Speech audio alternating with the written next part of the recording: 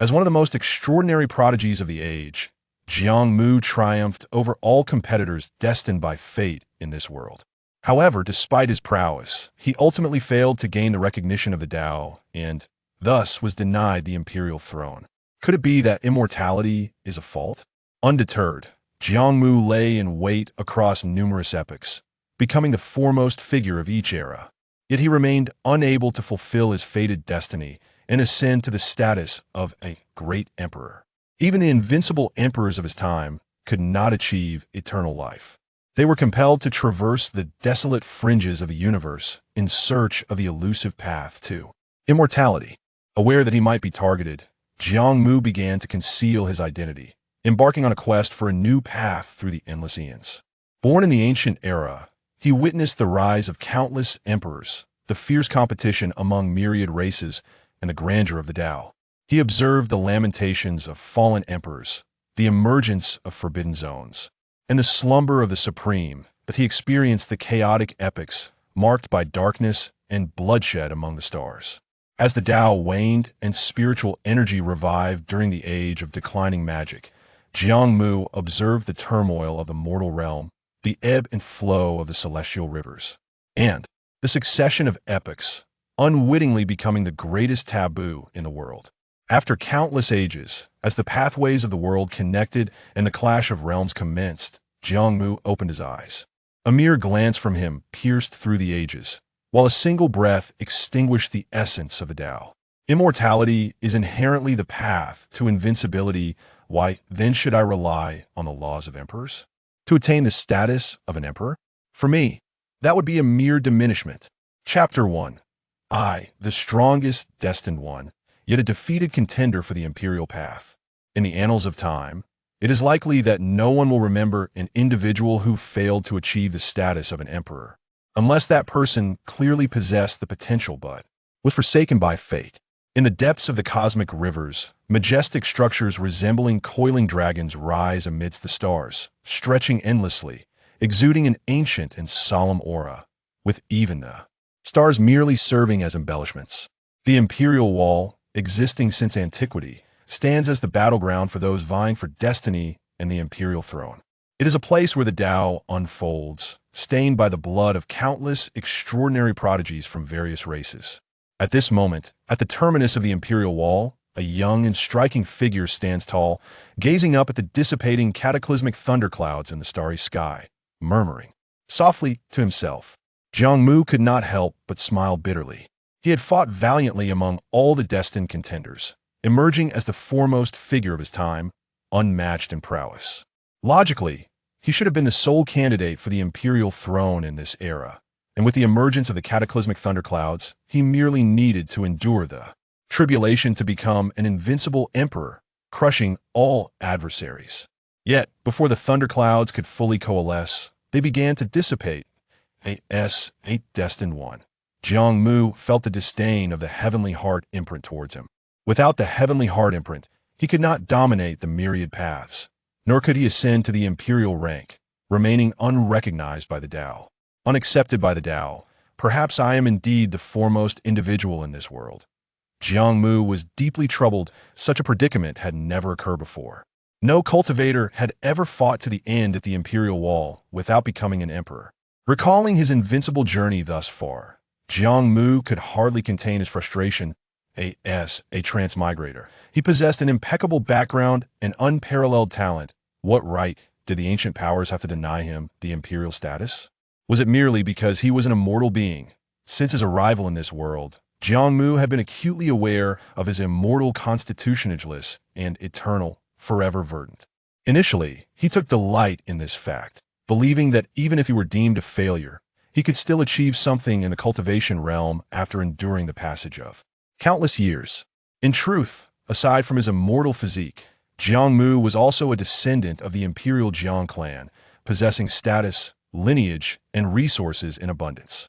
He displayed an invincible demeanor and had reached the pinnacle of quasi-emperor at merely 2,000 years old, just a step away from achieving the imperial Tao. Regrettably, an unforeseen incident led to his abandonment by the Tao, perhaps solely due to his immortal nature. Alas! Ultimately, as he watched the thunderclouds dissipate, Jiang Mu's lament turned into a sigh, and he turned away from the imperial wall.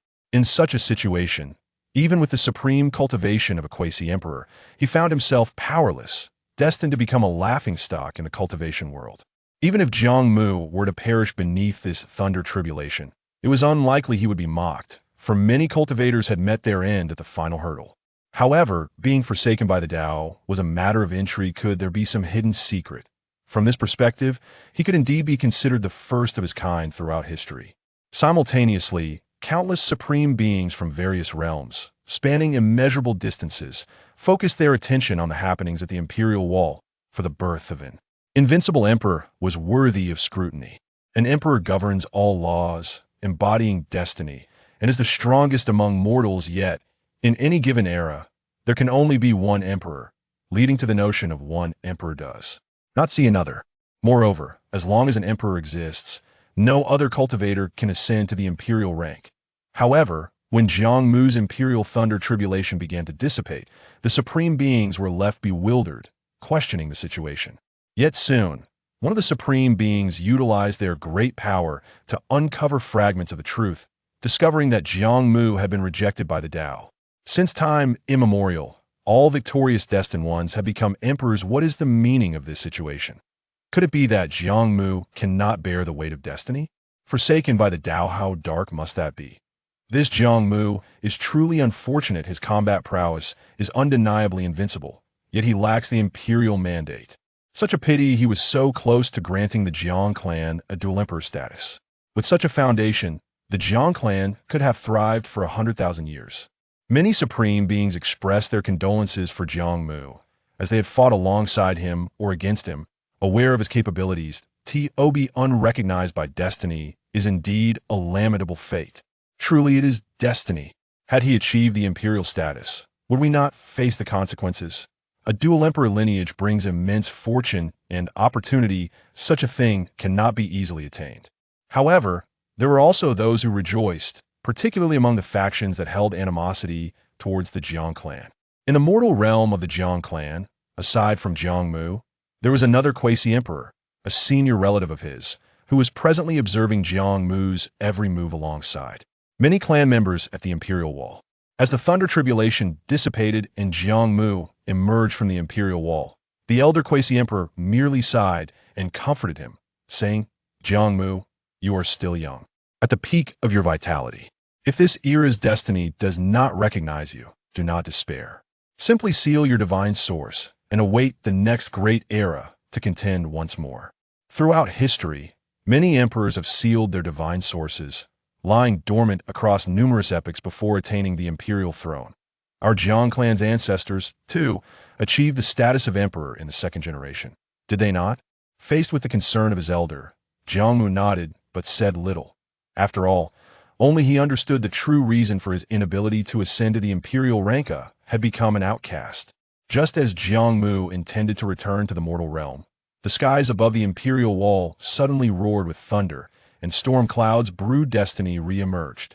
The cataclysmic thunder tribulation was, in truth, the emperor's tribulation. Could it be that circumstances have taken a turn for the better? This commotion immediately captured the attention of all present. The emperor's tribulation had reappeared. Had Jiang Mu regained recognition? Jiang Mu gazed at the impending thunder tribulation, an inexplicable excitement stirring within his heart. Should he truly ascend to the imperial throne, coupled with his longevity physique, it would likely render him the last individual capable of achieving the status of emperor in the future, would it not? Would the great Tao genuinely select him? In the next moment, the thunder tribulation stirred, brewing into a more terrifying tempest, obscuring the heavens and eclipsing the sun. The dazzling arcs of lightning shattered the stars, enveloping the entire region surrounding the imperial pass, compelling the onlooking cultivators to retreat hastily. Jiang Mu, since you have not garnered the approval of the great Tao, I shall not hesitate to claim the title of this era's emperor.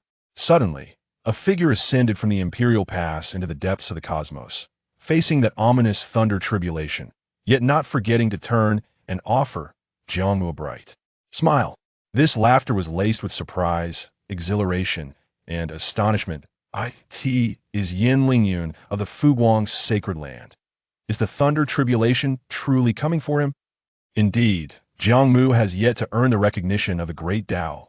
Although Yin Lingyun has met defeat countless times at Jiang Mu's hands, it does not diminish the fact that he ranks as the mightiest prodigy beneath Jiang Mu.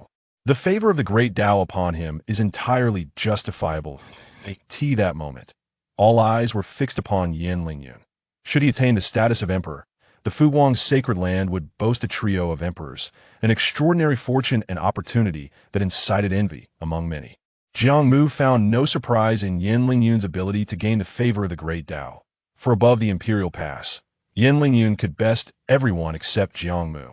Yet, he had become a perennial loser in Jiang Mu's hands. What sheer luck he possesses, Jiang Mu mused, though it would be disingenuous to claim he felt no jealousy after all. The imperial throne was rightfully his. Yet, reality could not be altered, and with a sigh, he departed the starlit expanse alongside the crowd. The cataclysmic thunder reverberated throughout the universe, the cacophony seemingly intent on tearing everything asunder, as the multi-hued lightning engulfed Yin Lingyun. A formidable aura, akin to that of a peak quasi-emperor, surged upwards, while a colossal crimson sun emerged, steaming amidst the tempestuous seas of thunder. Amidst the storm clouds, the ethereal imprint of the heavenly heart descended, bestowing myriad laws upon the world. Numerous cultivators lying in wait within the surrounding cosmos observed this magnificent spectacle, Jiang Mu included. After all, witnessing the birth of an emperor was a rare and captivating occurrence. Time passed, and the roiling sea of thunder gradually settled into calm, the sounds of battle and fury fading, even Yin Lingyun's aura seemingly vanishing. It was eerily tranquil. Could it be that Yin Lingyun had failed to survive the thunder tribulation and perished? After all, even Yin Lingyun himself might not have anticipated that he would emerge as the final candidate for emperor, and without preparation, his demise would not be outside the realm of possibility. Many sought to delve deeper, yet dared not step beyond the threshold of the thunderous xianxiai in the next instant. The entire sea of thunder erupted once more, ascending to an extreme elevation, dissipating in a continuous flow, a force transcending time and space, akin to an overwhelming and boundless aura, radiated outward, as if aiming to permeate every corner of the 3,000 realms. In that moment, all living beings felt a stirring within their hearts, instinctively turning their gazes toward the location of Yin Lingyun. This was the aura of an emperor. Yin Lingyun had ascended to emperorhood. The universe trembled, and the great Tao rejoiced as the thunderous sea dispersed. Yin Lingyun stood firm upon the myriad paths, his majestic figure revealed to the world. His gaze seemed to pierce through the rivers of stars, surveying the desolate edges of the cosmos, that I am the emperor, destined to be invincible in this world. You, foreign anomalies, have crossed the boundary. Chapter 2. The Path of Enlightenment and Contingency Plans. Having just emerged from the tribulations of ascension, Yin Lingyun radiated an aura of invincibility, his gaze piercing through to the farthest reaches of the universe. As his voice resonated across the cosmic expanse, an overwhelming force shattered the fabric of time and space. Descending upon the desolate outskirts of the universe, the enigmatic beings that had crossed the boundaries of the Star City, peering into the imperial fortress, were instantly obliterated by unimaginable bursts of light, reduced to mere dust. In the blink of an eye, countless bizarre creatures that had previously inhabited the Star City retreated like a receding tide into the dark void of chaos, seemingly awed by the presence of this unparalleled emperor. Indeed, attaining the status of an emperor was a monumental achievement. In another galaxy, Jiang Mu observed the awe-inspiring figure of Yin Lingyun, once again sighing in admiration before departing in silence. Before such an emperor, no matter how exceptional one might be, it was but a fleeting moment, forever overshadowed by the brilliance emanating from the emperor. From this point onward, Yin Lingyun would undoubtedly etch his name into the annals of history, his path illuminated for ages to come. This was truly an era of celestial fortune, where one emperor followed another in rapid succession, even in the face of otherworldly invasions. Who would dare to act recklessly with an emperor in existence? The sacred land of Fuguang, home to 3 emperors, was the envy of many. Countless exalted beings lamented that during the reign of an emperor, there was no need to station numerous cultivators to guard the Star City, for those mysterious beings, whose origins were unknown and could not be communicated with, feared the emperor and dared not act with impunity. Before long, The name of Yin Lingyun reverberated throughout the 3,000 star domains, reaching every corner of the 9 realms and the 8 desolates. Of course, it was not his true name, but his imperial title, the Supreme Emperor Ling Tian. In a fleeting moment, the Fuguang sacred land was bustling with guests. A scene of grand festivity. Though the Jiang family also sent emissaries to offer their congratulations, Jiang Mu did not attend nor remain within the Jiang household. Instead, he secluded himself in his own little realm, contemplating how he might attain the status of an emperor. This question consumed him, and before he knew it, a century had slipped away. During this time, Jiang Mu perused every ancient historical tome, yet he found no answer. Perhaps there was none to be found at all. Jiang Mu could only choose to remain dormant, awaiting the arrival of the next great era to make an attempt once more. After all, what if he was merely misunderstood? Naturally, Jiang Mu was not truly resigned to idly await his fate. Rather, he began to prepare contingencies in the event that he could not ascend to the throne. Even if he was indeed fated to be without the emperor's mantle, as one blessed with longevity, he need not fear the absence of a path that belonged to him in this protracted journey of eternal life.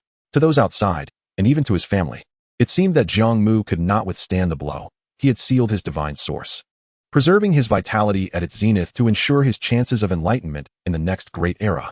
In truth, many of the contemporary prodigies who failed in their quest for the throne often resorted to such measures, retreating into their divine sources at the peak of their powers to prevent the decay of their life essence. In this lifetime, Jiang Mu could be said to have few true friends. Thus, he had no reason to worry about disturbances. His family understood that he would inevitably be waiting for the next great era, and therefore, they would not intrude upon his solitude. Now that Yin Lingyun had become an emperor, it was reasonable to assume he possessed the magnanimity befitting his status and would not be petty enough to trouble him. Moreover, if fate were unkind, he might only live a single life, and considering the passage of time, he would need to wait another 20 to 30,000 years. In the secluded domain he had crafted on the fringes of the mortal realm, Jiang Mu lay within a small courtyard, planning for the future. A peak quasi-emperor's lifespan was at most 9,000 years. Unless one possessed a miraculous elixir, it was exceedingly difficult to attain a second life. Fortunately, with no emperors to challenge, he could retreat into his divine source, where time flowed at a dramatically different pace, almost as if it were suspended. To call it a form of alternative immortality would not be an exaggeration. The only drawback was the necessity of entering a slumber that rendered one nearly indistinguishable from death, a state that was incredibly difficult to endure. Conversely, an emperor, having broken the shackles of the great Tao, could live for over 20,000 years. Should they acquire a miraculous elixir, they might even extend their life for another cycle. If they were fortunate enough to encounter further great fortunes, living 3 lives would not be out of the question, albeit exceedingly challenging. The vitality of an emperor is immense, imbued with the essence of the great Tao. Thus, nothing in this world could truly halt their life's passage, rendering divine sources futile. Consequently, every emperor must ultimately succumb to the passage of time.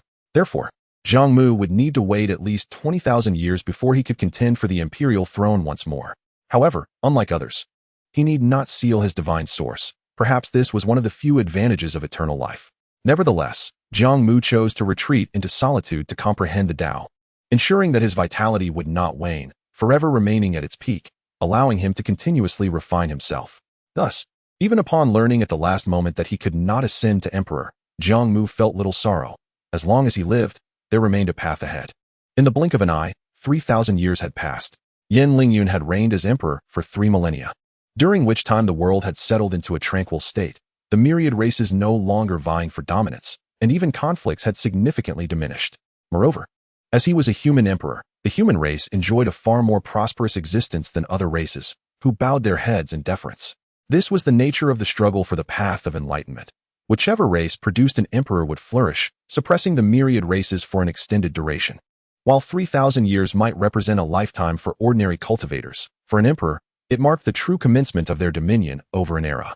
As the Fuguang sacred land's foundation grew ever more robust, Emperor Yin Lingyun welcomed his empress, and on the day of their wedding, the world rejoiced in unison, resonating with myriad sounds of celebration. For a considerable stretch of time thereafter, Yin Lingyun garnered the admiration of countless races, traversing the realms and reckoning with the past. Certain powerful factions that had once conspired against him faced utter annihilation, their existence ruthlessly expunged from the annals of history. This was a force that had once laid hands on Yin Lingyun, boasting an emperor among their ranks and flourishing for 100,000 years, yet now, their lineage had been severed. Many factions fell silent, fearful of retribution. Fortunately, Yin Lingyun targeted only those factions that had been excessively egregious. Most factions, despite past hostilities, were spared his wrath, merely receiving mild warnings. With Yin Lingyun's current magnanimity, as long as the various factions refrained from endangering the lives of sentient beings, he would not meddle in their affairs. After spending a millennium traversing the 3,000-star domains and the 9 realms and 8 desolates, he finally arrived at the Jiang family's residence within the mortal realm. Naturally, the Jiang family received him with the utmost courtesy, for it was well known that this supreme Emperor Ling Tian had once clashed with their Jiang Mu, facing defeat in every encounter. Had it not been for Jiang Mu ultimately being unrecognized by the Great Tao, there would have been no room for Yin Lingyun's ascension as an emperor. Of course, the tales of Yin Lingyun's repeated defeats of Jiang Mu were seldom mentioned since his ascension. At most, they were the subject of light-hearted banter in private. Within the lofty halls of the Jiang estate, the imposing figure of Yin Lingyun commanded reverence, even his restrained aura evoking awe. The current head of the Jiang family received him with the highest honors. Although there was little connection between the Jiang family and the Fuguang sacred land, it was clear that Yin Lingyun had come with intentions related to Jiang Mu, though his true purpose remained unknown. Chapter 3. The Unvanquished. Within his secluded realm, Jiang Mu received word from the Jiang family. He had been aware of Yin Lingyun's travels throughout the world in recent years, yet he had not anticipated that the emperor would personally visit the Jiang family. Now, he had no choice but to make an appearance. However, as soon as Jiang Mu emerged from his sanctuary, he found himself ensnared by Yin Lingyun's perceptive aura, and in the next instant, his figure materialized amidst the starry expanse. Jiang Mu, your vitality remains unchanged since the days of yore. It appears you have opted for self-imposed confinement. Have I interrupted your solitude with my presence? Yin Lingyun, adorned with a gentle smile, gazed upon Jiang Mu, his once insurmountable rival, now feeling a sense of diminutive stature in Jiang Mu's presence. Although he could easily extinguish Jiang Mu's life, the thrill of such a victory had long since evaporated. As an emperor, one must confront their past, and this sovereign indeed seized an opportunity. How could it be otherwise? The unparalleled emperor of our age has chosen to visit me. It is I who should feel honored. Jiang Mu responded with a calm smile, neither obsequious nor arrogant. Since that is the case, accompany me for a walk. Yin Lingyun gestured grandly, and the two found themselves in the bustling, nameless city of the mortal realm, surrounded by a cacophony of voices, alive with activity. What a lively scene, Yin Lingyun remarked, reflecting on how, in this small city, few would realize they were in the company of a contemporary emperor. You sought me out. Is there a matter of significance? Jiang Mu inquired, somewhat perplexed by Yin Lingyun's actions. You wouldn't be harboring a grudge, would you? After all, enduring 100 defeats must be a source of shame for an emperor. Yet, despite his question, Jiang Mu felt no trepidation regarding Yin Lingyun's potential hostility. He understood that Yin Lingyun's mindset had evolved beyond such trivialities. It was likely he would merely tease him. As an emperor, would I truly be so petty? Yin Lingyun scoffed lightly. I merely wish to ascertain whether you have chosen to contend for the title of emperor in the next life. Jiang Mu nodded, letting out a sigh. As you can see, I indeed entertain such thoughts, though whether they will come to fruition remains uncertain. Yin Lingyun, ever the provocateur, pressed, indeed. To be disfavored by the Tao is quite a rare occurrence. What, pray tell, does that feel like? Jiang Mu replied, as for your predicament, even I, an emperor, have yet to discern the reason. I can only wish you success in your future endeavors, for by then, I shall no longer be present. Yin Lingyun lamented. In this era of frequent emperors, it resembles this small city, seemingly thriving, yet in certain corners, it bears signs of decay. Jiang Mu, intrigued, queried, what leads you to that conclusion? Yin Lingyun retorted, do you not know what I discovered while traversing the realms? Jiang Mu's mind was filled with questions. How could he possibly know? Watching Yin Lingyun adopt a pretentious demeanor, he felt an urge to strike him. Yin Lingyun's expression turned serious. In essence, there are both external threats and internal strife.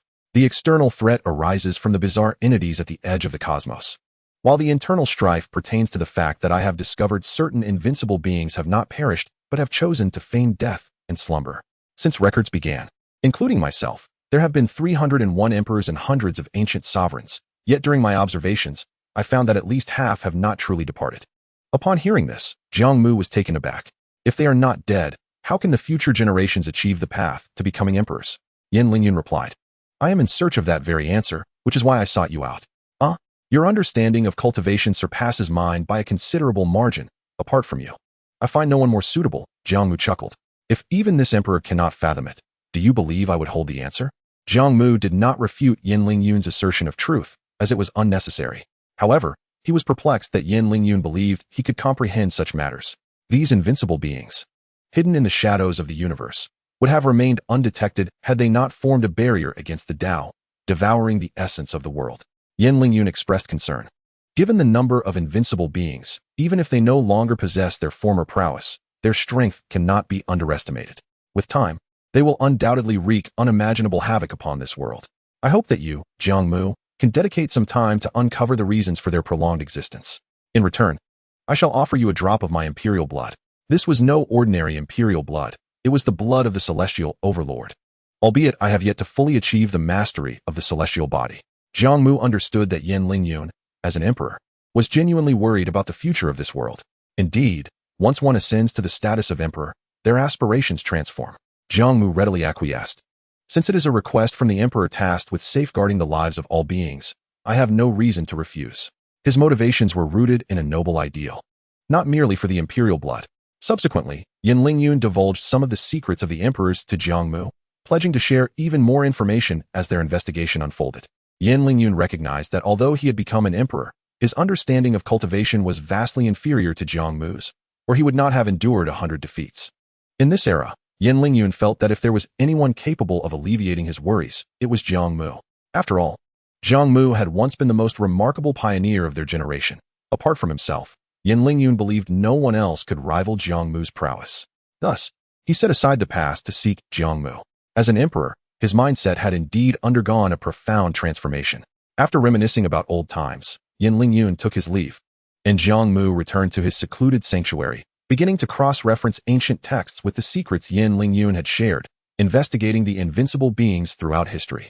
Before the first ancient sovereign graced the world, it was known as the untraceable era, with scant records remaining, shrouded in the mists of time. From the birth of the first ancient sovereign, a new epoch commenced, heralded as the primitive era. This ancient sovereign was referred to as Huang. The age of Huang is said to have transpired millions of years ago, a considerable span during which many records have been lost. Throughout these millennia, numerous ancient sovereigns and emperors arose, continuing to this day. However, 300,000 years ago, bizarre entities emerged from the cosmic fringe, their origins and intentions unknown. These entities were exceedingly terrifying, capable of devouring all in their path. To combat such threats, an emperor constructed the border star city to ward off these entities during the intervals when no emperor was present. During the reign of the emperor, these entities remained relatively docile, yet in the aftermath of an emperor's demise, while a new emperor had yet to ascend, the realm of cultivation would expend tremendous effort to fend off these otherworldly intrusions. Bizarre entities, devouring, invincible beings, traversing the dark mists, seeking the path to transcendence. After a millennium, with the influx of information from Yin Lingyun, Jiang Mu felt he was on the brink of revelation, though uncertainty lingered. He required further evidence to substantiate his theories. Moreover, he needed time to validate whether his speculations were accurate. Thus, Jiang Mu, under the pretense of sealing his divine essence, commenced a period of seclusion to explore his own path of cultivation.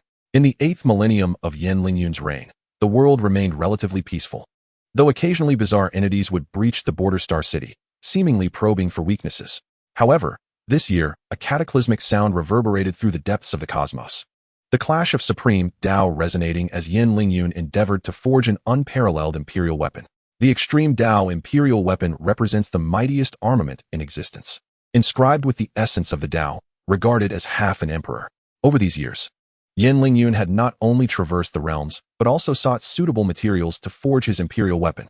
The spectacle of crafting the imperial weapon persisted for an entire millennium before dissipating, with Yin Lingyun returning wielding a formidable, pitch-black hammer.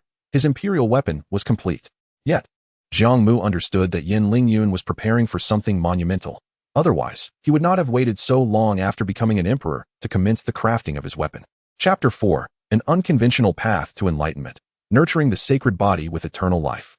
In the annals of history, previous emperors have typically forged supreme imperial weapons within the span of 2 to 3 millennia before the reign of the current emperor, embarking on expeditions to the desolate edges of the universe to eradicate bizarre creatures. These peculiar entities, which Jiang Mu had encountered during his youth while battling in the desolate star realms, are grotesque amalgamations of exposed flesh, skeletal remains, and any devourable substance, exuding an aura of malevolence and a foul stench, presenting a truly terrifying visage. Once these bizarre creatures break free from the chaotic black mist, they seem inexhaustible, consuming everything in their path. The greatest fear when contending with these entities is not death itself, but the horrifying prospect of being consumed alive, becoming a mere part of them. Thus, barring no alternative, few cultivators are inclined to remain stationed in the desolate Star City. In the absence of an emperor, these bizarre creatures frequently infiltrate the desolate Star City, wreaking havoc upon the world. By the time they are discovered, they have often grown formidable enough that eradication would demand an exorbitant cost. Across the 3,000 star domains and the myriad realms, all cultivators from various races fervently hope that Emperor Ling Tian will act swiftly to cleanse the bizarre creatures. It can be said that for nearly 1,000,000 years, the emergence of emperors has been intertwined with the mission of eradicating these entities. Yet, Yin Lingyun has postponed this crucial task, allowing the bizarre creatures to exploit this delay, resulting in considerable devastation across numerous star domains. Although he has been identified and obliterated from a great distance by Yin Lingyun's mere gesture, discontent lingers among the populace. With the completion of his imperial weapon, it now signifies that he will soon commence his campaign against these bizarre creatures. Thus, one fateful day, Emperor Ling Tian took action. The highest beings could behold the manifestation of Emperor Ling Tian's Dharma body, with myriad paths cascading from above, resonating with divine melodies as he wielded an ancient, weighty hammer radiating an aura of slaughter. The emperor's presence surged forth. With a few strides, Emperor Ling Tian traversed from the evergreen realm to the cosmic desolation. At this moment, in terms of age, he stood at the pinnacle of vitality, embodying his most formidable phase. Countless bizarre creatures lurking within the desolate Star City were swept away by the emperor's overwhelming pressure, vanishing into nothingness. The stronger ones were left with only a few remnants. Only those colossal entities, with forms as immense as celestial bodies, could withstand the emperor's might. Yet, Emperor Ling Tian summoned forth his supreme imperial weapon, channeling the flow of the Grand Tao, striking down bizarre creatures the size of stars with each swing. Subsequently, he radiated a blinding luminescence as he plunged into the chaotic black mist. The darkness before the desolate Star City receded, accompanied by thunderous roars. As numerous bizarre creatures howled in terror, the entire world's Tao force was mobilized by Emperor Ling Tian, the paths pulsating as he commenced his campaign. Almost every cultivator who had comprehended the Tao could sense the magnitude of this brutal conflict, with the echoes of battle resonating day and night for a millennium. The chaotic black mist rapidly receded as countless bizarre creatures perished, retreating billions of miles from the desolate Star City over the span of 1,000 years. Ancient texts recount that when these bizarre creatures first emerged, an emperor named Hate Sky had plunged into the chaotic black mist, but due to his profound immersion, he ultimately vanished, only to be remembered when his Tao began to dissipate, revealing that he had perished amidst the chaos. Subsequently, several other emperors, dismissing the warnings, emulated this early emperor, entering the chaotic black mist, believing themselves invincible. Yet none returned. Surely, Yin Lingyun would not be so foolish? Observing the retreat of the chaotic black mist, Jiang Mu felt a sense of trepidation for Yin Lingyun, sensing that these bizarre creatures were no ordinary foes, likely harboring grave dangers that could surpass even the emperors, leading to the demise of those who had previously ventured too deep. Fortunately, if it were merely a matter of repelling the bizarre creatures for a distance, it posed no life-threatening risk to the emperor. The bizarre creatures, true to their name, are exceedingly strange, and even the invincible emperors must exercise caution in their approach. Given the historical precedents, Jiang Mu believed that Yin Lingyun would not delve too deeply. Thus, he continued to observe while refining his own path. For Jiang Mu, the prospect of attaining the status of emperor seemed exceedingly remote. Consequently, after millennia of introspection, his prodigious understanding allowed him to tentatively construct a path of cultivation that could rival that of an emperor. This unconventional path to enlightenment involves circumventing the myriad suppressions imposed by the current emperors to forge one's own methods, achieving power that could stand against an emperor. Even in the absence of recognition from the Grand Tao, throughout history, there have been instances of unconventional paths to enlightenment. Thus, Jiang Mu's route is not without possibility. Those capable of pursuing such paths typically possess either unique physiques or extraordinary methods, making the journey arduous, as the number of those who tread this path is far fewer than that of the emperors. Furthermore, the strength of those on unconventional paths merely allows them to contend with emperors, lacking any genuine chance of victory. It can only be said that while an emperor may find it challenging to eliminate an unconventional cultivator, the emperor still holds the upper hand in combat power.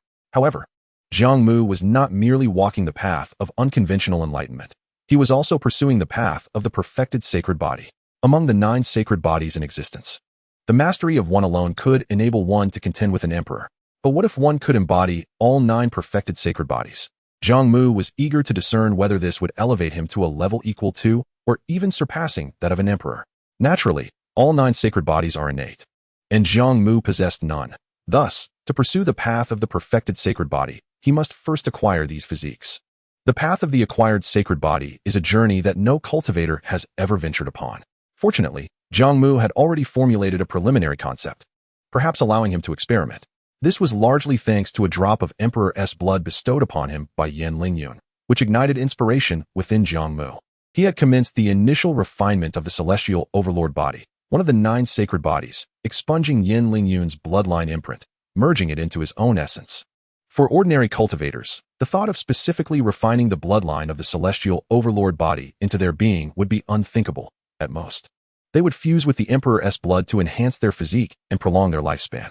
This is because all 9 sacred bodies share a common trait. When combined with a non-origin bloodline, they tend to dominate once they reach a certain threshold, continuously devouring the life essence of others to augment themselves. No cultivator can endure the aftermath of such an expansion, as the bloodline of the sacred body would not rightfully belong to them. Hence, the notion of cultivating an acquired sacred body bloodline is virtually impossible. No one has ever succeeded. Yet, Jiang Mu, as an immortal body, can offset the consumption of the celestial overlord body. Moreover, throughout the process of continual enhancement, his life essence remains perpetually more potent than that of the sacred body, allowing him to maintain dominance. Thus, the cultivation of an acquired sacred body becomes feasible. Of course, this is akin to a bloodline metamorphosis, a process that is exceedingly prolonged. Nevertheless, Jiang Mu's most abundant resource is time. Chapter 5. Seizing opportunities to become an emperor.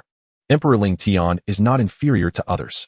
Jiang Mu simultaneously engaged in the transformation of his bloodline while observing the developments in the cosmic desolation. Yin Lingyun's campaign had persisted for a millennium, and his Tao had resonated throughout the universe for just as long. Cultivators from myriad races could witness the fruits of his efforts. The bizarre creatures had retreated significantly. Yet, Yin Lingyun appeared uninclined to conclude his assault, continuing to engage in battle. At this moment, throughout the 9 realms and 8 desolations, cultivators from the 3,000 star domains were all agog with astonishment at Emperor Ling Tian's campaign. Based on the current circumstances, he had achieved the progress that most emperors ought to have accomplished, and should he delve deeper into the fray, he might very well risk injury from the bizarre creatures. Jiang Mu could not help but feel a stir of emotions, utterly bewildered by Yin Lingyun's actions. If he were to be harmed by the bizarre entities, even as a great emperor, his lifespan would be significantly compromised. However, like the other supreme beings, Jiang Mu could only watch helplessly as Yin Lingyun embarked on his campaign. For such otherworldly creatures were beyond their capacity to confront. Even a peak quasi-emperor would likely find it challenging to escape death when faced with one of these enigmatic beings. Fortunately, it seemed that these extraordinarily powerful entities not only feared the emperor, but were also bound by certain restrictions that prevented them from leaving the chaotic black mist.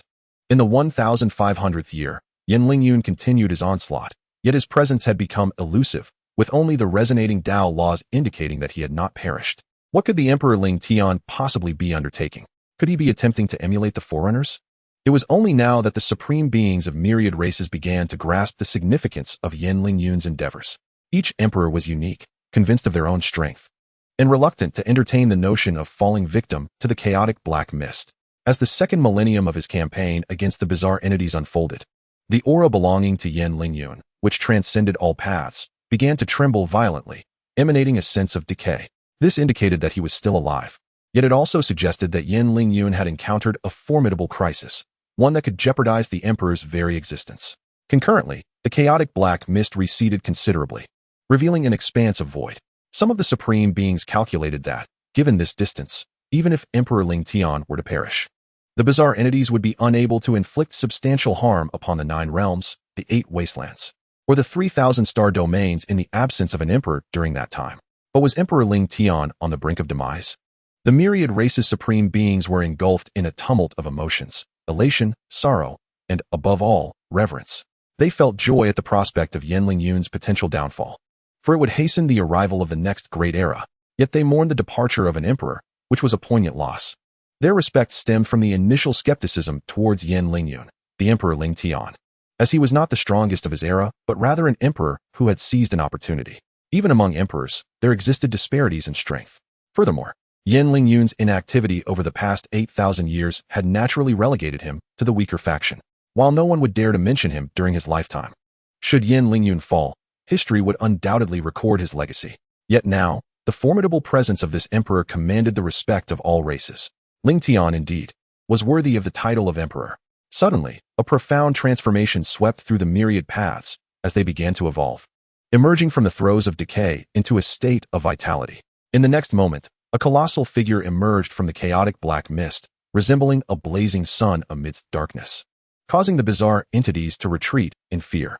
The majestic aura of Yin Lingyun, the emperor, manifested at the edge of the universe, his massive form gradually diminishing with each step he took. At that moment, this Emperor Ling Tian was drenched in imperial blood, his body marred by horrific wounds that refused to heal. One hand wielded a hammer while the other grasped what appeared to be chains, creating a cacophony with each stride. As Yin Lingyun traversed the edge of the universe, the nature of the iron chain he held became evident. It was connected to a similarly colossal corpse, a figure with a human body and a bird's head, entirely enveloped in crystalline black wings resembling stars, bound by the chains. Lying across the void and moving along with Yin Lingyun's steps, from this corpse emanated a terrifying aura, akin to that of an emperor. What was this? Many young supreme beings were perplexed as they scoured ancient texts. Meanwhile, the more seasoned among them began to recognize the figure, recalling suddenly, this was the corpse of the Xuanwu emperor. No, there was no aura of life. It was indeed an imperial corpse, the remains of the Xuanwu emperor. How could this be?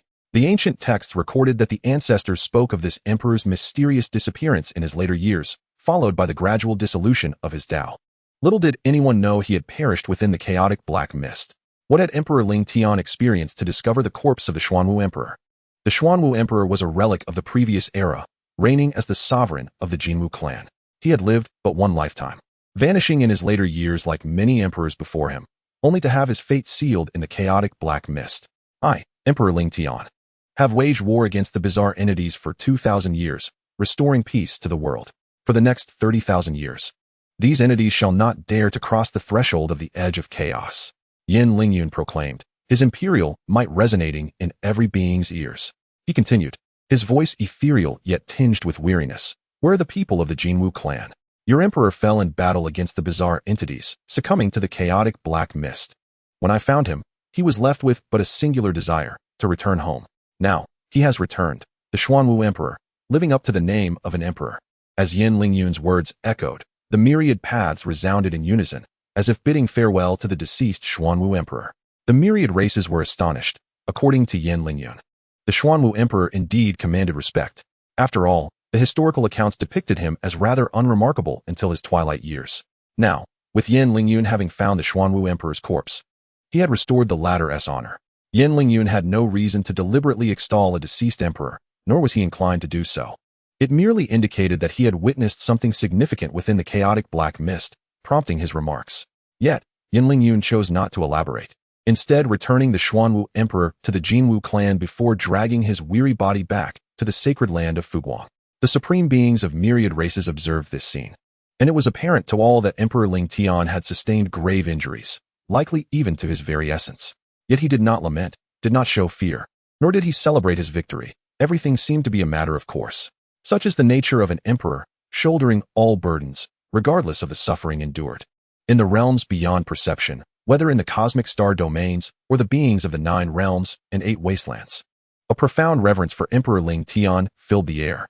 To safeguard against the bizarre entities for 30,000 years was a monumental achievement, one that no emperor in a million years had ever accomplished.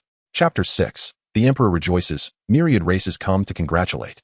Regardless, should the cultivation world truly be as Yin Lingyun foretold, free from the interference of bizarre entities for 30,000 years, he would undoubtedly etch his name in the annals of history. In this era, emperors were exceedingly numerous. Apart from the exceptionally gifted, it was exceedingly difficult for other emperors to distinguish themselves. Having returned from the edge of chaos, Emperor Ling Tian appeared to have opted for recuperation, remaining out of sight for an extended period. Yet the resonances of the Tao laws, which hung high above all paths, served as a reminder to the world that this emperor had not departed.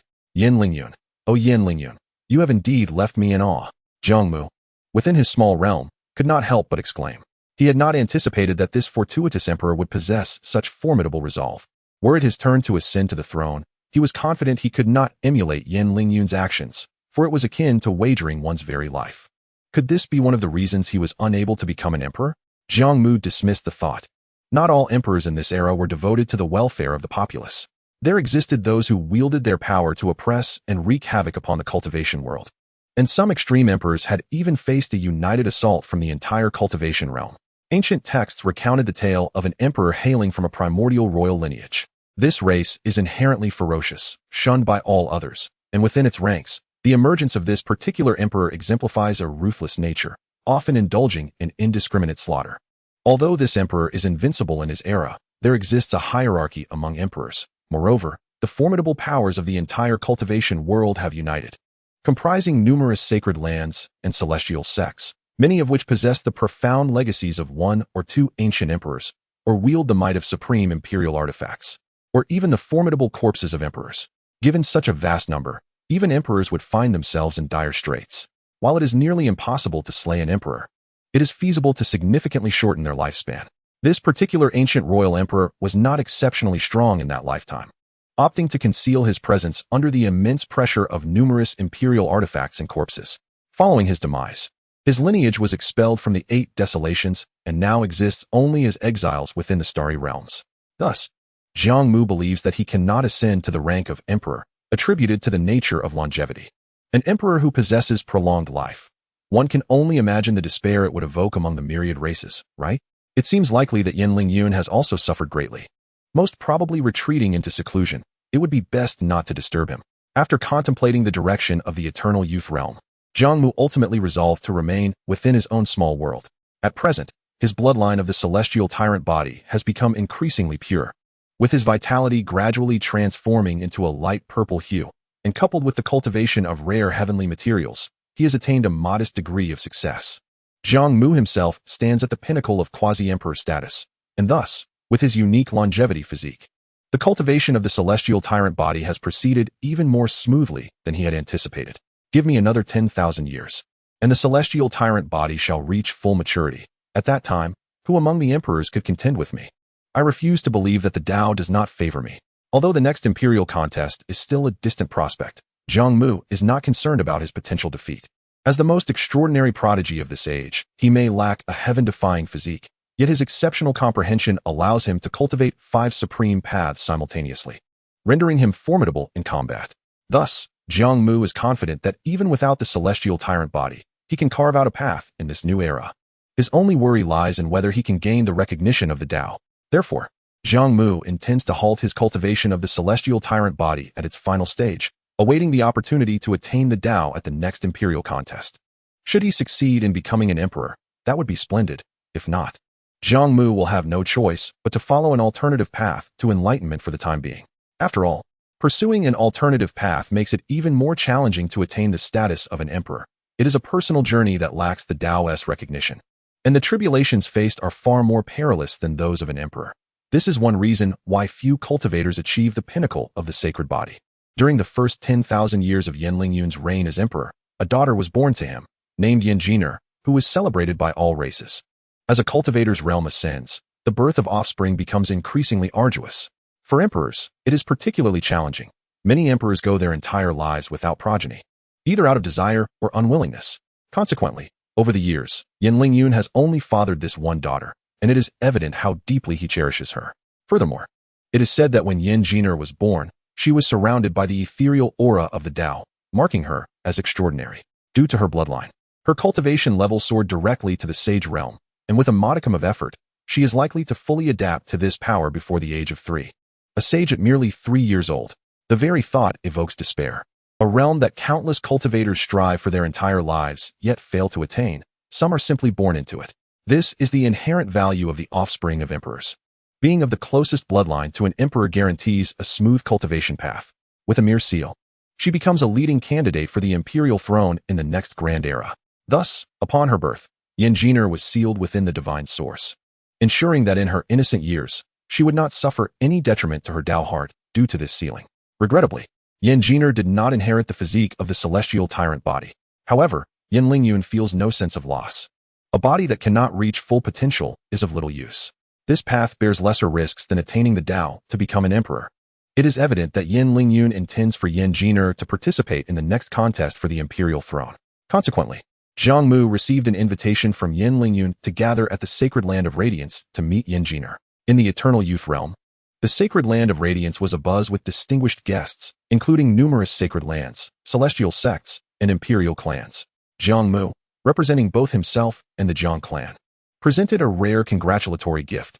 Although in the presence of an emperor, perhaps nothing is as precious as a divine herb. After all, such a herb is the simplest and most effective means for an emperor to regain their vitality. Yet, there exist only 5 types of divine herbs capable of granting an emperor a second life, their locations shrouded in mystery, making them exceedingly difficult to procure. At the banquet, many former youthful prodigies had now transformed into esteemed ancestors of their respective families. They approached Jiang Mu, who still exuded an air of grace, engaging in pleasantries and introducing their younger generations to him. After all, Jiang Mu had nearly dominated an entire era, although he did not ascend to emperor status. His name remains resoundingly renowned, not to mention that he is destined to emerge again to contend for the imperial throne. However, many peers have already faded into the annals of time, with numerous prodigies who fell to Jiang Mu's prowess unwilling to endure solitude within the divine source, finding peace in early demise. As the banquet concluded, Jiang Mu found himself sharing a drink with Yin Lingyun, who could not help but remark, "Jiang Mu, how does it feel to witness so many old friends passing away?" Jiang Mu shrugged, "It's all right. My ties with them were not particularly deep, so it feels rather ordinary." Yin Lingyun sighed. "Your resolve in seeking the Tao is truly unwavering. You can even endure the solitude of sealing within the divine source." He then continued, "By the way, do you truly have no intention of seeking a suitable partner?" Jiang Mu replied with a smile, "Let us discuss that in the next lifetime. Even if I cannot become an emperor, I still have several thousand years of life ahead.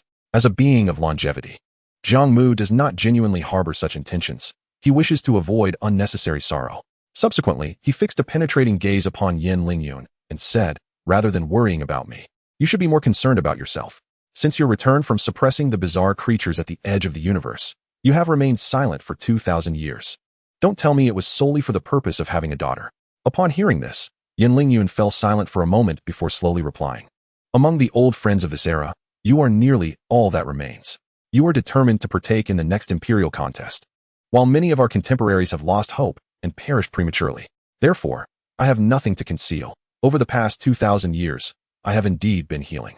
In my battle against the bizarre creatures, I suffered severe injuries that nearly crippled my foundation, and now my vitality has begun to wane." Jiang Mu questioned, "Why must you go to such lengths for this matter? It would suffice to emulate the predecessors and repel the bizarre creatures." Yin Lingyun revealed a bitter smile. "Isn't this all because of you, Jiang Mu?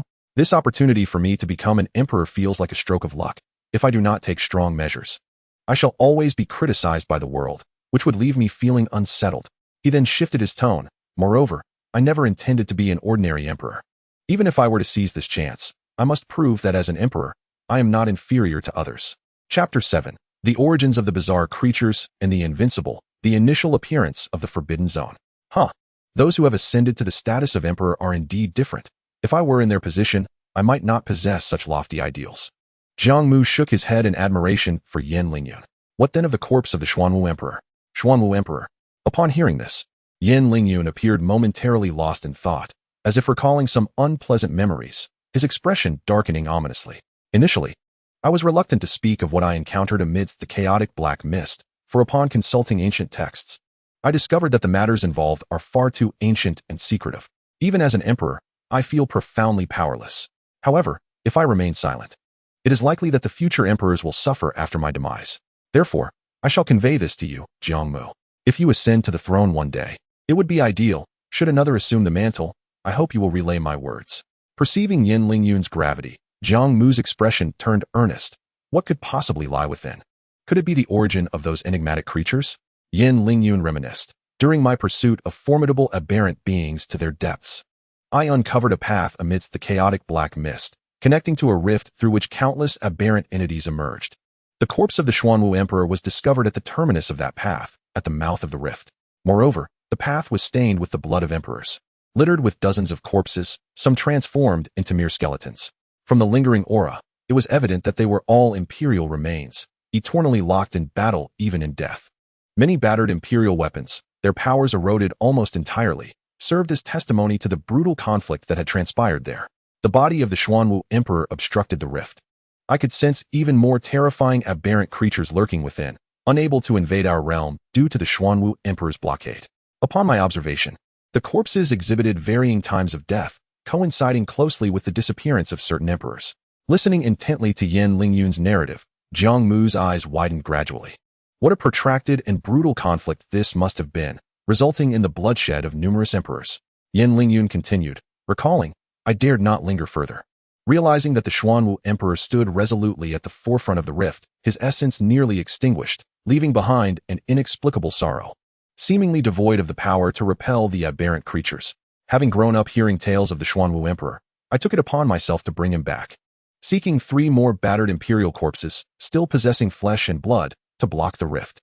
Despite my swift actions, I inadvertently released 5 terrifying aberrant beings, their strengths rivaling that of emperors. After a fierce battle, I managed to slay them, returning gravely injured, and in retrospect, I feel a lingering dread. With a deep sigh, Yin Lingyun expressed his relief. The fact that even an emperor like him felt trepidation in the presence of such aberrant beings speaks volumes of their horror. Those 3 battered imperial corpses should suffice to seal the rift for over 30,000 years. What will transpire after that time is beyond my knowledge. Thus, I am reluctant to share the matters concerning the chaotic black mist with others.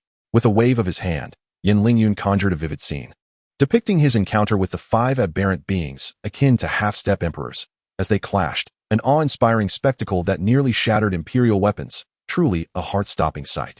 Jiang Mu fell into silence. Not having experienced such events firsthand, he felt incapable of offering valuable insights. However, based on Yin Lingyun's account, it seemed that the future realm of cultivation would be fraught with even greater challenges. Besides all this, do you know what else I discovered? Yin Lingyun shifted the conversation, fixing a serious gaze upon Jiang Mu. Jiang Mu, at a loss, replied, I have never ventured there. How am I to guess? Do emperors delight in keeping secrets? The essence of those 5 aberrant beings bears a resemblance to that of the undefeated entities I encountered while surveying the world. A resemblance? In what sense? Yin Lingyun sighed softly. Devouring. Devouring? Jiang Mu's expression suddenly turned grave. Those aberrant beings evolved by consuming all things. So what purpose do the yet-to-die undefeated entities serve through consumption? There can be but one motive. They refuse to perish. Perhaps lying in wait for the so-called path to ascension. Jiang Mu exclaimed, filled with certainty. I understand. These undefeated entities have discovered a certain path, perhaps through their own exploration, but more likely inspired by the aberrant beings, erasing their former destinies and extending their lives by consuming all, thereby creating a unique realm. One that evades the reckoning of the great Tao. This unique realm, extending life, could indeed allow them to remain hidden and endure the passage of time. Historical texts reveal that, barring exceptional circumstances, the intervals between the births of undefeated entities have been remarkably brief, nearly sequential. However, since the emergence of aberrant beings, the time taken to attain emperorhood has gradually lengthened. Indeed, it must be so, there can be no mistake. By synthesizing previous information with Yin Lingyun's revelations, Jiang Mu felt that his prior suspicions were now substantiated, and the more he pondered, the more chilling it became. Yin Lingyun swiftly grasped Jiang Mu's implication, his expression shifting. With so many undefeated entities extending their lives, it is no wonder this realm has deteriorated from its former glory. Yet, this is not the most terrifying aspect. What is truly frightful is whether these undefeated beings will consume living souls like the aberrant creatures. The potential consequences are dire, leading to widespread suffering among living beings, a burden that even the emperors of this era could scarcely bear. Both Yin Lingyun, the emperor, and Jiang Mu fell into a contemplative silence. This is a grave issue, one beyond their capacity to resolve. Perhaps we should proceed cautiously, one step at a time. Maybe the situation is not as dire as it seems. Ultimately, Yin Lingyun sighed deeply again, for he bore the greatest concern for those undefeated entities that remain. As he is the emperor of this age, bound by destiny, a responsibility he must shoulder. Jiang Mu, I am immensely grateful for your assistance. Now that I am aware of the intentions of these dormant, undefeated entities, Yin Lingyun can at least strategize a response in advance. For instance, monitoring them, training as many high-level cultivators as possible, and constructing defensive fortifications, among other measures. Subsequently, he produced an extensive regional star map, marking the locations of the discovered dormant undefeated entities, which amounted to over 100, assuming at least one undefeated entity per location. This force could indeed threaten the existence of countless beings across the cosmos. as these locations potentially counteract the reckoning of the Great Tao. Ordinary individuals would likely find it impossible to dwell there. Thus, let us refer to them as forbidden zones, hoping that they never surface in the eyes of the world. Following this, the two refrained from revisiting their earlier discussions. Whether concerning the aberrant beings or the undefeated entities, each matter was exceedingly complex, and prolonged discourse would only deepen their frowns. Having resolved Yen Lingyun's inquiries, Jiang Mu felt no hesitation in requesting a substantial sum of resources from him. For his own resources were rather meager. Relying on the Jiang family's foundation was not a sustainable solution, and the resources required for cultivating the sacred body were indeed formidable, making it an opportune moment to extract a boon from Yen Lingyun. After reminiscing for a time, the two parted ways once more, each seeking their own paths. After all, Yen Lingyun now had much to attend to. Upon uncovering numerous secrets, he found himself questioning the burdens of being an emperor, even feeling a twinge of regret for ascending to that position. Chapter 8. The later years of the emperor, the inexorable actions of the undefeated. In the ensuing years, apart from fulfilling his responsibilities as an emperor, Yen Lingyun began to reorganize and strengthen the sacred land, actively recruiting disciples. In a mere millennium, the sacred land grew increasingly formidable.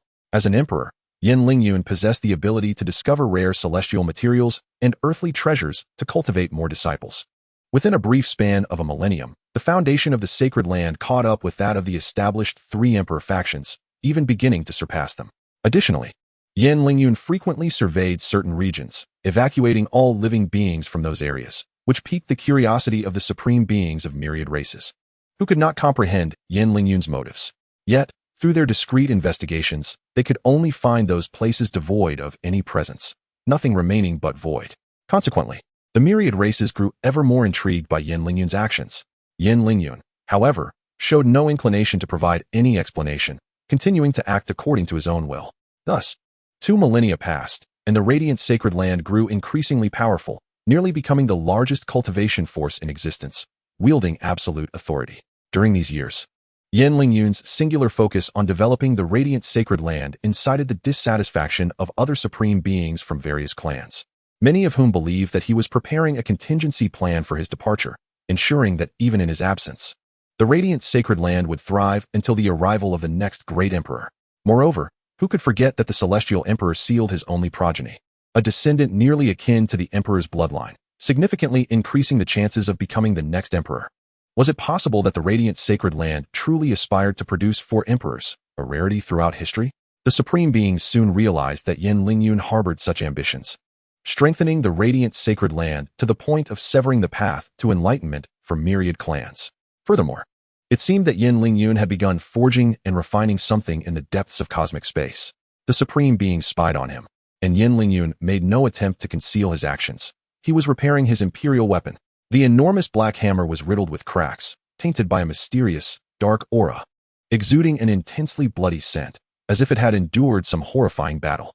The supreme beings could not help but recall Yen Lingyun's encounters with bizarre creatures, wondering what kind of brutal experiences the celestial emperor had faced amidst the chaotic black mist, considering even his ultimate weapon had nearly been destroyed. As they reflected on Yen Lingyun's merits, the discontent among the myriad clans diminished considerably, and this tranquility persisted until the 13,000th year of Yen Lingyun's ascension to emperorhood. Suddenly, the aura of the Great Tao, which belonged to Yen Lingyun and was suspended above myriad paths, experienced a fluctuation, undergoing violent undulations before sharply declining and beginning to contract. The supreme beings observed that control over the myriad paths had weakened considerably. A conjecture emerged in their minds. Had the current emperor finally entered his twilight years? This revelation took them by surprise.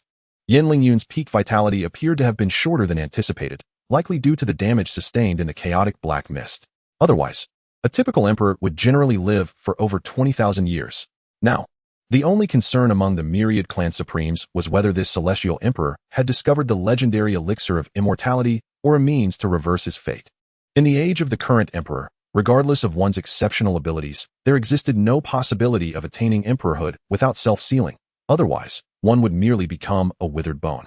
However, self-sealing required a considerable amount of divine essence, and even the most prestigious factions hesitated to expend too much. Not everyone was qualified to self-seal and enjoy such benefits. Moreover, the sensation of eternal decline associated with self-sealing was something few cultivators could endure. Only a select few possessing the demeanor of an emperor chose to self-seal. their sole aim being the contention for the position of the next great emperor. Many hoped for the celestial emperor's swift departure, while others wished for his ability to reverse his fate. Yin Lingyun, could you hold on any longer? Jiang Mu, who had never self-sealed, also sensed the changes in the great Tao's rules, awakening from his comprehension of the celestial tyrant body.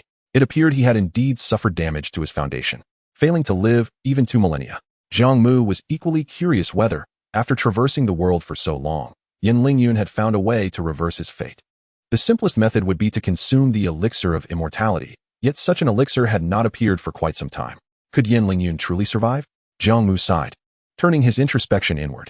His path had reached its zenith, and only a final transcendence remained to enter the emperor realm, but unfortunately, that path was blocked. As for the path of the Tao, even with Jiang Mu's intelligence, he found himself at a loss. However, his celestial tyrant body had become increasingly solidified.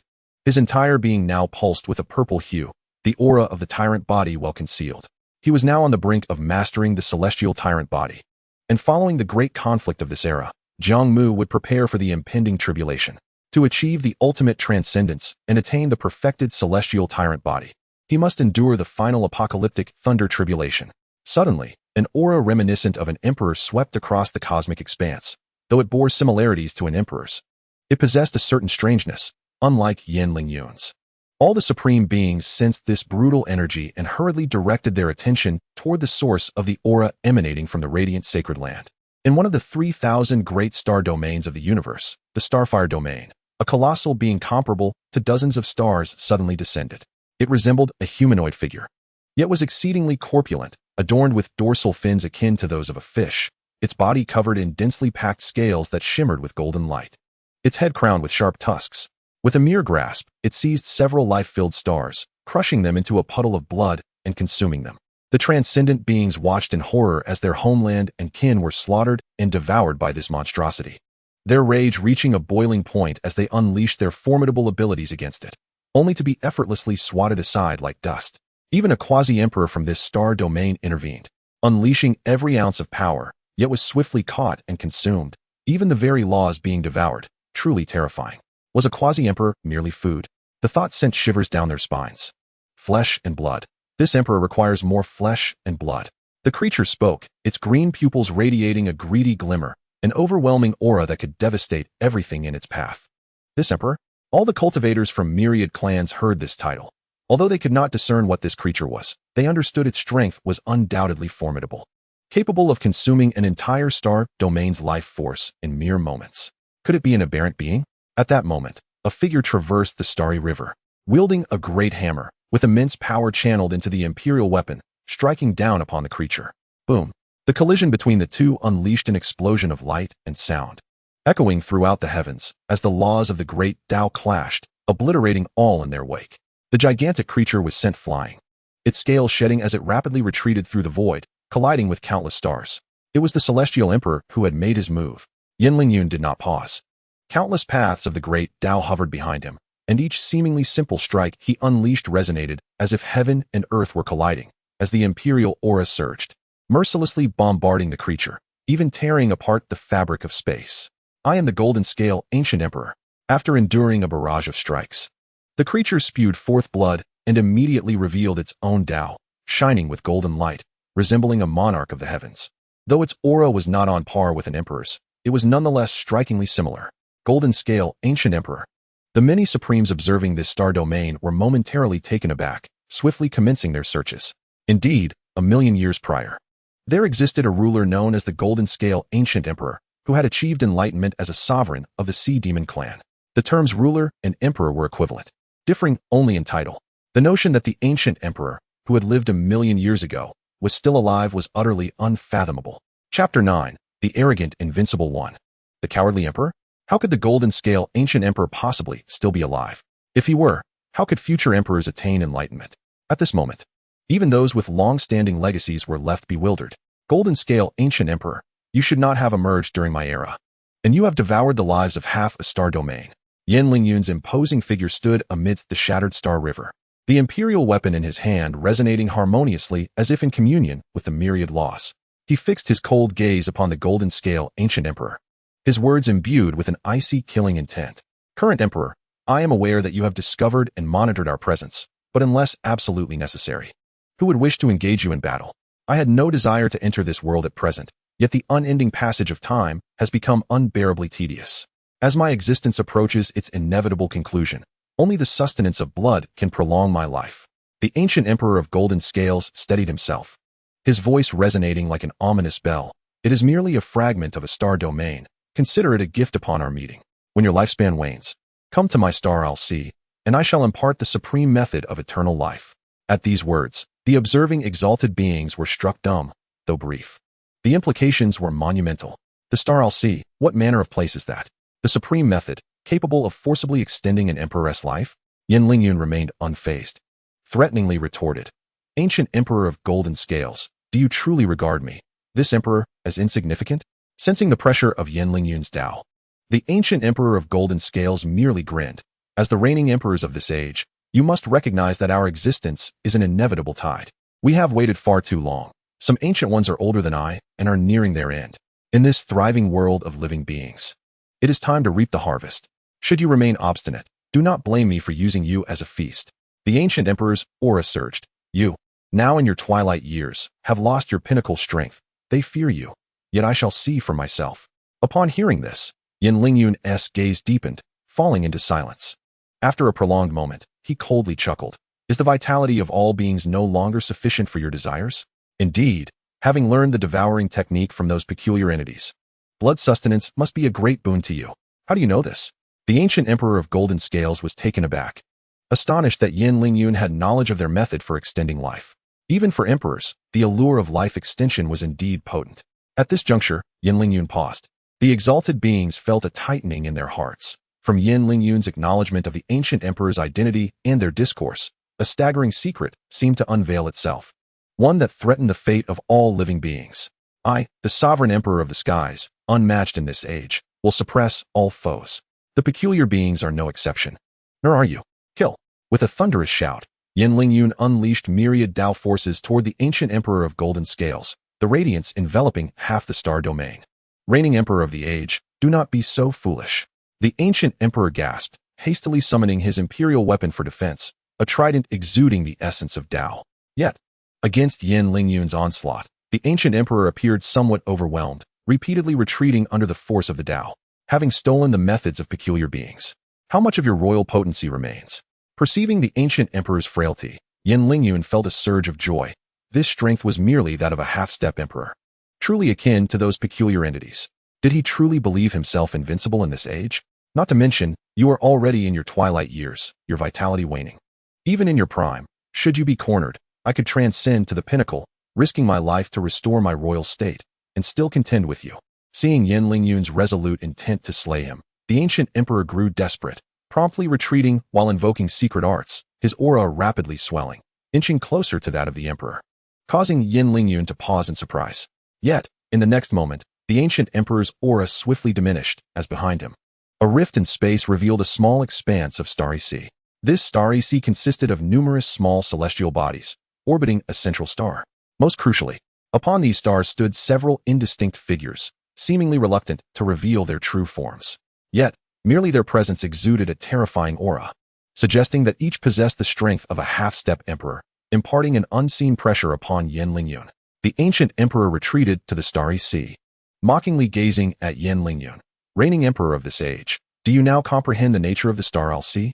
Without the need for transcendence, should we all converge? What will you do?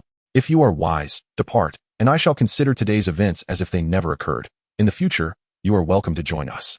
However, should you refuse to heed this warning, I will not hesitate to drink the blood of an emperor and feast upon his flesh. Arrogance, indeed. The ancient emperor's bravado was palpable as he licked his lips, sizing up his prey.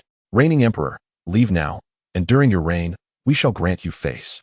Feasting only upon this star domain.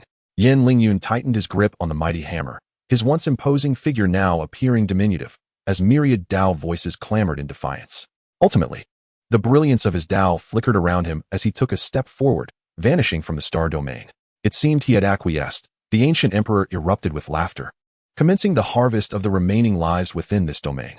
As the life within the star domain perished, Yin Lingyun exhibited no intention to intervene, leaving the exalted beings in stunned silence. The power of the star I'll see had fully claimed this territory, transforming it into a forbidden zone, shunned by all. The reigning emperor had capitulated, surrendering the lives of countless beings for the sake of his own survival, confronted by numerous entities rivaling half-step emperors, or even those with the potential to match emperors through extreme transcendence. As this news spread throughout the cosmic expanse and the realms, the horrors of the star-fire domain surfaced, leaving all races in shock. This brief clash was observed by many exalted beings, who could sense the magnitude of the challenge faced by Yan Lingyun. He was up against those who once dominated an era. How could one man prevail? It appeared that yielding was the most prudent course. According to the ancient emperor of Golden Scales, they were once guardians of a singular era. How had they transformed into entities akin to the peculiar beings? Moreover, these former invincibles were more terrifying than their strange counterparts.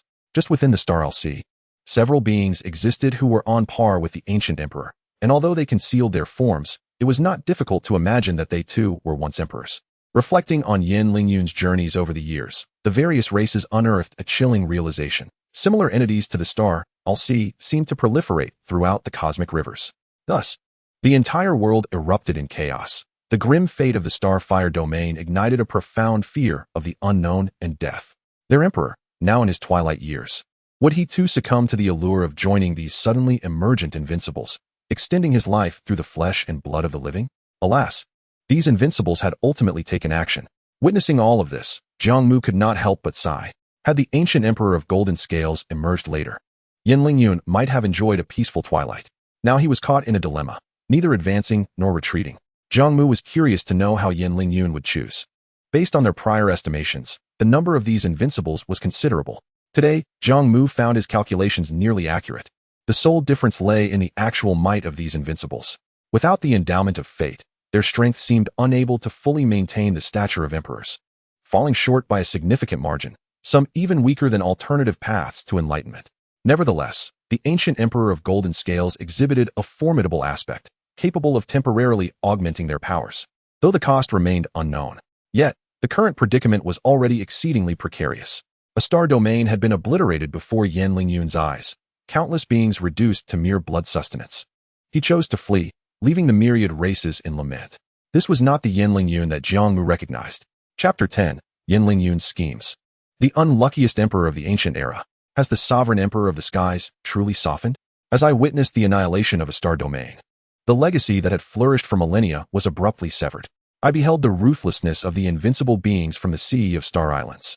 The supreme leaders of myriad races hastily dispatched envoys to the holy land of illumination, eager to comprehend why those who once dominated an era had not yet perished, and to gauge the intentions of Yan Lingyun. Should Yan Lingyun indeed join the so-called Sea of Star Islands in pursuit of a method to prolong life, the myriad races would find themselves in utter despair. The once protective emperors and ancient sovereigns now turned to slaughter, rendering them no different from those enigmatic creatures. Upon returning to the holy land of illumination, after much contemplation, Yan Lingyun resolved to disclose the situation he and Jiang Mu had discerned. Initially, had these invincible beings remained hidden, Yan Lingyun intended to keep the knowledge concealed, for even if one were aware, they would be powerless to act, merely continuing to live in trepidation. However, with the emergence of these invincible beings for reasons unknown, stirring the uncertainty among the myriad races, it was better to burn bridges and inform all of the bleak future ahead, allowing for early preparations. Before making the announcement, Yan Lingyun quietly sought out Jiang Mu. In a small world suspended on the fringes of the mundane realm, Yan Lingyun arrived with a wealth of cultivation resources and a colossal divine source. Within this divine source lay a tender infant, enshrouded in auspicious light, as if lost in a delightful dream. Jiang Mu recognized her as Yan Jin. Gazing at the mountain of rare treasures amassed in the small world, including several 100,000 pounds of divine source, Jiang Mu was momentarily bewildered, unsure of Yan Lingyun's intentions. Thus, Jiang Mu posed a soul-searching query. What is the meaning of this? In a quaint mountain courtyard, admiring the picturesque scenery of the small world, Yan Lingyun's expression turned peculiar. Jiang Mu, is it your intention not to ascend to emperorhood in this lifetime? Intention? I say, great Emperor Lingtian. You are unjustly accusing an innocent. Jiang Mu retorted. If not for the fate that does not recognize me, do you think I would not desire to become an emperor? Jiang Mu was well aware of Yan Lingyun's probing, and with a hint of annoyance, he added, how could I possibly know that those ancient sovereigns and emperors would take such extreme measures to preserve their lives? Truly not intentional? Yan Lingyun inquired, his curiosity piqued. Yet I find you remarkably unique. While other cultivators exhibit varied mindsets upon sealing themselves and frequently emerge, you seem unchanged. Akin to the days of competing at the Imperial Gate. Jiang Mu was momentarily taken aback, then chuckled heartily. Perhaps I simply possess a more optimistic disposition, after all. It is said that those who laugh often do not suffer from ill fortune. Yin Lingyun nodded in agreement. Indeed, while you missed the path to enlightenment, you are spared the immense pressure I face. Though misaligned, you are fortunate. He then posed a counter-question. Is it possible that those who do not smile are simply too unfortunate to do so? Jiang Mu paused, realizing there may be some truth to that. Yin Lingyun chose not to delve further into the matter and indicated the resources around them. I have divided the resources of the Holy Land of Illumination into 2 parts. One part shall be taken by the inheritors of the Holy Land, while the other consists of this half of the resources, along with my yet-to-be-born daughter, whom I now entrust to you. Jiang Mu was taken aback. What? Entrusted to me? After retreating from the Starfire domain, many believed I had faltered, seduced into siding with the invincible beings. They underestimate me, the great Emperor Ling Tian. What use is fleeting bravery? That is not my style. I merely withdrew temporarily. Once I have secured the matters behind me and amassed sufficient strength, I shall confront those invincible beings of the Sea of Star Islands head-on. Yin Lingyun's gaze suddenly grew resolute, his aura shifting dramatically, exuding an overwhelming presence that reverberated through the small world before settling into tranquility. Jiang Mu was astonished to realize Yin Lingyun harbored such intentions. Yin Lingyun turned, a smile gracing his eyes as he regarded Jiang Mu. I know not if any of our contemporaries yet live, but as far as I am aware, it is only you and I remaining. Though we were once rivals, after all these years, it would not be an exaggeration to call you a half-friend, would it? As a friend, you are the most trustworthy person to whom I could entrust this responsibility, and you shall be a fine teacher to Jean Er. Yet, the thought of not witnessing her growth brings a tinge of reluctance. The invincible beings, disregarding their former principles, began to feast on the living. And the Sea of Star Islands would not be the first nor the last. If we do not take decisive action upon my demise, this era shall likely descend into despair. Yin Lingyun's tone was laden with concern. The drawbacks of this prosperous age are becoming apparent. The future will be 1,000-fold more desperate than now. The existence of another great emperor like myself would provide a glimmer of hope for the living. Jiang Mu sighed. You intend to clash with the invincible beings of the Sea of Star Islands? Having made initial inquiries, I have gleaned a general understanding of their strength. Take, for instance, the Golden Scale Ancient Emperor. The so-called pinnacle elevation might allow for a contest, yet it is clear that such elevation has its drawbacks. They would not easily resort to it. Otherwise, they would not treat an old emperor like me with such courtesy. Yin Lingyun lamented. I cannot annihilate all invincible beings, but their lurking is a sign they wish to survive. As long as I can instill fear, that suffices. However, they do not deserve the title of invincible beings. Since they have chosen to emerge in my era, I shall bestow upon them a fitting designation. Yin Lingyun turned to Jiang Mu and inquired, what do you think of the name Enigmatic Associates? How about pests of the world? Jiang Mu replied. One might say Yin Lingyun has a knack for naming. Ahem, the name need not be unappealing or derogatory, Jiang Mu interjected. While I too look down upon them, I cannot deny they possess the power to annihilate all. Thus, the name should serve as a warning to future generations, instilling fear at the mere mention, prompting vigilance. Moreover, engaging in battle with beings bearing such a name, do you not think it diminishes your stature? You make a valid point. Such a name would indeed reflect poorly on me as an emperor. Yin Lingyun conceded, then asked Jiang Mu, what name do you find appropriate, considering the current strength? The Golden Scale Ancient Emperor, if not at the pinnacle elevation, is stronger than a quasi-emperor, but significantly weaker than an emperor, and slightly inferior to alternative paths to enlightenment. In that case, let us refer to them as dominators. Coupled with the territory of concealment you previously established, they shall be called Dominator of the Forbidden Zones, as they feast upon the living. We may call them Blood Feeders. Dominator of the Forbidden Zones, Yin Lingyun mused, is indeed fitting, allowing my battles with them to retain dignity. The name alone evokes discomfort. Yin Lingyun muttered to himself, clearly favoring Jiang Mu's suggestion. Jiang Mu, your intellect is commendable. As I contend with the dominators of the Sea of Star Islands, I implore you to observe diligently, meticulously record their characteristics, and prepare for future generations. Pausing, Yin Lingyun lowered his gaze. I can no longer foresee what the future holds. With a hearty laugh, Yin Lingyun uncorked a jug of fine wine. Come, let us share one last drink, to toast my journey ahead, and to the final remnant of an era. Raising their cups in unison, even with Jiang Mu's typically optimistic demeanor, a sense of melancholy enveloped the moment. As an emperor, Yin Lingyun had myriad choices. He need not engage in a death struggle with the invincible beings of the previous era. Now, Yin Lingyun had not lived a second lifetime. His singular existence was fleeting. Lacking the acclaim of a peerless emperor, he was not the strongest among them. Yet, in his twilight years, he bore the burden of bloodshed for the sake of the common folk. Throughout the ancient era, no emperor or ancient sovereign had endured a fate as tragic and harrowing as his. He is indeed the most unfortunate emperor. Yet perhaps, this is the true essence of an emperor, one who does not betray the name bestowed by destiny. Chapter 11. The Emperor's Slaughter, the Fall of the First Invincible Being. Thus, a staggering piece of news erupted from the sacred land of light, resonating throughout the evergreen realm and swiftly spreading to other domains and the eight desolations, even reaching the celestial realms of the universe. The invincible beings who have persisted through the annals of time, some for epochs, have not yet perished. They have utilized some arcane methods to consume the essence of heaven and earth to prolong their existence.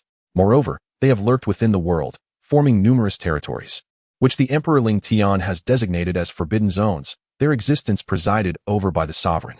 There are hundreds of these forbidden zones, large and small, scattered across the celestial realms, the 9 realms, and the 8 desolations, causing widespread anxiety among the myriad races.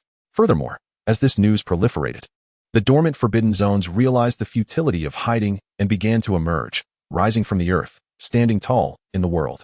Creatures situated near these forbidden zones were swiftly devoured, plunging all of heaven and earth into panic. The major sacred lands and immortal sects hastily activated their foundational powers, the supreme imperial weapons rising to the heavens, and the buried imperial corpses extending a fearsome hand towards the sky. Fortunately, these emerging forbidden zones did not engage in combat like the Star Isle Sea, but instead remained quietly steadfast. At this moment, all living beings of the myriad races focused their attention on the Emperor Yin Lingyun, for his movements would dictate the turbulence of the forthcoming era. The Emperor Ling Tian, now in his twilight years, has little time left. Perhaps he too will opt for the so-called method of prolonging life. Indeed, the sheer number of forbidden zones indicates that many ancient emperors and sovereigns have chosen this path, and if they cannot evade such a fate, how could the Emperor Ling Tian refuse?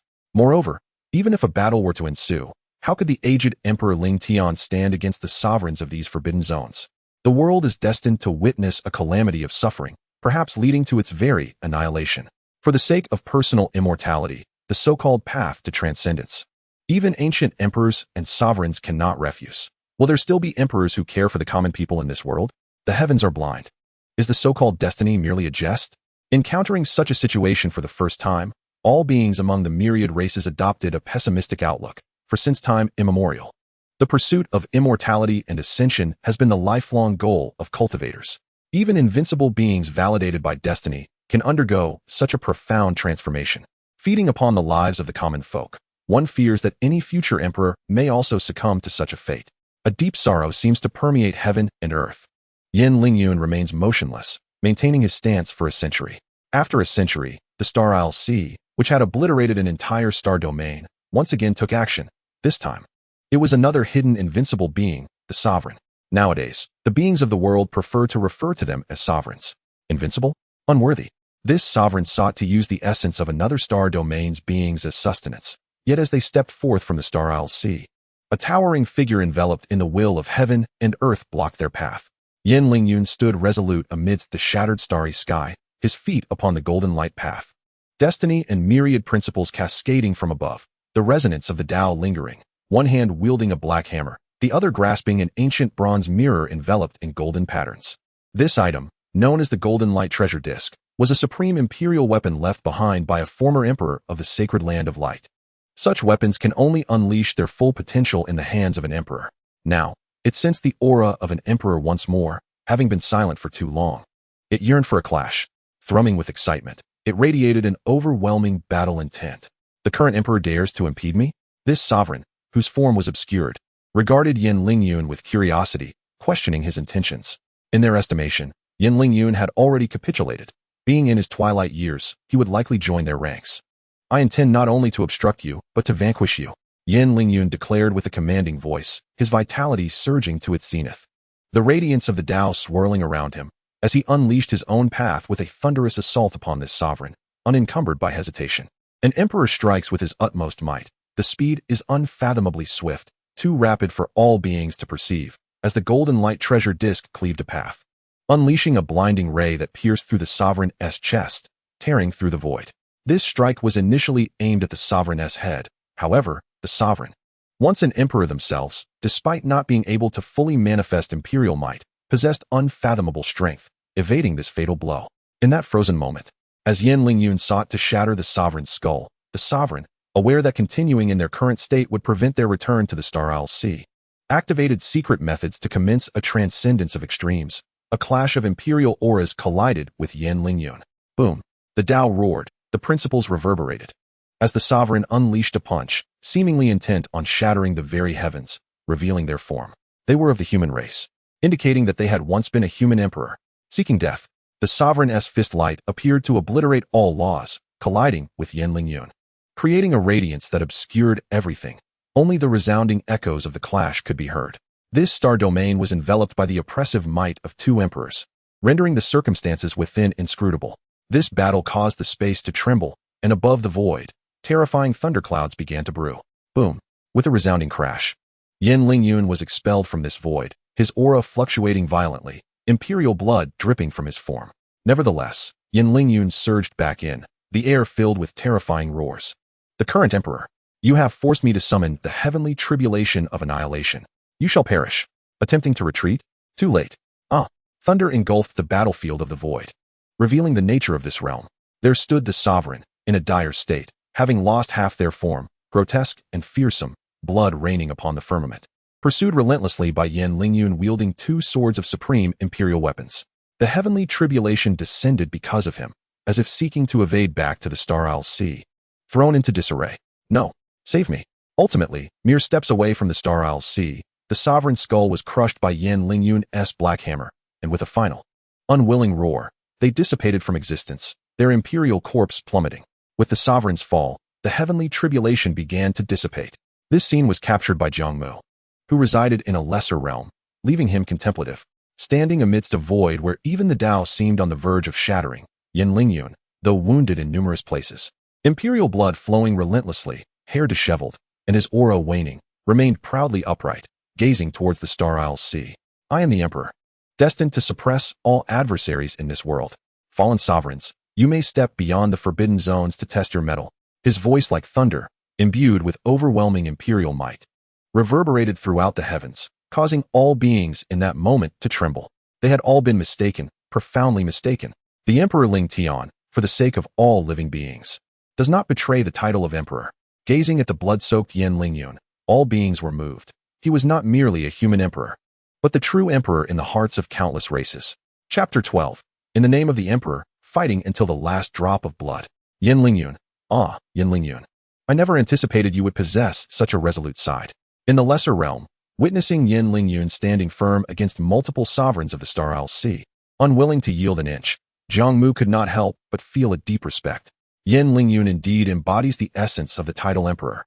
Yet Jiang Mu knows that from the moment Yin Lingyun resolved to oppose the sovereigns of the Forbidden Zones, his ultimate fate was destined to be grim.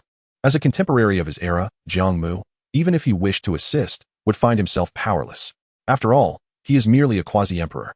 His venture could only lead to demise. Yet, the recently manifested extermination Thunder Tribulation ignited a spark of inspiration in Jiang Mu. At present, his celestial tyrant body is but a step away from reaching perfection, merely requiring the tribulation to cross. However, Jiang Mu wishes to further challenge the imperial threshold of the next generation without provoking it.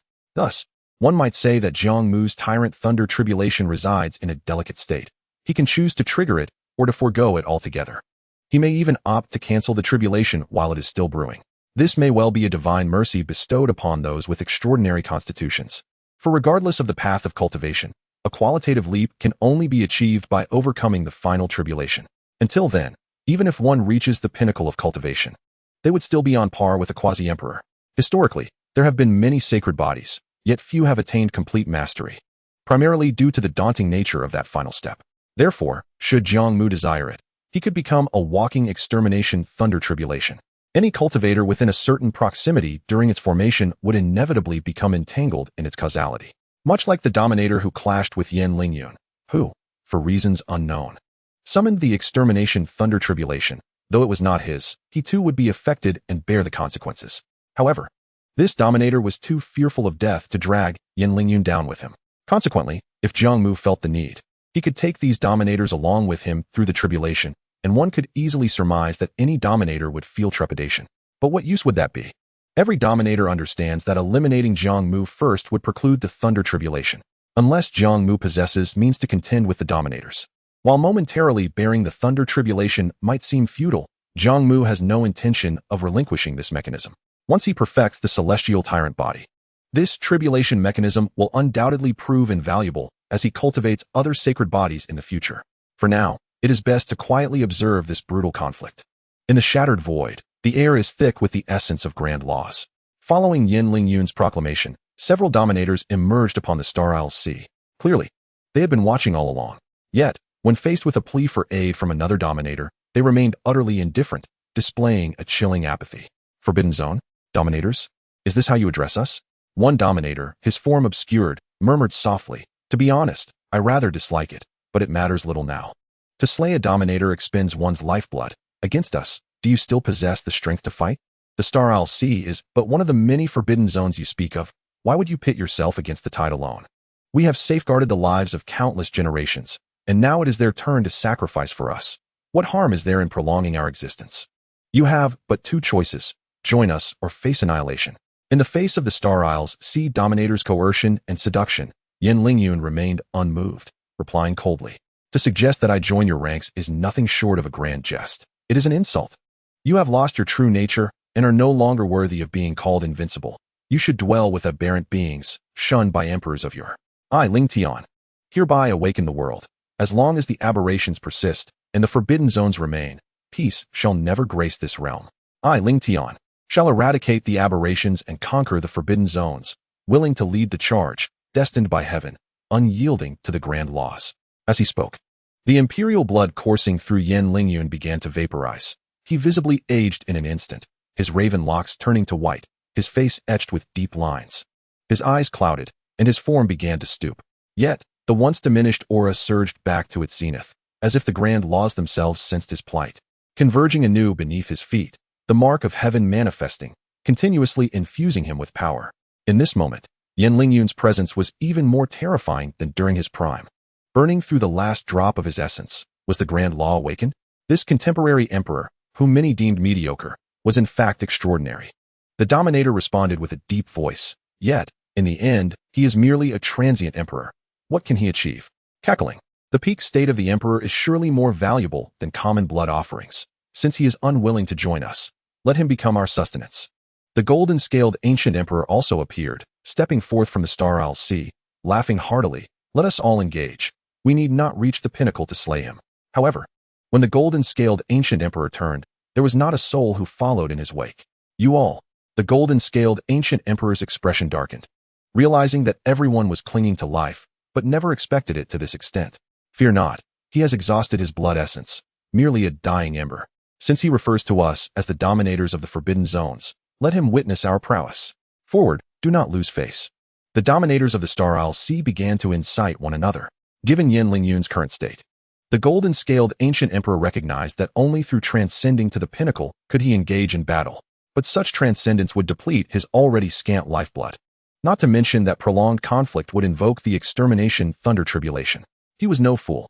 At this moment, Yin Lingyun spoke, "Since you, Star Isle Sea, were the first to emerge, let your existence prove my resolve. Let the world see the fate of those who emerge." With that, in the void behind Yin Lingyun, concentric rings of light erupted, and massive starry warships surged forth, enveloped in myriad formations, exuding an awe-inspiring might. Some vessels were even larger than stars, each brimming with various cultivators, human, demon, elven, divine, mountain, dragon, and aquatic races, all poised with taut expressions, ready for action, embodying a serene acceptance of death. Moreover, behind the starry warships, colossal divine beasts comparable in size to the stars themselves dragged forth formidable formation cannons, their barrels glowing with arcane light. An overwhelming presence blanketed the entire void, leaving the dominators of the Star Isle Sea momentarily stunned. These are the warships of the Sanctum of Radiance. Those formation cannons can obliterate cultivators newly entering the sacred realm. They are the weapons of the Sanctum of Radiance. All these cultivators are at least of Dao realm, with numerous saints among them. Such formidable foundations, It is no wonder that for these past years, Emperor Ling Tian has been traversing far and wide. He was evidently preparing in advance. How terrifying. Such a spectacle is truly unprecedented. It appears that Emperor Ling Tian is prepared to stake everything for this battle. It is genuinely tragic, lamentable, and infuriating. Countless eyes observing this void gasped in astonishment. Yet, this was not the end. A corpse with closed eyes and flowing black hair descended, clutching a beautifully crafted ancient bow, emanating boundless imperial might. An imperial corpse. An imperial corpse wielding the ancient dragon bow. The ancient dragon bow, alongside the golden treasure plate, is a legacy left by the emperors of the Sanctum of Radiance, comprising supreme imperial artifacts. This imperial corpse is not the Xuanwu emperor, but an unknown emperor, likely from a distant past. However, this matters little. The imperial corpse wielding the ancient dragon bow, controlled by several quasi-emperors through their divine consciousness, possesses formidable combat capabilities. It seems that the Sanctum of Radiance is all in, risking everything. Has Emperor Ling Tian truly prepared for the annihilation of his legacy for this day? Yet, this is still not the end. Soon after, over 20 aged quasi-emperors, their white hair flowing, approached with damaged supreme imperial artifacts, standing resolutely behind Emperor Ling Tian.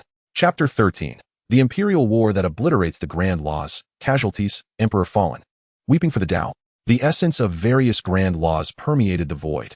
Each supreme imperial artifact bore the imprint of its owner's principles, as if the emperors themselves had descended, causing this space to boil with energy. Witnessing this spectacle, even Jiang Mu could not help but gasp in astonishment. He knew that Yin Lingyun had prepared extensively for this battle, yet it still exceeded his expectations. I fear that after this battle, this expanse of starry realms will be utterly shattered. Not only Jiang Mu, but myriad races across the world marvel at the grand designs of the Celestial Emperor, in awe of his fearless embrace of death. This scene has even stirred the rulers of the Star Isles, causing them to hesitate. Their original intention was to wait until Yin Lingyun, the contemporary emperor, had perished before commencing their blood feast. However, plans falter in the face of change. Some of these beings, aged and weary, can no longer sustain themselves and are compelled to emerge prematurely. The contemporary emperor. Are you truly resolute in this course of action? The golden-scaled ancient emperor, standing before the Star Isles, was the first to falter, feigning calmness as he declared, "We are not devoid of restraint. Strange beings that we are. Our purpose is merely to prolong our existence, not to annihilate this world. We will only harvest a fraction of blood. Do you truly wish to engage in a desperate struggle over a few starry realms, forcing us to strive for transcendence? From the moment you began to extend your lifespans at the expense of the world's beings, the conclusion was already inscribed. What does it matter if we reach the pinnacle of transcendence? What of the fish perishing and the net breaking? It is merely death, after all. How could the myriad cultivators of the radiant light, sacred land harbor fear?" Yin Lingyun nodded slightly, his voice hoarse, with murky eyes radiating a brilliant golden light.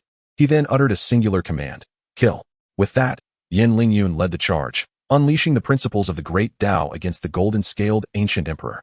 Kill, kill, kill. At that moment, the cultivators of the radiant light, sacred land erupted with unparalleled momentum, their roars echoing throughout the cosmic expanse as they surged forth, stirring the very fabric of the starry skies. Countless formations and artillery unleashed blinding beams of light, bombarding the Star Isles. The imperial corpse bent low, drawing back its bowstring. As a deep, resonant dragon's roar echoed forth, the overwhelming imperial might spreading outward. The ancient dragon bow of your loosed a terrifying golden arrow, akin to a colossal golden dragon coiling in the void, striking a ruler with lightning speed, instantly inflicting grievous wounds and splitting the being asunder. Those wielding fragmented imperial artifacts among the quasi-emperors also summoned their last vestiges of vitality, activating their weapons. Though these imperial artifacts were not complete, they still contained numerous imprints of the Tao, and under desperate invocation, they could indeed trouble the rulers. In an instant, the starry sky was illuminated by various radiant laws, and blood mists erupted, causing even the great Tao to tremble. The rulers of the Star Isles were clearly unprepared for Yin Lingyun's resolute demeanor. If they did not swiftly transcend, they would likely be overwhelmed by sheer numbers. In the blink of an eye, several emperors emerged amidst the chaos, their ancient auras palpable. Yet, in this moment of carnage, 3 rulers who had yet to achieve full transcendence were swiftly obliterated. However, as these rulers regained their composure, the cultivators of the radiant light, sacred land, fell even more rapidly. Even those at the saint level, if too close, would be shattered by the residual might of the rulers. This was a war of emperors. Yin Lingyun battled valiantly against 2 rulers who had achieved the pinnacle of transcendence. and despite having surpassed his former prime, he found himself somewhat beleaguered. The cultivators of the Radiant Light Sacred Land suffered grievous losses. While others could only engage on the periphery, the true strength lying with those wielding damaged imperial artifacts, teaming up to besiege a single ruler. Curse be you all. May you perish. The golden-scaled ancient emperor, having been torn asunder by Yan Lingyun's golden Tao, was gradually descending into madness. Yan Lingyun, too, was not unscathed. His Tao flickered in and out, the heavenly heart imprint dimmed, and his arm had vanished, his body nearly desiccated. The grand battle of emperors loomed over dozens of boundless starry realms, various life planets shattered, even the great Tao obliterated. The overwhelming imperial aura nearly veiled the battlefield. The entanglements of causality too great for one to discern the unfolding events, visible only to those ancient beings with profound Tao attainments. This battle did not endure long. When it became observable, the sight was one of devastation. Broken corpses and weapons adrift in a chaotic maelstrom of laws, chaos seeping from the fissures in the void. The entire space riddled with countless cracks, revealing the pitch-black chaos as if it were shattered. These dozens of starry realms were pierced through, never to birth life again. Enveloped by the punishment of thunder calamity, infinite bolts began to rain down, seemingly intent on annihilating all below. Within the battlefield, the cultivators of the Radiant Light Sacred Land were entirely obliterated. Only those above the saint level left as tattered remnants, even the complete imperial artifacts shattered.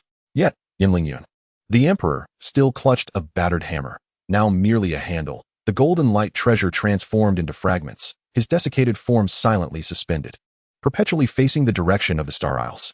The entirety of the Star Isles had been obliterated, most of it reduced to nothingness, leaving only 3 rulers ensnared by the thunder calamity, their agonized wails resounding. Ultimately, the remaining rulers were struck down by the thunder, their forms dissolving into points of light, their laws returning to the cosmos, save for one ruler who unleashed a grand spell to escape this space, evading the fate of annihilation by thunder. It was evident that this ruler possessed formidable strength. Once he fled the storm of calamity, his aura began to wane, descending from the emperor's realm. Yet this also revealed his visage, adorned with a crown of jade beads, clad in a resplendent yellow robe. He stood tall, his features exuding a regal charisma, easily memorable. Heavens, this is the Duoxing Emperor, the sovereign of the Duoxing divine dynasty, which flourished 200,000 years ago. He is still alive? To have evaded such a thunder calamity, how terrifying must his power be? Alas, it is unexpected that he has also become a sovereign of the Forbidden Zone. It seems the path of extending life is indeed tempting. The Duoxing Emperor, a figure from 200 millennia past, once established a glorious dynasty. Moreover, he was an emperor who had lived twice. His second life with the dynasty vanished into obscurity. Yet he has now become one of the rulers that the celestial emperor speaks of as feasting upon the lives of all beings. Thus, this space composed of dozens of starry realms was rendered lifeless. Yan Lingyun continued to float in silence, resembling a mere desiccated corpse, his imperial might obscured. Devoid of the myriad laws encircling him, lacking the heavenly heart imprint that once hovered above, now filled with desolation. Until the very end of the battle, he maintained his stance of relentless combat, never retreating an inch. The emperor has fallen. Suddenly, throughout the world and the cosmic realms, the sounds of the great Tao began to resound, as if weeping for the fallen emperor. The resonance of Yan Lingyun's essence slowly dissipated, the traces of his Tao visibly loosening under the weight of myriad laws. Has the celestial emperor truly perished? Chapter 14. A young quasi-emperor, crowned with a fearsome thunder calamity, approaches slowly. The celestial emperor indeed led the entire Radiant Light Sacred Land to annihilate a forbidden zone forged by several invincible beings. The price was the death of the emperor and the near extinction of the Radiant Light Sacred Land's heritage. Even if another Radiant Light Sacred Land were to emerge, could it ever reclaim the legacy of its predecessor? At this moment, gazing upon the desolation of the starry expanse, myriad races fell into silence. For they had not come to the aid of the celestial emperor, instead opting for self-preservation, observing from afar. Yet, many beings from various corners of the world raised their voices in lament, mourning the fallen emperor and casting blame upon the sacred lands and great sects for their inaction. In truth, many of the exalted understood that the celestial emperor perhaps did not desire their involvement in this massacre. Otherwise, had he summoned them, numerous cultivators would have been willing to join the fray. After all, the annihilation of a single star island sea has cost the life of a sovereign, severing the strongest lineage in existence. Furthermore, upon observation following the battle, it became evident that these rulers were not slain in combat, but rather dragged into the impending punishment of the thunder calamity. meeting their demise at the hands of the thunderstorm. Once invincible figures of their era, who among them could truly claim superiority? However, the primary objective of this conflict was to awaken the myriad races. While the sovereigns of the Forbidden Zones may be numerous, they are not without their limitations. And the future will not be shrouded entirely in darkness. Just as the profound legacies held by these great sanctuaries can still pose a threat to those sovereigns yet to attain the ultimate transcendence. Perhaps this was the intention of the Emperor Ling Tian, to utilize the collective heritage of the myriad races to instill fear in those sovereigns of the Forbidden Zones who have yet to emerge. Once they achieve their utmost elevation, it would benefit neither side. Only blood and flesh can instill dread in the adversary. Indeed, this is the case. For the other sovereigns of the Forbidden Zones have been silently observing the situation in this celestial expanse.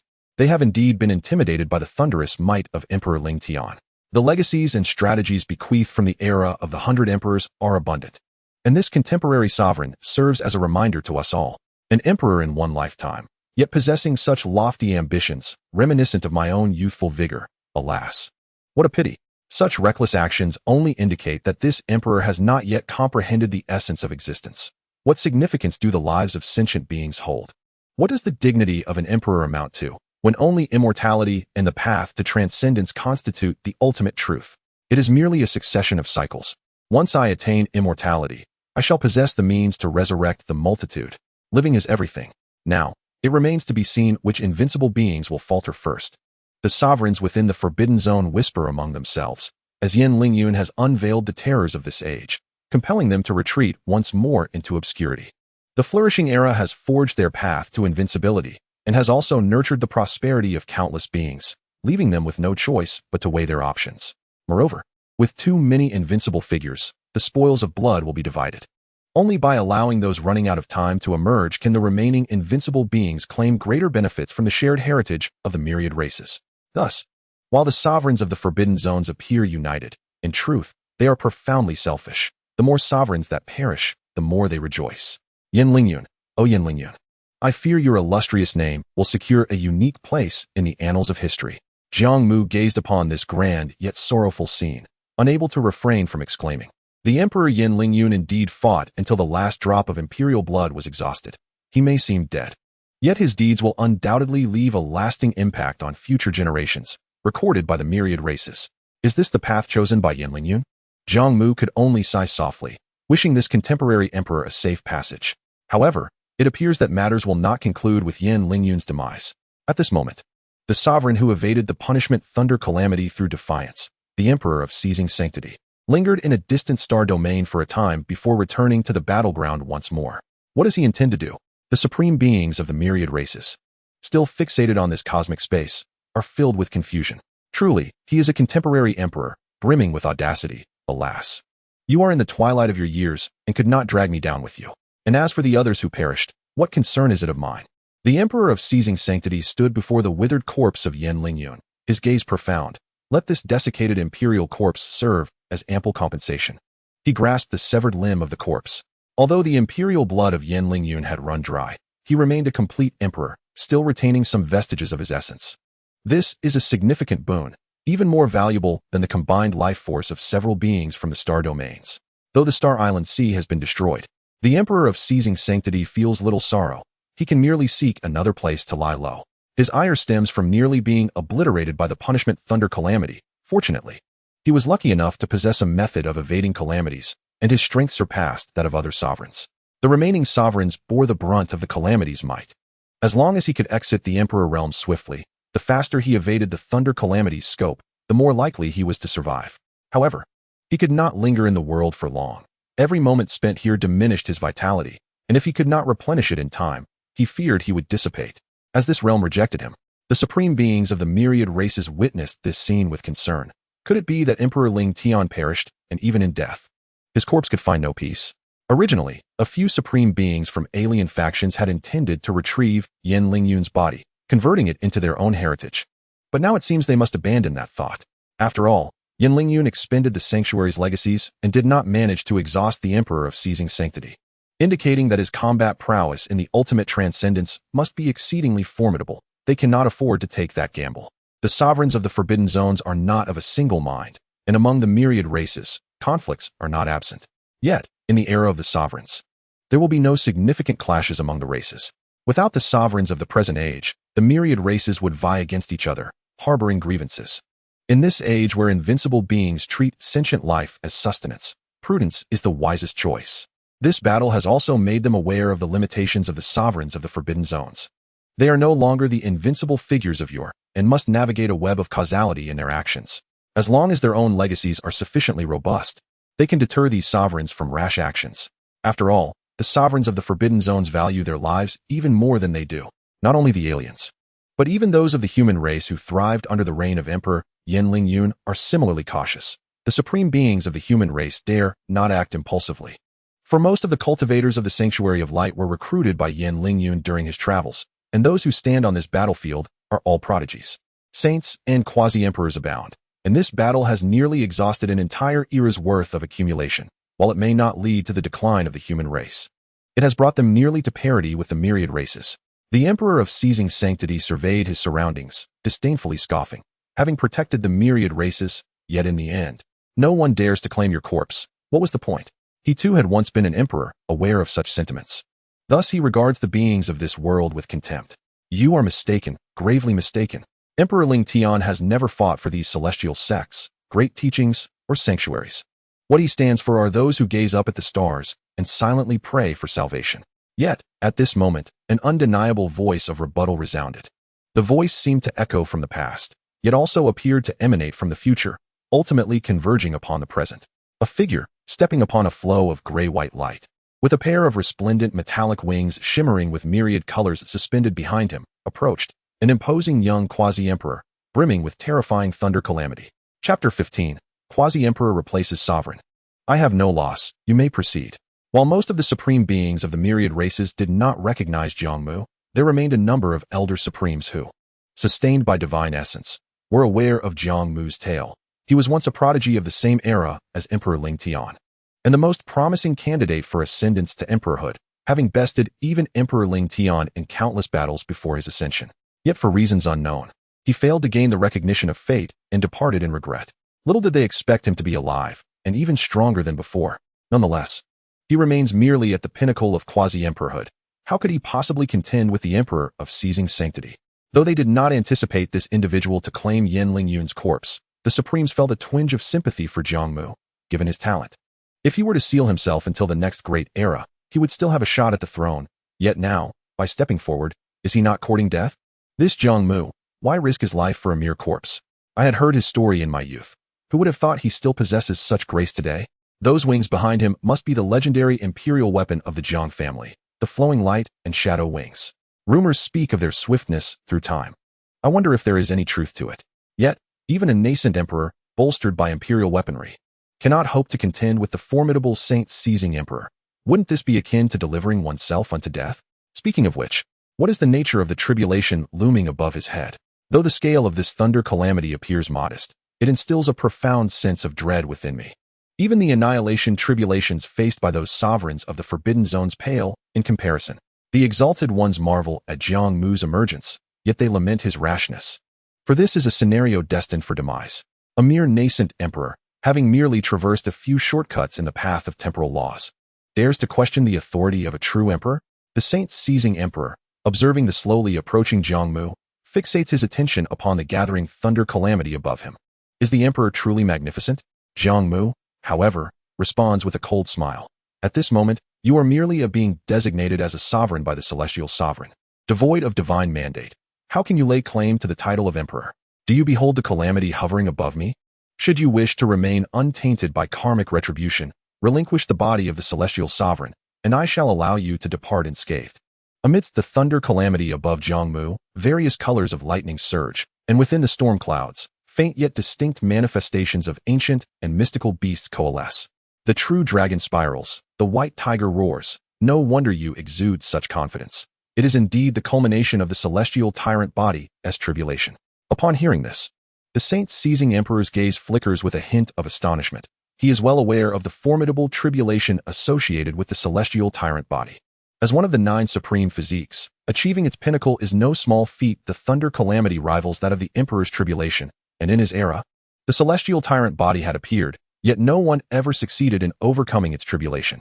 However, The saint-seizing emperor recognizes that Jiang Mu intends to draw forth his own annihilation tribulation through this tempest. Courageous, indeed, but to threaten me? You still lack the requisite fervor.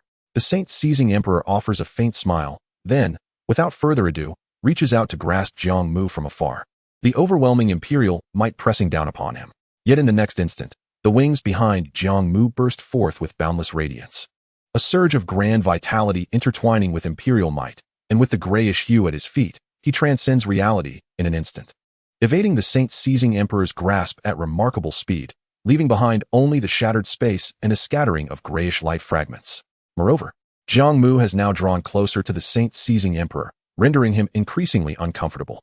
Perhaps my temporal laws cannot surpass you. But with the unparalleled imperial weaponry at my disposal, I possess the swiftness of the world. Can I not ensnare you?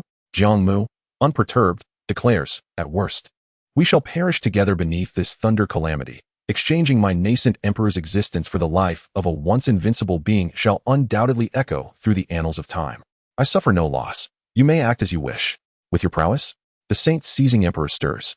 The aura of dominion enveloping a square jade seal as it surges toward Jiang Mu with lethal intent, the laws of the great path nearly binding the surroundings. His gaze darkens, for he finds himself threatened by a mere nascent emperor, rage igniting within him, and he has resolved to act in earnest. Jiang Mu, at the cost of his very essence, propels the flowing light shadow wings to their utmost limit, unleashing unprecedented power as he dodges the onslaught of the jade seal. An aura comparable to that of an emperor radiates from him. Though fleeting, it is sufficient to leave an indelible impression. Let us meet our end together, he cries, utilizing the temporal laws to their zenith, seizing a fragment of the river of time, momentarily transcending space, braving the saint-seizing emperor's onslaught, and narrowing the distance between them. At the same time, a bolt of lightning from the thunder calamity descends upon Jiang Mu, inflicting excruciating pain. Yet he exhibits no intention of halting. What madness! The saint-seizing emperor, witnessing this, cannot help but retreat repeatedly. Even if Jiang Mu can unleash the imperial weapon to its fullest, exuding a trace of imperial essence, he ultimately remains far from an emperor. Merely contending against his diminished state, it is not that he cannot overpower Jiang Mu. Rather, he wishes to evade the thunder calamity. In his current condition, should he transcend to the extreme, he fears he would not escape unscathed. Yet Jiang Mu seems reckless, wielding the imperial weapon to its utmost. His temporal laws among the world's pinnacle, renowned for their peculiarity. Most critically, his comprehension surpasses that of the average nascent emperor, causing considerable vexation for the saint-seizing emperor.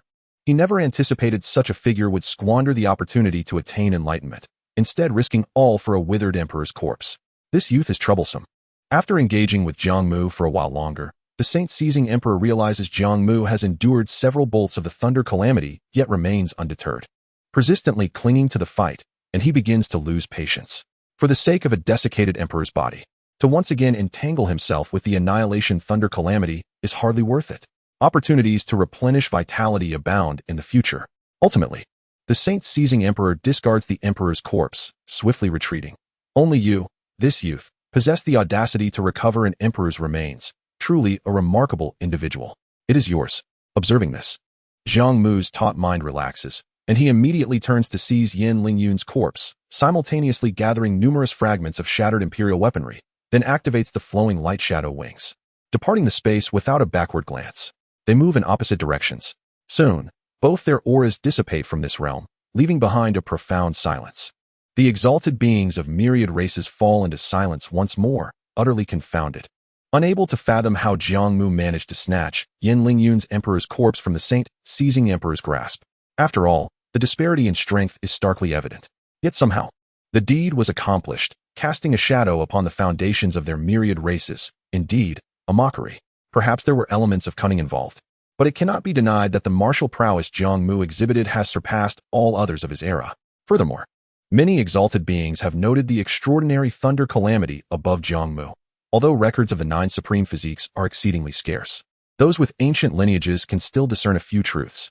Little did they expect Jiang Mu to possess the celestial tyrant body. Many among the exalted speculate that should Jiang Mu fail to attain enlightenment in this lifetime, if he fails again in the next, he may well tread an unorthodox path to ascendance. Yet in the end, tranquility returns. The saga of this shattered starry expanse may well reverberate through the myriad races. whether it be through the emperor's blood-soaked battle or the nascent emperor forcing back the sovereign. For it stands as a pivotal moment capable of altering the future trajectory of the entire cultivation realm. Too significant, too tragic. Chapter 16. The Foundations of the Era of Emperors. A mutual probing, a delicate balance. Damn it, if I delay any longer, I shall truly face my tribulation. After retrieving Yen Lingyun's lifeless form, Jiang Mu immediately propels the flowing light shadow wings to their utmost limit, traversing vast distances before exiting the tribulation state and beginning to conceal his presence. Though he has endured multiple strikes from the thunder calamity, his body charred, this is merely a prelude, a minor trial, of little consequence. As long as the tribulation's manifestations do not descend, he can forego the tribulation altogether. The manifestations of the thunder calamity embody the true terror of the celestial tyrant body's tribulation. Almost all holy bodies facing tribulation exhibit manifestations, and the unique manifestations of the celestial tyrant body are those of 6 ancient divine beasts. Only by withstanding this thunder calamity's manifestations can one be deemed to have achieved full mastery of the celestial tyrant body, thereby acquiring these divine manifestations, known as the 6 divine forms. Until the manifestations descend, Jiang Mu retains options. Fortunately, the saint-seizing emperor ultimately values his life and concedes. Were the emperor unwilling to yield, Jiang Mu would have turned and fled without hesitation. Should the manifestations truly arrive, he lacks complete assurance of overcoming them. Though it seems cruel to allow his old friend Yen Lingyun to be reduced to nothingness after death, he has exerted his utmost efforts. The day will come when he will seek justice for him. While Jiang Mu possesses unwavering confidence in his own survival, he harbors considerable doubt regarding his ability to recover Yen Lingyun's remains, bearing immense pressure. After all, he stands against a once great emperor, capable of annihilating him with a mere gesture.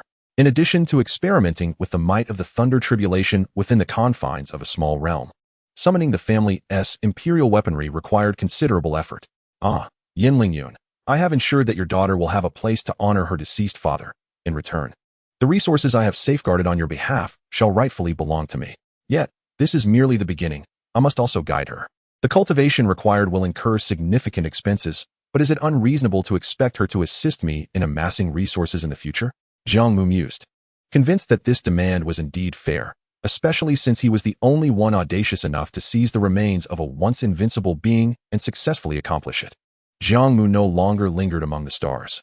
Although Yen Lingyun had nearly obliterated a vast expanse of forbidden zones, instilling dread in the other territories through his actions, the multitude of these zones would only complicate future circumstances. Moreover, Jiang Mu had effectively offended a sovereign of one such forbidden area. To avert any repercussions that might befall him, he needed to retreat into the small realm immediately, ensuring he would not be found and subjected to retaliation. Nevertheless, it seemed the world might enjoy a period of tranquility. With Yen Lingyun's passing, the myriad paths were gradually liberated from his restraint, and the heavenly heart mark became unclaimed. Once Yen Lingyun's traces faded completely, the resurgence of the myriad paths would herald the onset of the next imperial contention. Thus, an era of fierce competition among the myriad races was destined to unfold. Jiang Mu felt no lingering attachments to this era. He planned to remain in the small realm until the next opportunity for imperial enlightenment arose, ready to contend with the prodigies of that age. Achieving the status of emperor would be splendid. If not, it mattered little, for during his battle against the Saint Emperor, Jiang Mu discerned that his understanding of the Tao had advanced significantly, surpassing the usual pinnacle of quasi-emperors. The 5 supreme paths Jiang Mu cultivated were the path of time, the spear of arms, the path of speed, the path of divine thought, and the path of creation. These represented the so-called laws of the great Tao, albeit currently limited to the quasi-emperor realm, far from the imperial domain. Among them, the path of time was what Jiang Mu valued most, diligently honing it. As this peculiar path could be both aggressive and evasive, truly remarkable. The spear of arms was renowned for its overwhelming might and lethality. The path of speed allowed for swift escapes, especially when paired with the path of time, creating a harmonious synergy. Enhancing divine thought required no further explanation. As long as one's spirit remained undying, opportunities for rebirth were ever present. The path of creation was unique, chosen by Jiang Mu based on his longevity constitution, essentially signifying a robust vitality. It was through these 5 formidable laws of the great Tao that Jiang Mu found the audacity to seize corpses, as well as the capability to fully wield the imperial weaponry of the utmost realms. Mastering these 5 supreme paths was the reason Jiang Mu could shine brilliantly in his era. His comprehension had reached its zenith. To transcend the ordinary, and enter the sacred. One must comprehend the laws of the great Tao. A rudimentary understanding signifies the initial attainment of holiness, and as one grows, the laws envelop them, allowing for breakthroughs to sagehood, kinghood, and ultimately, the pinnacle of quasi-emperors. At this juncture, a cultivator's training in the laws of the great Tao reaches a bottleneck, and the ultimate leap is to become an emperor. This leap is not something many cultivators can fathom. Only those who have truly ascended to emperor status can grasp it. Of course, it is not the quantity of supreme laws that determines strength, but rather the cultivator themselves. There are no weak laws, only weak practitioners. Jiang Mu's celestial body had reached its limit, merely a step away from the threshold. He needed to seize this time to contemplate other paths and discover a method to unequivocally transcend the Great Thunder Tribulation. In an era devoid of emperors, one could fear that those sovereigns nearing the end of their existence would inevitably be driven to action, plunging the world into chaos and suffering. Although the myriad races could withstand a certain number of sovereigns due to their accumulated foundation over countless millennia, a pervasive sense of danger loomed, and eventually, some immortal legacies would face extinction. Yet what of it? As the deceased golden scale ancient emperor once articulated, they merely sought survival, not the annihilation of all existence. Life, after all, always harbors a glimmer of hope within a seemingly desolate future. Jiang Mu, powerless to change the course of events, could only seek his own preservation. Ultimately, he returned the imperial weaponry to his family, then retreated into his small realm, laying Yin Lingyun to rest therein and commencing a period of seclusion. With the demise of the celestial emperor, his tales of leading the sacred land of light into battle across the starry expanse began to circulate widely. This was not due to intentional dissemination, but rather the countless exalted beings who perished in that conflict, causing even the great Tao to tremble, resulting in various phenomena across the realms. Notably, a being who collected the remains of the celestial emperor awakened the masses. True emperors never fought for their own glory, but for the welfare of all beings. Consequently, many souls spontaneously began to venerate the celestial emperor, seeking divine protection in times of peril. This was a relatively peaceful epoch, as the so-called sovereigns of forbidden zones remained dormant, and Yin Lingyun's traces gradually faded.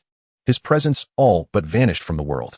4,000 years passed, and the aura of Yin Lingyun's great Tao had become exceedingly faint. The sovereigns of forbidden zones were remarkably quiet, their silence allowing some to forget the origins of the forbidden zones. Perhaps these zones were not as perilous as the celestial emperor had claimed. Was the Star Island Sea merely an anomaly? Otherwise, why had no sovereign emerged? Beyond the shattered Star Island Sea, the myriad races had not encountered any other sovereigns. Surely, the celestial emperor had been overly apprehensive. How could this world accommodate so many once invincible beings? Thus, a sect, enduring for 100,000 years in the 8 desolations, known as the Great Teachings of Lingyun, armed with imperial weaponry, sought to provoke a forbidden zone, perhaps in pursuit of miraculous elixirs. What followed was the entire sect being obliterated at the periphery of the forbidden zone by a colossal skeletal hand, their imperial weaponry lost within. In an age devoid of emperors, had the beings of this world become so audacious as to challenge the skeletal domain? Thus, they could hardly blame the ensuing ruthlessness.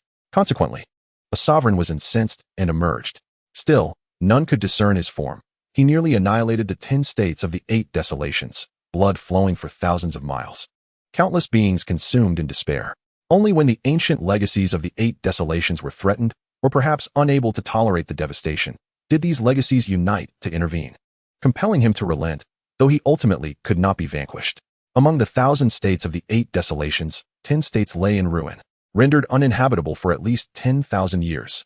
From that moment forth, no one dared question the terror of these silent forbidden zones, retreating in fear. This so-called skeletal domain had unleashed a sovereign, resulting in such calamity. By the 6th millennium following the celestial emperor's demise, his aura of the great Tao had entirely dissipated. Perhaps only the fragmented void, severed from the world, retained a trace of his essence. The great Tao began to stir once more, and prodigies began to emerge.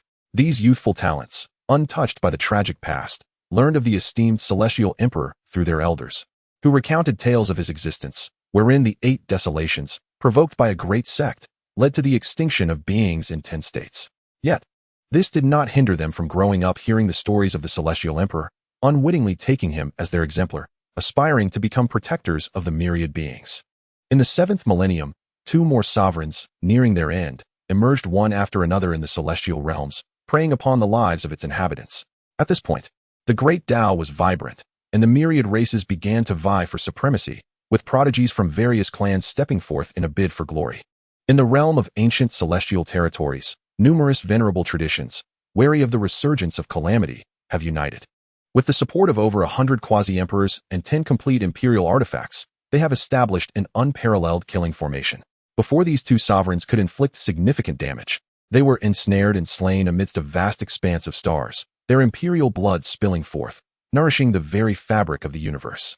Although these two sovereigns ascended to their utmost limits, their vitality was already waning, rendering them unable to sustain their grandeur for long. Once they fell from their exalted state, defeat was inevitable. Ultimately, one met death while the other was gravely wounded. This marked the first occasion in the world where beings of the realm vanquished once invincible foes. The once indomitable now stood vulnerable. Or perhaps, in their struggle for survival, they had lost far too much. Moreover, the profound legacies left by the illustrious era of the emperors were exceedingly formidable. One cannot help but ponder whether these former titans have ever felt remorse. Chapter 17. The Resurgence of All Tao, Continuation of an Era. In the 8th millennium of the era devoid of emperors, the myriad paths have fully awakened, and myriad races commence their fierce competition, with prodigies emerging in rapid succession, each vying for prominence. Here, the term prodigy refers to those not exceeding 5,000 years of age, yet having attained the quasi-emperor realm. They are regarded as paragons, standing at the pinnacle of cultivation, the true masters of this new epoch. Meanwhile, the elder generation of paragons has either retreated into the depths of divine sources, becoming the foundation of sects, or they have transcended, no longer belonging to this era. Furthermore, after the overseers of forbidden zones beheld the depth of the myriad races, a semblance of balance seemed to have been achieved. They remain within their confines, while the myriad races refrain from provoking them. Coupled with the fact that the ominous entities have been thoroughly subdued by Yanling Yun and their source effectively sealed, this grand era of conflict burgeons with vitality. With prodigies seemingly more numerous than in the previous epoch, many already renowned across the cosmos, almost universally recognized as candidates for destiny. Of course, they are merely candidates. The struggle for imperial ascendance is perpetually fraught with uncertainty. After all, the contest for the imperial throne is not limited to the prodigies of this age. Remnants from past eras harboring discontent remain unquantified. In this era, whether within the 9 realms, the 8 desolations, or the celestial territories, formidable leaders have emerged. Countless figures, exceeding 100, whose names resonate throughout the world, hail from diverse legacies, each intent on achieving enlightenment at the imperial barrier Great Wall. However, as many of these leaders have yet to encounter one another, even if there are exchanges of skills, the absence of life and death confrontations renders it challenging to discern disparities. Thus, who ultimately attains enlightenment and ascends as emperor will indeed be revealed at the imperial barrier Great Wall. After all, the contest of the great Tao has always been delineated by life and death. At long last, on a certain day, as myriad paths resounded in unison, all beings sensed a profound tremor across the cosmos. A supreme consciousness traversed the starry river, discovering the ancient and weighty imperial barrier Great Wall, slowly materializing from the ethereal into the tangible, transitioning from indistinct to vividly clear. The imperial barrier Great Wall had manifested. In that moment, countless prodigies erupted with fervor, hastening from various corners of the universe towards the imperial barrier Great Wall. A multitude, so vast it was awe-inspiring, transformed the previously tranquil cosmos into a bustling spectacle. Indeed, not only those wishing to attain enlightenment at the Great Wall journeyed forth, many also came to witness the spectacle, or to provide protection. As the opportune moment approached, the imperial barrier Great Wall, situated at the heart of the universe, began to reveal itself. The Great Wall embodies the will of the great Tao, manifesting when called upon. Should it not be needed, even scouring every corner of the cosmos would yield no trace. Hence, capturing a moment with the imperial barrier Great Wall for future generations to revere became a cherished aspiration. As the Great Wall emerged, even the most adept cultivators felt its aura, and Jiang Mu was no exception. He, who had been idly observing by the edge of the mortal realm, awakened from his reverie. However, this was not Jiang Mu's first awakening. In truth, he had roused himself over 100 times in recent years, sometimes to observe the changes of the outside world, at other times to seek particular cultivation materials, or merely to stretch his limbs when boredom set in. Now, Jiang Mu had surpassed 24,000 years of age. Though time bore little significance for one of his longevity, keeping track of the years was a source of amusement. He had never self-proclaimed, but by all accounts, his lifespan rivaled that of a singular emperor. His strength had grown incrementally with the passage of time, and he seemed poised to transcend the threshold of the quasi-emperor realm. Fortunately, After extensive experimentation and contemplation over the years, he had discovered a method to safely navigate the tribulations. Jiang Mu firmly believed that this method would surely be successful. Initially, within the profound resources bestowed upon him by Yin Lingyun, he unearthed a rare metal known as purple cloud thunder gold. This metal, nurtured naturally in areas frequently besieged by celestial thunder, could be deemed a true treasure of heaven and earth, more than sufficient for the crafting of extreme imperial artifacts. Forging a thunder-repelling garment from this metal would not only effectively guard against thunder tribulations, but also absorb the power of lightning, forming a natural protective barrier.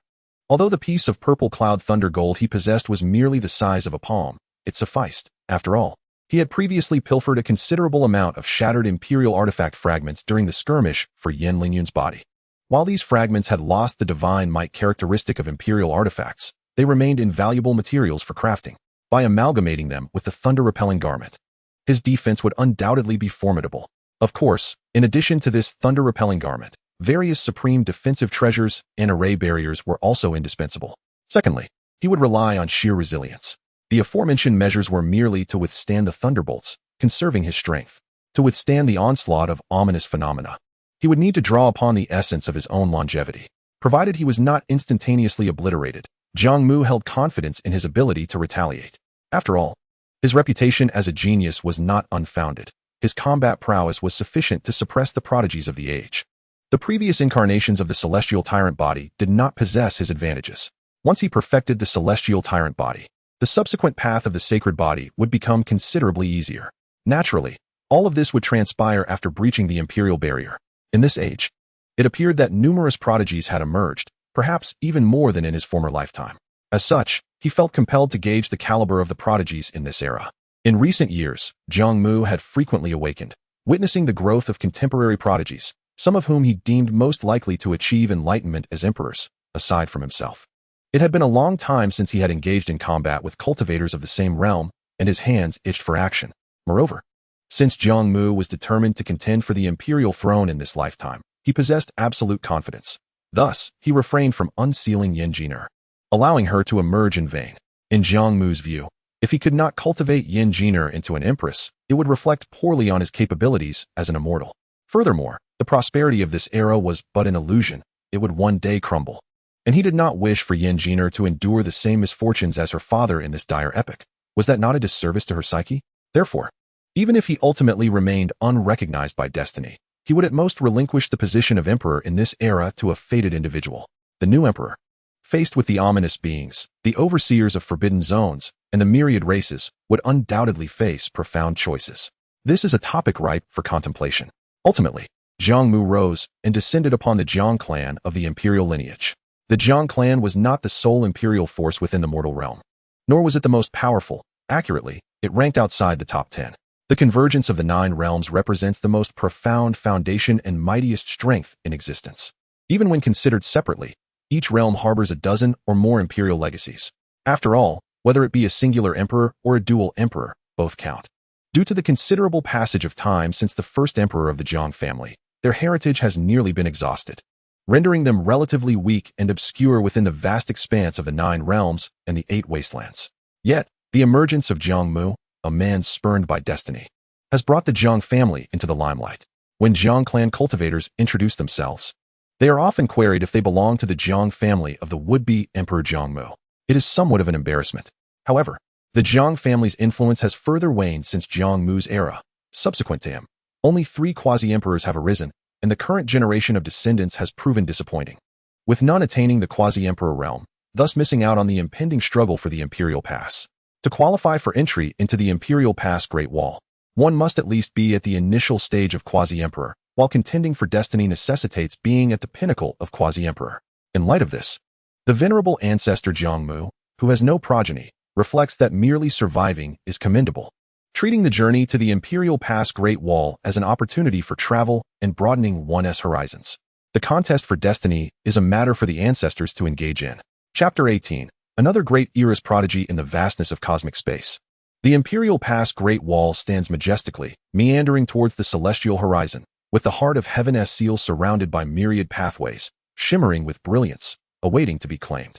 At this moment, The ancient celestial bodies outside the Imperial Pass are bustling with practitioners from various clans, as colossal starships traverse the starry expanse, celestial beasts pulling chariots, and streams of radiant light flowing incessantly, each exuding formidable energy. After all, those who have journeyed such distances are not mere mortals, but rather bearers of ancient legacies. The atmosphere is indeed vibrant. Many prodigies from myriad clans have rushed to the Imperial Pass the moment it appeared, eager to step within its confines. Yet, the true paragons of depth have yet to arrive. Those titanic forces that dominate the cosmic rivers have not made their entrance. While it is said that the first to obtain the Heart of Heaven's seal shall be entitled to transcend the tribulation and attain enlightenment, only a handful of cultivators who have previously emerged from the Imperial Pass are aware that many paths lie within, with the final path only unlocking after a period following the manifestation of the Imperial Pass. Those giants among the forces, well informed about this, await this moment eagerly. For those truly capable of reaching the end, the most formidable challenges lie ahead. The trials before them are inconsequential and can be swiftly navigated. Without such strength and resolve, how can one aspire to attain singular enlightenment? The Imperial Pass serves as the most impartial and equitable battleground for the pursuit of the Tao. The Heart of Heaven's seal is accessible only to those fated by destiny. No one else can approach it even by a fraction. As long as one can step into the Imperial Pass, regardless of their past identity, they possess the qualification to contend for that singular destiny. In this world, there are far too many prodigies, and you are scarcely noteworthy. For you, setting foot on the Imperial Pass Great Wall serves merely as an opportunity for enlightenment. Do not act recklessly, and should you encounter insurmountable obstacles, withdraw immediately. On one ancient celestial body, a quasi-emperor ancestor is elucidating the rules of the Imperial Pass Great Wall to the younger generation, who nod in understanding. Ancestor, you say that the first to obtain the Heart of Heaven's seal can attain enlightenment. Yet I came across an ancient text stating that the champion of the previous era's Imperial Pass, upon securing the Heart of Heaven's seal, failed to achieve emperorhood. What could be the reason for this? A young quasi-emperor inquires, drawing the curiosity of his peers toward the old man. You ask me, but from whom shall I seek answers? The elder retorts, recalling the singular figure from history, an individual who first claimed the Heart of Heaven's seal, yet could not even trigger the Thunder Tribulation. A solitary anomaly likely to remain an enigma. Such matters are destined to remain unsolved mysteries. After all, even the legendary Emperor Ling Tian from the previous era did not provide an explanation, making it all the more inscrutable for the world to comprehend. The elder quasi-emperor, eyes wide, adds, of course, I too have only heard of this from my elders. Asking me to explain is indeed a conundrum. At that moment, various intense fluctuations ripple through the starry sky, as enormous starships and powerful cultivators tear through space from all directions, descending upon this celestial realm. The true prodigies of mighty forces arrive almost simultaneously, captivating the attention of all present in this starry expanse. These prodigies have honed their skills to the utmost limit. Youthful and vigorous, each possesses a unique Tao rhythm, standing apart from the rest. They do not linger excessively, engaging in brief exchanges with their elders before making their way directly into the Imperial Pass. Look, it's the celestial maiden Ji Yufeng from the Supreme Force. The Jiling Yaoqixian sect. A remarkable woman catches the eye of the onlooking cultivators, draped in a flowing white gown. Her ethereal aura and breathtaking beauty seemingly untouched by the slightest dust. Ji Yufeng, hailing from the Jiling Yaoqixian sect, has gained considerable renown in recent years. She has been highly regarded by many as the woman most likely to attain enlightenment. Her rise marked by brilliance, and her unparalleled beauty has captivated many of her peers. She embodies the essence of both beauty and strength. Unfazed by the gazes of others, Ji Yufeng maintains a serene smile, her resolute gaze fixed upon the Imperial Pass ahead. With her appearance, numerous young quasi-emperors follow suit, entering the Imperial Pass alongside her. Taoist Ji, since we are old acquaintances, why not enter the pass together? A voice calls out, as a radiant figure adorned in resplendent attire rises from an ancient celestial body, pursuing Ji Yufeng into the Imperial Pass. This individual, the son of the holy land of Taishu in the Red Dust Realm, is reputed to possess formidable strength, with an unblemished descent that echoes the legacy of a certain illustrious figure. Whose legacy? One might wonder. It can only be Jiang Mu of the imperial lineage, the elder from the previous era. Such words are hardly new. It would be unfortunate if the Taishu Holy Land were to seek retribution, remarked one cultivator, well-versed in ancient texts, recalling that Jiang Mu had indeed faced no defeats in his prior life as a practitioner from the Red Dust Realm, ultimately becoming a tale for the ages. Following this, more prodigies deemed potential candidates for emperorship arrive in succession, stepping into the Imperial Pass. Among them is a striking young man with flowing red hair and crimson eyes, hailing from the divine Tianxian clan. His unique third eye on his forehead evokes envy among many cultivators, marking him as a prominent figure from the divine realm. Another towering, robust man exudes a fierce aura, his golden eyes intimidating to behold, a prodigy from the dragon realm, rumored to be a prince. As cultivators from various clans, demonic, ethereal, and celestial, arrive at the Imperial Pass Great Wall, a humble youth from the true demon realm enters quietly. Ba, it seems the monk has arrived at just the right moment. Lastly, a rotund monk, beads in hand and clad in robes, enters the Imperial Pass, radiating warmth and mirth. It can be said that from the realms of the myriad heavens, renowned prodigies from the 9 great realms and the 8 wastelands have gathered, drawing immense discussion regarding potential candidates for emperorship. Of course, this is merely the surface. In reality, numerous unknown cultivators have entered the Imperial Pass Great Wall discreetly, including prodigies from the last era and naturally gifted spirit beings. However, some ageless beings of great stature await the arrival of a specific individual, convinced that this person would not have entered the Imperial Pass Great Wall unnoticed. Look, the Jiang family starship from the Red Dust Realm has arrived. At this moment, a quasi-emperor calls out, capturing the attention of numerous cultivators. They behold a starship, approximately 100 meters in length, approaching from afar, its hull resonating with enchantments. And upon nearing the Imperial Pass Great Wall, it gradually comes to a halt, transitioning to a slow advance. Standing at the forefront of the starship, Jiang Mu gazed into the distance at the Imperial Gate, observing the prodigies of various races entering within. His eyes fell upon the lofty heavenly heart mark, his mind swirling with thoughts. After a span of over 20,000 years, Jiang Mu had returned once more. Chapter 19. The Ancient Path of the Imperial Gate. Inquiring the heart of the Emperor. The Jiang family of the Imperial clan, a topic oft discussed. In this moment, Jiang Mu, who had long been shrouded in silence, re-emerged into the public eye. The last occasion of his appearance was intertwined with the tale of the sovereign of the Forbidden Zone attempting to seize the physical body of the great Emperor Ling Tian. Since then, his whereabouts had remained a mystery, though many surmised he had chosen to seclude himself once again, for who could forget the dissatisfaction lingering in his heart? Yet, few cultivators in this world still recognized Jiang Mu's visage. Most had only heard tales of him, an exceptionally talented individual who, despite his inability to attain the status of emperor, had fought fiercely against the sovereigns of the Forbidden Zone, emerging unscathed. His narrative was widely recounted, rivaling that of the great Emperor Ling Tian. The Jiang family starship docked at a celestial body, where numerous ancestors of sacred grounds and esteemed sects approached to pay their respects, adopting a humble demeanor. However, Jiang Mu did not recognize any of them. Even among contemporaries, it was not surprising that he was unfamiliar with them, as he had devoted himself solely to cultivation. Having cultivated few friendships, those who might have known him well had long passed away, and few were inclined to cling to life. Thus, Jiang Mu merely nodded courteously and exchanged a few words with the younger generation of the Jiang family, before gradually making his way toward the Great Wall of the Imperial Gate. As he passed, cultivators stepped aside, bowing in deference. This was not a matter of cultivation level, but rather a gesture of respect, acknowledging Jiang Mu for reclaiming the body of the great Emperor Ling Tian, ensuring that a sovereign who had always cared for the people would not lie without a proper burial. The aura of Jiang Mu, the semi-emperor, became increasingly enigmatic. It was feared that with his prodigious talent, his cultivation would deepen further. Even among other semi-emperors, few could rival him, apart from the sovereigns of the Forbidden Zones. Some familiar with him gathered together, lamenting whether he could ascend to the status of emperor in this life. Such an unparalleled figure, if unable to become an emperor, would indeed be a great pity for the world. Many believe that had Jiang Mu been the one to ascend to emperor, he would have performed even better than the great Emperor Ling Tian, potentially averting the bloodshed among emperors. Of course, if Jiang Mu were to become an emperor in this life, he would not fall short of the great Emperor Ling Tian, and the world needed an emperor bold enough to confront the Forbidden Zones. Yet, human nature is inherently selfish. Many still hope their own descendants could attain the Tao. Upon entering the Imperial Gate, dozens of ancient paths branched forth, some connecting celestial bodies, others traversing realms. Each path was fraught with peril, filled with numerous tribulations, be it monstrous beasts of mountains and seas, traps of intricate mazes, or the fallen prodigies of past generations transformed into puppets of the great Tao. Moreover, conflicts might arise among cultivators traversing the same path.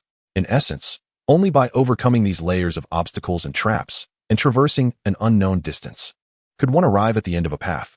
Yet, The journey's culmination was not the heavenly heart mark surrounded by myriad paths, but rather the final challenge of each path, inquiring the heart of the emperor. To inquire the heart of the emperor meant to engage in combat with the projection of the previous emperor, only by firmly securing one's own path and heart. And besting the projection of the former emperor, could one attain the recognition of destiny and become one of the fated. Within the Great Wall of the Imperial Gate, there existed 14 such paths. According to the rules, only one fated individual could emerge from each path. Should all paths yield a fated individual, there would be 14 in total. However, Jiang Mu believed not all ancient paths would give rise to a fated individual, as evidenced by the previous struggle at the Imperial Gate, where only 4 fated individuals successfully traversed the ancient paths. This highlighted the formidable nature of these paths. Among those 4, apart from Yan Lingyun, the other 2 recognized Jiang Mu and, knowing they had no chance even if they joined forces, chose to forfeit their fates, leaving only Yan Lingyun to be vanquished. While the contest of fate often intertwined with life and death, Jiang Mu was an exception. He had been so invincible in that life that none within the Imperial Gate could threaten his existence, allowing him to refrain from using lethal force, thereby granting Yan Lingyun the opportunity to ascend to emperor. Having succeeded the first time, he believed he could do so again. With an indomitable spirit, he embarked on another journey through the ancient paths. Regardless of whether it was the same path, Jiang Mu was confident he could reach the end once more. Thus, he randomly entered one of the ancient paths. When later cultivators learned which path Jiang Mu had chosen, they would undoubtedly opt for a different one. For challenging a senior who had already traversed an ancient path was akin to courting disaster. The Imperial Gate manifested in the world without a definitive timeline for its disappearance. Typically, it remained until a cultivator attained the status of emperor. Furthermore, due to the unique nature of the Great Tao, the outside world could not glimpse the events transpiring within the ancient paths of the Imperial Gate, only observing the final conflict for the heavenly heart mark. Consequently, any attempt to forcibly intervene in the battles of the fated was deemed impossible, at least historically so. Destiny was singular, and the struggle among emperors had always been fair. Thus, cultivators from all races could only await in silence, though not for long. Historically, a resolution would typically emerge within a span of decades to a century. On the 10th ancient path, Jiang Mu advanced with unwavering determination, surpassing numerous cultivators. Although this path differed from the one he had traversed previously, the crises encountered were largely similar. Yet, as Jiang Mu quickened his pace, the number of cultivators on this ancient path dwindled. After all, these perils were trivial for Jiang Mu, but exceedingly daunting for these young prodigies, leading to the bloodshed of many along the way. Even a semi-emperor could meet their demise with a single misstep. Jiang Mu moved swiftly, the laws of time clearing his path, encountering virtually no foes he could not defeat. However, he soon crossed paths with a certain cultivator, a figure enveloped in a tempest of demonic flames, ruthless in his approach. Not only did he obstruct the ancient path, but any cultivators who drew near faced the same fate, as he sought to refine their life essence for his own gain. This individual was a peak semi-emperor with a heavy heart for slaughter, and Jiang Mu recognized his lineage. This individual hailed from the True Demon Realm. The True Demon Realm, one of the 9 great domains, was known for its formidable strength, making the emergence of such a figure unsurprising. Jiang Mu, however, did not recognize this demonic cultivator, as he had never ventured into the True Demon Realm, which rarely engaged with the outside world. This was largely due to the True Demon Realm's congregation of demonic cultivators, many of whom were nefarious, resulting in a chaotic domain with little regulation, akin to a breeding ground for calamities, where fierce conflicts often birthed extraordinary talents. Observing the young semi-emperor's ruthlessness, Jiang Mu noted his refinement, as he stood his ground against contemporaries of equally ancient lineages, even gaining a slight advantage, nearly rivaling the prowess of Yan Lingyun from years past. He was indeed a noteworthy figure, yet with Jiang Mu present, he would likely find little opportunity to showcase his abilities. Jiang Mu smiled lightly, not overly concerned, and continued on his way. Meanwhile, the demonic cultivator had taken notice of Jiang Mu, perceiving the rich life force emanating from him. He deemed it advantageous for his own cultivation and thus chose to stealthily pursue him with malicious intent. However, with Jiang Mu's formidable spiritual sense, he was well aware of the demonic cultivator's intentions but chose to disregard it. Instead, reflecting on the earlier scene, it was no wonder he had once felt that some semi-emperors exuded a distinct aura, despite being of the same realm. The accumulation of time deepened their comprehension of the Tao, bringing them ever closer to the realm of emperors. At that moment, Jiang Mu gained enlightenment. Wielding a long spear of crimson hue, the essence of time coalescing at its tip, the spear seemed to pierce through the fabric of time itself as he thrust it. dispatching a peak semi-emperor's great Tao puppet that obstructed his path. Indeed, the longer one lived, the stronger one became. In his heart, he seemed to grasp something profound, perhaps due to his lack of self-imposed limitations and his relentless pursuit of cultivation. Unlike ordinary cultivators who must choose between the path of self-sealing and the divine source, he possessed the unique opportunity to pursue both. Even the most extraordinary prodigies are constrained by time and must eventually reach a standstill. Presently, Jiang Mu's time appears boundless. He may truly unlock an unparalleled path of enlightenment. Thus, he speculates that his current strength surpasses that of a peak quasi-emperor, yet remains inferior to that of a dominator without the ascension to the ultimate realm. However, he believes he could contend in a few exchanges. With his mind collected, Jiang Mu continued on his journey, paying no heed to the pursuer trailing behind him. Chapter 20. The second round's swift passage through the ancient path, seeking amusement. Jiang Mu forged ahead unimpeded, not intentionally seeking conflict, yet none could obstruct his advance. The purpose of the imperial path is to select the fated ones. While the journey may be arduous, it would not far exceed the combat prowess of a peak quasi-emperor, as there exists a threshold beyond which few cultivators can traverse. Due to the inherent randomness of the ancient path, some may lack supreme prodigies, while others may witness a congregation of talents, inevitably leading to fierce battles. Upon reaching the end of the ancient path, they would discover that only one fated individual can emerge from it. Whoever first engages with the heart of the Tao shall be deemed the chosen one, while the rest shall no longer encounter the heart of the Tao. For Jiang Mu, this path posed no such dilemma. Although he arrived last, he swiftly surpassed all cultivators, advancing at an astonishing pace, with no figures before him. Well, if they wish to follow, let them. Perhaps it might alleviate their fatigue. Jiang Mu was somewhat astonished that the pursuer behind him could keep pace. This individual was astute. Realizing that following Jiang Mu would spare them numerous detours, potentially allowing them to glean some benefits at the end, Jiang Mu harbored absolute confidence in his own strength and felt no fear of the shadow trailing him. 3 years later, Jiang Mu arrived at a grand and ancient bronze corridor, imbued with a weighty atmosphere. This corridor was expansive and towering, its copper walls adorned with myriad cryptic and archaic runes, with traces of dark liquid splattered about, exuding a chilling aura of death.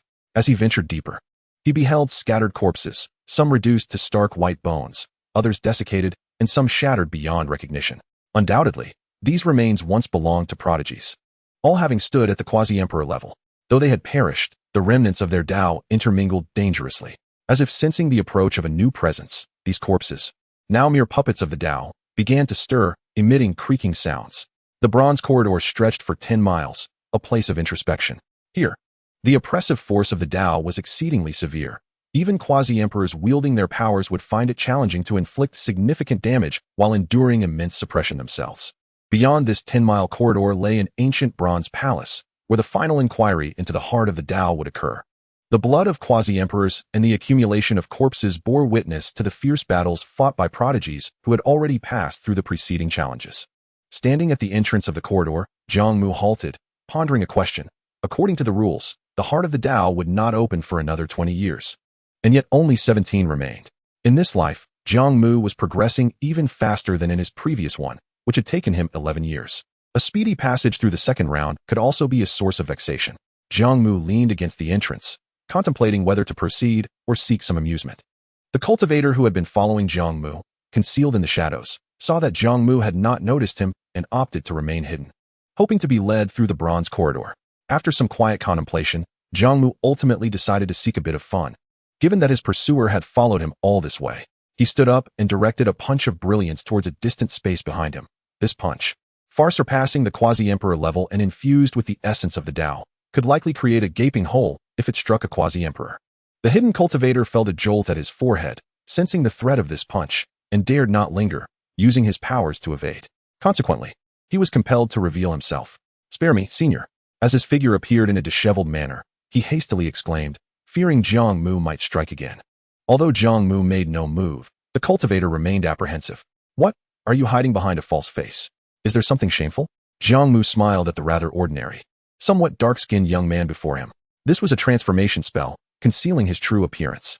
The demon cultivator was taken aback. He had not anticipated being discovered by Jiang Mu, nor that his disguise would be seen through so easily. This was his signature technique. Though he had witnessed Jiang Mu's prowess along their journey, he believed he could achieve similar feats, albeit with greater effort. However, He now realized that Jiang Mu was even more formidable than he had imagined, forcing the demon cultivator to concede. Senior, you exaggerate. In this world, one must tread carefully, as there are many enemies. The demon cultivator forced a smile, revealing his true form. Jiang Mu took a moment to assess him and was momentarily stunned. Unlike other world-class prodigies who were either stunningly handsome or horrifically disfigured, this demon cultivator, despite being at the peak of quasi-emperor, seemed indifferent to his appearance, even bordering on unattractive. Quite ugly, yet sufficiently low-key, Jiang Mu commented before inquiring. You hail from the true demon realm. What is your name? Realizing he could not lie anymore, the demon cultivator responded, I am called Ji Bixing. Ji Bixing? I have not heard of you. Riding on the coattails of others must be quite pleasant, Jiang Mu chuckled. Ji Bixing quickly waved his hands. No. Now it's my turn to enjoy myself. You shall lead the way for me. Should those Dao puppets lay a finger on me, my spear has been longing for action. Jiang Mu casually produced a blood-red spear from his inner world. Ji Bixing was well aware of the spear's might, having witnessed Jiang Mu clear a path with it, dispatching quasi-emperor puppets with ease. His expression turned grim. Was this not an undue burden? His gaze flickered as he pondered his options. Not willing. Jiang Mu's imposing aura surged towards Ji Bixing, causing him to tremble and repeatedly bow. I will do it. I will do it. The overwhelming pressure compelled Ji Bixing to comply. Having navigated the true demon realm for 2 millennia and reached the pinnacle, he had slain countless quasi-emperors from sacred lands and major sects, yet none had instilled such a sense of oppression in him. He was vexed. Who was this Jiang Mu? And why was he so extraordinarily powerful? Was this truly the quasi-emperor realm? Initially, he had intended to leverage Jiang Mu and then eliminate him.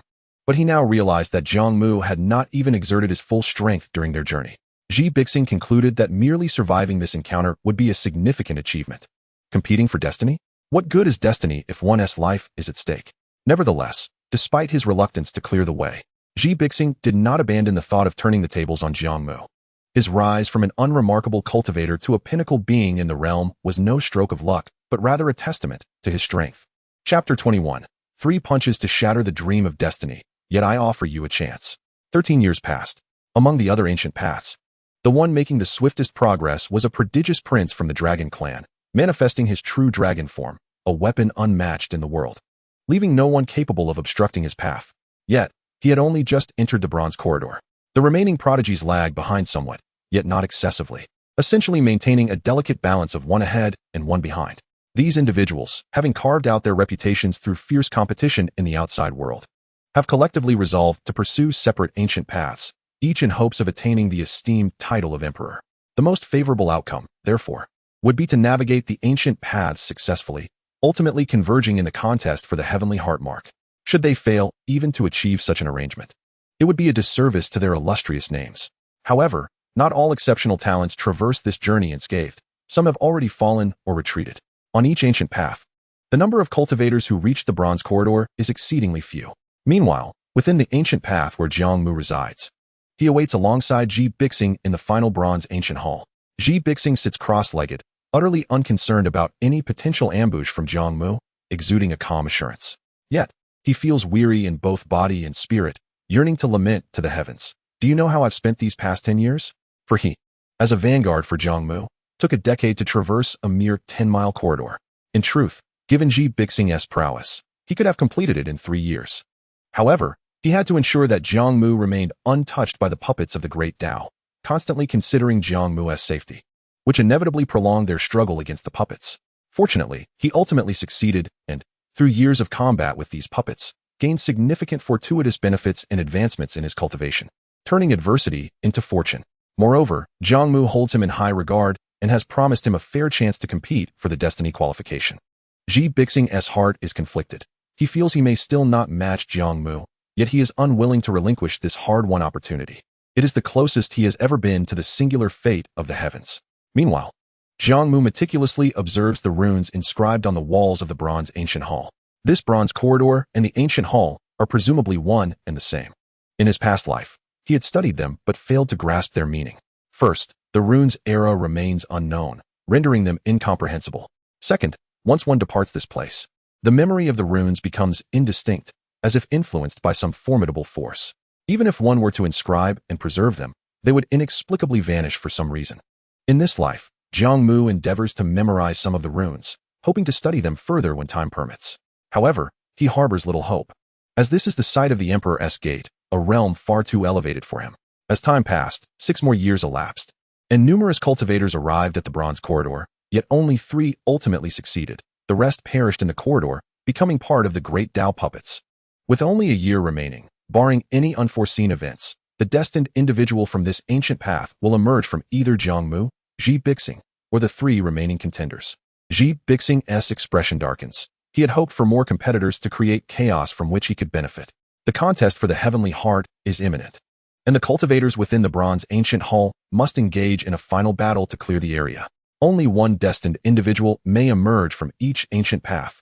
Should the time elapse, those remaining in the Bronze Ancient Hall will simultaneously inquire about the Heavenly Heart, at which point the victor will be determined by their speed of passage. Hence, throughout history, prodigies undergoing the trials of the ancient paths have never allowed others to remain in the Bronze Ancient Hall alongside themselves. A confrontation becomes inevitable, yet such a confrontation need not result in death, as one may also choose to withdraw early. However, among the myriad races in the world, how many can reach this juncture? And who would willingly concede? Everyone believes themselves to be superior to others. This is a moment worth wagering one's life upon. The time draws near. One day, Jiang Mu, who had been meditating with his eyes closed, suddenly opened them. He surmised that the other ancient paths had likely already descended into a frenzy of bloodshed, and it was time for action. Jiang Mu's gaze swept across the individuals seated in the ancient hall, and he waved dismissively at the other 3. You are too weak. Depart on your own accord. The 3 prodigies, having entered the Emperor's Gate earlier, were utterly oblivious to Jiang Mu's identity. Thus, exchanging glances, one of them scoffed, "What audacity! Though you entered before us, it does not mean you surpass us in strength. To think mere words could persuade us to abandon our quest for destiny is nothing short of a jest. Spare us your nonsense. My imperial clan, the Wang family, is not composed of weaklings. If we must die, so be it." With this, the 3 young near emperors reached an unspoken agreement. Seemingly sensing the danger Jiang Mu posed, they decided to eliminate him first, then Xi Bixing, and ultimately compete among themselves. In the blink of an eye, the 3 erupted into action, unleashing their respective great Tao divine abilities upon Jiang Mu without holding back in the slightest. Sighing softly, Jiang Mu lamented, "And this is not even the final contest for the Emperor. How enticing it all seems." The cultivation world harbors an almost obsessive fixation on the singularity of destiny. Thus, he could hardly be blamed for retaliating. A shadow of gray-white flickered in Jiang Mu's eyes as he threw a powerful punch, transcending the temporal fabric of this space, reverting to the moment before. With a single strike, he shattered the formidable Tao laws of the 3 young near emperors from afar. 3 distinct sounds of impact echoed, and the 3 fell, bloodied and unconscious. Jiang Mu waved his sleeve, and the trio was unceremoniously ejected from the pitch-black exit of the Bronze Ancient Hall. What sorcery is this? Xi Bixing found himself unnerved, beads of sweat forming as he swallowed hard.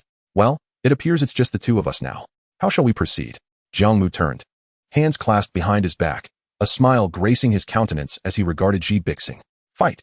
I can't even discern how to initiate an attack, Xi Bixing thought, feeling as though he were confronting a mere child, having easily subdued 3 near emperors. In that moment, he felt as if he had consumed 1,000 pounds of excrement. His heart felt heavy. He once again recognized the chasm between himself and Jiang Mu. "Sigh, I concede." Xi Bixing hesitated, though he yearned for the title of emperor. He understood that battling Jiang Mu was akin to a mayfly attempting to shake a tree. Jiang Mu was far too enigmatic. Ultimately, Xi Bixing exhaled deeply. In the face of absolute power, every ploy seems laughable. He lamented his misfortune in encountering such an unparalleled prodigy, resigning himself to the fate of sealing his divine source like his predecessors. But why had he never heard of such a monstrous talent as Jiang Mu? "Senior, what is your name, and where do you hail from?" Xi Bixing could not help but inquire, curious to discern the identity of the formidable figure before him. "You will come to know in due time, but not just yet," Jiang Mu replied, moving closer to sit beside Xi Bixing, inadvertently guiding his thoughts with his spiritual essence.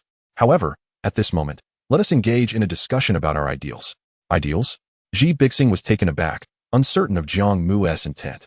Yet, an inexplicable surge of indignation welled within him as he declared, "The ideal, of course, is to attain the path of the Emperor." And then, Jiang Mu prompted, "Then, vengeance.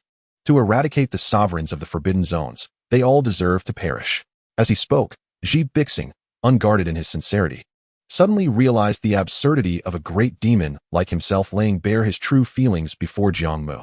No, something was amiss. He quickly lifted his gaze to Jiang Mu. a cold sweat breaking out as he realized he had unwittingly fallen into Jiang Mu's manipulation. With a perplexed expression, he questioned Jiang Mu, "With your presence, I can hardly pass the ancient path. Am I not merely dreaming in broad daylight?" Jiang Mu did not respond directly to the inquiry, but retracted his spiritual essence, remarking, "You possess quite a bit of skill to have discerned my subtle manipulations. However, there is no need for concern. I harbor no ill will towards you. I merely wish to offer you a fair opportunity to jointly pursue the heart of the Emperor's path. Whoever succeeds shall claim it as their own." Ji Bixing, perplexed, inquired, "Why?" Jiang Mu replied indifferently, "Whether demon or fiend, this world yearns for an emperor bold enough to wage war against the forbidden zones. Can you enlighten me as to why you are so fixated on this? Do you harbor hatred towards them?" "Indeed," he responded. "One of my old friends perished at their hands." Chapter 22. Pure Hatred, the most suitable candidate for an emperor. In truth, I am not a native of the true demon realm, but rather a human from a minor star domain, a place that perhaps even the elders of that realm have never heard of. Under Jiang Mu's gentle coaxing, Ji Bixing unveiled his origins and the reasons for his profound loathing of the sovereign of the Forbidden Zone. As a quasi-emperor of the true demon realm, he had traversed a path of brutal slaughter to arrive at his current station, demonstrating a keen intellect and innate wisdom. Though his time spent with Jiang Mu was brief, he discerned that Jiang Mu was not a bloodthirsty individual and possessed a kind heart. Take, for instance, the three prodigies from the myriad races. Jiang Mu could have easily slain them, but chose instead to escort them out of the ancient bronze hall. Had Ji Bixing faced them himself, the moment they decided to strike, their fates would have been sealed. Such is the nature of the struggle for the Tao. All who stand in his way are enemies. Hence, Ji Bixing perceived Jiang Mu as somewhat extraordinary, suspecting he might not belong to this era. Furthermore, if Jiang Mu had intended to kill him, he would have acted long ago, sparing him this lengthy discourse. After some contemplation, Ji Bixing resolved to cherish this opportunity to pursue the heart of the Emperor's path. What if, just perhaps, he could surpass Jiang Mu? In that case, he would be but a single step away from the throne of the Emperor. Thus, Ji Bixing chose not to fabricate lies. Compared to other illustrious prodigies of the realm, his background was rather mundane. Trading this ordinary tale for a chance to attain the Emperor's position was, after all, a commendable choice. As Ji Bixing recounted his narrative, the tale of a great demon's rise unfolded. Over 3 millennia ago, he was but a direct descendant of a family in an inconspicuous star domain among countless realms.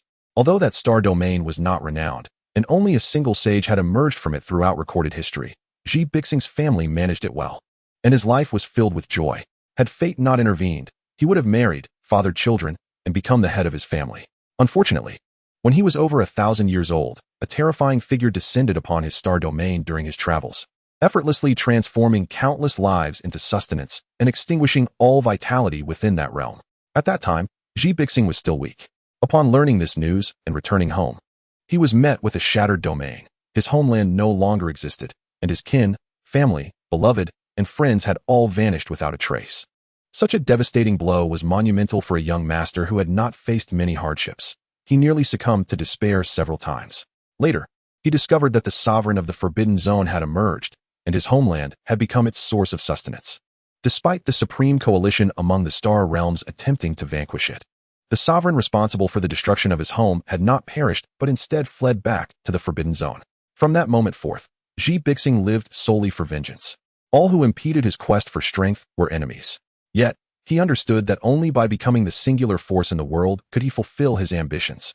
Thus, he entered the true demon realm, rumored to be the most brutal battleground of all, where countless perilous cultivation methods existed. Treading cautiously, he navigated this treacherous path. Though he had attained mastery of the demonic path, he rarely revealed himself in the world, instead garnering a certain reputation within the true demon realm. Having shared his story, Ji Bixing, tempered by time, exhibited a calm demeanor, yet an undercurrent of fury simmered in his eyes. Originally, had he had the chance to compete, should he perish along the way, he would bear no resentment. After all, without becoming the singular force, he had no right to seek revenge. Yet, he never anticipated encountering a senior who left him without rebuttal, forcing him to seal himself away for the next great era in pursuit of opportunity. This life, he resolved, would be devoted solely to this endeavor.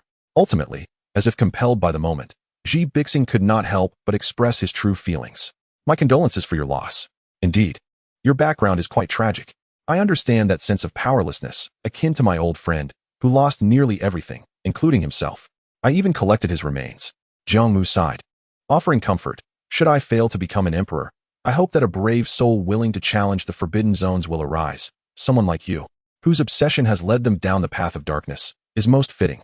Xi Bixing, propelled by his unadulterated hatred towards the sovereign of the forbidden zones, embarked upon a divergent path of cultivation. This was his Tao.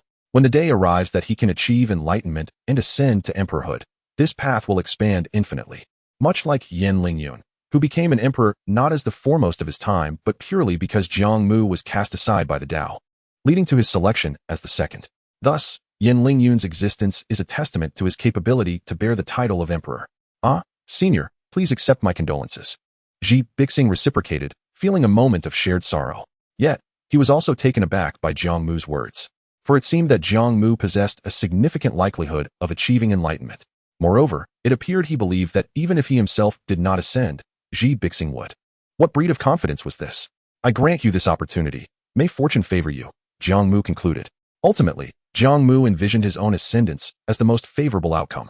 If he were to become an emperor, he would naturally suppress all adversaries. However, due to the rejection of fate, he was uncertain of his chances and thus earmarked Xi Bixing as a contingency.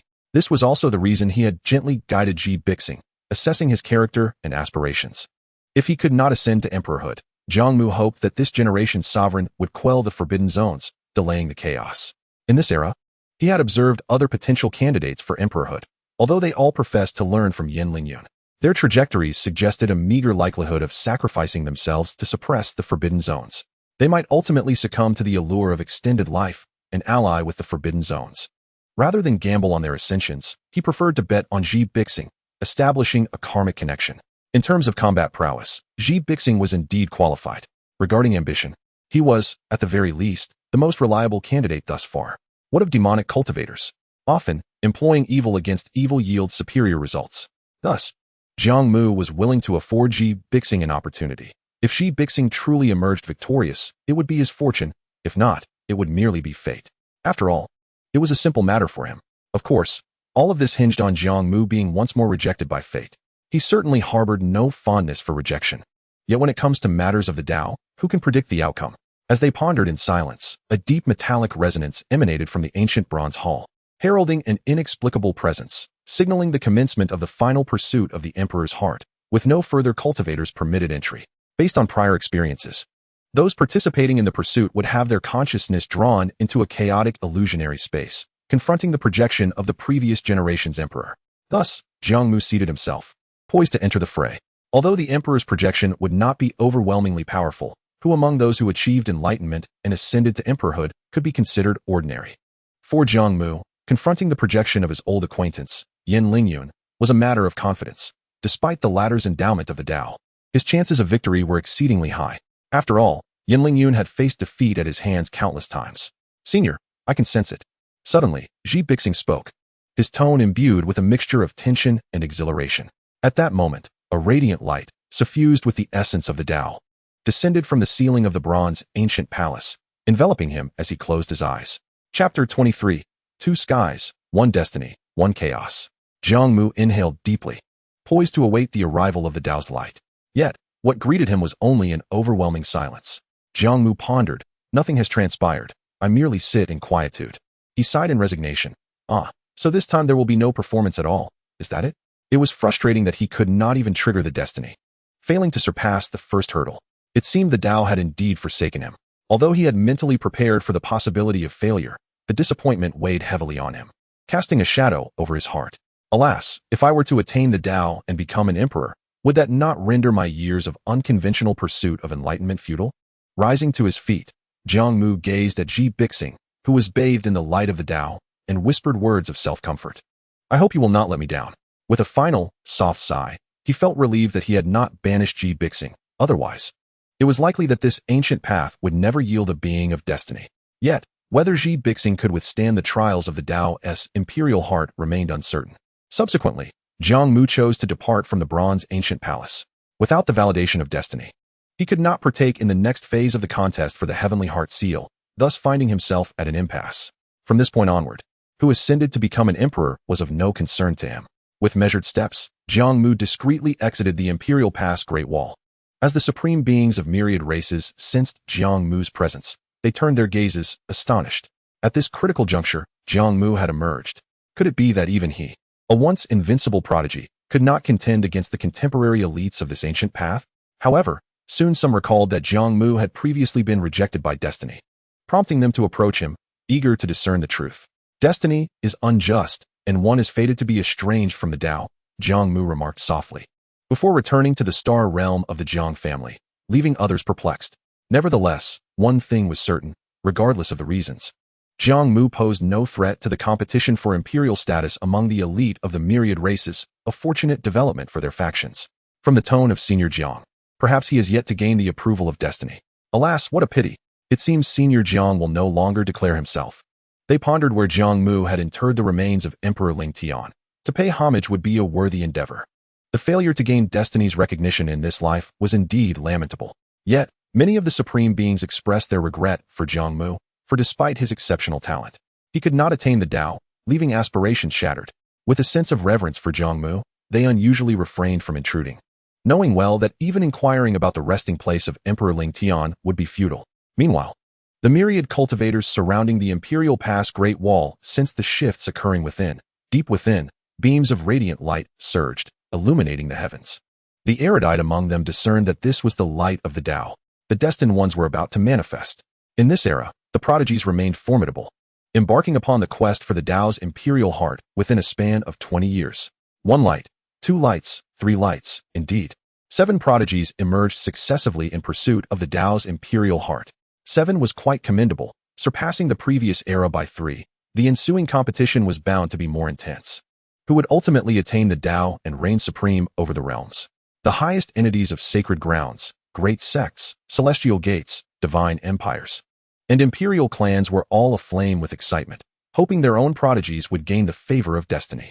Yet, with countless legacies in the world, and only 7 beams of Tao light, it was evident that many prodigies remained ensconced within the ancient path of the Imperial Pass, perhaps already at rest, eliciting a sense of melancholy.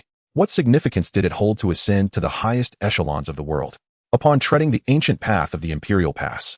Even those on the brink of becoming emperors would shed blood. However, as most eyes focused on the Imperial Pass Great Wall, the rulers of certain forbidden zones stirred restlessly. Having chosen to expose themselves to the world, they were keenly observing the developments at the Imperial Pass from afar. The emergence of an emperor in this era was imminent. All they could do was bide their time. The youthful emperor, brimming with vigor, would be difficult to surpass, necessitating continued patience. Not all emperors were as obstinate as the previous era's Ling Tian. Paths diverged, and emperors varied. Whether it heralded good or ill days remained uncertain.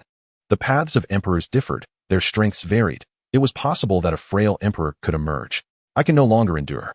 The era of emperors must suffer for tens of thousands of years. Rather, let us seize a wave of lives now. I refuse to believe that the current emperor dares to tread into forbidden zones, murmured the rulers of the forbidden zones, engaging in hushed exchanges. Although they could not influence the emergence of the emperor, the temperament and strength of the emperor determined whether it would bode well or ill for them. After all, throughout the tides of history, some emperors, ancient sovereigns, were inherently nefarious, treating the living as mere playthings. However, many of the rulers of forbidden zones had little time remaining. Should they fail to reap, they would not require the emperor's intervention, for they themselves would dissolve into the Tao. Thus, they resolved to take advantage of the myriad races' attention on the emergence of the Imperial Pass to reap a bounty before retreating into the forbidden zones. For no matter how formidable the contemporary emperor, they would not dare to delve too deeply. Once invincible, they might have weakened due to severing their destinies. Yet they were acutely aware of the terror of the forbidden zones. One that harbored dozens of dormant rulers was not something any emperor would dare to extinguish at will. Even Ling Tian from the previous era, expending the combined might of 3 emperors, could not obliterate the Star Isle Sea, allowing one ruler to survive. To confront an emperor, or even several, was a formidable task. However, the rulers of the forbidden zones were cautious of their own lives. Thus few were willing to stand against the emperor directly. Of course, these rulers dared only to reap the lives of beings in the border regions, primarily within the myriad star realms. The lives from the 9 realms and 8 desolations were undoubtedly more valuable, yet their foundations were also stronger, rendering it unwise to engage in futile struggles. Consequently, a calamity emerged, devastating a significant portion of the myriad star realms, as over a dozen rulers simultaneously acted, reaping the lives of countless beings, transforming vibrant stars into desolate voids, and devouring entire realms of hidden worlds. The presence of the rulers of forbidden zones was too distinctive, quickly drawing the attention of the supreme beings of the myriad races. Over a dozen rulers had simultaneously emerged. In an instant, this news spread. The simultaneous emergence of so many rulers. Did it signify a desire to annihilate all races? The foremost powers within the myriad star realms stood ready, while the highest beings of the 9 realms and 8 desolations cast watchful gazes. These rulers traversed numerous minor star realms, swiftly reaping lives, coldly extinguishing one after another. In that moment, death, fear, pleas, prayers, and despair filled hundreds of thousands of star realms. Yet, these rulers did not set foot in the larger star realms, remaining distanced from the 9 realms and 8 desolations, seemingly intent on avoiding confrontation. The highest beings swiftly grasped the intent of the rulers of forbidden zones. Their message was clear: we will partake of a modest feast, avoiding your domain, so long as you do not provoke us. The premier sacred sites, great clans, celestial gates, immortal imperial families, and divine nations fell silent, merely standing guard against the rulers of forbidden zones. As long as they did not cross their internal thresholds, no action was taken. The cost of confronting the sovereign of the forbidden zones is exorbitant, and no supreme power wishes to face the peril of annihilation. Yet, the vastness of the celestial realms seems to suggest that perhaps allowing the adversary a mere taste of victory might not be entirely unfeasible. Nevertheless, countless beings residing within this star domain are engulfed in despair, as they await a salvation that will never arrive and find themselves unable to escape. They cry out in anguish, invoking the name of the celestial emperor, yearning for his return to deliver them from their plight. Alas, once fallen, one remains irrevocably lost. With no chance of resurrection, no voice heeds the calls of the suffering. Chapter 24, Jiang Mu's Escape, the final contest for the emperor's throne. When this news reached the depths of the cosmos, particularly the imperial Great Wall, it ignited a tremendous uproar. Many exalted cultivators were taken aback, realizing that the sovereigns of the forbidden zones would dare to instigate chaos at the brink of a new emperor's emergence. It appears their time is indeed running short. Should they wait for the emperor's arrival, prolonging their existence would become even more arduous. However, those exalted beings who remained at home did not act rashly. Those venturing beyond certainly would not let momentary anger drive them to confront the sovereigns of the forbidden zones. For there were dozens of these formidable entities, each nearing their own demise. Moreover, the vicinity of the imperial Great Wall was remarkably secure, with no cause for concern regarding the descent of the forbidden zone sovereigns. When the emperor finally rises, he will undoubtedly seek justice for the perished beings of myriad races. In the interim, the cultivators of various races were left in a state of uproar, triggering a significant commotion beneath the stars surrounding the imperial Great Wall. Yet, those cultivators who had suffered the wrath of the sovereigns could no longer remain idle. They had merely ventured out to witness this rare grand ceremony, only to find their homes obliterated. Although these lesser star domains had not produced a quasi-emperor in tens of thousands of years, they still had some sages, even several at the great sage level. Upon hearing that their homeland was facing utter devastation while the foremost powers of the world stood by, indifferent to their plight, they felt an acute sense of urgency and indignation. Many even knelt before the abodes of these top-tier powers, pleading for assistance. Sages, endowed with the laws of existence, were indeed invincible among lesser star domains. A single punch could shatter a star, a mere strand of hair could weigh down the heavens. And they could even transform into small worlds, nurturing countless lives, revered by many as supreme beings. Yet now, they found themselves in a position of subservience. This exemplifies the vastness of the world. The imperial Great Wall had gathered too many exalted beings, rendering the sages insignificant. However, the majority of the exalted remained unresponsive, feigning ignorance. Those who had transcended to the level of sage, grasping a fragment of the laws, surely understood the overwhelming might of the forbidden zone sovereigns, especially in their multitude. For a single sovereign to crush a quasi-emperor is akin to squashing an insignificant insect. To confront them would be tantamount to seeking death. I empathize with your sentiments. Grieve not for the fallen, for when the emperor emerges, justice will surely be served for the departed souls. Indeed, the sovereigns of the forbidden zones are beyond our capacity to contend with. They were once the invincible rulers of an era, and only an emperor of equal might can stand against them. There exists but one instance in which a quasi-emperor engaged in combat with a sovereign, that being the esteemed Jiang Mu, a contemporary of the celestial emperor, yet he merely survived and could not challenge the sovereigns. A response did come from one of the great sacred sects, with the first to speak being the Taishu sacred land, advising these cultivators to refrain from returning, as it would be akin to courting death. Instead, They suggested living well and perhaps witnessing the day when the emperor would seek justice for the common folk. It must be said that the deceased were not their kin. Otherwise, they would be more anxious than anyone. However, upon hearing this, the cultivators realized that seeking refuge among the top powers was futile, and thus turned their attention toward Jiang Mu. After all, Jiang Mu's emergence had caused quite a stir, and many ancient texts indeed recorded his battles against the sovereign of the Holy Emperor, prompting a desperate search for aid. Meanwhile, Jiang Mu, monitoring the situation outside, furrowed his brow in frustration, cursing under his breath. These sacred sects were indeed creating trouble for him. He had survived the skirmishes with the sovereigns solely through a modicum of skill and prowess. Even if he were to employ the same tactics, facing a single sovereign might be manageable, yet confronting multiple sovereigns would result in his swift obliteration. After all, he is not an emperor. Refusing assistance would compromise his own dignity. Thus Jiang Mu resolved to flee. Quick, prepare the starship. Jiang Mu dashed to the control room, urging the younger members of the Jiang clan to initiate the launch. Why, ancestor, are we not attending the ceremony? Enough with the chatter. Some cultivators are treating me as if I were an emperor, sending me off to my doom. At once, the starship powered up and began its spatial leap.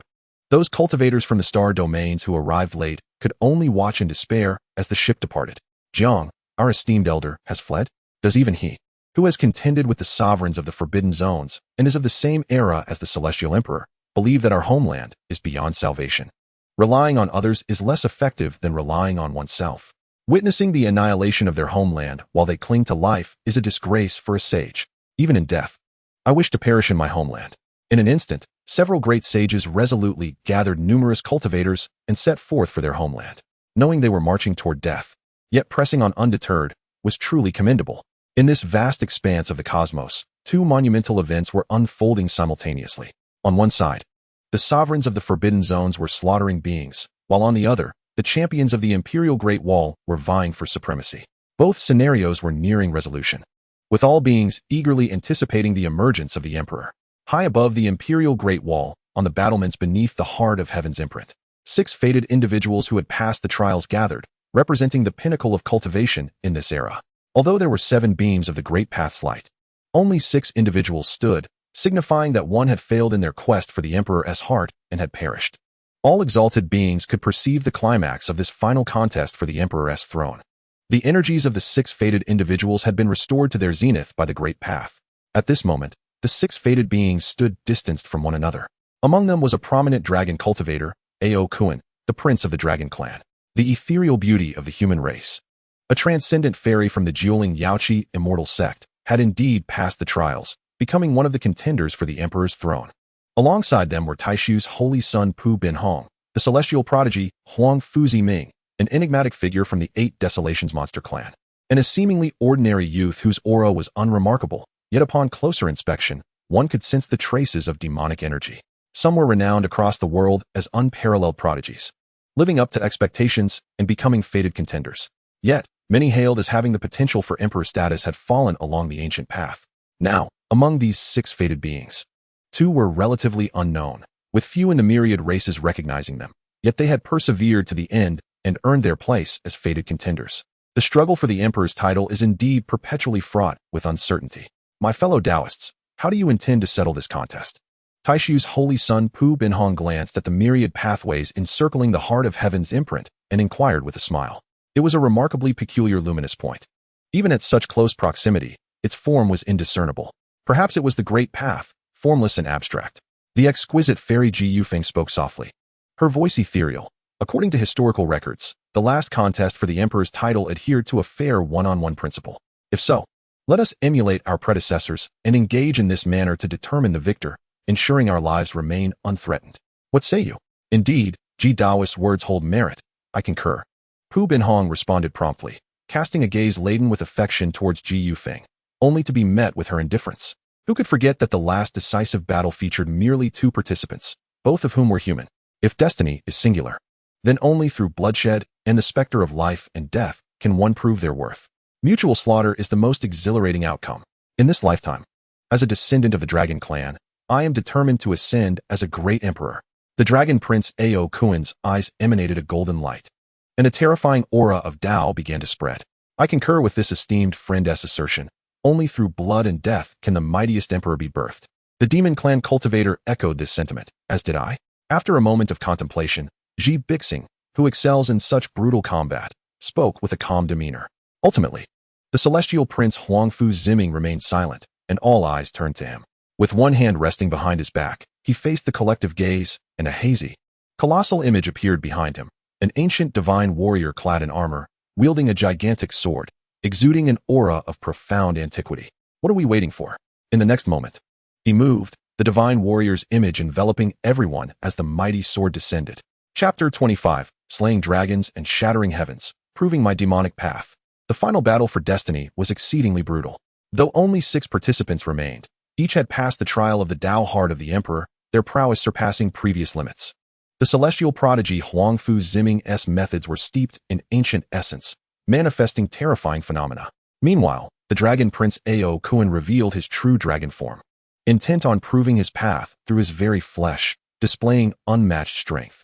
The highly anticipated saint of the void, Pu Binhong, wielding a sacred sword, emanated a chilling intent of slaughter that illuminated the skies, having reached a divinely inspired level of prowess.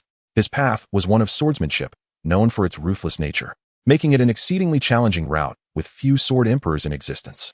However, once he attained the imperial throne, his combat strength would inherently surpass that of other emperors. Conversely, the remaining 3 appeared considerably weaker, with one youth shrouded in demonic energy lacking any accompanying phenomena, appearing utterly mundane. Yet, despite numerous battles, he remained undefeated, never once being eliminated. This brutal melee persisted for an extended period, with ominous phenomena hovering above, intensifying the anxiety among the myriad beings watching. The outcome was uncertain, as the fate of the destined ones was not dependent on the strength of any single participant. Until the moment of transcending the Emperor's tribulation commenced, all possibilities remained. Who shall claim the imperial throne in this lifetime? The 6 destined ones engaged in combat, while simultaneously drawing closer to the heart of heaven imprint. Yet they hindered and clashed with one another, unable to approach the imprint even slightly. Eventually, the first spilled blood in the celestial expanse was that of a prodigy from the demon clan, his form ravaged amidst the chaos. Ambushed by a demonic cultivator who unleashed a pitch-black tower that swallowed him whole, accompanied by his agonized screams, ultimately leading to his demise. Such vile tactics are unforgivable. Should this individual ascend as an emperor, would the myriad clans still hold any hope? He would be an existence more fearsome than the rulers of the Forbidden Zones. Such despicable methods. Could this be a prodigy from the true demon realm? Indeed, one's environment breeds its cultivators. The exalted beings observing the contest for the imperial throne voiced their outrage, particularly the demon clan's exalted, who were deeply pained to witness their prodigy's plight. Conversely, the exalted from the true demon realm reveled in schadenfreude, believing no demonic cultivator could vie for the imperial title this time. If a demonic emperor were to emerge, the true demon realm, long scorned and deemed the refuse of the cultivation world, would finally stand proud. Deep within the imperial stronghold, the slaughter continued. However, Ji Bixing, having ambushed and eliminated a destined one, drew the vigilance of the remaining participants, who began to treat him with caution. In a contest where raw strength prevailed, how could one resort to ambush? He was met with severe repercussions, blood spilling as he fell back, seemingly lifeless. Exalted beings cheered in delight, proclaiming that such underhanded tactics, even if leading to imperial ascension, would forever be met with scorn. Oh, has he begun to feign death? Jiang Mu, having distanced himself significantly, continued to observe the contest for the throne with potent divine consciousness, and upon witnessing Ji Bixing's actions, felt a wave of darkness wash over him. Clearly, Ji Bixing's feigned death technique was formidable, as the other destined ones remained oblivious, engrossed in their own battles. Only beings of Jiang Mu's caliber could glimpse the underlying truths. Yet, aside from those rulers of forbidden zones, how many could truly see? Moreover, Jiang Mu was aware of Ji Bixing's strength. He knew he would sustain injuries, but would not easily perish. Nevertheless, the other prodigies fought fiercely, their powers closely matched. Who would ultimately ascend as emperor in this lifetime? As the celestial prodigy Ji Yufeng faced defeat, poised to be decapitated by Huangfu Ziming's manifestation, Pu Binhong intervened, rescuing her. However, Pu Binhong found himself ensnared by the dragon prince Ao Kuan's true dragon form, caught between 2 formidable forces, resulting in his sacred sword being cast aside and his sword intent shattered, both he and Ji Yufeng being flung backward. Fate belongs to you, destined ones. We concede. Ignoring his wounds, Pu Binhong embraced Ji Yufeng, shouting as they swiftly retreated from the battlefield, the sense of destiny automatically severing. Thus, Only a duel between two remained. Alas, what a folly! Which mentor raised such a reckless saint? The path to greatness lay before him, yet he forsook it for the sake of romantic entanglements. How tragic! Good heavens! Have I, in my self-imposed seclusion, become outdated? Is this truly a contest for the emperor's throne? Witnessing this scene, the exalted from the saintly void were incensed, vocally chastising his lack of ambition. The exalted from other clans also murmured, acknowledging that according to Pu Binhong's strength, he was indeed qualified to contend for the ultimate imperial title, yet his reckless act to save Ji Yufeng was unexpected. Such behavior was utterly foolish. Yet, one could not entirely blame him. Ji Yufeng was the most beautiful maiden of the age, and Pu Binhong had known her since childhood. Could any of us withstand such a trial? The contest for the emperor's title seemed on the verge of resolution. Ao Kuan and Huang Fu Ziming instinctively ceased their hostilities, gazing at one another, both brimming with indescribable excitement. One of them was destined to become the emperor of this realm. Just as their battle intent surged, ready to reach a conclusion, a figure suddenly surged from below, accompanied by a 9-layered black tower swirling with dark energy, and a black crescent moon, dark as ink, exuding an eerie glow, crimson light seeping from its edges, an enigmatic silhouette flowing within. Slaying dragons and shattering heavens, I shall prove my demonic path. Ji Bixing's bloodshot eyes brimmed with determination. His lifelong pursuit lay before him, worth risking everything. Boom! An even more tumultuous battle erupted, as Ji Bixing faced two adversaries. Shattering divine warrior manifestations, tearing through golden dragon scales, with demonic flames and murderous intent surging, seemingly resonating with the heart of heaven imprint. Ao Kuan and Huang Fu Ziming grew weaker with each clash, while Ji Bixing only grew stronger. The crescent moon behind him seemed capable of devouring all, expanding ever larger. How could this be? Ao Kuan's body was shattered by the black tower, his flesh consumed entirely, ultimately meeting his demise as Ji Bixing seized his dragon horn and severed his massive head. You are a demon. How can you ascend as emperor? Huang Fu Ziming's manifestation shattered, crashing down upon the imperial stronghold, his essence nearly extinguished, blood vitality drained as he gazed at Ji Bixing, who drew ever closer to the heart of heaven imprint. Consumed by unwillingness as he transformed into a Tao, Ji Bixing, like a mad demon, reached out for the heart of heaven imprint, which seemed to sense him, hovering above his head and descending myriad laws. In an instant, Ji Bixing's injuries healed, returning him to his peak. Meanwhile, the aura of the great path began to shift, as terrifying thunderclouds gathered, various divine thunders roiling within, obscuring the imperial fortress. This expanse of starry sky was destined to become the battleground for the emperor's tribulation. To everyone's astonishment, he emerged as the sole survivor. This individual was exceedingly cunning. How could he, in such a manner, earn the recognition of the great path? This nameless youth was indeed formidable, having already slain 2 destined ones. A demon emperor was on the verge of being born. What manner of creature had the true demon realm nurtured?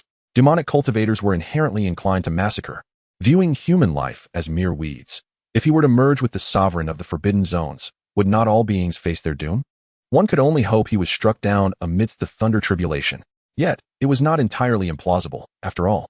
The true demon realm was still one of the 9 realms. Although their nature was somewhat wicked, they remained kin. Even a tyrannical demon emperor would be preferable to the sovereign of the forbidden zones. Indeed, it was merely the rampant nature of the demonic path. We must simply tread carefully. The most undesirable event for the exalted beings of all races was unfolding. The true demon realm appeared to have produced an extraordinary character. However, the true demon realm was akin to a refuse dump of the cultivation world, teeming with various kinds of practitioners. What sort of righteous individual could be cultivated from such a place? Yet, in this incarnation, a demonic cultivator was on the brink of enlightenment. If he could survive the thunder tribulation, he would ascend as a contemporary emperor, endowed with the myriad laws of the cosmos. Chapter 26. An Unconventional Path to Enlightenment. The completion of the dominant body. The struggle for supremacy among emperors was, as always, replete with drama, until the very last moment. One could not ascertain which destined individual would attain enlightenment. Numerous top-tier factions and ancient lineages sighed in despair, feeling as if the heavens themselves had collapsed, contemplating immediate seclusion. Should an emperor prove brutal, life would indeed become unbearable, and many lineages that had previously offended the true demon realm would inevitably face extinction. In a fleeting moment, all beings began to distance themselves from this star domain, reluctant to witness the spectacle for fear of becoming collateral damage. Only those notorious exalted ones from the true demon realm celebrated joyfully, eagerly awaiting the moment when Ji Bixing would ascend to emperor. However, While the majority held little faith in Ji Bixing, the existence of an emperor was undoubtedly better than none. Take, for instance, the sovereign of the Forbidden Zones, who was currently wreaking havoc across 1,000 domains of stars. If there were an emperor present, how could they dare to act? Yet, it must be reiterated that each emperor is unique, possessing their own mannerisms, strategies, and visions. Should Ji Bixing ultimately transcend the Thunder Tribulation, what kind of emperor he would become remains a mystery to all. Within the thunderclouds, various divine thunders brewed, and immense phenomena flickered within, as if the great path itself was scrutinizing him. Sensing the terrifying aura, even Ji Bixing felt an overwhelming sense of peril, doubting whether he could endure the trial. Nevertheless, he inhaled deeply, the 9-level black tower hovering above his head, the remnant moon phenomena floating behind him, continuously drawing power from the heavenly heart mark, gradually merging. His aura surged rapidly, far surpassing that of a quasi-emperor. Boom! The first bolt of thunder tribulation descended, radiating an exquisite brilliance, as if intending to illuminate the universe. Following closely was a cacophony of thunderclaps, the sound immense, the light blinding, rendering Ji Bixing's figure indistinguishable. The Emperor's thunder tribulation contained the might of the Great Path, terrifying in its intensity, and many beings from various races bore witness to it. This thunder tribulation was so formidable that it seemed intent on slaying Ji Bixing. All were eager to see if this demonic cultivator could gain the world's acknowledgement. As the sovereigns of the chaotic star domains sensed this terrifying thunder tribulation, they ceased their blood feasts and retreated to their respective forbidden zones. More sovereigns cast watchful glances, realizing that a demon was on the verge of enlightenment, and they displayed contemplative smiles. Such types of emperors were most amenable to forming alliances with them. Many sovereigns eagerly anticipated befriending Ji Bixing, hoping to enjoy their blood feasts in peace. Was Ji Bixing's thunder tribulation truly so powerful? Concurrently, Jiang Mu, who sensed Ji Bixing's tribulation, was greatly astonished. Each emperor was distinct, and thus their thunder tribulations varied. As a being who surpassed the quasi-emperor level, Jiang Mu perceived more than the exalted beings. Perhaps due to the weightier karmic burdens Ji Bixing carried as a demonic cultivator, his thunder tribulation was naturally more potent. However, should he survive, his strength would undoubtedly eclipse that of Yan Lingyun. A smile crept upon Jiang Mu's face. It seemed he had indeed placed his bets wisely. With Ji Bixing's formidable prowess, peace would at least be sustained for a considerable time. Of course, this was not to suggest that Jiang Mu was particularly concerned for the masses. While he was not malevolent, he was hardly a paragon of virtue either. He simply enjoyed acting in accordance with his own heart. Moreover, should chaos erupt in the world, it would affect his own journey towards longevity and strength. Once Ji Bixing ascended to emperor, he would inevitably uncover Jiang Mu's true identity and powers. Thus, it appeared prudent for Jiang Mu to find a suitable place for his own tribulation. Even if Ji Bixing changed in the future, he would be prepared, at the very least ensuring his survival. After traversing a distance through the cosmic river, Jiang Mu bid farewell to the younger members of the Jiang clan and set off alone to find a place conducive for his tribulation. His trial differed from that of the emperor, being an unconventional path to enlightenment, unrecognized by the Great Path. Thus, it would only target him specifically, and his aura would not permeate the heavens and earth, alerting the myriad pathways. As long as he executed proper protective measures and sealed off a certain space, naturally, no one would discern his tribulation. Even if his aura leaked, it would not extend too far, eluding the exalted beings or the sovereigns of the forbidden zones. After all, the realms of the heavens were vast, and the nameless lands were extensive. Not every place could be traversed. Jiang Mu headed swiftly towards a remote star domain, crossing through space at remarkable speed until he arrived at a desolate area where spiritual energy was scarce, and the environment was exceedingly harsh, with almost no life-bearing celestial bodies. Thereupon, he began to set up various formations accumulated over the years, defensive, concealing, and isolating, spreading out all that could be of use. Then, donning the thunder-resistant garment, the essence and blood of the celestial dominant body surged forth, beginning to breach a certain threshold. The heavens and earth sensed this, and thunderclouds converged above Jiang Mu, brewing, with the manifestations of divine beasts appearing. This thunder tribulation was also quite formidable, albeit smaller in size and scope. Come, Jiang Mu's gaze sharpened, his aura reaching its zenith as he prepared to embrace the cleansing of the thunder tribulation. Naturally, this was merely a prelude. With the protection of the thunder-resistant garment, Jiang Mu passed through unscathed, until the manifestations of the divine beasts descended. These phenomena appeared as incarnations of the will of the Great Path, exuding immense power, seemingly unwilling to allow the dominant body to reach completion. The 6 divine beast manifestations, namely the true dragon, Qilin, Phoenix, Xuanwu, White Tiger, and Taotai, loomed before him. To surpass this trial, he must withstand the onslaught of these 6 manifestations of the Great Path. Moreover, this would awaken his bloodline, granting him 6 divine forms and bestowing upon the celestial dominant body unparalleled martial prowess. As the purple thunder and the manifestations of the divine beasts surged towards Jiang Mu, he did not draw a weapon but instead met their assault with his fists. The celestial dominant body had indeed taken the unconventional path to enlightenment, relying on the strength of his flesh, peerless in the world, born for battle. Thus he was destined to refine his body. Endless brilliance enveloped him, amidst the relentless thunder and phenomena. Jiang Mu's garments were entirely torn away, leaving only the tattered, thunder-resistant garment. Soon after, his flesh was obliterated, purple essence and blood scattering, revealing his stark skeletal frame. Yet, he was quickly revitalized by the surging essence and blood. Jiang Mu continued to clash against the manifestations, unaware of how many punches he had thrown or how much essence he had expended, nor how many times he had reached the brink of exhaustion, until within his fist intent emerged a divine form, and his physique began to undergo transformation, gradually enabling him to shatter some of the manifestations. His purple vitality was nearly condensed into a tangible form, surging skyward, as his bloodline underwent a profound transformation, reaching a sublime state. Time seemed to stretch infinitely. At last, Jiang Mu unleashed a powerful punch, shattering the last remnants of the thunderclouds, obliterating the tribulation entirely. Indeed, the great Tao would not easily permit an unconventional path to enlightenment. A dominion of unparalleled might, akin to imperial majesty, momentarily emanated from Jiang Mu, only to be swiftly reined in. Fortunately, he was endowed with the boundless essence of life. The celestial overlord body had reached its zenith. Though he lacked the profound techniques of an emperor, his physical prowess rivaled that of an imperial being, radiating a unique aura of Tao, exuding an invincible spirit that could easily mislead the uninformed into believing he was a true emperor.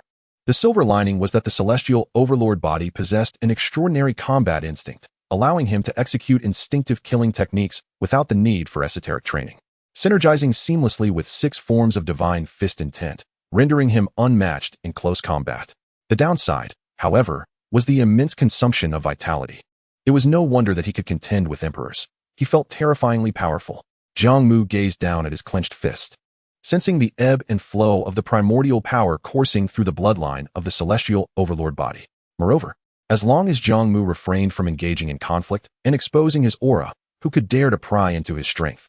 Given that he was only slightly inferior to an emperor? Chapter 27, by the name of Realms, the true demon emperor. Despite the culmination of his overlord body, Jiang Mu chose to remain low-key. After all, time is vast, and the world's secrets are myriad. One could never know when a being more formidable than an emperor might be lurking nearby. Thus, he chose not to linger too long in this starry expanse. Although he had made numerous arrangements, it was inevitable that some traces of his presence would be detected by certain entities. Discarding his tattered lightning-warding garb in favor of clean attire, Jiang Mu contemplated further preparations for his journey. He then took several strides, traversing an unknown number of starry realms. Fortunately, he had completed his tribulation before Bixing.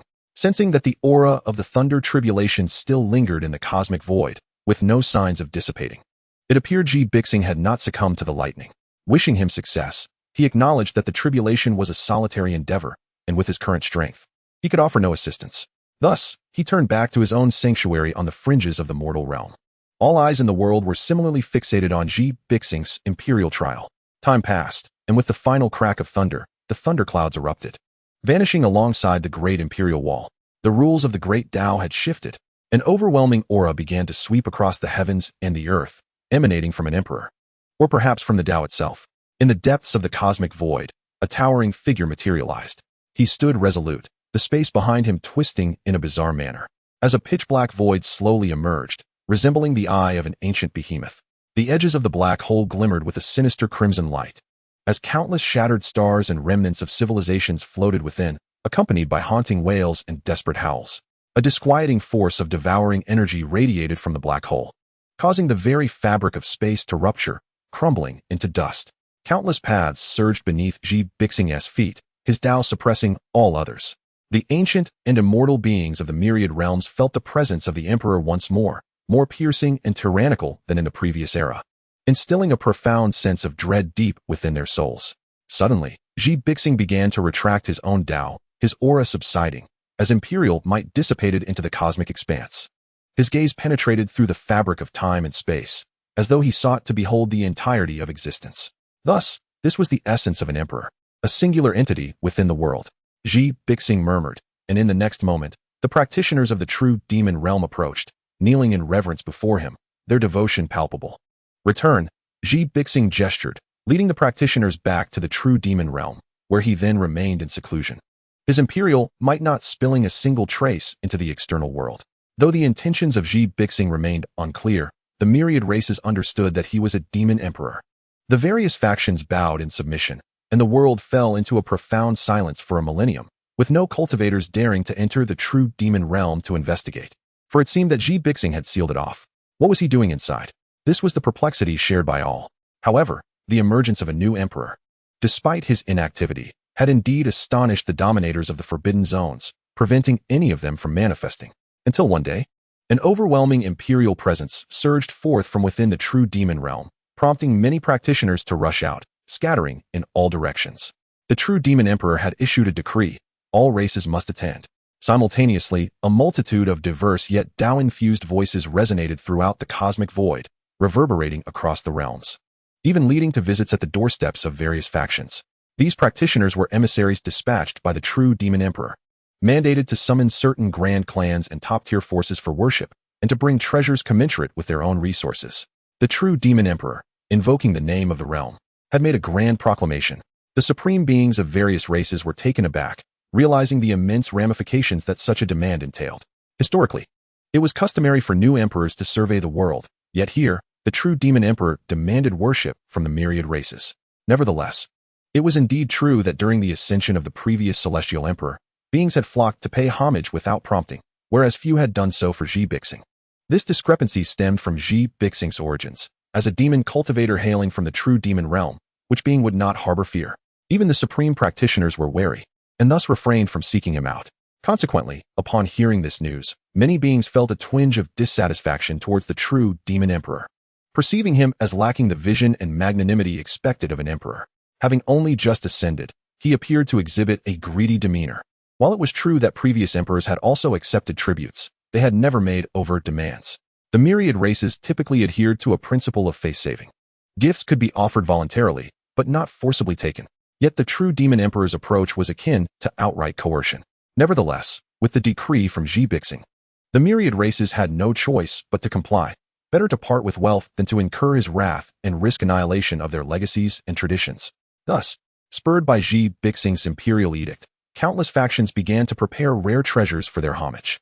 The imperial clan of the Jiang family within the mortal realm also received the emissaries, though their demands echoed those conveyed to other factions. Based on the Jiang family's own resources, what scheme was Xi Bixing concocting? Was he perhaps becoming enraptured by the supreme power that accompanied strength, yearning for indulgence? Jiang Mu was certain that Xi Bixing had undoubtedly discerned his true identity. However, he found it difficult to comprehend Xi Bixing's intentions, uncertain of the motives behind this true demon emperor. Yet, considering that only 5 centuries had elapsed since Xi Bixing's ascension to emperorhood, a mere blink in the grand tapestry of eternity, Jiang Mu could not believe that he had so swiftly fallen from grace.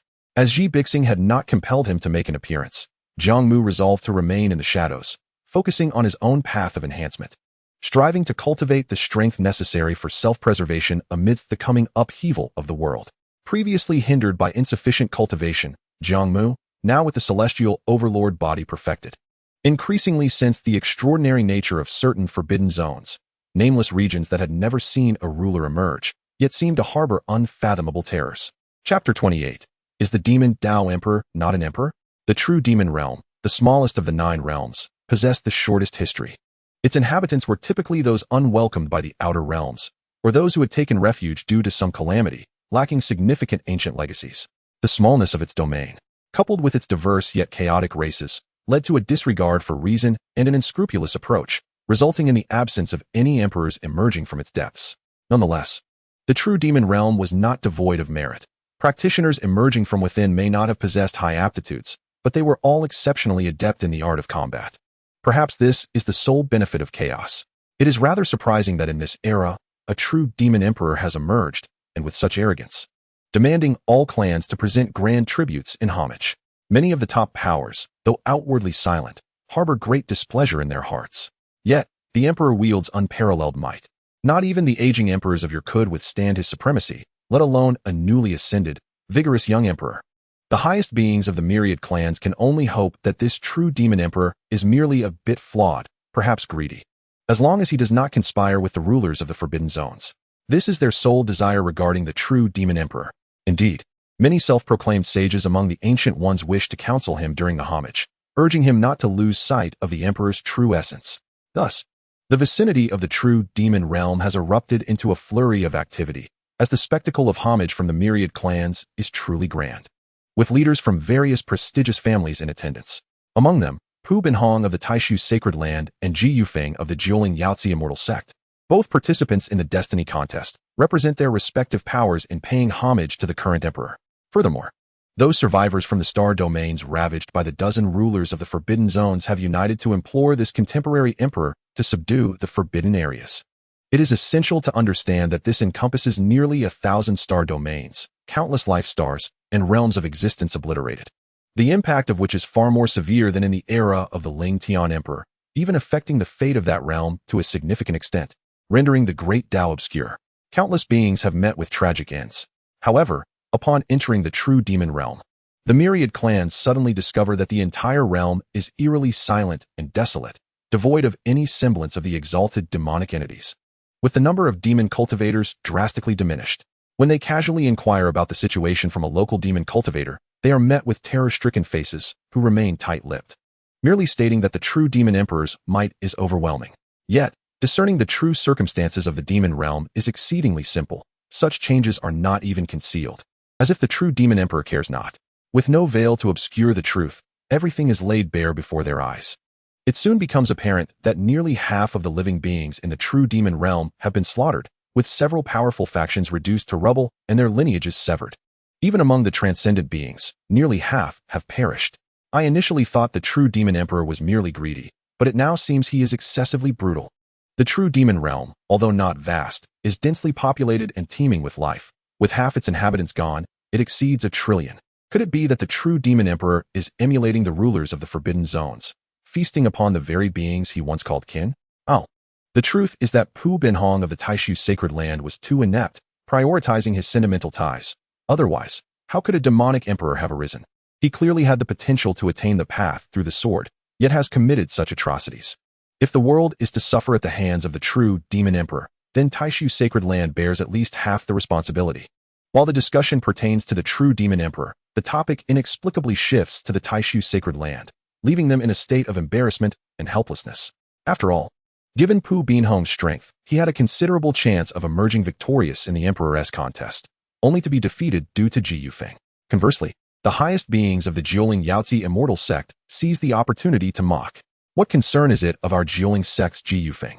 Since he engaged in the contest for emperor, he should have been prepared for failure, and Ji Yufeng has repeatedly rebuffed Pu Binhong's advances. It is his own lack of shame that brings this upon him, not us. Do inquire with Pu Xingzi if this is not the case. Once this statement is uttered, it swiftly circulates among the myriad clans, and Pu Binhong, choosing silence, essentially acquiesces. So he is but a lovesick sword cultivator. Alas, I should have foreseen this. I am truly foolish, knowing well that sword cultivators often fall prey to such sentiments. A venerable being of the Taishu Sacred Land, having lived for an extensive time, cannot help but sigh, recognizing that the current predicament stems from their failure to instill the psychological fortitude in Pu Binhong. Had they foreseen this, they ought to have urged him to sever all emotional ties. Regardless of the circumstances, it is now too late for what-ifs. The myriad clans must confront this true demon emperor directly. Many of the exalted beings from the myriad clans express their growing wariness towards this true demon emperor, bringing their ultimate imperial weapons to the homage. Even if the situation were to take a turn for the worse, the united clans, despite being unable to eradicate a contemporary emperor, possess the deep-rooted strength to contend against him. However, such a scenario is unlikely to occur, as history has never witnessed such an event. Moreover, there exist ancient legacies hidden from the world that harbor lethal secrets capable of challenging an emperor. These legacies seldom make an appearance in the world, remaining aloof from significant affairs, and as eras pass, the populace knows little of them, even their whereabouts obscured. Before long, The myriad clans gather in the towering palaces of the true demon realm to pay their respects to the true demon emperor, Xi Bixing, seated upon his exalted throne. Xi Bixing gazes down upon the highest beings of the myriad clans, even without exerting deliberate pressure. The intangible aura of imperial authority emanating from him instills fear in many cultivators, some even daring not to meet his gaze. Observing the myriad clans come to congratulate him, Xi Bixing feels a surge of emotions. This is the essence of an emperor. Even though he was once obscure and unremarkable, upon achieving the status of emperor, those who once looked down upon the true demon realm must now lower their proud heads above all living beings. This sensation is exhilarating, delightful. Xi Bixing revels in this feeling. Thus, he chooses not to traverse the world, but to invite the myriad clans to present their tributes. However, amidst the exalted beings of the myriad clans, he senses many subtle traces of imperial might. The myriad clans have indeed come bearing their ultimate imperial weapons. Are they preparing for unforeseen circumstances? A faint smile crosses Xi Bixing's lips as he discerns their intentions. He then speaks softly. The aura of the great Tao enveloping the assembly of exalted beings, esteemed beings of the myriad clans. Do you intend to offer your ultimate imperial weapons as gifts to this emperor? Upon hearing this, the myriad clans are taken aback. Nevertheless, Xi Bixing remains calm and composed, stating in a deep voice, "You do not come to gift, but rather to ensure you possess the means to resist should I take action. You do not trust me. Why do you perceive the ascension of a demon cultivator to emperor as a calamity? Is a demon emperor not still an emperor? I have taken the lives of many beings, but throughout history, has there ever been an emperor whose path was not paved with the corpses of the vanquished? I merely strive harder than they do. You doubt the contemporary emperor, yet seek his protection against the forbidden zones. Coincidentally, I do not trust you either." Xi Bixing's smile takes on a sinister edge, instilling fear. "Following your homage to me, without my express permission. All exalted beings are forbidden from stepping beyond the confines of your own factions. Should you defy this, prepare for the severance of your legacies." Chapter 29, The Frenzied Emperor. The homage of the myriad clans passes without incident, aside from a speech. The true demon emperor refrains from taking action against any faction, instead graciously receiving their tributes and offering abundant hospitality. However, the true demon emperor's remarks have plunged the hearts of the myriad clans into despair. This demon emperor harbors profound biases against them, confining the exalted beings of the clans. The term exalted refers to those beings whose cultivation has reached the great saint realm. From this level onward, cultivators may be deemed exalted, participating in significant decisions. The exalted beings of the myriad clans arrive with preconceived notions, yet they too are met with the true demon emperor's subtle disdain. Nevertheless, such matters seem trivial, for from his words, it becomes evident that this true demon emperor is not a mere bloodthirsty and savage tyrant. Perhaps he is slightly wicked, but he cannot be deemed wholly malevolent. This is indeed a monumental boon for the world, signifying that the true demon emperor at least stands on their side. Although he may not necessarily quell the chaos of the forbidden zones, he will certainly not align himself with the opposing forces. The only uncertainty lies in why he personally annihilated a significant portion of the true demon realm. The tide of the myriad races paying homage has persisted for a century. After all, some celestial domains are too distant, making the journey arduous. During this century, aside from receiving tributes, nothing of note transpired. It seems this true demon emperor desires nothing more than to indulge in pleasures. However, the delightful tales of the myriad races' homage to the true demon realm have spread far and wide, much to the astonishment of many. For instance, the love story, or rather the unrequited love, between the former holy son of the supreme void sacred land, Pu Binhong, and the enchanting Ji Xianxia of the nine-spirit Yao Pool immortal sect, must be mentioned. To be candid, Pu Binhong, who initially shone brightly, displayed remarkable prowess in the end. Had he not succumbed to madness, he would have had a considerable chance of attaining the status of an emperor. Ji Yufeng is indeed beautiful, yet can she truly be tempted by the allure of an emperor? There exist two differing perspectives regarding this matter in the world. The very fact that she can be compared to the position of an emperor showcases Ji Yufeng's unparalleled elegance. Such a transcendent beauty attracts numerous admirers. Yet, even someone as close to ascension as Pu Binhong could not capture her heart. In fact, even after saving Ji Yufeng's life, he remained indifferent to her, highlighting the coldness of this fair lady's heart. Throughout history, many a beauty has harbored a cold heart. In the first millennium of the path to becoming an emperor, the world was tranquil, and the forbidden zones lay dormant. The era of the emperor remained peaceful, devoid of strife, allowing the myriad races to develop harmoniously, without disturbing the weaker beings. While new prodigies lamented their ill fate, the world thrived, leading to a surge in the population. Thus, the second millennium swiftly approached, and Ji Bixing set forth from the true demon realm. He journeyed towards a certain direction in the celestial domains. What does the true demon emperor intend to accomplish? Although the highest beings of the myriad races were confined, it did not hinder them from utilizing their profound abilities to deduce the path of the emperor and observe his movements. Those like Jiang Mu, who had transcended the peak of quasi-emperors, could effortlessly perceive Ji Bixing traversing through the starry skies. After 2 millennia of silence, what was his purpose?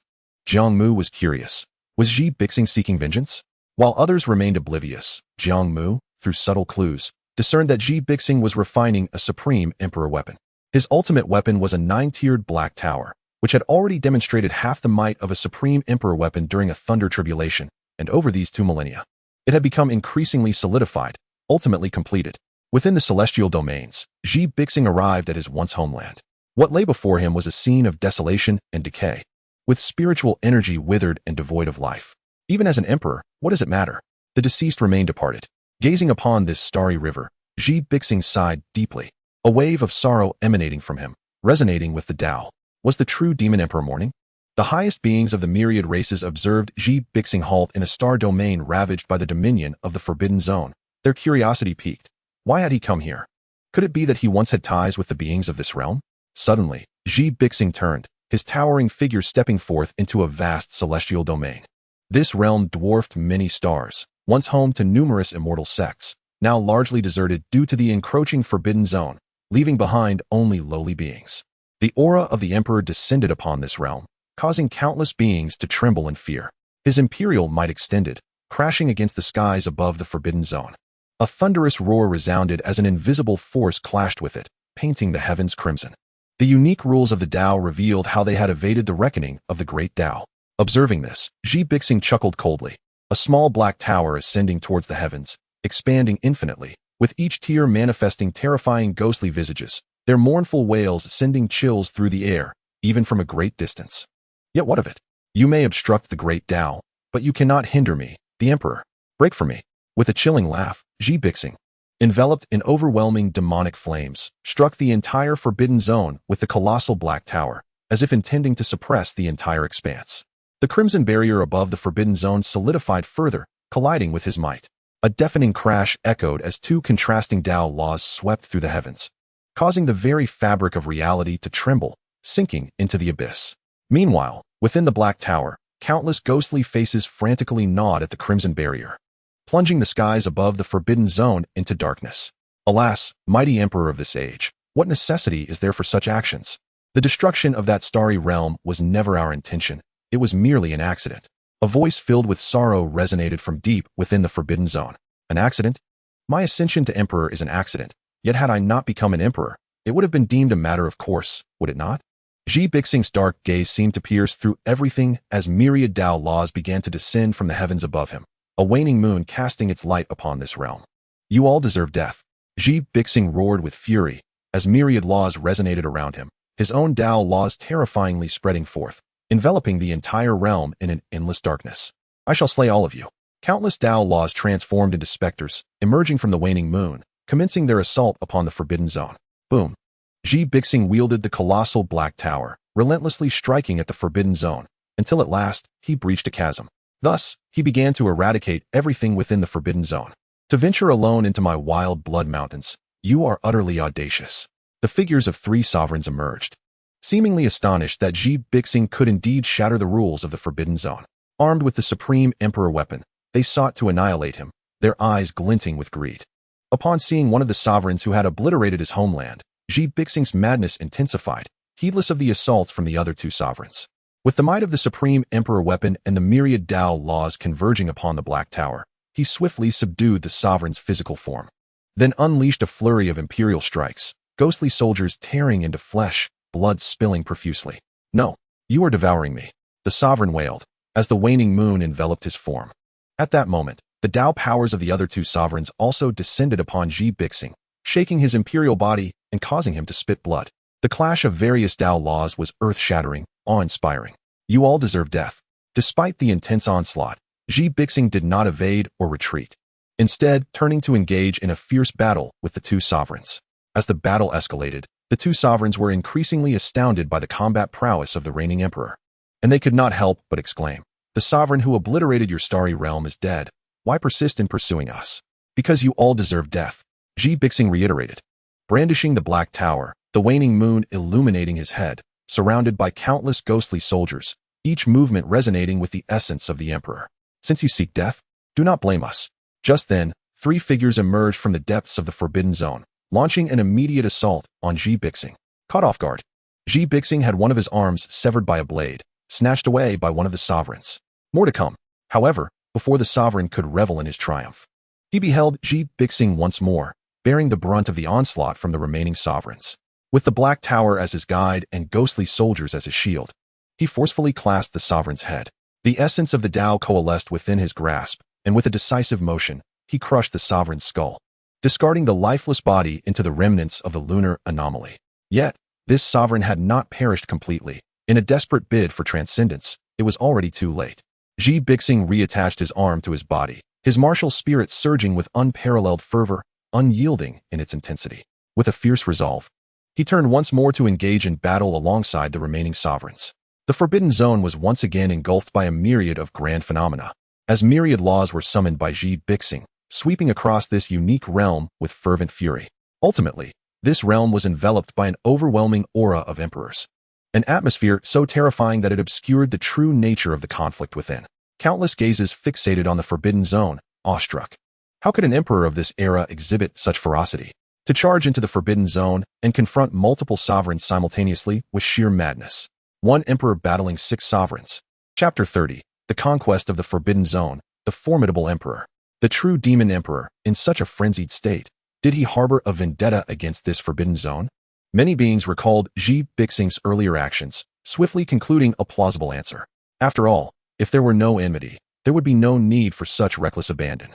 Risking his very essence, shedding imperial blood, and losing an arm in the fray. Truly, he was deserving of the title of Demon Emperor. His madness was indeed extraordinary. The valor of the true Demon Emperor was likely unparalleled, unmatched by any before or after. But could he survive? The transcendence of sovereigns was on par with emperors. Many beings lamented, seemingly misjudging the true nature of this true Demon Emperor. Yet, in his reckless pursuit, could he truly endure? This battle dragged on excessively, even impacting numerous star domains surrounding this realm. The chaos was profound, with the supreme beings of myriad races only sporadically catching glimpses of the energies involved. Witnessing fragmented scenes of combat, there were cries of defiance, wails of despair, and shouts of fury. Nevertheless, the multitude of imperial auras spilling forth was unmistakable. The true Demon Emperor was indeed locked in combat, with several sovereigns who had transcended to the peak. This was akin to battling multiple emperors of the same realm. How devastating must the conflict be? It was not until Ji Bixing emerged from this realm, dragging his battered form, that the gravity of the situation became apparent. His battle attire lay in tatters, revealing much of his body, one arm severed, flesh torn, and oozing dark mist. The myriad laws descending from the heavenly seal had dimmed significantly. His imperial aura was faint, the essence of the Tao languishing. Yet, as if sensing something, the madness in Ji Bixing's eyes receded, his gaze sweeping the cosmos as he coldly declared, "In this lifetime, I shall contend solely for this Forbidden Zone. Should you wish for death, feel free to assail me. Test whether this broken body can drag you along the path." As these words echoed, numerous prying gazes vanished, leaving behind a profound astonishment. This contemporary emperor had surprisingly emerged alive from the Forbidden Zone. Though ultimately defeated and seemingly gravely wounded, he had survived. Moreover, his imposing presence remained undiminished, dissuading any sovereigns who sought to capitalize on his weakened state. With another cold snort, Ji Bixing reigned in his imperial might and returned to the true demon realm. Once again feeling the oppressive might of Ji Bixing over the myriad paths, his presence re-emerged in the world, sending tremors through all beings of myriad races. The true Demon Emperor had emerged alive. Although the exact circumstances of the battle within the so-called frenzied Blood Mountain remained unclear, it was evident that Ji Bixing had at least slain 2 sovereigns. Not to mention, simply achieving the demise of 2 sovereigns was an extraordinary feat. After all, this was not a clash in the outside world, but within the confines of a Forbidden Zone. The true Demon Emperor, though silent, made an astonishing impact. Even dragging his battered form, he was able to deter those sovereigns lurking in the Forbidden Zone. The true Demon Emperor was overwhelmingly powerful, seemingly surpassing the prowess of the previous generation's Ling Tian Emperor. The emperors of this era possessed an intriguing quality. As the frenzied Blood Mountain turned out to be an unexpected battleground for an emperor's homeland, it appeared that one could no longer emerge recklessly. The path of this emperor was peculiar, allowing him to survive the ordeal within the frenzied Blood Mountain. Among the emperors of his generation, he could undoubtedly rank among the foremost, far surpassing the previous emperor. The path of the demonic Dao to attain the emperor's title was arduous, yet formidable. Many sovereigns who had witnessed this battle within the Forbidden Zone were astonished by the prowess of Ji Bixing, offering high praise and resolutely deciding against re-emerging. As the Forbidden Zone fell silent, the myriad races of the world also hushed their voices, for they, through ancient texts, recognized the formidable strength of the true demon emperor. However, from the current perspective, this was a favorable outcome. The true demon emperor had not perpetrated harm against the myriad races, earning the respect of all beings. Yet, the extent of his injuries from this battle significantly influenced how long he might continue to live. In the eyes of the supreme beings of myriad races, this battle was excessively devastating. Despite Ji Bixing being a mighty emperor, it would undoubtedly leave its mark on him, perhaps necessitating a period of seclusion. Ji Bixing, you have indeed not disappointed me. Within the small realm, Jiang Mu revealed a satisfied smile as he observed the battle. Ji Bixing had eliminated 3 sovereigns, one of whom had been slain after transcending to the peak. Though he dared not delve too deeply into the observation, he felt acutely the fluctuations of the emperor's Dao. In his perception, an unfamiliar imperial aura had fallen. Jiang Mu marveled at Ji Bixing's might, having witnessed 2 emperors firsthand. He was keenly aware that Ji Bixing's strength vastly exceeded that of Ling Tian. Had Yan Lingyun possessed the same power as Ji Bixing, perhaps he would not have faced such a tragic fate. However, it was evident that Ji Bixing had suffered grievously in this battle, without ample time for recovery. Regaining his former peak would be a daunting task. Most importantly, following this confrontation, it was likely that no sovereign within the Forbidden Zone would dare to emerge while Ji Bixing still drew breath. Even as their lifespans dwindled, they would likely refrain from emerging. After all, they were acutely aware of the difference between dying peacefully and being slain. Regrettably, the Forbidden Zone remained shrouded in mystery. The fact that Ji Bixing had emerged alive was already a remarkable feat. As Jiang Mu withdrew his perception from afar, he couldn't help but sigh. How Ji Bixing had managed to survive the conflict within the frenzied Blood Mountain remained a mystery known only to him. Perhaps Ji Bixing had forgotten him or simply chose not to meet him. Either way, it was for the best. With the sovereigns of the Forbidden Zone refraining from emerging, there was no fear of encountering one in passing. He could take this opportunity to continue his quest for enlightenment while Ji Bixing recuperated. With a sigh, Jiang Mu resolved to temporarily depart from the mundane realm. Now, his celestial body had achieved completion, enabling him to contend with emperors. Over the past 2 millennia, while he continued to practice the law of time, he also contemplated which sacred body to cultivate next. One sacred body could rival an emperor. With 2, he might stand on equal footing, or so he hoped. Jiang Mu was uncertain if this was the correct approach, as he was merely exploring this path. With time being boundless, as long as he did not perish, he had ample opportunities for trial and error. Currently, cultivating the sacred body and comprehending the Tao was Jiang Mu's simultaneous pursuit of invincibility. However, the time required for comprehending the Tao was significantly greater and more challenging. One could not rush it, as merely striving for the transcendence of a single law of time was akin to scaling the heavens. Conversely, cultivating the sacred body seemed somewhat easier. With the 9 sacred bodies combined, Jiang Mu was confident he would surpass the typical emperor. Thus, seizing this period of serene tranquility, Jiang Mu discreetly embarked on his journey, seeking various sacred bloodlines to forge an invincible path. Chapter 31. A regret belonging solely to this era. On the 2000th anniversary of his quest for enlightenment and ascension to emperorhood, Ji Bixing boldly ventured into a forbidden zone, ultimately leading to the demise of at least 3 sovereigns of that realm, as deduced by certain exalted beings. Although Ji Bixing found himself in a rather precarious situation by the end, the audacious aura he exuded, impervious to death and disdainful of the sovereigns, rendered them mute with trepidation. This battle was exceedingly fierce, with myriad paths manifesting, felt by nearly all creatures across the realms, serving as a cathartic release for the previous turmoil in the star regions. While Ji Bixing's assault on the forbidden area known as the Wild Blood Mountains bore personal motives, the mere act of subjugating the sovereigns of the forbidden zones was commendable. In a fleeting moment, the impression of Ji Bixing among all beings underwent a transformation. Just as he had articulated at the worship assembly, the myriad races held biases against the demonic path. Now was the time for these prejudices to dissipate, as many beings had begun to embrace the true demon emperor. One could argue he was greedy or malevolent, but one could not deny he was a competent emperor. The cosmos once again basked in peace, with the sovereigns of the Forbidden Zones retreating, even refraining from clandestine blood feasts. This tranquility endured for 3 millennia, during which Xi Bixing never once set foot outside the true demon realm. The great paths lay dormant, and none could discern his presence, leaving the question of his existence shrouded in uncertainty.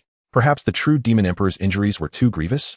At this juncture, the exalted beings of various races began to harbor some concerns, for the ferocity of Xi Bixing's earlier combat was indeed formidable, and it was entirely plausible that he bore injuries that were not easily healable. However, the suppression he exerted over the myriad paths still persisted, allowing the exalted to sense his essence, and thus ascertain that Xi Bixing had not perished. Perhaps he had merely sustained severe injuries and preferred to remain inactive.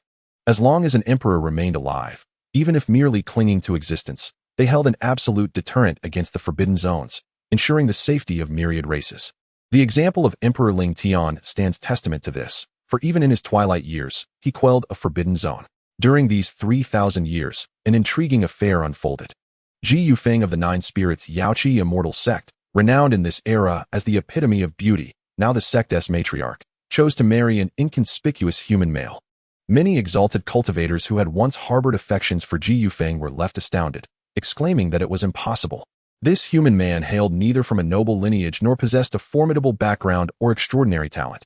His appearance was rather ordinary, rendering him unremarkable. Before Ji Yufeng's most ardent suitor, Pu Binhong, this seemingly commonplace man appeared akin to a stray dog by the roadside. How could Ji Yufeng possibly be enamored with him? Yet, indeed, the two held a grandiose wedding at the Nine Spirits Yaoqi immortal sect. However, rather than stating that Ji Yufeng wed this man, it would be more accurate to declare that this man was welcomed into the Nine Spirits Yaoqi immortal sect. On the day of Ji Yufeng's nuptials, many exalted beings wept openly. Yet one individual remained dry-eyed, and that was Pu Binhong. He even attended Ji Yufeng's banquet, offering sincere congratulations, before retreating to drink alone in sorrow. It was indeed a poignant conclusion for the lovesick sword cultivator, Pu Binhong, whose infatuation had once echoed throughout the myriad races. The most beautiful woman of this era had chosen such a companion, inciting discontent among many young, exalted beings. Had Ji Yufeng simply married one of her suitors, they would have accepted it without protest. It was not merely about the other candidates, it was because it was him. And only those who understood the essence of true love would comprehend. Perhaps Ji Yuxian had already signaled her intentions, but others deemed her standards excessively lofty. In truth, she had been waiting for the right person all along. Ah, how reasonable. In that case, let us indulge in a grand revelry. A fitting farewell to the most exquisite individual of this era. At Ji Yufeng's banquet, the exalted cultivators, having reached the pinnacle of their paths, expressed their true emotions. In reality, none below the sage realm were permitted to partake in Ji Yufeng's wedding.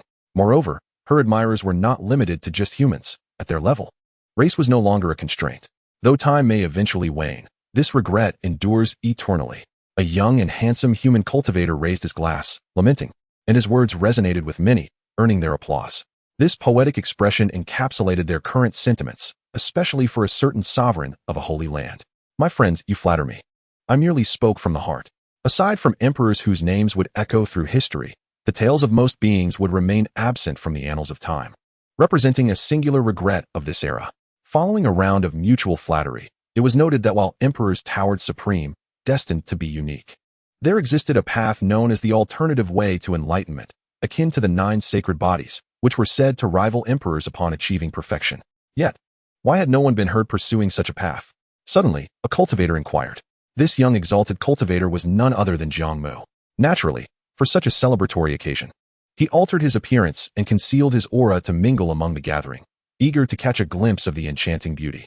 Primarily, he sought to engage in idle banter and glean information from these myriad race cultivators regarding potential locations where individuals with sacred bloodlines could be found. The 9 sacred bodies had become exceedingly rare, and the path to cultivation was fraught with difficulty. Prior to achieving mastery, one's reputation remained obscure, making it nearly impossible to locate such individuals over vast distances, leaving Jiang Mu with little to show for his efforts. He had previously searched certain locations mentioned in ancient texts, but with the passage of time, those places had transformed beyond recognition. Moreover, without close proximity, it was challenging to discern the unique constitution of a sacred body, further complicating Jiang Mu's quest. Fortunately, he had garnered significant information at Ji Yufeng's wedding. Learning of several potential sites where sacred bloodlines might exist, these were the only leads he could currently pursue.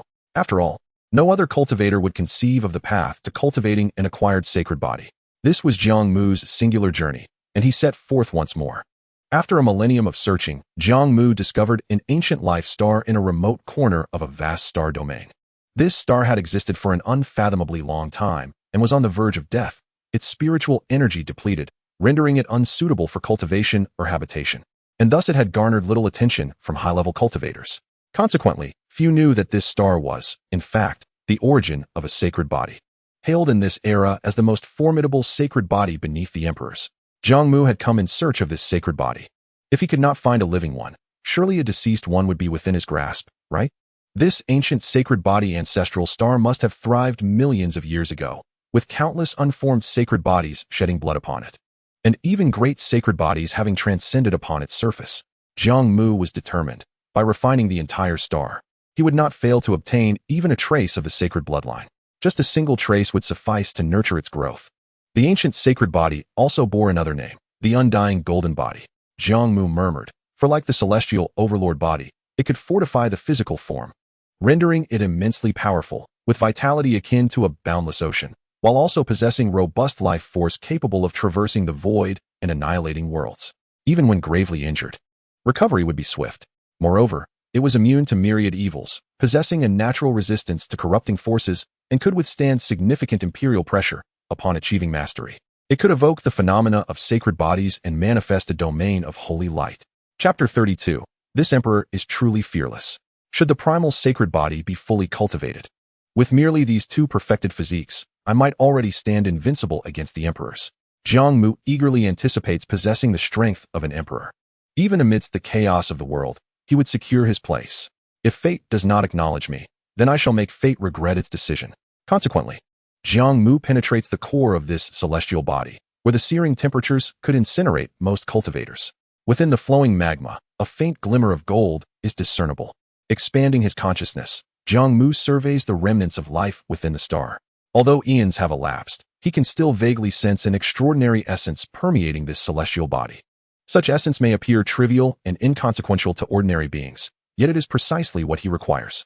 He hypothesizes that this is the bloodline of a fully realized primal sacred body, now fused with the star, representing a form of the rhythm of heaven and earth. And he intends to refine this rhythm. Jiang Mu, filled with joy, begins to seal off this expanse of starry sky to refine this trace of primal sacred body bloodline. Unwilling to be disturbed, as he cannot afford any negligence, a process that will demand a significant amount of time. Meanwhile, as Jiang Mu engages in the refinement of the ancient star, the previously concealed Xianxiafans emerges from his seclusion. He steps forth from the true demon realm, his aura of Tao flowing around him, parting myriad paths, resonating with the great Tao.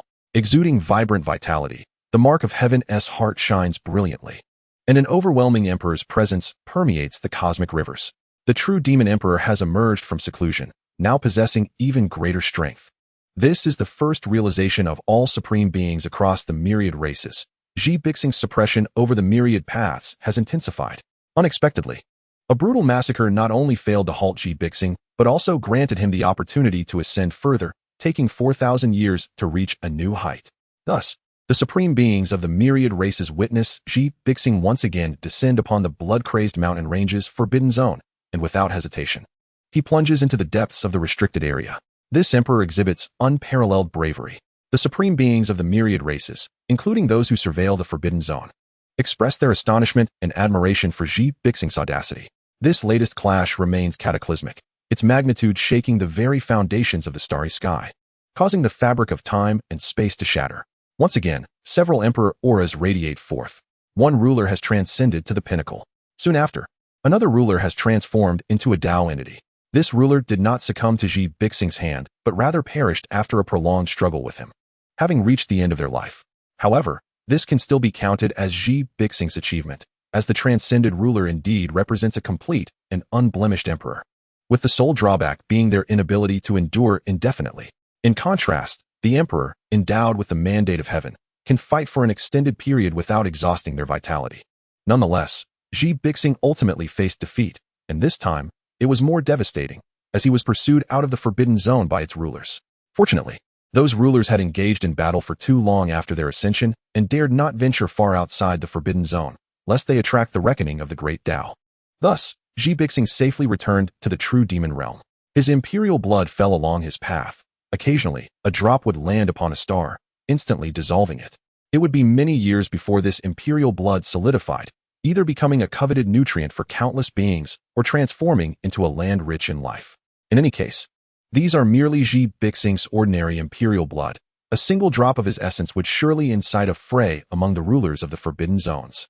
Then, the true demon emperor once again withdrew into seclusion. This time, his injuries were far more severe. Will the emperor fall? The emotions of the supreme beings of the myriad races are exceedingly complex. The true demon emperor fights with such fervor, displaying none of the cruel traits of a tyrannical demon emperor enslaving the myriad races. It appears their previous prejudices were indeed misguided. However, such biases will likely dissipate quickly, as the lives of the majority of the supreme beings are also nearing their end. Few possess the capacity or willingness to seal their divine essence. Will the true demon emperor continue to battle? The supreme beings of the myriad races contemplate that the true demon emperor's ongoing campaigns are quite favorable, as they have witnessed the terror of the forbidden zone rulers. For an emperor to subdue a single forbidden zone is exceedingly difficult, and with so many such zones, the day of reckoning will inevitably arrive. Some beings have begun to perceive a rather bleak future, but they merely sigh. 2,000 years later, the true demon emperor emerges from seclusion, his wounds healed, once more descending upon the blood-crazed mountain ranges forbidden zone, clashing fiercely with its rulers. The roars of the rulers echo throughout the universe, filled with resentment, fury, and impatience. This time, the true demon emperor is in the prime of his life. His aura is stronger than ever before, and for the first time, he exits the blood-crazed forbidden zone unscathed, advancing towards other forbidden zones to commence his campaigns against the rulers therein, particularly those who have wreaked havoc across 1,000-star regions. This act sends shockwaves through the myriad races. Who dares to label the true demon emperor as an evil entity? He is clearly the guardian deity of the myriad races. The true demon emperor does not tarnish the name of the emperor. Meanwhile, the blood-crazed mountain ranges forbidden zone remains intact, with rulers still residing within. The true demon emperor's 3 campaigns against the forbidden zone ultimately failed to eradicate it, seemingly reaching an accord with the rulers inside, no longer targeting them. At this moment, Jiang Mu has only just managed to refine that trace of sacred body bloodline into a drop of golden sacred blood, leaving the ancient star entirely obliterated. On his way back to the mundane realm, he fortuitously hears of these events. 3 campaigns against the forbidden zone, truly remarkable. Ji Bixing. Especially upon learning that Ji Bixing has slain several rulers, Jiang Mu holds him in high regard. He truly did not misjudge him. This world indeed requires an emperor who harbors pure hatred towards the rulers of the forbidden zones. However, Ji Bixing still has yet to seek him out. I have at least provided him an opportunity. Does he not wish to express his gratitude? Jiang Mu feels a twinge of annoyance, pondering whether Ji Bixing is simply too preoccupied, swept away by passion, and has forgotten this favor. Ji Bixing, this emperor, is either healing or journeying to conquer. As for Jiang Mu seeking out Ji Bixing, he cannot bring himself to do so, especially considering he initially presented himself as enigmatic. Furthermore, Jiang Mu merely has a few inquiries he wishes to pose to Ji Bixing. As for gratitude, he hardly cares about such matters. Absolutely not. The resources required for cultivating the sacred body will be earned by his own efforts. Thus, Jiang Mu immerses himself within his small realm, gazing at the barren grave of Yan Lingyun, the most ill-fated emperor of the ancient era, lamenting, "Yan Lingyun, I have found you a commendable successor among future emperors. Though he is a demon emperor, he surpasses you significantly. Yet, I still cannot comprehend whether you sought to prove your strength or were genuinely concerned for the people. Perhaps both motives coexisted? This question will remain unanswered, for the Emperor of the Sky has long since departed." After casting another glance at the sealed Yanjiner, who remains well, Jiang Mu commences his seclusion to refine the primal sacred body bloodline. The true demon emperor continues his campaigns against the forbidden zones, though this time he does not engage in prolonged battles. Instead, he fights and retreats, traversing various known forbidden zones as if searching for something. Under Ji Bixing's formidable presence, no ruler of the forbidden zones dares to emerge. Simultaneously, he frequently commands the myriad races to pay homage, offering various rare treasures. 10,000 years pass. Time continues to flow forward. Chapter 33. The campaign against the forbidden zones for 20,000 years. Is the emperor in his twilight years? A millennium of time is sufficient for most beings in this world to perish. To not validate the existence of the world, 10,000 years is the limit. Throughout these 10 millennia, the true Demon Emperor's strides against the forbidden zones never cease. He has stepped into many forbidden zones, tearing open a glimpse into the mysteries of these zones, allowing the myriad races to gain deeper insights into them. However, the more one delves into the truth, the more disquieting it becomes. The identities of certain sovereigns of the forbidden zones, once revered as protectors of the realm and esteemed emperors, have now chosen to become dominators of these dark territories. Moreover, there are countless other sovereigns yet to reveal themselves, with ancient speculations suggesting that some may date back 500,000 years, possibly even those legendary emperors of yore. This revelation is indeed alarming. So many once invincible beings opting for seclusion raises a pressing question. If they were to suddenly rise against the world, would the emperors be able to shield the realm? No one knows the answer, and perhaps no living being dares to contemplate such dire consequences. Furthermore, the true Demon Emperor is perpetually wounded. Despite his formidable strength and ample power, the multitude of sovereigns within the forbidden zones has led to encounters that have nearly cost him his life. Throughout these 10 millennia, one sovereign could no longer endure the oppressive silence. He emerged, seeking to barter his treasures with the true Demon Emperor for living beings to sustain himself. The true Demon Emperor accepted the offer, feigning camaraderie as he delineated a sacred territory for the sovereign, only to swiftly unleash a thunderous onslaught that led to the sovereign's demise. At that moment, the other dominators of the forbidden zones comprehended that there was no room for negotiation with this emperor who had ascended through the path of darkness. The highest beings of myriad races were taken aback. They had presumed the true Demon Emperor would acquiesce, considering the sovereign merely sought a few living souls to prolong his existence. Yet, the true Demon Emperor's temperament proved capricious. One moment he was jesting, and the next he was executing a ruthless suppression, leaving the sovereign no time to transcend into the ultimate realm. It was evident to all that the true Demon Emperor's power had grown even more formidable. Thus, he ruled with an iron fist for a millennium, instilling such fear in the sovereigns of the forbidden zones that they dared not emerge. Apart from relishing in the tributes of the myriad races and forbidding the exalted cultivators from venturing out, he largely refrained from intervening in the disputes among these races. During the era of the true Demon Emperor, the myriad beings even experienced a renaissance, flourishing in prosperity. However, even the most powerful emperors must inevitably face the depletion of their lifespan. A day shall come when their reign reaches its conclusion. The overwhelming might of an emperor cannot escape the world's inherent laws that prevent eternal existence. Consequently, the once dominant true Demon Emperor began to diminish his public appearances and ceased waging war against the forbidden zones. Then came the day when the aura that transcended all paths began to wane. The true Demon Emperor had reached the age of 20,000. This marked a critical juncture in an emperor's life. As he entered his twilight years, his vitality plummeting, and the essence of his imperial presence suffused with the pallor of dusk. Almost all emperors experience a peak in vitality before their senior years, their powers plummeting from zenith to nadir in a swift descent. Is the true Demon Emperor now in his twilight? Is the second emperor since the emergence of the forbidden zones also destined to depart? This Demon Emperor, once dismissed by his predecessors, had risen to greatness against all odds, who said that demon cultivators could not become great emperors. The true Demon Emperor's achievements are surely comparable to those of the Celestial Emperor, if not surpassing them, destined to be immortalized in history. Yet, the world remains uncertain. Those sovereigns of the forbidden zones, many of whom were once highly regarded, ultimately fell from grace. What choices will the true Demon Emperor make? The young exalted beings who have flourished alongside him perceive the impending twilight of their emperor, each voicing their thoughts. Throughout his life, the true Demon Emperor has engaged in relentless battles against the forbidden zones, his blood spilled countless times, securing 2 millennia of peace for the realm with his myriad scars. He mirrors the legacy of the Celestial Emperor, completing what the latter could not. Whether by design or chance, as a Demon Emperor, he is destined to be etched in the annals of history. But how will the aging true Demon Emperor decide? Simultaneously, the sovereigns of the forbidden zones sense the waning vitality of the true Demon Emperor. His grand path is faltering. Within 2,000 years, he shall meet his end. Many dormant sovereigns begin to stir, their hearts ablaze with fury after being suppressed for so long. They await the opportune moment. The intent for bloodshed weighs heavily upon them. Having forged enmities with numerous forbidden zones, they will not permit his survival, even at the cost of severing their own destinies. Perhaps his twilight will not be peaceful. In a secluded realm, Jiang Mu awakens, stirred by the somber aura of the true Demon Emperor's twilight. After observing for a time, he arrives at this conclusion. Nonetheless, Jiang Mu cannot help but admire the audacity of the true Demon Emperor, unyielding and disdainful of the world, embodying the essence of a Demon Emperor. Should Ji Bixing perish, The suppressed sovereigns of the Forbidden Zones will undoubtedly revolt, plunging the world into chaos.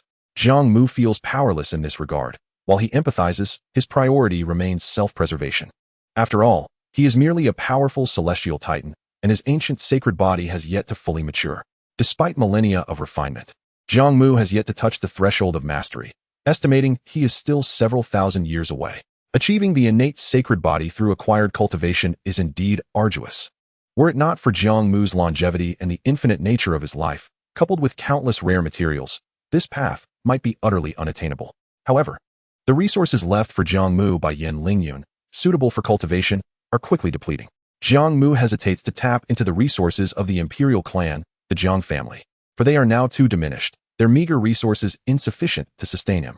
The Jiang family still relies on their long-sealed, supreme imperial weapons, and regarding Jiang Mu's connection, the descendants of the Jiang family remain oblivious to his fate, for outside of Jiang Mu's own emergence, none could locate him. Jiang Mu, now over 40,000 years old, has reached a point where his bond with the descendants of the Jiang family has significantly diminished. Is there any imperial lineage that can endure through the ages?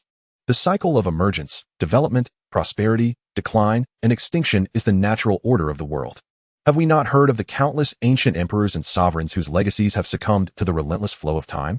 Perhaps one day he will sever these ties. But that moment has yet to arrive. Of course, should the Jiang family produce a figure of resurgence, he would be willing to lend support. In summary, the longer Jiang Mu lives, the more he follows his own desires, adhering to his innermost inclinations. Thus, he resolves to seek out Bixing, deciding to bid farewell to the true demon emperor while also seeking to inherit his legacy. After years of tribute, he has nearly drained the resources of the myriad races. And given that Bixing has not established any forces, Jiang Mu is confident that the true demon emperor must possess considerable wealth. Chapter 34. More secrets from the depths of the Forbidden Zone. The reason Jiang Mu has waited until the twilight of Bixing to seek him out is primarily due to the newfound confidence he feels in being able to hold his own against the aging emperor. Additionally, the eternal essence of his unpretentious longevity remains dominant within him. Thus, when Jiang Mu begins to refine the bloodline of the ancient sacred body, the essence of the celestial titan can be retracted, transforming into a solid purple point of light suspended within his inner world. Consequently, without the enhancement of the celestial titan's essence, his blood appears ordinary. Even if others perceive him, he remains a mortal body, albeit one with slightly enhanced strength. With a mere thought, he can switch his source of power, also embodying the might of a titan.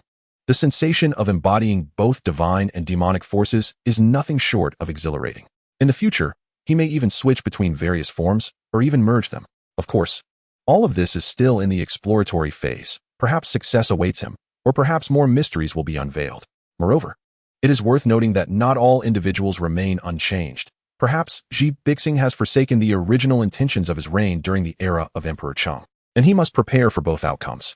Just as Jiang Mu resolved to reveal himself to reminisce with Bixing, an imperial aura suddenly descended upon the realm of mundane existence, as Bixing surveyed the world below, seemingly in search of something profound.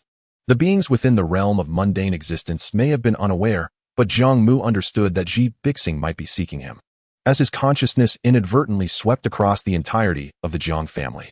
Thus, Jiang Mu released his own consciousness to convey his intentions.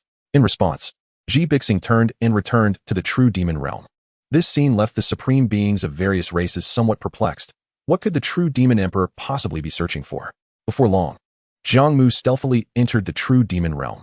Within this realm, the overwhelming imperial presence concealed his actions from the dominators of the Forbidden Zones. Deep within the true demon hall, there lay verdant mountains and flowing waters, an exquisite landscape adorned with residences nestled among the hills. In this moment, within an ancient pavilion upon a mountain, Jiang Mu sat across from Bixing. This is the exquisite tea offered by the Yaoling tribe. Do taste it, senior. Bixing poured the tea for Jiang Mu, exuding no imperial might, appearing as an ordinary individual. Jiang Mu humbly remarked, "Senior, please, I cannot accept such a title. You are now an emperor, standing above me. It is I who should show you respect." With a chuckle, Bixing replied, "You were not so modest in the past." As if reminiscing about bygone days, Bixing smiled. "I still prefer the former version of you. After all, it was you who granted me the opportunity to ascend to the throne. That cannot solely be attributed to me. Your own efforts played a crucial role. Had you not contended with other destined individuals, even the opportunity would have been in vain." Jiang Mu shook his head. "Yet, It appears my judgment was quite astute. Indeed, I never anticipated that you would be surnamed Jiang, nor that the friend you spoke of would be the great Emperor Ling Tian. However, as time swiftly passes, if I had not sought you out, would you have been inclined to meet me, senior? Ji Bixing regarded Jiang Mu with a complex gaze. In his perception, Jiang Mu remained youthful, unchanged from the days of yore, likely having sealed his divine essence. Though, in terms of actual age, he may not be older than Ji Bixing. He belonged to the same era as the great Emperor Ling Tian and had been a supporter on Ji Bixing's path to emperorship, earning Ji Bixing's respect. Yet, memories of being bullied by Jiang Mu in the past occasionally left him feeling somewhat embarrassed, which is why, upon discovering Jiang Mu's true identity, he refrained from seeking him out. Later, caught up in the tumult of battling in the forbidden zones, he found himself lacking the time to pursue it further. Now, in the twilight of his years, he finally recalled this matter. Despite suspecting that Jiang Mu might have already perished, he decided to investigate personally to dispel his lingering regrets. To his astonishment, Jiang Mu was still alive, a delightful surprise indeed. Hearing this, Jiang Mu felt a twinge of embarrassment, saying, "I was merely concerned that you, the great emperor, might hold a grudge. It is better to avoid unnecessary trouble." "Ah, you are mistaken. I, as the reigning emperor, possess a broad mind and vision that is hardly trivial," Ji Bixing retorted with a scoff, clearly not satisfied with Jiang Mu's response, and inquired further. "What brings you to meet me now?" Jiang Mu shrugged. As the saying goes, when one is on the brink of death, their words are kind. "I presume even you, the great emperor, would not hold grudges against me." The two exchanged knowing smiles and raised their cups in a toast. "You still possess the gift of eloquence," Ji Bixing remarked. "However, you are correct. My journey in this life is nearing its end. But what of you?" Ji Bixing inquired with curiosity. "Will you choose to seal yourself again and continue to partake in the struggles of the next life?" Jiang Mu replied nonchalantly, "Perhaps I shall, or perhaps I shall not." Such resilience. Sealing one's divine essence cannot be done frequently, lest one suffer severe losses to their life source, and I wonder how you endure that sense of emptiness. Ji Bixing expressed his surprise, giving Jiang Mu a thumbs up. Moreover, upon assessing Jiang Mu's cultivation level, he noted it far surpassed that of a mere quasi-emperor, with a vitality that showed no signs of aging. Though in Ji Bixing's eyes, Jiang Mu still appeared relatively weak. To the Ji Bixing of the past who had yet to attain emperorship, Jiang Mu was an unassailable existence. Curiosity about Jiang Mu's path of cultivation lingered in Ji Bixing's mind, yet he ultimately refrained from asking. "Every individual has their own journey," Jiang Mu laughed heartily. "Perhaps I simply possess a more open mind." The secret of immortality was something Jiang Mu had no intention of sharing with anyone. Is it truly the case that fearing death equates to being narrow-minded? "I have lived enough. I have become an emperor, avenged my grievances, and now bear no regrets." Ji Bixing sighed, choosing not to dwell further on this topic. "Have you never considered living a second life? Living too long becomes tiresome. I have engaged in too many battles this lifetime, having suffered numerous injuries, rendering the prospect impossible." Jiang Mu expressed his astonishment. "Remarkable. So many invincible beings have become dominators of the forbidden zones for the sake of survival. Yet here is a great emperor who finds life too lengthy?" Ji Bixing's eyes widened. "Still, I must reiterate, you harbor a prejudice against the demonic path emperors. Why should I not aspire to be a renowned emperor for eternity? The higher one stands, the clearer the understanding of the forbidden zones, yet the more helpless one feels." "Oh, why do you say so? How about this? You share with me some of your discoveries over the years, and in return, I shall divulge some secrets from the era of the great Emperor Ling Tian." Jiang Mu spoke candidly. "After all, we are destined to die, correct? Do you truly wish to know?" Ji Bixing replied eagerly. "Of course, if I continue to seal myself, I can boast about it in future generations." From that point onward, the two engaged in delightful conversation. Ji Bixing, having battled in the forbidden zones, harbored animosity towards the dominators of these regions. Yet he also possessed an insatiable curiosity about the world. As an emperor, he should have access to any corner of the earth. Yet there were certain depths of the forbidden zones he dared not venture into. In this world exist entities that transcend even the emperors, capable of threatening their very lives. Even Ji Bixing felt a tremor of fear.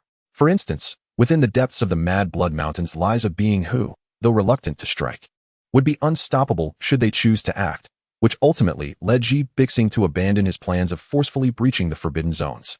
Eventually, he learned from certain dominators of the forbidden zones that these beings had previously lived second and third lives. With each life they reversed, they could attain a further level of enlightenment, causing their strength to surge exponentially.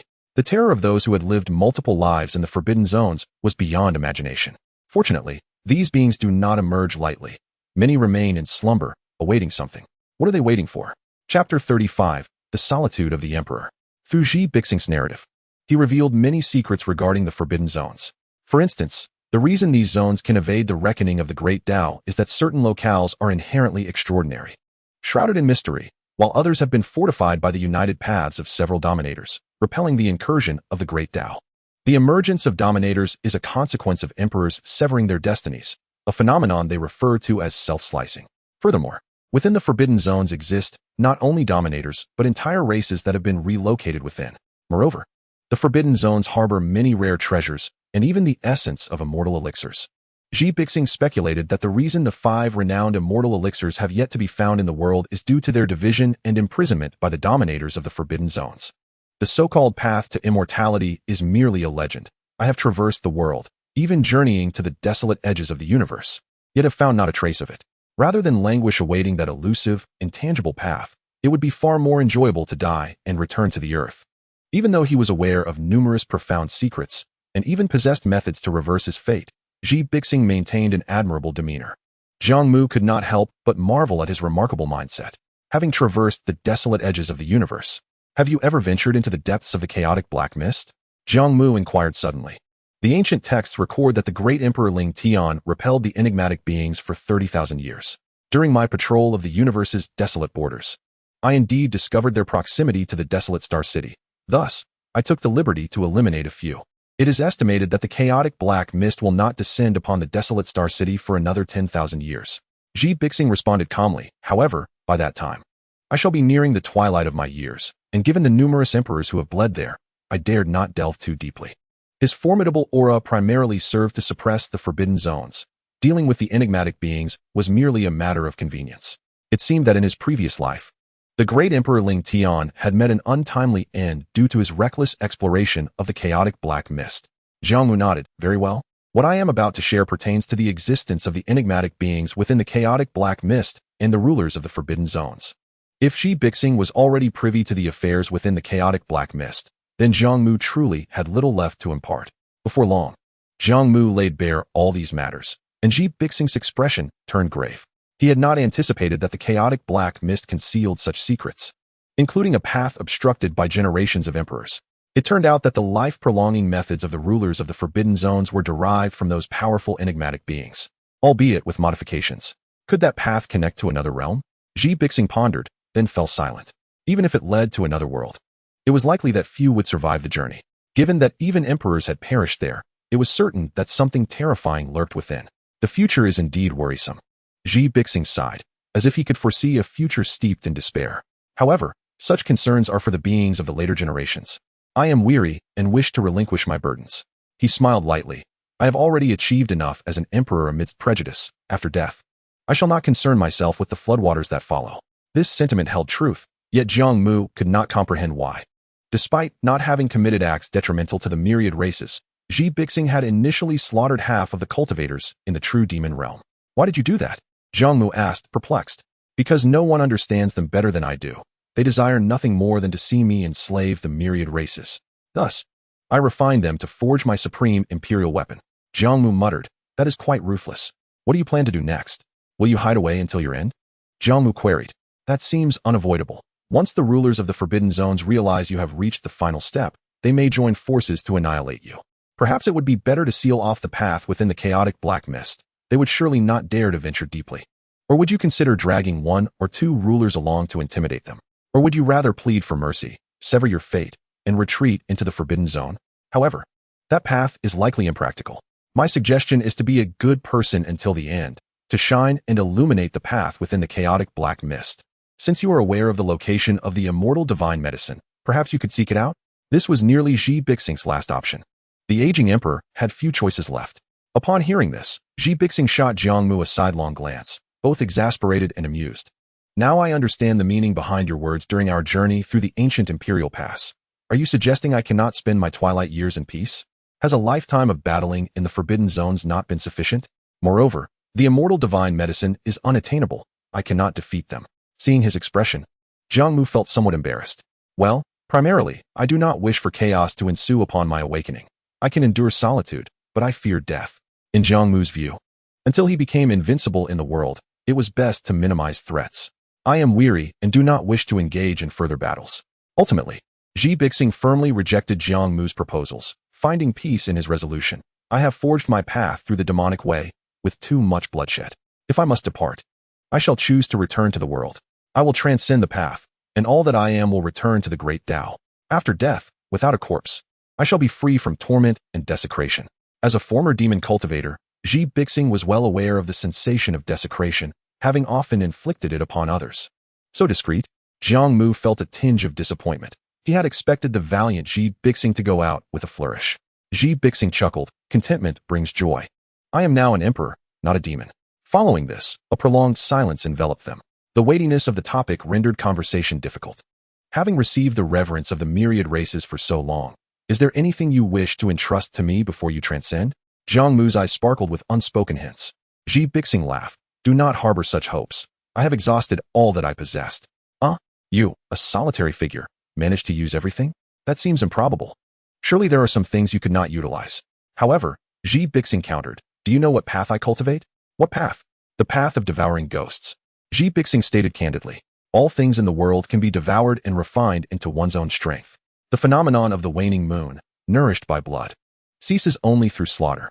Otherwise, do you wonder where my formidable power originates? Why do the myriad races venerate me each time I sustain injuries?" Jiang Mu inhaled sharply, realizing the source of Xi Bixing's extraordinary might. Perceiving Jiang Mu's disappointment, Xi Bixing rose and gazed toward the distant mountains, his voice carrying back to Jiang Mu. "Senior Jiang, in this era, you are the only one I recognize. It is not easy to break free from my seal. Stay and converse with me a while longer. I shall hold another ceremony of reverence for the myriad races, and all offerings shall be yours." "What do you say?" With such an invitation from an emperor, how could Jiang Mu refuse, even without gifts? He stood, raising his cup. "To express my respect, I shall drink first. You may indulge as you wish." Xi Bixing smirked coldly. Chapter 36. The True Demon Transcends, Living and Dying for Thought. Jiang Mu chose to reside in the true demon realm for a while, during which he engaged in nothing more than conversing with Xi Bixing, the emperor. Xi Bixing had not established any factions, nor had he fathered any heirs. He remained a solitary figure throughout. Each emperor's choices were distinct, and their insights into life varied. There were many like Xi Bixing, for whom such matters held little significance. During this time, Xi Bixing upheld his promise and held a final ceremony of reverence for the myriad races. Although they understood the emperor was nearing his end, they still came to pay homage, hoping their offerings might extend his life. Alas, there were few things in this world capable of prolonging an emperor's existence. Thus, a century passed, and the aura of the great Tao belonging to Xi Bixing grew increasingly frail. His essence had diminished significantly. By the 200th year, Xi Bixing entrusted his imperial weapon to Jiang Mu, stating, "This true demon tower has been nurtured well by me when fully unleashed. It possesses at least half my divine might. Now, I entrust it to you. Once I transcend, should a ruler of the forbidden zones emerge, let it fight on its own until it shatters." A small black tower flew into Jiang Mu's hands, and he could feel the profound aura imprinted upon it. Sensing its master's impending demise, it trembled gently, as if mourning. Imperial weapons possess sentience and can autonomously engage in battle.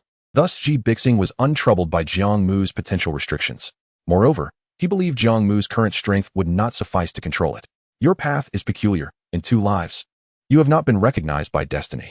Are you attempting to forge an alternative path to enlightenment? Then I can only wish you success." Xi Bixing seemed to perceive the extraordinary essence within Jiang Mu, fixating his gaze upon him. This remark, however, eased Jiang Mu's tension. "I shall take my leave. No need for farewells." Ultimately, the great emperor Xi Bixing embarked on his journey home. He could have lingered for another millennium, yet the longer he delayed, the more his vitality waned, ultimately rendering him incapable of confronting the sovereign of the Forbidden Zone. By preserving a modicum of vitality to shine forth, he ensured that no sovereign of the Forbidden Zone dared to engage him in battle. A figure, adorned with a mane of white hair and marked by the twilight of age, traversed the realm of true demons, stepping into the vastness of the cosmos. The aura of the emperor once again radiated, attracting the attention of all beings. Had the true demon emperor truly reached his twilight? What choices awaited him? Not only the myriad beings watched with bated breath, but also several sovereigns of the Forbidden Zone lurked in the shadows, observing. As Xi Bixing strode through the starry expanse, with each step, his waning energy surged forth. His silver locks darkened with each footfall, and with every step, his imperial might strengthened. The heavenly heart seal loomed high, resonating with myriad voices, once more encircling him, as the laws of the great Tao unfolded before him, akin to a ruler of heaven and earth. In the end, Xi Bixing took 100 steps, arriving in a desolate expanse of stars, where his presence reached its zenith, causing the myriad forces to tremble in subjugation. With a mere gesture, the great Tao erupted in a thunderous roar, reminiscent of his peak battles against the Forbidden Zones. This was the true homeland of the true Demon Emperor. Some exalted cultivators recognized this celestial realm, having investigated after Xi Bixing's arrival. It was revealed that the true Demon Emperor was not born in the realm of true demons, but had arrived there later. While some later arrivals might consider the realm their birthplace, it was evident that the true Demon Emperor held a different perspective. This celestial expanse had once been obliterated by the sovereigns of the Forbidden Zone, perhaps explaining why the true Demon Emperor dedicated his life to battling the Forbidden Zones. What was his intent upon arriving here? A group of cowardly beings, too timid to reveal themselves, now dared only to observe from afar as he approached the twilight of his years. No wonder they were fated to merely survive. Xi Bixing spoke, his voice reverberating through the cosmos, resonating with a profound disdain for the sovereigns of the Forbidden Zones. Yet, even so, none dared to confront him. Silence enveloped them. It was laughable. Though Xi Bixing appeared to be on the brink of exhaustion, his final leap once again placed him atop the pinnacle of the great Tao. Indifferent to life and death, he could easily take a few sovereigns of the Forbidden Zones along with him on his journey. I am the Demon Emperor, yet I shall not tarnish the name of the Emperor, nor will I betray the expectations that Ling Tian, the great Emperor, had for future emperors. The Forbidden Zones are like parasites, decaying this world. They must be suppressed and eradicated. Yet, even emperors have their limits. The essence of the great Tao surged around Xi Bixing, his gaze piercing through time and space, as if scrutinizing all races. I am weary. I willingly transform into the Tao, hastening the arrival of the next great era. Should any sovereign of the Forbidden Zones be unwilling, they are welcome to challenge me. With a thunderous boom, an even more formidable aura erupted from Xi Bixing. The sound of the great Tao echoed, expanding outward, only to shatter inch by inch. The myriad pathways and the heavenly heart seal began to detach from him, the brilliant light of the great Tao illuminating the universe. An overwhelming aura of transformation emanated from Xi Bixing, engulfing the cosmos. As the emperor transformed into the Tao, the shattering laws of the great Tao were extraordinary. Even a fragment could obliterate an imperial body, wielding immense destructive power that left the sovereigns of the Forbidden Zones who sought to seize the opportunity in awe. Xi Bixing's form began to fracture within the radiance of the great Tao, dissipating into luminous points scattered throughout the universe. The great Tao lamented, trembling across the celestial rivers, as if mourning the death of an emperor, touching the hearts of all living beings. The emperor had transcended into the Tao. It was unexpected that the true Demon Emperor would choose such a departure in the end, not in battle, but perhaps he truly was, as he claimed, weary. Though he bore the title of Demon Emperor, his heart resonated with the plight of the people, surpassing even some so-called savior figures. His name deserved a place in the annals of history. Even in the face of transcendence, must he still intimidate the Forbidden Zones? This true Demon Emperor was indeed worthy of his title. While he demanded tributes from the myriad races, his actions retained the dignity of an emperor, worthy of both praise and lament. Xi Bixing's transformation into the Tao awakened slumbering ancient legacies. For it is rare to encounter an emperor of this era who transforms to nurture the next generation. He was a pure soul, living and dying for a singular thought. Jiang Mu, who alone understood the path Xi Bixing had traversed, stood amidst the starry expanse, witnessing the transformation with a tinge of melancholy. He recognized his own limitations. Xi Bixing's youthful visage remained serene, his gaze fixed intently in one direction. Before him, shadows intertwined, revealing numerous men and women. Among them, a girl stood at the forefront, her hair tied high in a ponytail, clad in an orange dress, beaming with joy as she raised her hands, seemingly calling out to Xi Bixing in excitement. Xi Bixing parted his lips, and in the final moment of his complete dissolution from the world, a smile graced his face. Little fish, I have returned. Chapter 37. Chaos reignited. The deception of the true demon tower. The aura of the true demon emperor's transformation rippled across the world. While only a select few beings could directly witness Xi Bixing's transformation in the cosmic expanse, the enduring phenomena across the realms signified the departure of this formidable emperor, who had battled the Forbidden Zones throughout his life. When an emperor falls, the heavens mourn. Many exalted beings of the myriad races watched as Xi Bixing faded entirely from existence, their expressions filled with a medley of emotions. Respect, nostalgia, joy, and sorrow mingled together. The emperor of this age had departed, rekindling the fighting spirit of the oppressed cultivators who had borne their burdens for 2 millennia, all aspiring to become the next emperor.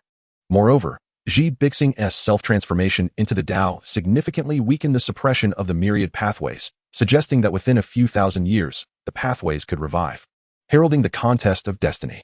This was undoubtedly a boon for the myriad races, for the threat posed by the sovereigns of the Forbidden Zones was immense.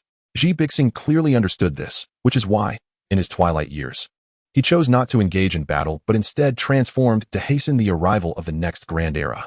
Only an emperor in the present can suppress the Forbidden Zones.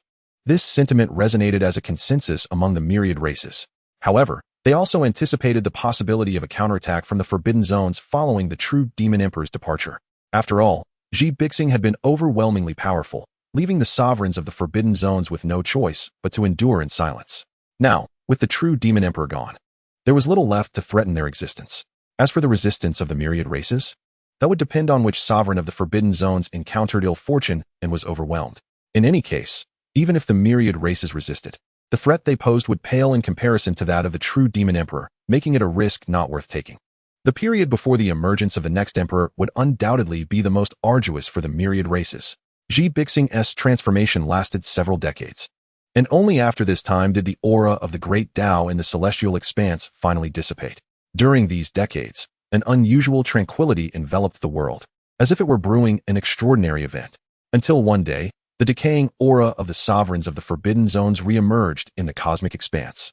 One sovereign, unable to contain themselves, emerged into the world. This was an unnamed being from the Forbidden Zone, a supreme entity who first cautiously slaughtered the life forms of a small star domain. Then, feeling no threat and confirming that the true Demon Emperor would not reappear, he released his lingering anxieties completely. He opened his blood-stained maw, obliterating one small star domain after another, along with realms of life. This sovereign of the Forbidden Zones was cunning. He refrained from encroaching upon the deeply rooted powers of the myriad races, instead choosing to devour the remote star domains, places that posed no danger to his existence. Consequently, no sentient beings dared to disturb him. As this sovereign of the Forbidden Zones remained unscathed, other sovereigns, whose time was also running short, could no longer contain their insatiable hunger and began to emerge one after another. In an instant, at least dozens of sovereigns of the Forbidden Zones commenced their bloody feasts across the celestial realms. Once again, countless beings perished, and the air was thick with crimson. The wails of the dying seemed to resonate through the cosmos, evoking a profound sense of pity from the heavens themselves. This upheaval eclipsed even the chaos unleashed when the Imperial Barrier Wall was breached, plunging many into despair. Throughout the celestial realms, apart from the 3,000 major star domains, the remaining realms of life fell into a state of perpetual dread, aware that they could become the next victims of the sovereign's gluttony. They began to flee, seeking refuge in areas protected by powerful races. As for the calamity unleashed by the sovereigns of the Forbidden Zones, the supreme beings of various races merely observed in silence, turning a blind eye to the world's tragedies, content to safeguard their own territories, so long as the sovereigns refrained from encroaching upon them. They understood that the sovereigns, having been suppressed for far too long, were not to be trifled with. Even if they managed to repel this current unrest by exhausting their resources, what would happen in the future? Thus, as long as these sovereigns did not threaten their powerful clans, the destruction of some realms of life was inconsequential. After all, the world was vast, teeming with life, and the loss of a few was hardly significant. Once satiated, these sovereigns would naturally retreat. The supreme beings of the myriad races thought this way, and the emerging sovereigns harbored similar sentiments. They avoided powerful clans, seeking instead to plunder the weaker beings, hoping to prevail through sheer numbers. Moreover, they were not without gains. There were always overconfident saints or quasi-emperors who charged at them, providing ample sustenance. Different starry skies were witnessing various tragedies, yet many remained indifferent observers. In the blink of an eye, the number exceeded 100. The calamities wrought by the sovereigns of the Forbidden Zones were unavoidable. This would not be the first occurrence. Sensing the tumult unfolding across the cosmic realms, Jiang Mu within his own miniature world could not help but feel a twinge of sympathy for those tormented by the sovereign's chaos. However, he had no intention of intervening. Even if he could eliminate one or two sovereigns, it would only be a temporary solution. Furthermore, engaging in battle would entail immense risks for him, potentially leading to his own demise. This was clearly unacceptable to Jiang Mu, who had endured through the era of the two emperors and witnessed countless life and death struggles, rendering him indifferent to the suffering of the world. Although this upheaval was particularly terrifying, it would not undermine the foundation of this world. For during the era of the true demon emperor, peace had reigned supreme, leading to a flourishing existence for the beings. This was also the reason why the various powerful factions refrained from taking action, if they did not allow these sovereigns of the forbidden zones to vent their frustrations. The longer the repression lasted, the more desperate the future would become. After all, compared to the sovereigns that had emerged, those yet to manifest posed an even greater terror. Hence, the strong clans, sacred lands, and divine sects of the world would not act rashly. Nevertheless, while Jiang Mu remained disinclined to intervene, the true demon tower could hardly contain its excitement, buzzing with energy and expressing its eagerness to Jiang Mu. After all, Xi Jixing had issued commands to it prior to his demise. However, this was an extreme imperial weapon, and Jiang Mu was reluctant to let the true demon tower engage in battle. Without an emperor to wield it or a continuous supply of energy, its autonomous assaults would struggle against a sovereign of the forbidden zones. It might even shatter in the process. Yet, in Jiang Mu's hands, the situation would be entirely different. As the celestial body of supremacy, he could stand toe-to-toe with an emperor, possessing sufficient power to unleash the true demon tower, significantly amplifying its combat prowess. Perhaps even rivaling its effectiveness in the hands of an emperor. Little tower, listen to me, he implored. Xi Jixing merely said to fight until you shatter. He never specified when you must shatter, did he? These sovereigns are endless. The timing of the battle is inconsequential, right? You see, my strength can rival an emperor. I am already formidable, but I will become even stronger. Once I reach the level of an emperor, I will take action, and at that time, you will unleash your full potential in my hands. Together, we shall charge into battle, unstoppable, fulfilling your master's tasks splendidly. Jiang Mu grasped the diminutive true demon tower, firmly suppressing it with the might of the celestial body of supremacy, gently coaxing and explaining. The tower vibrated, a clear consciousness resonating in Jiang Mu's mind. You are the supreme imperial weapon.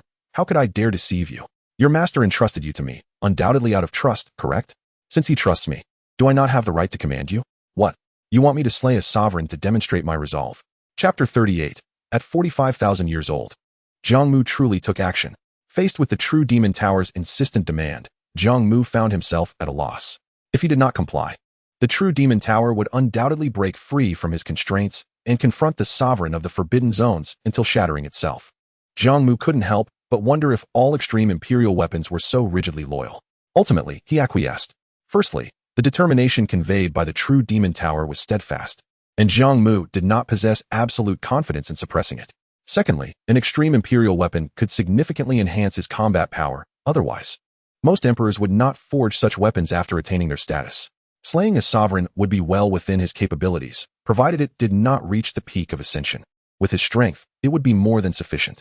However, he needed to act swiftly to avoid revealing himself. Jiang Mu calculated in his mind that eliminating a sovereign in the external realm would not be difficult. Even if that sovereign had reached the peak of ascension and wielded the might of an emperor, victory would still belong to Jiang Mu. It was merely a matter of time and whether he might sustain injuries. What truly concerned Jiang Mu was the necessity to conceal his own origin aura. He was not yet invincible and could not afford to make too many enemies. Once he acted, the essence of the celestial body of supremacy would inevitably be revealed, which he needn't contemplate. Fortunately, Jiang Mu was not afraid of exposing his body aura, as long as he switched his origin. Even the sovereign of the forbidden zones would struggle to deduce his existence, akin to searching for a ghost. However, regardless of how simple the task seemed, Jiang Mu resolved to proceed with caution. With his strength and 2 imperial weapons at his disposal, could he not annihilate a sovereign that had not yet reached the ascendant realm? Thus, Jiang Mu began to negotiate terms with the true demon tower. Very well. Let us agree on this. I shall slay a single sovereign to demonstrate my strength, and in return, you must assist me and heed my commands in the future. How does that sound? Upon hearing this, the true demon tower fell silent for a moment before resonating once more, as if in agreement. After all, if Jiang Mu possessed the power to slay a sovereign, aligning with him would be the best choice for the true demon tower. Apart from him, it would likely find no other capable master. Splendid.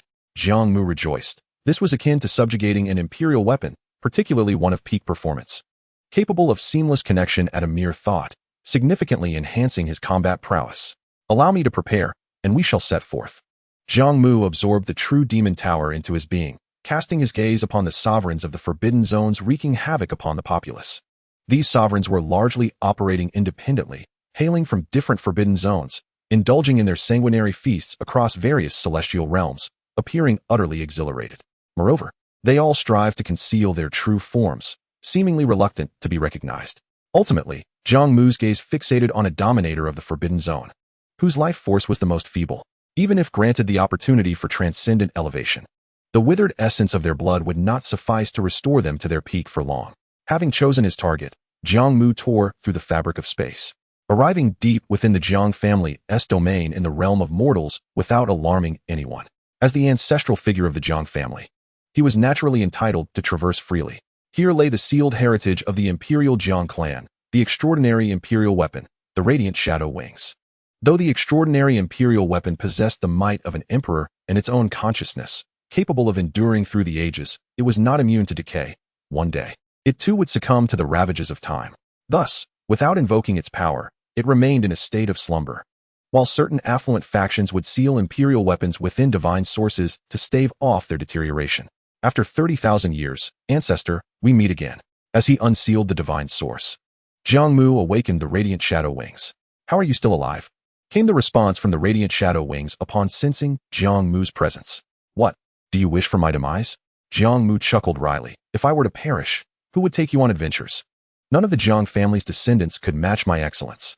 After all, the radiant shadow wings were an extraordinary imperial weapon belonging to the ancestors of the Jiang family, and it was not unfounded for Jiang Mu to refer to it as his ancestor.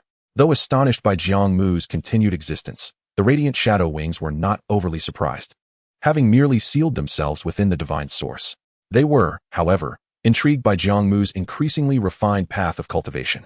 Thus, they inquired what tasks Jiang Mu required of them this time. The last time they had emerged, Jiang Mu had beseeched them for quite some time before they acquiesced. After all, it was not their duty to resolve the Jiang family's predicaments. As a relic of the Jiang family's legacy, they adhered strictly to the commands left by their master. Jiang Mu grinned. This time, I shall take you to slay the dominator of the Forbidden Zone. Departing the realm of mortals discreetly, Jiang Mu easily summoned the radiant shadow wings, as he exuded the aura of an emperor alongside the presence of the true Devil Tower. The radiant shadow wings were elated, for in their eyes, the Jiang family had finally produced a promising descendant. Thus, even though this was a personal affair unrelated to the Jiang family, they consented. Jiang Mu did not rely on any means of transportation, but traversed the cosmic expanse solely with his own strength. A cultivator at the sage level inherently possessed the ability to transcend space, even amidst the boundless universe, as long as there was a definitive destination. One could leap through seemingly superfluous space, not to mention beings of the quasi-emperor realm, who could reach any corner of the universe with merely a thought. This was why they could sense the emergence of a dominator from a forbidden zone almost instantaneously. This was the fruit of their cultivation and the evolution of their life forms. After traversing countless star domains, Jiang Mu slowed his pace as he neared his destination. Countless streams of light hurried past, be they cultivators, starships, or transcendent beings guiding entire continents and celestial bodies. The surrounding star fields were teeming with life forms migrating through the cosmos, fleeing their homelands, attempting to salvage whatever belongings they could carry. Amidst the exodus of all beings, there stood Jiang Mu, the lone contrarian, striding towards the chaos. The further he advanced, the more he could sense the pervasive, mingled scent of blood filling the starry expanse, instilling a primal fear deep within his being, a harbinger of death. Moreover, Jiang Mu could already perceive the decaying aura belonging to a certain dominator of the Forbidden Zone, drawing ever closer. In his path lay more fleeing cultivators. Yet, even as they pushed their speed to its limits, they could not match the pace at which the dominator consumed the starry expanse. Only those transcendent beings could barely escape. However, not all transcendent beings were inclined to flee. Some remained further back, striving for transcendent elevation, hoping to delay the dominator's advance. Yet, their powers, their magical arts, their transcendent laws, seemed as fragile as paper before the dominator.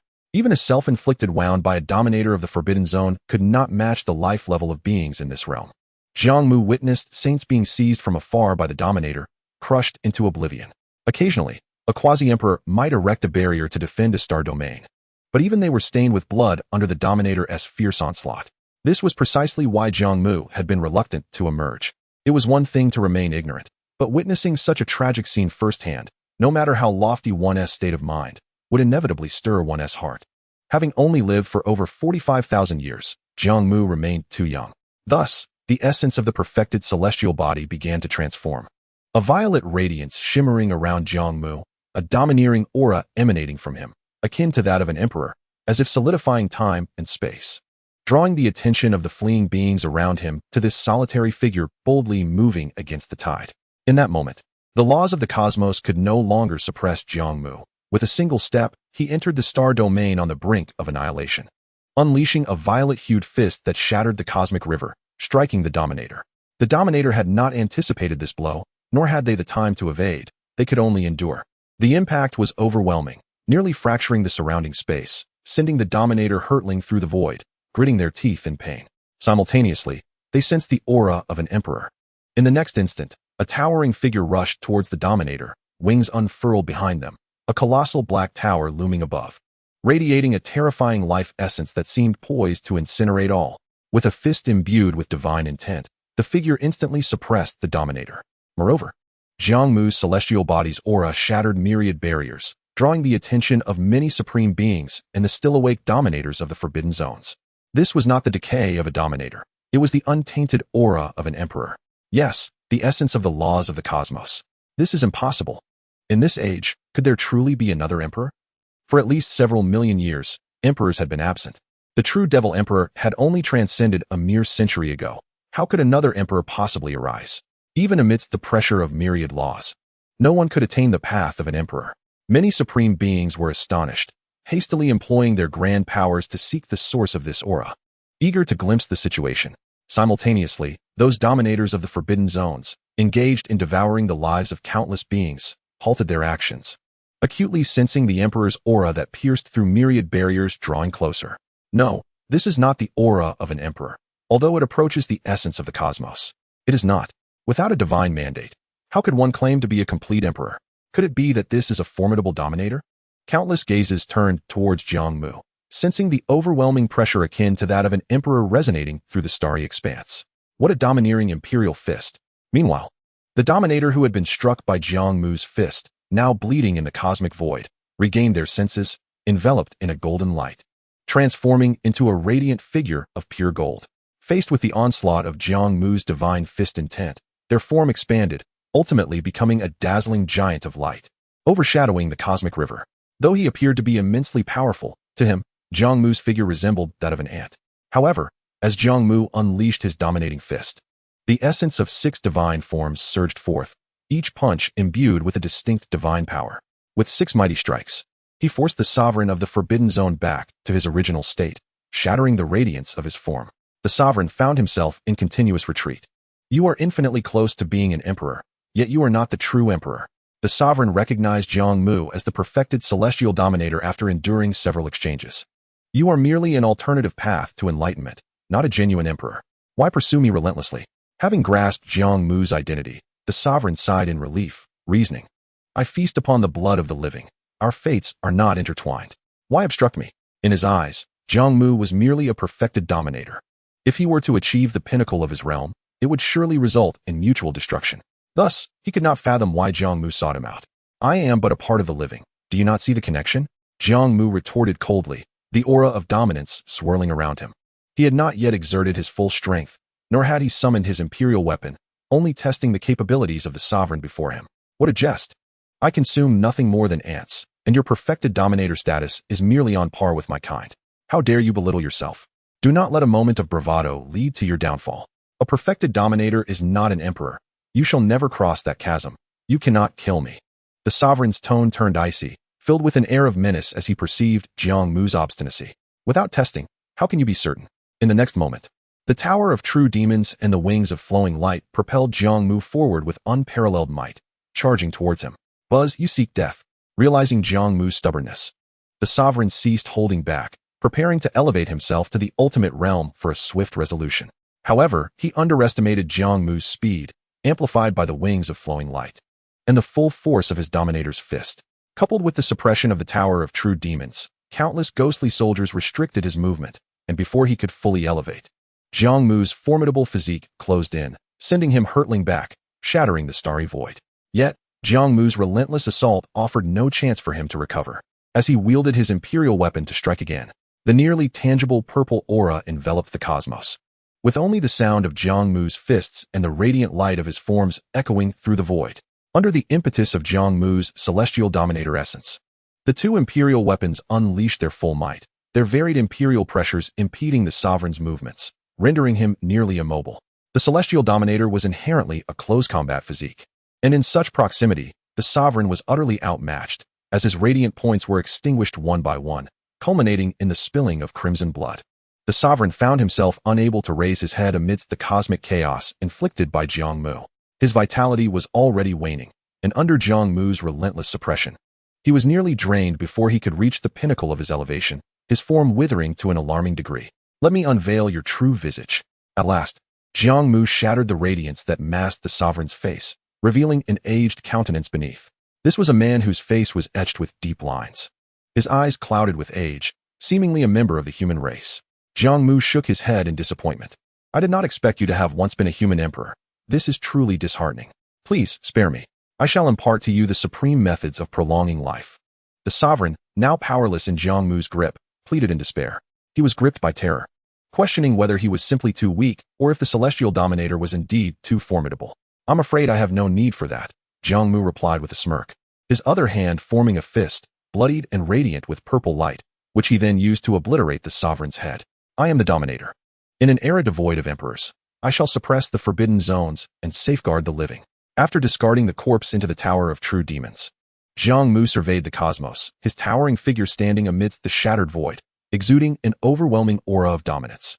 Like a sovereign of the universe, his oppressive presence sent the remaining sovereigns of the forbidden zones into a hasty retreat, fleeing back to their domains, fearful of becoming Jiang Mu's next target.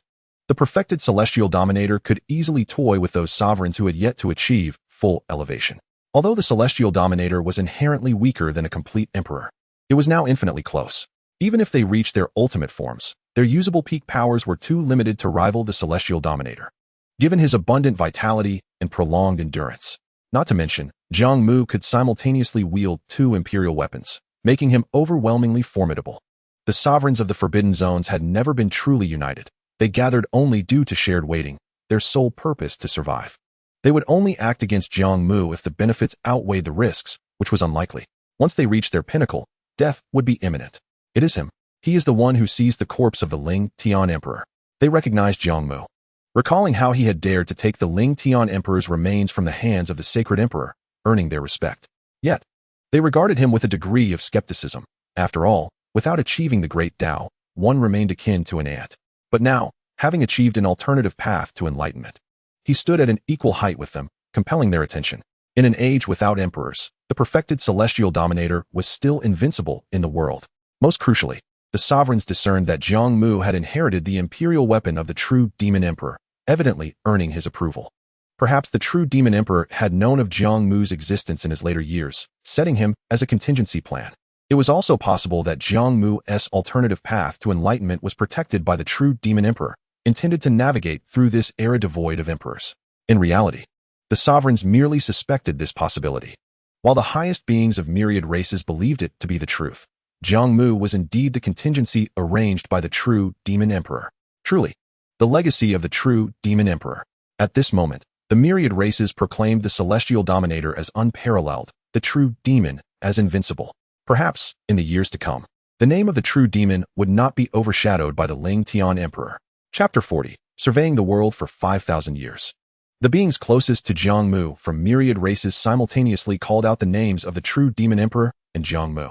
How can there still be things that must be done? Jiang Mu withdrew his consciousness, sensing the stirring of the myriad races, instantly grasping the situation.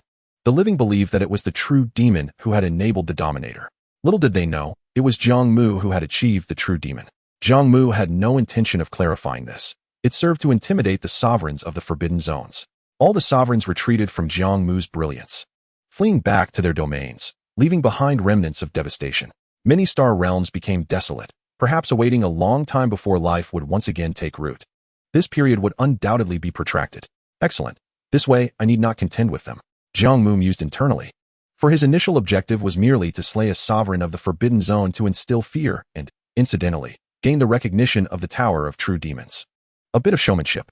If it truly came to a life-and-death struggle with the sovereigns, Jiang Mu would turn and walk away without hesitation, even if it meant bearing infamy. Though Jiang Mu may possess remarkable prowess, he is at most akin to a great emperor. Even the formidable true demon emperor hesitates to tread into certain forbidden zones. How could Jiang Mu dare to do so? Thus, amidst the fervent expressions of gratitude from the beings of the surrounding star domains, numerous exalted cultivators paid their respects as Jiang Mu traversed the starry river, returning to the realm of the mundane. This time, he directly assumed leadership of the Jiang family, leaving its descendants in a state of bewilderment as they quickly came to their senses and prepared to cleanse their esteemed ancestors' arrival. The awareness of Jiang Mu's existence among the Jiang family had dwindled, with few cultivators knowing that this ancestor, who perhaps had not ascended to the throne of an emperor in his past life, harbored unfulfilled ambitions and thus did not depart from this world. To their astonishment, he has now embarked on such a path, bringing immense joy to the Jiang cultivators. Jiang Mu first sealed away the radiant shadow wings once more. Although the wings had relished the nourishing vitality drawn from Jiang Mu, they were reluctant to be sealed again. Nevertheless, Jiang Mu did not indulge them. One true demon tower was formidable enough. Two might well drain Jiang Mu to a mere husk. Subsequently, Jiang Mu set about revitalizing the once glorious Jiang family, as this might be his final chapter in the world as Jiang Mu. The great body of dominance, having achieved an alternative path to enlightenment, could not confine the divine source. Hence, this could very well be Jiang Mu's last endeavor for the rejuvenation of the Jiang family, a fitting homage to their past nurturing. The realm of the mundane is home to a total of 15 imperial clans, with the most prestigious being the Sacred Grounds and Celestial Gates. Currently, the Jiang family occupies a position at the very bottom. The most illustrious of these is the Taishu Sacred Ground, boasting 3 emperors and a legacy spanning over 200,000 years, still thriving today. Conversely, the Jiang family's Windwalker Emperor attained enlightenment 70,000 years prior, and since then, no descendant has ventured into that realm, leading to an inevitable decline. Now, with Jiang Mu's alternative path to enlightenment, the Jiang family can be considered to possess dual emperors, as the body of dominance remains unmatched even in an age devoid of emperors. Even while emperors exist, they regard the great body of dominance as equals rather than adversaries. To reiterate, the great body of dominance may not defeat an emperor, but neither can an emperor extinguish it. Historically, several among the 9 sacred bodies, particularly those adept in combat like the Xianxian body, can stand against emperors once they reach greatness, such as the ancestral body, the chaos body, and the innate body of the Tao. Jiang Mu now seeks to cultivate the ancestral body, aspiring to further elevate his physical form, for the ancestral body is equally formidable, endowed with unparalleled sacred techniques and exceptional restorative abilities. The indestructible golden body, simply put, is akin to an unkillable cockroach, an exceptional physique capable of taking on 10 foes single-handedly.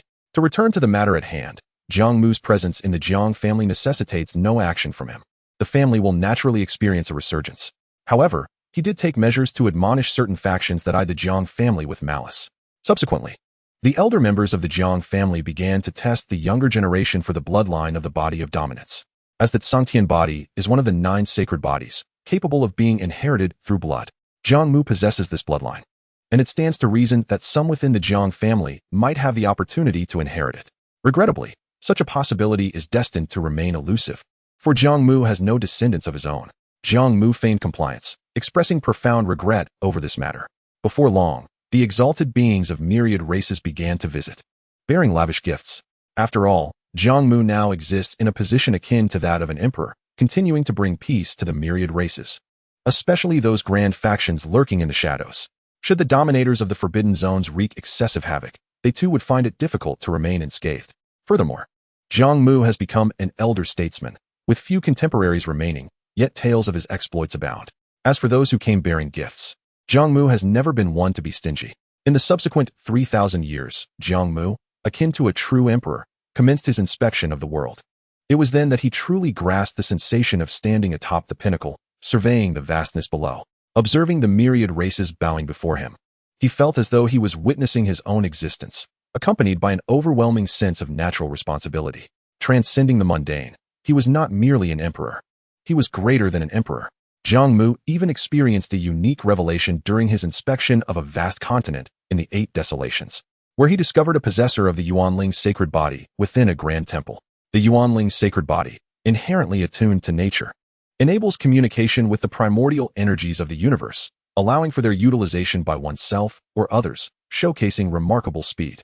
For those who have achieved the great Yuanling sacred body, the concept of depleted magical energy is non-existent.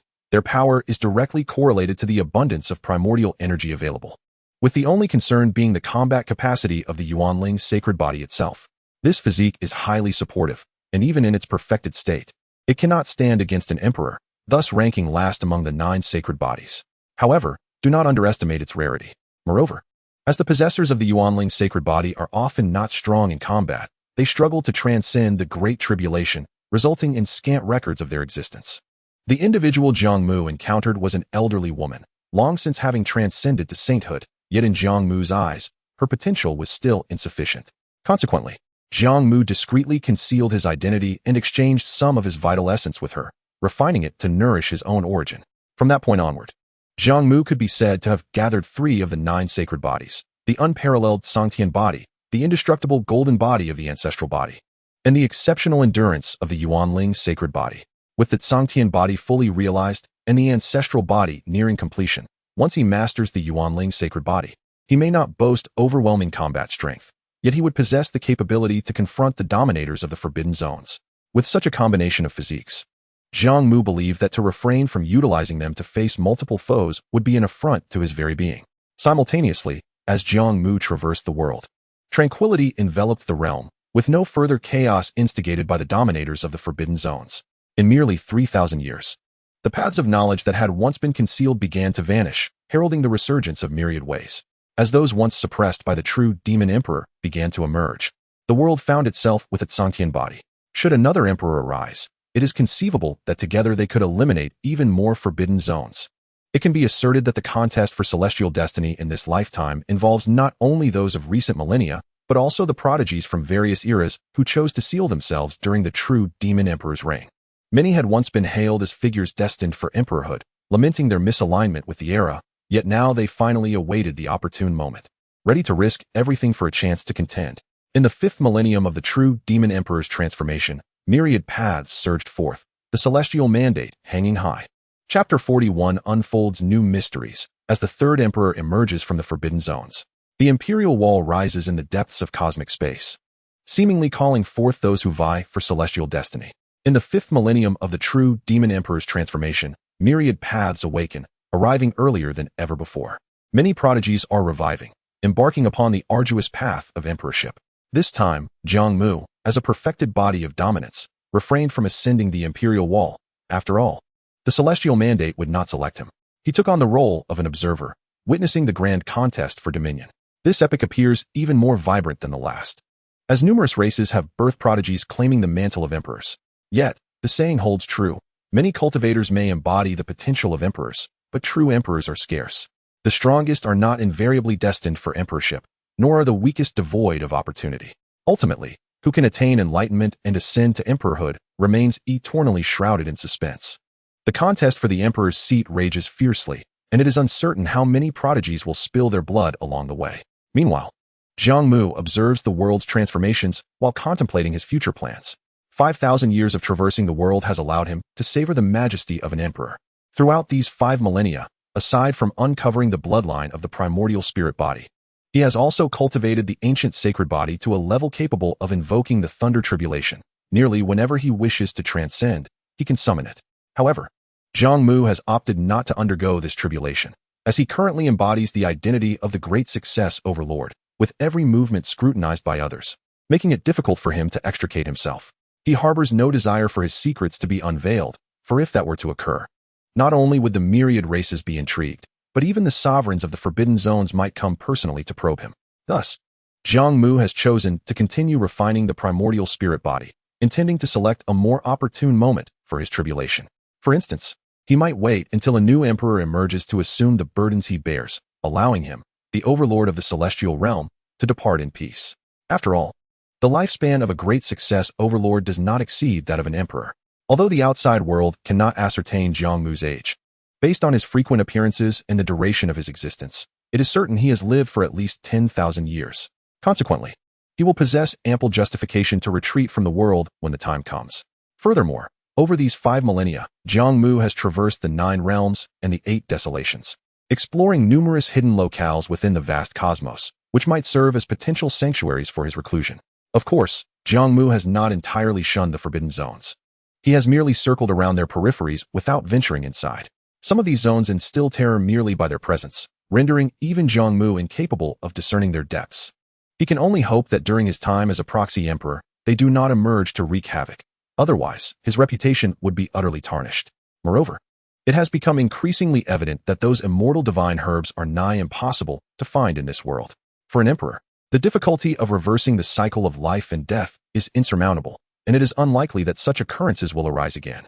According to what is known, an emperor's combat prowess is bound by a limit throughout their life, and only by transcending to a second life can it ascend once more. Thus, the sovereigns of the Forbidden Zones vary in strength. After all, some have previously reversed the cycle of life and death, or even existed across multiple lifetimes. Even if they were to inflict self-harm, they are not figures that a mere lifetime emperor could hope to vanquish. Therefore, Jiang Mu must remain cautious. While an emperor is formidable, they are not invincible.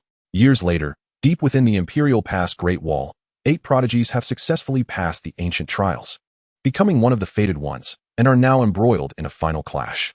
Under the radiant light of the Great Path, prodigies from various regions and races engage in a chaotic melee. A tremendous sound reverberates through the last bastion of the Imperial Pass Great Wall as each prodigy unleashes their own principles, colliding with one another. In this era, they must contend with both bizarre creatures and the sovereigns of the Forbidden Zones, should the Emperor not assert dominance. The common folk of the world will face calamity once more. From his vantage in the mortal realm, Jiang Mu extends his formidable consciousness to the Imperial Pass Great Wall.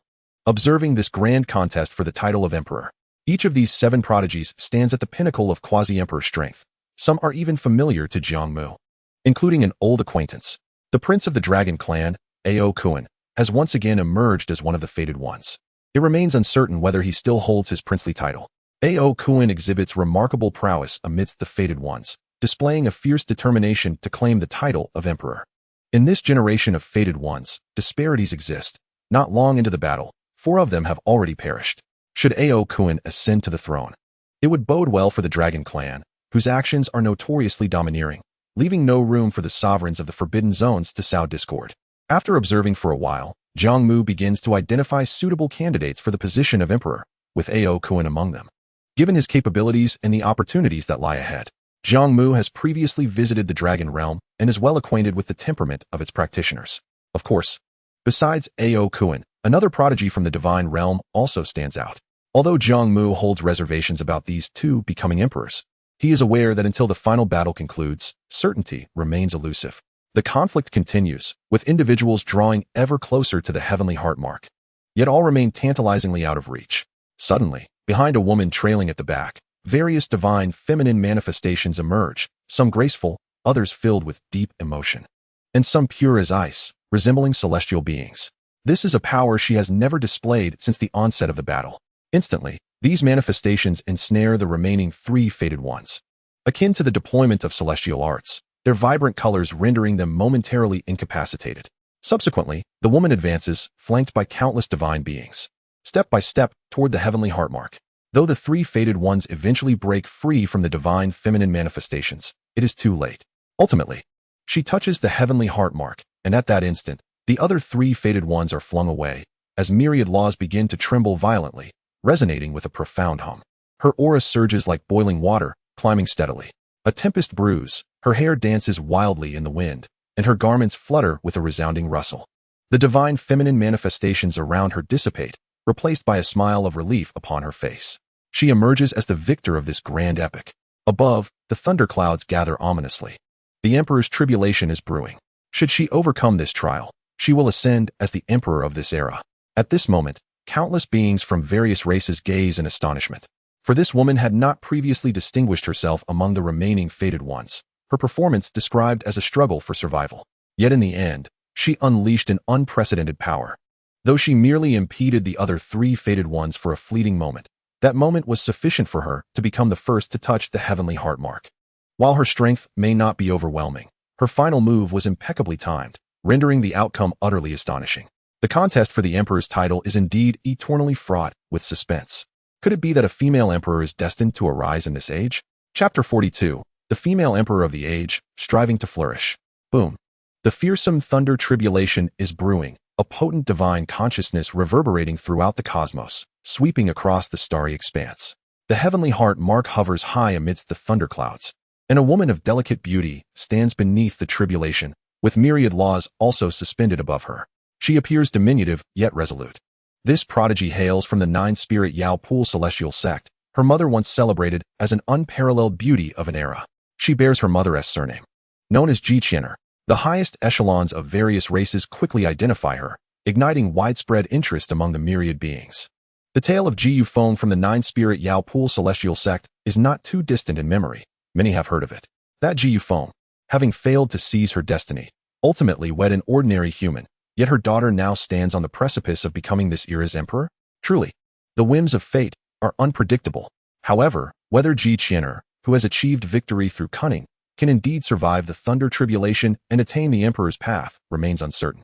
Many harbor hopes for her failure, believing that as long as she does not succeed, the fate remains unclaimed, and the other fated ones still possess a chance. Thus, countless eyes watch intently, and Jiang Mu is no exception. He is well aware that Jiqianer is the daughter of Jiu Feng, and among the four fated ones. He does not hold her in high regard, yet it is she who has emerged victorious. Jiang Mu feels a sense of helplessness. The unpredictability of fate is indeed profound. Yet, to have reached this point, it is impossible to assert that she lacks strength. Rather, it is a matter of both strength and fortune being critical.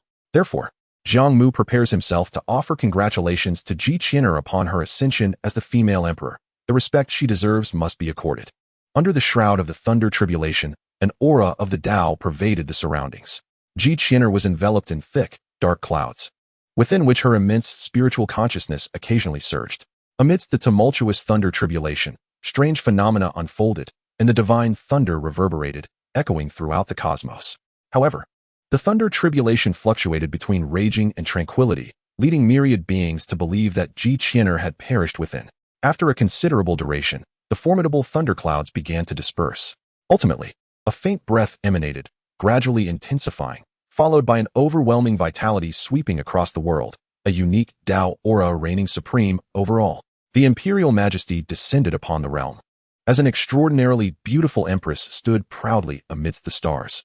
Jiqianer had attained the status of empress. Some rejoiced while others sighed. Yet all transformed into a profound sense of resignation. Although Jiqianer faced numerous tribulations during her ascendance, nearly falling several times, she ultimately seized a fleeting opportunity, becoming a legendary empress. Throughout the ancient eras, few records mention empresses, and being among them is sufficient for her name to be etched in history. In Jiqianer's era as empress, the Nine Spirits Yao Pool immortal sect swiftly eradicated all adversaries, establishing its life-star domain as the epicenter of the world. Attracting myriad races, the world revered her as the divine Yao Empress, further enriching the Nine Spirits Yao Pool immortal sect's legacy. Henceforth, the Nine Spirits Yao Pool immortal sect became a sect of three emperors. Even if Jiqianer eventually passed, its influence in the celestial realms would remain unchallenged. Before Jiqianer undertook her imperial responsibilities and began surveying the world, Jiang Mu journeyed to the Nine Spirits Yao Pool immortal sect to congratulate the newly crowned empress and simultaneously relieve himself of his burdens. Not long after Jiqianer ascended to empress, she, having grown up listening to Jiang Mu's tales, recognized him as an extraordinary elder. Despite their current parity, with her even holding a slight advantage, she displayed no arrogance. Instead, she welcomed Jiang Mu with great humility and grandeur. The two invincible beings of their era conversed for an extended period, primarily with Jiqianer inquiring about matters unknown to her. As a senior, Jiang Mu naturally spoke freely. Subsequently, Jiang Mu took his leave, acknowledging that this was Jiqianer's time to shine, and he had no desire to vie for supremacy. Although the feelings of the other party might differ, Jiang Mu, having been unfamiliar with Jiqianer in the past, was uncertain how her mindset had shifted after her ascension to empress. Thus, he wished to avoid entanglements.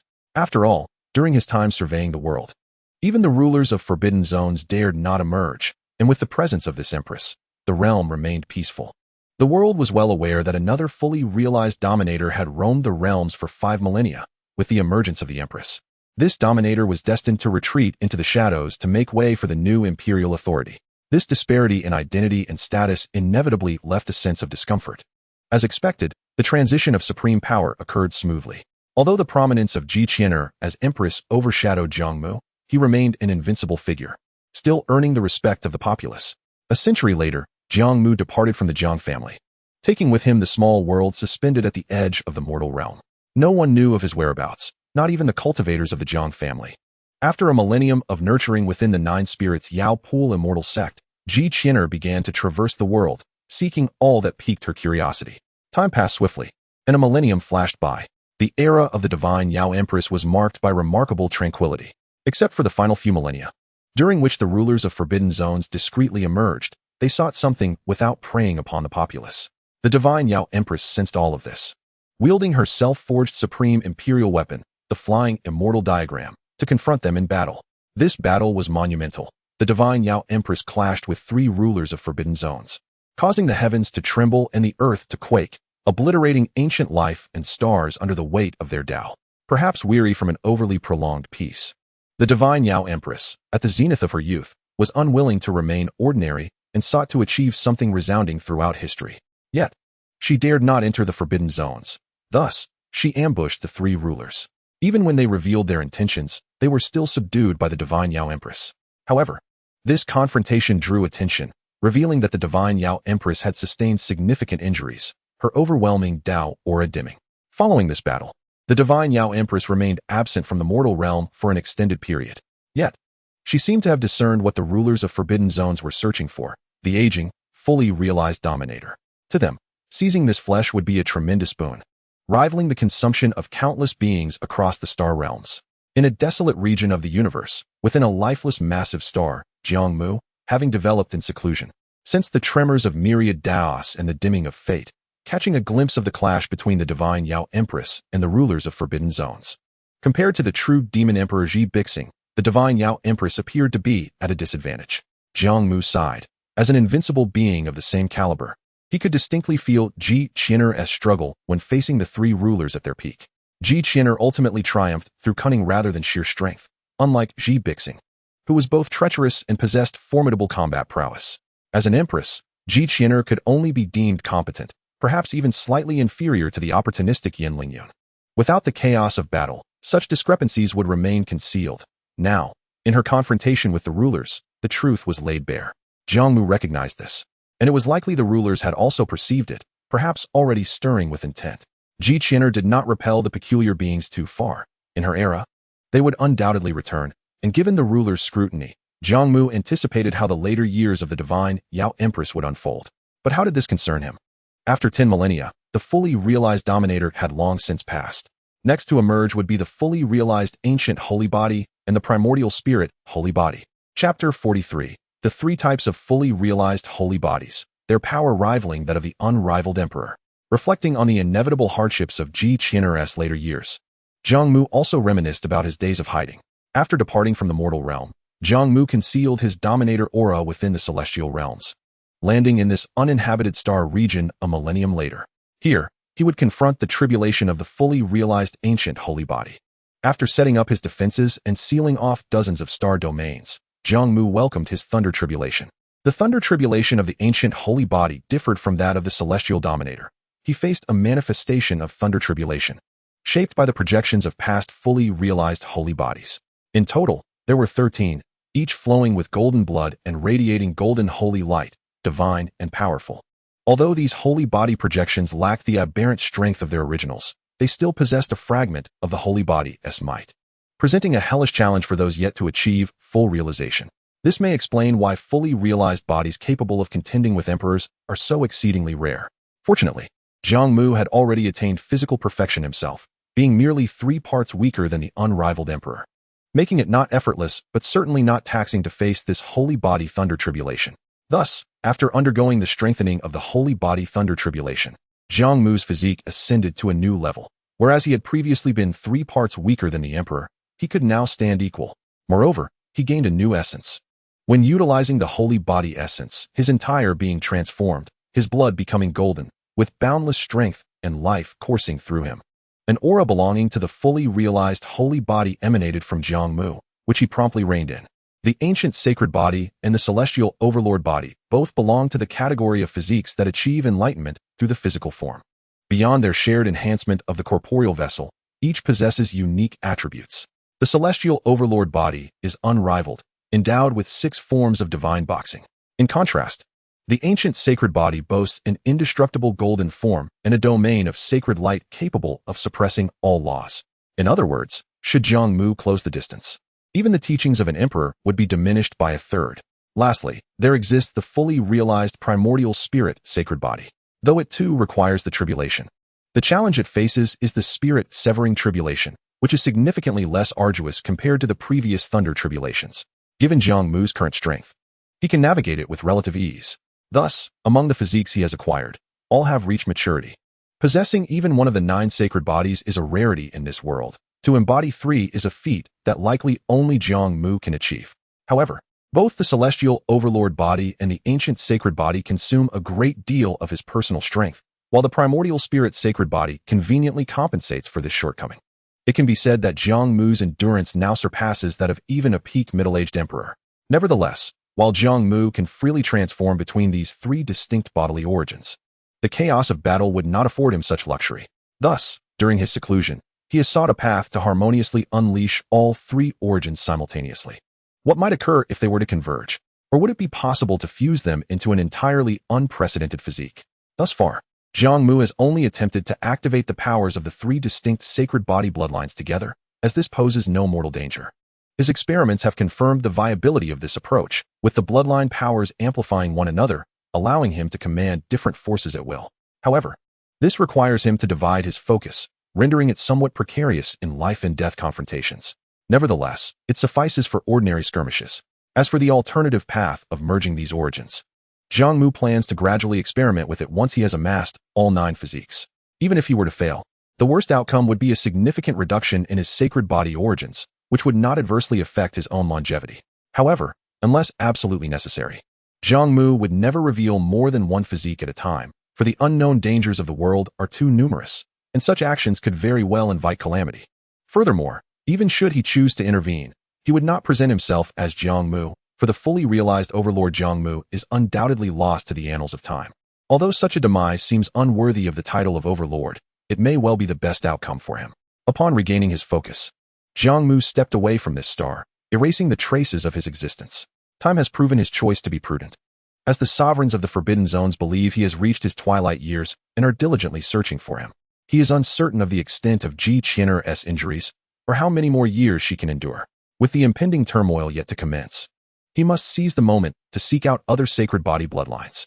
Reflecting on this matter, Jiang Mu feels a pang of frustration. There are too few cultivators with sacred body bloodlines.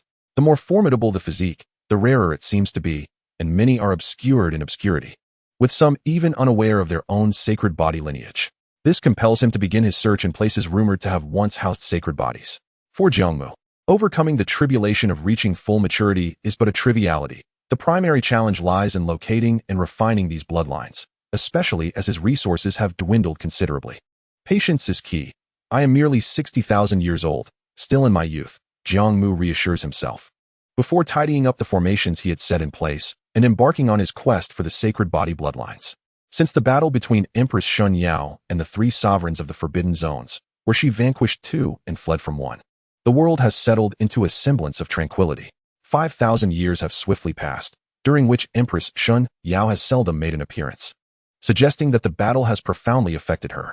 However, as long as she remains alive, even in her seclusion, her mere existence continues to exert a suppressive influence over the sovereigns of the Forbidden Zones. It was not until 5,000 years later that a slight loosening of the Great Way, belonging to Xianxia, began to manifest, prompting the myriad beings to suddenly realize that Empress Sun Yao had unknowingly entered her twilight years. Upon closer examination, it becomes evident that Empress Sun Yao is nearing 2,000 years of age. Clearly, the impact of that earlier battle has significantly advanced her aging process. Simultaneously, news emerged from the edges of the universe that chaotic black mist has once again reached Star City. Wherever this black mist travels, it becomes a harbinger for the arrival of bizarre entities. With the resurgence of this black mist, should Empress Sun Yao choose to withdraw from combating these strange beings, the myriad realms and the 8 desolate domains would be compelled to dispatch cultivators to guard Star City and engage in battle against these entities, halting their advance. Particularly for the life forms inhabiting the star domains closest to the edge of the barren expanse, a substantial amount of effort must be devoted to this endeavor. Thus, the myriad beings are fervently hoping for Empress Sun Yao to once more take up arms against these uncanny entities. Yet, the current state of the Empress suggests she has entered the twilight of her years, with her great way gradually waning. Would she still be willing to fight? All beings are watching, their hopes hanging in the balance. However, even if Empress Xinyao is reluctant to engage in conflict with these entities, it is understandable. After all, since the emergence of these strange beings, most emperors have been averse to risking their lives, particularly in their later years. Furthermore, following the emergence of the sovereign of the Forbidden Zones, both of the previous emperors did not enjoy peaceful endings in their twilight. One chose to die in battle, while the other opted for transcendence. In stark contrast to the performances of those two, Empress Xianyao's demeanor has engendered little hope among the myriad beings. As long as she does not conspire with the sovereigns of the Forbidden Zones, the myriad beings will continue to regard her with utmost reverence. Since the appearance of the Forbidden Zones, the world has been rife with apprehension regarding the future, especially after several significant upheavals. Every sacred land, great sect, divine kingdom, and strong clan has meticulously documented the major events of history, and upon comparison, it is evident that even among emperors, stark disparities exist. Chapter 44. The Descendants of the Divine, the Sacred Body of the Divine King. The increasingly dense chaotic black mist draws near, revealing glimpses of countless grotesque beings writhing within. The grand formations laid within the Star City ignite as various arrays illuminate, erecting a defensive barrier while simultaneously unleashing a barrage of light to eradicate those entities emerging from the chaotic black mist. Concurrently, a mighty fleet of cultivators rushes from the rear star domains, arriving at Star City to join the fray. The grotesque entities have breached the city, yet Empress Xianyao remains absent. As the beings inhabiting the star domains closest to the edge of the barren expanse, they are compelled to dispatch numerous cultivators to guard the city while simultaneously calling for reinforcements. While these star domains form the vanguard against the grotesque beings, the higher-tier entities require transcendent cultivators to confront them. Hence, the myriad realms and the 8 desolate domains must also dispatch a contingent of cultivators of saintly rank or higher for defense. Having not faced an incursion from these strange beings for millennia, the myriad beings are once again engulfed in fear as they confront these uncommunicative entities, devoid of fear, oblivious to life and death, as they make their way to the edge of the barren expanse. Yet, they have no choice but to advance. Unlike the sovereigns of the Forbidden Zones, allowing these entities to enter the myriad star domains would yield catastrophic consequences. The long-awaited Empress Xianyao has not appeared, seemingly unwilling to combat the grotesque beings. Could it be that the battle 5,000 years ago has left her thoroughly wounded? Thus, a brutal war of blood and flesh commences anew, a battle with an uncertain duration. Perhaps it will cease swiftly, or perhaps it will never end. A century later, a support team from the divine realm arrives at the edge of the barren expanse. This illustrious entourage, composed of thousands of cultivators from the divine lineage above the realm of saints, includes hundreds of quasi-emperors, diligently escorting the divine offspring of the god race to the remote star city for training. The god race, which holds dominion over the divine realm, regards these offspring as potential successors to power. For them, the support for the remote star city does not necessitate such an extravagant display. Thus, the primary objective is the protection of the divine heir. Such a lavish procession can ensure their safety, provided they do not venture too deeply into the chaotic black mist. However, unbeknownst to all, a nefarious individual has infiltrated their ranks. The legendary divine king's sacred body, most prevalent among the god race, has drawn my attention to a particular divine heir, as I hope this youth will not disappoint me. Upon arriving at the remote star city and taking a brief respite, Jiang Mu's keen eyes pierced through the chaotic black mist to observe the distorted, eerie creatures lurking in the distance, prompting a silent reflection. He had pursued this divine king bloodline all the way to the remote star city. The number of the 9 sacred bodies is exceedingly rare. In the past 5 millennia, Jiang Mu had scoured places that might harbor the lineage of the sacred body, yet to no avail. Subsequently, he dedicated himself to gathering resources, eventually making his way to the divine realm in the last millennium. It is said that the beings of the god race are most likely to give birth to a divine king's sacred body. Yet even after dedicating a millennium to this pursuit, Jiang Mu found nothing. It was only upon hearing that the current divine heir possesses the divine king's sacred body that he felt a glimmer of hope. Though Jiang Mu's strength could easily allow him to seize some of the divine heiress essence, such an act would undoubtedly reveal his identity and power. Furthermore, the god race's profound heritage means that even if Jiang Mu drew too close to their sacred temple, the dormant supreme imperial weapon would sense the overwhelming aura emanating from him, surpassing that of a quasi-emperor. Even without utilizing the 3 sacred body sources, Jiang Mu's own longevity essence, honed over eons, would grant him significant insights into the path of the Tao, even if only marginally. Thus, Jiang Mu refrained from rash actions, knowing he could afford to wait for an opportune moment. He chose instead to immerse himself in understanding the customs and culture of the divine realm. Although other races inhabit this realm, it is predominantly governed by the god race. More accurately, the beings of the god race are considered a branch of humanity, born from the union of humanity's ancestors and inscrutable ancient deities. This lineage grants their cultivators the potential to inherit a sliver of divine blood, the so-called divine king's sacred body. Unfortunately, as this bloodline has diluted over the ages, the likelihood of producing a divine king's sacred body has diminished drastically. The most primordial and purest human bloodline manifests as black hair and brown eyes, whereas the god race cultivators exhibit a diverse array of hair colors, and their pupils reflect their hair hues, often adorned with a singular vertical eye at the center of their foreheads. Over millennia, humanity has given rise to numerous branches, some of which no longer identify as human. Similar situations exist among other races, for the progression of life levels imposes no reproductive barriers. In simpler terms, if two species coexist for a prolonged period, who can say they are not akin to cats and dogs? Jiang Mu, engrossed in a vast array of texts to enrich himself, remained oblivious to these intricacies, biding his time for an opportunity. That opportunity soon materialized when the divine heir prepared to journey to the remote star city for training. Once beyond the confines of the divine realm, it would not be difficult for Jiang Mu to blend into the entourage, even evading the notice of the quasi-emperors.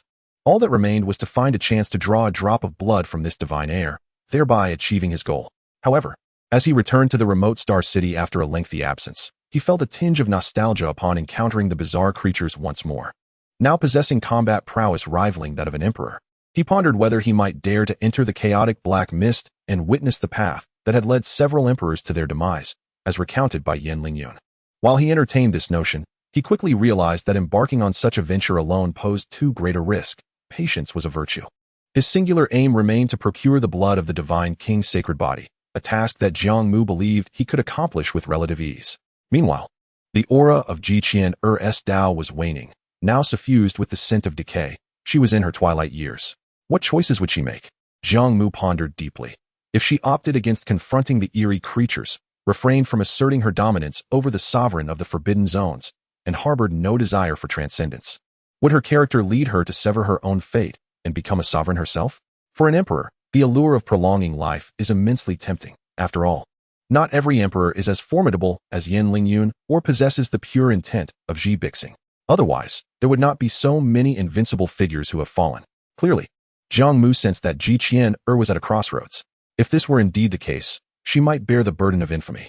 In the first year of arriving at the remote star city, Jiang Mu engaged in fierce battles against the eerie creatures while stealthily approaching the young divine heir, managing to acquire some of his blood during the skirmishes. This divine heir, possessing the divine king's sacred body, had not yet matured fully, and the blood he shed was ordinary, containing only a trace of the divine king bloodline. It took Jiang Mu considerable time to refine a minuscule amount of this barely perceptible bloodline essence. Such a weak bloodline, though negligible, still required significant effort to cultivate. Alas, just as Jiang Mu obtained the bloodline of the divine king's sacred body and planned to make his escape, a long, melodic sigh resonated throughout the cosmic expanse, heralding the emergence of the long-dormant Empress Xianxiao. With her sigh, the supreme beings of myriad races felt the tremors of the Tao once more and turned their gazes toward a certain star region in the universe. The Empress Xianxiao stepped forth from the continent, housing the nine-spirit Yaotai immortal sect, her ethereal figure gracing the cosmos, exuding an unparalleled beauty and majesty.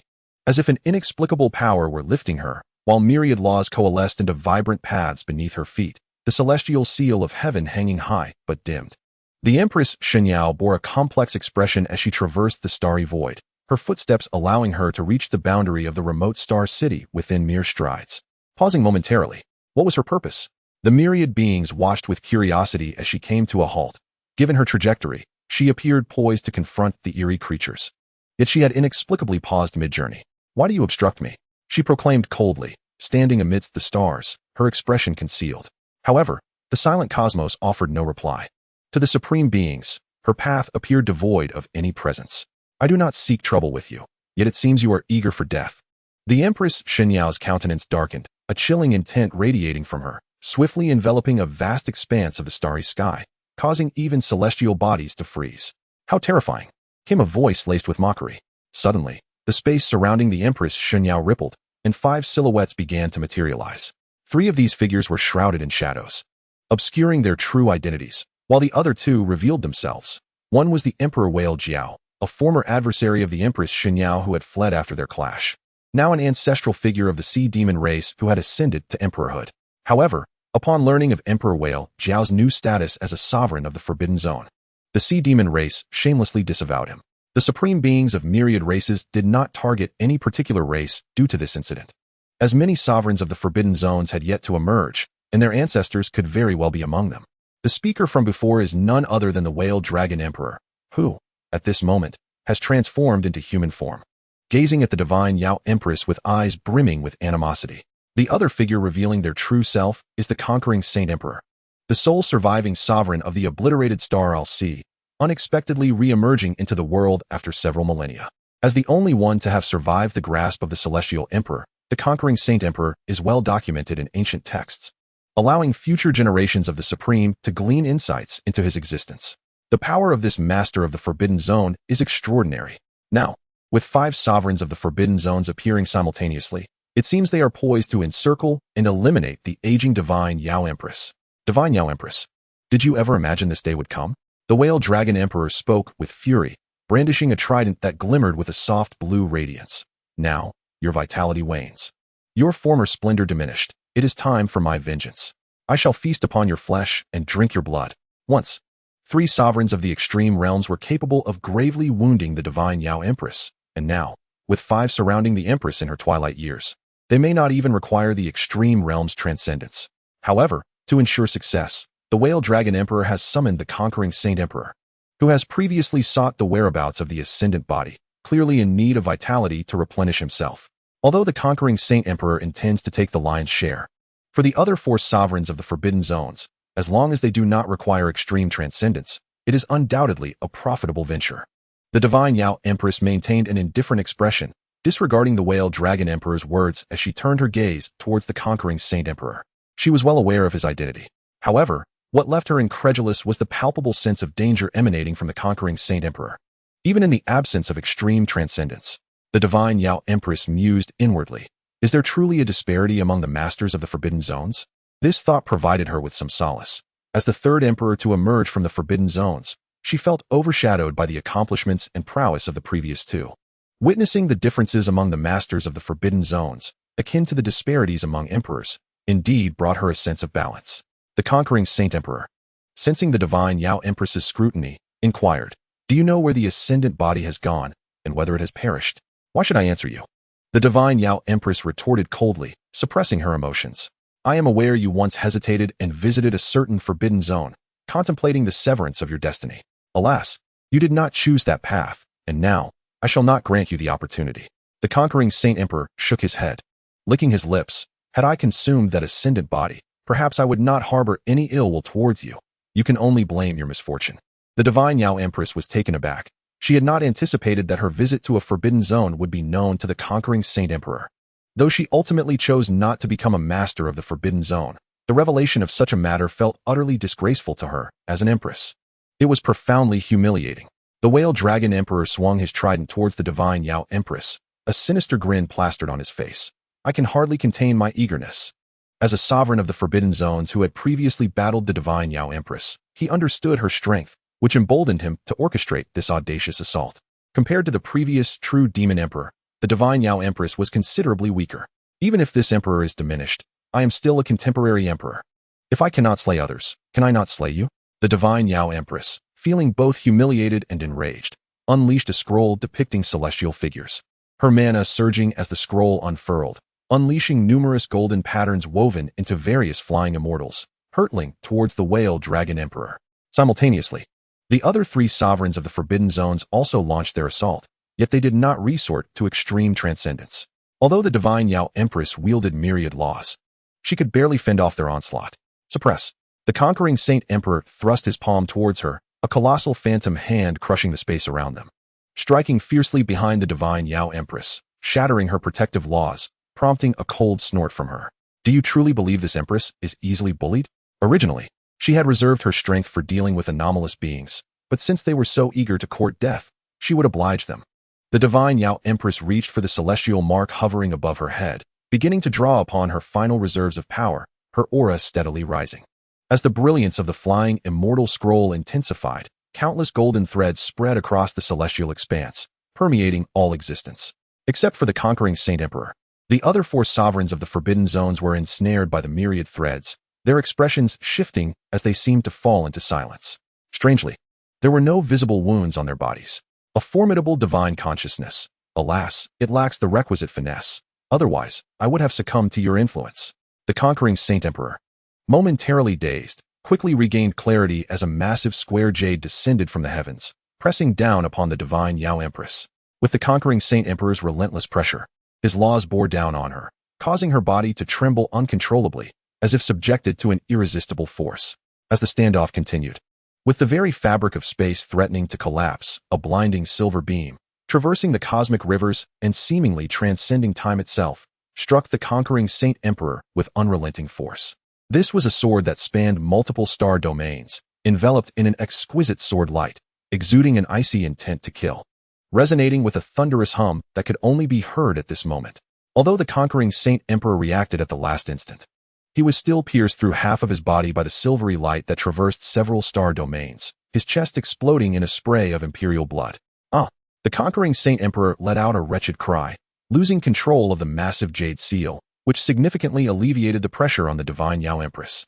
Just as the blinding light that had pierced the conquering Saint Emperor was about to vanish, a figure appeared with even greater speed, seizing it. Followed by another resounding sword cry, as a colossal blade of light severed the head of a sovereign of the Forbidden Zones, who did not even have time to scream. In a mere gesture, the newcomer embodied the essence of the celestial laws. At this moment, the divine Yao Empress could no longer maintain her stance. The countless golden threads that had pierced the sovereigns of the Forbidden Zones snapped one by one, leaving the remaining sovereigns pale and retreating in fear. Their gazes filled with trepidation as they beheld the figure wielding the long sword. This was the aura of the laws of the great Tao. How could another emperor emerge? With hair cascading down their shoulders and sword-like eyebrows accentuating their starry eyes, clad in a jade robe and wielding a long sword radiating formidable intent, Pu Binhong stood, sword in hand, casting a sidelong glance at the divine Yao Empress. Had you not made the right choice, this sword would have cleaved you. Chapter 46. Fighting alongside the Empress, blood spills in the vast expanse. The sudden appearance of this sword was breathtaking, its brilliance illuminating the dim expanse of stars. Even from a great distance, the many cultivators of diverse races in the border wilderness Star City sensed the supreme sword intent. Many cultivators felt as though this sudden figure emanated the aura of an emperor, yet remained unaware of their identity. However, Jiang Mu recognized him at once. Wasn't this Pu Binhong? The once sycophantic fated one of the supreme void's sacred land, who surprisingly had not met a pitiful end, but had instead encountered a different kind of fortune. As an alternative path seeker, Jiang Mu was intimately familiar with this aura. Pu Binhong had indeed achieved an alternative path to enlightenment. But what kind of enlightenment had this fellow attained? Jiang Mu felt a stirring within, pondering the implications if the sacred body had indeed reached enlightenment. Meanwhile, the observing supreme beings of various races began speculating about Pu Binhong's identity, until some ancient figures from the supreme void sacred land finally spoke up, awakening everyone to the truth. Pu Binhong is a figure from the era of the true demon great emperor. Although he once dazzled in age, he did not ascend to the status of a great emperor, and thus, few remember him. Yet now, how has he become an alternative path to enlightenment? His sudden intervention to rescue the divine Yao Empress becomes comprehensible. She is the progeny of Ji Yufeng from the nine-spirit Yao Pool sect, whom he once pursued. One can only say that Pu Binhong is exceedingly loyal. With his formidable presence now, it seems he can indeed alter the course of events. The divine Yao Empress was sealed within the divine source at merely 10 years of age. Thus, she has never encountered the outside world nor heard her parents mention his name. By the time she re-emerged, a millennium had passed since the true demon great emperor attained his path, an event from 1 or 2 tens of thousands of years ago, which she is completely oblivious to. Gazing at Pu Binhong with some astonishment, the divine Yao Empress assumed he was yet another sovereign of the Forbidden Zone. Yet, why would a sovereign assist her? What does it mean to have made the right choice? Or else would this sword not sever her? Confused, she realized she did not recognize the person before her who had suddenly intervened. What she could ascertain was that with a single sword strike, he had severely wounded the great emperor of Saint Seizure and decapitated another sovereign. His strength was formidable, perhaps even rivaling that of a great emperor. Could he truly be another great emperor? With no time for further contemplation, regardless of Pu Binhong's identity, he stood on her side. The divine Yao Empress gently nodded at him, conveying her gratitude. At this moment, The other sovereigns of the Forbidden Zones, having regained their composure, gathered together.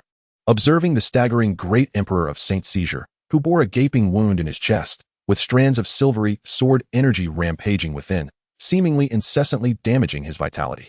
Fortunately, the Great Emperor of Xianxia eventually shattered the sword energy, allowing flesh to regenerate and mend his body. Nevertheless, his complexion was grim. This strike had exacerbated his already dwindling vitality, and he stared intently at Pu Binhong, his eyes filled with a blend of madness and trepidation. "Who are you?"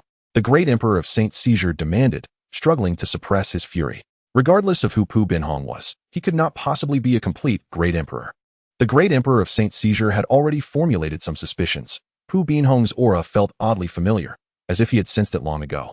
"The one who will slay you," Pu Binhong proclaimed, lifting his chin defiantly. "Ha ha, you think you can claim to be a Great Emperor just because you succeeded in a sneak attack?" In response, the Great Emperor of Xianxia laughed heartily. "I genuinely thought a perfect Great Emperor or some figure from the Forbidden Zones had arrived, but it turns out to be an alternative path to enlightenment." An alternative path to enlightenment? The Great Emperor of Whale and Flood and the other three turned their gazes towards Pu Binhong, a flicker of retreat igniting within them. Even the divine Yao Empress appeared somewhat astonished. Unable to find a complete dominant body, why not sample the essence of your sword heart body? Since you have delivered yourself to us, do not blame us. The Great Emperor of Xianxia was exhilarated, having recalled Pu Binhong's aura, which resonated with that of a fully realized sword heart body. In his distant era, such a being had once existed, a fully realized sword heart body. As one of the 9 sacred bodies, when cultivated to its zenith, it can stand toe-to-toe with a Great Emperor. Unlike the physical bodies of the likes of the celestial tyrant body or the primal ancient sacred body, the sword heart body attains enlightenment through the sword. While the emphases differ, the lethality of a fully realized sword heart body is unparalleled. After all, swordsmanship belongs to the foremost principles of the great Tao. Even if a sword heart body cannot become an emperor, it would not be significantly weaker than an ordinary emperor. Otherwise, how could it challenge a great emperor? However, when discussing which among the 9 sacred bodies adept in combat is the strongest, there is no definitive answer. Firstly, there are no worthless physiques, only worthless wielders. Secondly, it is rare for more than one complete physique to emerge in the same era. Everyone, let us elevate to the extreme realm. The divine Yao Empress is nearing her end. As long as we eliminate this sword heart body, we shall survive and even profit immensely. The Great Emperor of Xianxia noticed the hesitation in the Great Emperor of Whale and Flood and the other 3 and felt a sense of urgency. Given the situation, they had already entangled themselves in fate with these 2. There was no reason to retreat now. One current empress and one alternative path to enlightenment. If they could absorb the vitality of both, it would be an unparalleled boon for the 4 of them. Did they not see that this sword heart sacred body would not allow them to leave easily? Retreat to the Forbidden Zone, and you can still endure for a while. The Great Emperor of Xianxia urged. The Great Emperor of Whale and Flood and the other 3 hesitated, but ultimately resolved to nod in agreement. Good. You hold them off for me. Once I elevate to the extreme realm, I will deal with this sword heart sacred body, while you hastily eliminate the Empress. In the next moment, a terrifying aura began to brew around him, and the 3 of Whale and Flood positioned themselves before the Great Emperor of Xianxia. This is the path you have chosen. I need not instruct you on how to proceed. Pu Binhong cast one last glance at the divine Yao Empress, sighed deeply, and, with boundless sword principles cascading down, transformed into a beam of sword light, charging towards the Great Emperor of Xianxia, who was on the verge of elevating to the extreme realm. The divine Yao Empress subtly nodded, once more gathering her dwindling strength as she wielded the flying immortal map to strike forth. However, the elevation of a sovereign to the extreme realm would not take long. It was almost a matter of mere moments. A terrifying aura that far surpassed that of a great emperor descended upon this starry expanse. The Tao aura belonging to the Great Emperor of Xianxia sweeping through the cosmic rivers. This was the complete essence of an imperial Tao.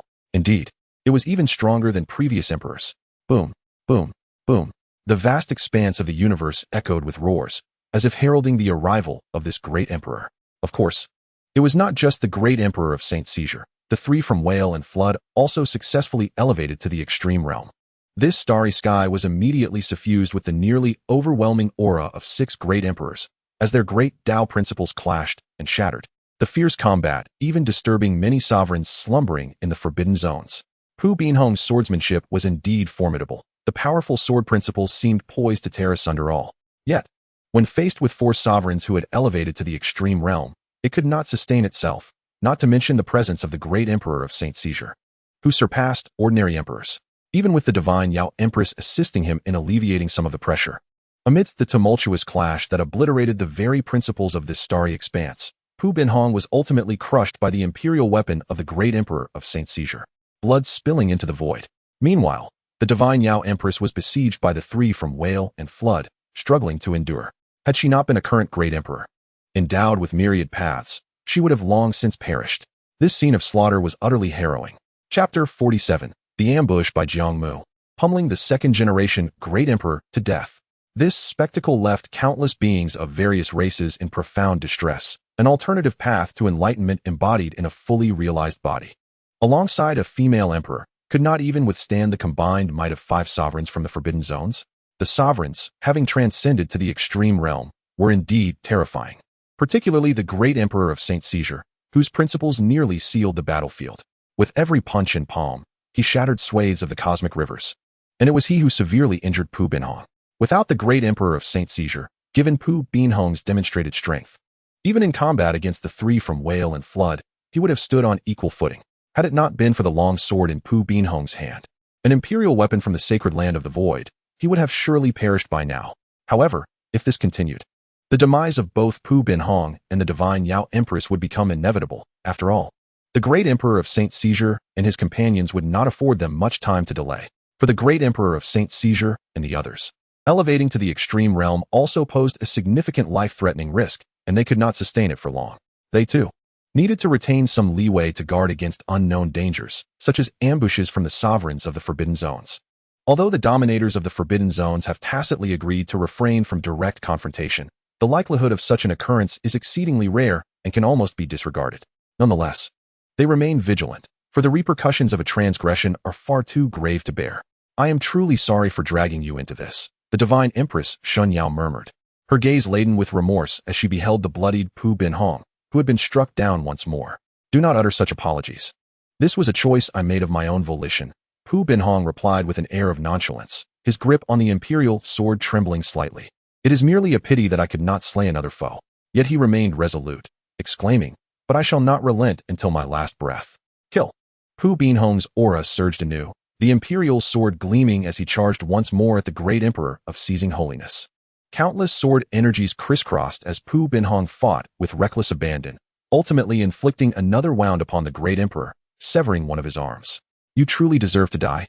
The great emperor of seizing holiness seethed with fury, slamming his palm down, once again unleashing a colossal seal to suppress the starry expanse, marking the second time Pu Binhong had injured him, were it not for the severe depletion of his vitality. How could a reverse-living emperor such as he be so easily harmed? Nevertheless, to slay Pu Binhong and the divine empress was a goal worth every sacrifice for the great emperor, and this objective was on the cusp of realization. It is nearly time, Jiang Mu mused softly, gazing out at the chaotic starry void, filled with the remnants of various grand principles, where even a quasi-emperor would likely be obliterated by their residual might. This realm could scarcely be called a starry sky anymore. It had been shattered into nothingness and chaos, deserving only to be termed the void. According to Jiang Mu's estimations, Pu Binhong and the divine empress were nearing their limits. The dominators of the Forbidden Zone could not endure much longer. With no one stepping in to intervene, Jiang Mu resolved to take action. Yet, Pu Binhong was a consummate embodiment of the Sword Heart, one of the 9 sacred bodies.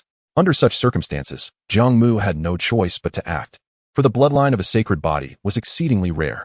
Under normal circumstances, victory would assuredly belong to Pu Binhong and the divine empress. In fact, Jiang Mu had initially intended to remain passive, avoiding exposure, and merely planned to gather even a drop of Pu Binhong's blood from the battlefield afterwards. However, the great emperor of seizing holiness posed an unpredictable variable. His strength was formidable enough to reverse the tide after reaching the pinnacle of ascension. Should the great emperor succeed in slaying Pu Binhong and the divine empress, it was likely that not even a trace of vitality would remain for him. Truly, the prowess of one who had once reversed the cycle of life was extraordinary. Had he been in full vitality, Jiang Mu would likely have been compelled to tread carefully around him. Reflecting on their previous encounter, where he had faced the great emperor amidst the thunderous tribulations, Jiang Mu could not suppress a sense of relief, recalling his youthful audacity. Yet times had changed. The great emperor's evident depletion of vitality compelled him to act, leaving no room for further ascension. The other dominators, including the great emperor of whales and dragons, were clearly in a similar predicament. Jiang Mu pondered whether he could launch a surprise attack and slay 5 dominators in one fell swoop. This was not mere conjecture. Should he activate 3 sources of power and strike simultaneously, such a feat could indeed be within reach. After all, with his combat prowess nearly surpassing that of an unblemished emperor, even if he ultimately failed, he could still escape unscathed. Thus, Jiang Mu quietly departed from the borderless Star City, heading toward the chaotic battlefield. It was only as he approached that he began to accelerate, simultaneously merging 3 mysterious auras that manifested around him. The amalgamation of the 3 sacred body auras concealed their original essences, presenting Jiang Mu with an imposing presence akin to that of an unblemished emperor. Radiating a golden glow, he stood out vividly against the inky depths of space. A more domineering and ancient aura descending upon the battlefield, causing all present to tremble. With a resounding boom, Jiang Mu suddenly materialized in the void, launching a direct assault on the great emperor of seizing holiness. This was indeed a surprise attack. By the time the great emperor reacted, Jiang Mu had already closed the distance. Attempting to retaliate, the great emperor found his path of law suppressed by Jiang Mu, rendering him incapable of inflicting any substantial harm upon Jiang Mu's formidable physique. Meanwhile, Jiang Mu unleashed his imperial fists, each glowing with distinct hues of purple and gold, the source of his vitality flowing continuously from the primordial spirit's sacred body, ensuring that every punch maintained its peak power. In a fleeting moment, the dual-colored fist shone brilliantly. 3 punches. The imperial weapon summoned by the great emperor was sent flying. 10 punches. The grand principles shielding the great emperor were shattered. 15 punches. The great emperor's arms erupted into a mist of blood. With the 16th punch, the great emperor finally discerned Jiang Mu's face, enveloped in golden holy light. Seemingly smiling, a visage of vindication. How could it be you? The great emperor of seizing holiness' eyes widened in disbelief, a torrent of thoughts racing through his mind. Yet Jiang Mu's imperial fist had already struck his visage. With an explosive sound, the great emperor's head, along with his soul, was obliterated in that instant. This scene sent shivers through all on the battlefield. A dominator of the Forbidden Zone, ascended to the pinnacle of power, had met such a fate? Though it was a surprise attack, surely the great emperor was not so feeble as to succumb so easily. In an instant, the great emperor of whales and dragons and the other 2 dominators grasped the reality. It was not that the great emperor had been weak, but rather that this suddenly appearing golden figure was overwhelmingly powerful. Just a fraction of the golden radiance he emanated was enough for them to sense a natural suppression against their own paths of law. This individual was far too terrifying. They could do nothing but flee.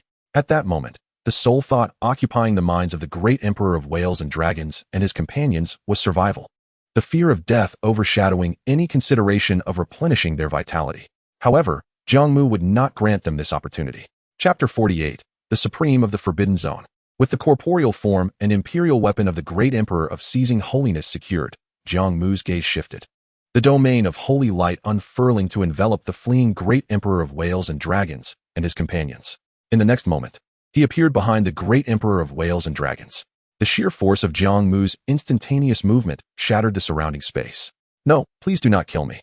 The great emperor of whales and dragons cried in terror, not daring to look back, yet sensing the suffocating aura drawing near. With a simple yet unadorned golden fist, the great emperor's massive head exploded, hot imperial blood spraying forth. With the same swift motion, Jiang Mu transformed into a golden pillar of light, pursuing the remaining 2 dominators. The fleeing dominators displayed extraordinary speed, nearly reaching the threshold of their respective forbidden zones. However, Jiang Mu managed to apprehend them, blood spilling at the entrance of the forbidden zone. With a thunderous crash, a more decayed and powerful aura surged forth from within the forbidden zone, challenging Jiang Mu. After all, to slay a dominator at the entrance of their forbidden zone was a blatant affront to their domain. Then, a divine thought resonated within Jiang Mu's mind. As a fellow supreme, I have already shown you sufficient respect by refraining from intervening while you dispatched the one who fell into the abyss of despair outside my domain. Do you truly wish to venture inside? Abyss of despair? Jiang Mu paused, his heart suddenly enlightened. So this was the name of this forbidden zone. Gazing into the bottomless darkness of the entrance, it indeed resembled an abyss. Yet what did it mean to be a fellow supreme? Did this imply that they regarded him as one of their kind? Intrigued, Jiang Mu pondered, realizing that within this forbidden zone existed beings stronger than dominators who referred to themselves as supremes. The oppressive aura emanating from this entity was formidable, shrouded in an inscrutable depth. Thus, after a brief moment of mutual resistance, Jiang Mu withdrew his golden radiance and turned to depart. In truth, even if these sovereigns sought refuge in the forbidden zone, He had no intention of forcibly intruding. It was merely a coincidence that he found himself at their doorstep. Once Jiang Mu retreated, the ominous presence deep within the forbidden zone fell silent. Indeed, within that realm lurked a terrifying existence. As Jiang Mu returned to the battlefield, he couldn't help but lament his own inadequacy. In a brief span, he had slain 5 sovereigns of the forbidden zone. Yet Pu Binhong and the Empress Xianxiao remained amidst the ruins, seemingly dazed. They were not alone in their bewilderment. The supreme beings of the myriad races, who had managed to observe this battle through great effort, were equally astonished. With just a few blows, he had shattered the Ascendant Emperor, while the other 3 Ascendant sovereigns were no match for a single strike. If caught, they would almost certainly perish beneath his formidable fists. Each punch resonated like thunder, shaking the cosmos. What manner of terrifying being was this? While the Ascendant Emperor and the other sovereigns had been nearly depleted, their desperate counterattacks still bore the strength of the unyielding Emperor. Not everyone could subdue them, let alone annihilate them in an instant. What strength lay within that golden-hued form? Such a figure could not possibly be a contemporary emperor, for he bore no destiny to suppress the myriad paths. It could only be concluded that he was either a sovereign of the Forbidden Zone, an alternative pathfinder, or an unknown entity. The supreme beings of the myriad races leaned towards the first and third possibilities. However, given the current circumstances, this existence appeared to align with the myriad races, much to the relief of many. Not only the supreme beings, but the sovereigns of the Forbidden Zone were also speculating about Jiang Mu's identity, pondering which era's invincible being he was. Yet, they dared not fix their gaze upon him indiscriminately, only able to sense an aura that suggested he was human. Jiang Mu was perpetually enveloped in a golden radiance, rendering him inscrutable, with only a vague semblance of a humanoid form discernible. This shrouded him in the confidence to intervene. As he returned to the battlefield, effortlessly obscuring the heavenly secrets, preventing anyone from witnessing the events that transpired. Are you here for us? Pu Binhong regarded Jiang Mu from a distance, sensing no oppressive aura, seemingly devoid of malice. Thus, he sheathed his imperial sword and exchanged a glance with the Empress Xianxiao, ultimately summoning the courage to approach Jiang Mu and bow respectfully. Thank you for your timely intervention. The two deeply bowed, acknowledging the debt of life they owed him. Had Jiang Mu not intervened, their demise would have been inevitable. Moreover, if Jiang Mu wished to take their lives, it would have been far simpler than slaying the Ascendant Emperor and his companions. As for escape, the sovereigns could retreat into the Forbidden Zone, but where could they flee? Thus, Pu Binhong maintained no guard against Jiang Mu, for those fists seemed to harbor an unfathomable power, one he feared he could not withstand. I saved you, but it is not without cost. I require a drop of your essence blood. Jiang Mu's voice emerged, hoarse and reminiscent of an aged elder. If it is your need, take it. Without hesitation, Pu Binhong, despite his grave injuries, summoned a drop of essence blood and offered it to Jiang Mu. As a wise individual, he refrained from inquiring about the purpose of this blood. Was it this simple to obtain? Jiang Mu collected the essence blood, somewhat surprised by Pu Binhong's willingness. Yet, he thought little of it. The goal had been achieved. Xianxiao, compared to the true demon emperor, you are woefully inadequate. He could not help but remark. Casting a glance at the Empress Xianxiao, in Jiang Mu's current realm, he perceived that the true demon emperor had reached the pinnacle of an epical emperor, almost attaining the second life. Yet, his intentions were too pure, rendering existence a torment for him. In contrast, Ji Qian'er had made little progress since her initial ascension, being merely a touch stronger than at her zenith of youth. The true demon emperor had suppressed the Forbidden Zone throughout his life, instilling fear in the sovereigns, while the Empress Xianxiao had merely engaged in a skirmish with 3 sovereigns at her peak youth before faltering, illustrating the vast disparity. One could only say, without comparison, there is no injury. Upon hearing Jiang Mu's words, Pu Binhong and the Empress Xianxiao realized that Jiang Mu had existed since at least the era of the true demon emperor. However, how long Jiang Mu had lived was not for them to ponder. The Empress Xianxiao lowered her head in shame. Pu Binhong, as her elder, could not help but remark. Elder, Xianxiao ultimately remained true to her heart, did she not? Even if she fell to the Ascendant Emperor and perished, at least she would not be remembered with disdain. If she were to fall as a sovereign of the Forbidden Zone, I would be the first to slay her.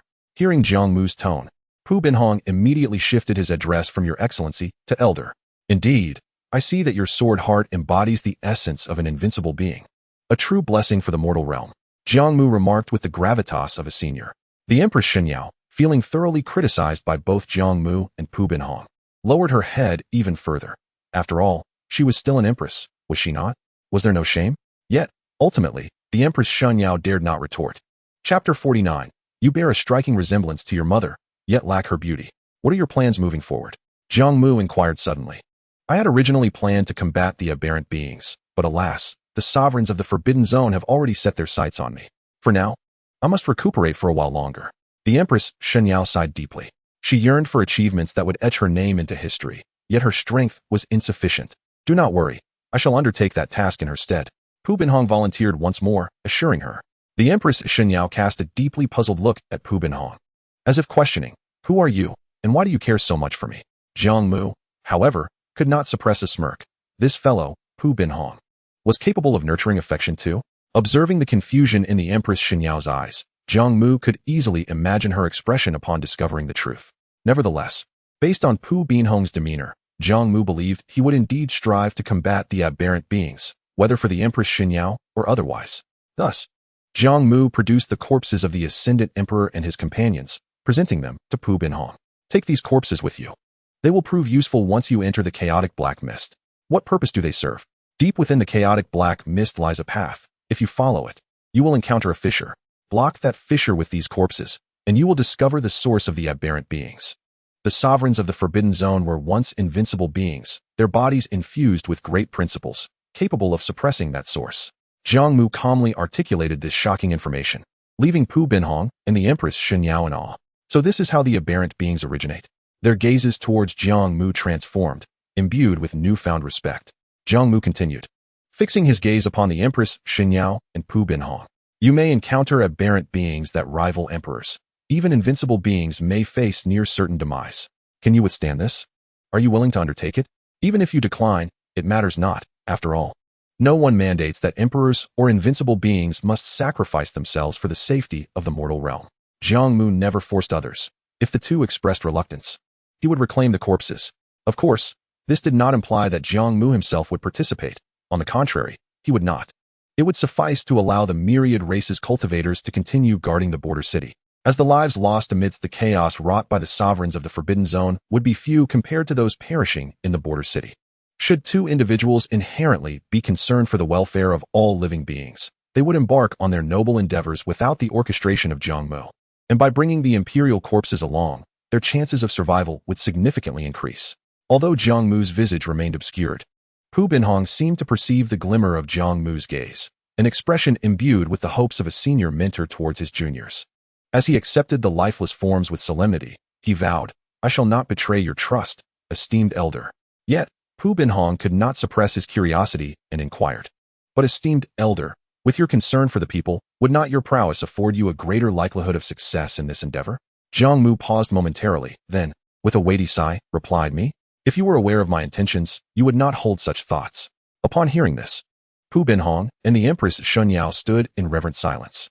Observing their solemn expressions, Jiang Mu found it increasingly difficult to maintain his composure. After all, his sole reason for abstaining from action was the fear of death. Yet, unexpectedly, in the eyes of Pu Binhong and the Empress, he appeared as a paragon of virtue. Well, how could he not be considered a good man? At the very least, he had delivered the corpses of the Saint Emperor and others, thereby sealing off the bizarre creatures for millennia. Farewell, dear companions, until fate permits our paths to cross again. With these words, Jiang Mu could no longer maintain his facade and bid his farewells, turning to depart. We bid you a respectful farewell, esteemed elder. The two echoed in unison. Jiang Mu waved his hand without looking back. Unless unforeseen circumstances intervened, Pu Binhong and the Empress Xianxiao would indeed never encounter him again. This unnamed elder was exceedingly formidable, surpassing the strength of an ordinary emperor. Had he transcended the very notion of an emperor, or was there a path beyond that? As he gazed upon Jiang Mu's vanishing silhouette, Pu Binhong murmured in confusion, I do not understand. The Empress Xianxiao shook her head and turned to Pu Binhong. More than that, I am curious about your identity. Me? Pu Binhong, captivated by the exquisite countenance of the Empress Xianxiao, instinctively reached out to touch her, shocking her into retreat. Pu Binhong seemed lost in reminiscence. You bear a striking resemblance to your mother, though you are not as beautiful. Ever since Jiang Mu obscured the vast void of battle, no one could glimpse the events within, until he discreetly departed after concealing the three great sacred bodies. Pu Binhong and the Empress Xianxiao, realizing that their current state could not linger, transformed into motes of light and returned to their respective abodes. However, the two did not conceal their whereabouts. For the myriad races of the world, their presence served as a testament to their survival. This further affirmed that the being cloaked in golden radiance stood firmly on the side of all living beings. when the divine art that obscured the heavenly mechanisms dissipated. Only remnants remained, a fractured void imbued with the lingering essence of various great paths, rendering it nearly impossible for beings below the rank of emperor to enter. Yet, this battle was destined to echo through the annals of history, not solely for its grandeur, but also due to the enigmatic identity of Jiang Mu, as well as the fact that the Saint Emperor had once been a sovereign of a forbidden zone, vanquished by the Emperor Ling Tian, who ultimately failed to slay him, only to be defeated by Jiang Mu instead. One might say that the wheel of fate turns inexorably, and if the heavens possess a spirit, the Emperor Ling Tian might find peace in eternal rest. As for Jiang Mu's identity, Pu Binhong and the Empress Xianxiao remained silent. For who among the world could truly know? It was not that they chose to remain silent, but rather that they were entirely ignorant of the truth. With the clash against the sovereigns of the Forbidden Zones concluded, all 5 sovereigns fell, while the perfected sword heart body and the Empress Xianxiao emerged unscathed, heralding a complete victory. Coupled with the mysterious presence of Jiang Mu, they might instill fear in numerous sovereigns of the Forbidden Zones. Nonetheless, the peculiar entities at the fringes of the universe would not cease their encroachments. The borderland Star City remained heavily guarded by numerous cultivators, who valiantly resisted the bizarre creatures for 500 years. After half a millennium, the Empress Xianxiao reemerged. Although she had entered her twilight years, her gaze remained resolute, her beauty unchanged, save for the strands of white among her once lustrous hair. Accompanying her was Pu Binhong, whose vibrant vitality and flowing azure hair rendered him akin to a dashing swordsman. After exchanging a knowing glance, they stepped into the chaotic black mist, where golden runes and long white sword lights intertwined in a relentless onslaught against the bizarre creatures. With each vanquished foe, the 2 great paths gradually pushed back the encroaching chaos, retreating further still. The myriad cultivators engaged in a bloody struggle at the borderland Star City erupted in jubilant cheers. Oblivious to the countless comrades they had lost, at last, they could return home. The bizarre creatures began a relentless retreat, fading into the distance until they were nearly invisible. Meanwhile, the figures of the Empress Xianxiao and Pu Binhong vanished within the chaotic mist, leaving only the oppressive presence of the great paths, assuring the myriad beings that the Empress had not perished. As history unfolded, this scene felt eerily familiar. Was the Empress Xianxiao emulating the actions of the Emperor Ling Tian from long ago? A millennium later, 2 silhouettes emerged from the chaotic black mist, their forms stained with blood, their energies faint and disheveled. Yet, both wore smiles. It must be said that the Empress Xianxiao succeeded, with Pu Binhong's assistance. She had effectively rendered the bizarre creatures incapable of approaching the borderland Star City for millennia, much like in the time of the Emperor Ling Tian. Shortly thereafter, news of the Empress Xianxiao's grand wedding spread from the 9 spirits Yao Pool immortal sect, a moment that should have been celebrated universally. Yet it sent shockwaves through the myriad races, for the object of her union was none other than Pu Binhong. At that moment, Jiang Mu, who had been wandering in the Chuhan realm, nearly had his eyes pop out upon hearing the news. Oh, splendid! If I cannot wed the goddess, I shall wed the daughter of the goddess, is it? Chapter 50, Merely Seeking Death. In the Chuhan realm, within the Grand Wu dynasty, Jiang Mu, while mingling with the elite of the Wu royal city, was struck dumb by the announcement of the Empress Xianxiao's marriage to Pu Binhong. No wonder Jiang Mu had perceived something peculiar in Pu Binhong's gaze towards the Empress. It seemed there were deeper sentiments beyond mere familial affection. Perhaps it was not so simple. What if their feelings had blossomed during their campaigns against the bizarre creatures? After all, in this vast world, regardless of her strength, the Empress Xianxiao was still a renowned empress, and she had never married before. Now, uniting with Pu Binhong, who also possessed the perfected sword heart body, seemed fitting enough. Although the cultivation world often disregarded age in matters of love, Pu Binhong had once been a contemporary of the Empress Xianxiao's mother, and a devoted suitor at that. Now, their union might invite scrutiny from the world, given that he had rekindled a bond with the Empress Xianxiao. However, Jiang Mu felt that the two could have kept their relationship discreet, away from prying eyes. Perhaps this was simply their choice. With that, Jiang Mu could only attend the celebratory feast, hoping to glean some gossip. Thus, he bid farewell to his companions in the Wu dynasty and set forth on his journey to the 9 spirits Yao Pool immortal sect. Ever since he had acquired the bloodline of the sword heart body, he had initially refined it alongside the holy body of the God King. But instead of hastily retreating for seclusion, he sought another sacred body, the Yin-Yang sacred body. The Chuhan realm had once birthed 2 vast dynasties, named Chu and Han. The founding emperors of these dynasties possessed remarkably unique physiques. Alone, they were not a match for an emperor, yet together they could contend with one. One bore the essence of the Yin, while the other embodied the Yang.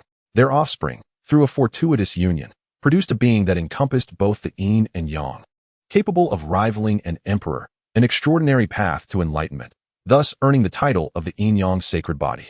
Similarly, the conditions for the birth of this rare and extraordinary yin-yang physique are exceedingly stringent, resulting in an extremely limited number of individuals possessing such a trait, with even fewer reaching full maturity. Though its name may not possess an appealing resonance, its prowess is undeniable. However, as time wore on, these two grand empires succumbed to the relentless passage of years, leading to a dwindling presence of those with the yin-yang physique.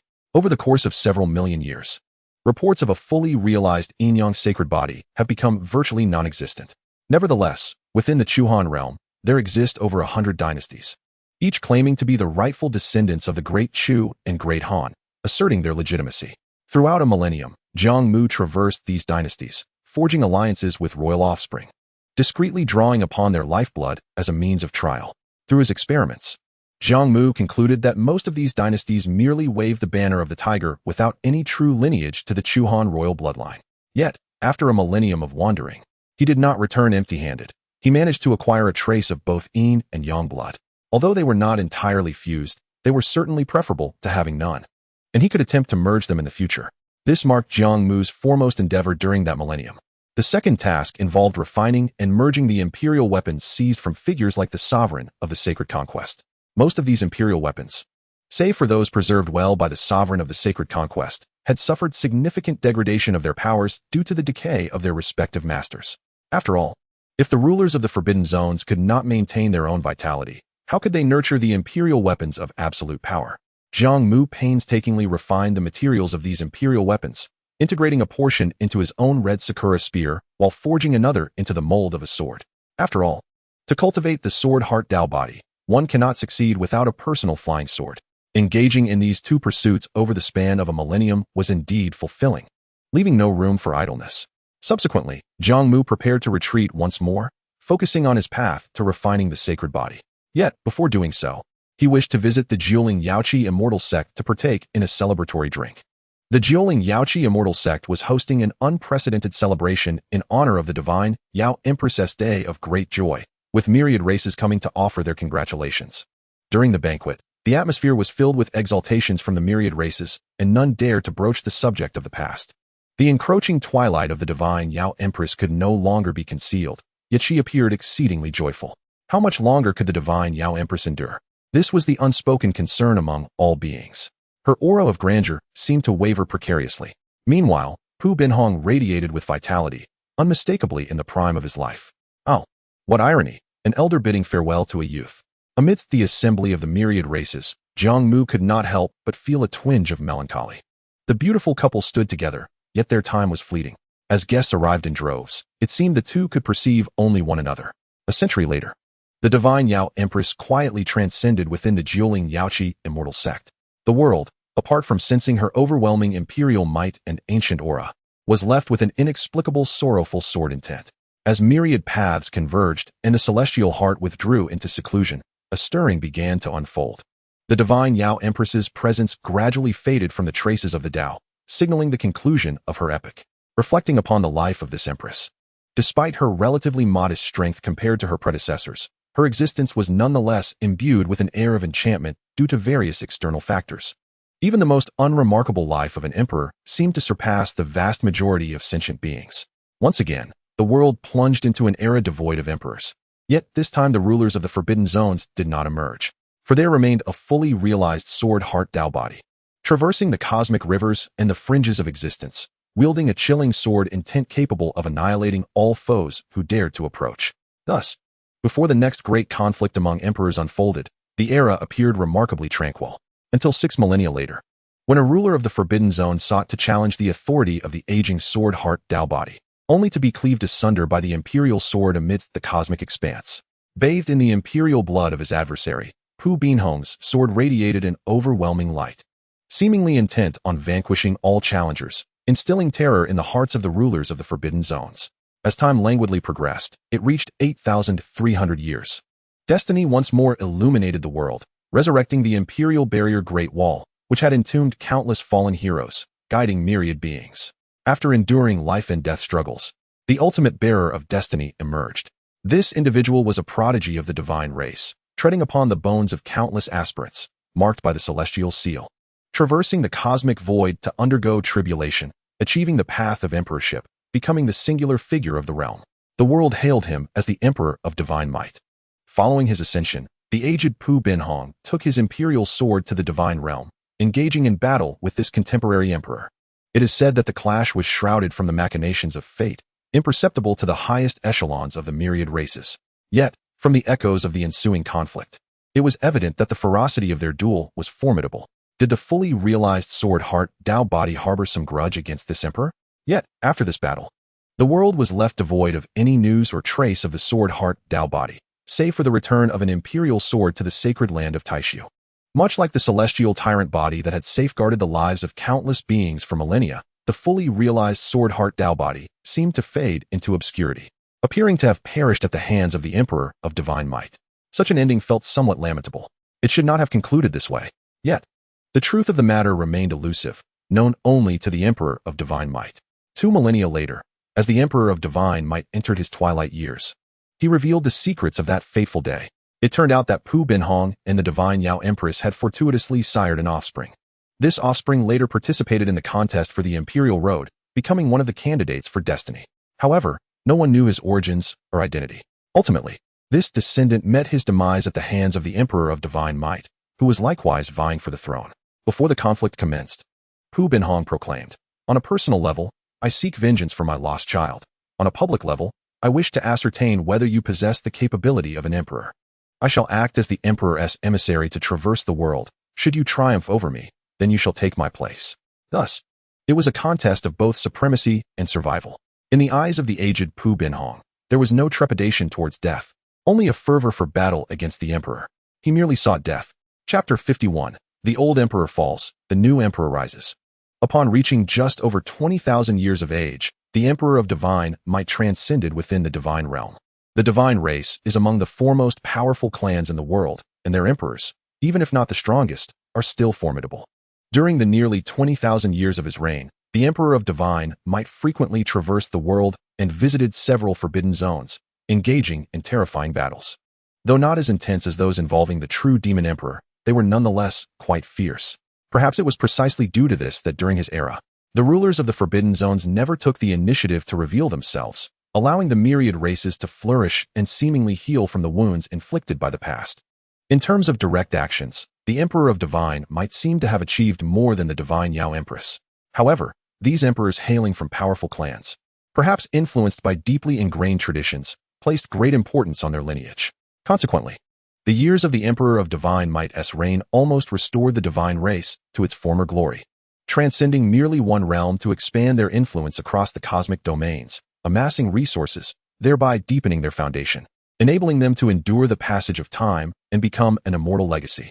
Yet, the Emperor of Divine Might, endowed with destiny and inspired by the thoughts of the ancients, retained a connection to the common populace, binding him to the divine race. It was not until the Emperor of Divine Might truly approached his twilight years that the path of the Tao began to waver, no longer manifesting easily in the world.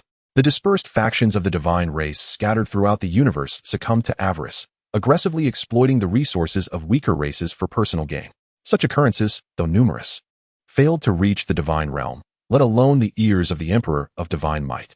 Meanwhile, the divine realm was preoccupied, for the Emperor of Divine Might was on the verge of transcending. The place where an emperor transcends can bless future generations for millennia. Thus, the Emperor Shunwei chose to transcend within the divine realm, bequeathing ample heritage to the divine race. Ending his life in such a mundane manner left him with a sense of reluctance, yet he understood that this was his most judicious choice. He often mused that he surpassed the Empress Xianxiao, but ultimately failed to achieve accomplishments that would eclipse hers, a truth rooted in his own trepidation. The Empress Xianxiao was favored by destiny, aided by an extraordinary path to enlightenment and an enigmatic existence. As for Emperor Shunwei, he seemed to stand alone. After several incursions into forbidden zones and uncovering some clandestine truths, he became fearful. As long as the sovereigns of the forbidden zones remained hidden, he would not dare to initiate further assaults. In his later years, he sensed the distant prying eyes that transcended great distances. For the sovereigns of the forbidden zones, the most coveted entity in the world remained an emperor. Many of these sovereigns longed for Emperor Shunwei to leave behind his remains, seizing the opportunity to alleviate their immediate predicaments. After much contemplation, In the final centuries of his life, Emperor Shunwei opted for an active transcendence. The moment he resolved to embark on this path, a multitude of terrifying presences descended upon the divine realm, stirring the divine soldiers into a cacophony. Fortunately, these presences appeared hesitant, merely observing as Emperor Shunwei transcended. The ancient aura of transcendence permeated the cosmos. The mandate of heaven returned to the world once more. These ominous presences vanished. A sovereign of the forbidden zones had emerged, feasting upon the life forms of several star domains. This time, however, no one would safeguard the living. Multiple sovereigns of the forbidden zones wreaked havoc, devouring vast swathes of vibrant starry skies. This turmoil persisted for 2 millennia before finally subsiding. For those whose homelands were obliterated, the suffering was excruciating and tragic. Yet, for the entirety of the cosmos, it seemed a mere triviality, akin to the loss of a piece of flesh. The apex beings of myriad races discovered that these sovereigns of the forbidden zones appeared to exercise restraint. After consuming a certain number of lives, they ceased their rampage. Consequently, they posed no fundamental threat to the world, as the 3,000 major star domains at the center of the universe remained untouched by turmoil. Given this reality, what harm would it be to offer some territories of life to these once invincible sovereigns of the forbidden zones? The world was vast, and the races were perpetually flourishing. Even without chaos, many beings would perish in the throes of mutual slaughter. The so-called myriad races merely referred to the most renowned among the 1,000 prominent races. In truth, the exact number of races in existence remained an enigma. Perhaps in one fleeting moment, a race would perish, only for a new one to arise. The era of competing myriad races was such that all aspired to survey the expanse of the world. If one were to regard the sovereigns of the forbidden zones as formidable forces, they were fundamentally no different from the myriad races themselves. This notion of the sovereigns of the forbidden zones being harmless was remarkably terrifying, and it captivated the entire universe for an extended period. It was not until 6 millennia after Emperor Shunwei's disappearance that the Imperial Great Wall re-emerged, as a singular being, in a display of overwhelming might, obliterated all adversaries, achieving enlightenment amidst a thunderous tribulation, astonishing the world. If previous contests among emperors had seen destinies chosen survive, this time, apart from the one who attained enlightenment, all the other chosen ones perished, the majority at the hands of this remarkable individual. Although the thunderous methods were astonishing, such occurrences in the contest for destiny were understandable. What truly astonished the world was that this individual was none other than the naturally born sacred thunderfire of cracking spirit. The sacred thunderfire of cracking spirit is a type of natural fire born of the heavens and earth, possessing an exceedingly fierce and radiant flame that harbors the principles of thunder and fire. Any being below the sage realm would perish upon contact, while sages would suffer injury. However, this fire, when refined, offers significant benefits to cultivators of the utmost yang and the most unyielding techniques, as well as to smiths and alchemists, rendering it immensely popular among such beings. Yet, the sacred thunder fire of cracking spirit is exceedingly rare, particularly those with a sufficiently potent fire origin, making them exceedingly difficult to procure. Unexpectedly, one such fire had emerged, possessing consciousness, participating in the contest of emperors, and achieving enlightenment amidst the thunder tribulation. The birth of a naturally formed being that could attain consciousness and assume human form would require tens of thousands to millions of years, enduring countless calamities. A feat of tremendous difficulty. To attain the status of emperor was even more arduous than for the myriad races. Yet, against all odds, the sacred thunderfire of cracking spirit succeeded. Although it struggled during its tribulation, on the brink of being scattered by the terrifying thunder, it ultimately prevailed in the final moments. With the last vestige of its breath, as it crossed the emperor's tribulation, bestowed with the mandate of heaven, myriad paths entwined, an infinite power rejuvenated its being, and an aura capable of annihilating the cosmos swept across the universe, heralding the birth of a new emperor. The naturally born sacred thunderfire of cracking spirit became the contemporary emperor, an unprecedented sight in several epochs, evoking awe and admiration. Records of such beings achieving the status of emperor are nearly non-existent in ancient texts. Thus, as the apex beings of the myriad races marveled, their curiosity intensified regarding how the sacred thunderfire of cracking spirit would interact with the myriad races. Soon enough, an answer to this query emerged. The sacred thunderfire of cracking spirit, upon achieving enlightenment, proclaimed itself the Emperor of Cracking Fire. The name may be simple, but the deeds were far from it. Before ascending to the status of emperor, the Cracking Fire Emperor had resided in the 8 Desolations, where many powers had sought to covet and refine it. This emperor bore a grudge. Shortly after attaining his imperial status, he sought out numerous powers within the 8 Desolations, and with a mere snap of his fingers, unleashed terrifying flames that incinerated all traces of their existence. Even an immortal sect, the Xiangu Void sect, a lineage of dual emperors, was eradicated by the cracking fire emperor. Initially, the Xiangu Void sect sought to resolve their karmic ties with this contemporary emperor through compensation. However, no matter their offers, the cracking fire emperor remained unmoved, leading to inevitable conflict. Thus, the Xiangu Void sect unleashed their full potential, activating ancient formations, awakening slumbering ancestors, and summoning an imperial corpse along with 2 resuscitated supreme imperial weapons. Yet, the grand formation ultimately collapsed. The ancestor perished in blood. The imperial corpse reduced to dust, and the imperial weapons shattered beyond repair. The entire Xiangu Void sect was obliterated from existence, their desperate struggle yielding not even a drop of blood from the cracking fire emperor. This battle unfolded without any restraint, leaving the apex beings of the myriad races utterly astounded. Since the emergence of the sovereigns of the Forbidden Zones, it had become commonplace for emperors to shed blood. It seemed as though emperors had been dethroned from their divine pedestal, no longer the sole invincible entities in the world. Yet, the cracking fire emperor made it abundantly clear to the apex beings of the myriad races that the young emperor remained invincible in the eyes of the cosmic beings. The reason the sovereigns of the Forbidden Zones could draw blood from emperors was merely that they too had once been invincible. Chapter 52. The naturally born and world-weary cracking fire emperor. After annihilating the Xiangu Void sect, the cracking fire emperor usurped their territory, designating the area surrounding the Xiangu Void sect as his domain, commanding all beings within that region to vacate, with death being the consequence for any dissenters. Although this region lacked the ancient heritage of the Xiangu Void sect, it was home to numerous formidable powers, and many beings had deeply rooted themselves there, making it far from easy for them to leave. Many sought to plead with the cracking fire emperor for leniency, yet they could not even catch a glimpse of him. Some lamented while others remained defiant. There were those who believed that when the cracking fire emperor laid eyes on the beings who had not evacuated, he would be moved by compassion. In an era long forgotten to them, it seems that since the reign of the celestial emperor, he was born to safeguard the myriad beings. Even the true demon emperor, who treaded the path of darkness, refrained from indiscriminately harming the populace, choosing instead to deal only with those bound by karmic ties. Thus, many believed that the fiery emperor would show mercy and spare them. However, when the time limit arrived, those beings remaining in the 10 states realized their grievous error. With the overwhelming might of the fiery emperor, the temperature across the 10 states surged dramatically. Even the heavens were stained crimson.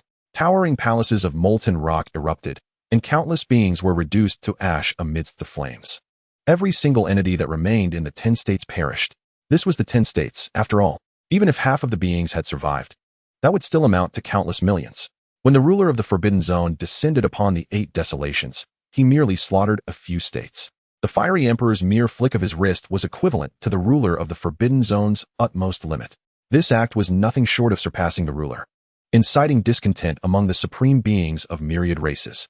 The first to voice their discontent were the powers from the 8 desolations, particularly the Zifu Sacred Land, a sect of 3 emperors, a force that held significant sway in the 8 desolations, surpassing even the Xiangu Void sect.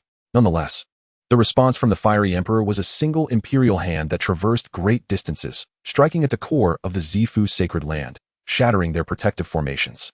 The supreme weapons of the realm did not awaken in time, resulting in the demise of numerous ancestors, elders, and sovereigns. Why must I heed the vile musings of such wretched ants? The fiery emperor's voice echoed throughout the 8 desolations, reverberating beyond the clouds, exuding an aura of dominance and indifference.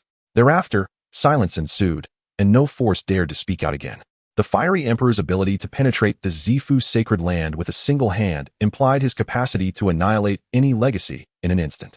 Should the emperor choose to strike unexpectedly, no faction among the myriad races could withstand his assault. Yet, the supreme beings of the myriad races understood that this strike against the Zifu Sacred Land bore profound implications. It was both a warning and a counsel. This emperor seemed to harbor a deep disdain for the myriad beings. This was hardly a favorable sign for them. The supreme beings were gripped by trepidation. For the fiery emperor's display was akin to that of several rulers of the Forbidden Zone. How would he act henceforth? Within the boundless domain of fire, none could fathom the thoughts of this contemporary emperor. Huff, such a multitude of ancient beings, it nearly terrified me. At the edge of the red dust realm, within a minuscule pocket of void, Jiang Mu sealed the entrance to the world and withdrew his consciousness. While Jiang Mu was probing the realm of the 8 desolations where the fiery emperor's dominion lay, He inadvertently connected with several other rulers of the Forbidden Zone who were similarly spying. Once a connection was established, these rulers could easily trace Jiang Mu's location through his aura, prompting him to hastily retract his consciousness. Among these auras, Jiang Mu sensed several extraordinary presences, stronger than the average rulers of the Forbidden Zone, likely akin to the likes of the saintly emperor who had transcended into a second life. These rulers might take action against Jiang Mu out of curiosity. Jiang Mu had come to understand that with each life the emperor transcended, his combat prowess multiplied exponentially. The existing rulers of the Forbidden Zone adhered to this pattern as well. Jiang Mu's strength was likely comparable to that of a temporarily ascended second life ruler. However, he would only manage to match them at best. Against a fully fledged second life emperor, he would stand no chance. Thus, upon sensing those auras, Jiang Mu retreated. For being discovered would spell disaster. He could not afford to take that risk. Fortunately, he emerged unscathed. It could only be said that these rulers of the Forbidden Zone were more intrigued by the fiery emperor. Upon exiting his secluded meditation, Jiang Mu was nearly overwhelmed upon encountering such a potential ruler of the Forbidden Zone. Although he could not discern the fiery emperor's intentions, he felt that this being, born of heaven and earth, harbored no benevolent thoughts. The fiery emperor's current actions might stem from his origins. After all, he was the fiery spirit of sacred lightning, a treasure of heaven and earth, hunted and refined by the myriad races, forced to hide since the dawn of his consciousness, thus developing a natural aversion to the myriad beings. The once great talents of the myriad races had dwindled with each generation, allowing such a being to rise to prominence. That he did not seek to eradicate the myriad races could be considered an act of mercy. One could only say that each generation of beings bears its own burdens. In the absence of conflicting interests, Jiang Mu preferred not to involve himself in such matters, nor did he wish to. Though he had spent a lengthy period in seclusion refining the essence of 3 sacred bodies, he occasionally kept abreast of worldly events and learned of Pu Binhong's quest for death. What difference was there between an aged, accomplished Taoist challenging a youthful emperor and offering his head on a platter? It could only be said that Pu Binhong sought to conclude his era with a flourish. A sharp blade requires such a farewell. The divine might emperor, from the moment of enlightenment to his passing, permitted the divine clan to dominate the weaker races of the universe. Until the rulers of the Forbidden Zone tasted blood, the fiery spirit of sacred lightning achieved enlightenment. Life and death seemed to have become the norm in Jiang Mu's eyes. His gaze towards the world remained calm and unwavering. In the blink of an eye, 30,000 years slipped by. Jiang Mu counted the days. In a few years, he would reach the grand age of 100,000. Unbeknownst to him, the youthful visage that he bore had begun to carry a hint of twilight. Chapter 53. The gains of 3 decades of seclusion. The completion of the 6 bodies. 100,000 years may seem significant, yet to the unknown entities within the Forbidden Zones, he might still be but a child. Suddenly, Jiang Mu shook off the weight of age and smiled once more. He remained youthful, having not succumbed to slumber, but rather having genuinely traversed nearly 100,000 years. As time flowed, his mindset had subtly shifted. After all, Jiang Mu was still a living being, although he experienced little of the swift passage of time during his cultivation. The prolonged seclusion had brought about a sense of awareness. Thus, Jiang Mu resolved to venture into the world upon reaching 100,000, seeking to alleviate his weariness. Of course, alleviating weariness was secondary. Jiang Mu primarily aimed to search for remaining sacred body bloodlines and materials to forge weapons that would suit him. A well-crafted weapon could greatly enhance his combat prowess. Even though Jiang Mu currently followed a path centered on physical cultivation, his body was more resilient than the average imperial weapon. He could effortlessly engage with imperial weapons barehanded, yet he still wished to forge his own. He did not desire to be merely a martial brute, nor would the path of the sacred body be the only path he pursued. Therefore, upon emerging from seclusion, Jiang Mu's first task was to seek materials for forging swords and spears, which were the 2 weapons he desired most, an imperial sword and a long spear. Naturally, Jiang Mu aimed to forge imperial-grade weapons, anything below that would provide negligible enhancement to his combat strength. The reason imperial weapons are revered is not only due to the fact that every emperor favors the finest materials for their creation, but also because they embody the emperor's Tao, giving birth to a consciousness that transcends the mundane, akin to the inception of life itself. This is why imperial weapons serve as the foundation of the legacies of the imperial clans. As long as an imperial weapon remains uncorrupted, it is akin to a fragment of a great emperor existing in the world. First and foremost, Jiang Mu must forge an imperial sword. Having achieved mastery of the sword heart's sacred body, he comprehended the way of the sword, enabling him to create a sword of the same imperial caliber. Due to the impossibility of validating his path through conventional means, Jiang Mu's mastery of the spear cannot imprint his unique spear way onto the crafted long spear. Even after its creation, imprinting a different path would render the essence of the spear way ineffective, significantly diminishing the quality of the imperial weapon forged. His initial choice of the spear way stemmed from the belief that the spear is the foremost of all weapons, embodying the principle that a lengthier spear is more formidable. Indeed, the spear way possesses a certain dominance. However, in the realm of cultivation, it does not rank among the foremost paths, merely occupying a position of moderate strength. Nevertheless, having progressed thus far, Jiang Mu resolved to retain it, for he was but one step away from validation. With the emergence of his sword heart Dao body, he naturally prioritized the sword path. A swordsman, adept at slaying, could indeed thrive as a sword immortal amidst the mundane world. Over the course of his 30,000 years of seclusion, Jiang Mu has successfully cultivated the Divine King's sacred body, sword heart Dao body, and Yin Yang sacred body to perfection. With his current prowess, bolstered by the Cang Tian dominant body, primal ancient sacred body, and Yuan Ling sacred body, overcoming the tribulations of great perfection has become a mere formality. No calamity, no matter how formidable, could spell his demise. The tribulation of the Divine King's sacred body entails confronting the onslaught of celestial phenomena. The sword heart Dao body's tribulation demands enduring the assaults of countless flying swords. The Yin Yang sacred body, embodying the purest principles of the extreme Yin moon and the extreme Yang sun, must maintain a delicate balance within a single vessel. Among these, the Yin Yang sacred body has proven to be the most taxing for Jiang Mu, as he endeavored to merge the essence of both the lunar and solar origins, nearly succumbing to their mutual devouring on several occasions. Ultimately, it was through his own longevity essence that he achieved equilibrium, uniting the Yin and Yang. The subsequent perfecting of these three bodies as embodiments of path and law has adeptly compensated for Jiang Mu's inability to wield the grand laws of the Tao. Now, under the auspices of 6 perfected sacred bodies, the primal ancient sacred body and Cang Tian dominant body grant him absolute control over close-quarters combat, enabling him to simultaneously unleash sword, divine, and yin-yang paths, supported by an inexhaustible Yuan Ling sacred body. One must ponder which emperor could withstand such an onslaught. Perhaps some could endure, for these are alternative paths to enlightenment, inherently inferior to the true grand laws of the Tao, yet the sheer quantity may compensate for quality, allowing for a reclamation of supremacy. Until actual combat is experienced, Jiang Mu refrains from drawing conclusions, as he can only harness the various sacred body essences, navigating the transitional voids that exist between them, lacking seamless integration and shared utility. Only when he can unify the 9 sacred body essences may he dare to boast. For one merely 100,000 years of age, as long as Jiang Mu refrains from folly, his survival is virtually assured. After careful contemplation, he glanced at the sealed Yanjiner within his small realm, her aura still vibrant. Jiang Mu had no intention of releasing her, for the emperors of this era face relentless coveting from the dominators of the forbidden zones in their twilight years, a grim fate indeed. Having initially reaped the benefits from Yen Lingyun, Jiang Mu aspired to cultivate Yen Jiner into an emperor, yet the path she would tread post-ascension rests solely in her hands. Unrelated to Jiang Mu, in these current times, he harbors no confidence in elevating Yen Jiner to emperor status. Nor does he wish for her to confront the tribulations posed by the dominators of the forbidden zones in her later years. Thus, Jiang Mu continues to wait, secure in the knowledge that he possesses ample time.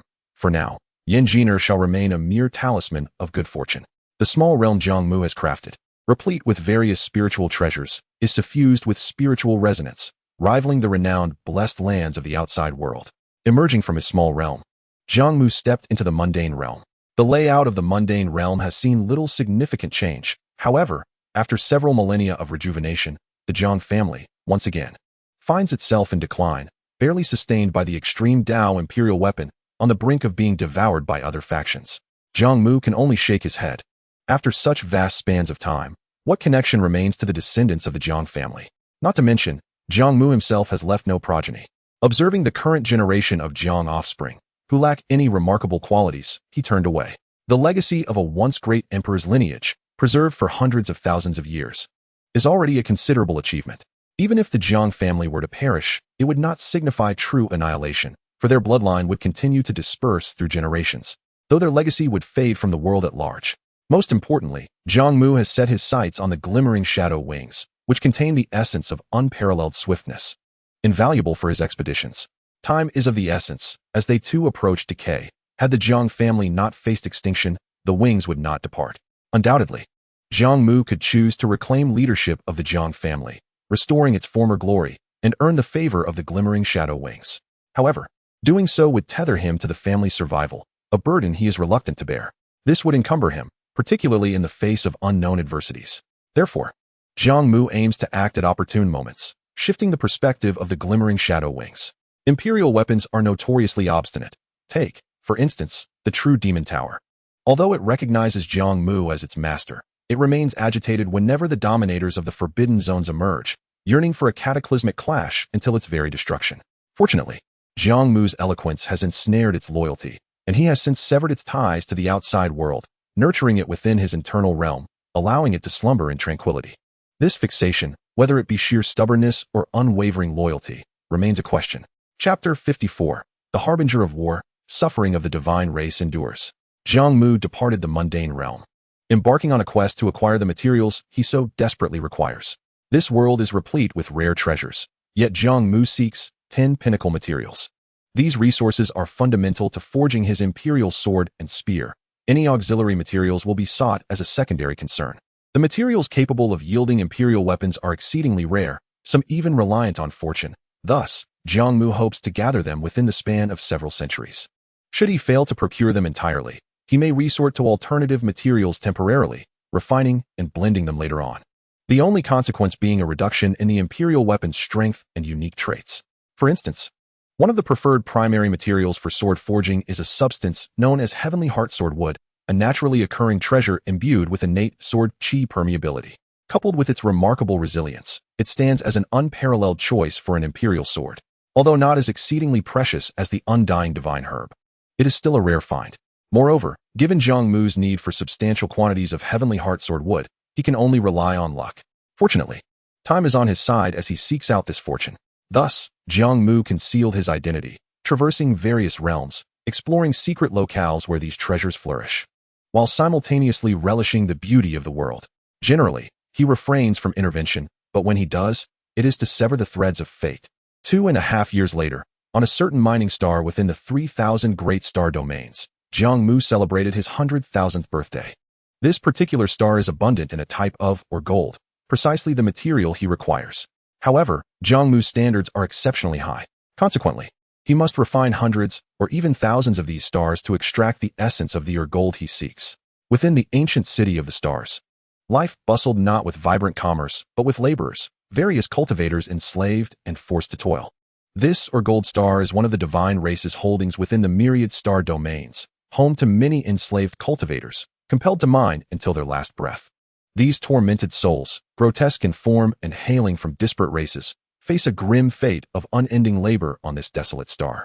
As fate would have it, Jiang Mu happened to pass by, his divine might unassuming, garbed in ordinary attire.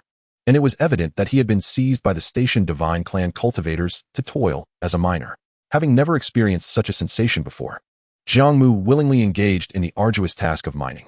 He was assigned to a team of 100 miners, who were currently concluding a day's labor to rest. The metals they extracted were far from mundane. Even for cultivators, the exertion was tremendously taxing. Thus, even the most beleaguered of miners required respite, not out of sympathy for their plight, but rather for the sake of sustainability. However, this place was devoid of sun or moon. The sky perpetually cloaked in darkness, revealing only the distant veins of, or like twinkling stars. Their workday stretched for 12 unbroken hours, with merely an hour allotted for recuperation. Each mining team was bound by specific quotas. Failure to meet them meant no rest. Hence, cultivators unable to acclimatize to such grueling conditions could find themselves utterly exhausted. Although mining machines powered by spirit stones could substitute for cultivators, this was clearly not a cost-effective solution. After all, miners were not even afforded the luxury of consuming vitality-restoring pills. They were only provided with cheap, unpalatable beast meat, while machines consumed spirit stones. Miners were treated worse than cattle, for at least cattle were allowed to sleep, whereas miners were deprived of even that basic right. In the designated quarters of the 100-strong team, each miner was given a meager piece of dry beast meat, yet they devoured it ravenously. Jiang Mu took a tentative bite and found it nearly impossible to swallow. After all, he had no need for sustenance, even if he did. His palate was accustomed to the exquisite delicacies of the mortal realm. In the grand tapestry of life, one would expect at least steamed buns paired with pickled vegetables. Yet this desiccated beast meat was replete with an overwhelming odor, harboring an indescribable taste. Jiang Mu mused that even dishwater might be more palatable. Of course, this was merely conjecture. He had never tasted dishwater, neither before nor after his transmigration. The sole merit of the beast meat lay in its astonishing energy, which could swiftly replenish his strength. Glancing at the emaciated child beside him, whose eyes gleamed hungrily at the piece of beast meat in Jiang Mu's hand, he offered it to the child. How starved must this child be, almost resembling a wraith. Here you eat. Upon hearing this, the child seized the offered meat and began to devour it voraciously, eliciting envious glances from the surrounding miners. No gratitude was expressed. Words of thanks were reserved for after the meal, when hunger had been sated. Jiang Mu shook his head, astonished that he, after 100,000 years, would find himself in such circumstances. Yet, having occupied a high position for so long, this experience was refreshingly novel. Nevertheless, Jiang Mu would not allow this to impede his forward momentum or waver his resolve. This was merely the way of survival, a commonality in the world, amplified by the overwhelming dominance of the divine clan, which had rendered such oppressive behavior commonplace. Throughout his journey, Jiang Mu had frequently encountered the presence of divine clan cultivators. Now that he had mined enough and marked the passage of another birthday, it was time to collect some birthday gifts. Rising, he made his way toward the entrance. The veins of, or in this celestial expanse, numbered in the thousands, and he intended to refine them all. After all, the world had suffered under the divine clan for far too long. Jiang Mu's actions bore no distinction from those of others. In the first millennium of the Flame Emperor's enlightenment, he had remained silent until suddenly issuing a decree for all races to pay homage and offer tributes, warning of dire consequences for any who dared defy. With the Flame Emperor's command, the myriad races had no choice but to comply, for his past displays of wrath were well remembered. Yet, the Flame Emperor remained absent from the mortal realm, merely accepting tributes of various celestial treasures from all races. Concurrently, as Jiang Mu progressed along his path, he confiscated every divine clan asset he encountered, generously providing the divine cultivators with a gift of reincarnation. The expansion of the divine clan was even more terrifying than Jiang Mu had anticipated. Every notable star domain boasted a so-called temple, with aspirations to become the preeminent force in the universe. Moreover, the current Flame Emperor showed scant interest in worldly affairs, almost completely detached from the events of the realm. His intentions shrouded in mystery. While Jiang Mu's confiscation of divine clan properties might seem trivial in the grand scheme, the sheer breadth of his actions and frequency of his interventions appeared to create a ripple effect, igniting a rebellion among the oppressed weak races throughout the cosmos. Initially, these embers of revolt flared quietly, but over the course of a millennium, they erupted into a conflagration that engulfed half the starry expanse in war, a protracted conflict. Undoubtedly, this insurrection was not solely comprised of the oppressed weak races. The influential factions across the myriad star domains were also covertly providing support, their dissatisfaction with the divine clan's overreach long simmering. Now that the supreme divine emperor had ascended, and the Flame Emperor remained apathetic to the affairs of the world, how could the divine clan continue their brazen tyranny? The world had languished under divine oppression for far too long. Meanwhile, Jiang Mu found himself bewildered, questioning how he had become the harbinger of war. Chapter 55, The Escalating Star Domain War. Stars emitted thick, billowing black smoke as temples crumbled, and divine cultivators scurried like rats, universally reviled. An alliance of various oppressed races from across the cosmos formed, bearing banners aloft, with vast starships traversing the celestial expanse, obliterating all divine clan influence in their path, liberating the downtrodden. Initially, these weak race coalitions developed independently, but eventually coalesced into a formidable entity known as the Star Race Alliance. More weak race cultivators, inspired by the call to arms, joined the Star Race Alliance to resist divine oppression. At first, the divine clan regarded this with indifference. After all, throughout the years of their expansion, they had extinguished countless races. Although the Star Race Alliance appeared formidable to the divine clan, they were easily vanquishable. Thus, the alliance found themselves relentlessly pursued across the cosmic void. However, at a certain juncture, the Star Race Alliance received clandestine support from powerful factions within the myriad star domains, enabling them to rapidly grow in strength. It was not merely the myriad star domains. The realms of the 9 realms and the 8 desolations were rife with forces displeased by the divine clan's arrogance. With strategic resources at their disposal, the Star Race Alliance began to amass power, swiftly reclaiming numerous territories under divine occupation and rallying more races to their cause. As the enemy retreated, the divine clan's highest cultivators, far removed in the divine realm, were slow to react, discovering that they had lost a significant portion of their claimed territories. This was due in part to their complacency and, in part, to their own decay. Although the Divine Clan had seized many vital territories across the myriad star domains, their primary focus had been resource plundering, deploying mostly low-tier cultivators with diluted bloodlines, some of whom were not even divine, but merely servants to the Divine Clan. The truly powerful divine cultivators remained within the divine realm, leading to a gradual accumulation of self-serving attitudes among those stationed outside. When the Star Race Alliance advanced, the response was simply to flee. After all, what was honor worth when one's life was at stake? Consequently, by the time the Divine Clan's supreme authorities realized what was transpiring, they had already lost half of their power. Yet, they were not overly alarmed. In the face of absolute strength, all resistance seemed absurd. To them, the Star Race Alliance's success was merely a temporary surge, as the true power of the Divine Clan resided in the Divine Realm. Furthermore, the Divine Clan had maintained amicable relations with the apex powers of the 9 realms and the 8 desolations, rarely encroaching upon their foundational interests. Upon confirming that the Flame Emperor remained indifferent to worldly affairs, the elite practitioners of the divine race began to infiltrate the celestial star domain to quell the rebellion. Thus commenced the epic of the Star Domain War. In the first millennium of this conflict, the Star Alliance retreated trillions of miles, utterly routed by the divine practitioners.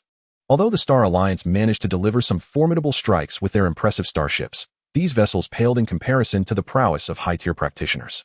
The latter could effortlessly crush celestial bodies with a mere gesture, while the starships required time to charge, rendering them less agile. Transcendent practitioners were nearly invincible. Only those of comparable power could confront them. Consequently, in the initial war, the Star Alliance faced a devastating defeat, losing numerous life domains and suffering countless casualties, with the death toll exceeding billions. This unfortunate turn of events benefited the impatient sovereigns of the Forbidden Zones, who frequently appeared on the battlefield, feasting on the abundant lifeblood like patrons at a buffet. Perhaps it wasn't entirely the sovereign's desire for slaughter, or perhaps the Flame Emperor's apathy allowed them to run rampant. Nevertheless, they were not foolish and refrained from direct engagement, choosing instead to bide their time until the conclusion of each battle. With the Forbidden Zone sovereigns abstaining from intervention, and the Flame Emperor remaining aloof, other factions were equally indifferent, their gaze fixed on this unprecedented star domain war. As the conflict progressed, the divine race anticipated a swift reclamation of the life domains, yet the Star Alliance's strength surged unexpectedly, with high-tier practitioners emerging in great numbers to resist, leading to a precarious balance. This marked the beginning of the Second Star Domain War, which persisted for another millennium. The divine rulers sensed something amiss, realizing that external assistance was bolstering the Star Alliance, and thus they issued warnings to the prominent clans. Naturally, the responses were dismissive. How could they possibly aid the Star Alliance? Yet, the resistance faced by the divine race showed no signs of abating. With stakes this high, concerning their future interests and survival, the divine race intensified their efforts, pouring additional resources into the fray.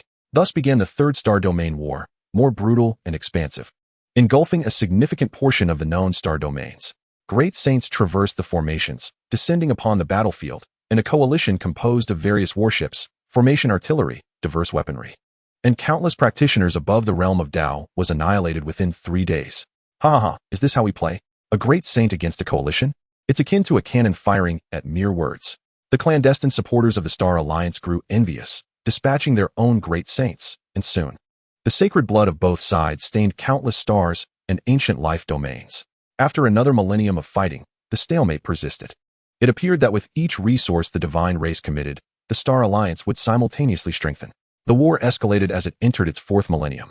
A divine race quasi-emperor, wielding an imperial weapon of extreme might, approached the battlefield, exuding an overwhelming imperial aura that instilled profound terror in the hearts of the Star Alliance coalition. This imperial weapon was formidable, forged by the Emperor of Divine Might, showing little sign of decay and remaining in peak condition. In that moment, the powers supporting the Star Alliance could no longer contain themselves, emerging to implore the divine race to refrain from such an act of extermination, warning that such actions would inevitably attract great karmic retribution and incur the wrath of the Tao. However, the divine race, blinded by rage, dismissed these admonitions. They were already deep in conflict. How could they heed warnings about karma? If it weren't for your covert support, would the Star Alliance have endured for so long? Ultimately, the divine race unleashed the imperial weapon, targeting the core of the Star Alliance. Divine light illuminated vast stretches of the cosmos. Should this strike succeed, it was feared that the core figures of the Star Alliance would suffer catastrophic losses, unable to sustain their coalition any longer. Other factions could only sigh in resignation. Their assistance to the Star Alliance stemmed from the divine race having encroached upon their interests as well. To deploy an imperial weapon for these weaker races would bring the clandestine conflict into the open, inviting the full wrath of the divine race. The divine race had grown too powerful. Alas, just at that moment, as the divine light was about to descend, a long, hoarse sigh echoed forth, resonating with the sorrow of an ancient era. Simultaneously, a towering figure, radiating an unbearable brilliance, appeared above the Star Alliance, effortlessly catching the divine light imbued with the power of the Tao, which had pierced through time and space. The divine light trembled in his grasp. The Tao imprints on the imperial weapon forcefully obliterated, and the laws of the Tao shattered, leaving the imperial weapon to wail in despair. By the end, as the divine might of the imperial weapon dissipated, its true form was revealed to be a vividly colored triangular spear. The imperial aura faded away. The essence of the Emperor of Divine might completely extinguished. The divine race was left dumbfounded. The supreme beings of myriad races were equally astonished. An unstoppable imperial weapon had thus fallen. What a jest! Who was this suddenly appearing golden figure, and what was its origin? Judging by the aura it emitted, it was at least an emperor. Yet, it could not possibly be the Flame Emperor. Could it be a sovereign? But why would a sovereign intervene on behalf of the Star Alliance, when their demise would surely please them? The supreme beings of myriad races were momentarily perplexed. Some rousing slumbering ancestors, while others consulted ancient texts for answers. To their astonishment, it was that very existence. The divine race was the first to discern the identity of the golden figure, one that had emerged during the era of the divine Empress Xianxiao, single-handedly slaying 5 sovereigns of the forbidden zones before vanishing from sight. Speculation regarding the golden figure's identity likened it to a sovereign, albeit one that displayed a benevolent demeanor towards the myriad beings. Its reemergence further solidified this identity. When had the Star Alliance forged such an alliance? The supreme beings of myriad races grew intrigued. Should this entity choose to side with the Star Alliance, and if the Flame Emperor remained uninvolved, the divine race's fate would likely be dire. The supreme beings of the divine race now found themselves in a state of trepidation.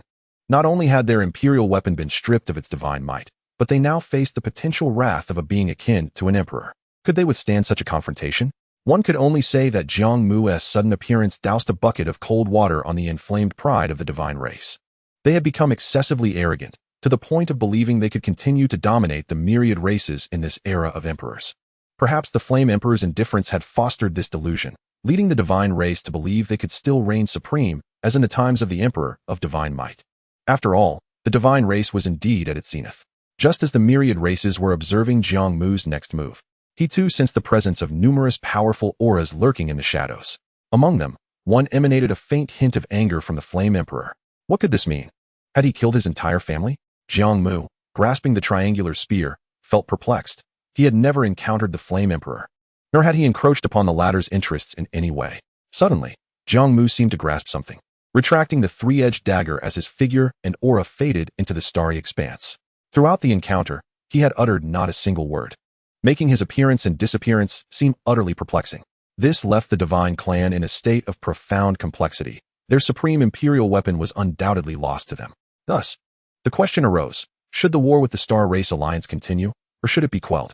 Meanwhile, in the boundless realms of the 8 desolations, within the depths of the fiery domain, the lava hall's imperial throne, the Fire Emperor, now in human form, withdrew his gaze. His long hair blazed a fiery red, matching the color of his eyebrows and pupils, his countenance stern as he murmured to himself. This individual must have been an invincible force in some bygone era, now having ascended to the ranks of the Supreme, narrowly averting a calamity of his own making. Supreme, eternal life, how perilous. It seems he must refrain from making his presence known lightly in the future. The vanished Jiang Mu had shed the mixed aura of the celestial overlord body, the primordial sacred body, and the essence spirit sacred body, retreating into a small realm. Once he confirmed that he had eradicated any lingering traces, he finally produced the 3-edged dagger to examine it closely. Indeed, this imperial weapon was primarily forged from meteorite gold essence. My instincts were not mistaken. With the confirmation that this weapon contained the materials he sought, Jiang Mu felt a wave of relief. Although the risk of this endeavor was considerable, the potential rewards were equally substantial. Meteorite gold essence is the hardest metal in existence, exceedingly rare, traversing the myriad universes. Even finding a piece the size of a fist would be an extraordinary feat, making it one of the most favored materials for crafting by the emperors. One could only wonder what stroke of fortuitous luck the divine might emperor had stumbled upon to acquire such a large quantity of meteorite gold essence for the crafting of a three-edged dagger. Thus, when the divine clan presented this imperial weapon, Jiang Mu, already familiar with the essence of meteorite gold, felt a surge of excitement upon confirming his suspicions, prompting him to act decisively. Although directly confronting an imperial weapon posed little threat to Jiang Mu's hybrid constitution, the effort required to erase the divine consciousness and the imprint of the Tao upon it was no small feat after all. It was akin to obliterating a path. As for being perceived as siding with the star race, that was merely a misunderstanding. However, being misunderstood had its advantages. After all, Jiang Mu harbored no fondness for the divine clan. If even the divine might emperor could procure such a substantial piece of meteorite gold essence, one could only imagine the treasures the entire divine clan possessed. While the war in the star realms might have its own causes, it certainly was not the sole reason for conflict. At most, it merely expedited the inevitable clash between both sides. Both factions had reached a point of irreconcilable differences. This battle would eventually occur. It was only a matter of time. Furthermore, through the aura of the Fire Emperor, Jiang Mu discerned that the Fire Emperor seemed disinclined to allow anyone to interfere in this conflict. To avoid incurring the Fire Emperor's wrath, Jiang Mu resolved not to act again. While he was confident in his ability to contend with the unblemished emperor and emerge unscathed, prudence was always the better part of valor. If he could avoid confrontation, he would. Yet why did the Fire Emperor wish for this war to continue? Logically, the Fire Emperor had nothing to gain from it. Instead, it would benefit those opportunistic sovereigns of the Forbidden Zones. It appeared that these sovereigns were the greatest, if not the sole, beneficiaries of this strife. Upon contemplating this, Jiang Mu, though reluctant to believe his suspicions, could not dismiss the Fire Emperor's conduct and actions. It seemed this contemporary emperor might have dealings with the sovereigns of the Forbidden Zones. Perhaps I am merely overthinking it, he consoled himself, but upon further reflection, what of it? Let the winds and storms arise. I shall remain steadfast. In this world, apart from growing stronger, nothing could tether him. Indeed, being an orphan had its advantages. Next, he needed only the heavenly heart sword wood to forge his destined sword. With a sense of righteous entitlement, Jiang Mu had gathered most of the materials he required over the millennia, in addition to acquiring unexpected wealth that could serve as resources for his future sacred body cultivation. Now, he was merely lacking the heavenly heart sword wood. However, such exceptional treasures were exceedingly rare. Finding them required not only strength, but also a stroke of luck. Jiang Mu had been unfortunate, wandering for millennia without locating a single tree. Of course, crafting his destined sword did not necessitate the use of heavenly heart sword wood exclusively. Other similar materials could suffice. Yet, Jiang Mu aspired to forge the finest sword, unwilling to settle for anything less.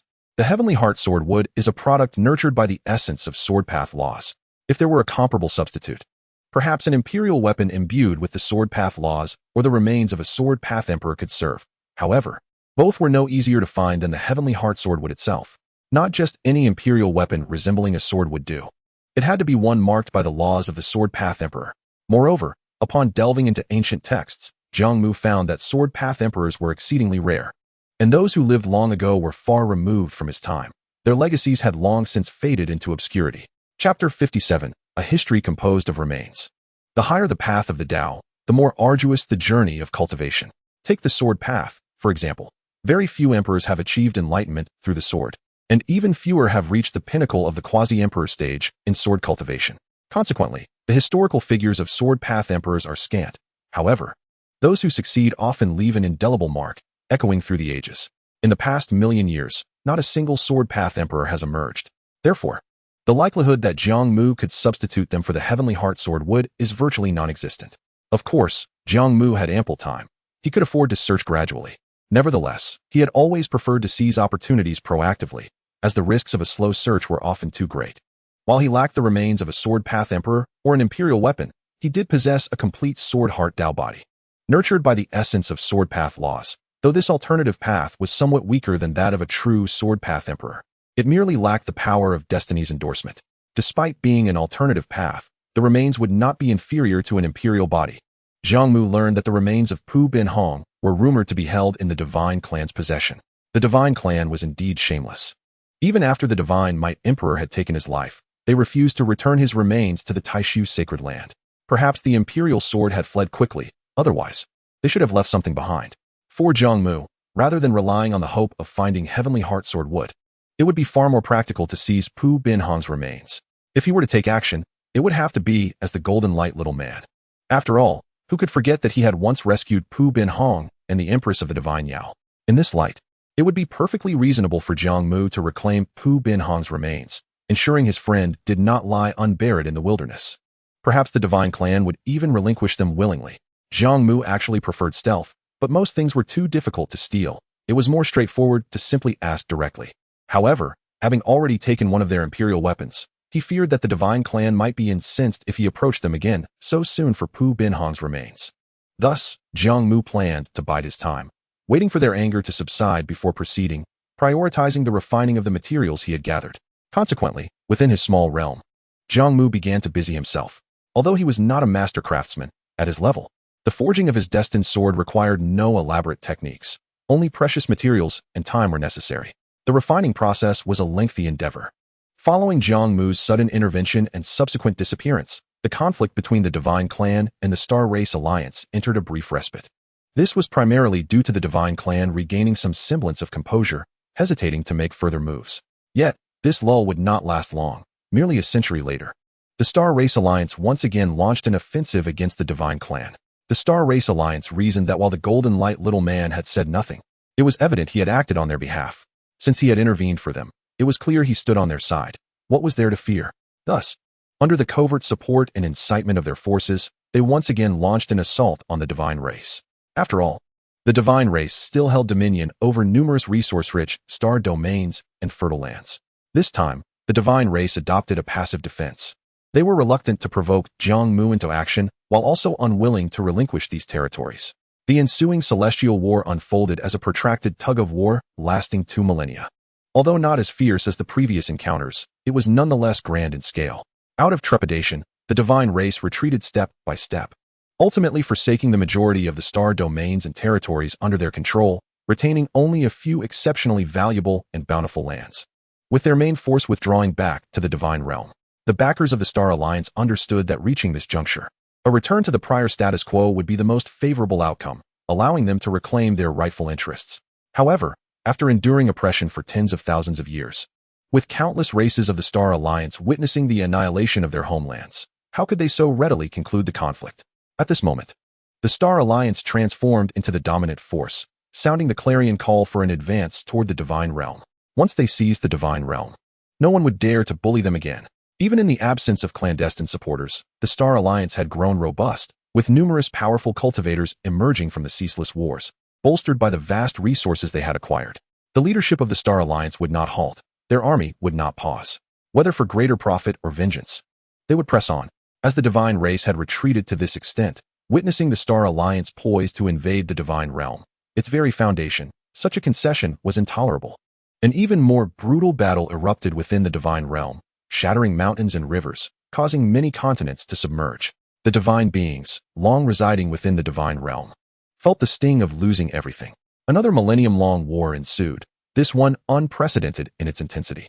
The Divine Race, aside from their ultimate imperial weapons and some forbidden heritage, mobilized nearly all their combat strength, achieving a staggering kill ratio of 1 to 10,000 against the myriad beings of the Star Alliance within the Divine Realm. Even the skies above the Divine Realm, once bright, were now shrouded in a vivid crimson hue. Yet, upon closer inspection, one could discern immense silhouettes darting and leaping within the flowing red. Faced with such grievous casualties, the armies of the Star Alliance pressed forward with reckless abandon. Undeterred by the death toll, this millennium-long conflict was terrifically horrific. The hatred of the Star Alliance toward the Divine Race far surpassed that for the Forbidden Zone. Perhaps it was due to the Forbidden Zone's inherent opposition to them, whereas the Divine Race, sharing the same camp, acted with the cruelty akin to that of the Forbidden Zone's rulers, intensifying the anguish of the beings within the Star Alliance. To be consumed by the rulers of the Forbidden Zone would be a swift death, but to be enslaved by the Divine Race meant a slow, agonizing drain of value until death. Countless supreme cultivators observing this battle could barely suppress their smiles, murmuring in amazement and playing the role of mediators. After all, the scale of this conflict exceeded their expectations, leaving them utterly astonished. In comparison to the cataclysmic clashes between invincible beings, the confrontation between the Divine Race and the Star Alliance, though not as grand, was marked by the accumulation of bones and flesh, the flowing streams of blood, evoking a profound sense of dread toward death within the hearts of all living beings. Would this slaughter conclude with the utter destruction of one side? Such is the living history. Jiang Mu, too, was closely monitoring this shocking war, where the fallen were all beings of progressively enhanced life levels. He still refrained from intervening, knowing that the enmity between both sides could only be washed away in blood, until a moment of sudden realization dawned upon him. Otherwise, it would merely be a cycle repeating itself. Perhaps in the future, this event would be merely a segment of ordinary text chronicled in ancient tomes, a seemingly inconspicuous ripple. Yet for those who truly lived through it, the brutal reality hidden beneath each unremarkable phrase would become painfully evident. This is history, composed of countless corpses amassed beneath the words. Jiang Mu was fortunate that he would not become a part of history. Would the Flame Emperor not take action? Had the ruler of the Forbidden Zone feasted to satisfaction? As his gaze swept across the divine realm, such occurrences in the era of a great emperor would indeed be a source of embarrassment, perhaps even leading to condemnation for millennia in later generations. Naturally, with no sense of shame, the Flame Emperor clearly belonged to this category. Chapter 58. Alas, my old friend. In the divine realm, the blood-red hue was swiftly being drawn away. Suddenly, the heavens opened, and rain began to fall, crimson like tears. It was as if the sky itself wept. Abruptly, the figure and presence of the ruler of the Forbidden Zone dissipated at an alarming rate. In a divine realm that had been raining, the downpour ceased abruptly, and the temperature of the entire world began to rise swiftly. First, an overwhelming, majestic aura descended upon the divine realm, followed by a radiant, blazing figure standing at the center of the divine realm, impossible to behold directly. The Flame Emperor had suddenly descended upon the divine realm. His arrival elevated the temperature of the entire divine realm, clearing the blood clouds and forcing the ruler of the Forbidden Zone into hiding, compelling both warring factions to halt their skirmishes in unison. Regardless of their willingness, both sides bowed in reverence to the Flame Emperor. The representatives of the Divine Race and the Star Alliance approached him to pay their respects. The Divine Race was represented by a middle-aged man with graying temples, a tightly shut vertical eye in the center of his forehead. He appeared relatively youthful, though it was hard to tell if his hair had turned white naturally or from worry. The Star Alliance was represented by a remarkably young individual clad in black, whose hair was jet black, yet his otherworldly pupils revealed that he was not of the human race. The Flame Emperor stood silently, until a moment later. He spoke in a tone that was succinct yet unequivocal enough. Before he could finish his sentence, the representative of the Star Alliance interjected with a single negative word, only to be sent flying by the Flame Emperor's gaze, spitting blood. The Flame Emperor glanced at the retreating figure of the Star Alliance representative and coldly snorted. This emperor is not soliciting your consent. The snort reverberated through the divine realm, shaking its very foundations. The leader of the divine race opened his mouth to speak, but the bitterness was too overwhelming, and he could only utter a single word before being sent flying by the Flame Emperor. This emperor has a poor temper. The Flame Emperor stated once more in a calm tone, devoid of any emotion. Not having killed anyone was indeed a testament to his restraint. I mean, we shall heed the emperor's wishes, cried the leader of the divine race, enduring the agony as he shouted. It seemed that the Flame Emperor had misunderstood his earlier intent. Yet, how could the emperor acknowledge a misstep? Thus, the Flame Emperor turned his gaze to the representative of the Star Alliance once more. You shall heed the emperor's words. The representative swallowed a mouthful of blood, gritting his teeth as he declared, understood.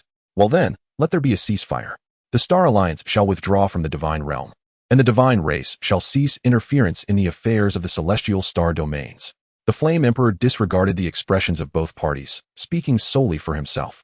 Yes, we shall obey the emperor's decree. The two exchanged complex glances before speaking in unison. At this stage, with the Flame Emperor personally intervening to mediate, the Star Alliance, no matter how reluctant, understood that there was no alternative. Should they dare to continue fighting, they feared that this very Flame Emperor, who had once decimated 10 states, would personally lead their entire race to the afterlife. Who could defy the emperor? Not even the divine race dared. The representative of the Star Alliance led his forces away in resentment. Of course, while the war may pause, it would never truly cease. For now, it was merely suppressed by the Flame Emperor. What would happen after his demise? It is likely that such animosity will subtly perpetuate within the Star Alliance, remaining unabated for millennia. As the Star Alliance recedes like a tidal wave, the denizens of the divine realm exhale in relief, finally liberated from their plight. The exalted cultivators of the divine race share this sentiment. Continuing to clash recklessly with the Star Alliance would compel them to resort to extreme imperial weaponry. However, this course of action could provoke that formidable entity, resulting in the divine race losing yet another imperial weapon. Thus, ceasing hostilities emerges as the most prudent choice for the divine race at this juncture. Yet, The Emperor of Fiery Cracks does not take his leave. Could there be ulterior motives at play? He gestures towards the leader of the divine race. What further instructions do you have, Your Majesty? The divine leader hastily approaches. I have heard that your race harbors a unique corpse of a pathfinder, the Emperor of Fiery Cracks remarks with a rare smile. The divine leader's heart skips a beat, for he is acutely aware that the corpse in question refers to the sword-hearted Dao body of Pu Binhong, which had once engaged in battle with the Emperor of Divine Might. After all, only the imperial sword had been witnessed, leaving the body unseen. Indeed, we possess it. The divine leader cannot bring himself to deceive the Emperor of Fiery Cracks, knowing full well that his temperament may compel him to forcibly invade the divine race's sanctum. Fetch it for me, the Emperor of Fiery Cracks commands, still smiling. Upon hearing this, the divine leader hesitates and falters. Go now, do not keep me waiting. The Emperor adds, gently patting his shoulder, causing the divine leader to tremble slightly, lost in a moment of reverie. He then retreats, bows, and hastens into the depths of the divine palace. Thus, the Emperor of Fiery Cracks awaits in silence. Not good, my materials, nay, my old friend. The Emperor of Fiery Cracks remains unguarded, and thus, Jiang Mu, who witnesses this scene, becomes agitated. He had initially presumed that the Emperor's purpose was merely to mediate the conflict, yet now he realizes there are other motives at play. Why would a being of the fiery spirit lightning seek the sword-hearted Dao body? Although he is uncertain of the Emperor's intentions, Jiang Mu is acutely aware that once Pu Binhong's corpse falls into the Emperor's hands, reclaiming it would prove exceedingly difficult. Even if he were to wait for the Emperor's twilight years, what condition would the corpse be in by then? The thought is too dreadful to contemplate. Given the current circumstances, the only way for the divine race to avert conflict with the Emperor of Fiery Cracks is to surrender Pu Binhong's remains. And in weighing the pros and cons, they will inevitably comply. Damn the spark of fire. It seems I am compelled to seize it. After this brief deliberation, as Jiang Mu observes the divine cultivators carrying out the black coffin, he resolves to take action. He cannot allow this opportunity to slip away, nor permit his dear old friend to fall into the hands of the Emperor, where he might suffer inhumane torment. In an instant, the 6 foundational powers, Celestial Body, Ancient Sacred Body, Yuan Spirit Sacred Body, Divine King Sacred Body, Yin-Yang Sacred Body, and Sword-Hearted Dao Body, are summoned in unison, emanating an inexplicable and potent aura from Jiang Mu. This aura is indescribable yet distinctly different from any he had previously exhibited. It is a novel essence, divine, archaic, lethal, grand, and enduring. Jiang Mu feels an overwhelming surge of strength. He intentionally conceals the radiance of the ancient sacred body, rendering him less like a shimmering golden figure and more like an indistinct silhouette shrouded in gray. This time, his aim is not to engage in battle, but to intimidate the Emperor of Fiery Cracks and make a swift escape with the coffin. Naturally, should the Emperor choose to confront him recklessly, Jiang Mu shall oblige him. Meanwhile, the Emperor of Fiery Cracks, on the verge of grasping the black coffin, senses an overwhelming enmity directed towards him. This feeling is rooted in a profound causal connection, not a mere coincidence. Consequently, he raises his hand and attempts to seize the coffin from a distance. As the Emperor reaches out, a formidable imperial aura descends upon him. Suppressing his own might, he feels the coffin being drawn away by an even greater force. At that moment, a hoarse voice resounds, "Come, material." Chapter 59, the initial clash with the unmatched Emperor in his prime. Come, material. Accompanied by this call, the black coffin, now beyond the Emperor's control, ascends towards the heavens. The Emperor of Fiery Cracks feels his energy surge, and in an instant, he appears above the black coffin, slamming down with immense power. Attempting to forcefully subdue it, the coffin momentarily halts in its ascent. In the next heartbeat, a fist descends from the sky, accompanied by an even more chilling aura, infused with a brilliant essence. This is no ordinary strike. It feels as though the very heavens are pressing down, causing the Emperor's complexion to shift. Thus, the Emperor's power escalates rapidly as he thrusts his fist upward, channeling myriad paths into his strike, unleashing boundless lightning and fire to clash head-on with the descending fist. The Emperor of Fiery Cracks possesses unwavering confidence in his punch. As the embodiment of fiery spirit lightning, he is cultivated solely himself. Lacking any weapons, he is nonetheless the mightiest armament. Boom. As the golden fist collides with the Emperor's own, it represents a clash of divergent paths, causing fiery sparks to erupt, nearly staining the celestial dome of the divine realm crimson, with the sound reverberating across the land. The divine palace, closest to the conflict, instinctively responds, releasing an imperial aura to counter the overwhelming aftermath of the confrontation between the Emperor and Jiang Mu. Yet, the moment prior, the Emperor, brimming with confidence, suddenly pales. Realizing that his concentrated power cannot withstand the might of the golden fist, Its pressure remains unyielding, while his own force wanes after its peak. This is impossible. The Emperor of Fiery cracks bellows, invoking destiny once more, summoning myriad paths as he unleashes countless divine techniques, igniting a tempest of lightning and fire that rends the very fabric of space, creating a breach in the divine realm's barrier. In response, only golden fist imprints and the occasional flash of sword light meet him. The Emperor realizes that his divine abilities seem ineffective against that hidden aura. It is not that he cannot strike. Rather, his path is easily dismantled by the opponents. Such a phenomenon typically indicates that the adversary's path transcends his own. This is impossible. As an emperor, he reigns supreme, unmatched in the world. How could this be? Finally, the Emperor of Fiery cracks glimpses the source of the aura, a grayish-white figure rushing forward, bearing his imperial pressure, slicing through the air with a single finger. As though an invisible sword, Qi cleaves a path through the lightning and fire laws, before equally supporting a corner of the coffin with one hand. With such proximity, the Emperor is eager to discern who dares to oppose him, but as he probes with his divine sense, he can only perceive a complex yet formidable aura. Jiang Mu, in exasperation, swings his other fist towards the Emperor, distorting the very fabric of space with his strike. Seeking death, the Emperor's eyelids twitch at such close range. He can feel the immense power contained within that fist.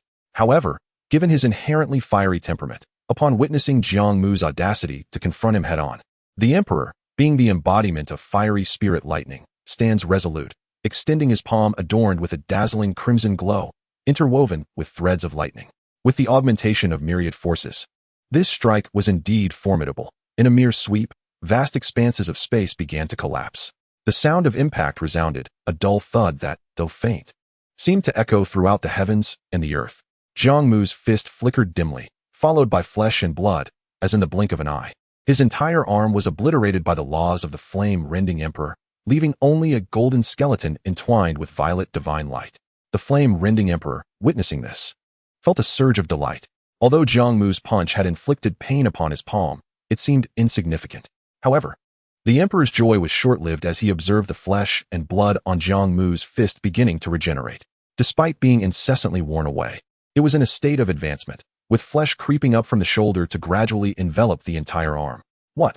The flame-rending Emperor gasped in astonishment.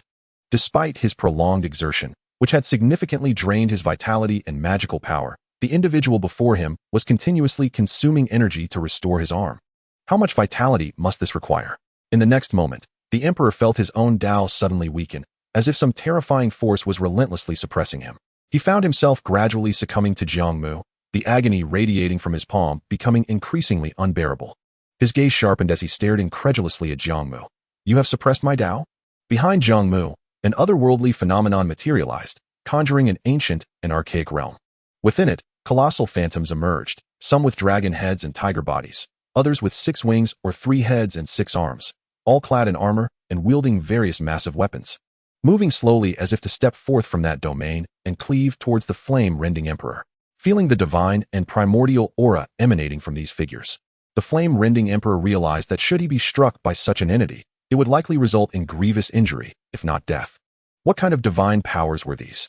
He felt a tingling sensation at the back of his head. Since his ascension to Emperor, he had never encountered such a formidable presence, even in close proximity to the rulers of the Forbidden Zones. Should this battle continue, he feared for his life.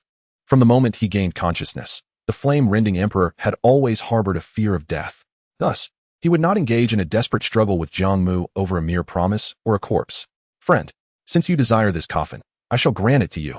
The flame-rending Emperor's aura surged violently as he reigned in his divine powers, attempting to retreat. Yet Jiang Mu transformed his fist into a palm, seizing the Emperor's wrist amidst the chaotic torrents of shattered space. It was too late. In the next instant, the phenomenon of the Divine King's Pure Land had materialized, enveloping the flame-rending Emperor and causing him to experience a moment of disorientation, as if transported to a distant era, where those towering figures weighed heavily upon him.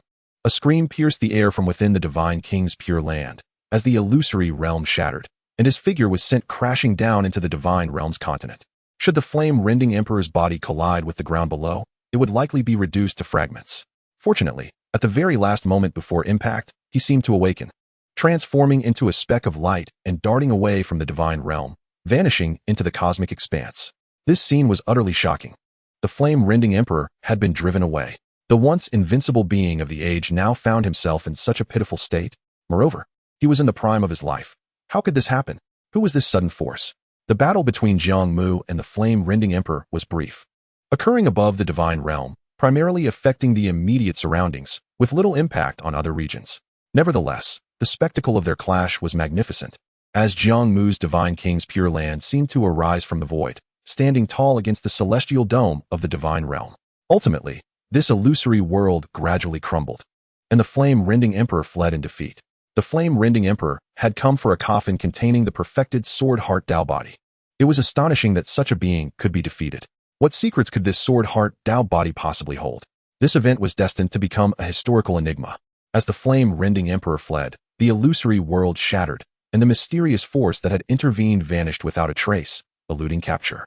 The celestial dome of the divine realm was now suffused with remnants of various Tao laws. Vast expanses of space burned and shattered, chaotic energies swirling. It would take millennia to mend. In the aftermath, the divine realm's practitioners found their paths significantly limited.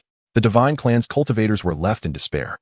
This calamity had struck within their own realm, with almost half of the divine realm's spiritual energy drained, leaving it barren.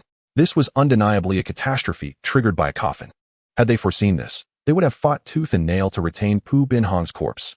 In the other 8 realms, the supreme beings of the 8 desolations and the myriad celestial domains looked upon the divine clan's plight with a mix of sympathy and schadenfreude. Perhaps this was the essence of the cycle of prosperity and decline, especially at the Tai Su sacred land, which had sought Pu Binhong's body from the divine clan on multiple occasions. After all, he was their ancestor.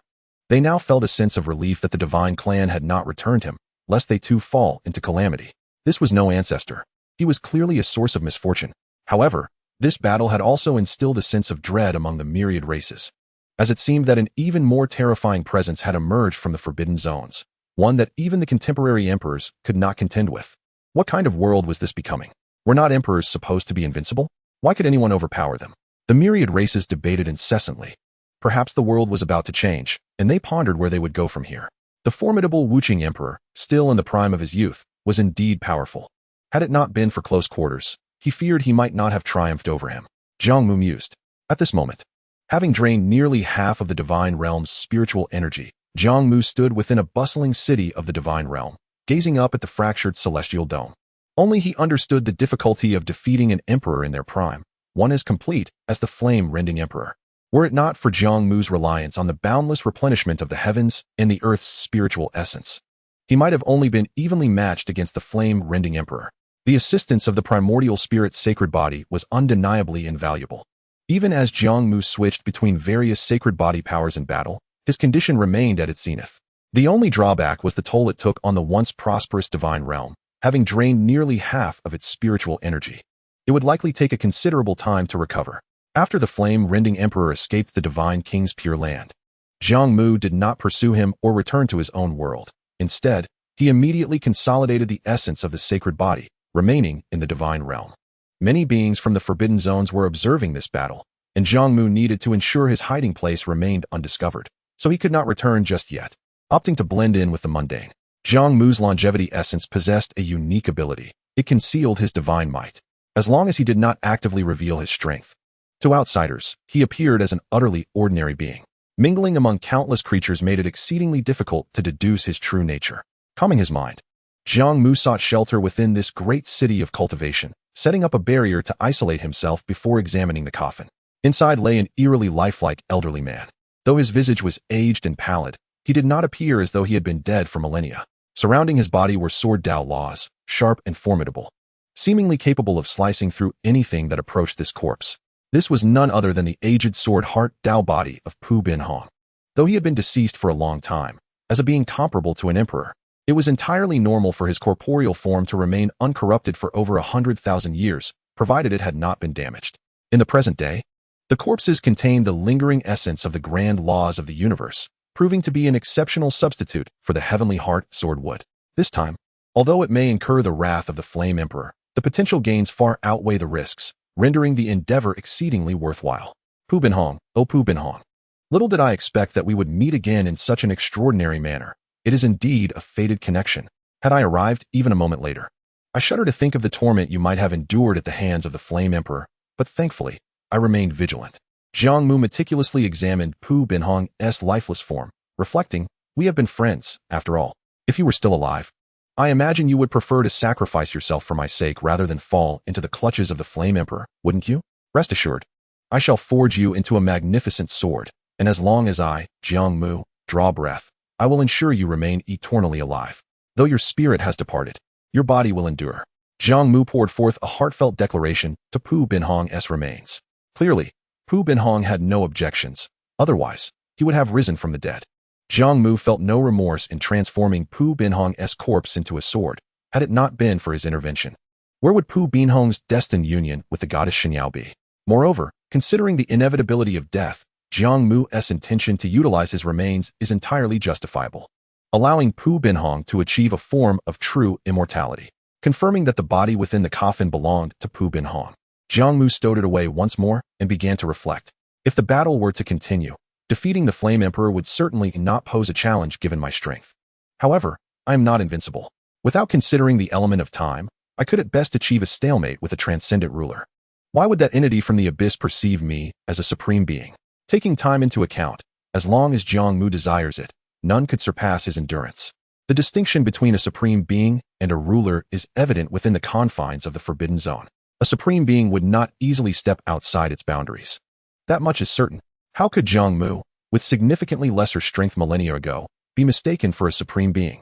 A supreme being must undoubtedly possess greater power than a transcendent ruler. Thus, there is but one conclusion. Jiang Mu was misidentified as a supreme being lacking transcendent ascension, yet could still vanquish the Holy Emperor.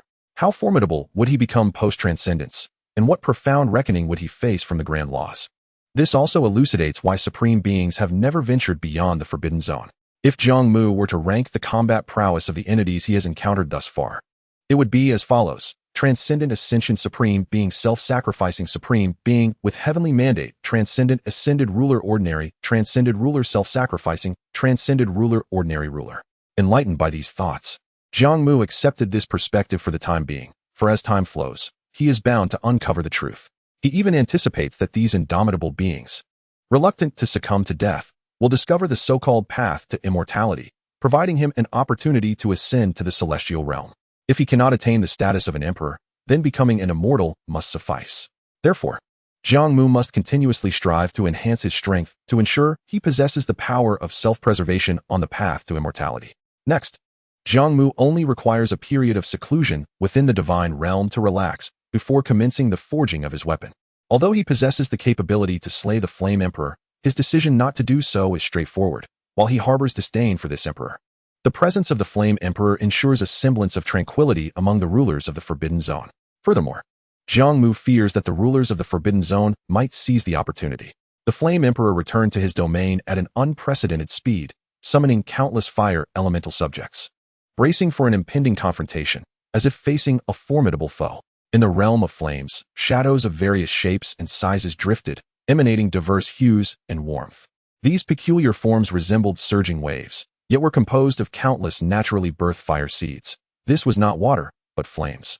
Presently, the Flame Emperor's domain resembled the ultimate source of all fire, attracting those fire seeds, whether actively or passively. Nourished by the Flame Emperor's aura, these fire seeds cultivated their powers at an accelerated pace, viewing him as their sovereign. Indeed, it has come to pass that the Flame Emperor's domain has drawn forth sentient fire seeds, previously concealed throughout the cosmos, some of which have grown immensely powerful, taking on human forms. Under the protection of the Flame Emperor, they are no longer solitary spirits scattered across the land, but beings possessing a true home. Thus, they proclaim themselves as the Fire Clan. However, all members of the Fire Clan have been awakened by the Flame Emperor, standing in readiness, seemingly anticipating an imminent crisis.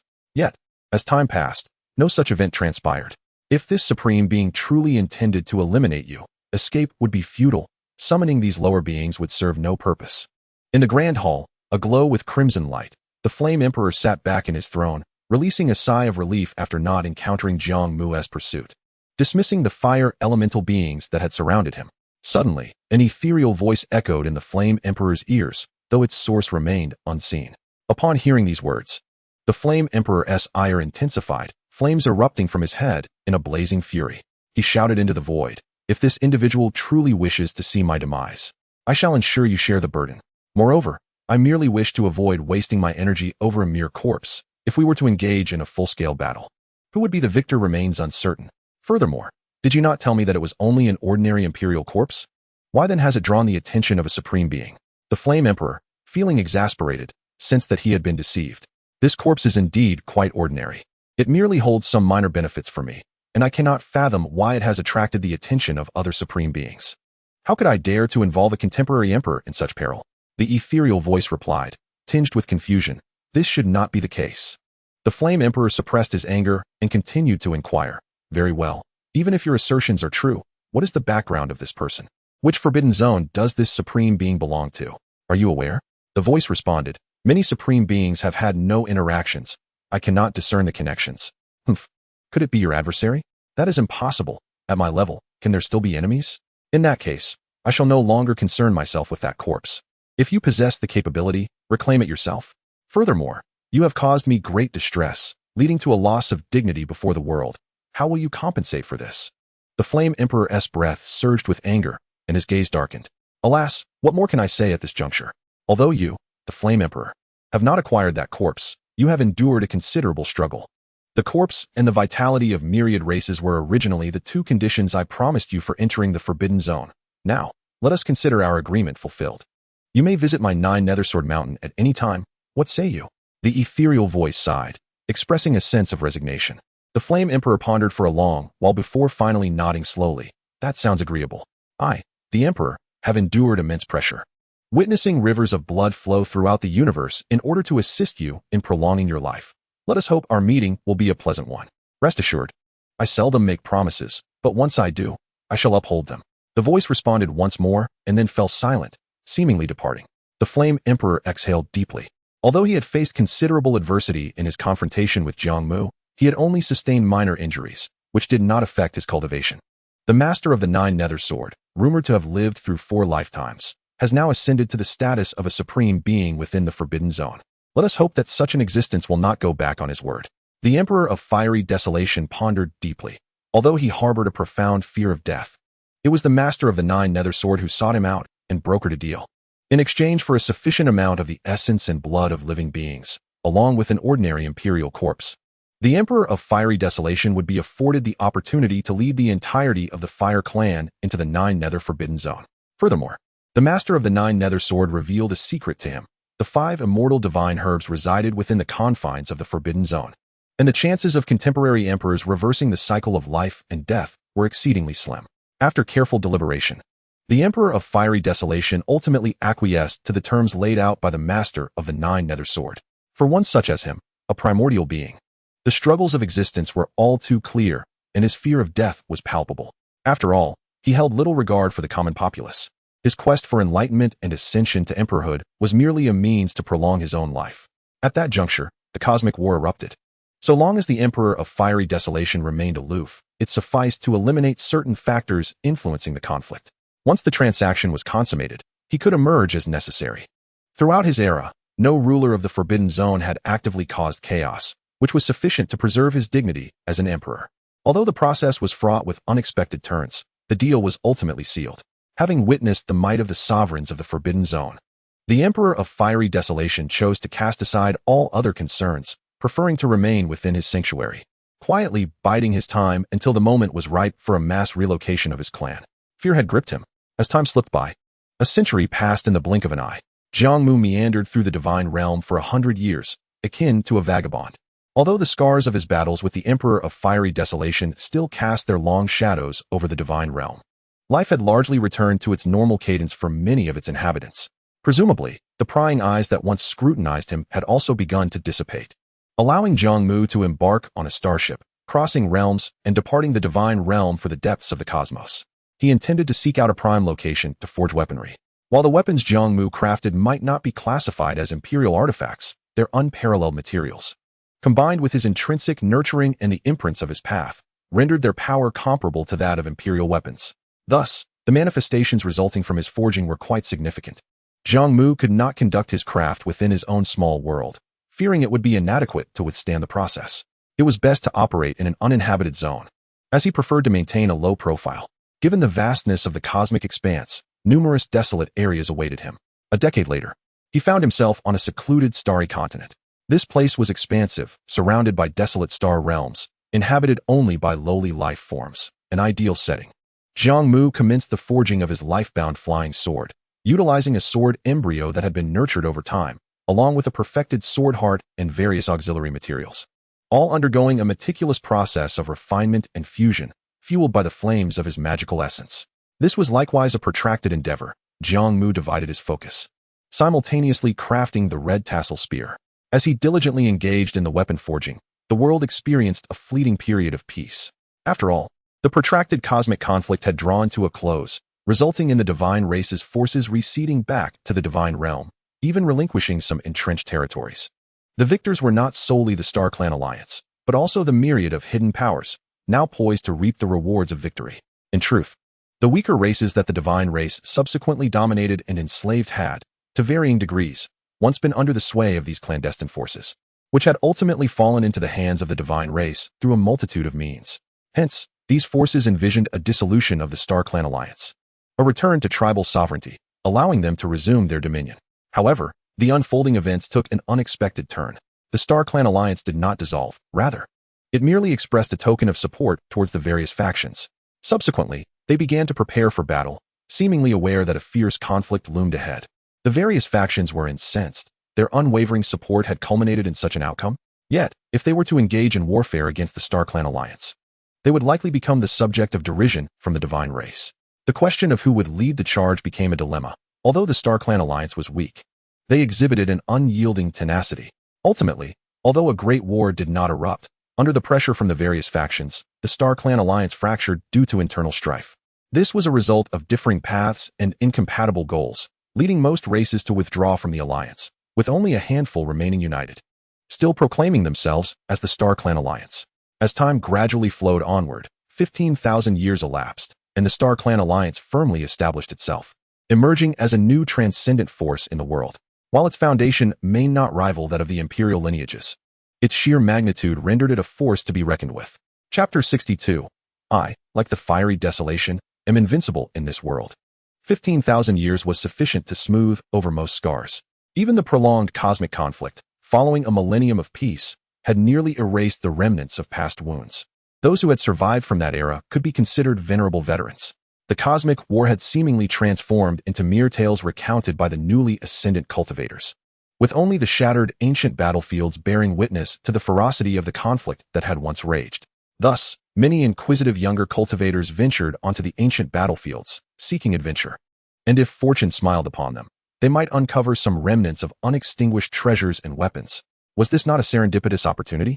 Not to mention, the numerous battlefields left in the wake of the cosmic war spurred a fervor for treasure hunting. Throughout these years, the sovereigns of the Forbidden Zone remained astonishingly quiet. Not a single one emerged to wreak havoc.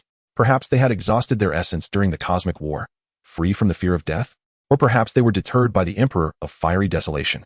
Regardless of the reason, this proved beneficial for the myriad races of the world. Yet, the Emperor was in the twilight of his years. Since the battle in the Divine Realm, the Emperor of Fiery Desolation had appeared in the world only sparingly, primarily continuing to receive the reverence of the myriad races. Now, upon reflection, it was evident that he had entered the late stage of his life, and his once mighty path was waning. Was the Emperor of Fiery Desolation finally on the verge of death? To speak candidly, the high lords of the myriad races rejoiced, even wishing for the Emperor's swift demise, particularly the imperial lineages of the 8 Desolations, who had been severely oppressed by the Emperor of Fiery Desolation. Their stronghold situated within the 8 Desolations, they had been constrained excessively, treading cautiously in all endeavors. At long last, they had endured to witness the twilight years of the Emperor, as a rare innate being who ascended to emperorhood. The Emperor of Fiery Desolation was inherently disenchanted with the world. Reflecting upon his life, he had scarcely accomplished anything beneficial for the common folk. Not to mention his personal annihilation of the beings of the 10 provinces or his allowance of the cosmic war to transpire, his qualifications as an emperor were decidedly lacking. At least, this was the sentiment held by the myriad races towards the Emperor of Fiery Desolation. The onset of the cosmic war had, in reality, drawn many high-level beings into combat, depleting the essence of heaven and earth, even in the absence of chaos wrought by the sovereigns of the Forbidden Zone. The tranquil era had not birthed any exceptionally gifted prodigies, let alone those who would seclude themselves to vie for the next grand epic. Consequently, The reverence shown to the Emperor of Fiery Desolation was mere submission to imperial might, devoid of genuine sentiment. Now, as the twilight of his years approached, many of the highest lords speculated that, given the Emperor's disposition, he would likely join the ranks of the sovereigns of the Forbidden Zone. But how would this Emperor of Fiery Desolation ultimately fade into obscurity? As the myriad paths converged and diverged, the aura of the Emperor of Fiery Desolation surged unexpectedly, ascending until it reached the zenith of his youth. Thus, the myriad beings bore witness to a terrifying spectacle. Several towering figures descended upon the boundary of the 8 desolations, unleashing a barrage of grand divine arts towards the location of the Emperor of Fiery Desolation. Yet, the Emperor seemed to have anticipated this, raising a magnificent curtain of thunder and fire, successfully deflecting all incoming assaults. Subsequently, the Emperor of Fiery Rupture stepped beyond the realm of flames, his form swelling with an awe-inspiring magnitude as he grasped the entire domain of fire within his grasp. His towering silhouette emanated an infinite blaze, and the vast imperial might surged across the 8 desolations of the cosmos. He stepped forth from the 8 desolations, standing outside the barrier, his colossal frame surpassing even the expanse of the 8 desolations. Was this truly the true form of the Emperor of Fiery Rupture? Witnessing this sudden spectacle, the supreme beings of myriad races gasped in astonishment, acknowledging him as a naturally born entity, indeed extraordinary. Yet, why had several sovereigns of the Forbidden Zones converged? The atmosphere suggested they aimed to encircle and slay the aged Emperor of Fiery Rupture. Emperor of Fiery Rupture, your twilight has arrived, and your death is at hand. Become our sustenance, ha ha ha. After being suppressed for 20,000 years, it is finally our turn. The Emperor of Fiery Rupture, you are formidable, but now, escape from death is futile. I shall avenge the grievances of the past. The sovereigns of the Forbidden Zones confronted the immense Emperor of Fiery Rupture, their words filled with disdain, seemingly harboring deep-seated enmity, as a terrifying aura surged forth, pressing down upon him with the intent to annihilate. The Emperor of Fiery Rupture. Is he truly this powerful? Hearing these words, the supreme beings of myriad races were struck with awe, particularly the imperial lineage of the 8 desolations, who began to reassess the strength of the Emperor of Fiery Rupture. Could it be that the sovereigns of the Forbidden Zones remained hidden due to his clandestine suppression? Indeed. Who said an emperor's suppression of the Forbidden Zones could not be conducted quietly? Yet, this also seemed incongruous. If such a level of combat were to ensue, the supreme beings of myriad races would certainly possess their own means of perception. Before they could ponder further, the Emperor of Fiery Rupture let out a hearty laugh, resonating throughout the cosmic expanse. Ha! In the past, I could easily overpower you all, even in my twilight years, with the endless domain of fire in one hand. Bearing the weight of the 8 desolations, I remain invincible in this world. To slay this Emperor, you shall accompany me on my journey. As the Emperor's words echoed, the celestial heart seal ascended high, surrounded by myriad paths, an overwhelming battle intent unfurling. Kill. The Emperor of Fiery Rupture transformed the domain of fire in his hand into a weapon, entwining it with the laws of the Great Tao. His massive form lunging towards several sovereigns of the Forbidden Zones, shattering the surrounding space. Arrogance. The sovereigns of the Forbidden Zones also unleashed their Great Tao techniques to counter him, yet none achieved the pinnacle of transcendence. They bore only the aura of the Great Tao, devoid of true power. Of course, the myriad races could not perceive this. To them, this battle was overwhelmingly grand, with the aged Emperor of Fiery Rupture single-handedly confronting 5 sovereigns. Soon, the Emperor's tempestuous thunderfire enveloped the battlefield, and time passed unnoticed until several figures, in disarray, fled towards the depths of the cosmos. Come and fight. A thunderous roar erupted as the boundless thunderfire laws were scattered by the Emperor of Fiery Rupture. His gaze blazed with intensity, radiating immense battle intent as he pursued the fleeing sovereigns of the Forbidden Zones. This was the true grandeur of an emperor in the present age. Even in his twilight, he remained unparalleled. Countless supreme beings marveled, pondering if their past accounts of the Emperor of Fiery Rupture had been somewhat inaccurate. Before long, the Emperor of Fiery Rupture chased into an unknown Forbidden Zone, situated on an uncharted continent, its name forever unknown. However, after a brief moment of hesitation, the Emperor, carrying an unstoppable momentum, charged into the Forbidden Zone, whereupon the entire area erupted in flames, a cacophony of terrifying sounds echoing as figures clashed within the fiery shadows. The myriad beings erupted in jubilation, for the Emperor of Fiery Rupture had boldly stormed into the Forbidden Zone. Was he endowed with the courage of a true demon emperor? This battle raged on for an extended period, until, at a certain moment, the overwhelming aura of the Great Tao that had suppressed myriad paths suddenly loosened. and the celestial heart seal burst forth from the forbidden zone, merging into the myriad paths. The imperial aura belonging to the Emperor of Fiery Rupture dissipated. Only his Tao traces remained. The Emperor of Fiery Rupture had perished within the forbidden zone. Chapter 63, 128,000 years. Had the Emperor of Fiery Rupture truly fallen? The supreme beings of myriad races were left speechless, for this outcome deviated sharply from their expectations.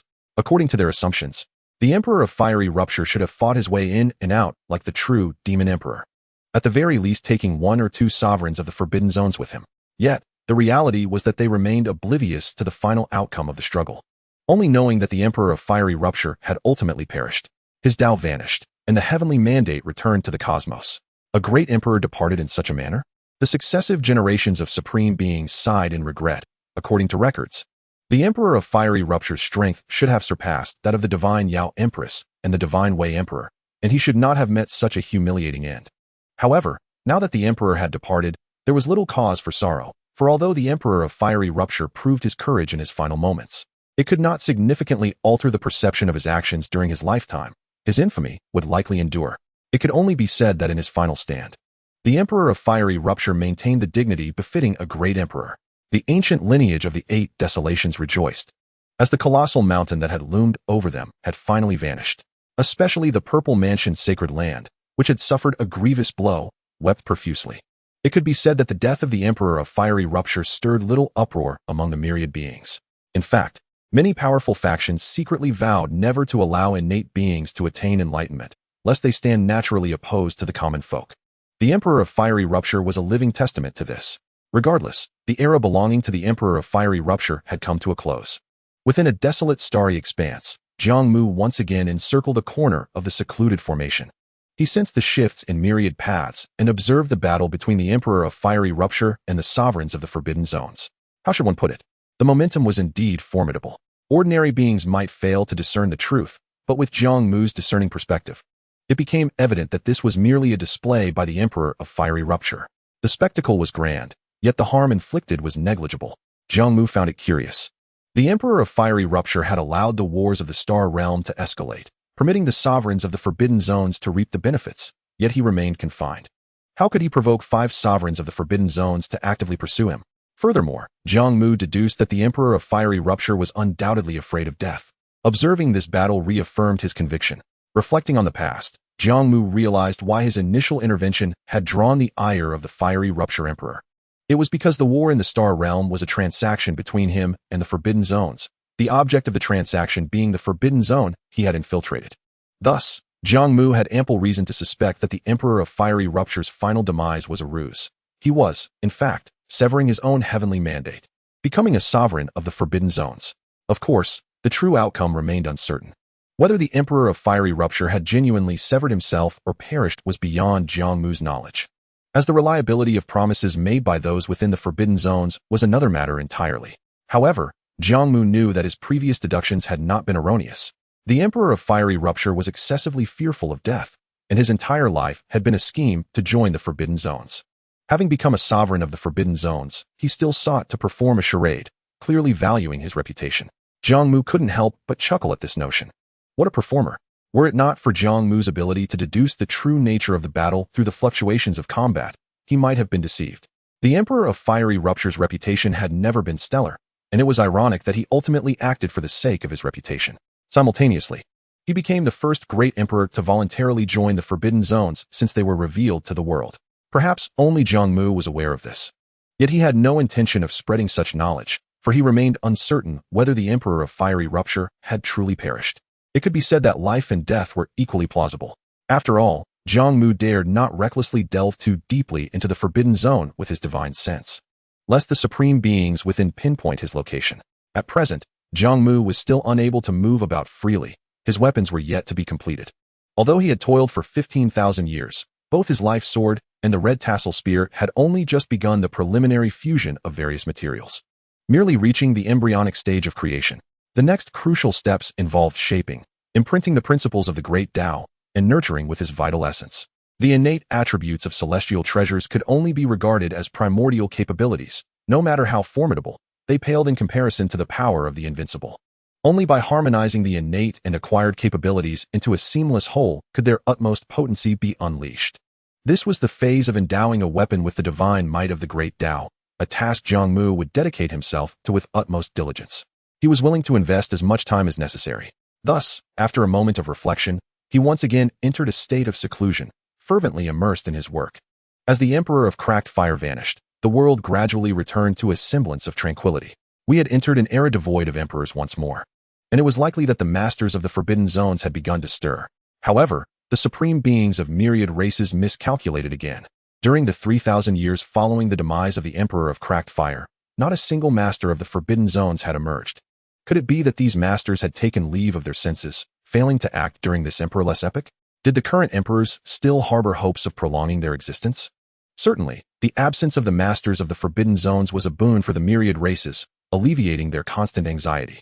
Yet, the dread lay in the fact that behind such calmness could lurk unimaginable calamities. Faced with this uncertainty, what could they do but wait? Yearning for the imperial competition to arrive sooner? With the will of heaven yet to reveal itself, the myriad races thrived harmoniously, gradually filling the void left by the massive loss of life during the Star Domain War. Thus, for 1,000 years passed, and 7,000 years slipped by in the blink of an eye, with the masters of the Forbidden Zones remaining dormant, were it not for their continued presence, and the silence surrounding those high-level cultivators who dared to venture into their midst, one might genuinely forget how fearsome the masters of the Forbidden Zones truly were. The traces of the Emperor of Cracked Fire had completely vanished, allowing the myriad paths to truly awaken and flourish. Once broken prodigies began to emerge, ready to showcase their talents, awaiting only the opportunity to attain the Tao of the Emperor. In a desolate expanse of starry sky, a sudden violent explosion reverberated, drawing numerous cultivators of all kinds rushing forth. Following the direction of the light points, they discovered a shattered land, their eyes gleaming with excitement at the thought of treasure. This very expanse of the cosmos was where Jiang Mu had secluded himself to forge weapons. His success in weapon crafting had inadvertently disrupted the protective array, resulting in an uncontrolled outburst of energy. Swiftly, Jiang Mu gathered his belongings, feigning to be yet another treasure seeker. After all, no one could discern his true identity. And clad in ordinary azure attire, he appeared utterly unremarkable. He mingled with the nearest group, keenly inquiring about the sudden influx of cultivators in the area. It turned out that the wave of treasure seekers heading to the ancient battlefields of the Star Domain was far from over. These were all attracted by the tales of the ancient battlegrounds. The ancient battlefields of the Star Domain were numerous, both grand and humble, sprawling across vast expanses, with still many regions yet to be unearthed. Jiang Mu's commotion had led these cultivators to mistakenly perceive this place as yet another ancient battlefield of the Star Domain. Lured by the ensuing disturbance, those daring enough to seek treasures here were not to be underestimated, at the very least. They were of the 13th stage of the Tao realm, with some initial saints and a handful of saintly kings arriving in succession. Jiang Mu realized, to his surprise, that emerging from seclusion meant he had entered what was now considered an ancient battlefield, perhaps due to his long lifespan. He had grown somewhat dulled to the passage of time, feeling as though tens of thousands of years were not truly ancient. However, such a span could indeed bury several generations of cultivators. Time, unyielding, had transformed him into what could be deemed an elderly youth. Counting on his fingers, he mused that after 100,000 years, he had added an additional 28,000 years to his existence. Thus, this year, Jiang Mu was a staggering 128,000 years old, and his imperial sword had reached fruition. Chapter 64. This sword, Eternal Twilight. Now, the life sword, forged through more than a decade of Jiang Mu's sweat and toil, lay at the center of his internal world, nourished by the essence of longevity. Imprinted with the principles of swordsmanship and exceedingly vibrant, the sword was not particularly large, measuring 3 feet and 3 inches, exuding radiance as if it condensed the endless rhythms of the Tao within its compact form. The spine of the sword rose like a dragon's bone, intricately etched with the patterns of the great Tao, pulsating with a bluish light, each line embodying the tremendous might of creation, merely suspended in stillness. It emanated an oppressive aura of the supreme Tao and a chilling aura of lethality, fully embodying the essence of an imperial weapon. Jiang Mu named it Eternal Twilight, signifying the passage of lives and the indelible mark of ages. However, the Eternal Twilight sword had only just come into being. Its spirit was still weak, and Jiang Mu had no immediate plans to wield it, opting to nurture it further for the time being. Similarly, the red tassel spear floated nearby, nourished by the essence of longevity, yet lacking the imprint of the Tao and the emergence of consciousness. It could only be deemed a semi-imperial weapon. Additionally, the 6 types of sacred body essences he had cultivated orbited at the center of his internal world, which could be seen as the source of power for a formidable cultivator, as its initial form was that of the Dantian. Through numerous transformations, it had ultimately evolved into a world within. This also elucidates why powerful cultivators possess an inexhaustible source of magic power. Not only could it serve as a source of strength, but it could also function as a storage space. However, this internal world was of paramount importance to a cultivator. They would not carelessly store anything deemed unsafe, for from within, it too remained vulnerable. As Jiang Mu withdrew his divine sense from within, he intended to depart quietly. Well aware that this place held nothing of value beyond some scrap metal, destined to yield nothing but futility. Just then, he overheard a young cultivator in the group nearby proclaiming himself as a member of the Jiang family from the Red Dust realm. In this vast universe, the mention of the Jiang family still sparked discussions in various locales, not due to their might, but because of Jiang Mu, who, despite being unable to ascend to the rank of emperor, had taken an alternative path to enlightenment, appearing at several significant junctures in history. Thus, upon mentioning Jiang Mu's name, other cultivators would offer quiet admiration and sighs of wonder. Yet, such sentiments were fleeting, as time passed, unless witnessed firsthand. Even the mightiest of reputations would fade into mere stories piled upon words. Consequently, Jiang Mu leaned in to listen as the self-proclaimed Jiang family cultivator boasted. However, there was little of substance to his words. Aside from a mild interest in Jiang Mu's tale, the others harbored little fascination for the Jiang family. Moreover, the Jiang family's fortunes had waned significantly due to the diminished power of their imperial weapon, and their descendants had proven lackluster, leading to a period of decline. It was likely that in a few thousand years, the Jiang family would fade into obscurity within the Red Dust realm. In truth, to have lasted this long was already commendable. Nearly all of the forces that had risen alongside the Jiang family had long since been obliterated in the annals of history. Within this group, there were several other cultivators from the Red Dust realm, and the Jiang family member dared not overly extol the family's former glory, instead turning to praise Jiang Mu's heroic stature. In the words of this Jiang family cultivator, Jiang Mu had seemingly ascended to the status of a demigod, a figure only slightly lesser than the emperor who founded the Jiang family. It seems it is time for a return to the Jiang family. Listening to the exaggerated accounts of his own exploits, Jiang Mu murmured softly, feeling an unexpected thrill of satisfaction. Thus, he greatly admired the eloquent demeanor of the Jiang family and swiftly stepped forward, wrapping his arm around the shoulder of the young Jiang cultivator, halting his advance and startling him considerably. "What are you doing, fellow Taoist?" the Jiang cultivator inquired, attempting to free himself from Jiang Mu's grip, only to discover the formidable strength of his captor. With a cheerful smile, Jiang Mu coughed lightly. "Ahem, fellow Taoist. I find myself quite intrigued by the tales of your family's ancestral heritage. Might you share a few more details?" Of course. But would you kindly release me first? Let us converse as we walk. If we tarry too long, all the treasures may be claimed by others." The Jiang cultivator, realizing his inability to escape, was uncertain of Jiang Mu's intentions and reluctantly sought a compromise. Meanwhile, several other cultivators in the party halted their steps, casting glances at the two, contemplating intervening to prevent Jiang Mu, for they too wished to hear the stories. Among them were many companions of the Jiang cultivator, all fixated on Jiang Mu. However, with a mere flicker of his aura, Jiang Mu exuded a hint of saintly presence, causing the onlookers' expressions to shift dramatically, prompting them to flee in haste, fearing they might miss out. In the blink of an eye, only Jiang Mu and the Jiang cultivator remained. The latter was on the verge of tears, exclaiming in frustration, "In this world, there's not a soul who values loyalty. What happened to our blood oath, our shared destiny?" Turning towards Jiang Mu, he forced a smile that was more pitiable than a frown. "Esteemed predecessor, I do not know you, and I believe I have not offended you. Have I?" Jiang Mu shook his head. "Not at all." The Jiang cultivator then continued, "So you harbor enmity with the Jiang family of the mortal realm. To be honest, my previous words were merely fabrications. I am not even a member of the Jiang family. The mortal realm is so distant from here. How could I possibly come from there? You must admit, it holds some merit." The young Jiang cultivator asserted earnestly. Jiang Mu's lips twitched slightly. Indeed, there was a semblance of truth in his words, albeit a trivial one. The specifics he spoke of were not something a mere branch member of the Jiang family could possibly know. Yet, Jiang Mu paid little heed to such details and, with an arm still around the young Jiang cultivator, departed from the star domain, casually asking, "What is your name?" "Wang Pan. I will extract your soul. In truth, my name is Jiang Ju. Though I share the Jiang surname, I have no ties to the Jiang family you speak of. Where are you from?" "The Little Cloud Star Domain." You truly relish the idea of having your soul searched, don't you? Well, actually, I hail from the mortal realm, but I feared you might misunderstand. Let us proceed. There are no treasures to be found here.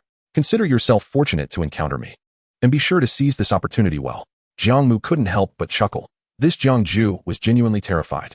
He had not intended to involve himself in the rise and fall of the Jiang family, separated by a span of 100,000 years, for he had already done enough for them.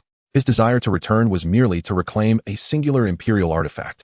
Yet, fate had conspired to bring him face to face with Jiang Ju, who, fortuitously, spoke in a manner that was somewhat agreeable. A mere gesture of generosity from Jiang Mu would translate into an immense opportunity for Jiang Ju. Thus, he had no reason to be stingy. At that moment, Jiang Mu comprehended what the cultivators sought in their pursuits of fortune. He himself was the grand opportunity of this realm. Yet, where could his own fortune lie? Perhaps it resided within himself. Chapter 65. The Return to the World, an Age of Long-Awaited Peace. Traversing the cosmos, Jiang Mu swiftly transported Jiang Ju to a bustling star domain. Wow! Jiang Ju felt a dizzying sensation as space swirled around him, and in an instant, he was unaware of how much distance had been traversed. His eyes widened in awe as he beheld the vibrant starry expanse before him. Surrounding them were colossal celestial bodies interconnected through star tracks, resembling a beaded net unfurling across the cosmos, shimmering resplendently. These stars revolved around a singular, more radiant and massive star at the center, which seemed to be the heart of this celestial tapestry, accompanied by 10 surrounding suns and moons. The influx of cultivators was unceasing, with various merchant ships, war vessels, and treasure ships navigating the void, while formidable beings traversed the cosmos in their corporeal forms. Jiang Mu too surveyed this star domain, his consciousness sweeping across the area, revealing its opulence. Not only were the stars aligned in a magnificent array, but each one teemed with vibrant life, hosting numerous elite cultivators. The splendor here rivaled that of the 3,000 great star domains. Where's this place? Jiang Mu wondered aloud, for he had not kept abreast of the developments in the star domains during his seclusion. This locale, as it seemed, lay somewhat distant from the 3,000 great star domains. Predecessor, this is the core star domain of the Star Clan Alliance. Do you see those celestial bodies surrounded by suns and moons ahead? That is the ancestral star of the Star Clan Alliance. Surely you must have heard of it? Jiang Ju remarked, his gaze sharpening with recognition. The Star Clan Alliance? Jiang Mu mused, a hint of admiration in his tone. In merely 20,000 years, it has flourished to such grandeur. The leadership must possess remarkable talent. Jiang Ju muttered under his breath. What do you mean by merely 20,000 years? 20,000 years is quite a long time. Jiang Mu chose to ignore this comment and resolved to explore the Star Clan Alliance further. Naturally, he maintained a low profile, entering solely under the guise of a saint from the Jiang family of the mortal realm. The security of the Star Clan Alliance was stringent. Cultivators entering the ancestral star must undergo several checks. Jiang Mu, with ease, presented himself as a saint of the Jiang family from the mortal realm, smoothly passing through the checkpoints, leaving Jiang Ju in awe. The so-called checks were little more than casual registrations. As long as one did not contravene the rules of the Star Clan Alliance, there would be little restriction. Thus, Jiang Mu set foot on the ancestral star of the Star Clan Alliance, immersing himself in the local customs and culture. The grand city of cultivation rose majestically, its architecture a blend of ancient charm and futuristic cyberpunk aesthetics. Numerous peculiar modes of transportation existed, with infrastructure remarkably developed. Yet, the very foundation of all was rooted in cultivation, with technological advancements revolving around it. Moreover, the Star Clan Alliance was a melting pot of various races, and the cultivators within the city exhibited an array of unusual forms, yet harmoniously coexisting. Perhaps there was no racial discrimination here, Jiang Mu mused, initially intending for Jiang Ju, who had visited the area before, to guide him. Jiang Mu soon realized that the young man consistently led him to remote and desolate locales, wandering through back alleys and stalls. From Jiang Mu's perspective, it was as though he preferred to explore the hidden corners instead of the bustling city center. Jiang Ju felt wronged. He was merely an 8th-stage Dao realm cultivator. In certain smaller worlds and celestial bodies, such cultivation would render him a ruler, yet in this place, he was merely a small fry. In the opulent districts, even a single pill could fetch a price that could take their lives. As a wanderer of the cosmos, even his previous visits to such places had only been within circles befitting his level. In a word, impoverished. Sighing, Jiang Mu patted Jiang Ju's shoulder in consolation, acknowledging that this was indeed not his fault. There were certain areas inaccessible to cultivators of the Dao realm. Subsequently, Jiang Mu prepared to broaden Jiang Ju's horizons. After several days of exploring a few super cities, Jiang Mu finally spent some spirit stones to procure cultivation resources. However, he did so without a second thought, expending top-tier spirit stones without batting an eyelash. Jiang Ju watched, eyes wide, swallowing in disbelief. Although he hailed from the Jiang family, the current state of the family was far diminished compared to its former glory. Even those of the direct lineage would likely never see such quantities of top-tier spirit stones in their lifetimes. In the vast cosmos, low-tier spirit stones were the most commonly utilized, with mid-tier stones appearing occasionally in trade among top-tier powers, while high-tier stones remained out of reach for the majority. Spirit stones were categorized into low, mid, high, and top tiers, with each tier's exchange ratio standing at 100.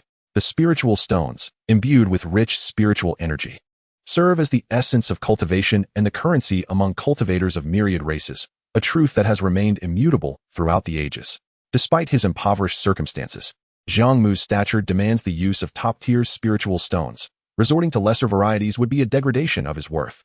After all, his small world still harbors a considerable stock of divine sources, and even a single piece the size of a human head could be exchanged for tens or even hundreds of billions of premium spiritual stones, showcasing his extravagant might. Eventually, feeling that he had perused enough, Jiang Mu bestowed these resources upon Jiang Ju, cheerfully advising him, "Remember, no one in this world will treat you well without reason. But I am the exception." With that, Jiang Mu departed, anticipating that his words would instill a sense of apprehension in Jiang Ju for quite some time. Initially stunned, Jiang Ju soon found himself puzzled, conducting a thorough examination to ascertain that he had not fallen victim to Jiang Mu's cunning schemes, before finally feeling a surge of excitement. Indeed, fortune had smiled upon him. Jiang Ju was momentarily dumbfounded, clutching these resources that could attract countless calamities, uncertain of how to proceed.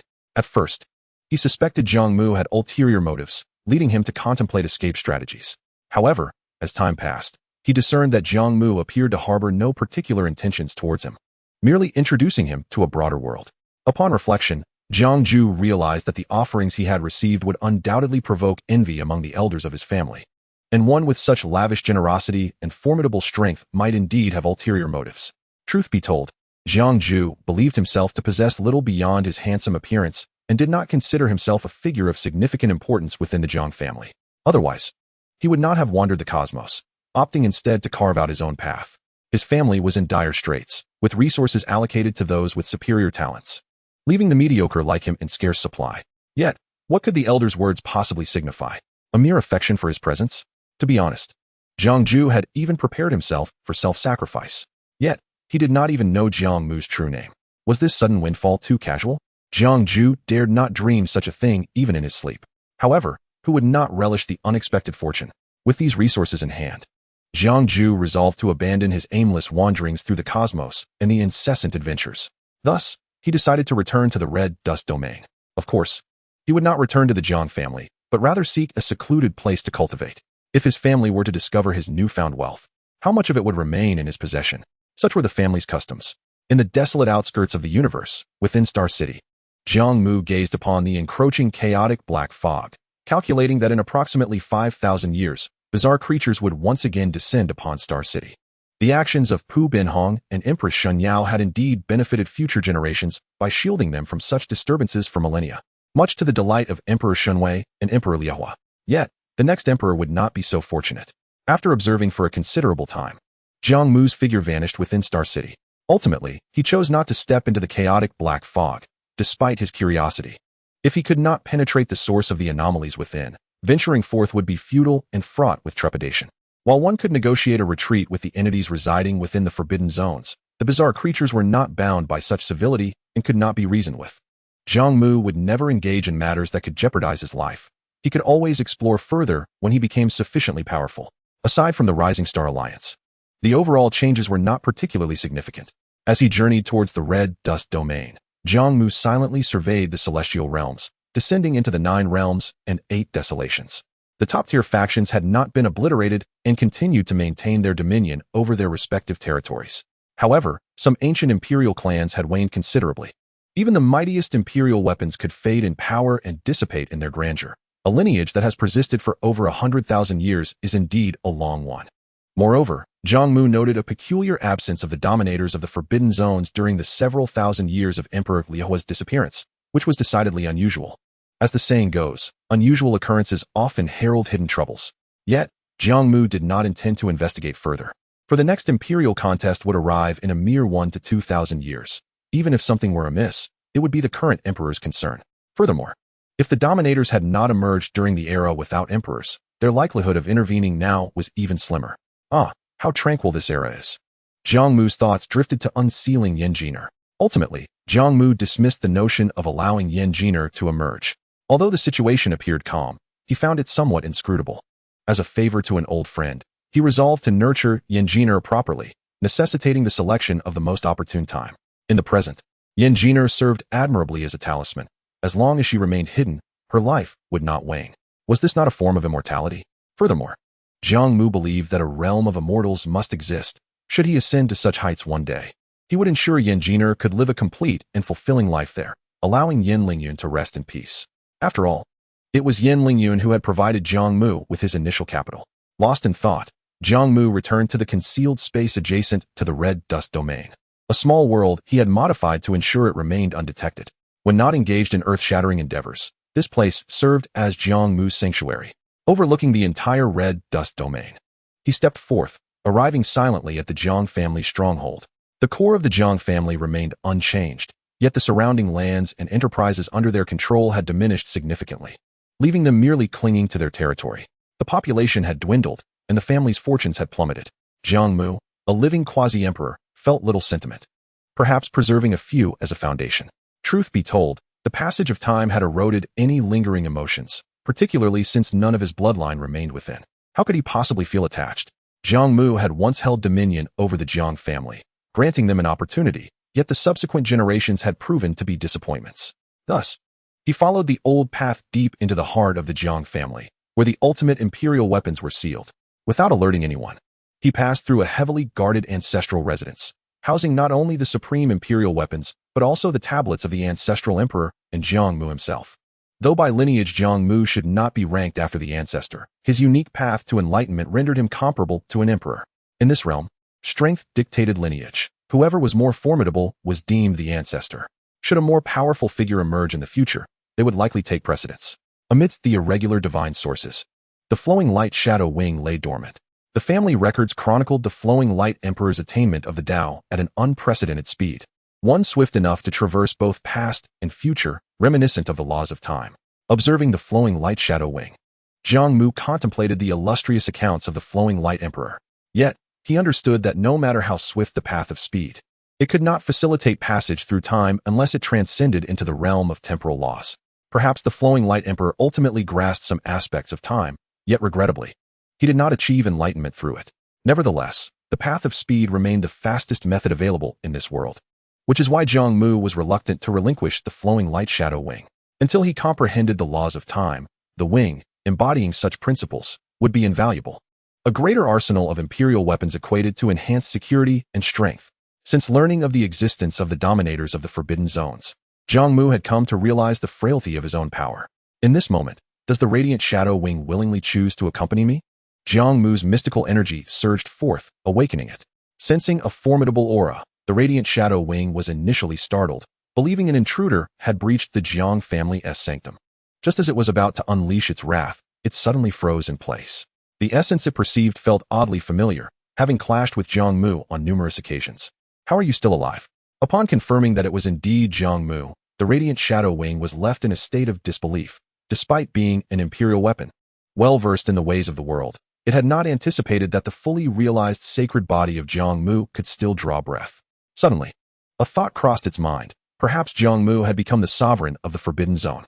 I have not perished, not because I have joined the Forbidden Realm, nor do I carry their decaying essence, but rather because I have discovered a path untraveled by my predecessors, a path called eternal life.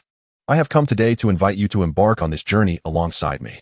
Sensing the fluctuations of the radiant shadow wing's divine consciousness, Jiang Mu responded. The radiant shadow wing was profoundly shaken, yet it could not discern the veracity of Jiang Mu's words. It was certain, however, that he bore no trace of the sovereign's essence.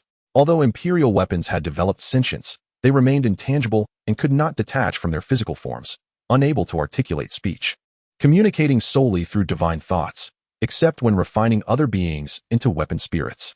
The true sentience born of inanimate matter was only deemed authentic after enduring the tribulation of heaven. Anything else was not to be counted. Imperial weapons, forged by emperors, inherently carried the mandate of heaven. Upon their formation, they must undergo heavenly tribulation, thus qualifying as half-living beings. When they could transform back into human form, they would be considered complete beings, free from the constraints of imperial weaponry. Yet, those innate beings took millions of years to transition from sentience to physical form, enduring various tribulations along the way. Even the supreme imperial weapons, considered half-innate beings, required extensive time for metamorphosis, let alone the hardships faced on that path. No imperial weapon had survived for such an extended period without the nurturing of an emperor. Furthermore, as embodiments of the emperor's will, imperial weapons would unfailingly obey their master's commands, making it improbable for them to choose such a path. Only those that had been shattered could harbor desires for survival. Thus, history bore no record of imperial weapons taking on physical forms. Even if there had been such instances, the lack of documentation rendered them virtually non-existent. The radiant shadow wing before Jiang Mu epitomized this predicament. It lacked the equivalent vitality and law to sustain it, nearing decay. Now, it could be considered a mere shadow of an imperial weapon, its peak power long faded. However, in response to Jiang Mu's olive branch, the radiant shadow wing transmitted a message of refusal, pleading with Jiang Mu to protect the Jiang family. It feared that the current Jiang family would not survive long enough for it to wither away, and besides, Jiang Mu was also a part of the family. Oh, resorting to moral coercion, are we? Jiang Mu felt a sense of helplessness. It was clear that a cost-free path to eternal life would drive the denizens of the forbidden zones into madness, yet it could not sway an imperial weapon. Such a heart of stone. While he did not expect a single utterance to move the radiant shadow wing, its deep-seated obsession with imperial weaponry left him with a throbbing headache. Yet Jiang Mu had already devised a strategy. He cleverly suggested, "Does not the radiant emperor desire for you to safeguard the Jiang family until the very end? Is there truly an inheritance that can endure for eternity? No matter how hard you strive, the Jiang family will inevitably face annihilation, will it not? Now allow me to ask you, am I not a part of the Jiang family? As long as I do not perish, does that not imply that the Jiang family's lineage remains unbroken? This frail Jiang family will eventually meet its demise. To protect these inept descendants is far less meaningful than to safeguard me. I too can embody the Jiang family. I can be its legacy." Chapter 67 may agree, yet guarantees nothing. Jiang Mu's words resonated profoundly, provoking deep contemplation within the radiant shadow wing. It found merit in Jiang Mu's reasoning.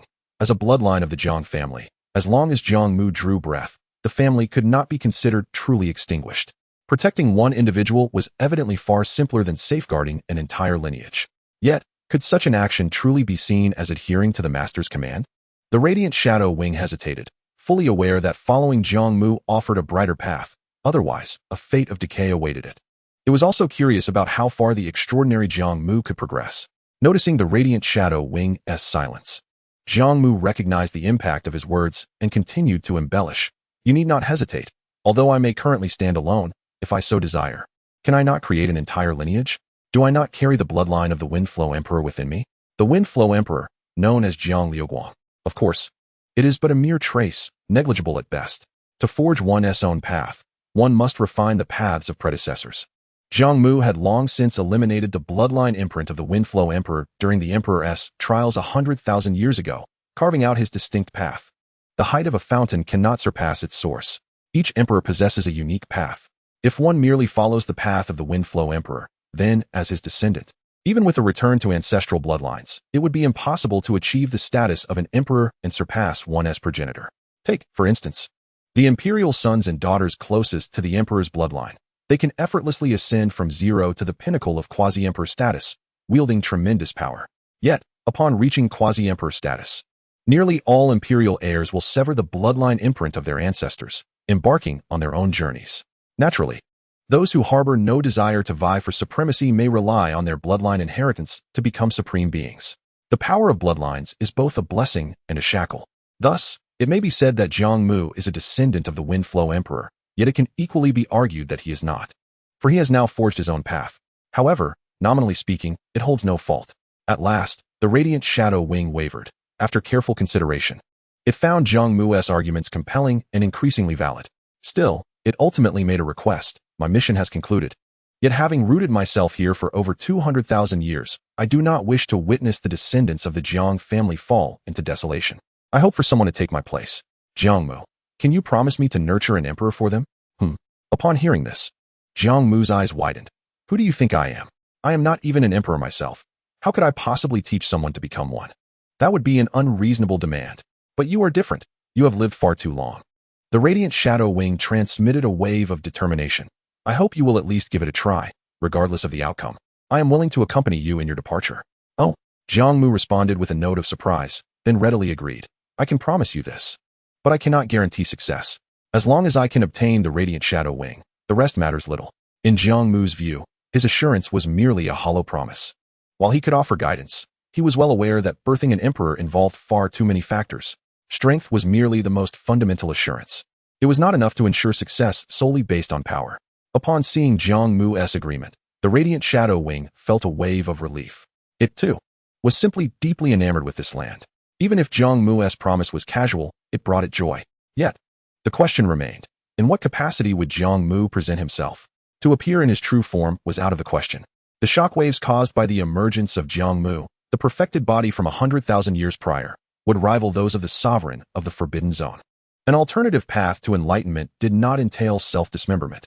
If he were to sever himself, he would merely fall from completion to quasi-emperor status, rendering him no different from a crippled being.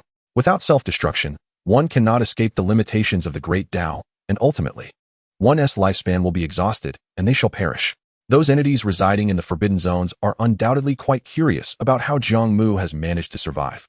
Thus, Jiang Mu has no intention of revealing himself. Instead, he instructs the Liuguang Juing Wing to summon the cultivators of the Jiang family for a grand assembly. At that time, he will make an appearance under an unfamiliar identity, merely to make an appearance, regardless of Jiang Mu's true identity. As long as he has been certified by the Liuguang Juing Wing, he cannot be suspected by the Jiang family cultivators.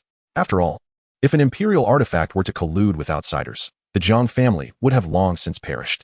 Having made this decision, the Liuguang Juing Wing released an aura of awakening, calling forth the high-ranking cultivators of the Jiang family to convene. When it came to Jiang Mu's appearance, the Liuguang Juing Wing merely provided a brief introduction, stating that he was a descendant of a friend of the once mighty Jiang Mu, named Hai Mu, possessing cultivation at the pinnacle of the quasi-emperor realm. This was indeed a blessing from the sub-ancestor. Upon hearing that Jiang Mu intended to nurture a disciple for the Jiang family, the high-ranking members were naturally elated. It was already a rare feat for the Jiang family to produce someone at the initial quasi-emperor stage. Having Jiang Mu, a pinnacle quasi-emperor, to provide guidance would be nothing short of a momentous blessing. However, Jiang Mu indicated that he would only take one disciple, declaring that handling more would be overly burdensome and instructed them to make their selection. Thus, the entire Jiang family became bustling with activity, summoning back those disciples who had ventured out for training. After a careful selection process, they were all brought to the temporary residence of Jiang Mu within the Jiang family. Upon merely glancing at these so-called elite disciples, Jiang Mu was nearly struck blind by their lackluster talents. Even possessing the stature of a sage would be considered an extraordinary gift for the current Jiang family. Yet, even a quasi-emperor would meet a bloody end at the Imperial Barrier Great Wall, and these descendants, who could barely cultivate to the quasi-emperor realm on their own, would be akin to mere fodder should they find themselves at the Imperial Barrier Great Wall, regardless of Jiang Mu's numerous methods to enhance their abilities. Reflecting on his own youth, he recalled that he had already gained worldwide renown at their age, becoming a favored contender for the title of emperor. Yet, despite all that, he had never ascended to the throne himself. After surveying the candidates, an idea struck Jiang Mu. Since they were all ineffectual, teaching any of them would yield the same results. Thus, it would be wiser to select someone he felt an affinity for. Therefore, he directly designated the young Jiang Ju, stating candidly that he felt a connection with him. However, Jiang Ju did not qualify to be sent to Jiang Mu, leaving the Jiang family's higher-ups utterly perplexed. Disciples like Jiang Ju were in a state of free-range upbringing. Indeed, the vision of a strong individual is always unique. Since Jiang Mu had specified his choice, the Jiang family had no choice but to urgently contact Jiang Ju, and after much effort, they managed to carefully bring Jiang Ju back to the family and present him before Jiang Mu. In a secluded courtyard surrounded by ancient trees atop a high mountain deep within the Jiang territory, Jiang Ju followed an elder of the clan to this location, his heart filled with trepidation, as he had been informed that a pinnacle quasi-emperor, who had connections with the Jiang family, was here to take on disciples. Coincidentally, he was the one chosen by name. First, he encountered a peculiar sage who bestowed upon him unexpected fortune, and now he was about to be taken in by a pinnacle quasi-emperor. Yet, Jiang Ju did not recognize either of them, nor did he have any prior connection. The sudden turn of events left him somewhat bewildered. Thus, he could not help but recall the warning Jiang Mu had once given him, causing a shiver to run down his spine. Chapter 68.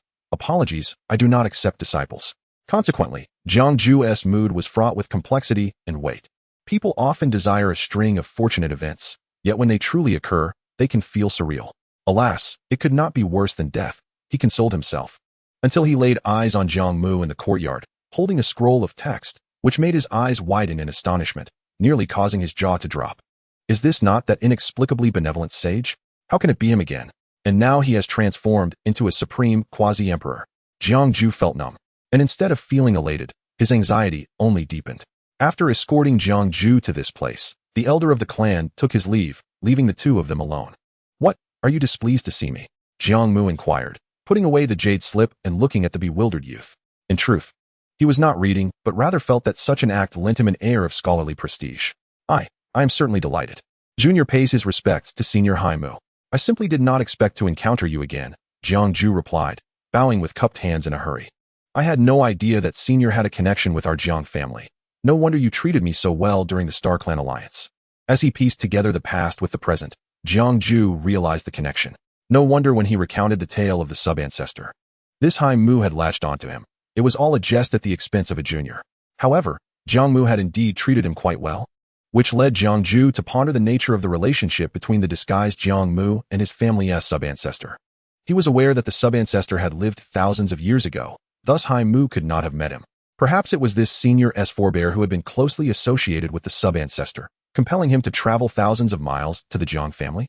Jiang Mu merely smiled faintly. You are not foolish. You likely understand my reasons for treating you thus.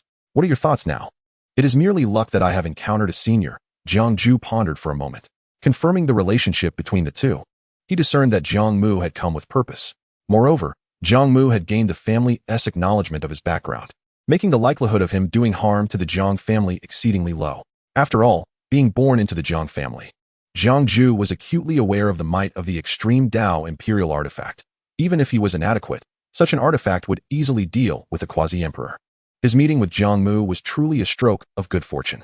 Therefore, regardless of Jiang Mu's intentions, his commitment to instructing the Jiang family's younger generation was genuine. To receive guidance from a supreme quasi-emperor was a far greater boon than the resources Jiang Mu had previously offered. Senior, do you truly intend to take me as your disciple? I, Jiang Ju, pay my respects to my master. With that, Jiang Ju became invigorated, preparing to kneel in reverence. Stop. Come here and sit down.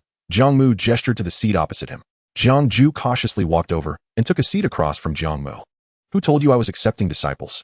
It was an elder from the clan who informed me. Jiang Mu waved his hand dismissively. I'm sorry, but I do not accept disciples. Jiang Ju was taken aback. Jiang Mu shook his head. I only mentioned that I intend to nurture a disciple for the Jiang family. Nothing more. Isn't that the same as accepting a disciple? It is not the same. What defines a master? What defines a disciple? A master for a day is a father for life.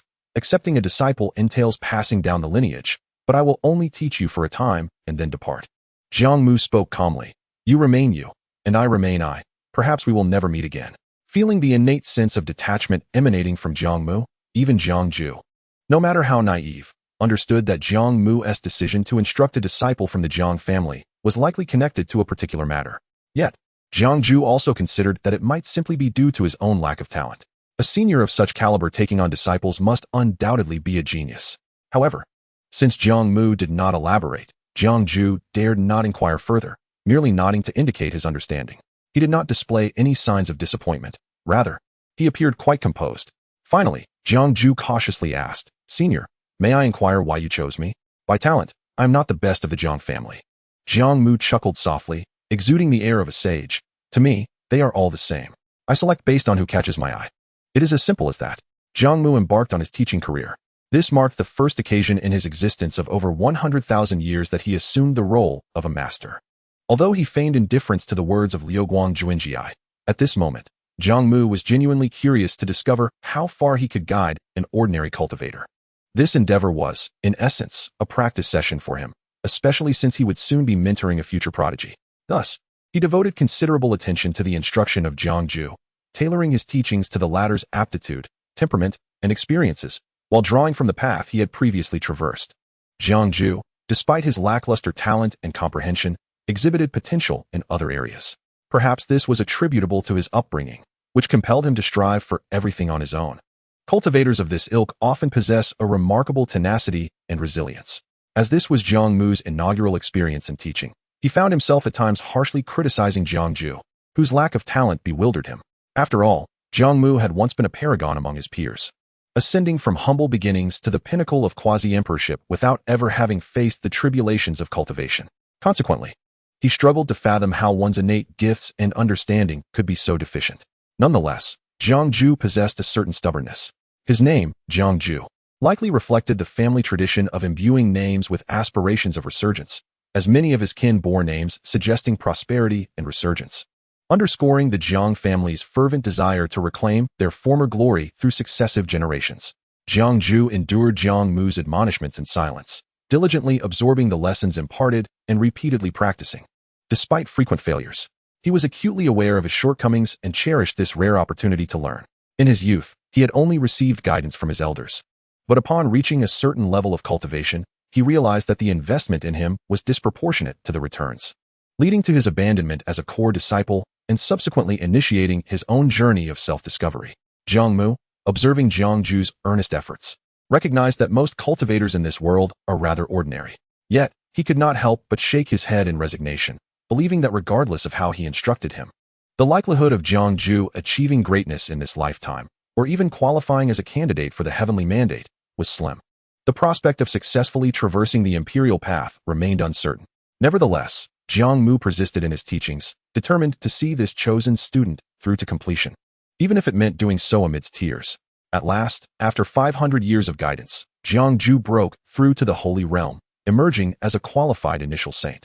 On the day Jiang Ju attained this milestone, Jiang Mu arranged a lavish feast of culinary delights to commemorate the occasion, not to celebrate Jiang Ju's ascension, but rather to revel in the fact that he had personally nurtured a cultivator of the Holy Realm.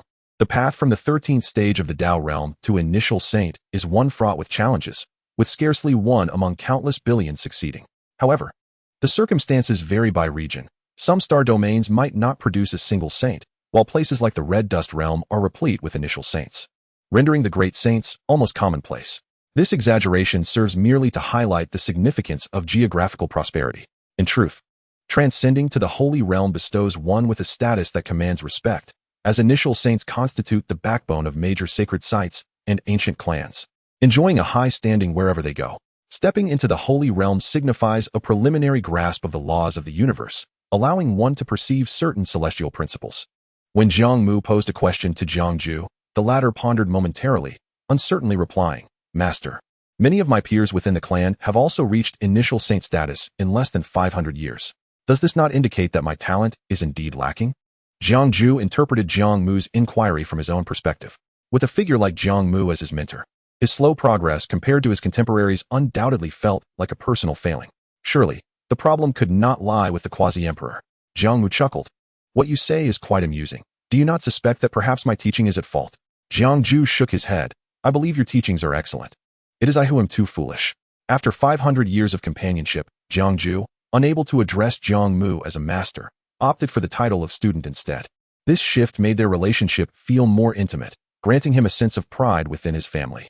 "Alas, my child, you truly are dull-witted," Jiang Mu remarked, savoring a mouthful of food and a sip of wine, lamenting, "In my view, your talents are not vastly different from your peers.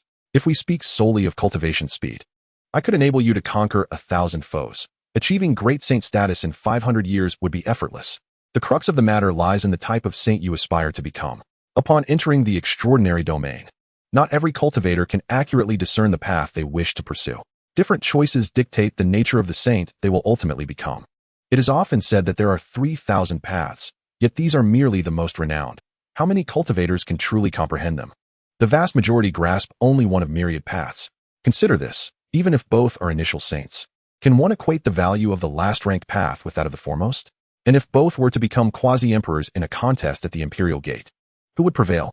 Unbeknownst to him, Jiang Mu began to lecture again, his words flowing freely, causing Jiang Ju to sink deeper into contemplation.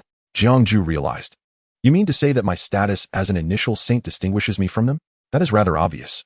Even among initial saints, distinctions exist between lesser and greater initial saints. Jiang Mu shot Jiang Ju a sidelong glance. During these 500 years, my reluctance to let you engage in combat or trials was due to the lack of necessity. You must first solidify your own cultivation base before honing your battle instincts and skills. For you, the understanding of laws is more about depth than breadth. Mastering one supreme path is far more beneficial than dabbling in several minor ones. Jiang Ju fell into deep thought upon hearing this. He recognized the wisdom in Jiang Mu's words. Given his level of comprehension, it was indeed unrealistic to expect him to master numerous paths. As a seasoned mentor, Jiang Mu's experience and insight undoubtedly surpassed his own, and Jiang Ju understood that following Jiang Mu's prescribed course was the right path. However, he still harbored doubts about neglecting the imperial scriptures left by the ancient emperors and unpracticed paths. Could this truly lead to greater strength? Thus, he inquired, is the Yin Thunder Law truly formidable? With a sigh, Jiang Mu replied, after all I've said, you still fail to grasp it. Truly, a rotten wood cannot be carved. However, once you reach my age, you should understand. For now, focus on becoming a competent initial saint. He raised his cup and drank it down in one gulp. It is often said that a genius cannot comprehend the thought processes of the mediocre, just as the mediocre cannot resonate with the ideas of the genius. Jiang Mu believed that only when Jiang Ju truly reached that level of cultivation would he grasp the essence of Jiang Mu's words. The Thunder Law, renowned for its devastating annihilation, stands among the foremost of the 3,000 paths. Initially, Jiang Ju's understanding of the Tao was quite eclectic, but under Jiang Mu's tutelage, he began to concentrate solely on the Yin Thunder essence, which is part of the Thunder Law. He also retained the legacy of the Wind Emperor's path of swiftness, allowing him to later comprehend the essence of wind and thunder when time permitted. However, even within the same path, individual comprehension varies, and thus the insights gained will differ slightly. In Jiang Mu's view, given Jiang Ju's level of understanding, mastering the Yin Thunder would constitute a significant success. For 5 centuries, he meticulously honed the foundation of Jiang Ju, a process not undertaken in vain. It can be asserted that with his current prowess, Jiang Ju could effortlessly vanquish all opponents of the Jiang family at the same level. He could even contend against a sage for a period. This illustrates the terrifying nature of the supreme path, as the number of practitioners who have comprehended it has always been exceedingly rare. The fewer who tread this path, the more it underscores its arduousness. While it is true that there are no wasted paths, only wasted practitioners, one must ponder why formidable cultivators would willingly endeavor to cultivate inferior laws. Those who choose to pursue such subpar principles are unlikely to attain significant strength. It is only due to Jiang Mu's willingness to invest resources and time in mentoring Jiang Ju that he even had this opportunity. With the foundation now established, Jiang Mu could embark on the next phase of instruction, finding a worthy adversary for Jiang Ju. No one was more suitable than Jiang Mu himself, as he could effortlessly discern all of Jiang Ju's shortcomings. To be personally tutored by an invincible master would endow Jiang Ju with unparalleled combat experience and skills, rivaling any prodigy in the world. Thus began Jiang Ju's arduous journey of enduring beatings for 500 years, his cries of anguish echoing throughout the Jiang family. During these 5 centuries, Jiang Ju suffered more than a mere dog, often left on the brink of death, only to arise the next day full of vitality. Although his experiences were harrowing, the blood and tears he shed were proportional to his progress. His strength visibly advanced, propelling him past the sage stage, through the sage king, and into the ranks of the great saints, albeit through the crucible of defeat. As his cultivation deepened, Jiang Ju increasingly sensed the terror of Jiang Mu. Even in battles at the same level, he was consistently outmatched after countless encounters. At times, he felt his mentality on the verge of collapse, convinced that despite achieving the rank of great saint, he remained a failure, defeated time and again. Even one victory would suffice.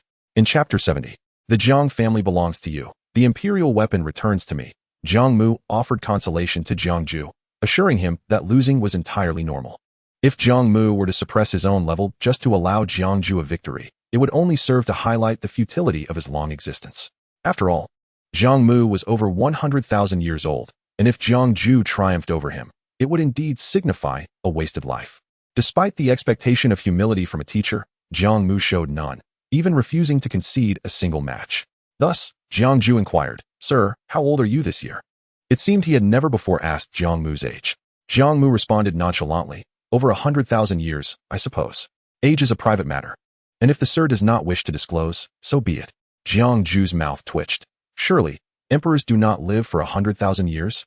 Regardless, Jiang Ju observed that Jiang Mu, despite appearing similar in age and even less handsome than himself, could not possibly be youthful given his achievements at the pinnacle of quasi-emperorship.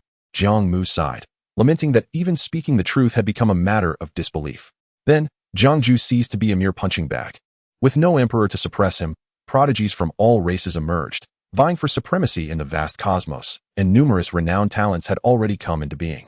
Everyone prepared for the opening of the imperial pass, each aspiring to become the next great emperor. Engaging in combat with one opponent always yields limited learning. Thus Jiang Mu encouraged Jiang Mu to venture into the world, to experience the zenith of this era. Given Jiang Mu's strength and temperament, as long as he did not court disaster, the likelihood of a premature demise was minimal.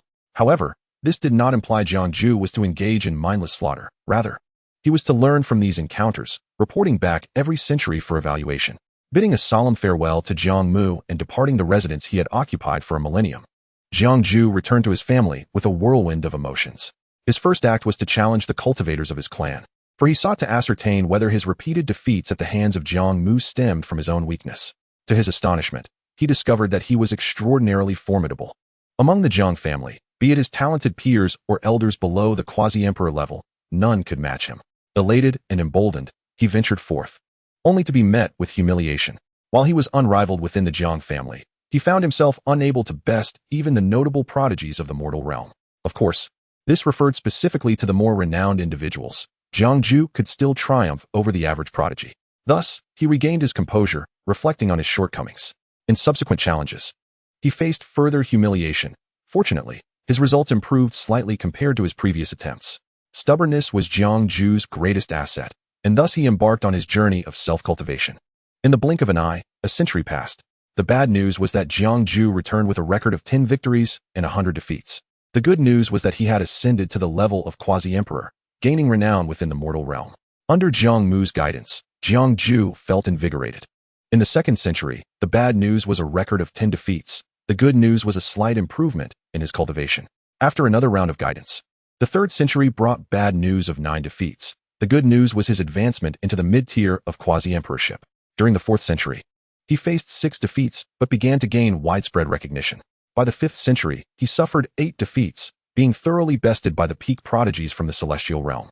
In the 6th century, amidst the tumult of the first millennium, the good news emerged. Jiang Mu had reached the pinnacle of quasi-emperorship. The bad news was that every supreme being was aware of the 100 defeats quasi-emperor. When discussing the Jiang family in the mortal realm, aside from the well-known Wind Emperor and the fully realized body of domination, they also noted the quasi-emperor famed for his 100 defeats. Though many years later Jiang Mu's reputation would fade, it did not negate his status as a figure of interest among the myriad races of this era. Especially when compared to the body of domination, Jiang Mu, who stood closest in proximity, they seemed worlds apart. Jiang Mu had once dominated the world even before fully realizing his body. Observing the current state of the Jiang family, it was clear they had begun to decline. Yet the emergence of Jiang Mu represented a significant improvement over the recent past, providing the family with a renewed spark. While Jiang Mu's reputation might not be entirely favorable, it was essential to consider the caliber of his opponents. The challengers Jiang Mu faced were predominantly contenders for the imperial pass, all hailed as having the potential of an emperor.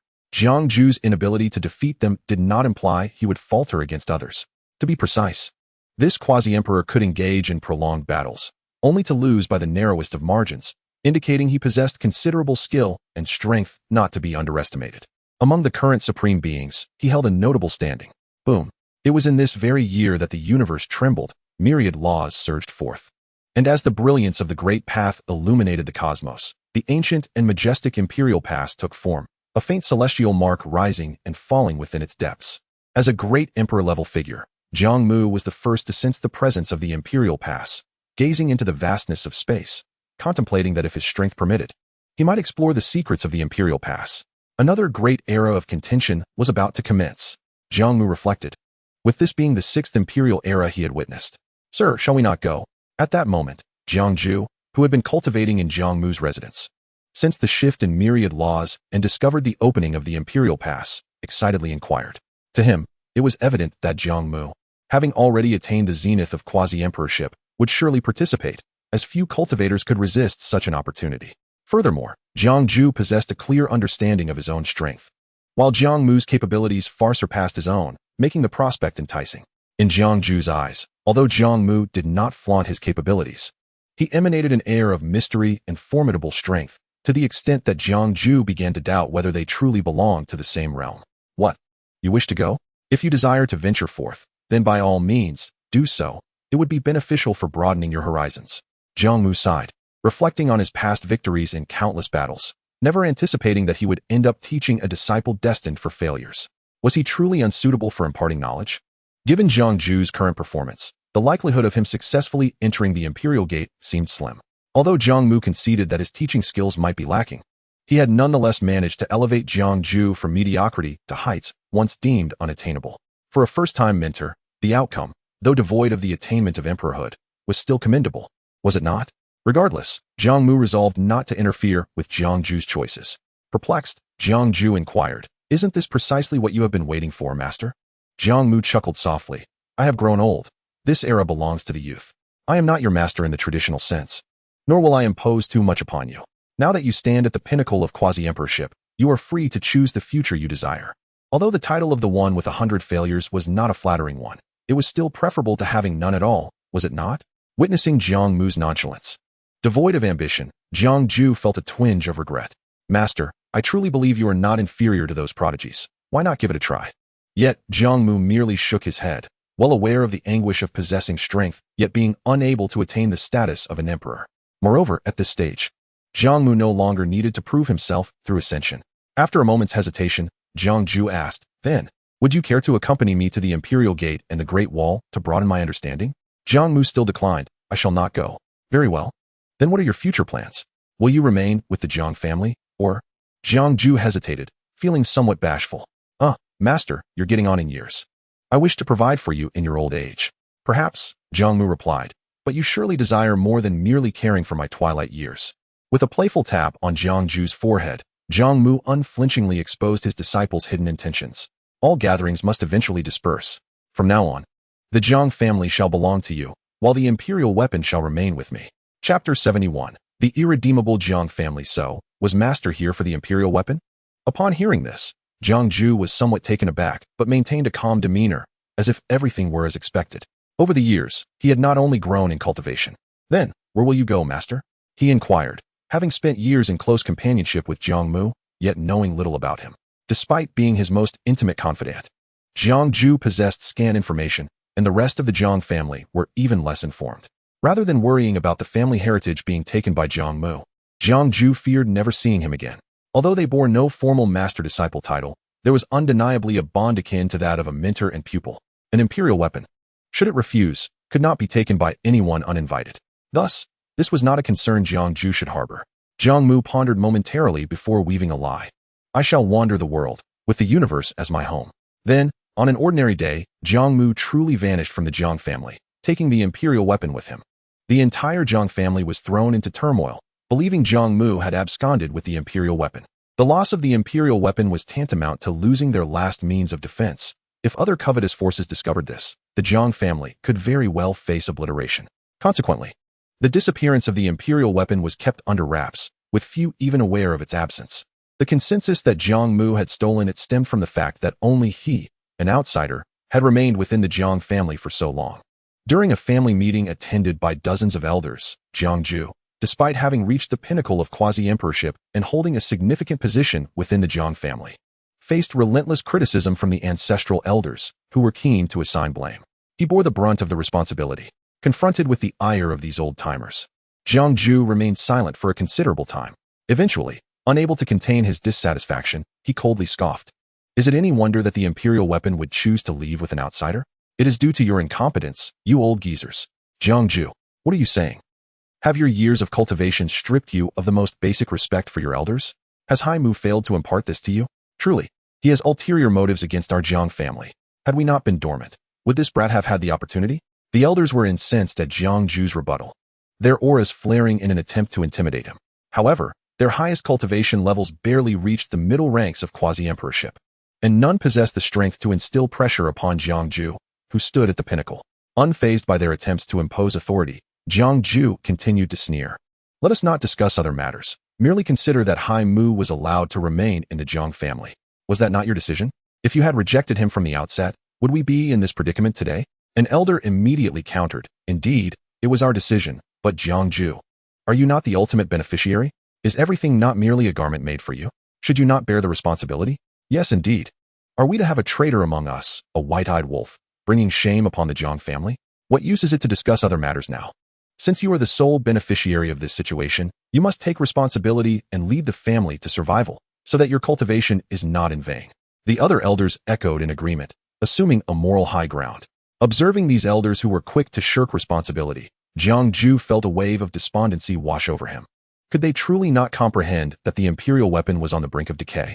If the weapon did not wish to leave, who could stealthily take it away? A renowned quasi-emperor at the pinnacle, capable of traversing the world freely, was undoubtedly far more beneficial to the Jiang family's current plight than a decaying imperial weapon. As long as this remained unspoken, who would know the imperial weapon had vanished? In due time, with his exalted status, he could ensure the Jiang family's continuity for millennia, even if it meant transitioning from prosperity to obscurity.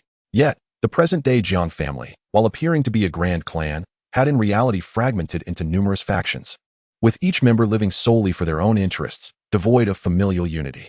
It was not without reason that the imperial weapon chose to depart. The decline of the Jiang family was not without justification. The more Jiang Mu engaged with family affairs, the more he grasped Jiang Mu's intentions in nurturing him. It was merely a transaction, a trade for the imperial weapon. Thus, when Jiang Mu realized he had fortuitously become the bearer of the family's responsibilities, he was filled with ambition. However, upon surveying the current state of the Jiang family, he knew it was beyond redemption. After several 100,000 years of development and propagation, the relationships among family members had grown increasingly distant, with the main lineage having undergone countless changes. In truth, most of the younger members of the Jiang family no longer considered each other close relatives, as their ancestors had been separated by tens of thousands of years, and the bloodline had long since diluted. The Jiang family had indeed practiced this. Gifted offspring were never allowed to stray far. Yes, the elders are correct. It is all my fault. I will shoulder this responsibility. Taking a deep breath, Jiang Mu lost interest in debating with these old fogies. They could say whatever they wished. In any case, Jiang Mu had already made up his mind. Whoever possessed the strength would lead, and whoever exhibited true lineage would be recognized as the family's true heirs. He may not be able to save the entire Jiang family, but he can certainly salvage a portion of it. As long as the Jiang family does not face complete extinction, the lineage cannot be deemed severed. Jiang Mu feels fortunate to have been chosen by Jiang Mu as a trading partner. He will ensure the continuation of the Jiang family in his own way. Around the Imperial Pass and the Great Wall, myriad beings from various races gather once more, yet they are all new lives, descendants of countless ancestors who once stood here. Among the ancient paths of the Imperial Pass, prodigies from all corners of the world pursue the footsteps of their forebears. Many of these prodigies witness the remains of their own ancestors fallen along the ancient path. Some have transformed into stark white bones, while others have become puppets of the Great Tao, now an integral part of the Imperial Pass. After a moment of reflection and a simple tribute, they set forth once again. All those who tread the ancient path carry a heart resolute in its pursuit. However, as they personally traverse a portion of the journey, the number who can reach the end dwindles significantly. Some are gripped by trepidation and retreat along the path they came from. Others may find themselves exhausted, perishing along the way, either becoming sustenance for the land or turning into puppets themselves. Such is the nature of the struggle for the Great Tao. Each individual yearns to prove that their path is the strongest in this age, destined by fate. They overlook the masses, seeking the immortal way. Jiang Mu walks cautiously, his cultivation concealed, traversing a path of the Imperial Pass alone. In this lifetime, while I possess the aspiration for enlightenment, I cannot bear to see the Jiang family perish by my hand, and thus I can only lament my fate. Unbeknownst to him, Jiang Mu arrives at the bronze corridor, even breaking through it to reach the final step, the inquiry of the Imperial Heart. Observing the four prodigies scattered throughout the Grand Hall, he is surprised to find that they are all familiar faces, having crossed swords with them before, yet he emerged victorious none. One hails from the Taisu sacred land of the mortal realm, and the other three are prodigies from the celestial domains. Upon seeing Jiang Mu, they all break into laughter, greeting him warmly. They are not surprised by Jiang Mu's arrival. Although he is yet to defeat any of them, his strength is formidable, merely a notch below theirs. With a stroke of luck, he has made it this far. However, they do not regard him as a significant obstacle. Jiang Mu chooses a corner to sit, feeling a wave of disappointment. Just as he thought, he would not take that final step, nor would he inquire of the Imperial Heart. This time, he merely sought to broaden his horizons and perhaps find some valuable treasures to enrich the Jiang family's legacy. Indeed, within the ancient paths of the Imperial Pass, countless prodigies have fallen, Yet, Jiang Mu has discovered many valuable items, some of which prove quite beneficial to him. Thus, arriving late, he finds that the inquiry of the Imperial Heart is nearly commencing. He had not intended to reach this stage. Whenever his life is at stake, he retreats immediately. However, perhaps due to his extensive experience of enduring hardships, Jiang Mu remains composed in the face of danger. Despite encountering numerous threats, none have been lethal. As he continues on, he arrives at the last barrier of the Imperial Pass. It turns out that he too can be considered a top prodigy. Perhaps, with further tempering, he may indeed qualify to contend for destiny. Jiang Mu is filled with confidence in his own strength. What if he has faced 100 defeats? He merely started late. With lesser innate talent and comprehension, given more time, he might achieve 100 victories. In this life, he has paved the way for the Jiang family. By the next life, he will no longer have any worries and can freely contest for destiny. The once weak Jiang Mu never imagined such prospects, not even daring to dream of becoming a quasi-emperor. Thus, he feels satisfied with his current achievements. Yet, as individuals progress through different stages, their aspirations inevitably shift and diversify. Since he has taken on the mission to become a quasi-emperor, he shall fulfill it. The remaining life belongs to him, unbound by any constraints. Humans are always filled with a sense of discontent.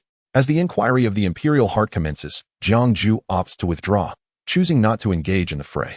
His departure is calm, silently accepting the course of fate. The number of cultivators who reach this point is exceedingly few. Even those who withdraw out of fear will not be subject to ridicule. Conversely, Jiang Mu has arrived at the inquiry of the Imperial Heart, while many who previously defeated him have not, garnering him a measure of respect from the masses for being a once-defeated prodigy. Perhaps in the near future, he might become a positive role model for guiding the younger generation. Standing amidst the starry sky, Jiang Mu patiently awaits the ultimate battle for destiny.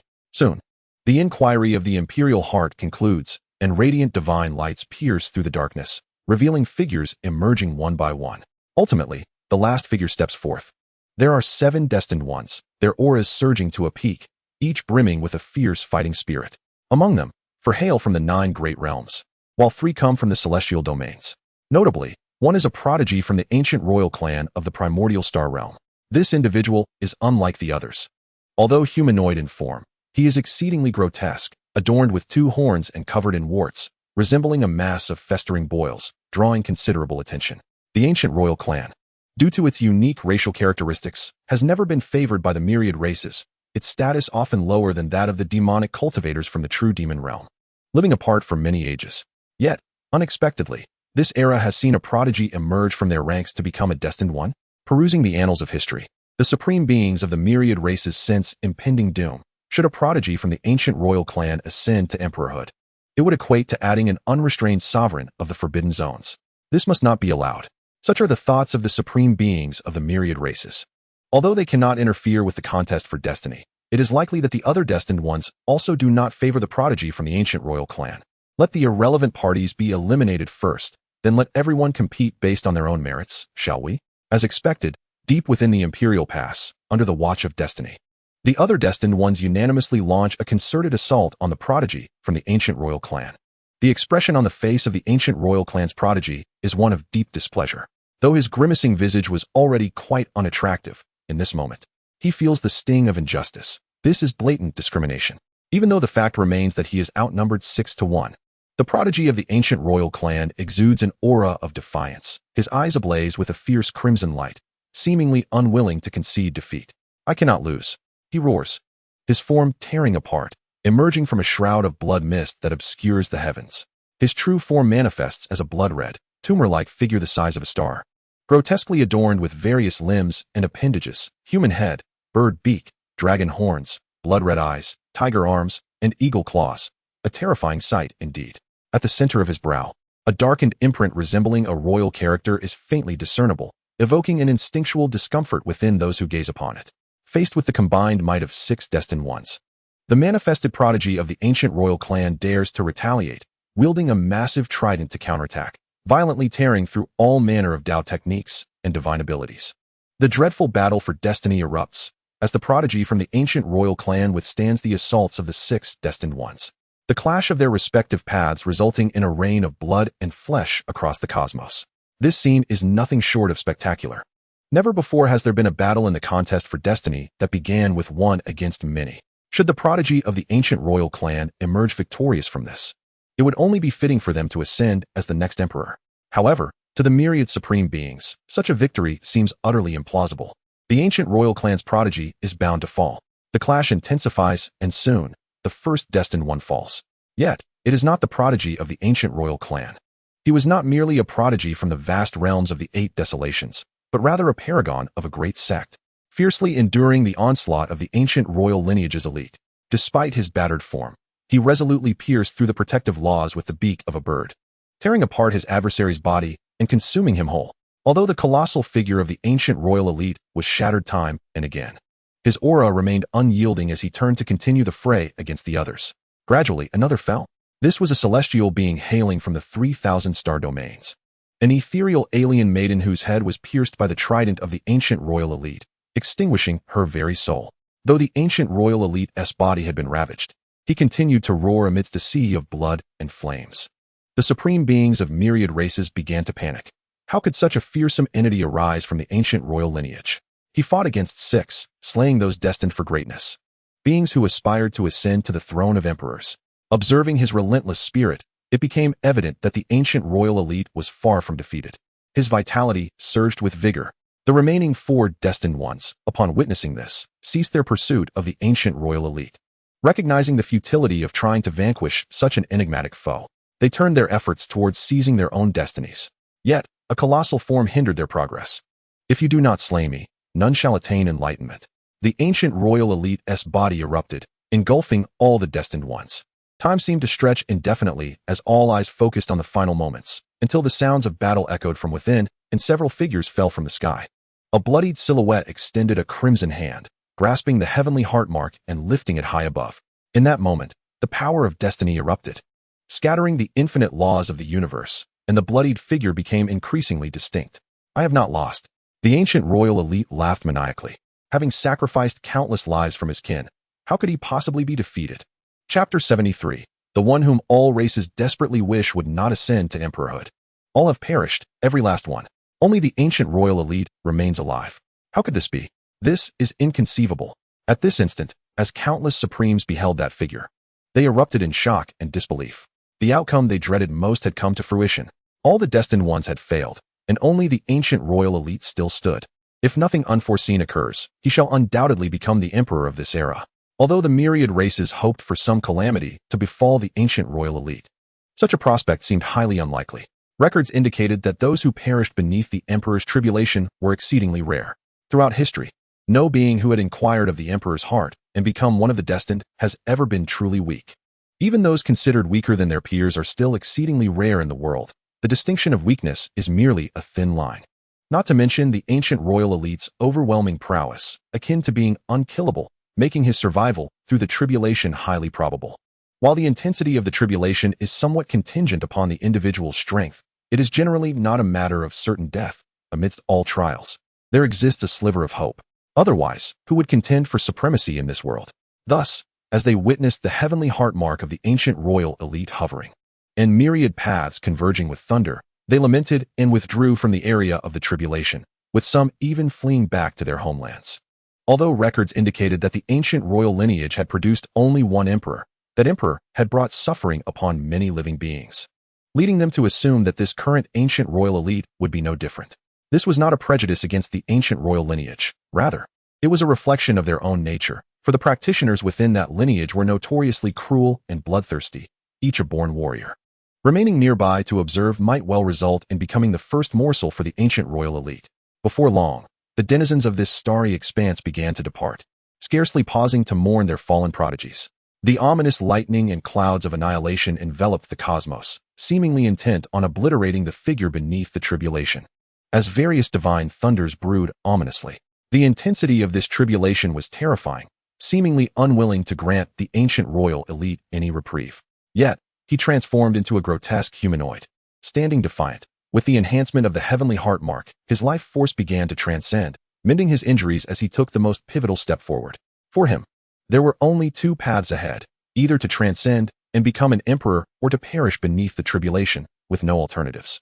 Confronted by the impending onslaught of the tribulation, the ancient royal elite faced it with unwavering composure. He possessed an unshakable belief in his survival, bolstered by the sacrifice of his entire kin. He was not alone in this struggle, but traversed alongside many of his compatriots. Boom. The lightning rained down like a torrential deluge, mercilessly striking his form with relentless speed, leaving no pause for respite. The ancient royal elite appeared to bathe in the tempest of thunder. The sound of thunder echoed like firecrackers, resonating throughout the vast expanse of the universe. This commotion drew the attention of the myriad supreme beings, who gazed toward the tribulation, pondering whether even the heavens wished for the downfall of this ancient royal elite. Would he perish in the throes of the tribulation? The relentless onslaught of the tribulation offered no room for conclusions. Damn. Thank goodness I did not participate in the struggle for destiny. At this moment, Jiang Mu, like other cultivators, fled in haste. Upon witnessing those once beneath him, now decimated by the ancient royal elite, his complexion turned ashen. It was even 6 against 1. He was grateful for his strong sense of responsibility. Had he recklessly passed the emperor's inquiry, he too might have become a lost soul in the hands of this ancient royal elite. Indeed, true masters are not always those renowned figures. This ancient royal elite, whom Jiang Mu had never even heard of, was remarkably formidable. Jiang Mu could not help but reflect on how far he still had to go. Did he truly possess the determination to attain emperorhood in his next life? Frankly, Jiang Mu's confidence had taken a significant blow. Those adversaries he could not defeat had met their demise at the hands of another. Did this not imply that Jiang Mu was weaker? Perhaps if it were Mr. Mu, he might have contended with this ancient royal elite. As Jiang Mu retreated, he cast one last glance at the terrifying tribulation, pondering.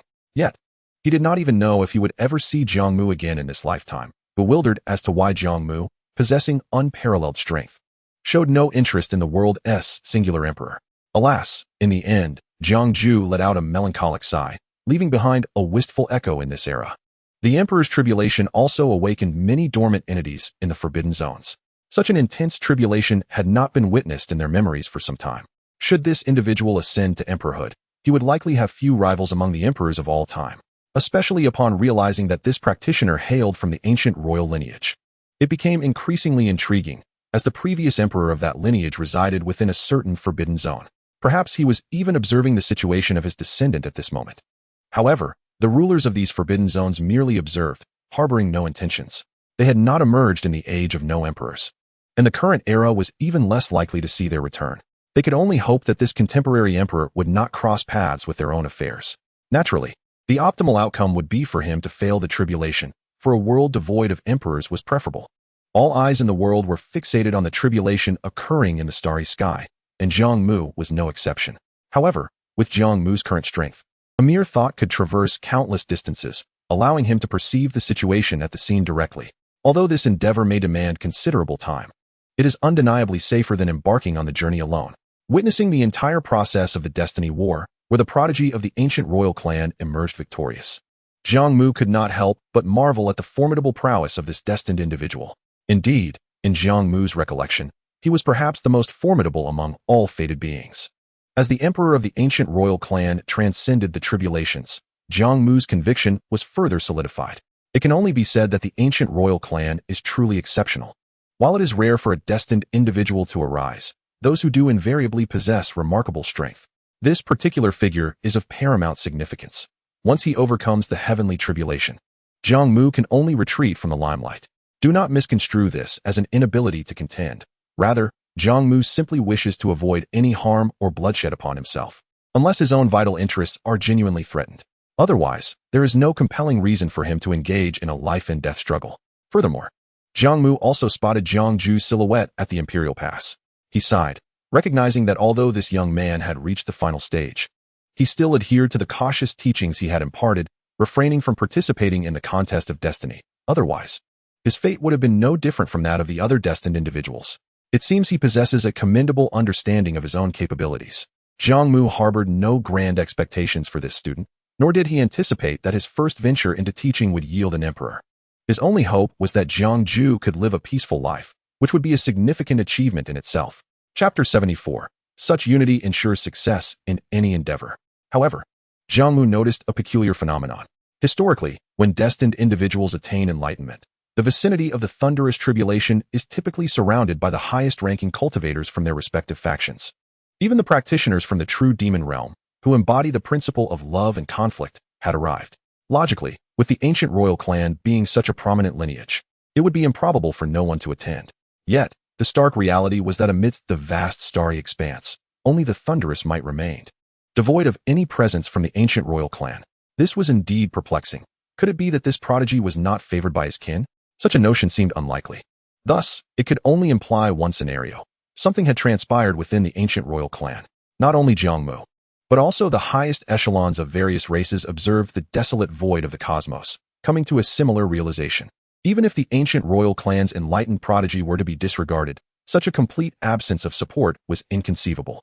No matter the enmity, one would expect to suppress it in such crucial moments. Who would dare to antagonize a future emperor? Without the backing of their kin, this prodigy could not have reached his current juncture. Consequently, while the emperor had yet to be born, many high-ranking beings from various races took a keen interest in the starry domain of the ancient royal clan, intending to uncover the truth. The starry realm of the ancient royal clan was not particularly affluent, yet it was not barren either, boasting a vast expanse of habitable territory. However, upon breaching the isolation surrounding the ancient royal clan, the visiting dignitaries were left astounded. Where had the ancient royal clan gone? The entire starry region was eerily silent, the only remnant being the lingering scent of blood, hinting at a past of horrific events. The ancient lands of the ancient royal clan had seemingly vanished, devoid of any life. Through deduction, it became evident that a cataclysmic conflict had ravaged the entire clan, with remnants of the carnage still palpable. What had transpired within the ancient royal clan? The dignitaries were shaken, realizing that to extinguish the ancient royal clan without leaving traces was an impossible feat. After all, they were a formidable lineage, and no faction would dare claim they could annihilate them single-handedly. Thankfully, the complete eradication of a clan was unfeasible. There would always be survivors. And indeed, there were numerous stragglers from the ancient royal clan.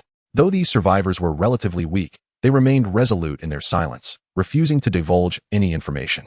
At such a critical juncture, the dignitaries from various races naturally prepared their soul-searching techniques. As the truth began to surface, the dignitaries were not only further shocked, but also visibly troubled, hastily departing from the desolate starry domain. They did not widely disseminate the revelations gleaned from the ancient royal clan's territory. Instead, they returned to their own factions, becoming increasingly vigilant, forbidding their cultivators from venturing out. As if anticipating an imminent threat, curious, Jiang Mu employed his formidable spiritual sense to invade the mind of an ancient royal clan cultivator, only to retract into his own domain shortly afterward. Such cruelty. The ancient royal clan had been exceedingly ruthless towards its own. Was this something a person could perpetrate? Aside from the few weak cultivators wandering on the outskirts, the entirety of the ancient royal clan had perished, not at the hands of a single individual, but through mutual slaughter, devouring one another's flesh and blood. The starry realm that housed the ancient royal clan had transformed into a veritable slaughterhouse, where members engaged in relentless combat until one faction was entirely obliterated. Ultimately, through successive rounds of mutual consumption, the surviving cultivators of the ancient royal clan grew increasingly formidable, until only one remained, and that individual was the very one currently undergoing tribulation. One could say that this destined individual was forged from the collective sacrifice of the entire clan. It is no wonder that the cultivators of the ancient royal clan possessed such defiant combat prowess and vitality. They had indeed paved the way with the lives of their kin. Jiang Mu couldn't help but gasp in astonishment. He was fully aware that the ancient royal clan thrived on mutual consumption to augment their strength. Throughout the ages, he had encountered this phenomenon before. However, he had always believed that while ancient royal clan cultivators were brutal, they still maintained a semblance of communication and independent consciousness. Although they might devour their kin, they could coexist amicably with those they were close to or related by blood. Yet, he never anticipated such a sudden descent into madness, where they turned upon one another with abandon, disregarding any notions of friendship or familial bonds. It was as if they were engaged in a deadly contest, with only one ultimately surviving to inherit the will of the entire clan. Jiang Mu surmised that the aspiration of the ancient royal clan was undoubtedly to attain emperorhood. This was an opportunity they had accumulated over countless years. Given their ruthless disposition, Jiang Mu found it hard to believe that once an emperor was born, this ancient royal clan emperor would not be equally merciless. As for the numerous weak cultivators left behind, it was likely they did not wish for their clan's annihilation. After all, their lineage was akin to a machine, capable of sustaining life and thriving. Given sufficient time, they could cultivate a vast progeny, reminiscent of cockroaches. Indeed, Jiang Mu felt this analogy was fitting. Although the ancient royal clan bore no relation to cockroaches, legends spoke of them as remnants from ancient times. Nevertheless, this was undeniably a display of unparalleled ferocity. As Jiang Mu gazed upon the figure amidst the thunderous tribulation, He could not help but feel a sense of admiration and respect. With the entire clan united in purpose, success was assured in any endeavor. Yet, their excessive unity was indeed striking. No wonder the dignitaries from various races remained tight-lipped, choosing not to publicize their findings. It was likely they were silently praying for the failure of this ancient royal clan prodigy in his tribulation, even if the sovereign of the Forbidden Zone refrained from intervening. This one emperor alone would be more than enough to challenge the myriad races. It would likely be more arduous than confronting the emperor of fiery ruin. Jiang Mu couldn't help but lament the unpredictability of worldly affairs. It seemed that after such a prolonged interval, the thunderous tribulation had yet to conclude. Though it appeared to be drawing to a close, the likelihood of this young man successfully overcoming the tribulation was quite high. After a considerable time, within the rolling thunder, the intensity gradually diminished. The surrounding storm clouds began to disperse. Had the prodigy of the ancient royal clan perished? In this moment, the aura of the emperor did not emanate, as if nothing remained amidst the flashes of lightning. Many of the supreme beings from various races let out a sigh of relief, believing that the prodigy of the ancient royal clan had undoubtedly failed to survive this catastrophic trial. After all, sacrificing an entire lineage, while immensely powerful, also entailed a correspondingly terrifying burden of karmic retribution, a fact that could be inferred from the intensity of the heavenly tribulation. The prodigy of the ancient royal clan was surely obliterated into dust, a tragic fate indeed for one who had sacrificed their entire kin. It appeared that no emperor would be born in this era, and all the fated ones had perished. The next contest of fate might not arise for another millennium, suggesting that the cultivators of this generation still had a glimmer of hope. Yet, before they could fully rejoice, an icy and profound essence of the great Tao suddenly spread from the starry expanse, swiftly followed by an overwhelming aura, a grand imperial might descending upon the world. Chapter 75. The Great Emperor Taizong. As the thunder clouds dispersed, a figure, bloodied and battered, emerged, with myriad beings bowing at his feet and destiny hovering above his head. Although this figure appeared somewhat tragic and his aura was feeble, under the blessing of fate, his form exuded an extraordinary grandeur that compelled the onlookers to avert their gaze. The prodigy of the ancient royal clan had attained the status of emperor, despite his disheveled state and weakened essence. The supreme imperial might that swept across the cosmos left no room for doubt regarding his accomplishment. How could he possibly have become an emperor? The supreme beings of the myriad races felt a deep sense of injustice. If this were sufficient for one to ascend to emperor, they would certainly try this method next time. Yet, such thoughts were fleeting, born of momentary agitation. The ancient royal clan possessed a unique cultivation method that allowed them to devour one another to grow stronger, channeling the strength of their entire lineage to empower a single individual. This was their innate divine ability. On another note, which other faction could guarantee that the vast majority of its cultivators would willingly march to their deaths for the sake of elevating one to the rank of emperor? Clearly, such a scenario was implausible. Even so, the successful emperor from the ancient royal clan did not seem to be in a favorable condition. It was evident he had sustained grievous injuries, barely surviving the tribulation. Over the past 1,000,000 years, had any other emperor achieved their status in such a dire state? Those who attained the Tao typically stood tall, radiating vigor and confidence. Yet, regardless of his predicament, an emperor is still an emperor. Even a beleaguered emperor maintains that title. The most unwelcome outcome for the supreme beings of the myriad races had come to pass. Cough, cough, ha-ha, cough, cough, ha-ha. It seemed as though the current emperor was rejoicing in his survival, his laughter reverberating throughout the cosmos. I am the emperor, revered by all races, he proclaimed. My name is Taizong. He had initially intended to declare his intent to suppress all worldly foes, but wisely refrained. For his ancient royal clan had faced ostracism from the world. Frankly, he lacked such grand ambitions. The lives and deaths of the common people were of little concern to him. For this newly crowned emperor, his foremost mission was to restore the glory of his lineage. Their sacrifice must not be in vain. Moreover, before embarking on this mission, he required ample time to heal from his injuries. The wounds of the great Tao had nearly cost Emperor Taizong his life. He had come perilously close to perishing.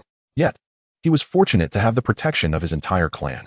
Even if it meant exchanging injury for the title of emperor, it was a price worth paying. As Emperor Taizong's deep and hoarse voice resonated throughout the land, it seemed as though every creature in every corner of the world could distinctly hear and recognize the name of the current emperor. This was the power of destiny, a manifestation of unparalleled might. In the next moment, Emperor Taizong moved. His injuries healed instantaneously, and his supreme aura erupted forth, as if he had never been harmed at all. Could it be that these were merely superficial wounds? The supreme beings of the myriad races were taken aback. If this were true, how formidable must Emperor Taizong be? he transformed into a blazing crimson light that obscured the heavens, descending upon the nearest expanse of stars. "To die for the Emperor is a privilege for you mere ants," echoed his indifferent voice throughout the starry realm.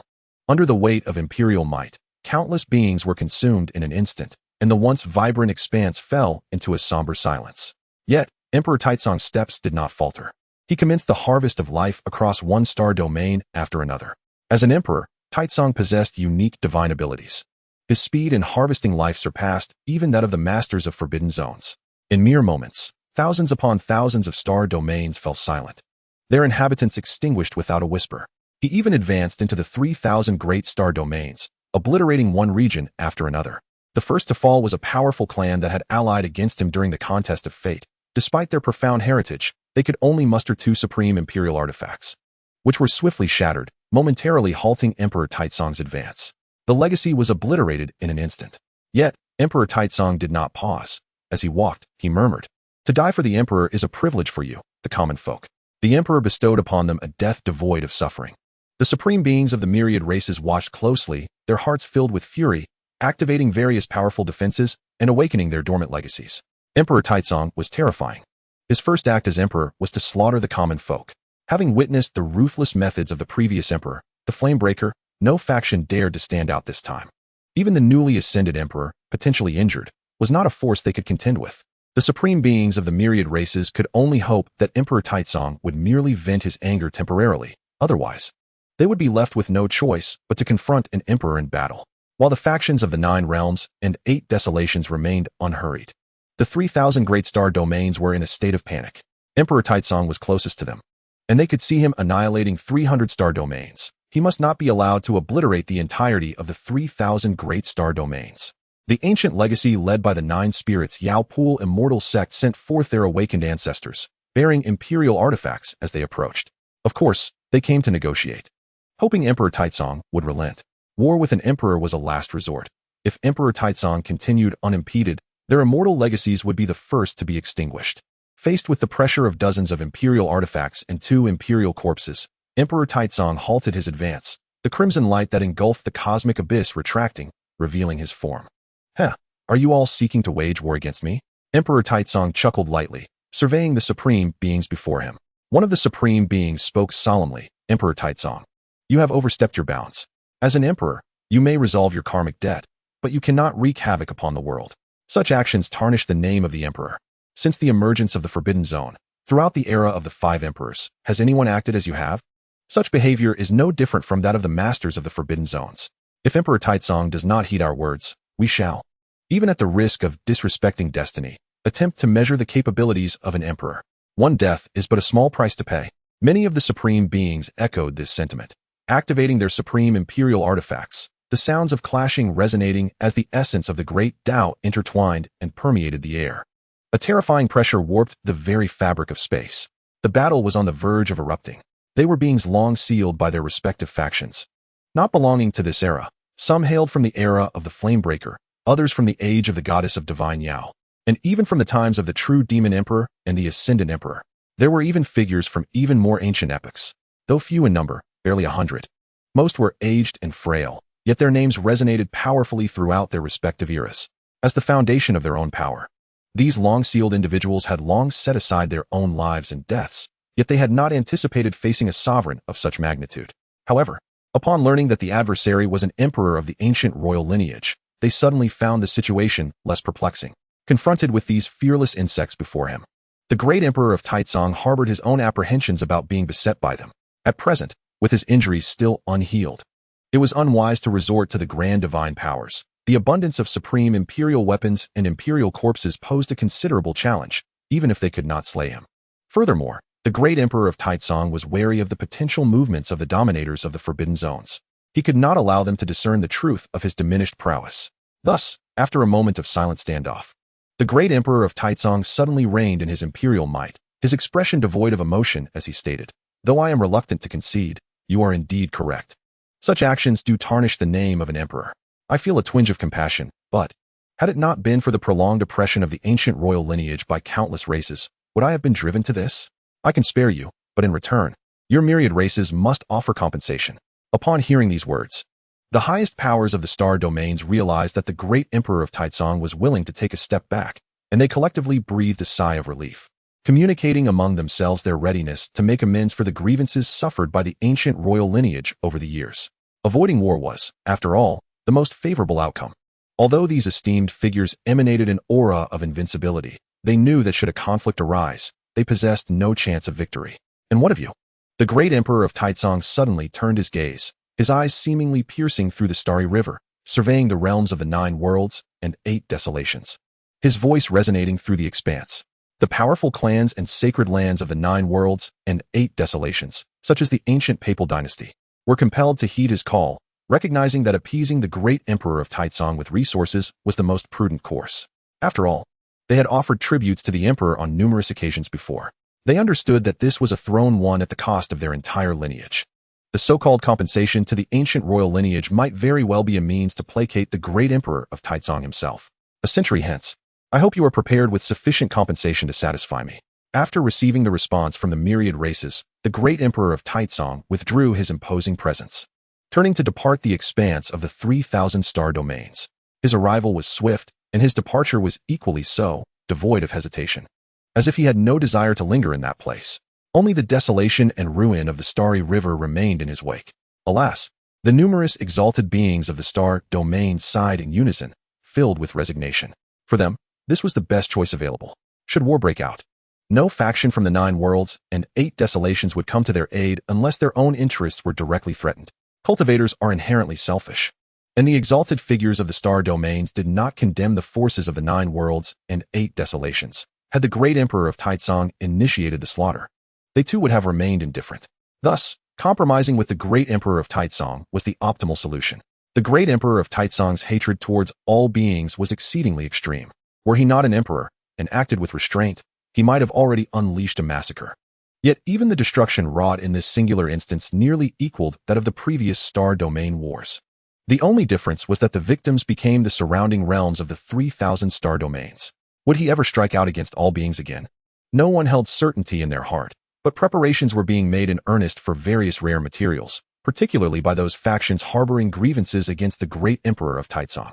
They hoped to appease the emperor's wrath with such offerings. The great Emperor of Taizong did not conceal his movements. He returned to the star domain that had once belonged to the ancient royal lineage, where the remaining beings of that lineage rejoiced at the birth of their emperor, only for an overwhelming power to shroud that corner of the cosmos, rendering it impervious to prying eyes. What should have been a jubilant celebration of the emperor's ascendance had transformed into the sorrowful lamentations of countless souls. Vast stretches of the starry river had become desolate wastelands.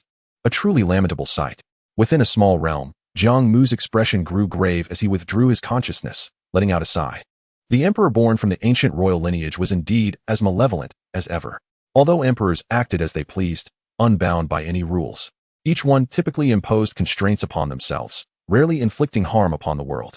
As the saying goes, with great power comes great responsibility. Emperors possess unparalleled might, and many possess a heart filled with compassion for the myriad races. Of course, it is also true that most emperors disdain to lay waste to the lives of mere mortals, with the likes of the great Emperor of Taizong being exceedingly rare. In terms of reputation, the great Emperor of Taizong might ultimately surpass the infamous Emperor of Rupture in infamy. Had the great Emperor of Taizong merely annihilated a few star domains to preserve his legacy, his reputation might not have suffered so greatly. However, his indiscriminate slaughter of all life rendered him infamous wherever he tread. From the outset, Jiang Mu had regarded the great Emperor of Taizong as thoroughly wicked, though he did not anticipate that the newly ascended emperor would eagerly commence the harvesting of lives. Although it was abrupt, Jiang Mu had no intention of intervening, partly because he believed the great Emperor of Taizong was merely taking a small bite to instill fear in the exalted beings of the myriad races, and partly because he had witnessed too many deaths. The lives of those unrelated to him stirred no emotion within him. Yet as the great Emperor of Taizong grew increasingly arrogant, extending his hand towards the 3,000 star domains, Jiang Mu felt an urge to act. The great emperor had slaughtered too many innocent beings, and within the 3,000 star domains lay the demon domain, home to numerous demonic lineages. One of the 9 sacred bodies, the demon emperor's sacred body, could very well emerge from these demonic lineages. If the entirety of the demonic lineage were to be exterminated, where would Jiang Mu seek the demon emperor's sacred body? However, he soon suppressed that impulse.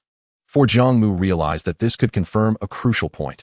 When the forbidden zones do not disrupt the world, would they permit an emperor to rampantly annihilate life? After all, this was tantamount to the great emperor of Taizong seizing the very essence of life from the forbidden zones.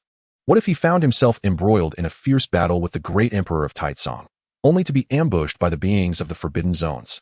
Jiang Mu would be forced to wield the power of the sacred body. Should he employ divine methods or imperial weapons, his identity would be revealed. A small lapse in patience could disrupt grand designs. Moreover, Jiang Mu did not believe that these top-tier forces would remain passive, allowing the great emperor of Taizong to slaughter them at will. Jiang Mu's intuition proved correct. Faced with the specter of death, the world had never been one to sit idly by, not even the emperors. Thus, he witnessed the various factions of the 3,000-star domains take the initiative to strike out, prompting the great emperor of Taizong to halt his advance. In this era of prosperity for the myriad races, the demon race was far from a top-tier power. They had never even produced an emperor. Had the victims been those top-tier forces, Jiang Mu would have had no intention of intervening. They were all selfish beings, whether from the star domains or the 9 worlds and 8 desolations. United, they possessed the strength to contend with an emperor. Yet they chose to stand by for their own interests. Much like a confrontation between Yin Lingyun and the dominator of the Forbidden Zone over 100,000 years past.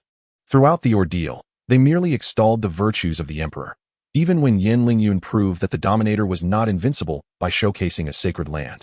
No one dared to lead the charge. This has been the case from the past to the present. Among those exalted beings confronting the great emperor of Taizong, Jiang Mu recognized some familiar faces, knowing they were ancient entities long sealed away. Were it not for the threat to their own forces, they might have remained sealed until death. Jiang Ke harbored no desire to toil relentlessly at the forefront while these ancient beings reveled in comfort behind him. Initially anticipating a confrontation, he was taken aback when the great Emperor Taizong unexpectedly yielded, leaving Jiang Mu utterly astonished. Could the great Emperor Taizong truly be so accommodating? Judging by his ruthless methods, it was evident that he was not. Thus, only one possibility remained. He was afraid. A newly ascended emperor ought to possess a formidable vitality and boundless vigor. What could he possibly fear? Although the great Emperor Taizong had not showcased his prowess extensively, having only obliterated 2 imperial weapons to demonstrate his true capabilities, Jiang Mu discerned subtle hints of vulnerability. The great emperor, reluctant to employ the principles of the great Tao, relied solely on his instinct to fight. Considering his wretched appearance at the moment of his ascension, Jiang Mu concluded that the great Emperor Taizong must have sustained injuries during his tribulation, injuries that were quite serious indeed. While it might appear to others as mere superficial wounds, the great emperor concealed them masterfully. Yet, any action would reveal flaws, and those of the imperial caliber could detect such nuances with careful observation. He could deceive the masses, but not the invincible. Clearly, the supreme beings of myriad races believed that the great Emperor Taizong's refusal to engage in battle was a manifestation of his mercy. Perhaps there was an element of compassion, but it was certainly not applicable in the present moment. Indeed, it was precisely this reasoning that led Jiang Mu to conclude that there was no justification for the great emperor's eagerness to consume vast quantities of life, disregarding his imperial dignity and abandoning any pretense. The innate racial talents of the ancient royal lineage allowed for sustenance through the consumption of blood and souls. Thriving on what they devoured, Jiang Mu murmured to himself, closing his eyes to meticulously replay the scenario in his mind, further solidifying his thoughts. It could only be said that the beings of the ancient royal lineage were peculiarly unique, adhering to a principle of mutual consumption within their kind. Each additional devoured kin strengthened them further. Aside from consuming their own, the ancient royal lineage could also devour other life forms, though such actions would yield considerably slower advancements. In comparison to foreign races, they preferred to feast upon their own. It was a survival of the fittest paradigm, characterized by the larger consuming the smaller consuming the shrimp. Reflecting on the long passage of history, Jiang Mu observed that the ancient royal lineage had been gradually growing stronger over the past 100,000 years, albeit in relative obscurity.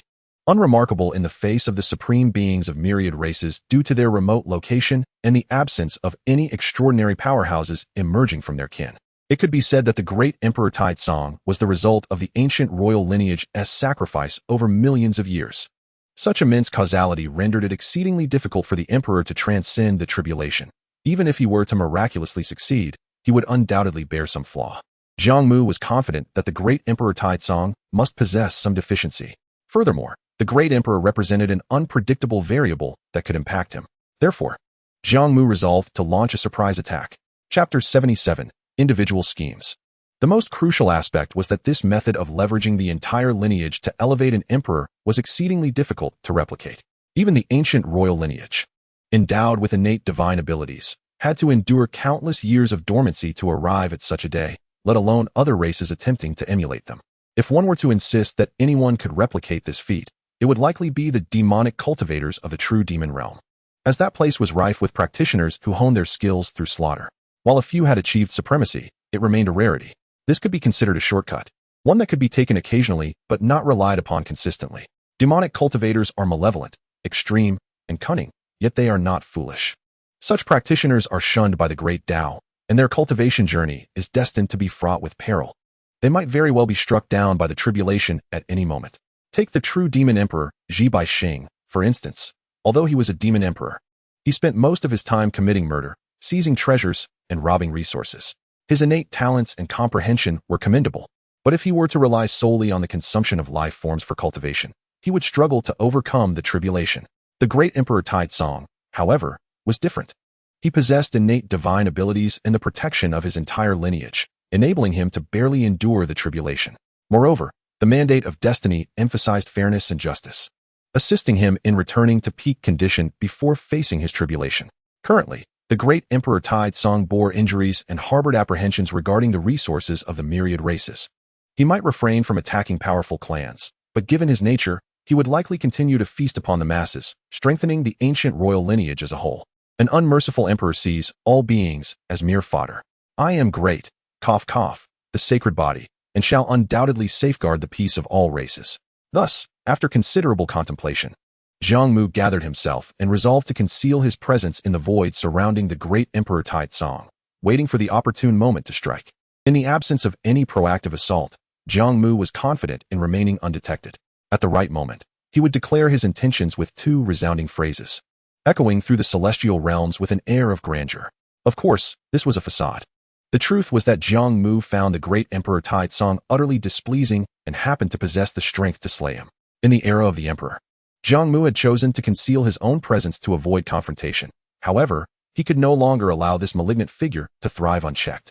If the great Emperor Taizong were permitted to continue on this trajectory, he would surely wreak havoc upon the world, becoming a terror exceeding even that of the rulers of the Forbidden Zones. In such a scenario, Jiang Mu's quest for other sacred body bloodlines would become increasingly arduous.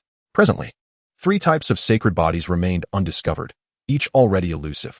If chaos were to engulf the world and life forms were to be ravaged by the great Emperor Taizong, the chances of finding them would diminish further. Following this incident, with the rulers of the Forbidden Zones absent, Jiang Mu needed to seize the opportunity. Fortunately, the complete and unblemished Emperor Lai Hua, at his peak, could only barely match Jiang Mu, who had yet to exert his full strength. Would this newly ascended, injured young emperor perish under Jiang Mu's full-force ambush? With the addition of the Hungming Sword, Jiang Mu felt a surge of confidence. Slaying a contemporary emperor would be a momentous feat, an exhilarating prospect even for Jiang Mu, as it would mark a first in his endeavors. The Hungming within him seemed to resonate with Jiang Mu's intentions, vibrating lightly in anticipation. It could not allow its master to suffer humiliation on its inaugural appearance. As for the other imperial weapons, they would remain in a state of nurturing, reserved for moments of dire necessity. Jiang Mu's only regret was not having gleaned from the great Emperor Taizong the reasons behind the absence of the beings from the Forbidden Zones. After all, the quieter things were, the more it suggested that the opposition was planning something monumental. Yet, for now, he could only continue to wait. Once prepared, Jiang Mu resembled a solitary wanderer as he ventured into the depths of the cosmos, concealing himself within a void just beyond the starry expanse sealed by the great Emperor Taizong, keeping a vigilant watch over the restricted area. The principles of the Tao are formless, a realm of profound silence. There exists a hidden presence, poised to hunt the Emperor. Simultaneously, within an uncharted and undiscovered forbidden zone in the boundless universe, several supreme projections convened. This clandestine realm, concealed within spatial rifts, manifested as a pitch-black continent devoid of any life, save for a colossal, grayish-white humanoid skeleton lying across the land, adorned with numerous superfluous bony spikes. At the continent's entrance stood a solitary black hall. At this moment, within the hall, numerous supreme projections congregated, transforming into humanoid forms yet shrouded in mist. Encircling a round stone table. Fellow Taoists, what brings you together? One figure inquired softly, his voice accompanied by a harsh, rasping sound. Another figure queried, Tai Jiang Taoist, Do you have any knowledge of the events transpiring in this world? I do not know, came the reply. Tai Jiang, ancient emperor. Do not feign ignorance. The one who attained the Tao is a being of your ancient royal lineage. How could you possibly be unaware? Another projection bellowed in anger. Only then did the figure known as the Tai Jiang ancient emperor adjust his demeanor, stating, after several million years, whether they acknowledge me as their ancestor or not. Even if they do, what does their ascension have to do with me? He is the contemporary emperor, while I am a supreme being. We are on different paths. A silhouette chuckled lightly. Hee hee, I'm afraid this junior is even more ruthless than us. The moment he ascended to the throne, he slaughtered numerous beings. If we do not intervene, this world may very well become his playground. Upon hearing this, the ancient emperor of Taiji responded nonchalantly, then by all means, intervene. The methods are entirely up to you. Whether one lives or dies bears no consequence to me. Intervene? Who will do the intervening? Who wishes to attract the wrath of divine punishment? Who would dare to challenge the current emperor and expend their own vitality in the process? This is your ancient royal clan's emperor. It is your duty to stop him. Why should I concern myself with such matters? Do not forget our agreement. Are you threatening me? If you do not act, you shall find no vitality upon your path to immortality. If blame is to be assigned, it must lie with this junior. Faced with the aggressive stance of these figures, the ancient emperor of Taiji fell silent for a moment. His eyes narrowed slightly, and he suddenly let out a hoarse chuckle. Dear friends, why the anger? The path to immortality is far more significant. My unfilial descendant dares to feast upon the myriad races. I shall step out and teach him a lesson. Will it suffice to end his life? Chapter 78.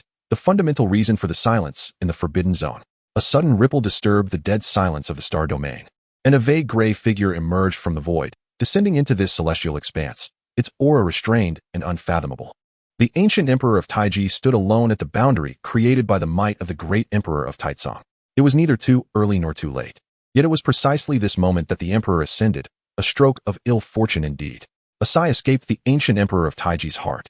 Confronted with the pressure from various sovereigns, who cited their interests as justification, the ancient emperor of Taiji was compelled to deal with the great emperor of Taizong.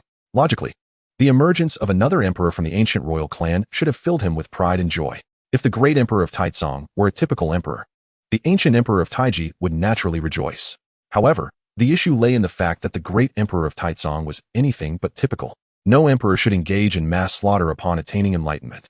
This was far more terrifying than the existence of those who merely survived for a lifetime or two. Had the great emperor of Taizong emerged some tens of thousands or even hundreds of thousands of years earlier, his actions might not have captured the attention of the sovereigns. Yet now, the number of lives extinguished by the great emperor of Taizong had crossed the line, directly infringing upon the sovereign's bottom line. The existence of myriad beings and their strengths was intrinsically linked to whether the sovereigns could embark upon the path to immortality. For the living, to exist in this realm meant to siphon a fragment of the life essence of the universe. Only through death could one be reconstituted into the nourishment of the universe. Thus, this cycle continued, allowing all things to flourish. This was the inherent power of the world's rules. However, if the great emperor of Taizong were to devour and refine these beings, they would become part of his own essence, never to return to the universe as long as he lived. Even if the great emperor of Taizong were to perish, should he choose to become the foundation of the ancient royal clan, he would retain a portion of that power, thereby leaving the source of life's essence diminished. Moreover, which sovereign was unaware of the innate talents and divine abilities of the ancient royal clan's emperors? The ancient emperor of Taiji had survived 5 lifetimes by consuming the essence of living beings. If the great emperor of Taizong were to replicate the ancient emperor of Taiji's path, when those sovereigns finally emerged, would there be enough vitality left for them to sustain their lives? In other words, this was the sustenance required for the sovereigns to tread upon the path to immortality. At such a critical juncture, it was imperative that no one else dared to interfere. Therefore, those sovereigns aspiring to ascend the path to immortality conspired together to prevent the emergence of other rulers. They merely needed to endure a little longer until the arrival of the path to immortality. As the primary beneficiaries, the sovereigns had essentially divided among themselves the portions of blood essence they could consume upon their emergence. Even the rulers of the Forbidden Zones were barred from emerging. How could a contemporary emperor dare to disrupt this balance? Yet, the sovereigns could not act carelessly in the outside world, nor was there a ruler willing to engage in battle with a young emperor. Ultimately, the responsibility fell upon the ancient emperor of Taiji, for he was the one with the closest ties to the great emperor of Taizong. Thus, the ancient emperor of Taiji found himself in quite the predicament. Pondering how to handle the great emperor of Taizong, boasting in front of the sovereigns was no idle threat. The ancient emperor of Taiji genuinely intended to eliminate the great emperor of Taizong. What? Speak of familial bonds with the ancient royal clan? That was utter nonsense. While the former ancient emperor of Taiji had not slaughtered his entire clan like the great emperor of Taizong, he certainly had taken half. However, the ancient emperor of Taiji had been in slumber, unaware of the great emperor of Taizong's wholesale massacre of their kin. Thus, he still regarded the great emperor of Taizong as somewhat capable. The more capable one was, the harder they were to kill. Moreover, for the ancient emperor of Taiji, enduring for several million years was merely in pursuit of a single word, immortality. Once he achieved this, everything would follow. This was the pursuit of his life. The so-called ties of kinship had long been settled during his reign as emperor. Not to mention, if the ancient emperor of Taiji were to slay the great emperor of Taizong and consume his fellow clansmen, it would serve as tremendous nourishment, granting him greater support on his future path to immortality. The mere thought of such a boon brought a smile to the ancient emperor of Taiji's face. He was determined to kill the great emperor of Taizong. However, it would not be a matter of slaying him in the open, but rather luring him to his place of slumber. Only there could he unleash his full power and effortlessly slay an emperor. The power of having lived through 5 lifetimes was not something an ordinary contemporary emperor could withstand. However, utilizing such tactics prior to the interference of the great laws of the universe made one exceedingly susceptible to divine retribution. They had merely survived in this world, clinging to life. Even their movements in the world were limited to a projection with little combat prowess, underscoring their fear of death. A mere projection, of course, could not slay an emperor. The ancient emperor of Taiji believed that, due to his ancestral ties to the great emperor of Taizong, he should be able to lure him in. But who was this figure? Could it be that they had perceived the great emperor of Taizong's injuries and sought to take advantage of the situation? Meanwhile, hidden within the void, Jiang Mu did not expect an unexpected guest to arrive at this locale. This guest stood at the boundary, lost in thought about their intentions, wrapped in mysterious power. Any attempt to use divine will might expose their location. Without employing divine will, one could not glimpse their identity. Thus, Jiang Mu could not ascertain the nature of this visitor. However, to boldly appear in the presence of a contemporary emperor likely indicated that this individual was either a being from the forbidden zones or some hidden taboo within the world. Jiang Mu shifted his position in the void, relying solely on his keen eyesight to observe the newcomer, eager to discern their purpose. He was preparing to launch a surprise attack on the great emperor of Taizong, and if this visitor bore intentions of alliance with him, Jiang Mu would find it challenging to strike first in the face of uncertainty regarding their strength. Should their power prove overwhelming, Jiang Mu could find himself in dire straits, reaping more than he had sown. Conversely, if this visitor were hostile towards the great emperor of Taizong and engaged in mutual slaughter, Jiang Mu would welcome the opportunity. Akin to a mantis stalking a cicada, with the yellow finch waiting in the wings. The worst-case scenario still allowed for the slaying of a contemporary emperor, and an emperor, with bones, flesh, blood, and divinity, was a treasure trove. Thus, Jiang Mu remained fixated on the unfolding situation outside, biding his time. After a considerable interval, it seemed the guest had taken action. With a single wave of their hand, a dark red stream of light surged into the barrier established by the great emperor of Taizong. Before long, the space within the barrier rippled, and a towering figure radiating imperial might emerged. Simultaneously, the laws belonging to this being expanded once more, sealing off an even broader expanse of space. By sheer coincidence, Jiang Mu, who was already nearby, found himself enveloped within this newly expanded domain. At this moment, Jiang Mu was compelled to exercise utmost caution, refraining from revealing even the slightest hint of his presence or magical prowess, remaining utterly still. Any sign of detection would inevitably result in a merciless onslaught. He dared not move. The illustrious ancestor, the great Emperor Taizong, was the first to break the silence, expressing his apparent dissatisfaction. How dare you stand so brazenly within this celestial expanse? Ha ha ha. What, after such audacity, do you still fear the gaze of mortals? The ancient Emperor Tai Jiang chuckled softly. As a member of the ancient royal lineage, should I truly fear the criticisms of the world? Nevertheless, I am still a reigning emperor, and you, ancestor, are the sovereign of the forbidden zones. The great Emperor Taizong's gaze sharpened, exerting a palpable pressure upon Tai Jiang. If you have not perished, why do you neglect your kin? Are you aware of the tribulations that our ancient royal lineage has endured over these ages? The intangible weight distorted the fabric of space, causing Tai Jiang's figure to tremble, as if struggling against the overwhelming force. The contours of his visage emerged, bearing resemblance to the great Emperor Taizong, albeit with a hint of age. Is it truly so that an emperor must endure such pressure from an ancestor? Tai Jiang remarked with a bitter smile, his form resonating with a rustling sound. In Chapter 79, It was evident that the ancestor was wholly intent on vanquishing the current emperor. Jiang Mu, concealed in the void, could clearly hear their exchange. Despite the archaic dialect of the ancient royal lineage, the realm of cultivation made it effortless to grasp the nuances of their speech. Thus, he discerned that the visitor before him was indeed an ancestor of the ancient royal lineage, known as Tai Jiang, the sole figure recorded in history, dating back over 5 million years. Regarding the power of Tai Jiang, Jiang Mu was uncertain. Was he the master of the first or second forbidden zone? Should he belong to either category?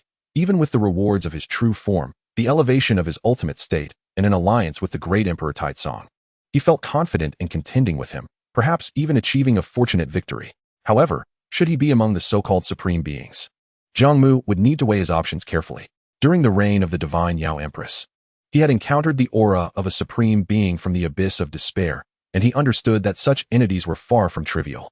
If this ancient Emperor Tai Jiang were merely a projection, it might indeed be feasible to conclude the conflict swiftly. Yet, given that this projection could hardly withstand Taizong's pressure, Jiang Mu sensed its inherent weakness, barely reaching the caliber of a quasi-emperor, stirring within him a sense of compassion. It is well known that beings from forbidden zones harbor a profound fear of death. Therefore, after Jiang Mu demonstrated his absolute power, it was likely that Tai Jiang's true form would not dare to descend. After all, Jiang Mu had once been mistaken for a supreme being. It was only natural for Tai Jiang to harbor trepidations. Moreover, the mutual discord between the two ancestors suggested that Tai Jiang would not risk his life for this descendant. Yet, Jiang Mu was not in a hurry to strike. He found himself intrigued by the secrets mentioned by Tai Jiang. In the blink of an eye, the great Emperor Taizong spoke again. Since it is a secret, why not discuss it in our ancestral domain? Tai Jiang declined. No need. Even you, great Emperor, regard me with such skepticism, let alone those of our lineage. Is it that you lack confidence in your own path, fearing that someone might overhear? Furthermore, those who ought to know are already aware.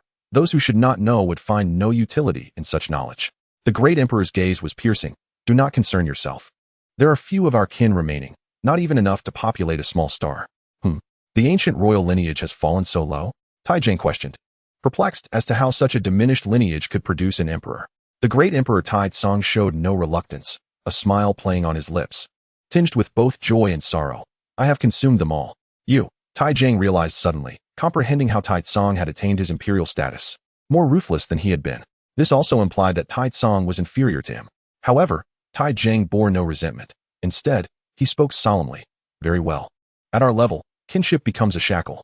With this emperor present, the restoration of our lineage's glory is merely a matter of time. The ancient royal lineage shall once again reign over the myriad races. Seeing that Tai Jiang displayed little emotional agitation, the great Emperor Taizong smiled with confidence. Although there was an overarching indifference towards familial bonds within their lineage, a thread of ancestral connection still persisted. Then, ancestor, shall we proceed to converse further? Taizong suggested. I do not comprehend your fears. Tai Jiang retorted with evident dissatisfaction. I have stated, this secret is of insufficient caliber, knowing it serves no purpose. You, great Emperor, seem rather lacking in confidence. Having sealed the space with your path, why do you persist in seeking to relocate? What is it that you truly fear? If you possess the audacity to engage in conflict with an emperor, would it not be the same wherever you are? Tai Jiang's disappointment in Taizong deepened. Their ancient royal lineage devoured heaven and earth. When had they ever shown cowardice? Noticing Tai Jiang's rising ire, the great emperor remained silent, for he wished to learn of the so-called secret. Only after scanning the surroundings and confirming no anomalies did he muster a smile. Since emerging from the forbidden zone, countless taboos have emerged in this world. Prudence is wise. He refrained from mentioning his own injuries. Tai Jiang scoffed, allowing the momentary irritation to pass, and stated coolly, restoring glory is a trivial matter. Ancestor, I possess a significant affair that will undoubtedly pique your interest. Do you desire to attain immortality? Immortality? The great emperor was taken aback, his gaze fixated on Tai Jiang with profound curiosity. Is there truly such a thing as immortals in this world? He had only recently ascended to emperor status and was still oblivious to many matters. How absurd. Do you truly believe that those termed as sovereigns of the forbidden zones exist merely to sow chaos among mortals? Tai Jiang replied with a cold smirk. There are no immortals in this world, but a path to immortality does exist. Currently, the path is on the verge of opening, though the exact timing is uncertain. It could be as short as several decades or as long as 100,000 years before a sliver of immortal fortune descends. The prosperity of the world's populace dictates the timing of the path's opening. The more flourishing the era, the sooner the path will materialize. Your actions have already impacted the opening of this path, and certain supreme beings are displeased, prompting me, your ancestor, to offer this timely reminder. With immortality, one can attain eternal life. What are the glories of lineage worth when faced with the inevitability of extinction? In the face of immortality, all else pales into insignificance. What can be achieved? Taizong, you have only just attained your emperor's status. You are still young. Even if you were to sever your fated destiny and refrain from devouring the living, you could still live for a considerable time, enduring until the day the path to immortality opens. What significance does being an emperor hold? Merely a few decades at most, before the might of immortals. One is but an insignificant insect. Heed my words. Return with me to sever your fate and await the opening of the path to immortality. The ancestor's fervent entreaty echoed with the weight of immense revelations, the promise of true immortality looming as an awe-inspiring prospect. As he poured forth his genuine feelings, his voice, though still hoarse, had softened considerably, as if he truly could not bear to see the great emperor of Taizong miss the opportunity for transcendence, embodying the concern of an elder for a younger kin. Of course, some of the words spoken were mere fabrications of the great emperor of Taijiang. For instance, the prosperity of myriad races bore no relation to the opening of the immortal path. It merely opened at a specific time. Such statements were merely a ruse to entice the great emperor of Taizong to return to the forbidden zone with him, intending to eliminate the latter. The young great emperor of Taizong was evidently swayed by these words, appearing somewhat dazed. Immortal ascendance. This was the pursuit of countless cultivators throughout the ages. Although there had never been reports of any cultivator or ancient emperor achieving immortality, perhaps due to the passage of time, after all, such occurrences do not arise from nothing. Moreover, the figure before him was his own ancestor, making it even less likely that he would deceive him. What motive could he possibly have? Immortality, while alluring, also carried a sense of solitude. Thus, it was only reasonable for the great emperor of Taijiang to wish to bring along this younger kin from his clan. Yet, the great emperor of Taizong had only just ascended to his position and had yet to bask in its glory. He still desired to command the myriad races to bow before him. He had initially thought that the existence of these forbidden zones was merely a reluctance to meet death. But to his astonishment, there truly existed an opportunity for transcendence. In this light, there was no need for him to search desperately. The shock was not limited to the young great emperor of Taizong. The equally youthful Jiang Mu felt the same. If he could not become an emperor, was it too much to aspire for immortality? Chapter 80, Surprise Attack. Great ancestor of Taijiang, I am deeply honored that you have not forgotten me in such fortuitous circumstances. However, might it be possible to wait a few thousand years? The powerful clans of this world have long oppressed my ancient royal lineage. I have only just become an emperor, and if I do not exert my influence over this realm, I shall forever feel unfulfilled. After a moment's hesitation, the great emperor of Taizong's attitude towards the great emperor of Taijiang had noticeably improved. How could the great emperor of Taizong possibly resort to self-destruction at this moment? His injuries were not yet healed, and self-harm would undoubtedly lead to a significant decline in his strength. Upon hearing this, the great emperor of Taijiang contemplated. Though he was unaware that the great emperor of Taizong refrained from self-harm due to his injuries, believing instead it was an attachment to imperial power. As long as the great emperor of Taizong agreed, it was not impossible. Being overly eager might betray his intentions. A mere few thousand years was inconsequential. Provided the great emperor of Taizong ceased to slaughter the populace, it seemed those supreme beings would not dare to object. Thus, the great emperor of Taijiang nodded and said, Taizong, your thoughts are understandable, and I shall not force you. However, you must be certain. Will you ascend the immortal path with me? The great emperor of Taizong responded eagerly. Naturally, I am willing. Excellent. This is the resting place of my ancestor. Should you find the time suitable, come seek me. The great emperor of Taijiang extended his hand. A glimmer of light bursting forth from his fingertip, which flew into the hand of the great emperor of Taizong. Next, the great emperor of Taizong intended to inquire about the details of the opportunity for immortality. But the great emperor of Taijiang declined on the grounds that the secrets of the heavens must not be revealed, merely stating that in due time, the great emperor of Taizong would come to understand everything. Thus, their conversation transformed into a casual exchange, primarily driven by the great emperor of Taizong's keen interest in the past of the great emperor of Taijiang. The era of the great emperor of Taijiang was so distant that the ancient royal lineage possessed no concrete records. From the words of the great emperor of Taijiang, it was revealed that he was an invincible figure from 600,000 years ago, first reversing his life through the use of an elixir of immortality, then further living 2 more lives through innate divine abilities, until he reached his limit, ultimately uncovering the secrets of immortality and choosing to self-destruct into a deep slumber. Upon hearing about the elixir of immortality, the great emperor of Taizong's interest was piqued, his eyes keenly fixed on the great emperor of Taijiang. If it were possible, he too would wish to reverse his life. The great emperor of Taijiang, with a touch of resignation, explained that regardless of which elixir of immortality one consumed, for an emperor, partaking of one would render the others ineffective. Hence, utilizing an elixir of immortality could only grant the chance to reverse one life. Furthermore, the elixir in the possession of the great emperor of Taijiang had long been traded to a future emperor, who had now ascended to supremacy, known as the Master of the Nine Nether Swords. Once a supreme emperor of the sword path, he had reversed his life 4 times, while merely reversing 4 lives. The sword path was unparalleled in its lethality, capable of confronting even ancient 5-life supremes without fear. At this juncture, the great emperor of Taizong began to comprehend that the rulers spoken of by the populace were not the same as the supremes claimed by the great emperor of Taijiang. Supremes were far more terrifying existences, and due to the constraints of worldly laws, they had rarely emerged. Should a supreme ever come forth, it would surely be enough to leave emperors trembling in fear. Jiang Mu, too, was astonished. He could hardly fathom that the great emperor of Taijiang had reversed his life 5 times. What kind of unfathomable power would he wield during peak ascendance? Moreover, it appeared that the number of such supremes was quite substantial. In this ancient epoch, how many supremes must there have been? Jiang Mu felt fortunate that the great emperor of Taijiang before him was merely a conscious projection. He could still pursue the elimination of the great emperor of Taizong. Furthermore, it seemed that the supremes were bound by certain rules, hesitant to manifest themselves. In this light, Jiang Mu harbored no fear of the true body of the great emperor of Taijiang descending upon them. If emergence was already so arduous, the prospect of descending would render ascendance impossible unless one wished to perish.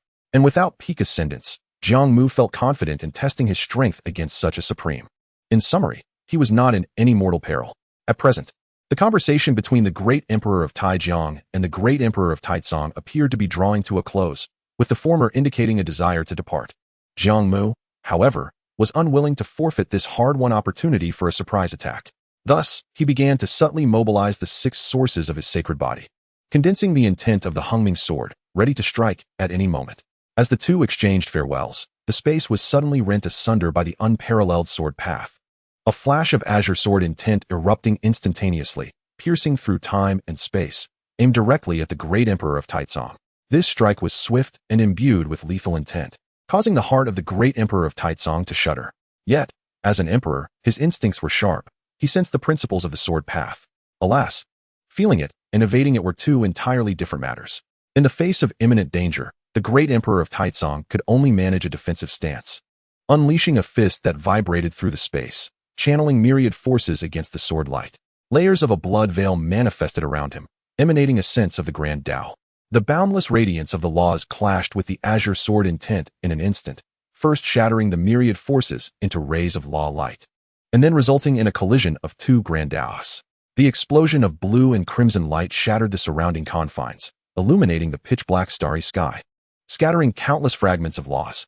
A sharp, thunderous sound resonated, as if it intended to echo throughout the cosmos. The great emperor of Taizong's fist was drenched in blood, his body propelled backward through the universe. The Hungming sword in Jiang Mu's hand was sent flying. This exchange was truly evenly matched. The projection of the great emperor of Taijiang was momentarily taken aback, baffled by the emergence of a third party. In its astonishment, it shattered, leaving the great emperor of Taizong no time to shield him. The power of this projection was far too weak to withstand the aftermath of an emperor's battle. Indeed, emperors had their vulnerabilities. Merely utilizing a fraction of his sacred body's power, Jiang Mu found himself evenly matched with the great emperor of Taizong, even gaining a slight upper hand. This realization confirmed for Jiang Mu that the current great emperor of Taizong, in terms of true combat strength, was likely only at the level of an alternative path to transcendence. Having ascertained the great emperor of Taizong's strength, Jiang Mu did not linger for even a moment. Almost simultaneously as the Hungming was sent flying, he closed the distance between himself and the great emperor of Taizong, the divine king's pure land manifesting behind him. Countless phenomena emerging as he began to seal off this cosmic expanse. The surrounding spiritual energies of heaven and earth surged toward Jiang Mu, causing his momentum to surge once more, his blood and chi boiling. In his eyes, one orb blazed like the red sun, while the other shimmered with a silvery moonlight. Jiang Mu wielded his fists with fervor, one radiating golden light, the other imbued with a mysterious purple aura. empowered simultaneously by the forces of the sun and the moon. His physical blows became invincible, further enhanced by dual mystical energies, one fist capable of melting stars, the other freezing the very fabric of space. With all 6 bodies unleashed, his momentum surged like a rainbow, yet remained eerily enigmatic. In that moment, the great Emperor Taizong, forced to retreat, swiftly gathered his strength anew. Enveloped by myriad protective auras, his form fluctuated and expanded, sensing the terrifying presence behind him. The heavenly heart mark floated above, drawing inexhaustible power from the mandate of heaven. Behind him unfurled a world of blood and bone, a scarlet realm where various phenomena born of sanguine laws emerged, exuding an aura of dread that sent shivers down one's spine. At this juncture, he cared not for his injuries. The great Emperor Taizong felt death was imminent. The 2 cataclysmic forces, each sweeping across their respective starry realms, collided once more. In this clash, the great Emperor Taizong assumed Jiang Mu wielded a sword, while he himself embodied the laws of the great path through blood and bone, questioning what power could rival him without a weapon. Yet, as he revealed his true form, the great emperor gazed at the seemingly diminutive yet overwhelmingly imposing Jiang Mu, whose figure shimmered with bizarre divine lights amidst the myriad of manifestations behind him. Momentarily lost in contemplation, various laws of the great path shattered under the impact of Jiang Mu's fists, followed by the brutal force of flesh and blood. The great emperor felt his own laws being utterly suppressed. The fists of this seemingly insignificant figure were terrifyingly formidable, causing his great path to resonate and crumble. His imperial body could scarcely withstand such onslaught. It was either melted or shattered and frozen. The great Emperor Taizong was utterly unable to defend himself. His form bloodied in the cosmic expanse, as their brief skirmish tore through one starfield after another. With the re-entry of the Hungming sword into the fray, the great emperor's arms were severed, eliciting a howl of pain as the heavenly heart mark teetered on the brink of collapse. Chapter 81. The Sacred Body's Protection. The Emperor's Tragic Demise. Who are you? Which supreme being are you? Do you know that I am? Despite being relentlessly beaten down, with little strength left to resist, the great Emperor Taizong still roared in defiance, his visage contorted with rage. Yet Jiang Mu remained silent, relentlessly throwing punches. The radiant force of his fists illuminated the cosmos, shattering the imperial physique. The very essence of the great Emperor Taizong's great path was on the verge of obliteration. Why must you kill me? Beneath the shadow of Jiang Mu's divine kingdom, with each strike, the great emperor's body crumbled inch by inch. Even as he ascended to his peak state, the inherent injuries he bore rendered him incapable of enduring for long, and he soon found himself toppled, falling into the realm of the divine manifestation. Even now, the great emperor could not comprehend why Jiang Mu had chosen to attack him. To him, Jiang Mu's combat prowess must be that of the supreme being spoken of by the ancient Emperor Taijiang. Wasn't he supposed to send the ancestor Taijiang to persuade him? Why then did a supreme being intervene? Could it be that from the very beginning, these supreme beings sought to eliminate him, with Taijiang merely there to lull him into complacency? Reflecting on his invitation to Taijiang to enter the ancient royal family's domain, and how Taijiang had repeatedly delayed, the great emperor felt a disorienting haze. Though their battle was brief, it was long enough for the ancient Emperor Taijiang's true form to arrive for aid, yet he did not appear. With this thought, resentment brewed within the great emperor. He was unwilling to yield and summoned a flicker of strength. Taijiang, you shall perish, he bellowed, this roar piercing through Jiang Mu's barriers, resonating throughout the world. Suspended high in the sky, Jiang Mu frowned, perplexed that while he was the one attacking the great emperor, this man was instead cursing Taijiang. In an instant, Jiang Mu realized that the great emperor had mistakenly believed him to be an ally of Taijiang. Stop calling for help. Taijiang will not come to save you. Jiang Mu descended and struck the great emperor, shattering his mouth. Remarkably, despite not being a complete emperor, the great Emperor Taizong's vitality remained remarkably resilient, enduring the onslaught of Jiang Mu's fully unleashed form. Although his strikes lacked overwhelming power, they were undeniably effective. Jiang Mu was somewhat surprised. The path of blood and bone indeed possessed formidable prowess, albeit with a few shortcomings. This was the fate that the great Emperor Taizong had earned. Gazing at Jiang Mu, who wielded a long sword, the great emperor's eyes blazed with resentment, perhaps directed at Jiang Mu, or perhaps at Taijiang. In any case, it was a profound bitterness. Had he not suffered grievous injuries, perhaps he would not have faced such a swift downfall. It had only been mere decades since his ascension to the great path. As Jiang Mu sensed the opportune moment, he began retracting his various divine powers and manifestations. Then, with the augmentation of his magical energy, the Hungming sword expanded, poised against the great emperor's brow, to sacrifice an entire clan. ultimately for the sake of the external path. The emperor lacks compassion, treating all beings as mere fodder. As a perfected sacred body, I shall safeguard the peace of all races. With that, a brilliant azure sword light cleaved through the cosmos, causing the great path aura of the great Emperor Taizong to tremble violently, momentarily loosening its grip on myriad laws. No, in his final moments, the great emperor remained unwilling to concede. However, the Hongming sword would not grant him such an opportunity, as its blade began to absorb the emperor's blood, nourishing itself with imperial essence. The great emperor's head was pierced by the Hongming sword, his soul obliterated, becoming sustenance for the blade. The heavenly heart mark fell from his brow, soaring towards the cosmos. Observing this, Jiang Mu attempted to seize the heavenly heart mark, but was met with an insurmountable force, rendering him incapable of containing it. Thus, he relinquished the effort, witnessing the heavenly heart mark vanish into the vast universe. Where had it gone? Jiang Mu could not discern. With the mandate of heaven severed, the great Emperor Taizong lay dead. Jiang Mu collected the still warm corpse, and before the manifestation fully dissipated, summoned the flowing light and shadow wings, vanishing into the starry expanse. As the manifestations finally faded, all that remained was a ravaged river of stars. Shards of the great path scattered, the space marred with countless fissures, and the spiritual energy nearly depleted. The duration of Jiang Mu's battle with the great Emperor Taizong was brief, almost fleeting. Yet, its destructive power was undeniably formidable, prompting immediate awareness among those existing in the forbidden zones. Alas, while they could glimpse this realm, they could not witness the specifics of the clash. Only sensing that Jiang Mu had the upper hand against the great emperor. Especially resonant were the final cries of the great emperor, echoing through the cosmos, filled with resentment. Juxtaposed with Jiang Mu's silence, the ancient Emperor Taijiang was indeed a figure of great ambition. To so effortlessly eliminate his imperial descendant was genuinely impressive. I have slumbered for far too long. May I inquire, has the ancient royal family always been so ruthless?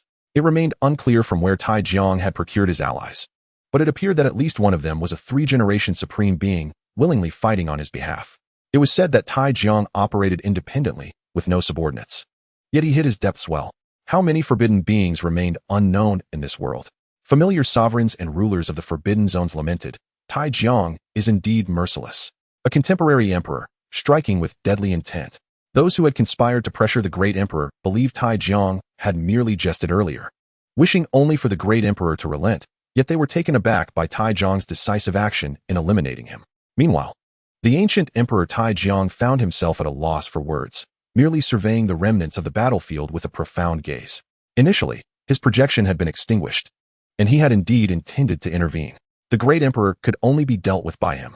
However, the swiftness with which Jiang Mu showcased his formidable prowess compelled the ancient Emperor Taijiang to adopt a more cautious stance.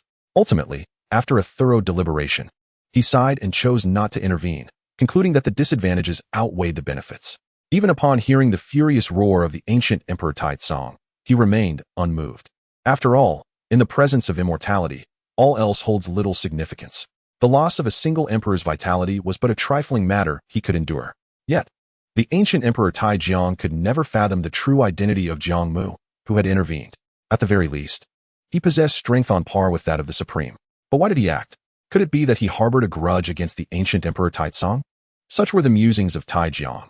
If not for an immense enmity, he would not have risked incurring heavenly retribution and the depletion of his life force. As for the few words Jiang Mu left behind, the ancient Emperor Taijiang dismissed them as mere folly. The existence of numerous forbidden zones was similarly regarded, perceived as nothing more than Jiang Mu's eccentricity. The holy body was merely an alternative path to enlightenment. If one could manifest such strength, would that not imply that the supreme rulers had lived in vain? In the eyes of the other supremes, Jiang Mu was merely another forbidden being. As long as he did not interfere with their resources, they would pay him no heed. On the path to ascension, they would inevitably meet again. In stark contrast to the forbidden beings, the highest echelons of the myriad races realized too late the scale of the impending conflict. They could only behold the aftermath. Who was the ancient Emperor Taijiang? A being of antiquity, emerging from the forbidden zone? A fully realized holy body, safeguarding the peace of all races, and slaying a contemporary emperor. Such audacity was utterly shocking. When had the world seen the emergence of such a holy body? Which among the 9 great holy bodies was this? Only the traces of the ancient Emperor Taizong's path remained, and he had indeed fallen. In an instant, a flurry of explosive information spread, leaving the myriad beings in a state of shock and astonishment. Historically, Only emperors had slain holy bodies. When had a holy body ever slain an emperor? The slaying of an emperor by a holy body, and that of a youthful one at that, was unprecedented. It could only be described as a reversal of the celestial order. The emperor had perished tragically within a century of his ascension, shrouded in mystery. What was real, and what was illusion? Yet, it remained a fact that no being from the myriad races mourned. Rather, they rejoiced at his demise. Chapter 82. The shortest-lived emperor in history. To the beings of the myriad races, the ancient Emperor Taizong was far more malevolent than the rulers of the Forbidden Zones. Some even speculated that his tragic death within a century of ascension was perhaps a form of divine retribution, as the heavens could not bear to witness the plight of an emperor like Taizong. In these times when the rulers of the Forbidden Zones remained inactive, the absence of the ancient Emperor Taizong made little difference. Furthermore, due to his brief reign, his path exerted almost no suppression over the myriad paths, leaving behind only faint traces.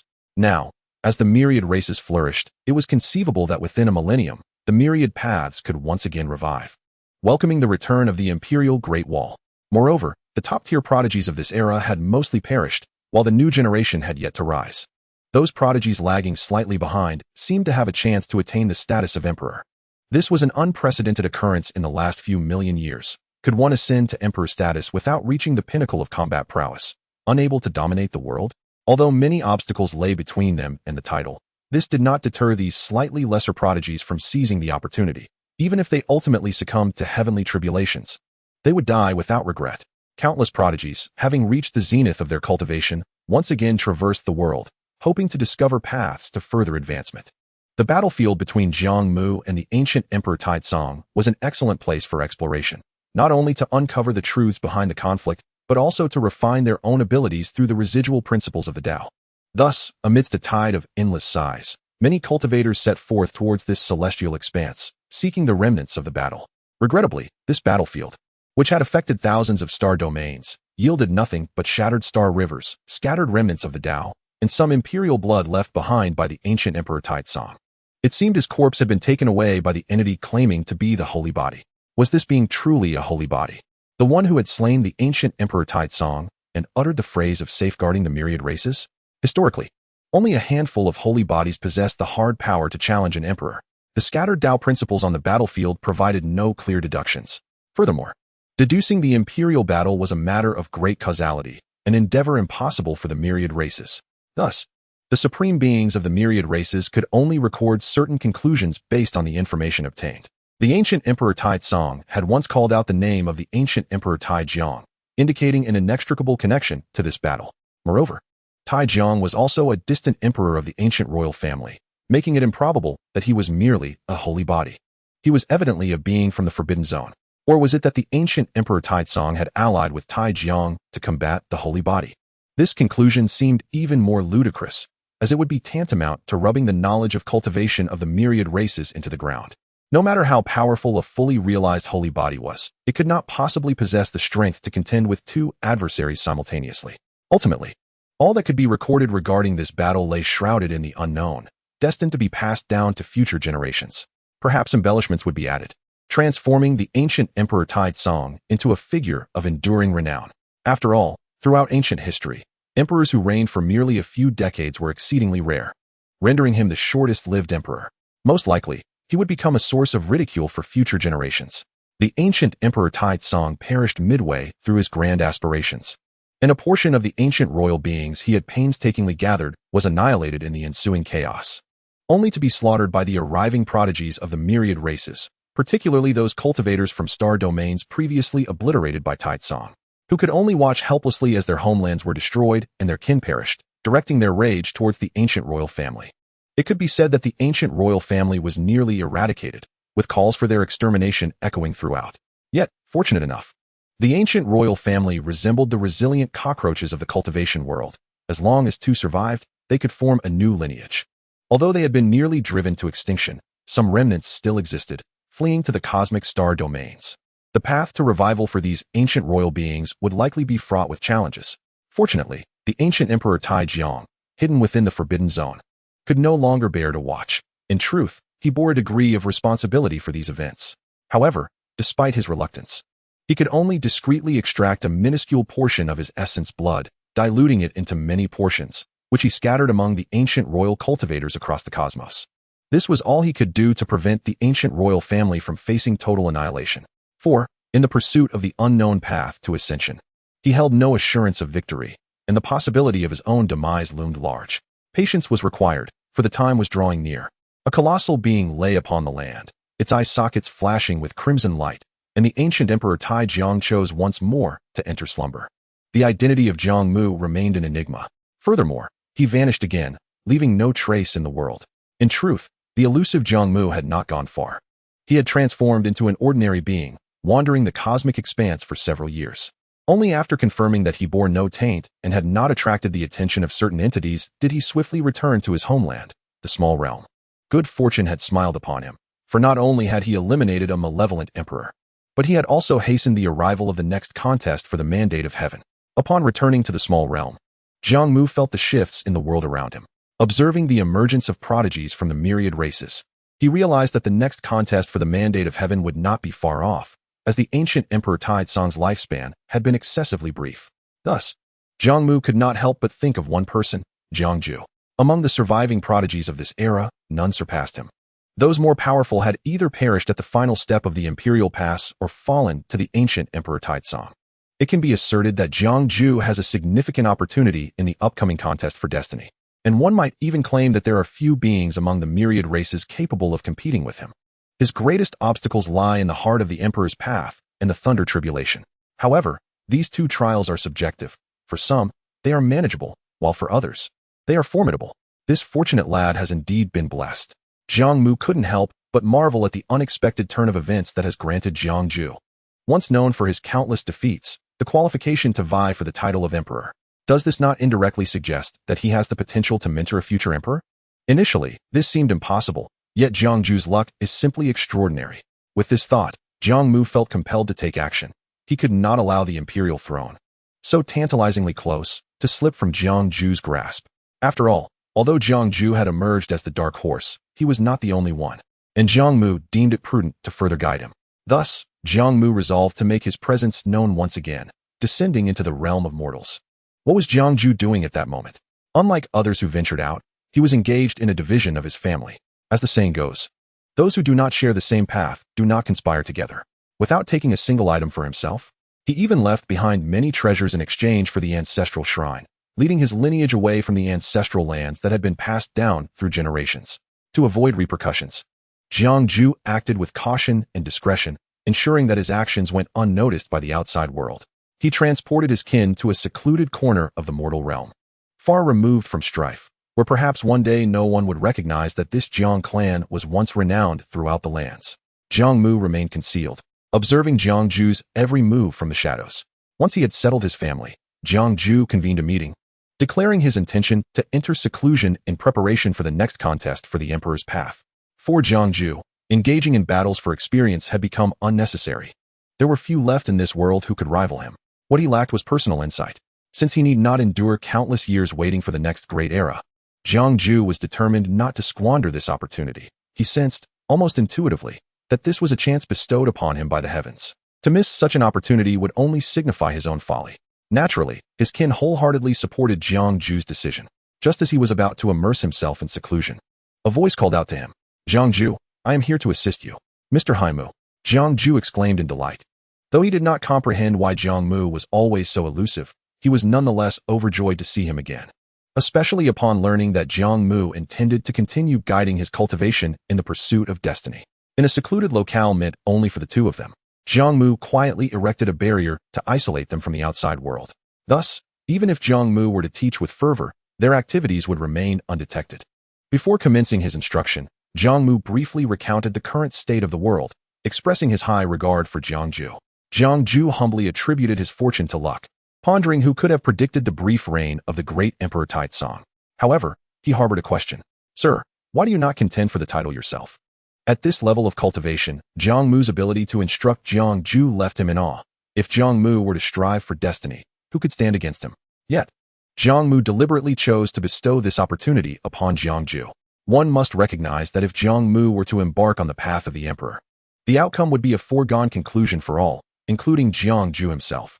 Not contending is a form of contention. Do not be deceived by my strength.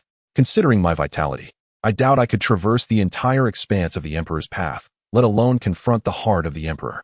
Jiang Mu reflected on history, casually remarking, "How many have you heard of who attained enlightenment in their twilight years? If not, why did those figures from the forgotten epics not pursue it? Does being the teacher of an emperor guarantee that one can become an emperor themselves? While strength is undoubtedly significant, so too is one's state of mind. Jiang Ju, your Jiang clan has first witnessed the failure of 100 victories in the ancestors' path, and now you, the one marked by 100 defeats, shall attain enlightenment. Thus, you shall surpass your ancestor." As he imparted his teachings, Jiang Mu subtly referenced himself, igniting Jiang Ju's fervor. He could not help but nod in agreement. Acknowledging Jiang Mu's wisdom, Jiang Mu then boldly inquired, "Tell me, do you possess the confidence to attain the title of emperor?" Jiang Ju responded with resounding conviction, "I do." Jiang Mu pressed further, "What do you intend to do about it?" "I, Jiang Ju, shall undoubtedly become an emperor. What of my 100 defeats?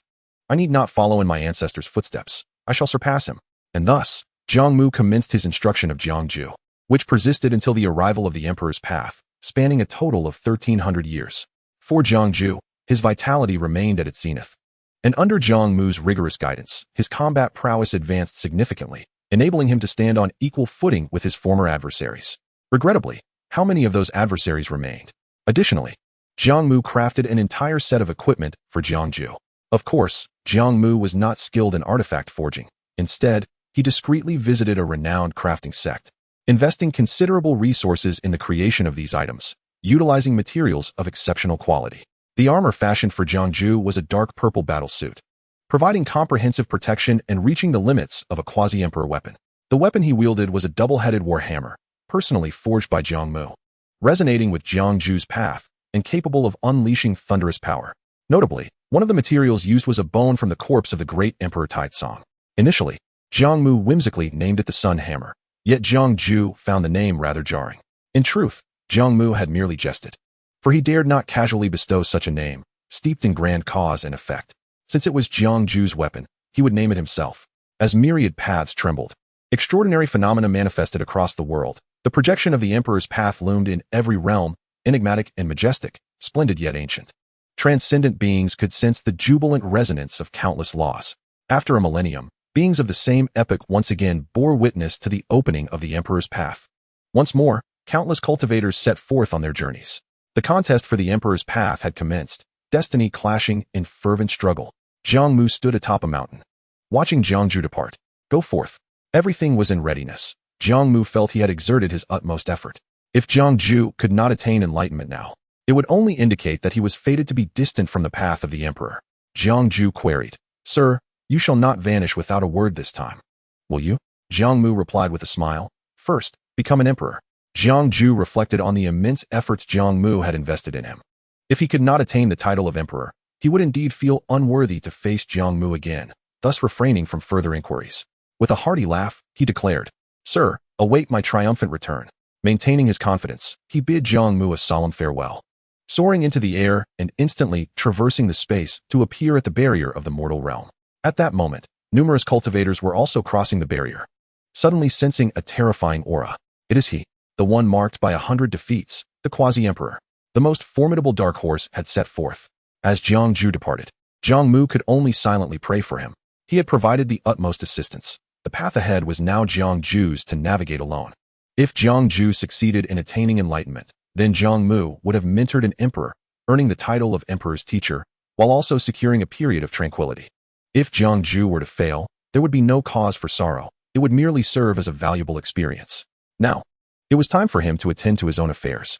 Subsequently, Jiang Mu departed from the place he had lingered for 1,300 years, returning to his homeland. Jiang Mu had never brought Jiang Ju to this location. The secrets belonging to him were known only to himself. The sealed Yanjiner serves as a talisman, not quite a person. Although Jiang Mu believes he comprehends Jiang Ju's current disposition and temperament intimately, one must ponder, if Jiang Ju were to ascend to the throne of an emperor, how would he react to an entity that is neither a sovereign of the Forbidden Zones nor an emperor, yet possesses the gift of eternal life? Many of those sovereigns of the Forbidden Zones were once great emperors who safeguarded myriad races, yet in the face of immortality and transcendence, they chose to forsake their original selves. No one's initial intentions remain immutable, and emperors are no exception. Perhaps Jiang Ju might embody the virtues of a gentleman. But Jiang Mu prefers not to wager on that. Thus, he willingly embraces the role of a scoundrel. After all, Jiang Mu does not wish to become adversaries with Jiang Ju, nor does he desire the day he would be compelled to slay him. Throughout the past 13 centuries, Jiang Mu has scarcely rested. Aside from assisting Jiang Ju, he has diligently labored to refine the remains of the great Emperor Taizong. The blood and essence of the emperor serve as sustenance for the Evernight sword, providing ample nourishment for its protracted digestion. The skin and sinews are melded into the scarlet spear, while the hair transforms into a single strand of red tassel. The colossal bones are forged into the wings of luminous shadows, restoring their former glory. The eyes have been excavated for memento. The remaining flesh is offered as sustenance to the Tower of True Demons. It can be said that the fall of one emperor gives rise to 4 weapons. The great Emperor Taizong has burned himself out completely, although the full realization of this endeavor may take another 1,000 years. Jiang Mu feels that the effort to eliminate the great Emperor Taizong has been worthwhile. Moreover, he has gleaned some profound secrets, rendering the benefits considerably outweighing the risks. Thus, Jiang Mu begins to reflect upon himself. With my current strength, will I possess the qualification to contend when the so-called path to immortality opens?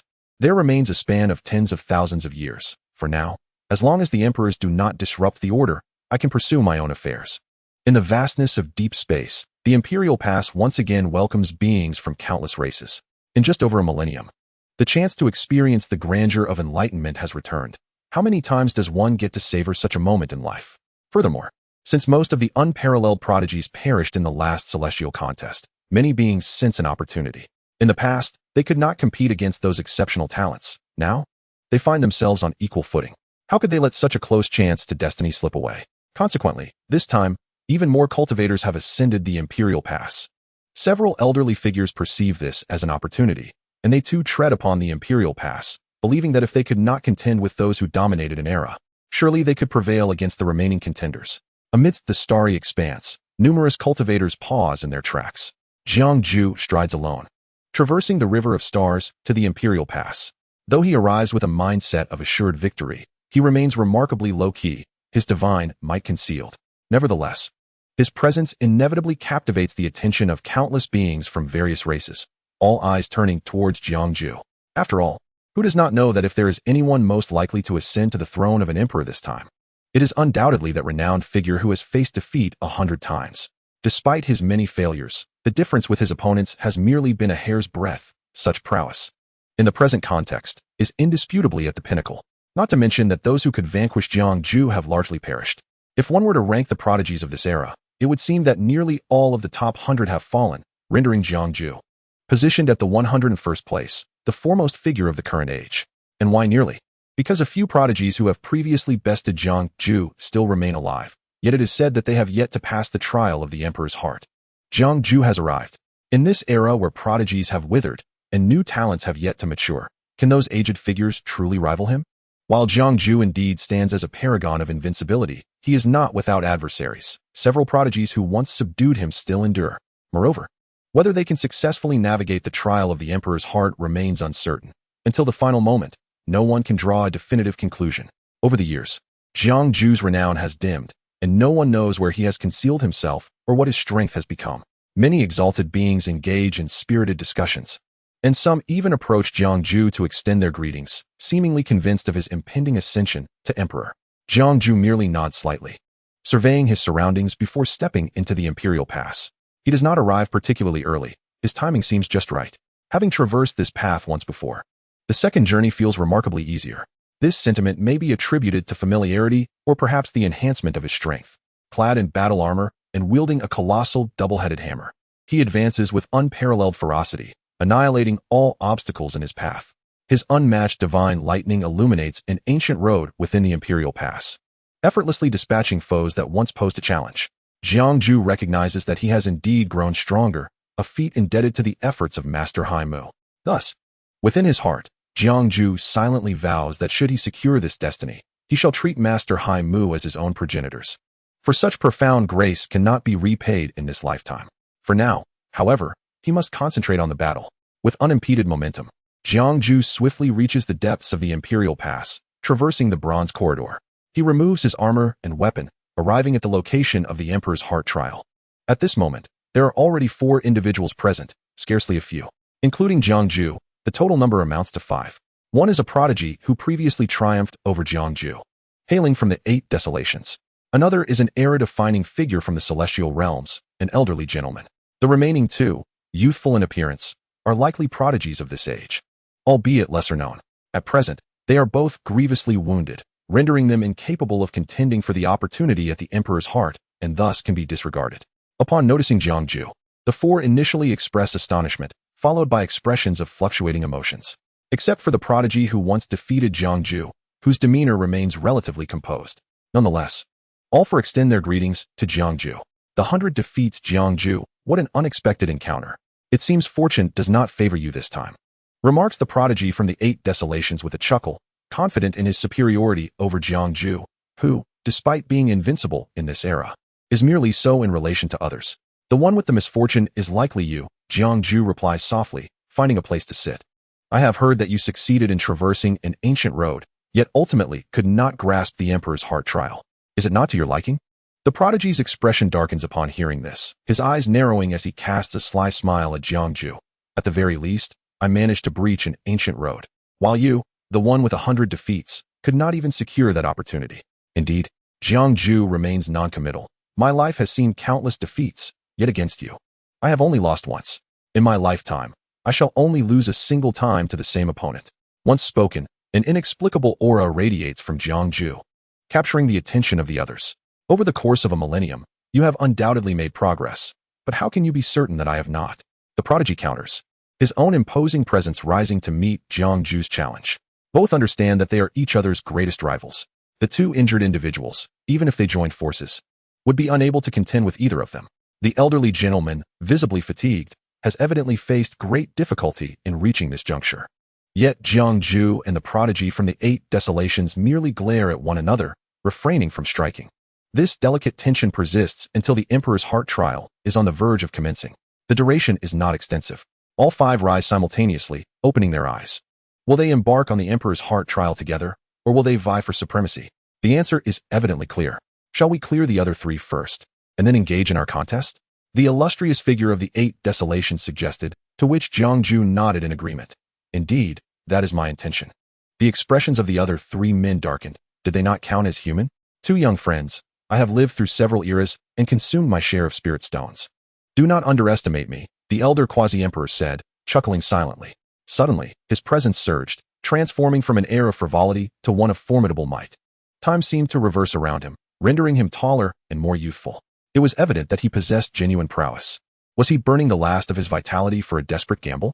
The crowd was mildly astonished, even if he triumphed in battle.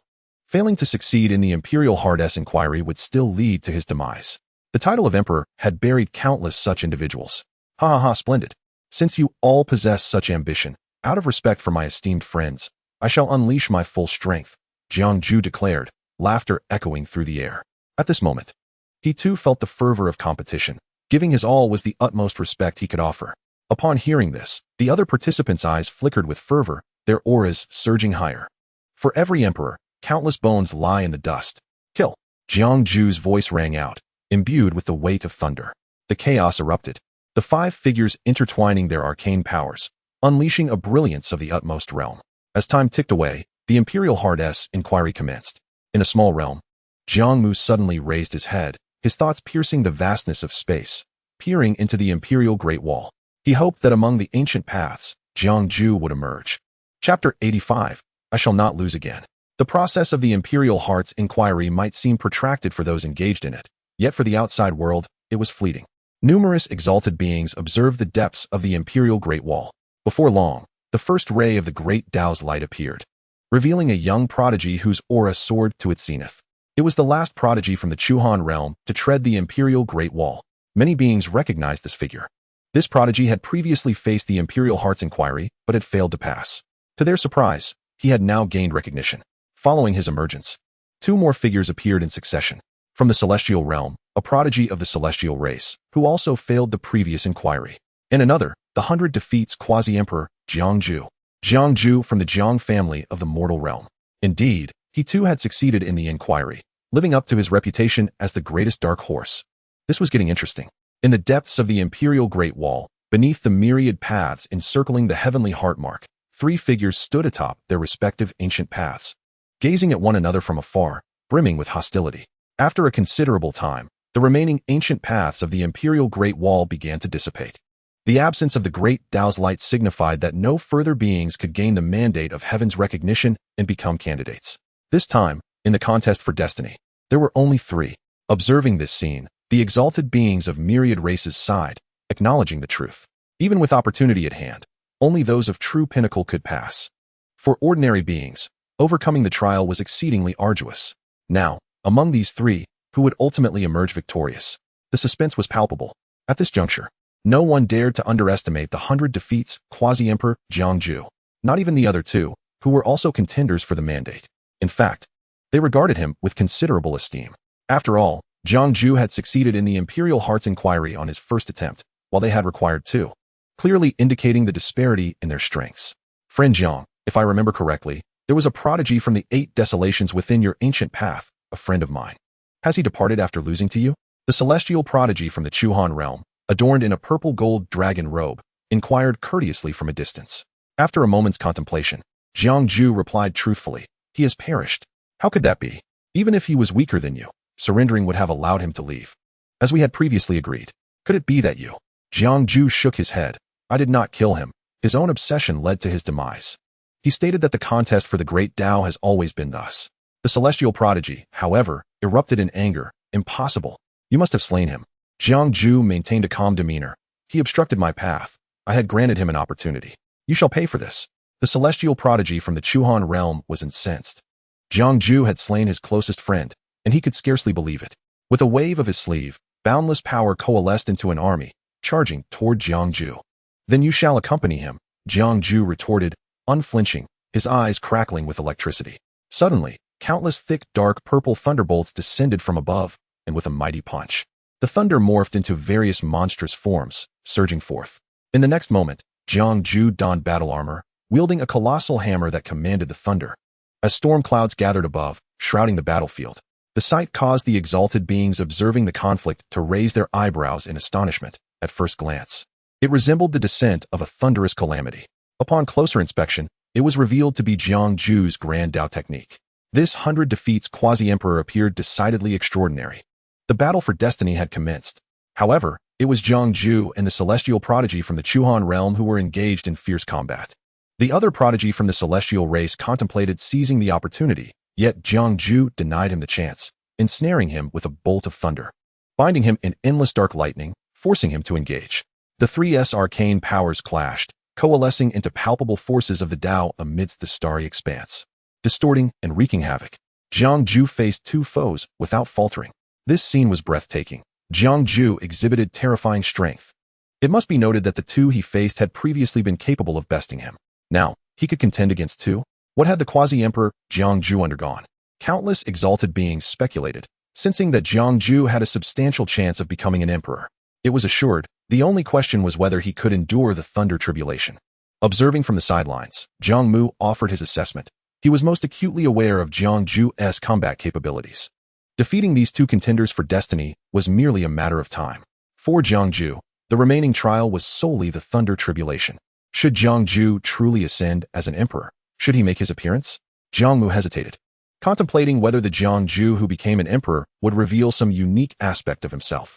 Would the transformation into an emperor alter Jiang Mu's mindset? Jiang Mu resolved to observe for the time being, eager to see what manner of emperor Jiang Mu would become. After all, he was reluctant for the emperor he had nurtured to be anything less than exemplary. Jiang Mu continued to watch.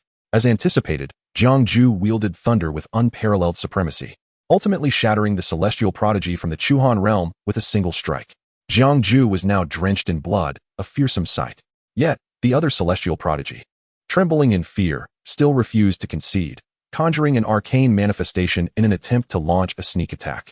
With no time to evade, Jiang Mu was struck by the axe of this manifestation, his armor shattering as blood erupted from his back. Seeking death, Jiang Mu roared, for this was a gift bestowed upon him by his master. Boom!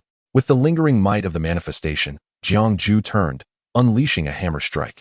The dark lightning corroding the manifestation even as his form flashed like a bolt of lightning, appearing before the celestial prodigy. The ultimate dark lightning power magnified upon his fist. He unleashed a torrent of punches, Call the thunder, extinguish the soul. The head of the celestial clan's destined one erupted in the air, spewing forth yellow blood like a soaring beam of light as the remnants of his body plummeted into the boundless abyss. Jiang Mu turned away, stowing his shattered armor and mottled thunderhammer. He gasped for breath, his chest rising and falling with intensity. I shall not be defeated again. Master, I have succeeded. Are you watching? Jiang Mu glanced back toward the imperial Great Wall, aware that although he could not see Jiang Mu's figure, his master was surely observing him, prompting a smile to break upon his lips. Though no one hindered his advance, the ordeal was far from over. Jiang Mu steadied his thoughts and lifted his gaze towards the heavenly heart mark, which stood sentinel over the path of transcendence. Is this what destiny truly is? As he drew closer, he sensed the exhilaration of fate, an invisible force beckoning him forth. Thus, Jiang Mu reached out to grasp that radiant point of light, only to find himself liberated. The heavenly heart mark ascended above his head, cascading a stream of luminescence upon him. Jiang Mu felt his strength surging, a profound comprehension of the laws of the universe deepening within him. Infinite power blossomed within his being, his aura reaching its zenith as his injuries healed. He felt as if he could effortlessly obliterate his former self with a single punch. This was the supreme might. He raised his head, dark clouds loomed overhead, thunder rumbling ominously as various divine bolts crackled incessantly. Come forth. Let us see whose thunder reigns supreme, yours or mine. Jiang Mu's eyes shone with determination, an invincible aura radiating from him as he gradually vanished into the stormy clouds. Boom! A flash of lightning illuminated the cosmos, and the resounding thunder reverberated throughout the starry realms and across all corners of existence. Chapter 86. The Emperor of Calamity. Jiang Mu has braved the thunder tribulation. Once more, this expanse of stars was enveloped by the tempest of tribulation, and myriad beings withdrew, pondering how best to curry favor with the impending sovereign. Only the Jiang clan's disciples awaited with bated breath nearby. Yet, this was not the Jiang family of Jiang Mu, but rather a former branch. The kin of Jiang Mu's lineage were still in the mortal realm, praying for his return, their powers too feeble to venture into the depths of the cosmos. Meanwhile, the other branch, having diverged, shamelessly sought to align themselves with him. In their eyes, Jiang Mu's current glory was also a testament to their sacrifices. Even if Jiang Mu ascended to the throne of an emperor, he would still be regarded as their clan's sovereign. However, whether Jiang Mu would acknowledge them remained an entirely different matter. Jiang Mu's expression was one of satisfaction. This young lad had indeed upheld the family honor, successfully reaching the final stage. This was the closest one could come to an emperor. It was now a matter of whether he could overcome this tribulation. Jiang Mu meticulously sensed Jiang Mu's thunder tribulation. Although formidable, it was not overwhelmingly so, and he believed it surmountable. After all, Jiang Mu was not like the great Emperor Taizong, burdened with countless karmic ties. He was destined to be a complete and unblemished emperor. All that remained was to wait patiently.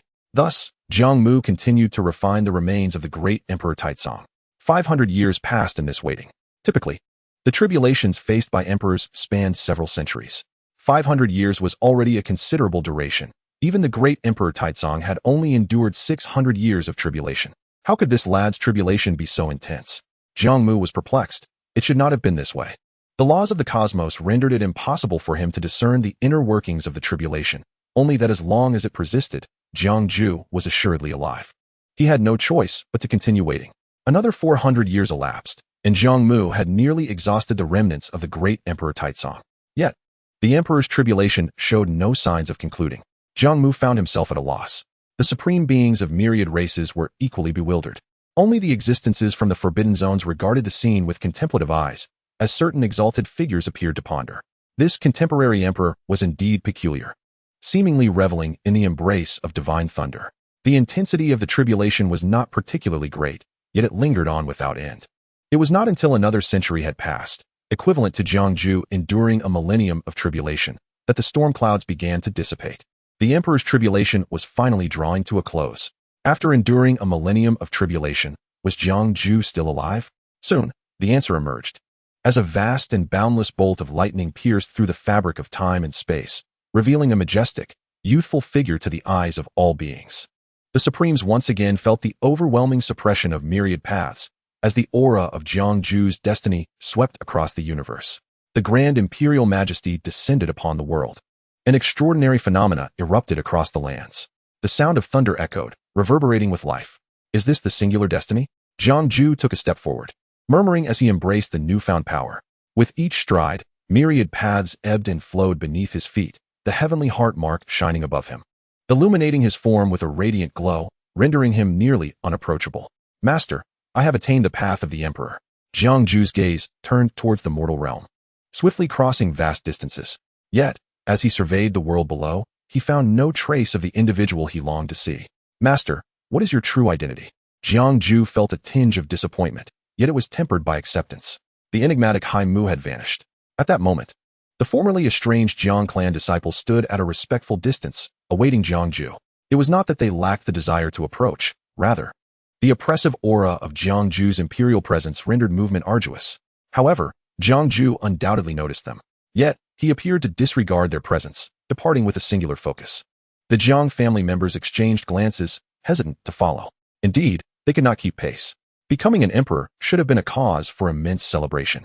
Yet, Jiang Mu found himself bereft of the person with whom he could share his joy. Jiang Mu was no longer in the mortal realm.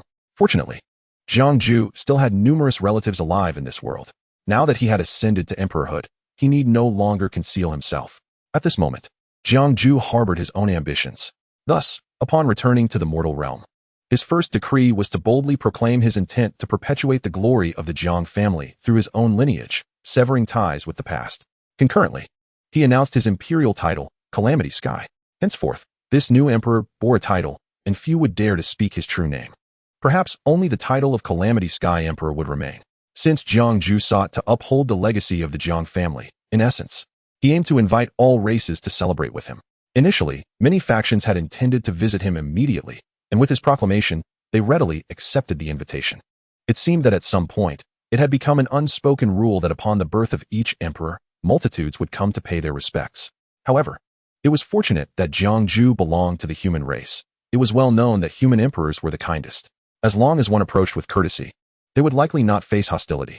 Moreover, Jiang Mu's path to emperorhood had not been marked by irreconcilable enmities with any particular faction. For him, such matters were trivial and could be resolved with apologies. Furthermore, the world had come to realize that the Jiang family had fragmented to such an extent that Jiang Mu, upon becoming an emperor, no longer wished to associate with his impoverished relatives. No wonder the residence of the Calamity Sky Emperor was not situated within the original Jiang family territory. Many factions held this belief, and even those original Jiang clan members shared similar sentiments.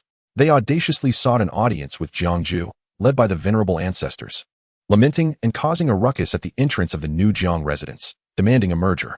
Jiang Mu had long held a low opinion of them, and now they dared to intrude, completely disregarding his status as a sovereign emperor.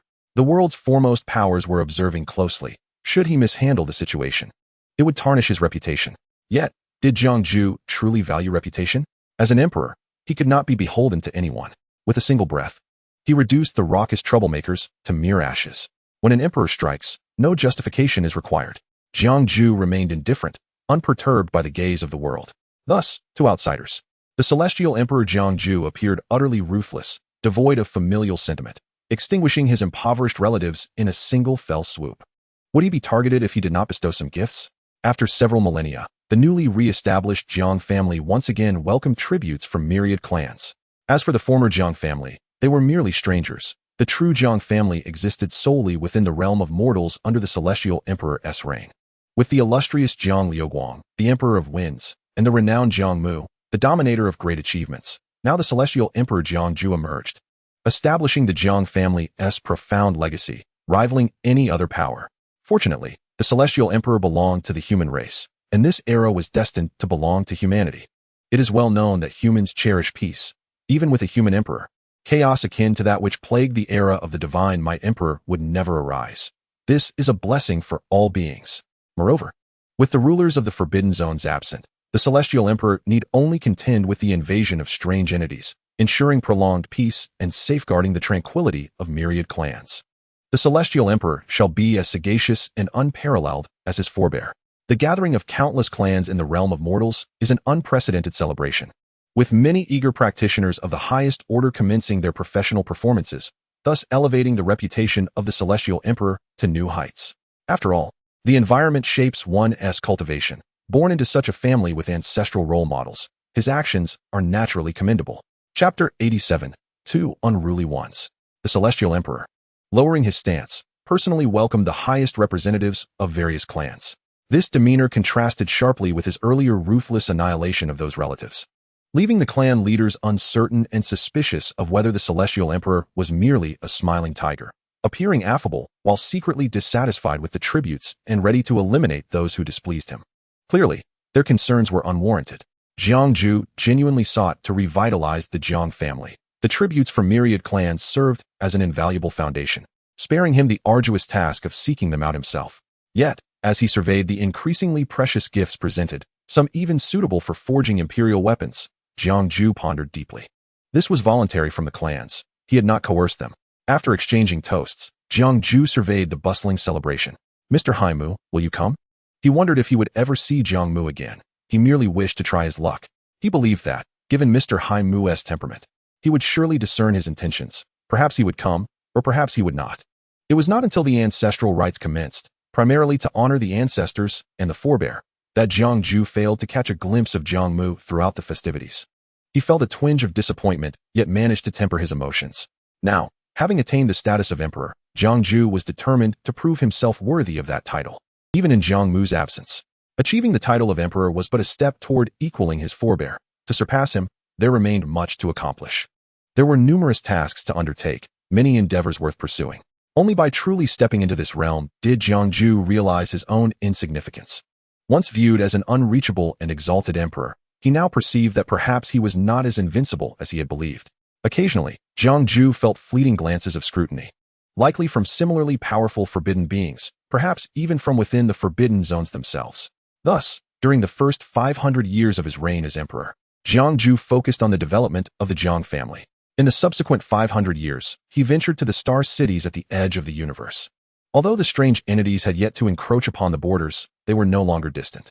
Jiang Mu was aware of the peculiarities of these beings. With his vigilance, he refrained from deep incursions, opting instead to cleanse the borders. This, however, only addressed the symptoms rather than the root cause. Therefore, he would periodically descend upon the cosmic wasteland to purge the strange entities. The downside was the need for frequent intervention. Yet the upside was the absence of any real danger, for those who could injure an emperor lurked deep within. Concurrently, Jiang Mu embarked on a journey of exploration, surveying the world. This endeavor consumed considerable time, as there were numerous territories he yearned to explore. Most of his pre-emperor days had been spent in cultivation, and now he reveled in the pleasures of discovery. This speaks to the advantages of being an emperor. One can traverse the vast expanses of the world without worry of time wasted, for wherever his thoughts led, he would arrive. With a bit of courage, even the forbidden zones could be traversed. Thus, Jiang Mu began to unearth the secrets of the world, while simultaneously seeking rare treasures and the whereabouts of Jiang Mu. He would occasionally return to the cosmic wasteland to cleanse the strange entities, driven by his own initiative. It was a protracted process, yet for Jiang Mu, this was the essence of his journey as an emperor. Outsiders only perceived him as indulging in leisure, while in truth, he was in pursuit of something significant. Even daring to breach several forbidden zones and engage in fierce battles, with thunderous roars echoing throughout the universe. The specifics remain unknown. Yet it is clear that the celestial emperor Jiang Mu ventured into multiple forbidden zones and emerged unscathed, some encounters even avoiding conflict altogether. 5,000 years later, the celestial emperor forged his imperial weapon in a remote corner of the universe. He then continued to bravely traverse the forbidden lands of the world, ancient battlefields, and realms of obliterated deities. The weaker clans were not annihilated, nor did the stronger clans act tyrannically. Consequently, the celestial emperor garnered the respect and admiration of the weaker beings among the myriad clans. Indeed, he was a human emperor, impartial and devoid of racial bias, even tempering the ambitions of his own kind to prevent excessive arrogance. It was a remarkably peaceful era. Under the diligent guidance of the celestial emperor, the myriad clans flourished. Thus, 2 millennia swiftly elapsed. The celestial emperor approached his twilight years. Where had the time gone? He had scarcely savored his youth before aging caught up with him. Within a small realm, Jiang Mu, sensing the profound aura of the emperor's twilight, opened his eyes, emerging from his meditative state, stretching his limbs and reflecting. Through the luminous veil, he gazed toward the realm of mortals, murmuring, "Jiang Mu, what choice will you make?" Jiang Mu was well aware of the carefree manner in which Jiang Mu had lived over the past 2 millennia. It could be said that Jiang Mu was the most carefree emperor since Yan Lingyun, neither suppressing the forbidden zones nor delving too deeply into the chaotic mists. Wandering the world appeared akin to reveling in pleasure, occasionally engaging in battles with entities from forbidden zones, which, due to the impending arrival of the celestial path, had compelled the rulers of those zones to concede and avoid conflict. Now, as the aged Jiang Mu stood at a crossroads, would he choose to sever himself with a single stroke, or, in truth, no matter what choice Jiang Mu made, Jiang Mu would remain unconcerned? For Jiang Mu believed that this so-called arrival of the celestial path was something even the entities of the forbidden zones wished to experience. Thus, when the time came for Jiang Mu to ascend the celestial path, it mattered little to Jiang Mu, as long as he did not encounter him thereafter. Otherwise, Jiang Mu would undoubtedly strike him down. The ultimate decision of Jiang Mu would be the primary reason for Jiang Mu's desire to see him again. Since Jiang Mu attained the Tao and became the emperor, Jiang Mu has refrained from approaching him again, for their familiarity with each other's essence is profound. Regardless of how they might attempt to disguise their true selves, subtle hints would easily betray them. However, Jiang Mu has observed that in his absence, Jiang Mu has managed well enough, at least maintaining the dignity befitting an emperor throughout the years, which suffices to affirm Jiang Mu's capabilities as a mentor. Most significantly, the world acknowledges that it was a cultivator named Hai Mu who nurtured the Emperor Jixiao, which brings Jiang Mu great comfort, as it indicates that Jiang Mu has not forgotten his roots. After 2 millennia of observation, Jiang Mu believes that the likelihood of Jiang Mu taking his own life is quite low. Perhaps he might have the chance to meet Jiang Mu one last time during his transformation, fulfilling the latter's lifelong aspirations. Over these 20,000 years, Jiang Mu has traversed the cosmos like a wandering spirit. While Jiang Mu has not been idle, he too has walked among mortals, seeking the remnants of the 3 sacred bodies. Thus, it could be said that Jiang Mu is also a wanderer, albeit the two have never crossed paths. Regrettably, despite Jiang Mu's extensive explorations over the past 20,000 years, he has only uncovered a method to forge one type of sacred body, not the source of the sacred bloodline, but rather the technique itself, the Demon Emperor's sacred body. The remaining 2, the chaotic sacred body and the innate sacred body Tao, remain elusive. These 2 sacred bodies are not considered alternative paths to enlightenment. Should either manifest, the position of emperor in this age would undoubtedly belong to them, uncontested and unchallenged. Chapter 88 has always relished a challenge. If he could locate the innate sacred body Tao and the chaotic sacred body, perhaps he would not require the mandate of heaven for recognition, as his Tao techniques would allow him to stand equally with the emperors, and thus, he would not have to embark on this arduous journey for sacred bodies spanning over 100,000 years. Reflecting on his fruitless searches across all conceivable locations that could yield the innate sacred body Tao and the chaotic sacred body over the past 20,000 years, Jiang Mu feels a sense of resignation. He even followed legends to a secret realm where the innate sacred body Tao was said to have transcended, a place of undeniable peculiarity and exceptional Tao resonance. Yet the passage of time rendered any traces of the innate sacred body Tao utterly imperceptible. Furthermore, ancient texts record that the innate sacred body Tao cannot be inherited through progeny, and thus, only 2 figures appear in the scant records, both far removed from this era, making their inquiries impossible. The same holds true for the chaotic sacred body. While they are not entirely dissimilar, both share commonalities in their Tao. If allowed to flourish, none of their contemporaries could rival them. Those contemporaries, too, would likely not resign themselves to such a fate, which is why the innate sacred body Tao and the chaotic sacred body remain largely obscure and low profile prior to their maturation. Perhaps it is precisely their extraordinary nature that has resulted in so few emerging from the ancient times. Nearly 10 million years elapsed with hardly any appearing. Strictly speaking, they first emerged during the pre-ancient period, approximately 500,000 years ago, with no accounts from the post-ancient era. Fortunately for Jiang Mu, the only method to seek the innate sacred body Tao does not necessarily rely on the original bloodline. It is a product of the fusion and elevation of the ancient sacred body and the innate Tao. Having acquired the ancient sacred body, he merely needs to cultivate a bond with an innate Tao. Digressing, what Jiang Mu truly requires to manifest the innate sacred body Tao is not a partner, but merely to locate the bearer of the innate Tao. While this may present challenges and the possibility of failure, Jiang Mu's understanding of the original bloodline has deepened significantly, and he is confident that through his own efforts, he can achieve bloodline fusion. This method, albeit cumbersome, is still feasible, though it is far more efficient to directly find the innate sacred body Tao. Furthermore, the notion of dragging along family is something Jiang Mu is reluctant to entertain, at least at this stage. Thus, Jiang Mu ultimately resolves to pursue the innate Tao. Although the constitution of the innate Tao may be slightly inferior to the 9 major constitutions, it is nonetheless considered a top-tier cultivation physique within the world, which is not easily found. At least, Jiang Mu has yet to hear of any cultivator possessing one. Fortunately, The opportunities appear far more abundant compared to the sacred bodies. And perhaps Jiang Mu will not have to wait excessively long. As for the chaotic sacred body, Jiang Mu can only leave it to fortune. With good luck, it may manifest swiftly. With poor luck, it may never materialize. Nevertheless, even in the absence of the chaotic sacred body, Jiang Mu would still have succeeded in gathering the 8 major sacred bodies, and coupled with his insights into the Tao over the years, his ultimate combat prowess should remain formidable. Currently, Jiang Mu's immediate task is to cultivate the Demon Emperor's sacred body to perfection. A fully realized Demon Emperor's sacred body can contend with emperors and belongs to the combat-type sacred bodies. However, unlike other innate sacred bodies, the Demon Emperor's sacred body is crafted entirely through acquired means. This brings us to the demon race, as it is fundamentally a core secret art of their lineage. In this realm, cultivators of the demon race are generally perceived as rather mediocre. The demon race comprises numerous smaller clans, whose early ancestors predominantly evolved from mundane creatures, ordinary pigs, dogs, chickens, ducks, and various wild beasts like wolves, tigers, and leopards. Through the tides of time, they ultimately coalesced into what we now recognize as the demon race. This term refers specifically to them and not to the ancient beings such as dragons, phoenixes, xianxias, nine-tailed foxes, and other formidable races that have long existed independently. The existence of the dragon realm serves as a prime example. Were they to be classified as part of the demon race, then the demon race would be overwhelmingly powerful. Yet, as the saying goes, the wealthy do not acknowledge their impoverished relatives. It is safe to say that the two are entirely unrelated. Only some demon cultivators have managed to attain a modicum of bloodline connection through cultivation or interbreeding.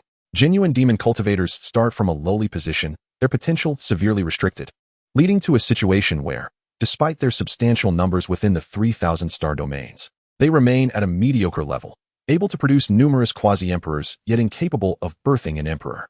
Perhaps it can be posited that the demon race is a coalition of many weaker tribes, akin to the recently formed Star Tribes Alliance.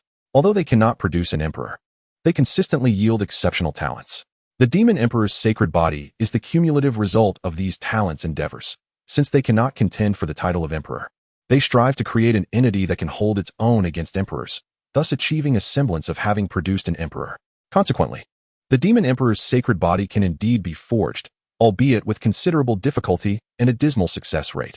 Only 2 have emerged from within the demon race itself. Over the past 2 decades, Jiang Mu has spent a third of that time disguising himself as a demon and mingling within the demon territories. After all, how can a half-human, half-demon lineage not be considered part of the demon race? After nurturing relationships within the demon community, Jiang Mu eventually uncovered the method to forge the Demon Emperor's sacred body, subsequently mastering it through considerable effort. He then embarked on a dual quest, seeking the innate sacred body Tao and the chaotic sacred body, while simultaneously gathering the materials necessary to forge the Demon Emperor's sacred body. Thus, his time was consumed. First, he required a variety of auxiliary materials, all precious treasures of heaven and earth. Jiang Mu sought them in secret realms, purchased them from marketplaces, and when all else failed, resorted to theft.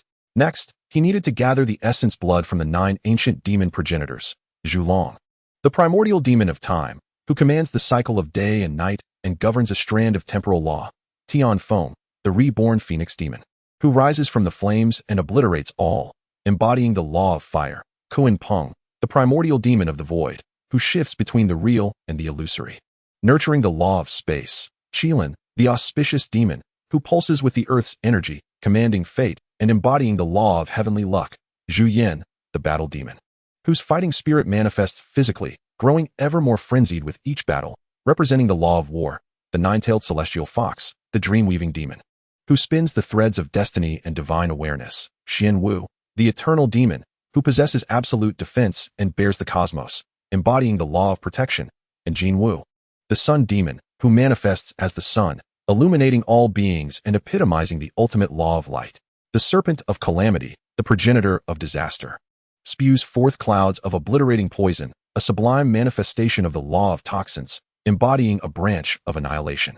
Subsequently, it becomes imperative to locate a sufficiently grand celestial body upon which to inscribe the blood refinement array of the 9 hells at the core of the star.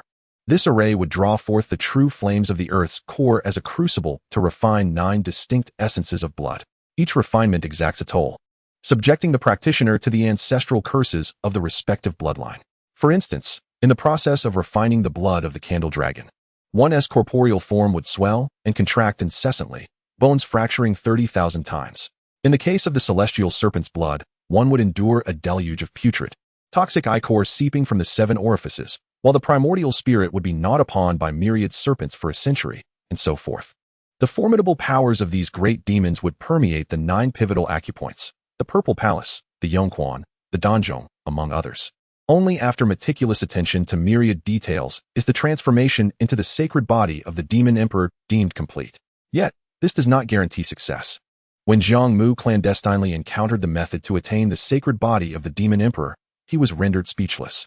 Setting aside the challenges of gathering the 9 essences of demonic blood, a feat in itself, it is evident that the purer the bloodline, the greater the volume, the higher the likelihood of success. In today's world, where can one find a pure-blooded great demon? Even draining the blood of Dragon Clan practitioners who possess traces of the Candle Dragon lineage would fall short of the purity of the aforementioned ancestral demon. After all, they are inherently masters of the laws of time, among the most exalted of beings. It is no wonder that the emergence of a sacred body of the demon emperor is an arduous task. To them, the mere gathering of the 9 essences is daunting. Thus, Jiang Mu has come to comprehend that the sacred body of the demon emperor, akin to the demon race itself, amalgamates the essence of 9 authentic demons, resulting in a qualitative transformation and transcendence, an alternative path to enlightenment. Undeniably, the sacred body of the demon emperor presents a formidable challenge, an endeavor likely insurmountable for an ordinary individual. Yet, Jiang Mu has always relished challenges. To Jiang Mu, the most daunting step is merely the accumulation of the 9 demon bloods. As for the other tribulations, they lie well within the realm of endurance. The path to strength is invariably fraught with hardship. With the celestial path on the cusp of unfolding, any enhancement is invaluable. Possessing the essence of longevity, Jiang Mu need not slay the 9 great demons of this world, for they are formidable clans whose demise would carry adverse implications. He need only seek a trace of the purest true blood, then refine it, nurturing it as though cultivating the sacred body's primordial bloodline, perpetually augmenting the true blood until its utmost limits are reached. It stands to reason that the sacred body of the demon emperor thus forged would surpass that birthed by the demon race itself. For according to the rankings of the sacred bodies in battle, the demon emperor's body ranks at the very bottom. Indeed, the acquired is not as potent as the innate. Nonetheless, Jiang Mu is confident that through his endeavors, he can elevate the potential of the sacred body of the demon emperor. The talents of the demon race are truly intriguing. Since the 9 great demons do not acknowledge their impoverished relatives, it becomes a matter of reaping the benefits from them. Ultimately, Jiang Mu can only chuckle ruefully. Indeed, the strong possess their own paths to greatness while the weak must carve out their means of survival. Now, Jiang Mu has inadvertently gathered the blood of the 9 great demons. Though pilfering it poses certain complications, he is poised to commence nurturing and cultivating it. Yet, Jiang Mu awaits the moment when the Emperor Jiang Ju breathes his last. He keenly senses the waning of Jiang Ju's grand aura, aware that the Emperor can scarcely endure another few centuries. Having lived so long, he is running on empty. Nevertheless, Jiang Mu resolves to bide his time, thus delving into deep meditation to continue refining the demon blood. 200 years hence, the aura belonging to Jiang Ju has once again dwindled, now alarmingly frail, unable to suppress the myriad paths. At this juncture, even should he opt for self-destruction, it would be a struggle to endure. The hour is too late. Evidently, Jiang Ju has made a choice. However, he does not appear to seek transcendence, seemingly intent on leaving behind a legacy. Jiang Mu finds this rather peculiar. Jiang Ju had no progeny before ascending to emperorhood, nor did he designate an empress after his ascension. While he may have had a few close confidants, he ultimately stands alone, lacking a family and direct bloodline. What could be the reason behind this? Thus, Jiang Mu sets forth. It is time for him to visit his student. Is the invincible emperor of calamity, who has reigned for 20,000 years, on the verge of death? All beings across the myriad clans perceive the desolation emanating from the heavens, apprehending that the Emperor of Calamity may soon depart this world. In the grand tapestry of the myriad races, when reflecting upon the life of the Emperor of Calamity, his tenure post-ascension, though unremarkable and devoid of particularly exceptional deeds, is overshadowed by the legendary exploits that marked his rise to power. 100 defeats before claiming the throne. His life is indeed steeped in legend, worthy of being chronicled in tales. Now, is this emperor truly on the brink of passing? To speak candidly, the Emperor of Calamity has been remarkably benevolent to the myriad clans, epitomizing the archetype of a benevolent ruler, far superior to the short-lived Emperor of the vast sky, the uncertain Emperor of shattering fire, or the inconsequential Emperor of divine might. Hence, the impending departure of the Emperor of Calamity fills the multitude with profound sorrow. They even spontaneously dispatch representatives among the practitioners to the realm of mortals, yearning for one final glimpse of the emperor's grandeur. In the realm of mortals, the new residence of the Jiang family is situated amidst opulence, adorned with majestic peaks and towering palaces. The resonance of the Tao lingers, and ethereal mists envelop the area, rendering it akin to an earthly paradise. At the broad entrance of the Jiang family's estate, a natural barrier separates the family from the outside world, leading to a long queue of practitioners eager to enter, extending all the way to the subordinate city. Jiang Mu stands before the mountain gate, his brow furrowed, noting the overwhelming number of beings from various clans seeking to behold the emperor's presence. Given the emperor's formidable aura enveloping the Jiang family, Jiang Mu cannot afford to force his way through, nor even attract undue attention. From the moment he descends, he perceives a subtle aura probing him. This scrutiny is not aimed at Jiang Mu, for as long as he does not wish it, none can penetrate his guise.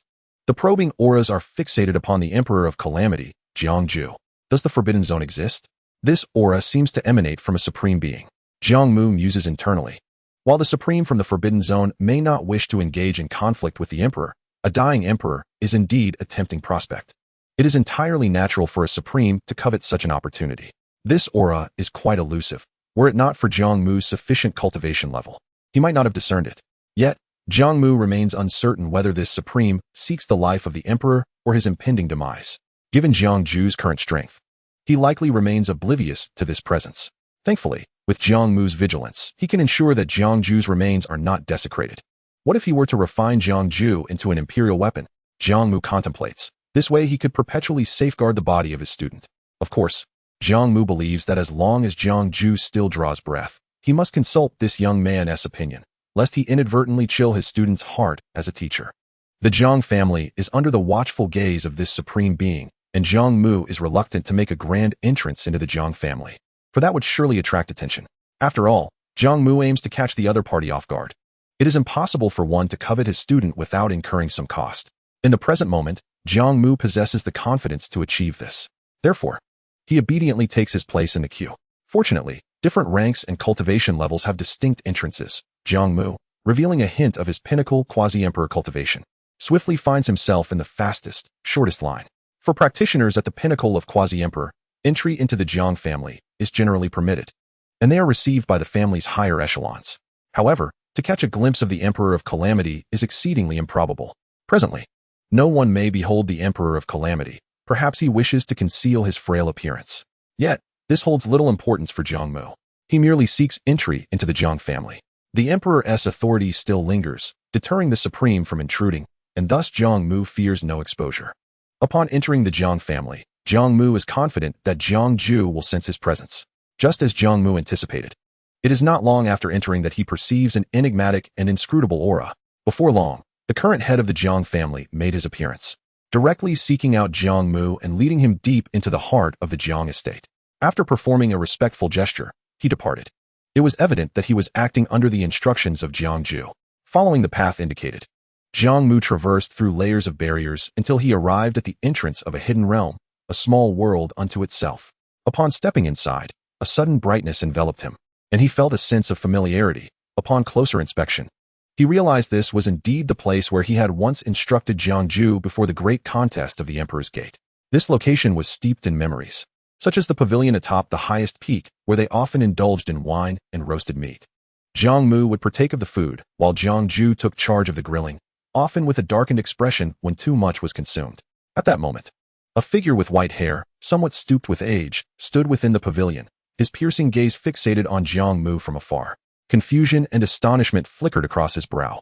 Yet, Jiang Ju's expression abruptly sharpened, electric currents dancing among his strands of hair, as the faint rumble of thunder resonated through the heavens. His emperor's might bore down upon Jiang Mu, and he demanded with chilling intensity, "Who are you?" Chapter 90. If you wish, take it for yourself. Who am I?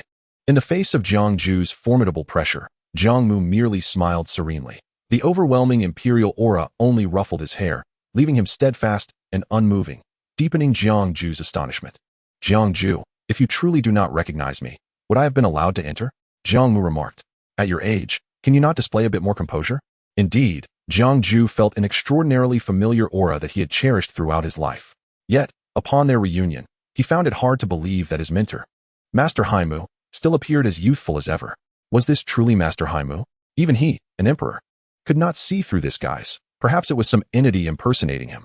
Out of caution, Jiang Mu refrained from responding, continuing to scrutinize Jiang Mu. His demeanor, expressions, and posture mirrored the details etched in his memory. Who could possess such intimate knowledge of Master Mu? Ah, still so cautious, Jiang Mu mused, deciding not to prolong the jest with Jiang Mu. No matter how careful Jiang Mu might be, he could never discern his true identity. Do not move, Jiang Mu bellowed as Jiang Mu made a motion, an even more potent aura pressing down upon him. Clearly, Jiang Mu did not believe that the Jiang Mu before him was indeed Master Mu. Although in the past Jiang Mu had harbored doubts about Jiang Mu's progression, 2 millennia had passed, and he firmly believed that Master Mu had long since departed. Sigh, proving my identity is truly a challenge, Jiang Mu lamented before exclaiming. Have I not mentioned that in this world, no one is benevolent for no reason? But I am the exception? Did I not spend 500 years molding you into a nascent saint?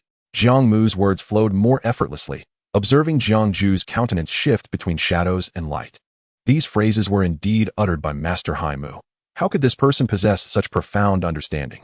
What of this artifact? Finally, Jiang Mu retrieved the long-nurtured, transformed artifact, the luminous shadow wings, sending a thought toward Jiang Mu. Naturally, Jiang Mu intended to gradually reveal his true identity, fearing that the shock might overwhelm Jiang Mu. In his eyes, he remained as he always had, Master Mu. This declaration, coupled with the luminous shadow wings as evidence, compelled Jiang Mu to accept the truth. For such details could not be fabricated. The nuances of their mentor-student bond could only be known to the two of them. As Jiang Mu ascended the mountain pavilion, the proximity heightened Jiang Mu's certainty that this was indeed the Master Mu he knew so well. Master Mu, why have you chosen to meet me now? Jiang Mu inquired, emotion welling as he faced his aged mentor. Jiang Mu regarded the elder who appeared even older than himself and shook his head. I too have my grievances that remain unspoken. Jiang Mu pressed on. Did you witness my path to enlightenment? I have not disappointed you. I have cleansed the shame of past defeats and surpassed the ancestor. Jiang Mu nodded. Indeed, I have seen it all. Having such a student as you brings me great solace. You are a worthy emperor, one who has not sullied the Jiang family's honor. Suddenly, Jiang Mu wiped away his tears and, with a hint of resentment, questioned, then why did you wait until my demise approached to reveal yourself? Do you doubt me, believing I would forget my roots after ascending to emperor? Yet, as you can see, I have not. The myriad beings of this world revere and cherish me. Jiang Mu was not angry with Jiang Mu but sought validation for himself, to affirm that he was indeed a competent emperor and not one who would forget his origins. Jiang Mu placed a hand on Jiang Mu's shoulder. Jiang Mu, had you chosen to end your own life, I would not be standing before you now. In my life? To collude with the entities of the Forbidden Zones? How could I ever honor your teachings? Jiang Mu shook his head, his gaze complex as he regarded Jiang Mu. Are you not also an entity of a Forbidden Zone? From Jiang Mu's perspective, Jiang Mu embodied that very identity. Otherwise, he could not have survived until now. His master, a sovereign of forbidden realms, could not bear to witness his own student's demise. Why was that? Let us sit and converse at length. It would take an eternity for either of us to articulate all we wish to say. Jiang Mu, upon hearing this, did not respond directly, but instead guided Jiang Mu to sit within the pavilion. I have come to collect your remains. After a moment's reflection, Jiang Mu spoke candidly. Master, I am not foolish. I understand now that my path to enlightenment was influenced by you. Should you desire my corporeal form, feel free to take it. I am not a sovereign of the Forbidden Zones, for I have not transcended, nor have I taken the lives of the world's beings to sustain myself. You may see it as me having forged a unique path of cultivation. What path? Jiang Mu gasped, caught off guard by Jiang Mu's declaration. The path of immortality. Jiang Mu's breath caught in his throat, staring at Jiang Mu, who had uttered those words with such tranquility. This is impossible. I have searched the world and never heard of such a path. However, Jiang Mu did not seek to provide further explanation, opting instead to observe Jiang Mu's reaction. Master, I cannot comprehend it fully, yet I believe I now understand your reluctance to meet me. Gradually, Jiang Mu closed his eyes, his mind a whirlwind of confusion, unsure which words rang true and which false. Yet he grasped the essence of Jiang Mu's hesitance to reveal himself. Now that Jiang Mu was willing to unveil these matters, it suggested either a lack of fear toward the tribulations of old age or an acknowledgement of his student. Jiang Mu hoped for the latter. Ultimately, regardless of Jiang Mu's identity or intentions, Jiang Mu would strive to accommodate him. Without Mu, there would be no emperor of the Calamity Sky. That was the crux of it. Jiang Mu, do not fault me for my selfishness. This path is one you cannot emulate. I alone traverse it in this world, and I wish to spare you excessive contemplation." With that, Jiang Mu concluded. The two then fell into a profound silence. While they remained honest, it seemed they could no longer return to the ease of their earlier conversations. "Master, should you perceive me in such a manner, you underestimate me. Before I became an emperor, I was one kind of person. After, I remained unchanged, never swayed." Seemingly regaining his composure, Jiang Ju spoke once more, donning a smile. "After such a long separation, to see you again, Master, is already a fulfillment of my heart. The past has faded into mere wisps of smoke. It has been ages since you last savored the roasted meat I prepared. Perhaps today is indeed a fortuitous occasion to die without regrets." Jiang Ju sprang into action, commencing the grilling of meat, while several jars of exquisite spirit wine were arranged upon the stone table. It was evident that despite the myriad of doubts swirling in his mind, the mere sight of Jiang Mu brought him immense joy, enough to smooth the wrinkles on his face. The two indulged in the finest spirit meat and savored the exquisite wine as if they had been transported back in time, soon engaging in light-hearted banter as if they were mere mortals. "After tens of thousands of years, I have aged considerably, yet my esteemed teacher remains as dignified as ever. Ah, the path of immortality, how splendid it is." Cough, cough, cough. As Jiang Ju sipped his wine and spoke, he suddenly succumbed to a fit of violent coughing. It was not the wine that had choked him, but rather a sign that he was nearing his limits. The essence of his grand path rapidly contracted, seemingly unable to protect the Jiang family any longer. Upon witnessing this, Jiang Mu furrowed his brow and moved to check on Jiang Ju's condition. However, Jiang Ju waved his hand dismissively, forcibly summoning his imposing aura, which radiated around him like an imperial decree. "Teacher, I must depart," he proclaimed, his gaze as calm as a still pond. Jiang Mu nodded in understanding. "After your passing, would you wish to remain by my side?" Jiang Ju's eyes gleamed with a peculiar smile. "If my frail form is what you desire, then take it at your leisure. That said, I can grant you a single request, provided it is not overly burdensome." Relieved, Jiang Mu recognized that his former student still held him in high regard. As Jiang Ju had expressed, although he had undergone countless changes over the ages, his gratitude towards Jiang Mu remained unwavering. Upon hearing this, Jiang Ju pondered for a moment before inquiring, "Teacher, what exactly is your true identity?" Jiang Mu replied, "Oh, are you certain you wish to ask this? You could request something more pragmatic, such as safeguarding the Jiang family for millennia. To be honest, given our relationship, I would not refuse." Jiang Ju resolutely stated, "The descendants shall have their own fortune. There is no need for you to concern yourself." "Very well," Jiang Mu conceded, recognizing the wisdom in Jiang Ju's words. It seemed he had come to terms with the situation. Since Jiang Ju was determined to inquire, he felt it only right to divulge the truth. After all, Jiang Ju was indeed on the brink of death, having lived far longer than other emperors, with only a breath remaining. Meeting Jiang Mu had consumed much of that breath, and Jiang Mu had intended to reveal his true identity all along. The moment seemed ripe. "Jiang Ju, listen closely," Jiang Mu said, adjusting his attire, his expression growing serious. Jiang Ju, now fully attentive, felt a surge of excitement. In his mind, Jiang Mu's true identity must align with that of the ancestral sovereign or a figure of unparalleled stature from a later era. Although the means of his cultivation remained a mystery, his power surely rivaled that of the rulers of forbidden zones. "Actually, I do not go by Haimo. My name is Jiang Mu, bearing the Jiang surname, just like you, Mu of rain and wind." Jiang Mu Jiang Ju echoed, realizing that this was indeed his teacher's true name. Sharing his surname, however, the name struck a familiar chord. Suddenly, Jiang Ju's eyes widened. Jiang Mu had transformed, his visage bearing an uncanny resemblance to the portraits of the ancestral sovereign. The only difference was that the man before him appeared far more vivid and charismatic, almost youthful compared to his own past self. Jiang Mu. Jiang Ju stood frozen, as if struck by lightning, his imperial aura fluctuating wildly with his rapid breaths. Jiang Mu remained silent, observing Jiang Ju with a smile playing at his lips. Yes, this was the reaction Jiang Mu had hoped for. In that moment, Jiang Ju had shed the demeanor of an emperor, resembling instead a frightened bird or a stooped old man. The surrounding atmosphere fell into a profound silence, as if time itself had suspended.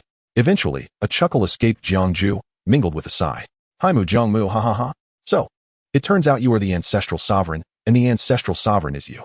You have deceived me most thoroughly." His laughter was tinged with a sense of resignation, culminating in a deep sigh. Everything fell into place. How could an outsider gain the recognition of the Jiang family's imperial weapon? How could an outsider invest so readily in nurturing an emperor? It all made sense now. The claim of having lived for 100,000 years was no mere boast.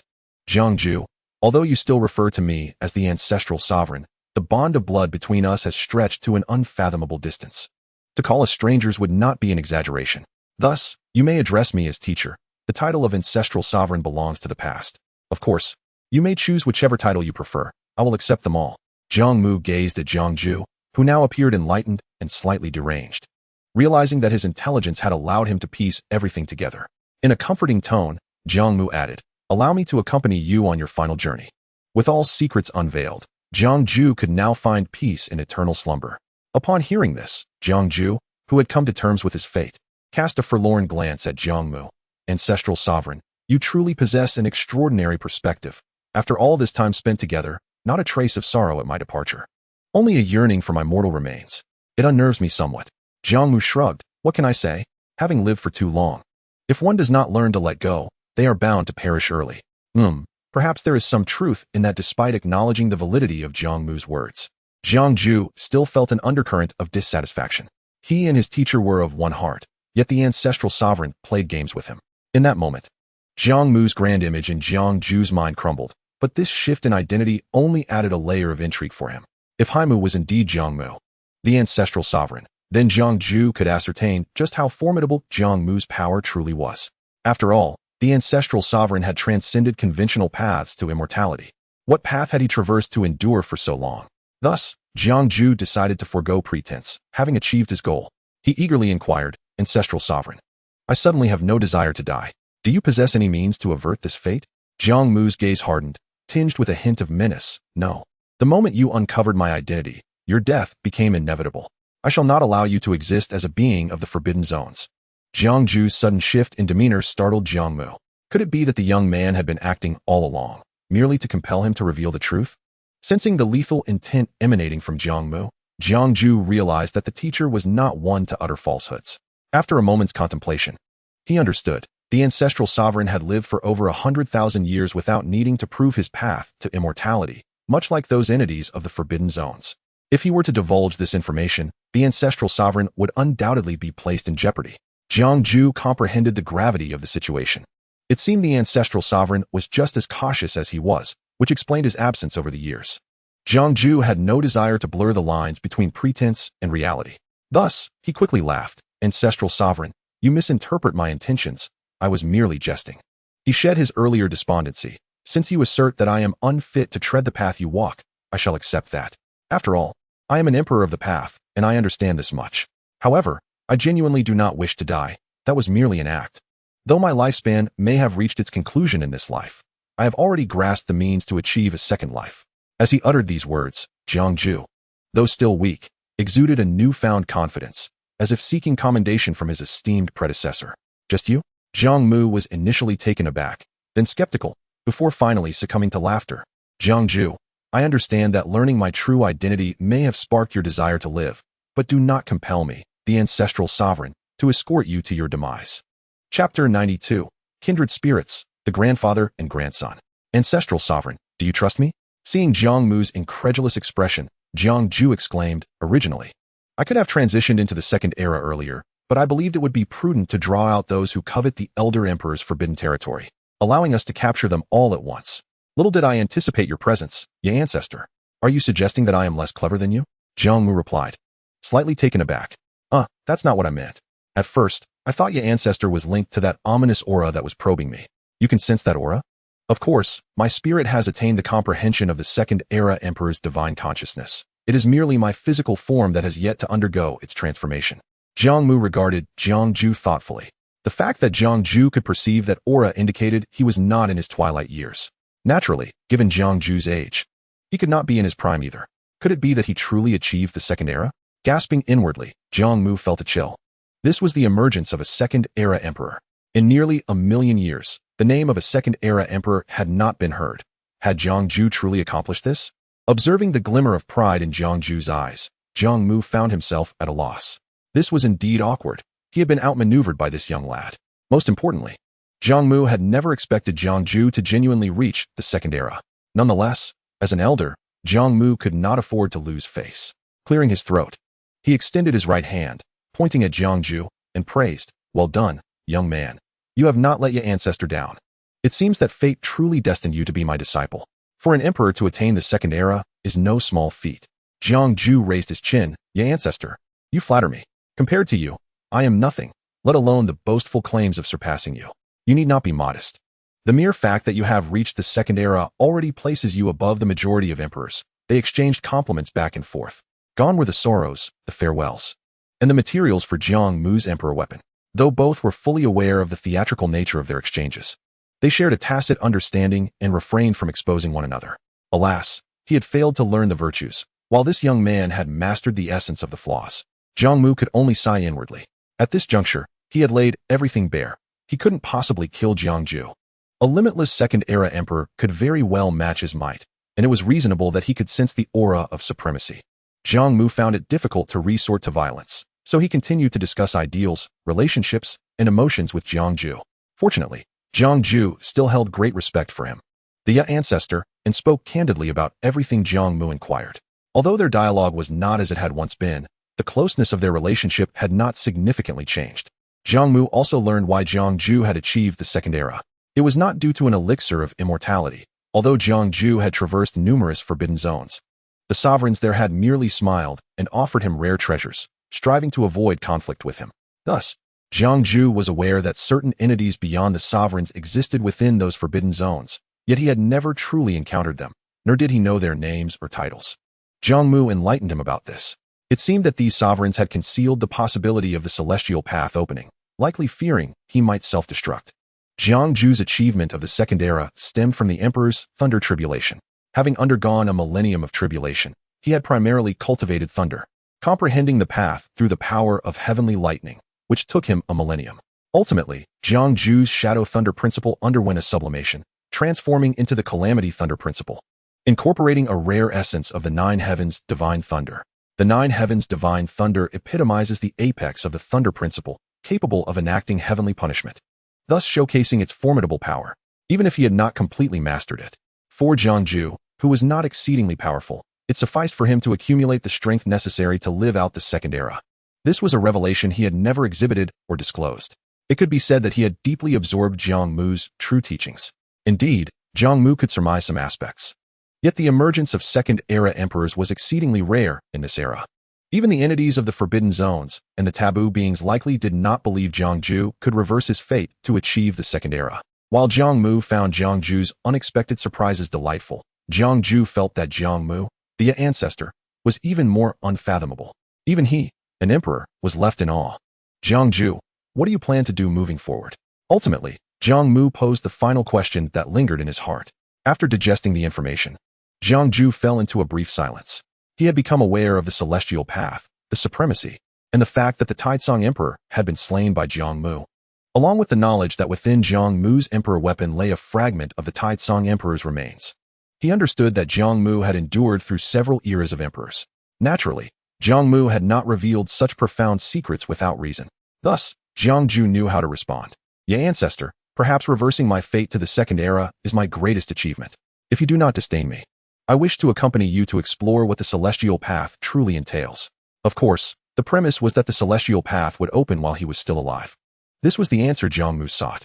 First, he aimed to stabilize Jiang Mu. If the opportunity arose, he hoped Jiang Mu could ascend the celestial path alongside him, as having more companions would yield greater strength. Compared to others, Jiang Mu was significantly more reliable. Should Jiang Mu truly be unable to wait for the celestial path to commence, Jiang Mu would still acquire the body of a second-era emperor, which was quite advantageous. Jiang Mu smiled contentedly. "Jiang Mu, your ambition brings me great relief, ye ancestor. When the time comes, the two of us, as grandfather and grandson, will join forces to pierce through the forbidden zones, unimpeded, and ascend to the celestial realm, achieving immortality." Jiang Mu was genuinely elated. For companions to walk alongside him were exceedingly few. Ye ancestor, that is far too distant. Let us discuss the present." "I feel that the one watching me is about to make a move," Jiang Mu interjected, seeing Jiang Mu lost in his reverie. "Indeed, that aura you emitted likely led that sovereign to believe you are on the verge of collapse." Jiang Mu scrutinized his surroundings, narrowing his eyes. "Will they take action personally?" Jiang Mu inquired curiously. "Unlikely. They only observe and do not act lightly. The sovereigns are wary of making a move. So I believe it will be this sovereign who sends a ruler to confront you. Since they wish to come, let us ensure they all remain here." Jiang Mu's gaze darkened. The chaotic black mist indeed required fresh emperor corpses. Thus, Jiang Ju and Jiang Mu commenced their preparations. Primarily, it was Jiang Ju who would confront the challenge. Only if he faltered would Jiang Mu intervene. However, Jiang Mu mused. Even if these sovereigns reached the pinnacle of their realms, could they truly contend with a young second-era emperor? Clearly not. Not to mention that Jiang Ju would largely deny them such an opportunity. Jiang Mu addressed Jiang Ju. You set the trap. You should be able to handle it, right? I will go around to cut off their retreat. Once these sovereigns did not wish to fight to the death, their skills in fleeing were remarkable. Something Jiang Mu had learned through experience. Thus, he needed to stealthily circumvent them. Jiang Ju gave a thumbs up, his aged laughter slightly lecherous. Your ancestor. Your cunning knows no bounds. Jiang Mu corrected him. This is not cunning. It is tactical adjustment. Do you mean to say I am not relying on strength to hinder them? He realized that Jiang Ju had become increasingly indiscreet after unveiling his own secrets. Seeing Jiang Mu's fierce glare, Jiang Ju chuckled awkwardly and amended. You are right, your ancestor. Since they dare to act, they must be prepared for a no-return outcome. As I depart into the distance, you may continue to feign a state of desolation. Remember, while you may extinguish their lives, the bodies must remain intact for me. Why? Is it possible that your cultivation path requires it? Jiang Ju pondered, or is it to be utilized in the forging of weapons? Do not inquire too much. Suffice it to say that I, Azu, find it to be of use. Then, with a delicate flick of his finger, Jiang Mu conjured a slender, hair-like thread of resplendent golden light, which he gently sent into Jiang Ju's palm. This was a secret method of communication. As long as Jiang Mu existed in this world, he could transcend any barriers and connect with Jiang Ju at will. Jiang Mu's figure gradually faded, his aura retracting to that of an ordinary quasi-emperor, leisurely drifting away from the mundane realm and into the boundless starry sky. The path of Azu is indeed profound and inscrutable. Jiang Ju retracted the divine light, directing his gaze toward the heavens. The traces of his emperor's path began to dim and collapse inch by inch, and the suppression that had once enveloped the myriad realms began to loosen. In an instant, the cosmic rivers trembled violently. Above countless realms, blood-red mists filled the sky. Stars fell, mournful winds howled, and an array of ominous phenomena manifested, suffocating the hearts of myriad beings and instilling a sense of dread as they gazed upwards. Is the reign of the great Emperor Jiexiao truly coming to an end? After 24,000 years of imperial legacy, such a situation has become exceedingly rare in recent times. The emperor shall fall, the heavens mourn in unison. Meanwhile, in the depths of the universe, an ancient forbidden zone, desolate and silent, suddenly erupted with thunderous roars. The imperial star is on the verge of extinguishing. Its fate is sealed. Go, bring him back, half dead yet intact. A low, ominous voice, seemingly emanating from the depths of the Nine Nether, reverberated through the heart of the forbidden zone. Boom, boom, boom, boom, boom. 5 terrifying figures, cloaked in overwhelming malice and decaying laws, tore through the void, stepping out of the forbidden zone. With each of their steps, they traversed endless star realms, leaving behind a chaotic maelstrom of shattered space. In mere moments, the 5 figures, akin to world-destroying demons, had descended upon the skies of the mortal realm. A hum reverberated, the unique, dreadful aura of dominion that causes all things to wither, like ink dropped into clear water, instantly tainted the entire canopy of the mortal realm.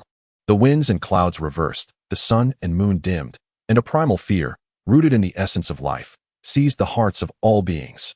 5 sovereigns of the forbidden zone. Heavens, why must it be at this moment? With the emperor on the brink of demise, have they grown impatient? It is over. Yet another cataclysm of the emperor's twilight looms. The mortal realm undergoes tumultuous changes, stirring the myriad realms.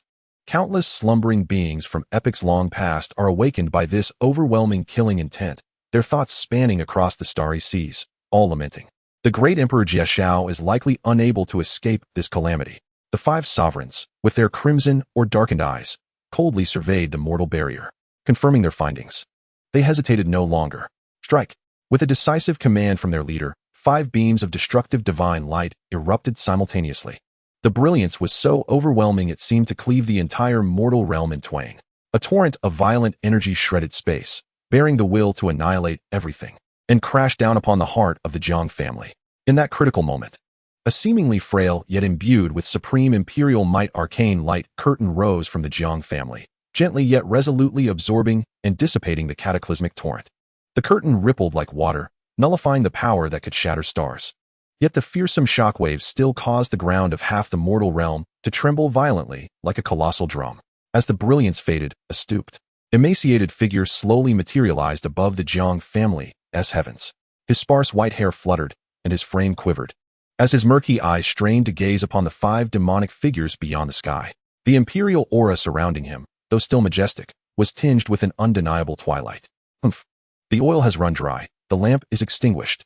There is no need for transcendental elevation. We are more than capable of crushing him. The result of their tentative strike solidified the 5 sovereigns' confidence.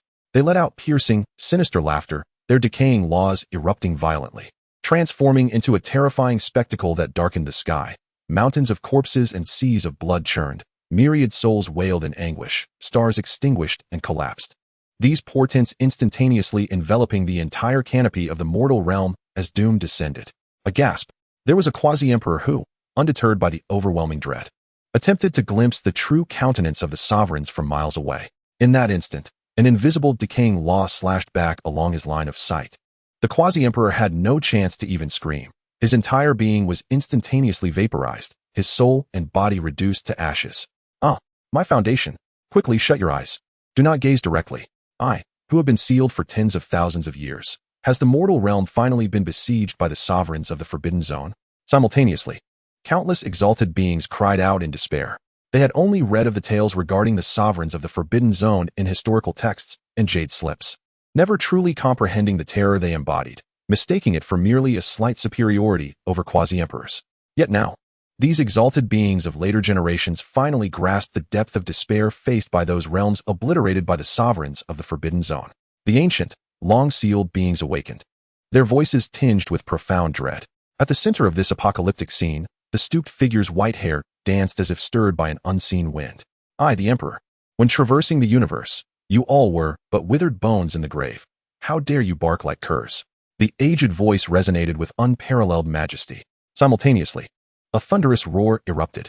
10,000-foot dark purple imperial thunder surged like a furious dragon, soaring skyward from beneath his feet. The thunderbolts lifted his seemingly withered form, each step elevating him toward the heavens. Though his steps appeared slow and laborious, in the blink of an eye, he traversed thousands of miles. With every step, a towering pillar of thunder erupted from the ground, connecting heaven and earth. The dark purple lightning wove into a net, the violent imperial might flooding the space, forcing back the decaying phenomena emanating from the 5 sovereigns.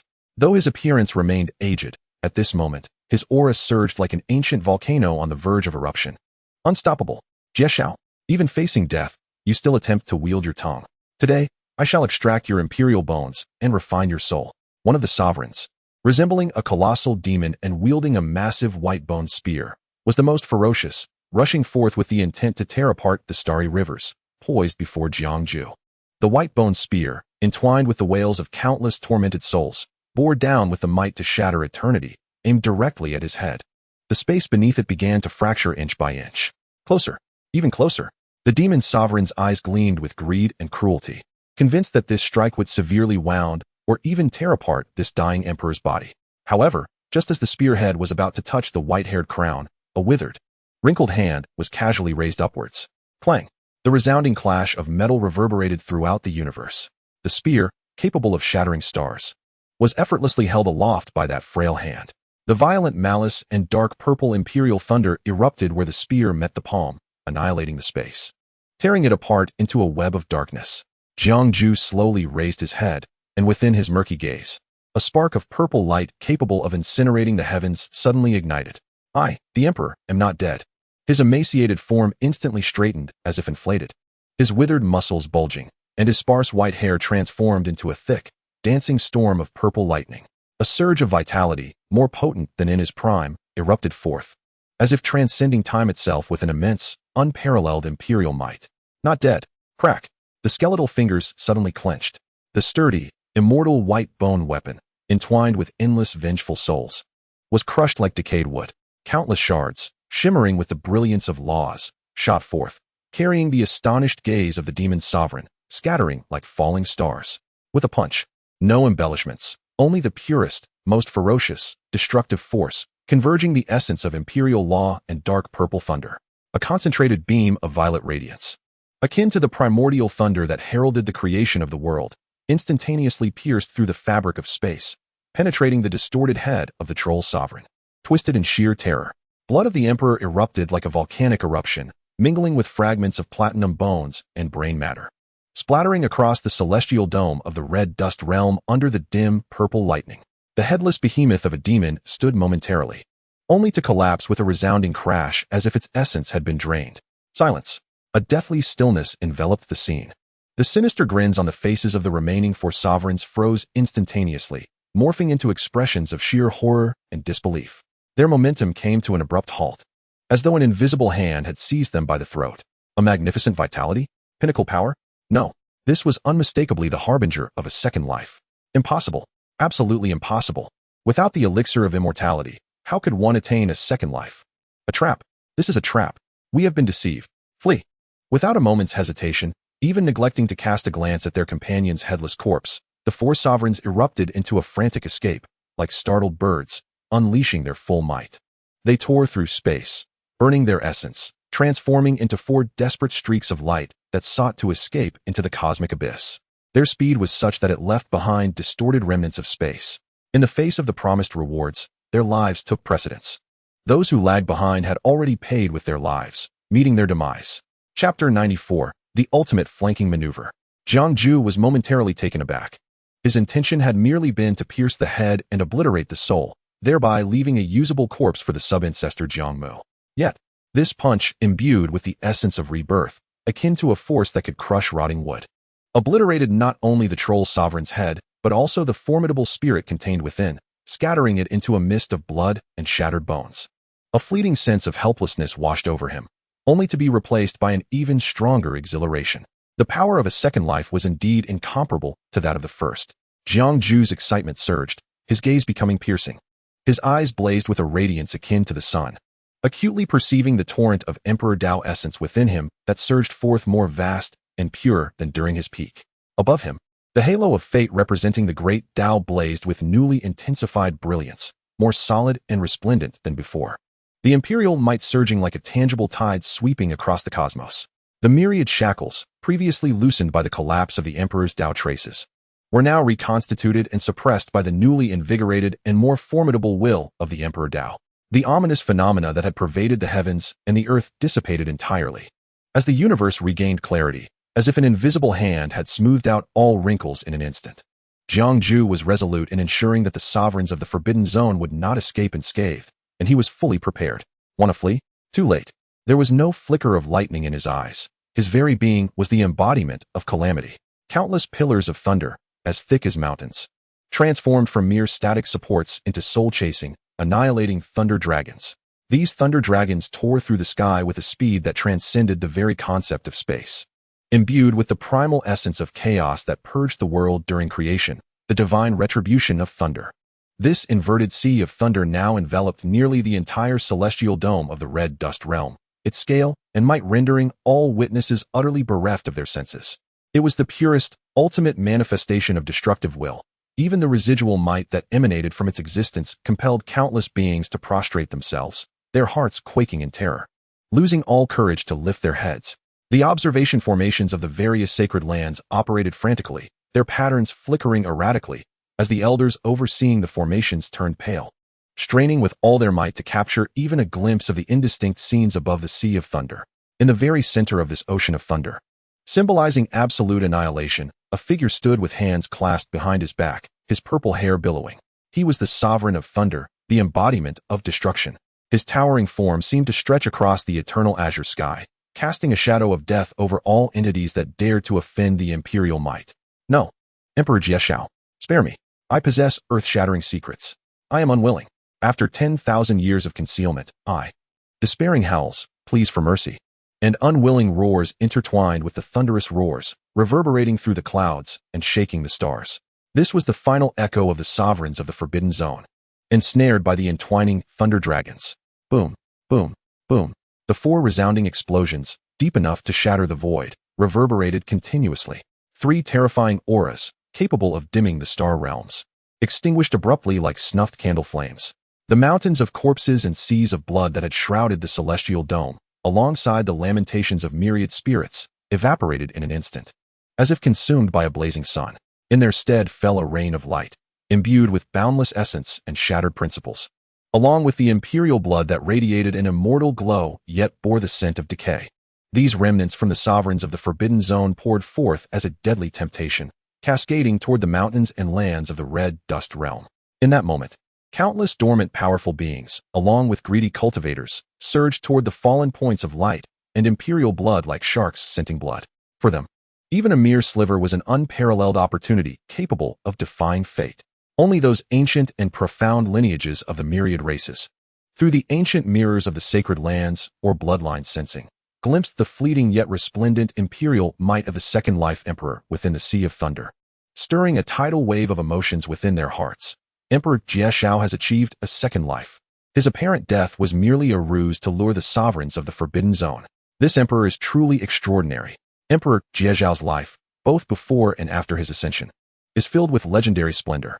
The name of the second life shall surely resonate through the annals of history for ages to come.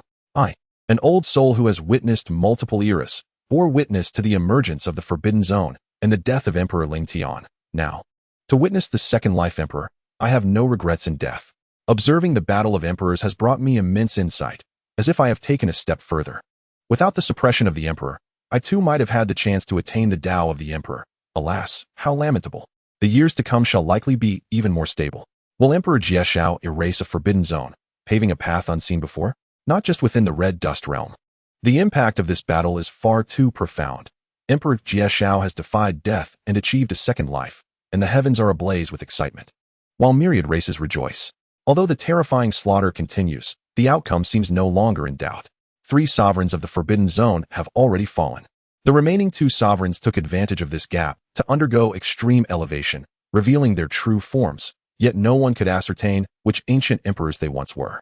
There have been far too many emperors throughout the ages, not all can be remembered, and even though they had attained extreme elevation once more, momentarily regaining the complete power of an emperor, it was still insufficient before Jiang Mu. Not to mention that Jiang Mu's thunder was inherently somewhat restraining to them, easily drawing forth the true heavenly punishment. Merely his second life power, alongside the multiplied mana and principal force, was sufficient to annihilate them. Swinging the Emperor Hammer, Jiang Mu once again extinguished a sovereign of the Forbidden Zone who had achieved extreme elevation, while the last one, gravely wounded, managed to escape the battlefield. Jiang Mu felt a slight surprise, yet it did not manifest as unexpected. After all, they had once been invincible emperors of an era. Possessing some extraordinary means was entirely normal. It would be strange if they didn't. However, this was merely a grievously injured sovereign who had fallen from extreme elevation. Jiang Mu knew that the sub-ancestor outside could easily end him with a single slap.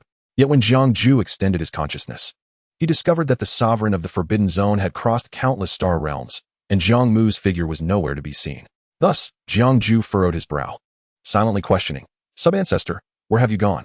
On the other end, upon receiving the message from Jiang Mu responded, "I'm outside the Forbidden Zone of the Mad Blood Mountains. Hurry over, there is something extraordinary. Wait, I must cut off the communication. It seems a sovereign is approaching." Jiang Mu severed the connection, leaving Jiang Mu in stunned silence. Was this what it meant to intercept someone's path? They had encroached upon the very threshold of their abode. Was there truly a need for such audacity? From Jiang Mu's words, Jiang Mu understood that there was still a sovereign within the Forbidden Zone. Every sovereign, even if not transcended to the extreme realm, possessed the power of a second-generation emperor. However, they were not to be provoked lightly. Yet, if truly enraged, one could not guarantee they would refrain from striking back. What scheme was the ancestor up to now? It appeared that the one who sought to act against him was a sovereign from the Mad Blood Mountains, and it was time to discern their intentions. With a sigh, Jiang Mu waved his sleeve, retracting all manifestations of his grand powers, while simultaneously clearing the remnants of the battle, restoring clarity to the earthly domain. Although he harbored a modicum of trepidation towards the sovereigns, the ancestor had already initiated a confrontation. As his grandson, how could he not follow suit? Would that not be akin to betraying his allies? Stepping out from the earthly realm, Jiang Mu transformed into a slender beam of purple light, piercing through the fabric of space. Concealed within the void surrounding the Mad Blood Mountains, Jiang Mu, having concluded his dialogue with Jiang Mu, beheld a massive beast, drenched in blood, traversing the starry expanse. The Mad Blood Mountains rested atop a continent teeming with life, which itself floated amidst the cosmos. It seemed Jiang Mu had executed his task admirably, allowing only a sovereign from the Forbidden Zone to escape. As the sovereign drew nearer, Jiang Mu could not discern which era this invincible being belonged to. Yet, It mattered little. Death was the ultimate truth for all. To ambush others, one must be prepared for an ambush in return. Since Jiang Mu had ventured close to the Mad Blood Mountains, his intentions could not merely be to eliminate the sovereign who had ventured outside. The mere act of revealing himself indicated he harbored greater ambitions. Thus, as the sovereign approached the Mad Blood Mountains, before he could revel in the thrill of survival from death, a beam of azure light suddenly materialized before him, expanding within his very pupils. Help! It was a sword, unmatched in lethality, that unceremoniously pierced through his star-like head, the sword's intent instantly obliterating his soul. The cry for help barely escaped his lips before he met his demise. Jiang Mu revealed himself, drawing the eternal dusk sword into his being. And with a flick of his hand, he ensnared the corpse of the sovereign within his grasp. Let us claim this. Chapter 95. The elusive divine herb. If not now, when shall we strive?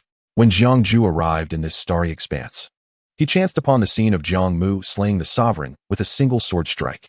The execution was both simple and swift, yet the radiance of the sword struck a chord of apprehension even within Jiang Ju, who had already ascended to the status of a second-generation emperor.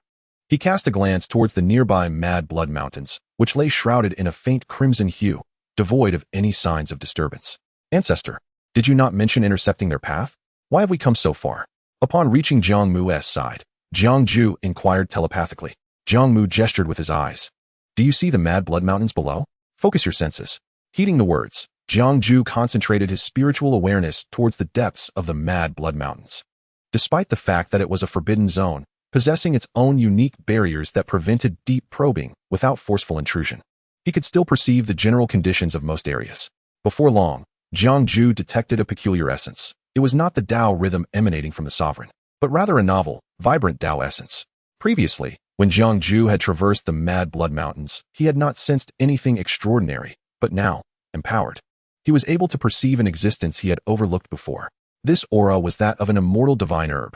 Jiang Mu nodded, explaining, initially, I intended to ambush the sovereigns along their path, but suddenly I realized that since the sovereigns of the Mad Blood Mountains are targeting you, why not turn the tables on them?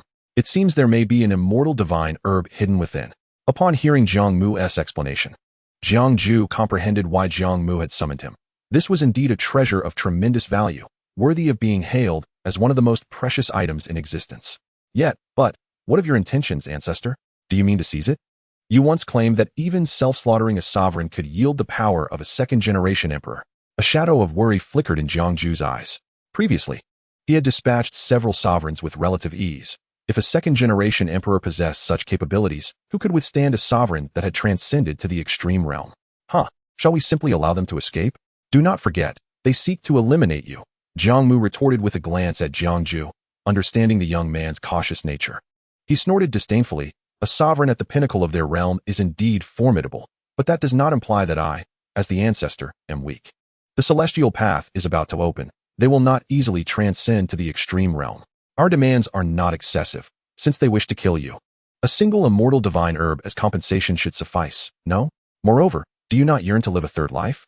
Jiang Mu continued to communicate. Divine herbs are hard to come by. Wealth and fortune lie in peril. If not now, when shall we strive? Such a bold resolution was embraced with immense confidence by Jiang Mu. These sovereigns had awaited for countless epochs. How could they easily abandon the celestial path for trivial matters?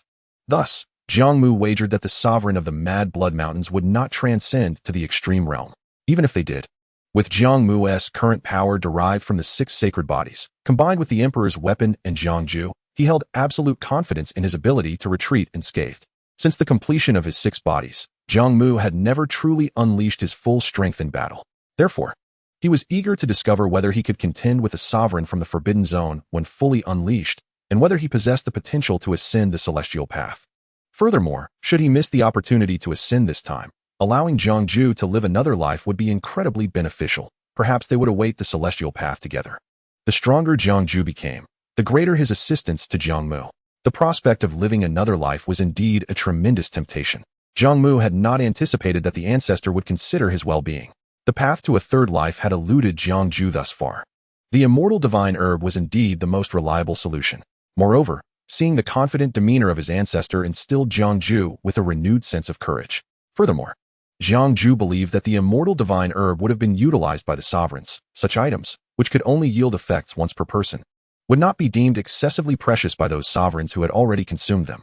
With the ancestor displaying such audacity, how could he himself falter? Let us do this. Jiang Mu transmitted. Ancestor, I shall heed your counsel. Excellent. Jiang Mu smiled, retracting his aura, concealing his form amidst the resplendent purple and gold light. Do not reveal my identity. You may act freely. Let us descend and confront this sovereign, who knows not how many lifetimes he has lived. Thus, the two began their descent, arriving at the entrance of the Mad Blood Mountains. Those supreme beings from myriad races who had been closely monitoring Jiang Mu's actions were filled with concern, yet tinged with excitement. Was the Emperor of Cataclysm on the verge of annihilating a forbidden zone? It appeared he had an ally.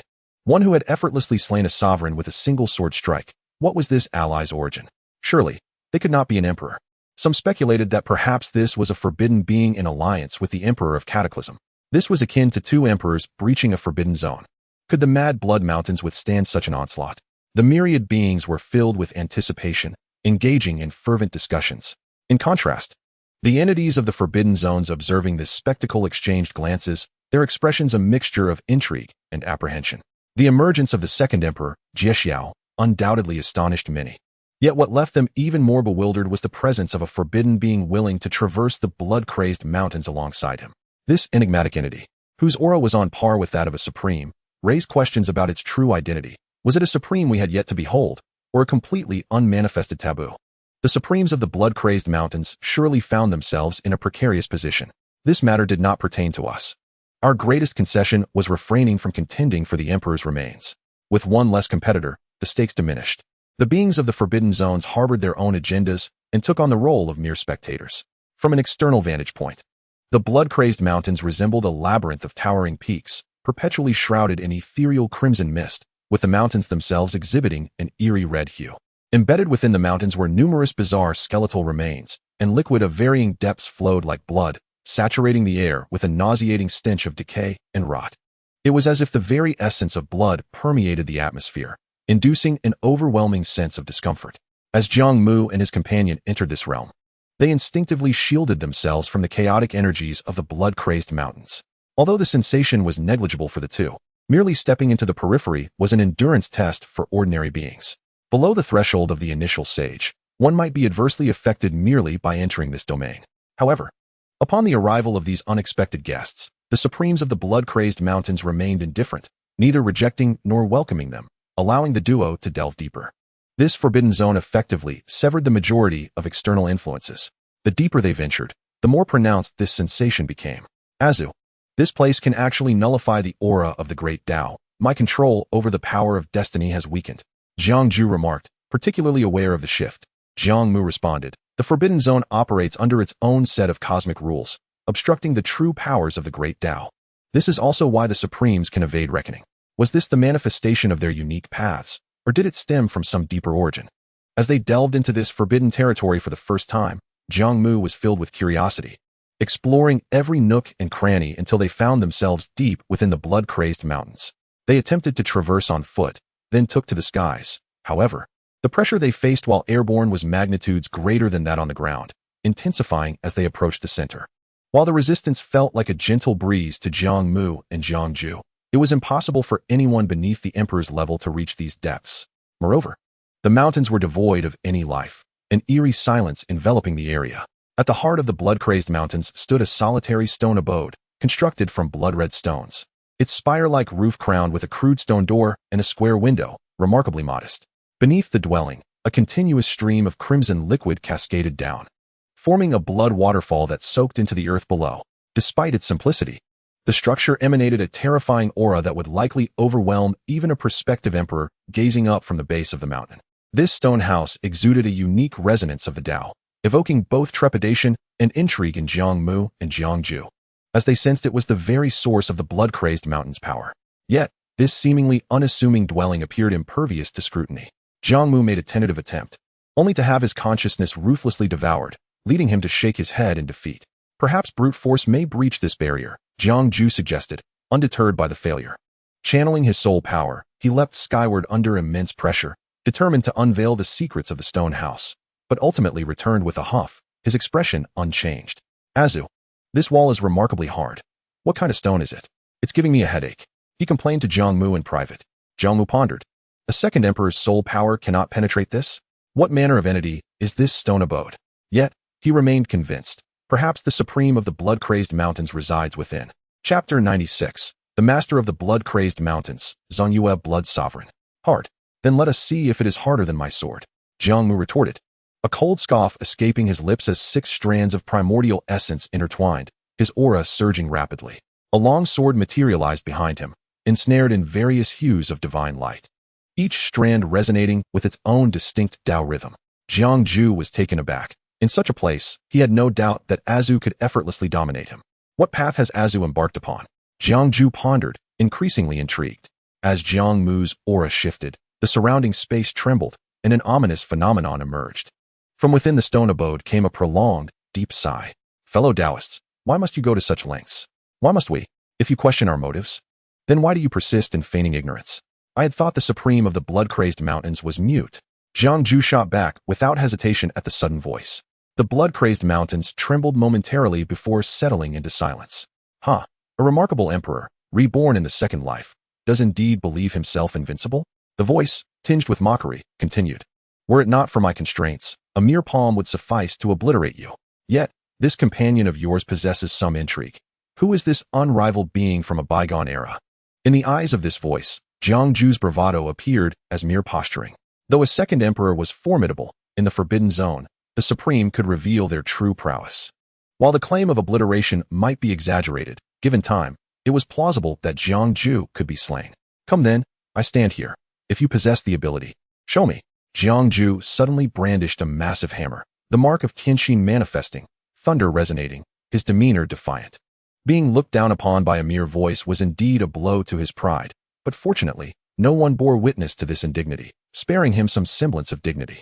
Such a loquacious fool. Since you are willing to speak, it must mean you are afraid. Jiang Mu's aura stilled at a certain juncture, merely allowing his flying sword to hover, fixated on the stone abode, as he declared, we come with no ulterior motives, merely seeking an apology from you. Silence enveloped the stone house. The path to immortality shall soon open. While conflict benefits neither of us, should you fail to demonstrate even a modicum of sincerity, I hold no reservations. Jiang Mu's sword energy coalesced. What do you propose? The voice inquired, its tone shifting upon hearing the words path to immortality, hinting at some concession. To seize the twilight of the current emperor, I harbor no regrets, merely that it was unachievable. Yet, the 5 former emperors you have vanquished. Alongside your intrusion into the blood-crazed mountains to uncover the secrets of the forbidden zones, does that not suffice to balance the scales? Then there is nothing to discuss. Jiang Mu erupted first, hurling his hammer, unleashing a tempest of thunder that crashed against the stone house. Boom! The laws of thunder dispersed, a brilliant light erupting, sending a deafening roar throughout the blood-crazed mountains. Yet, an enormous skeletal hand materialized out of thin air, shielding the stone house, effortlessly extinguishing the thunderous assault. Jiang Mu hastily recalled his imperial weapon, fearing he was too slow. Impudent fool. The voice seethed with anger, casting Jiang Mu's lightning asunder. Fellow Taoist, allow me to test you with a sword.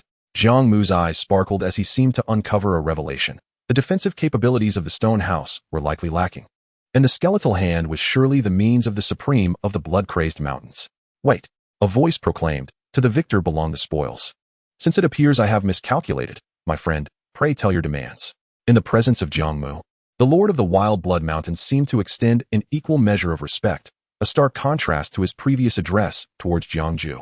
It is simple, a matter of little consequence to you, an immortal herb, Jiang Mu replied with a serene smile, exuding an air of casualness. Yet, the emperor's sword of eternal twilight behind him was poised, ready for action.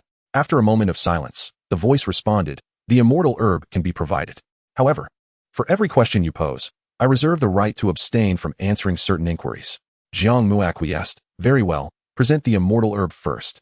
With a creak, the stone door of the chamber opened a crack, and a crimson light surged forth.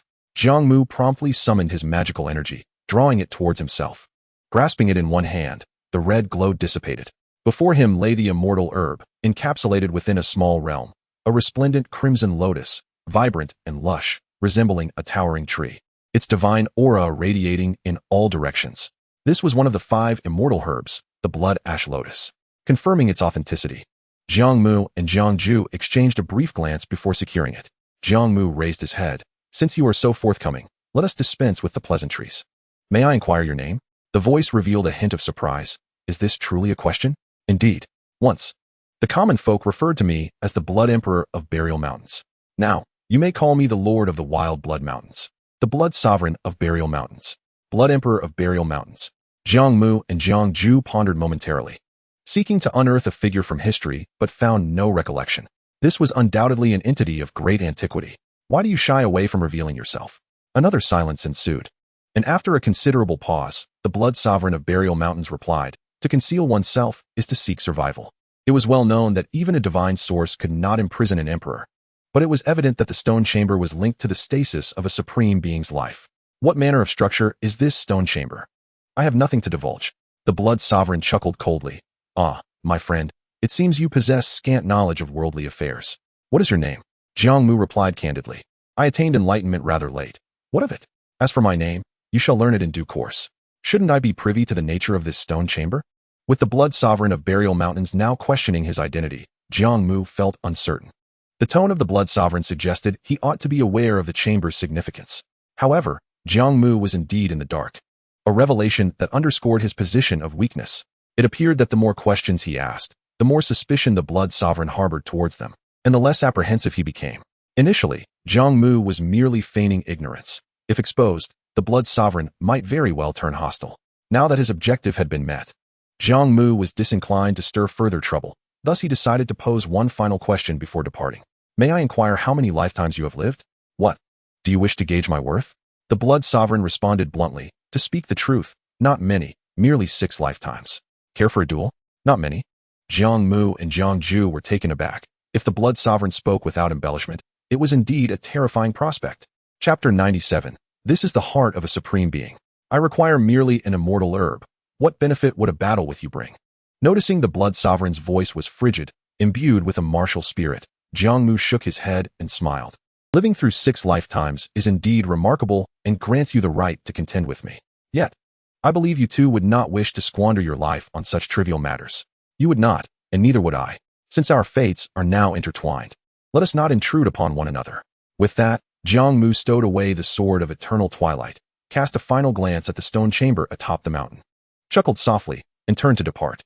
Throughout the encounter, he maintained an air of calm composure, seemingly unperturbed by the prospect of an ambush from the Blood Sovereign. Only Jiang Mu understood that in such moments, one must feign indifference.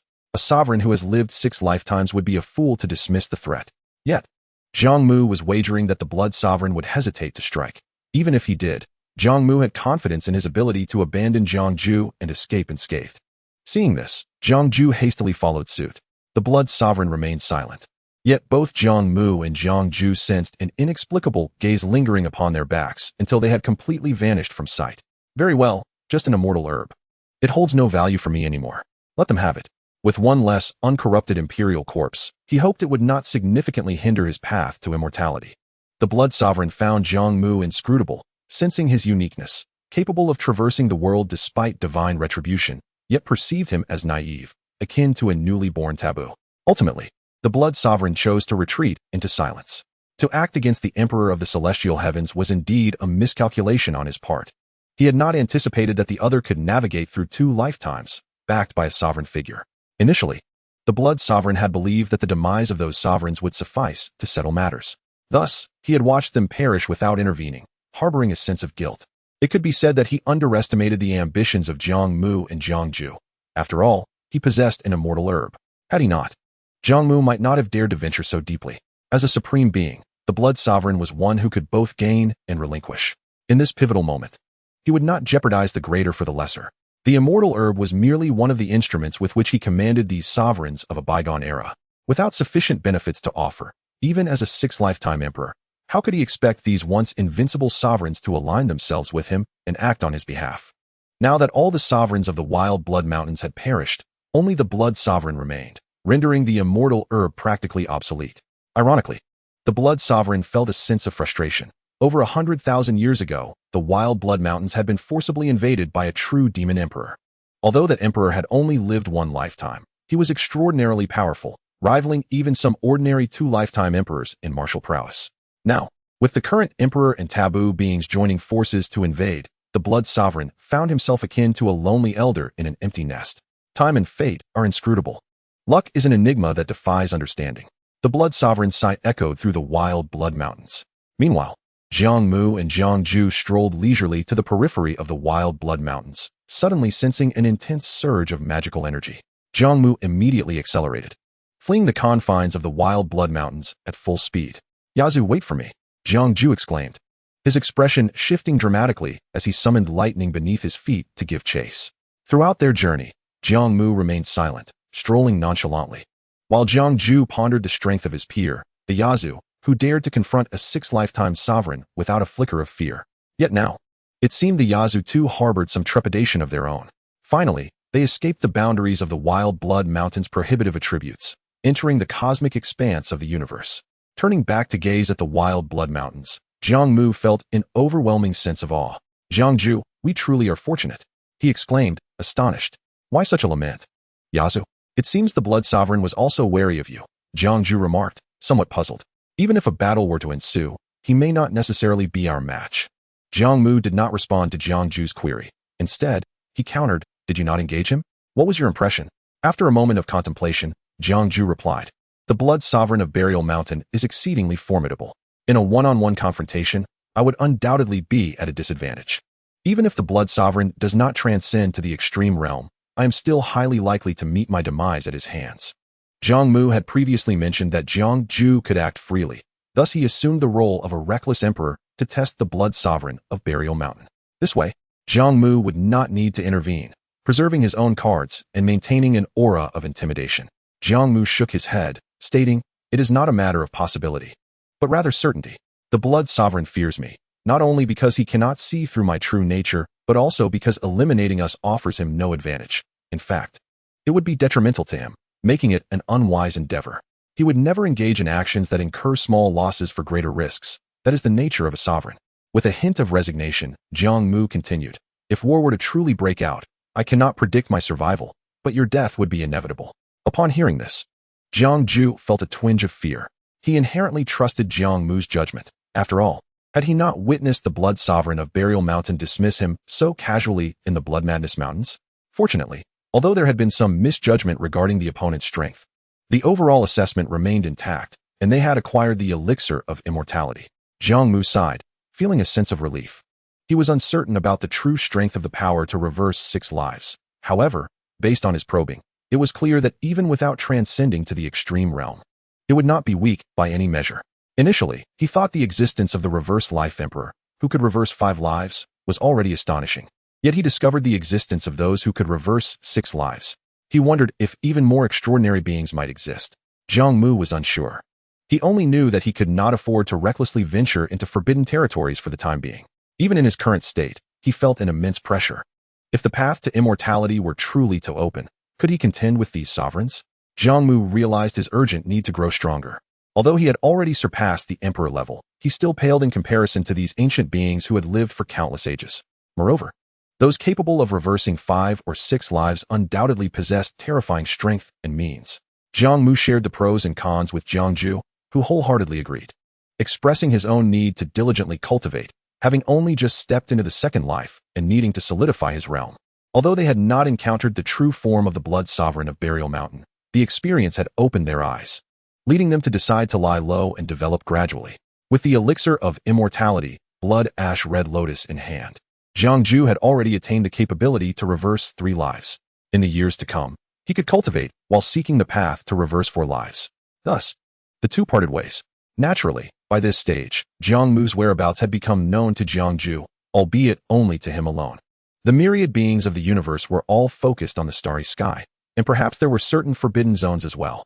Therefore, the play must continue, and they would reunite afterward. Jiang Mu vanished into the cosmic void, leaving no trace of his destination.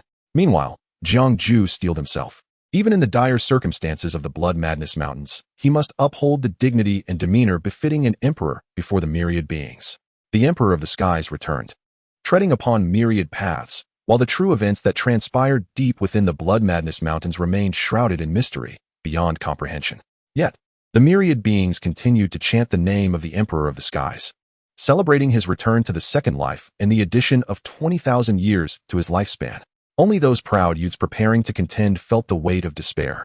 The Emperor of the Skies had lived on, and his path would suppress the myriad paths even more fiercely. Such a fateful opportunity was exceedingly rare. Even the beings of forbidden zones could sense a faint tremor. However, they speculated that no great battle had occurred in the depths of the Blood Madness Mountains. Otherwise, the disturbance would have been far greater. Perhaps the current emperor merely conversed with the blood sovereign of Burial Mountain without engaging in conflict. Yet, such matters no longer concerned them. The absence of a grand battle rendered the spectacle somewhat uninteresting. Chapter 98. Not of one family, do not enter one door. The Emperor of the Skies returned to the realm of mortals, receiving the homage of countless beings. His decisive actions in slaying several sovereigns of forbidden zones would undoubtedly be etched into history. Jiang Mu maintained his customary politeness, showing great tolerance towards the myriad beings and continuing the practices of old. The world returned to tranquility once more. Jiang Mu began to publicly announce his retreat for cultivation. In truth, however, he quietly followed Jiang Mu's guidance to the small world where Jiang Mu resided. Jiang Mu was astonished. He had not anticipated that Jiang Mu had been so close to the realm of mortals all along. Did this mean that Jiang Mu was aware of everything that transpired in the realm of mortals? A secluded small world hidden within the void, brimming with mountains of spiritual stones and various resources, several small hills of divine essence, and treasures of heaven and earth scattered everywhere. With an atmosphere of spiritual energy so rich that it surpassed any blessed land or cave he had ever witnessed. Nonetheless, Jiang Mu's dwelling was exceedingly humble. Situated in a courtyard at the heart of this world. Surrounding the courtyard were 3 earthen mounds adorned with spiritual herbs. Upon closer inspection, Jiang Mu was nearly taken aback.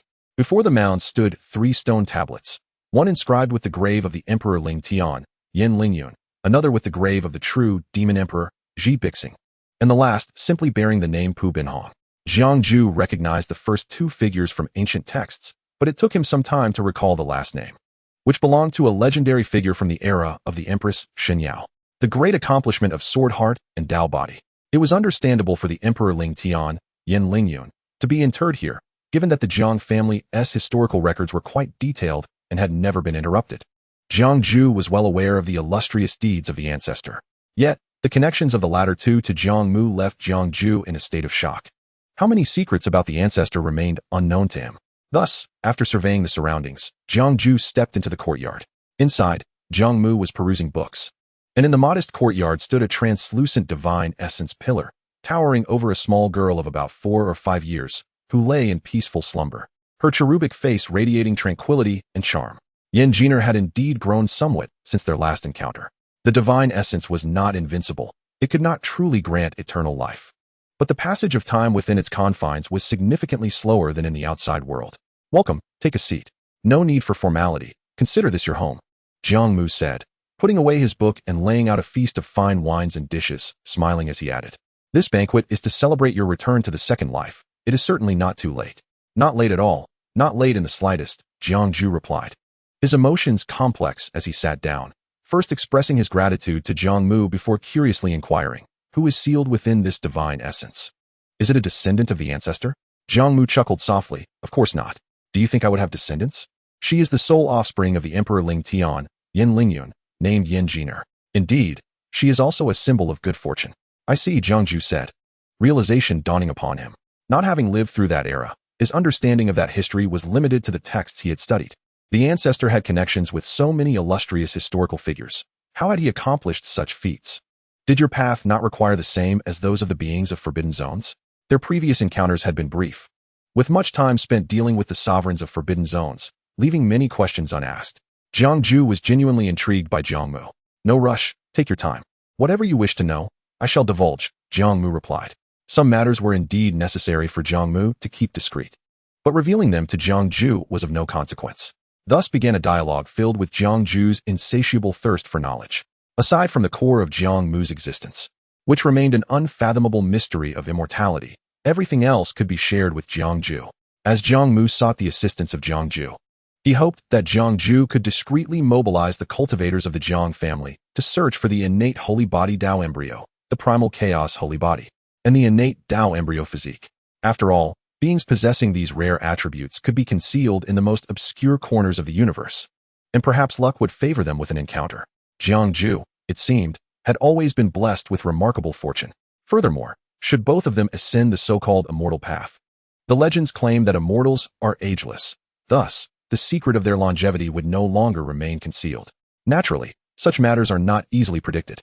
However, as the great emperor of the Cataclysm, Jiang Mu could afford to be more overt in his endeavors. After all, none could discern his true intentions. The more Jiang Mu learned, the more exhilarated he became, for he had not anticipated that his esteemed ancestor was secretly engaged in such monumental undertakings, with the recorded unknown taboos being solely the work of his ancestor. As for Jiang Mu's path of cultivating the holy body, Jiang Mu harbored no doubts. How could he be unaware of his ancestor's prodigious talent? It was merely a lamentable circumstance that the Tao did not acknowledge him, hindering his ascension to the status of an emperor. But so what? If the Tao does not recognize him, he shall forge his own path. Jiang Mu's narrative, though seemingly nonchalant, concealed the trials he must endure, sufferings that perhaps only he could truly comprehend. Jiang Mu had already become a devoted admirer of Jiang Mu, even contemplating following in his footsteps on the path of cultivation. He lamented only his own lack of talent, resigning himself to remain an emperor. Observing Jiang Mu's increasingly fervent spirit, Jiang Mu found it curious. Was there truly such fervor? Perhaps. Yet for Jiang Mu, such feelings eluded him. Time had carved no marks upon him, even as it cleaved through the proud. The two engaged in a heart-to-heart conversation, and it felt as though time had stretched infinitely. Jiang Mu, who similarly had no offspring, viewed this matter with a light heart, perceiving family ties as merely constraining. Most of his kin, sharing his bloodline, had long since passed away. Were it not for his gratitude towards Jiang Mu, he might not have remained at the helm of the Jiang family. Once, this was his sentiment, and now, with the possibility of ascending the immortal path, it was even more pronounced. Detached from the earthly realm, he felt no lingering attachments. Jiang Mu could only muse that this youth was indeed worthy of guidance. Should that day truly arrive, the supreme of the forbidden zones would feast upon myriad races. At that juncture, there would be naught we could do but ensure our own survival. Suddenly, Jiang Mu posed a query to his emperor. Are you willing to bear the weight of infamy? Without hesitation, Jiang Mu responded, under the influence of the mandate of heaven. I may feel guilt, but that is all. To protect all beings, that must only be in circumstances where my life is not threatened. Even if I were to become an emperor thrice, before the supreme who transcends realms, I would be but a mayfly shaking a tree, utterly futile, merely a pool of sorrowful blood. Should that day indeed come, I would have no choice but to sever the mandate of heaven and avenge the multitudes after achieving immortality.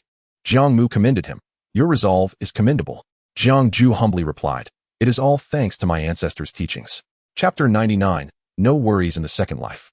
Jiang Mu lingered in the small world for a time, also delivering 4 sovereign corpses to Jiang Mu. Although he was already aware that Jiang Mu intended to utilize these corpses to seal the enigmatic source at the edge of the universe. Such a task ought to have been his as the emperor. However, after sharing his experiences from within the chaotic black mist with Jiang Mu proactively claimed the corpses. During Jiang Mu's previous campaign against the Forbidden Zones as a great emperor, although he did not delve too deeply into the chaotic black mist, he did encounter strange creatures capable of contending with an emperor, which explained his reluctance to venture further. These bizarre beings, while not entirely on par with emperors, exhibited alternative pathways to enlightenment. They possessed strength, yet their numbers were insufficient to harm an emperor. Jiang Mu had only encountered a few, all of which he successfully vanquished. In this lifetime, he merely needed to cleanse the bizarre creatures from the outskirts when time allowed. Jiang Mu offered his suggestion. If the opportunity arises, once you have lived through 3 lifetimes, let us investigate further. The dangers lurking within the chaotic black mist remained elusive to Jiang Mu, but he was aware that only within its depths could one find beings capable of clashing with an emperor. Jiang Mu, having not reached that profound depth yet still encountering a few, suggested that the chaotic black mist had indeed transformed, becoming far more perilous than before. It was possible that the sovereign corpses sealing that fissure had entirely decayed. Although even a great emperor could emerge alive from within, greater strength afforded greater security and the ability to unravel mysteries. Jiang Mu's curiosity regarding these strange beings was as fervent as his interest in the Forbidden Zones. Furthermore, should Jiang Mu reach his 3rd life, and if the so-called immortal path were to open, the priority would naturally be ascension. For now, Jiang Mu planned to enter seclusion for a period. Jiang Mu shared this sentiment, and thus heeded Jiang Mu's advice. The two bid each other farewell. Jiang Mu cast one last glance around the small world. All was well. Among the 3 earthen mounds, only Yin Lingyun's corpse lay ensconced. The remains of Ji Bixing and Pu Binhong were merely personal effects. I too wish to contend for the title of immortal, he sighed, and began his seclusion to refine the demon emperor's holy body. To fully master this postnatal holy body would require enduring substantial trials. Additionally, Jiang Mu intended to forge the 5 sovereign corpses into a shield to traverse the chaotic black mist and, when necessary, to seal the enigmatic source therein.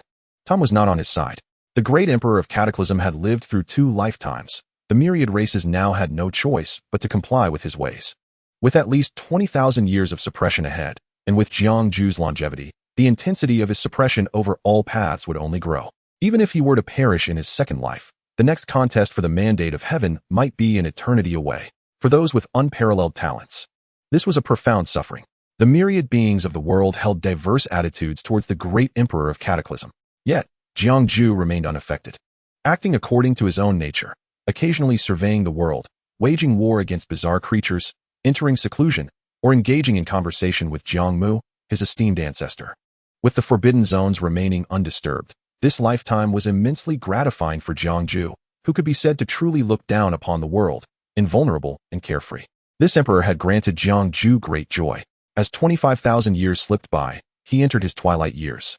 Was the great emperor of Cataclysm approaching the end of his days? Was this second life emperor finally facing death? The myriad beings expressed their sentiments, each voicing their opinions.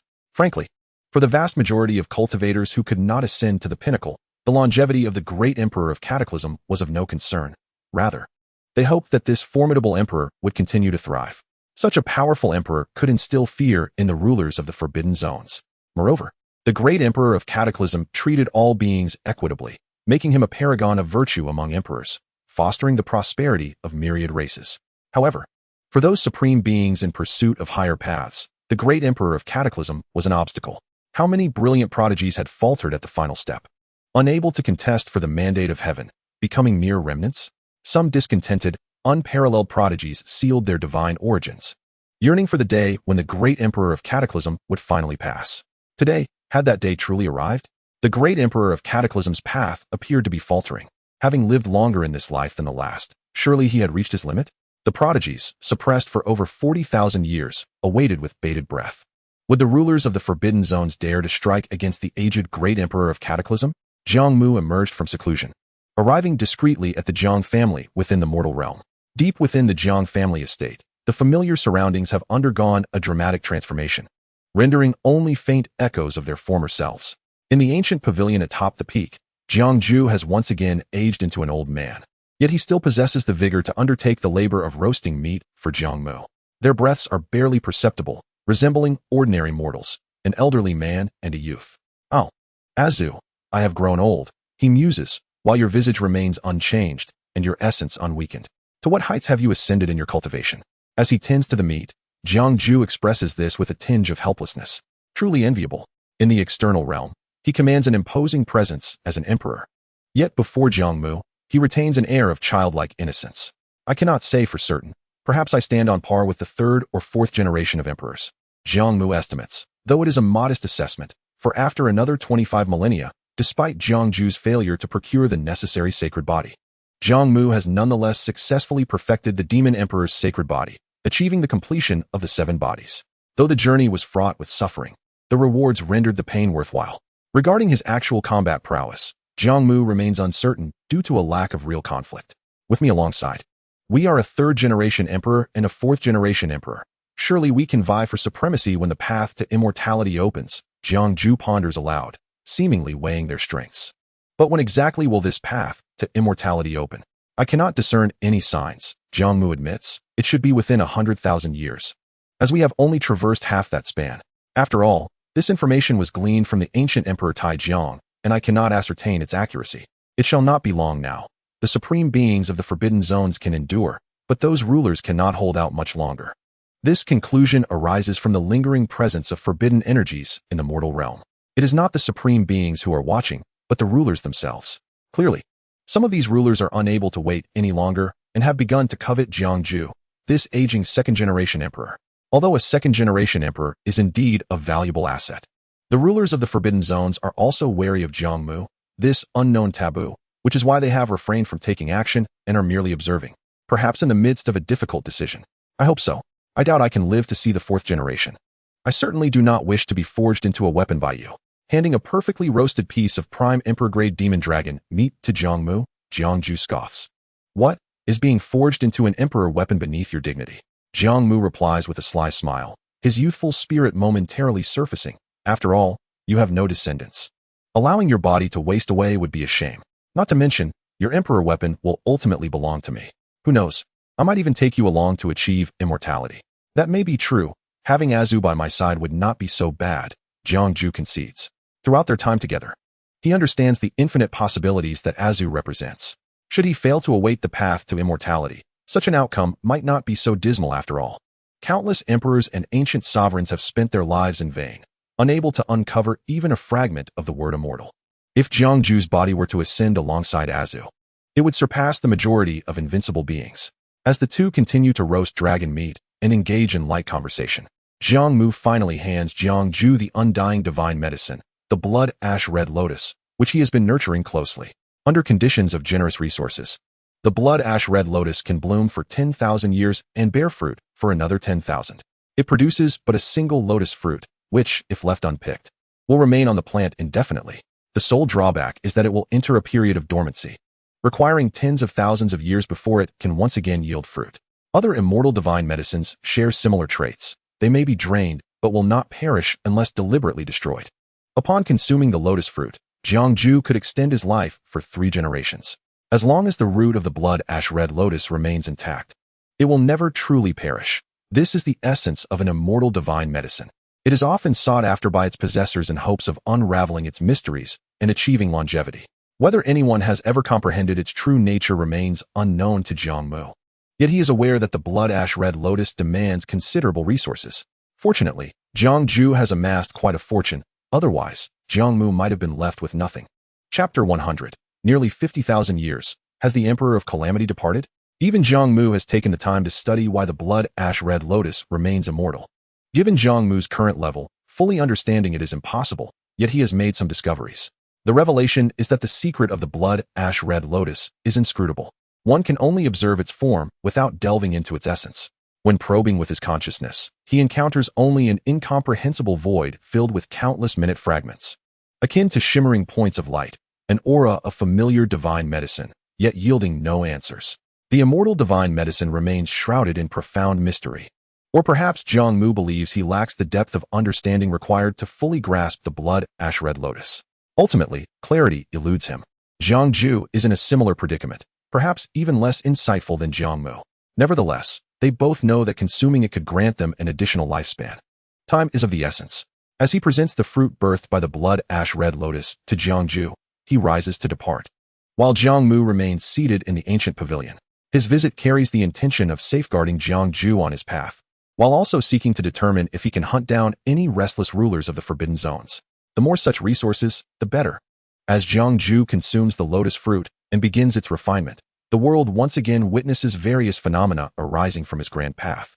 Distinct from the last occurrence, yet imbued with an air of melancholy. The myriad pathways tremble, and the highest cultivators sense the change. At a certain moment, Jiang Ju's aura plummets, a wave of decaying antiquity spreading from the mortal realm through the cosmic expanse. It seems that the Emperor of Calamity is truly on the brink of departure.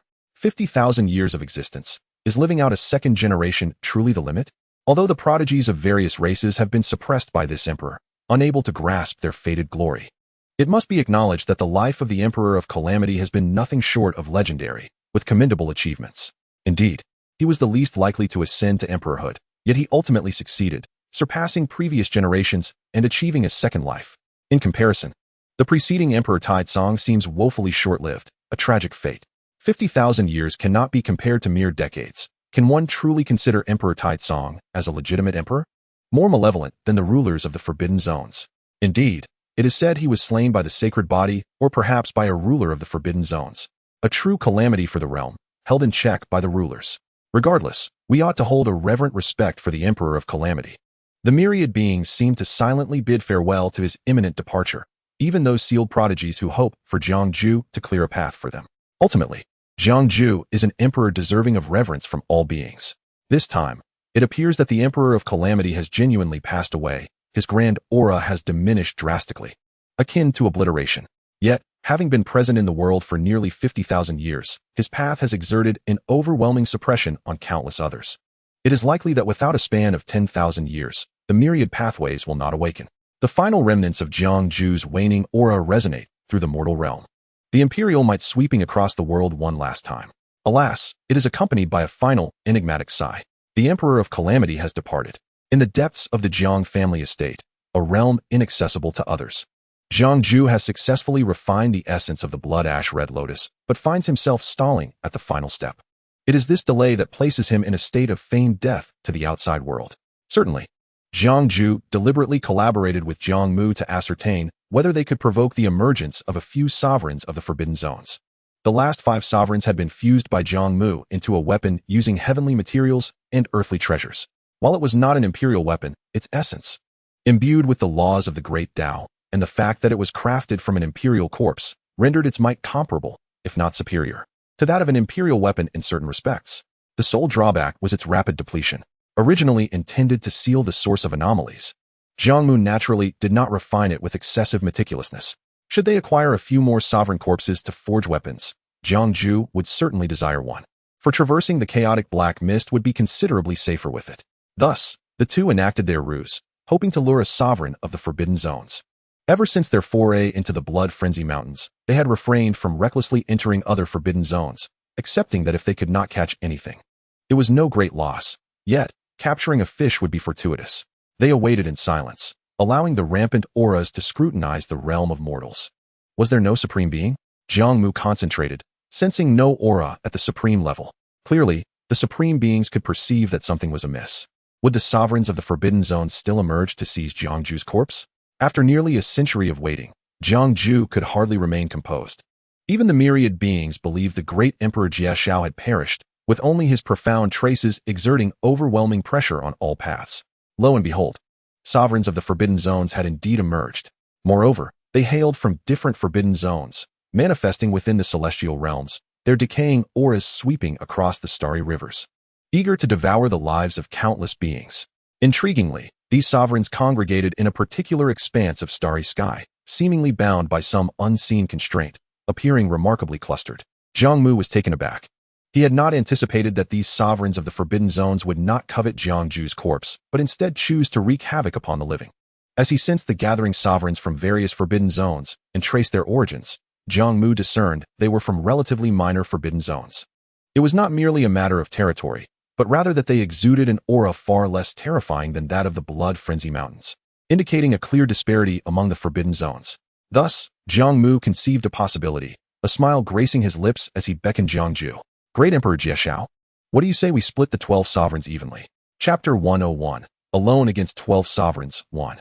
It was evident that even if he were truly deceased, they would lack the audacity to seize his corpse. Hence, they preferred to feast upon the living, ensuring their own safety. Jiang Mu chuckled lightly. Yet they are already nearing their limits. While the supreme beings have established a prohibition against consuming the living, compelling them to converge in a specific celestial expanse. Evidently with the approval of the supreme beings. Jiang Mu understood. The existence at the supreme level had surely surmised that he would not perish.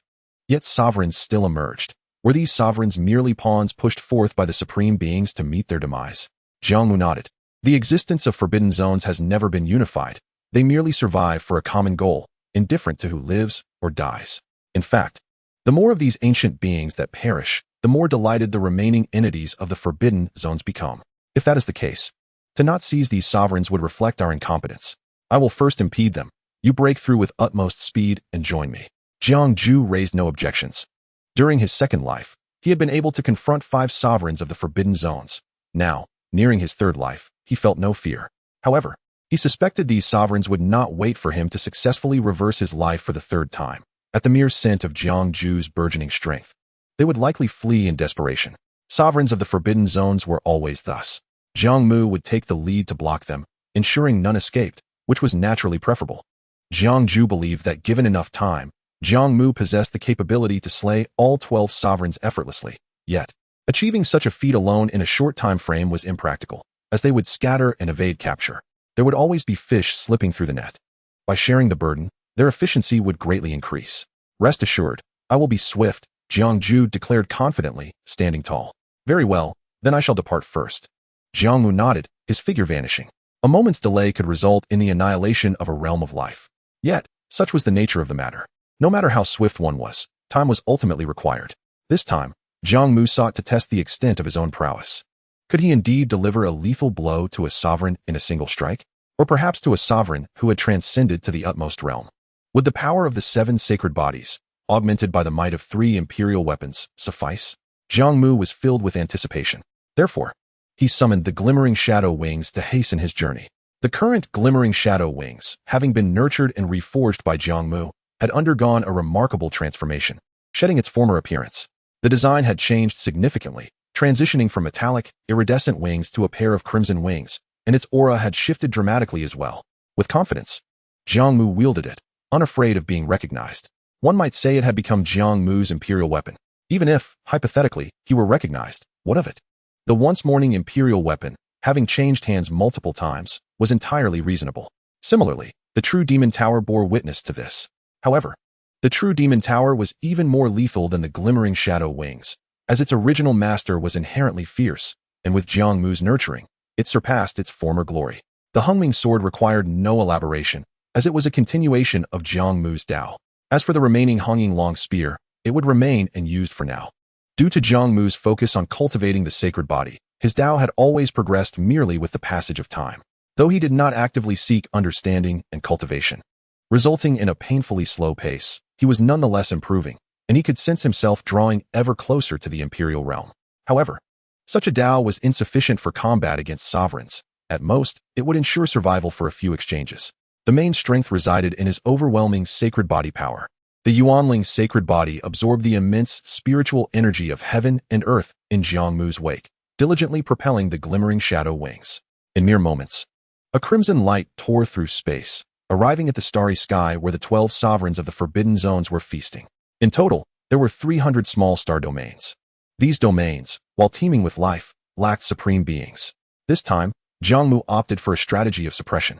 First, he would subdue them to prevent escape, then annihilate them. Thus, when that streak of crimson light descended upon the center of this starry sky, a vast, shadowy tower surged upwards, manifesting a colossal illusory image, enveloping the very expanse where the 12 sovereigns resided. Mystical imperial patterns of black and red swirled through the starry sky, emanating a terrifying pressure. As phantasmagoric shadows emerged from the dark tower, sealing off the surroundings in dense formation, the aura of the true demon tower spread forth. A subtle imperial might that penetrated the soul.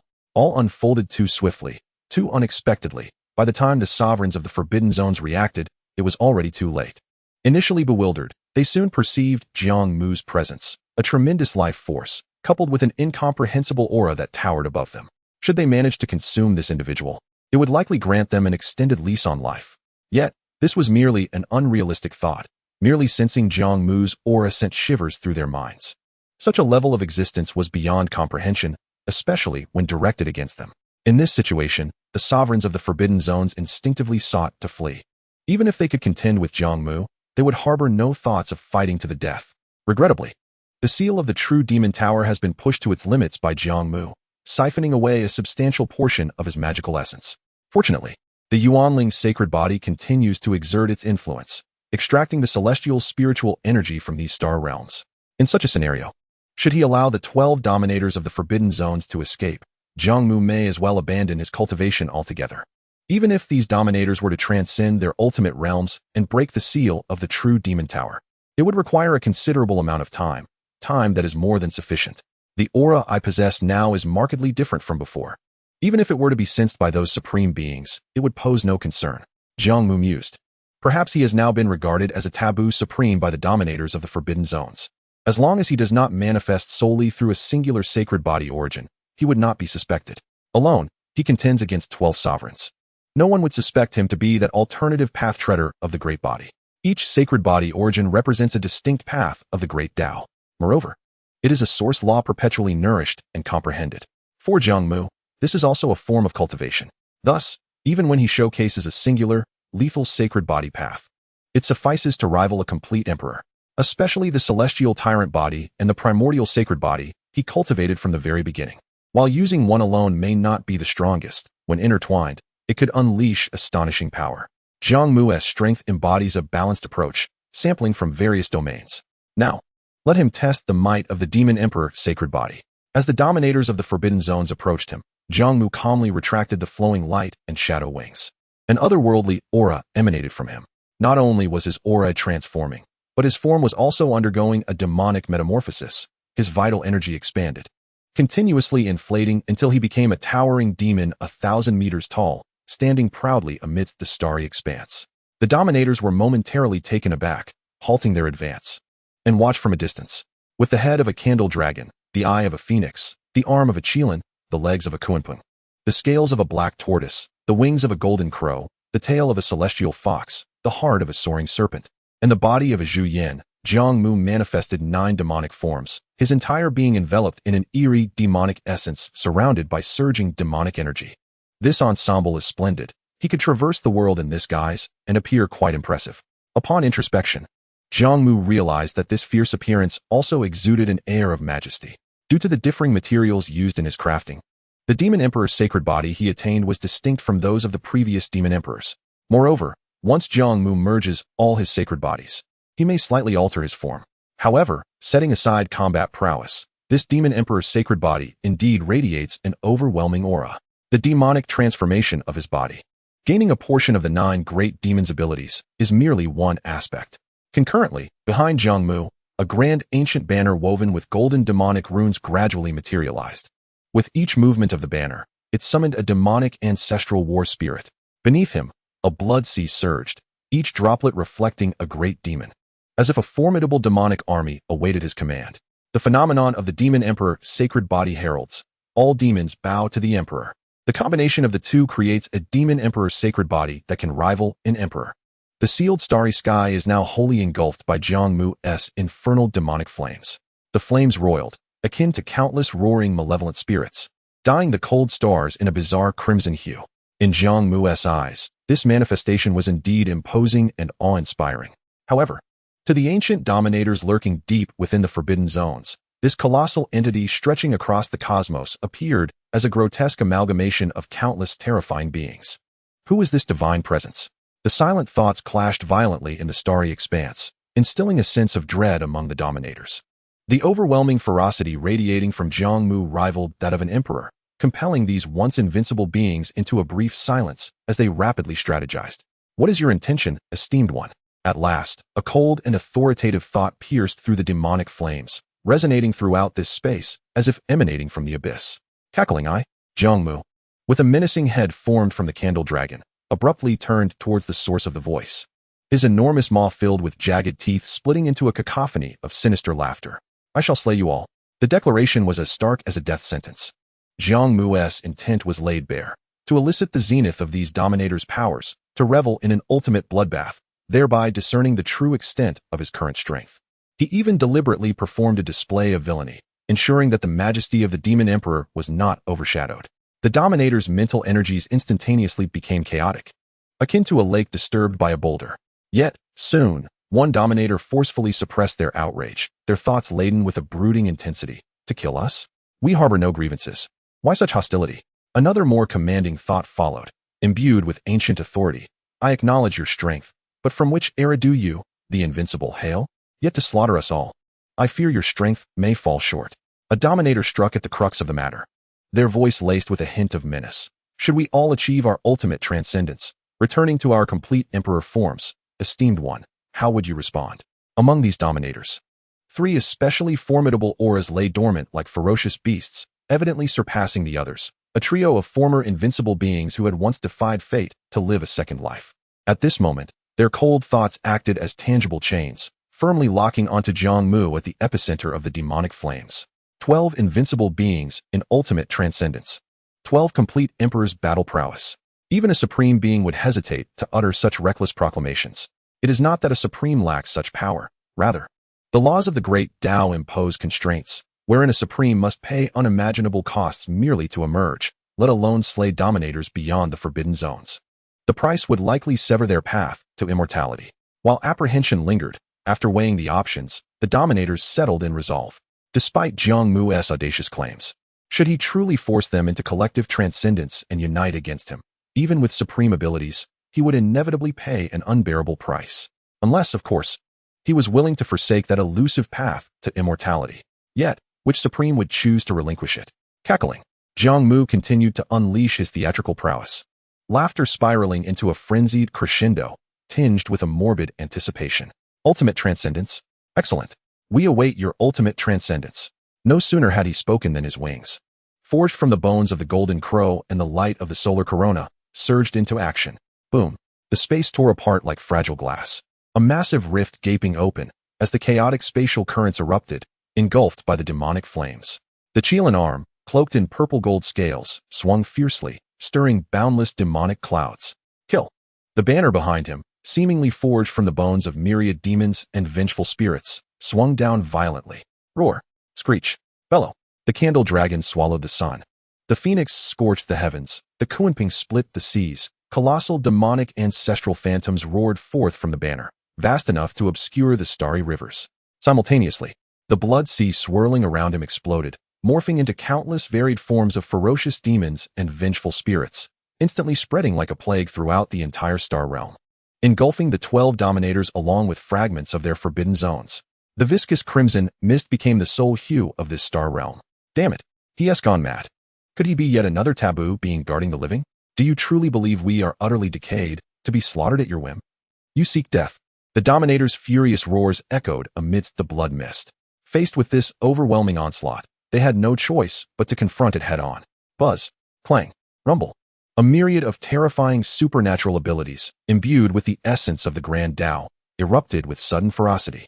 The radiance of imperial weapons, the forbidden incantations, and the formidable forces that could rend the very fabric of the cosmos flashed and collided within the sanguine mist, frantically flickering, clashing, and annihilating, all in an attempt to carve out a space for survival. Yet, in the face of Jiang Mu's ruthless onslaught, they still refrained from taking that final step, transcendence into the ultimate realm. The myriad demons bowing before the emperor were ultimately too weak.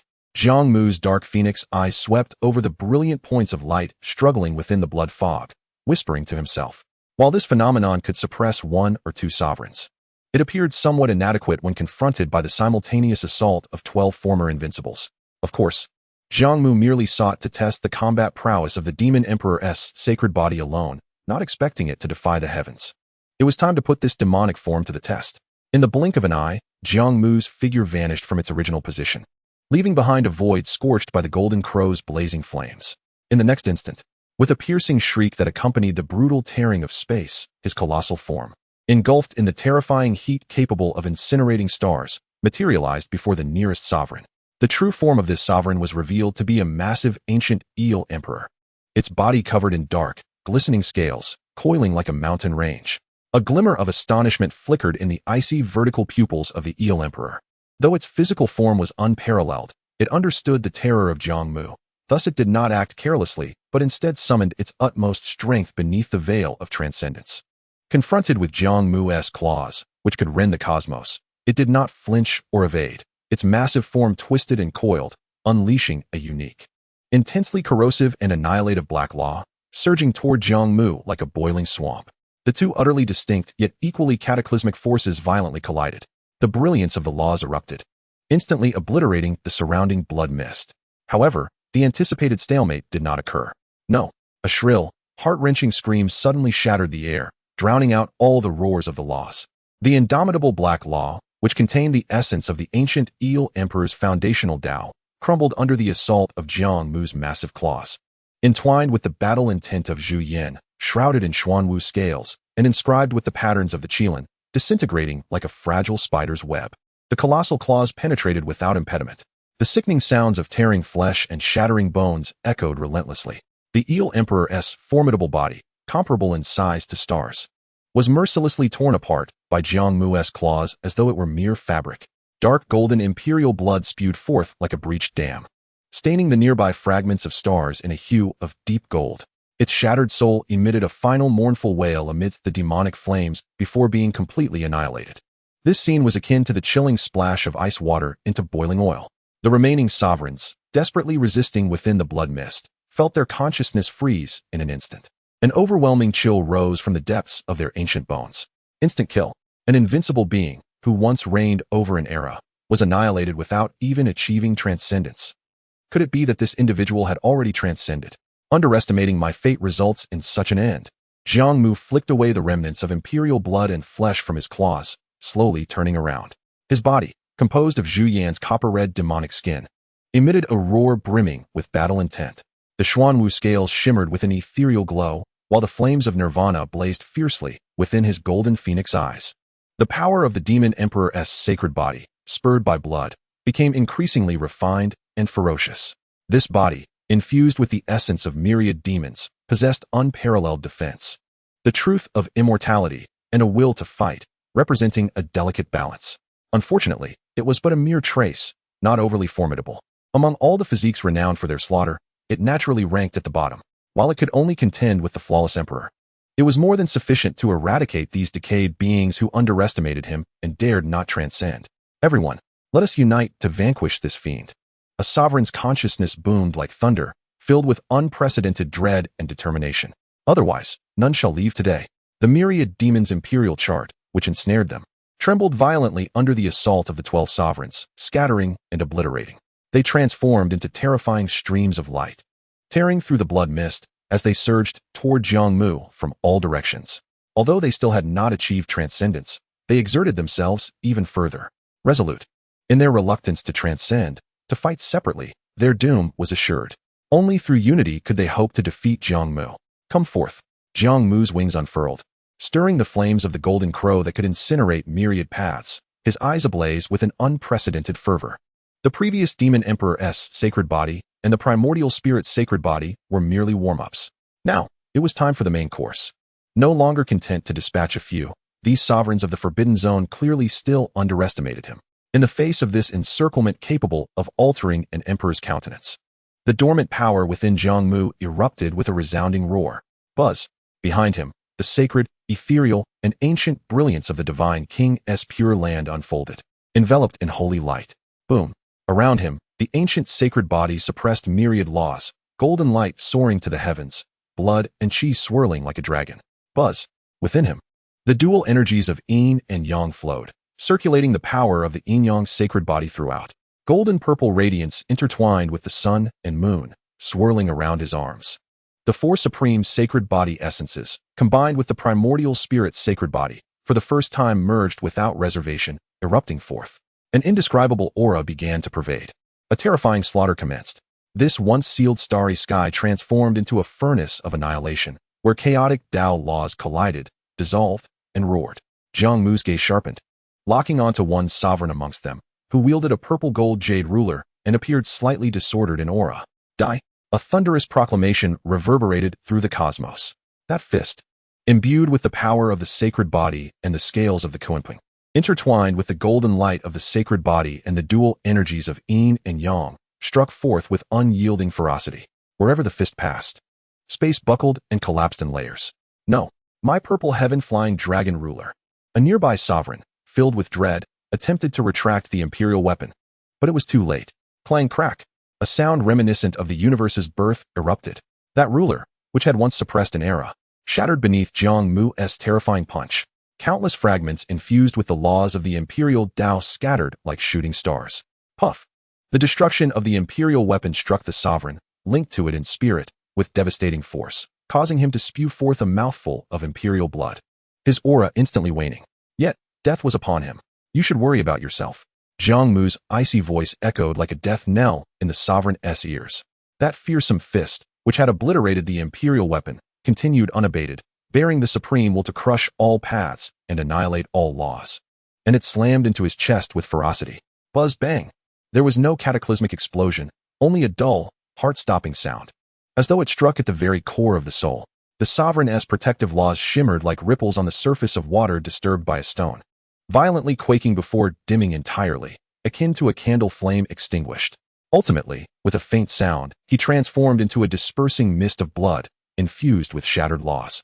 A being who once ascended atop a mountain of corpses and a sea of blood, gazing down upon eternity, was thus obliterated, both form and spirit.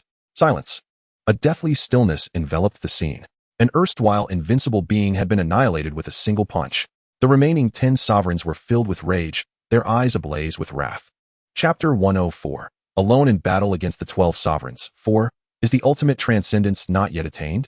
Jiang Mu shook off the blood and flesh clinging to his fists. his gaze profound as he fixed it upon another sovereign. Although the numerous sovereigns had forcibly halted their aggressive onslaught, they had nonetheless drawn closer to Jiang Mu.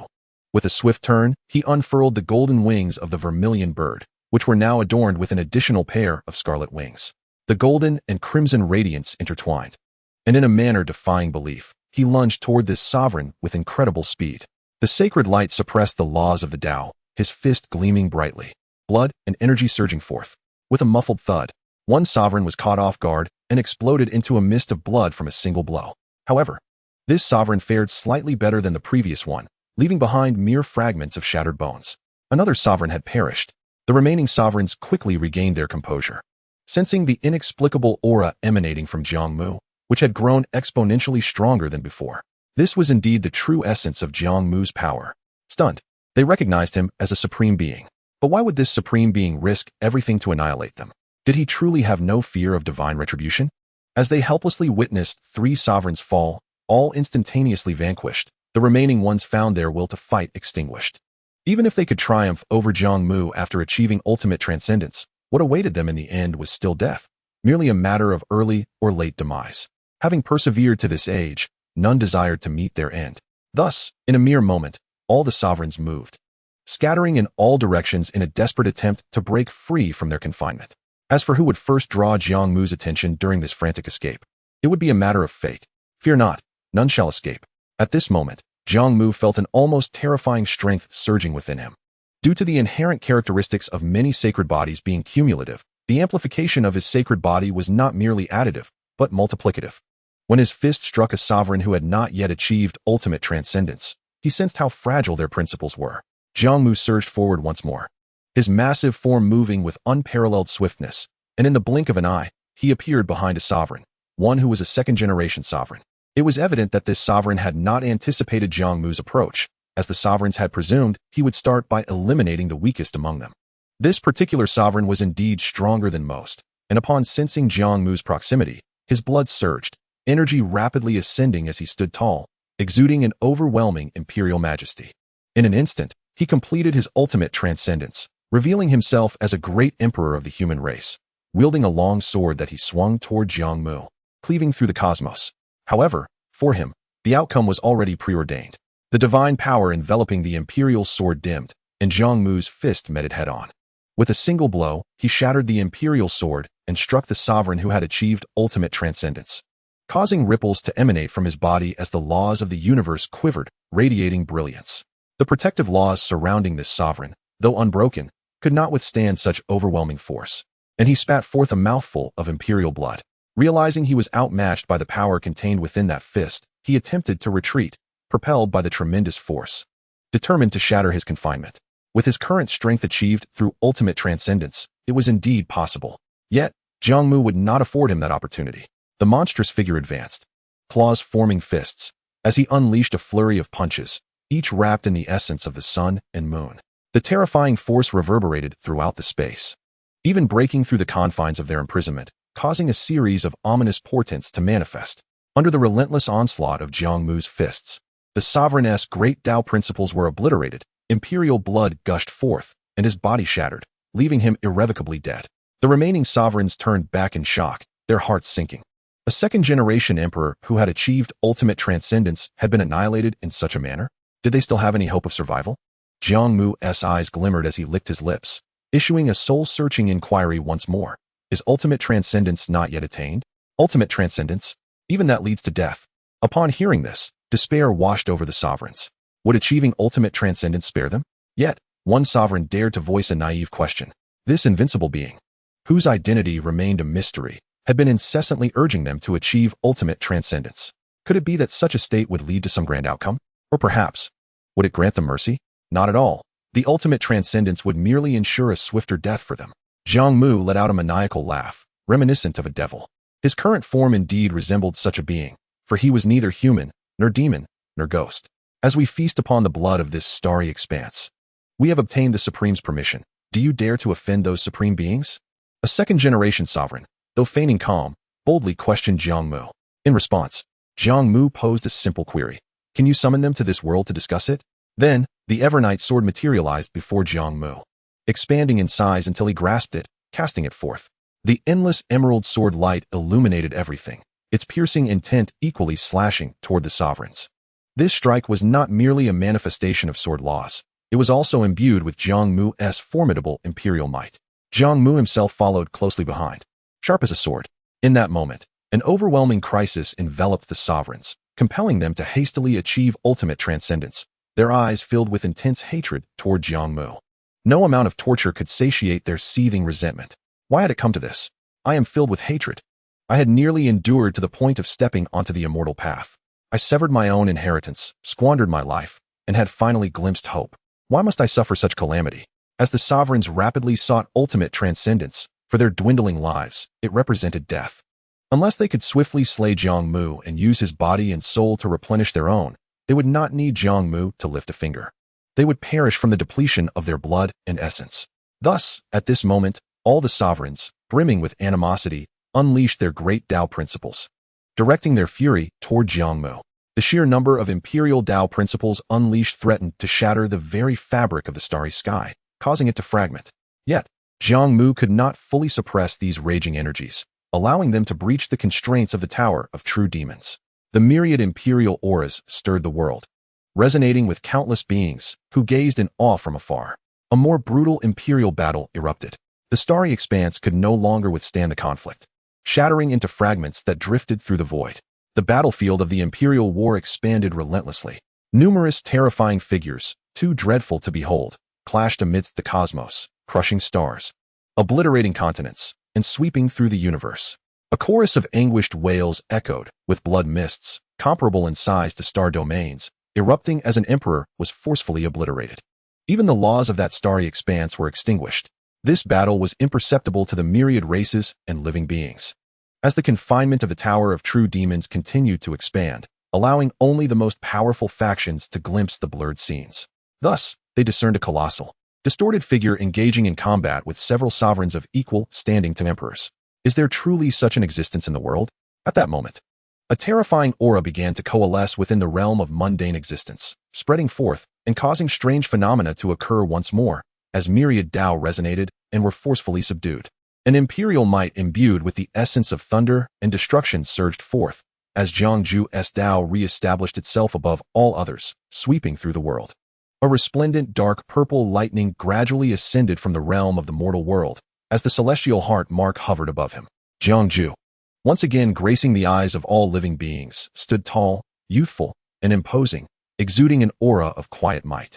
At this moment, even the great Tao seemed to rejoice, as if celebrating the return of the Emperor of Cataclysmic Sky in 3 lifetimes. The power of 3 lifetimes coursed through him, instilling in him a frightening strength. Jiangju reveled in his own might, feeling as though he had become the very center of existence once more. He mused that he could likely slay the 12 sovereigns without the intervention of the ancestor. However, when he probed the battlefield with his divine sense, his expression shifted dramatically. This is not right.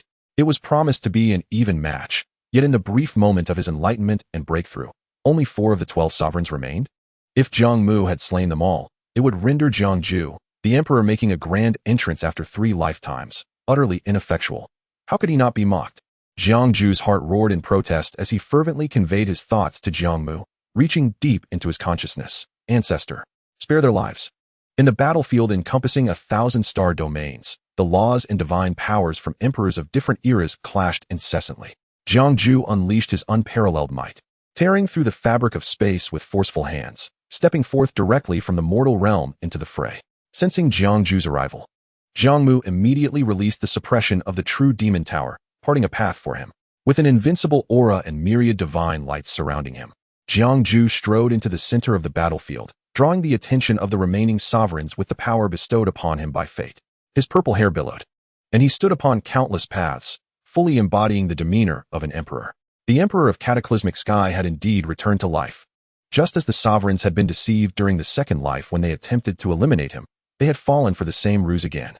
The Emperor of Cataclysmic Sky had not perished at all. In that instant, the remaining sovereigns were plunged into utter despair.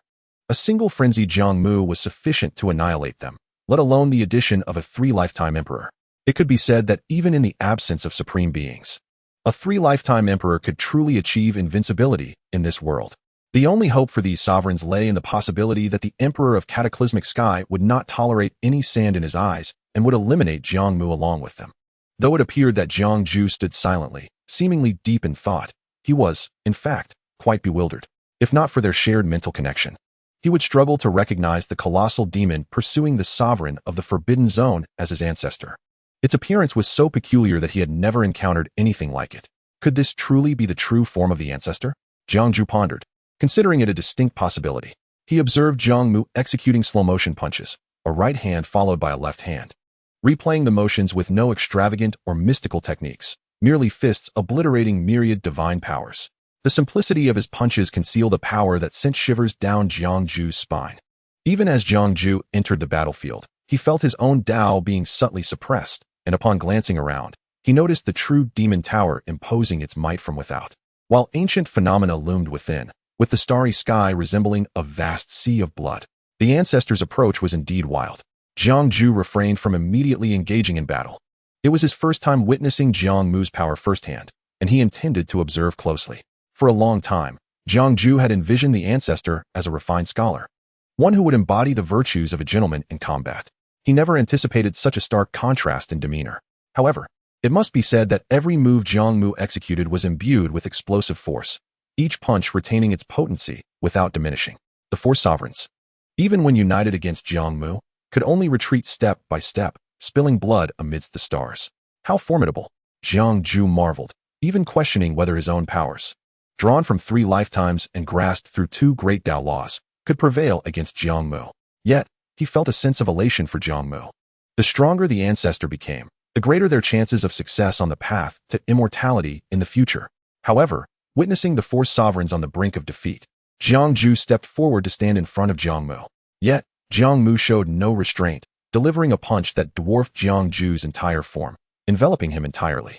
The force of the blow sent Jiang Mu staggering back several steps as he struggled to dissipate the impact. "Ancestor, are you truly striking me as well?" Jiang Mu exclaimed in shock, transmitting his thoughts. "Ah, my apologies, your appearance was too sudden.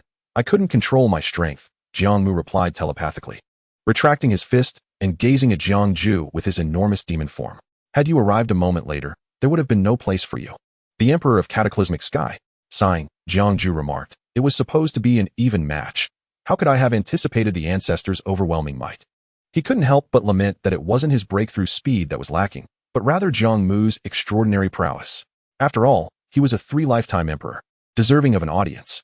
"Now, ancestor, you may rest and simply observe the spectacle." With that, Jiang Mu nodded slowly, retreating and summoning back the true demon tower while withdrawing the power of the ancient phenomena. The manifestations that had enveloped the battlefield gradually faded, and with a sweep of his massive claws, Jiang Mu collected the blood mist and scattered remnants of shattered corpses and imperial weapons. Although most of these had been obliterated by his own hands, they remained valuable. Materials do not necessarily need to be tangible. In any case, Jiang Mu wasted nothing. Jiang Mu turned slowly, a smile gracing his features as he gazed at the 4 sovereigns, now resembling withered husks, their breaths fluctuating violently. The sudden shift in the scene caused their expressions to change dramatically. Initially, Jiang Mu's unexpected encounter with Jiang Mu had instilled a flicker of hope in them, at least indicating that the two were not allies.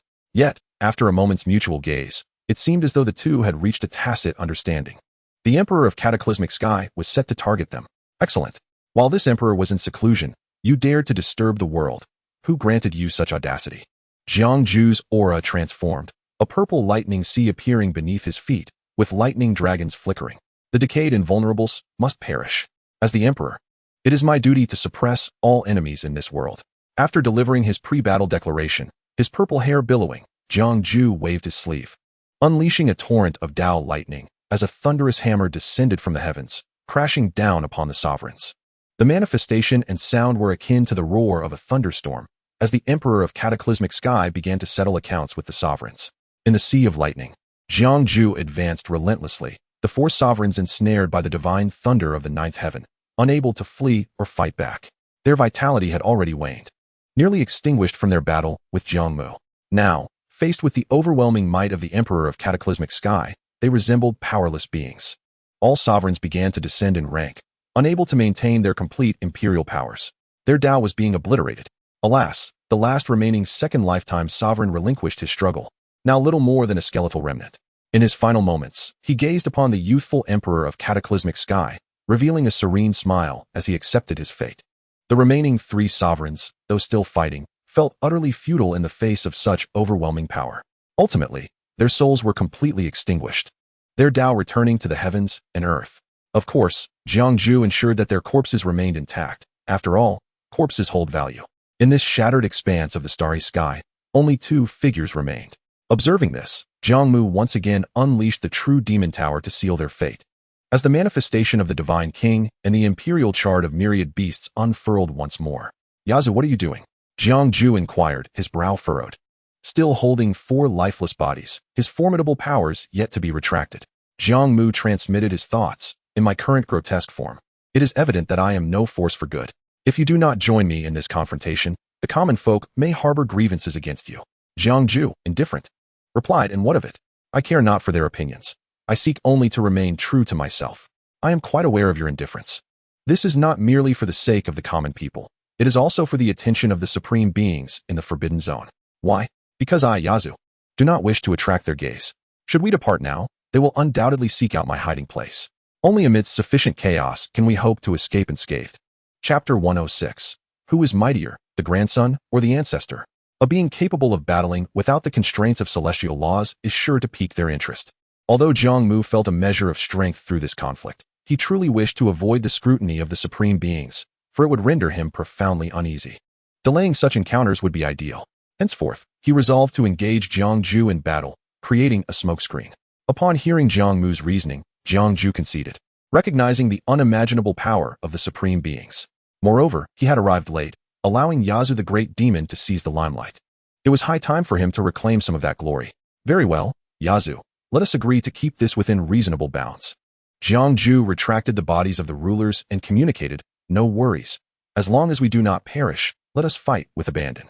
Having found the previous clash with the rulers rather effortless, Jiang Mu saw this as an opportunity to further gauge his own capabilities against Jiang Mu. With the Evernight sword in hand and his battle spirit soaring, he proclaimed, "Let us see who is mightier, you, the grandson, or I, the ancestor." Jiang Mu's lips twitched. Though Jiang Mu's words held merit, they bore a hint of mockery. Boom. With the Evernight sword in hand, Jiang Mu sprouted 4 wings and, with an unimaginable speed, appeared before Jiang Mu. Jiang Mu, quick to react, did not dare to underestimate the situation. He too summoned a tempest of thunder to empower himself and wielded his thunder hammer to clash. As the imperial weapons collided, the laws of their respective paths violently clashed, unleashing unfathomable power, a blinding radiance obscuring all else. Immediately after, the manifestations of their paths intertwined and surged forth. This clash was far more intense than the previous one. The supreme forces rendered the gaze of the myriad races inscrutable. Those who had been observing, unprepared to evade, were directly struck by the residual waves of the battle, suffering consequences ranging from a fall in their realms to death and obliteration. Such a battle at this level was truly terrifying. Initially, it had been presumed that the terrifying entity, akin to a demon, was allied with Emperor Jie, but it seemed otherwise. The two merely shared a common objective and refrained from striking until the rulers of the Forbidden Zone had been vanquished, at which point the grand conflict erupted. To the myriad supreme beings, the fact that Emperor Jie had defied death thrice was already remarkable. Yet, a being capable of contending with such an emperor was an enigma. Could it be another from the Forbidden Zone? Or perhaps a taboo entity lurking in the shadows of the world? No one truly knew. However, this battle was destined to be recorded in the annals of history, particularly with Emperor Jie, who feigned death at the end of each of his lifetimes, only to be reborn anew. Coupled with the 12 rulers he had obliterated in his current lifetime, he had already eradicated 17 rulers of the Forbidden Zone. Such an accomplishment was unparalleled among the preceding emperors. Though not all these rulers fell by Emperor Jie's hand, his ability to engage in battles against those who had slain them and emerge victorious could be deemed justifiable. It merely indicated that others had seized the opportunity first. An emperor who could defy death thrice should ideally ensure the safety of countless beings for millennia. This should have been a cause for celebration. Yet, the self-proclaimed prodigies found themselves bereft of tears, for Emperor Jie had once more returned to life. Would he leave them with no path to enlightenment? At this rate, they could hardly avoid doubting whether Emperor Jie could defy death for a 4th time. They could no longer afford to wait. The forces they belonged to could not squander divine resources sealing them for such an extended period. As the era of great conflict approached, they would likely find themselves aged and unable to compete with the youthful prodigies of the New Age. Thus, many of the mentally unbalanced prodigies emerged from their divine sources, raving madly, lamenting the injustice of fate. No matter how extraordinary one's talents, they could not break free from the suppression of the reigning emperor. At least, not in this era. The cataclysmic battle that shook the universe's myriad beings did not last long, for Jiang Mu still needed to feign the guise of a restricted entity. Otherwise, with Jiang Mu's constitution and Jiang Ju's celestial mandate as a youthful emperor, their vitality and magical power would hardly wane, allowing them to engage in a tumultuous struggle. Until a moment came when silence enveloped the battlefield, and after a prolonged period, various manifestations dissipated, leaving behind a solitary, imposing silhouette. Emperor Xiao appeared unchanged from when he first descended upon this celestial battlefield. The brutal combat seemed to have left no mark upon him. Yet, the demonic entity had vanished without a trace, leaving one to ponder whether it had fled or perished. Had Emperor Xiao triumphed in this confrontation? Now, the myriad beings of the world rejoiced for Emperor Xiao, celebrating his return to life for the third time. The paths of the great Tao resonated, and myriad phenomena erupted forth. With a flourish of his sleeve, the supreme power restored the fractured starry sky, as Emperor Xiao stepped forth, radiating brilliance. Back into the mortal realm. This battle too was fraught with chaos, so much so that the supreme beings hesitated to peer too deeply into the heart of the battlefield. Their presence was required to witness it firsthand. However, for such trivial matters, a personal visit was out of the question, no matter how curious they were about Jiang Mu. Their sole focus remained on the singular path to immortality. The rulers who had aligned themselves with the supreme beings felt fortunate for their choices. Otherwise, they might have ended up like the invincible entities without supreme leaders, perpetually disposable. Unity among the Forbidden Zones had never truly existed. At times, they were even adversaries. Aside from the rulers who were closely aligned with them, while the supreme beings refrained from attacking other rulers, they did not consider their interests either. Just as with the 12 rulers in this instance. Under pressure from the supreme beings, they dared not act recklessly, with time running short. They could not endure until the path to immortality opened, which prompted them to seek a morsel of sustenance. Yet, the supreme beings would not inform these rulers that Emperor Xiao had not perished. All the decayed ones, without mutual slaughter, acted solely for their own interests. The notion of immortality haunted them throughout their lives. Jiang Ju returned to the mortal realm in a blaze of glory, with the myriad races paying homage. Yet, he was engulfed in frustration, for this splendor was but a fade bestowed upon him by Jiang Mu. In reality, he had suffered greatly at Jiang Mu's hands. Yazoo is truly inhumane. It was almost unbelievable that a three-time emperor, favored by destiny, had been mercilessly pummeled by a demon. Who would believe such a tale?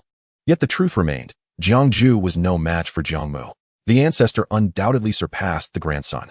Jiang Ju could not help but marvel inwardly. How powerful Yazoo truly is. The stronger Yazoo becomes, the greater my chances of attaining immortality when I embark on the celestial path. If he could wait until that moment. Jiang Ju felt himself prepared to cling to the coattails of greatness. As Jiang Ju basked in the boundless splendor, with myriad races extolling his name, Jiang Mu had quietly returned to his designated retreat, ensuring he was not under surveillance before exhaling a sigh of relief. At this moment, he had shed his monstrous form, reverting to a demeanor of cultured grace. Subsequently, Jiang Mu entered a meditative state, reflecting on the recent bout of combat. This encounter was unprecedented, a visceral clash that held profound significance for him, elevating his comprehension of the sacred body's power to new heights. Perhaps, I have attained strength comparable to that of the reverse life fourth emperor, and with just a further step, I shall ascend to the fifth. In chapter 107, they entered together. With Jiang Mu's current prowess, he could confidently subdue a third emperor. Even the pinnacle of emperors would falter before him.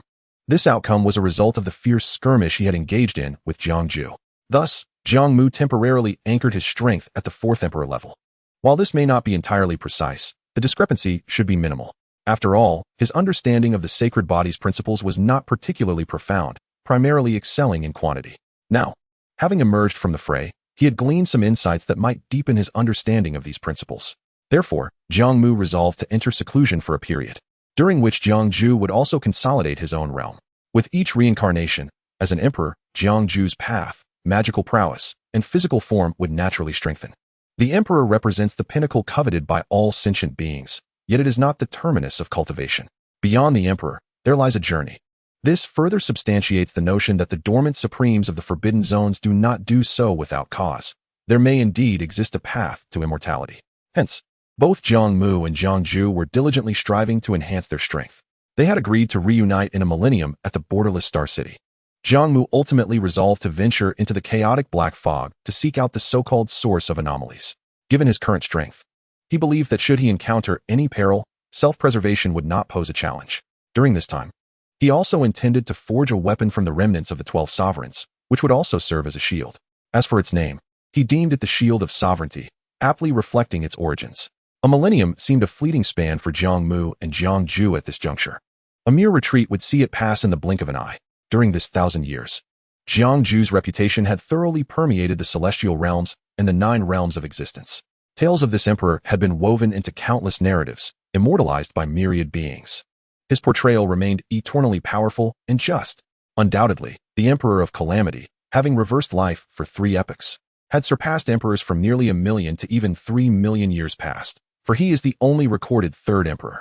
All races bowed in reverence, none daring to act recklessly. Although the Emperor of Calamity was just and fair, this indeed marked an era belonging to humanity. To assert that humanity lacked pride would be a fallacy. Thus, in the presence of myriad cultivators, humanity consistently held an edge. The realm of mortals had once again become the epicenter of the world, overshadowing the other realms with its boundless prosperity. Regrettably, countless prodigies gazed upon the statue of the Emperor of Calamity with an air of melancholy. Meanwhile, Jiang Mu had already arrived at the Star City within the cosmic wilderness. Shortly thereafter, Jiang Ju made his entrance. However, both remained exceedingly low-key, their whereabouts cloaked in secrecy. The two gazed into the chaotic black fog, where countless crimson eyes glimmered, revealing numerous distorted and bizarre entities. Remember, our primary objective is safety, Jiang Mu reiterated with a serious expression. Jiang Ju responded earnestly, indeed. With that, Jiang Mu handed Jiang Ju a dim, skeletal shield, marked with vein-like bloodstains that seemed to pulse with vitality. Jiang Ju observed the shield hovering in his palm, feeling the power it contained.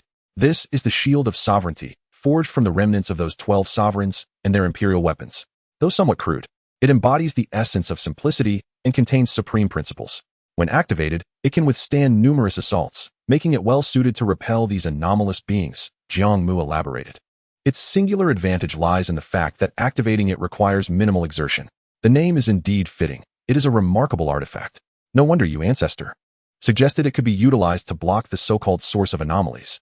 Jiang Ju praised, tucking the Shield of Sovereignty away. He fully comprehended Jiang Mu's intent, barring unforeseen circumstances. This item was meant to seal the source of anomalies, and every effort should be made to conserve its power. If they exhausted the shield's capabilities beforehand, they would be unable to block the source of anomalies. Let us depart, Jiang Mu declared, taking the lead into the chaotic black fog. Jiang Ju followed closely. To avoid drawing attention from any potential adversaries at the periphery, they suppressed their auras and hastened toward the depths of the chaotic black fog, striving to evade these grotesque entities that resembled maggots. Naturally, while these feeble entities posed no threat to the duo, they were utterly incapable of touching them. The two advanced until the chaotic black fog thickened, and they delved deeper, encountering increasingly formidable anomalous beings. Initially, they appeared as small hills, then as mountains, later resembling colossal cities, and eventually attaining sizes akin to stars, bizarre, distorted, decayed, and rotting. The anomalous beings, constrained by the chaotic black fog, exhibited varying strengths depending on the fog's density. In this profound depth, although they had yet to encounter the so-called path, Jiang Mu and his companion had already faced several anomalous entities capable of contending with emperors.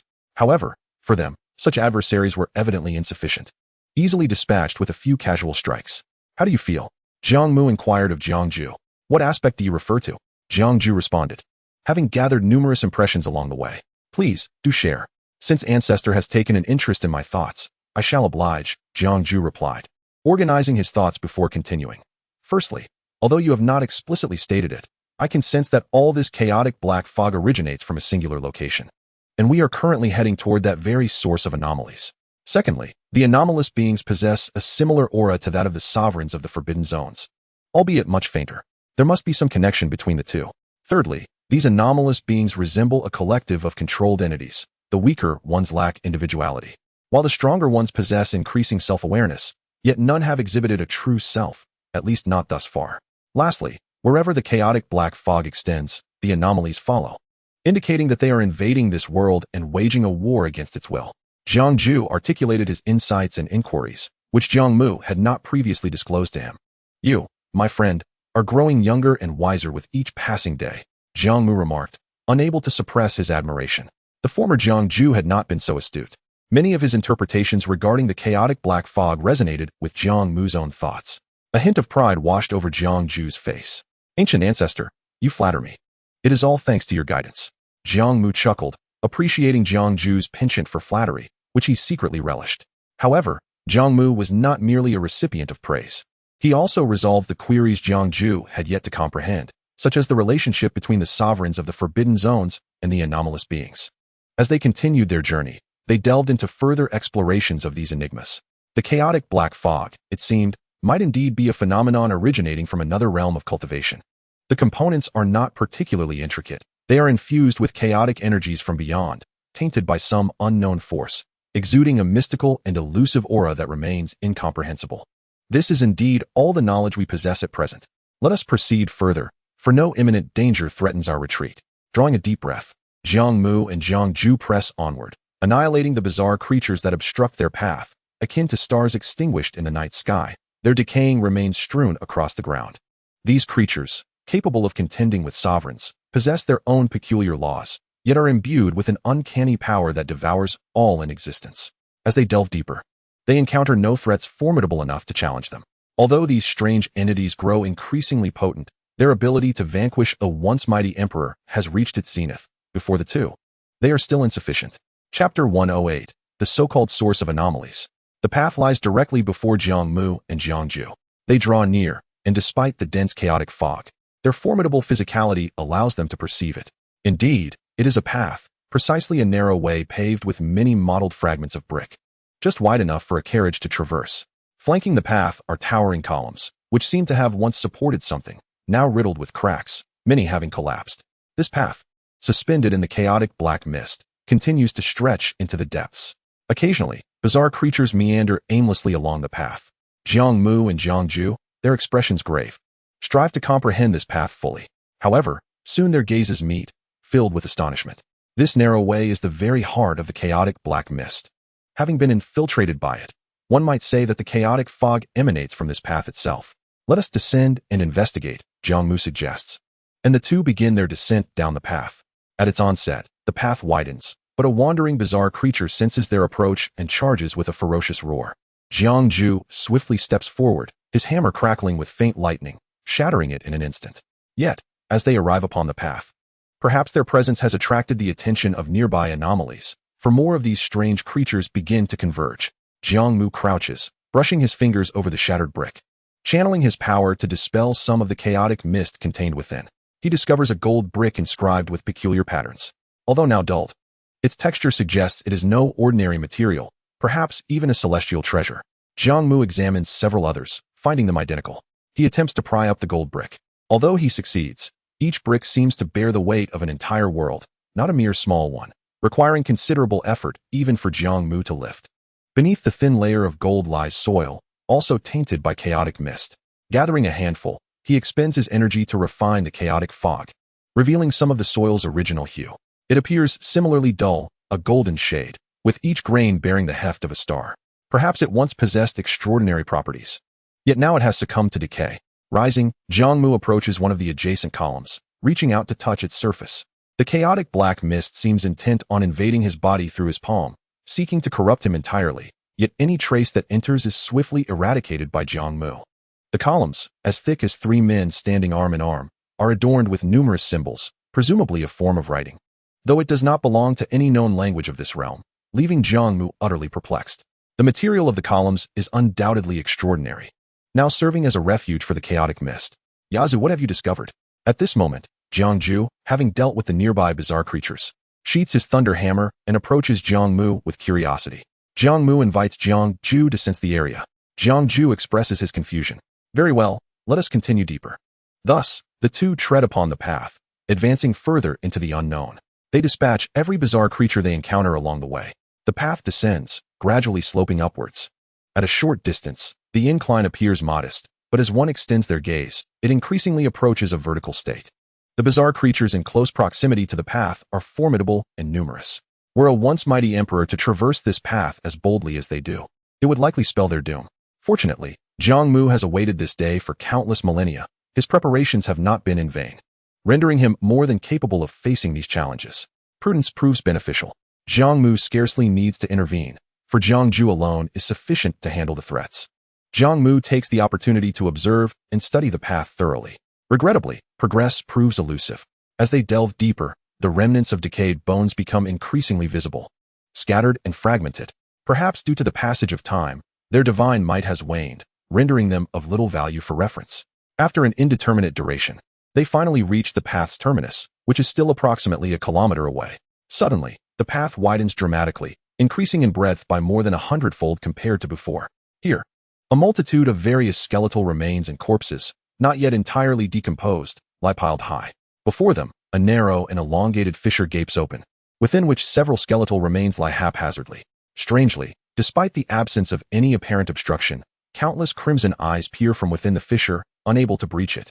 As if separated by a transparent membrane, writhing and distorting, their outlines stark against the invisible barrier. Jiang Mu and Jiang Ju refrain from rash actions, instead concealing their presence and observing meticulously. The path indeed extends from within the fissure, while it is not entirely devoid of bizarre creatures capable of passing through. Such occurrences are rare, typically requiring considerable time for even a single one to appear. The skeletal remains ensnared within the fissure likely belong to the last encounter between the divine empress Shun Yao and Pu Binhong. The corpses and debris that now fill the once narrow path, though mostly decayed, suggest that these beings once stood shoulder to shoulder with emperors or ancient sovereigns, having been invincible in their era. Is this the source of the anomalies? The two murmur, realizing that the accumulated remains are merely remnants of their corporeal forms, belonging to a multitude of different masters. The sheer volume of remains suggests that perhaps 30 to 50 invincible beings have perished here. The deep imprints upon the fragmented floor tiles resemble stains of imperial blood. The worn edges of some fragments resemble the remnants of imperial weapons. This place must have witnessed an exceptionally fierce battle, one that claimed the lives of so many invincible beings. These fallen entities likely share a common identity, rulers of forbidden zones, supreme beings, and taboo life forms, not merely those of a single lifetime, but at the very least, those who have defied death twice. Though the chaotic black mist emerged over 3 million years ago, it does not imply that there were no forbidden zones prior. Perhaps they were simply referred to differently or had yet to manifest in the world. Furthermore, this so-called forbidden zone has only come into existence in the last 200,000 years. Of course, all of this remains conjecture on the part of Jiang Mu and Jiang Ju. They cannot draw definitive conclusions. Yet, the scene before them is so profoundly shocking that they must exercise caution. Jiang Mu reflects that the words once spoken to him by Yin Lingyun were far too conservative. Certainly, it may also be that Yin Lingyun's realm is insufficient, rendering him hesitant to linger too long. Thus, many intricate details eluded his notice. Jiang Mu and Jiang Ju continued to observe surreptitiously for quite some time. Upon reaching this location, the bizarre creatures became noticeably sparse, with only a handful meandering around the fissures. If the earlier entities could only contend with an Empyrean, the few present now emitted an aura that could barely be likened to that of a reigning Empyrean. As for those within the fissure, it might take half a day for even a single one to emerge, and the most formidable among them would merely match the strength of an Empyrean, if not be weaker still. This was under circumstances where no effective corpses blocked the area. Hence, it is no wonder that it took a considerable amount of time for the bizarre creatures to approach the outskirts of the border wilderness Star City once more after being repelled. Thus, Jiang Mu proposed, Jiang Ju, why don't you advance and deal with the nearby bizarre creatures? We shall investigate closer. Me? Jiang Ju pointed to himself with a raised index finger, incredulously inquiring, and what about you, ancestor? Jiang Mu replied nonchalantly, naturally, I, as your ancestor, shall provide you cover. Cover? Jiang Ju could hardly believe his ears. Such words emanating from the ancestor's mouth seemed to unequivocally indicate danger awaiting him. After all, the ancestor was stronger than he. Why would he not take the lead?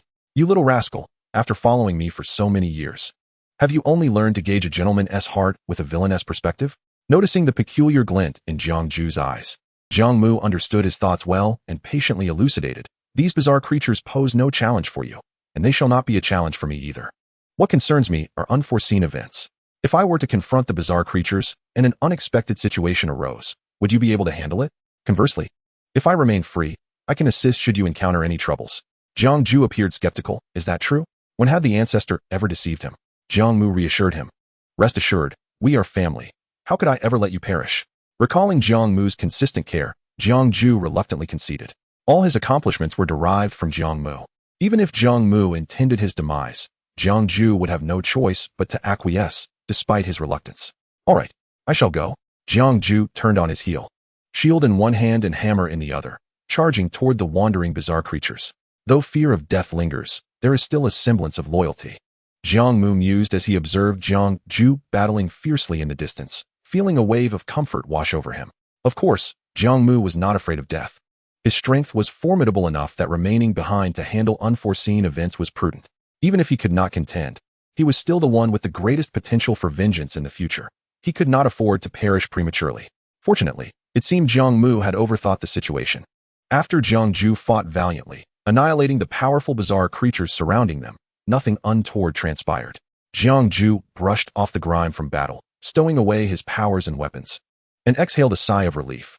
With curiosity, Jiang Mu approached, finally stepping onto the path strewn with bones. He inquired of Jiang Mu, "So, what have you discovered?" "It seems there is no danger apart from these bizarre creatures," Jiang Mu replied, shaking his head, having sensed no immediate threat. "Very well, let us continue our exploration." Thus, the two ventured along the expansive path, gradually nearing the fissure. The corpses littering the path appeared to originate from various epochs, some recent, some ancient. However, their original identities were indiscernible, and it was impossible to ascertain their specific timelines, for they had decayed beyond recognition, their inherent Tao principles long extinguished. Yet Jiang Mu pondered that since the emergence of the chaos black mist, numerous Empyreans had vanished into its depths, suggesting that some of these corpses might belong to them. They ultimately perished here, perhaps at the hands of the bizarre creatures, or due to other reasons. However, this revelation seemed inconsequential, yielding no significant insights. Eventually, their gaze settled upon the elongated fissure. Clearly, it served as a gateway to another realm. The bizarre creatures were confined within, unable to emit any sounds.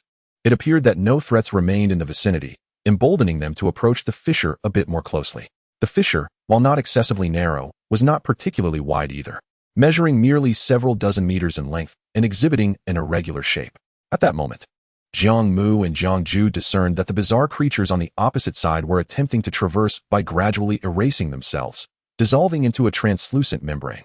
As such, it would require the demise of numerous bizarre entities for a singular fortunate one to succeed in crossing. Occasionally, a bizarre creature would manage to breach the center, though it was the most vulnerable point. However, this membrane possessed regenerative properties, and at times, only a partial entity could pass through. Fortunately, a half-dissolved bizarre creature would not perish. It merely needed to consume and replenish to survive. With little else to explore in the vicinity, Jiang Mu and Jiang Mu opted to remain at the fissure's entrance, slaying any bizarre creature that emerged.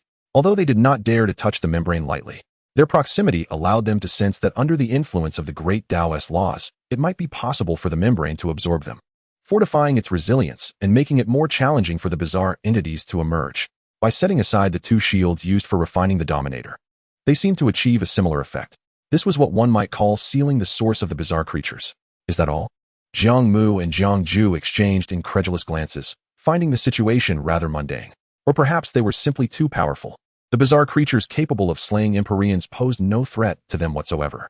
As they deliberated on where the fissure led and whether it might lead to the so-called immortal realm, it was evident that not only contemporary Empyreans, but perhaps even the supreme beings of the Forbidden Zones had traversed this place. Their decision not to pass through the fissure suggested that what lay beyond was not a favorable destination. Thus, after much contemplation, the two concluded that they would not attempt to cross the fissure, for the endless bizarre entities within might overwhelm them. They could always explore further when they possessed greater strength.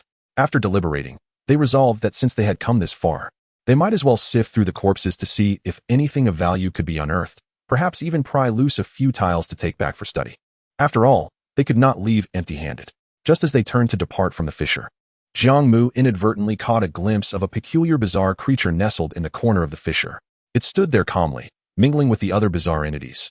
Yet unlike them, it was neither ugly nor grotesque. It bore a humanoid form and was of ordinary human stature. Most importantly, it did not struggle, as if in a state of contemplation, starkly contrasting with the other bizarre creatures. Moreover, Jiang Mu felt as though it was gazing directly at him and Jiang Mu. This entity had not been present prior. It appeared only later. It was certainly no ordinary bizarre creature. Looking into the creature's crimson eyes, Jiang Mu sensed an unusual intelligence within, a depth of perception that was uncharacteristic of the bizarre beings they had encountered. Even those that could rival an Empyrean lacked such insight. It was distinctly intelligent, a bizarre creature unlike any they had ever seen. Jiang Mu and Jiang Ju both noted its presence, communicating silently through their thoughts, unabashedly observing the strange entity, regardless of its strength. The fact that it was in a state of contemplation suggested it could not approach them.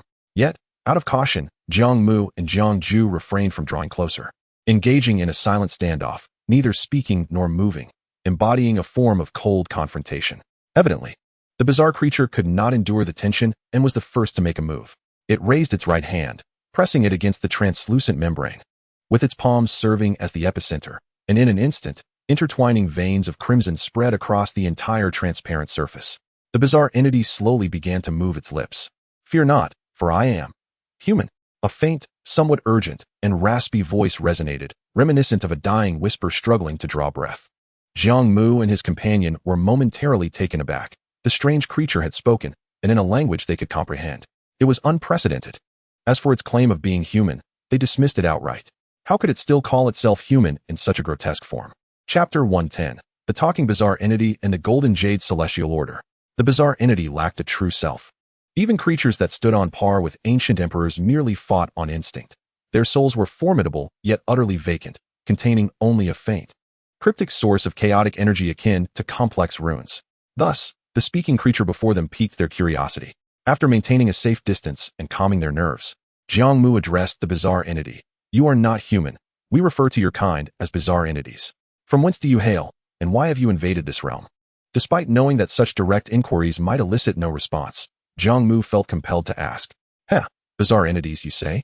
The creature resting a hand upon the membrane seemed to employ this means to both hear Jiang Mu's words and transmit its voice.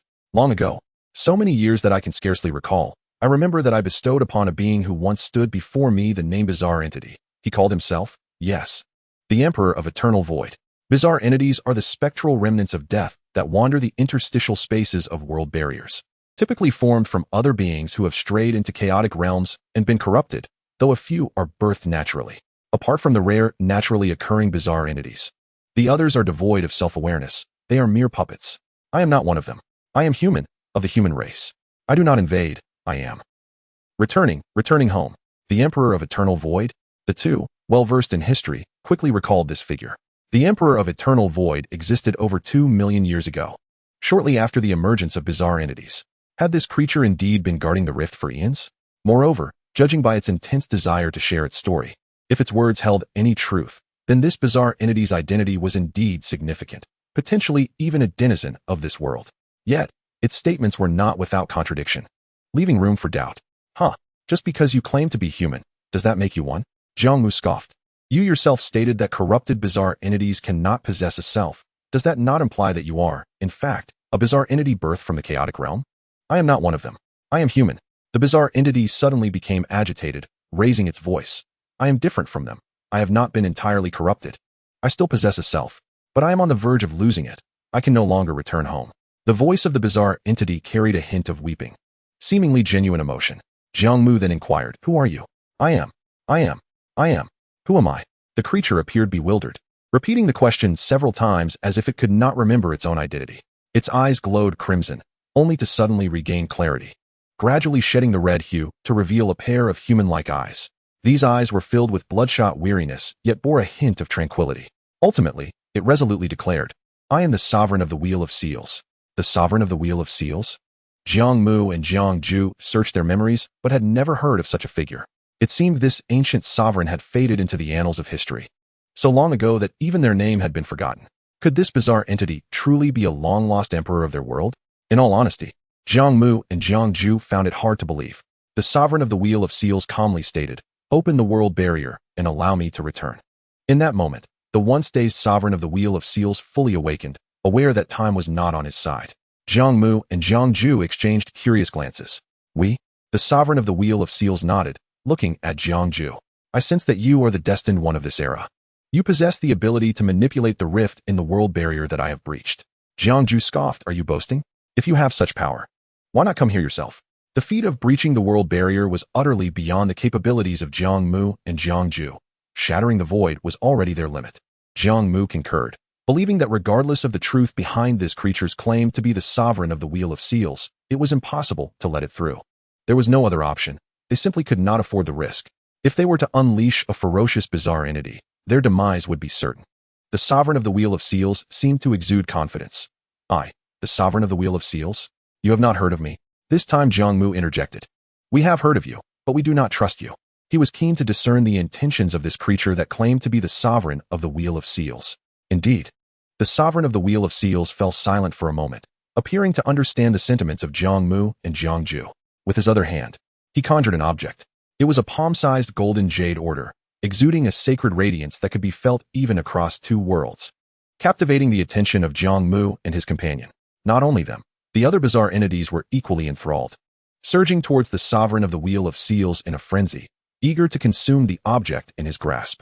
In response, the sovereign of the Wheel of Seals flipped his palm, making the golden jade order vanish, and with a single punch, black imprints appeared, causing the countless bizarre entities that surged forward to shrink dramatically, ultimately condensing into mere black dots that exploded and vanished completely. In an instant, the area surrounding the rift was cleared, revealing a distant, dimly lit world beyond, which appeared to consist of desolate mountains and lands.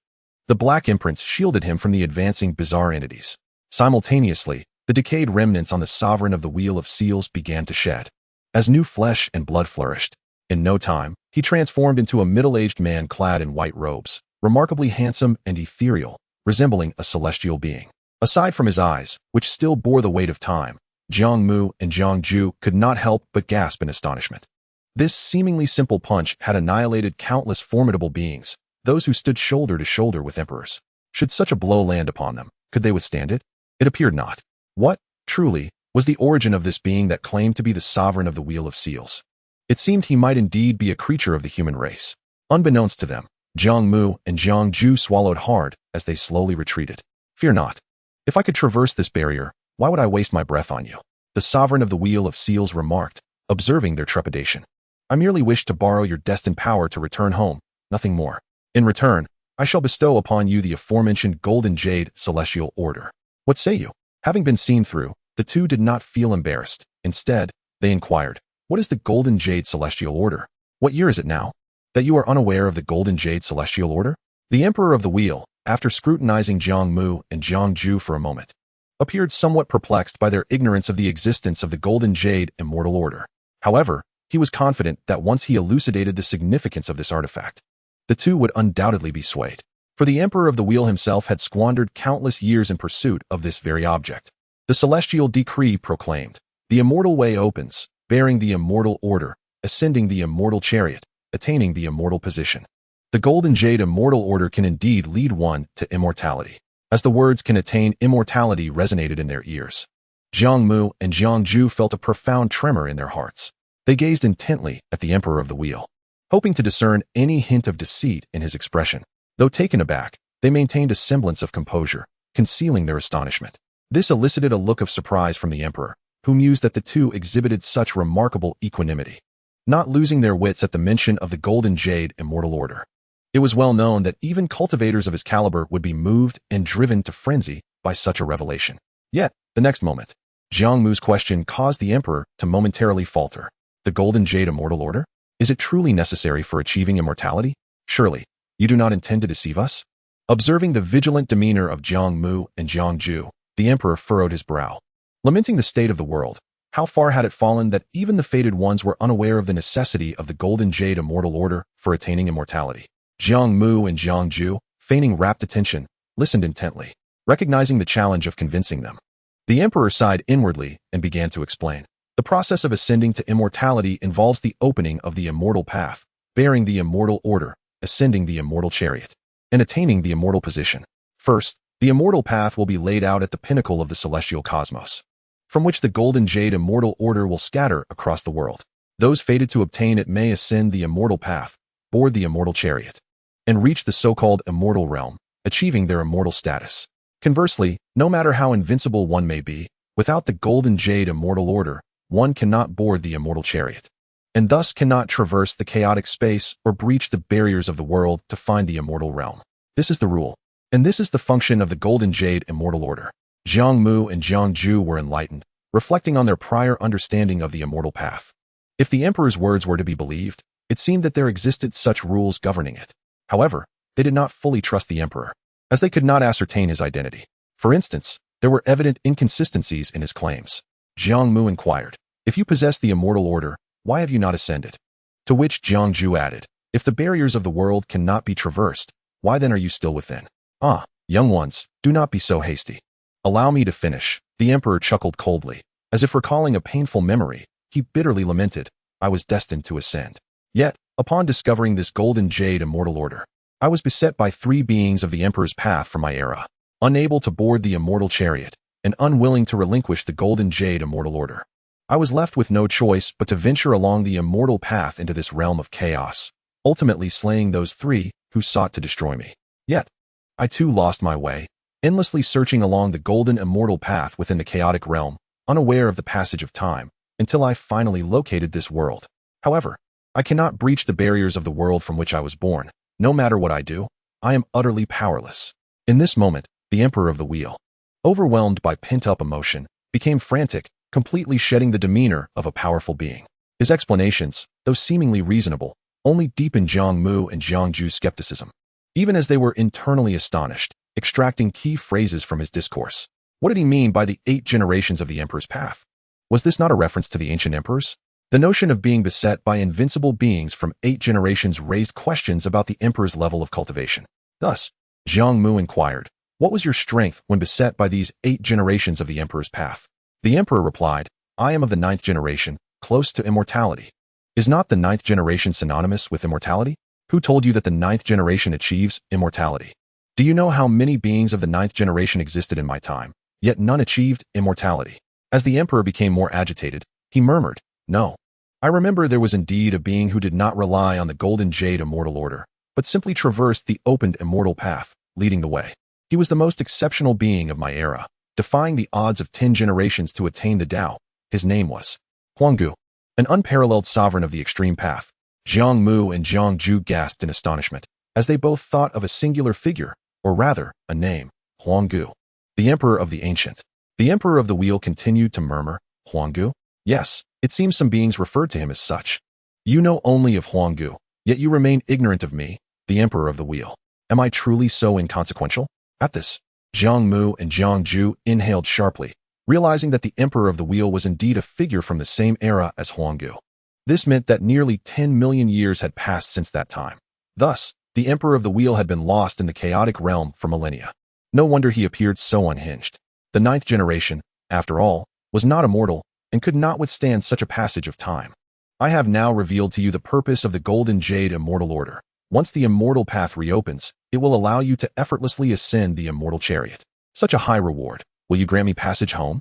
The Emperor of the Wheel no longer entertained other thoughts. All that remained for him was this singular obsession. To think, this is something you have pursued for a lifetime, and you would so easily relinquish it? Though astonished, Jiang Mu remained skeptical of the Emperor's words. "Ha ha ha. I am but a dying man. What use is it to me? I even despise it. Were it not for this, why would I have been trapped in the chaotic realm until I nearly lost myself? But tell me, just how long have I been away?" The Emperor of the Wheel let out a mournful laugh, clearly on the brink of despair, as he turned the question back to Jiang Mu. Hoping that the passage of time had not been too lengthy, that perhaps his sense of time had merely deceived him. "Are you certain you wish to know?" "Indeed. For I am aware that a significant amount of time has elapsed, yet I cannot ascertain how long." "Fated one, you must tell him." Thus, Jiang Ju responded, 10 million years have already passed." "How much?" Upon hearing the answer, the Emperor of the Wheel appeared incredulous. Jiang Mu sighed. "The era you hail from has long since passed, 10 million years ago." The Emperor of the Wheel seemed to fall into a daze. Although he could not sense their presence, the fluctuations in the surrounding space and the vibrations of the membrane indicated a profound intensity. 10 million years, ha ha ha, 10 million years. The Emperor once more let out a wretched laugh, collapsing to the ground. Everything he once knew had been engulfed by the tides of history. In the face of the Emperor of the Wheel's deranged demeanor, Jiang Mu and Jiang Ju felt a twinge of empathy. Realizing that all he had spoken was likely the truth, this state of despondency and madness was not something one could feign at will. It was far too difficult. Particularly for Jiang Mu, who could comprehend such sentiments, though his own existence spanned a mere fraction of the Emperor's.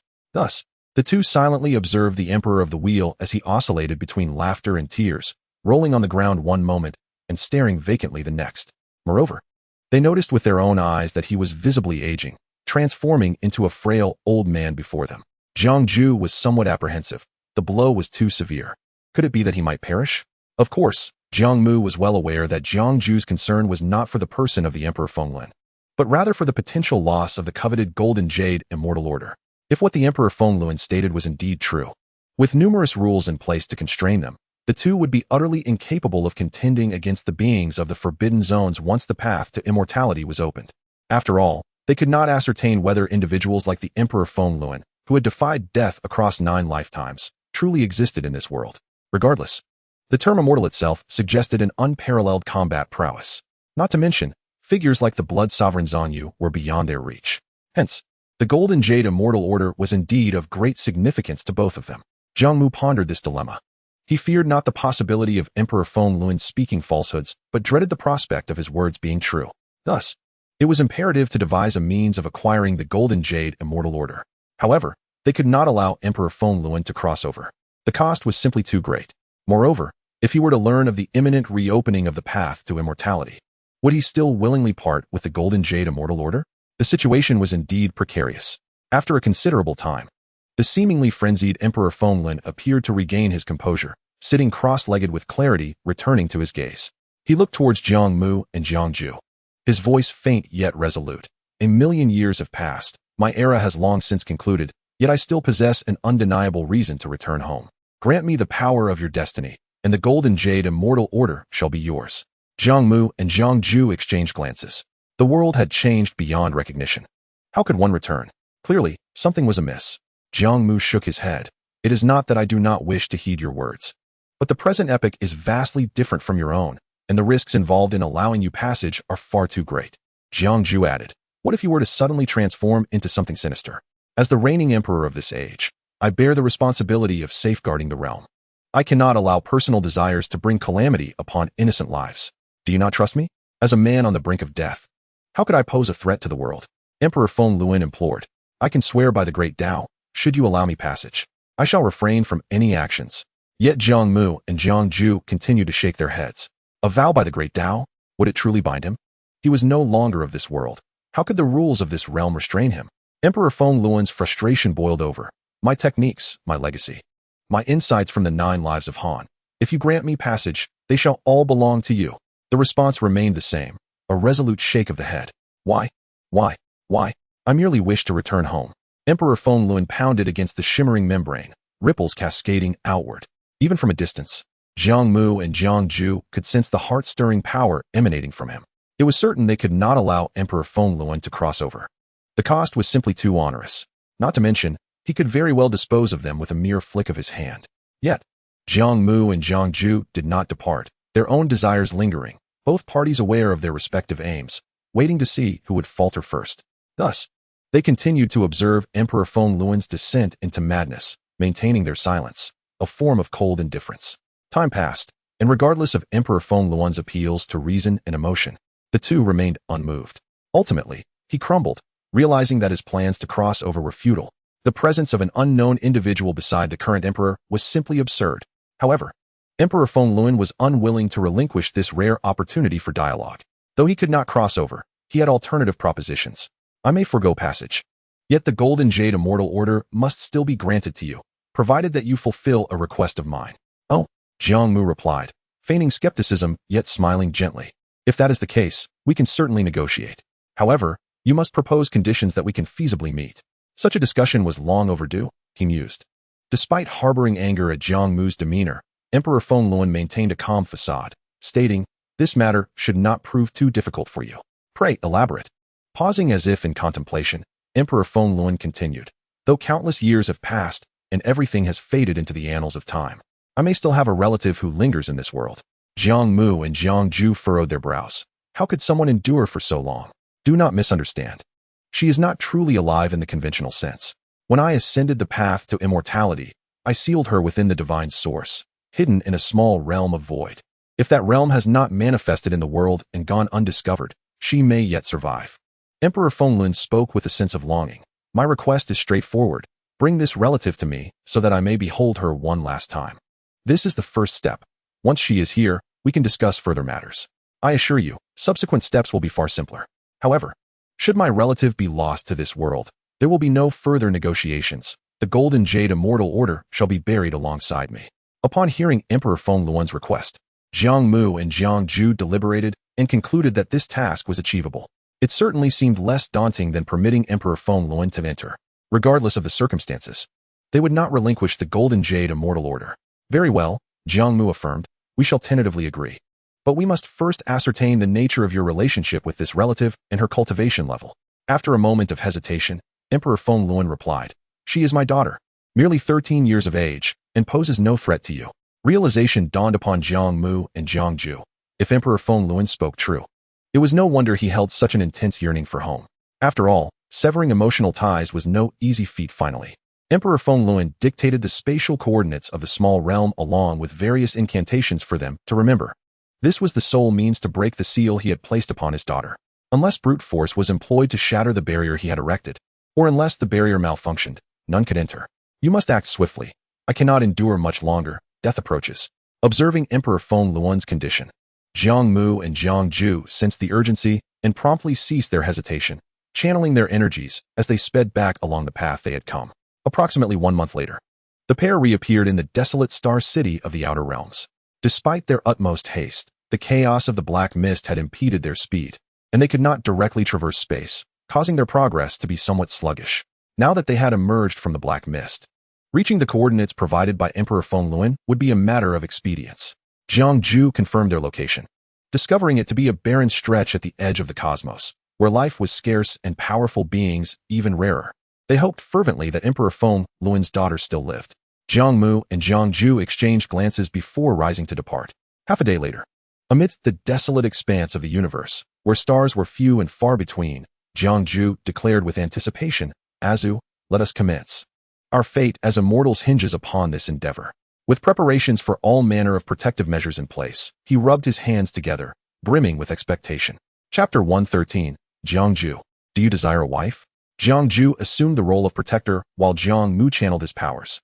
As he recited a series of arcane incantations, his hands formed intricate seals, and various mystical symbols burst forth, suddenly vanishing into a nearby rift in space.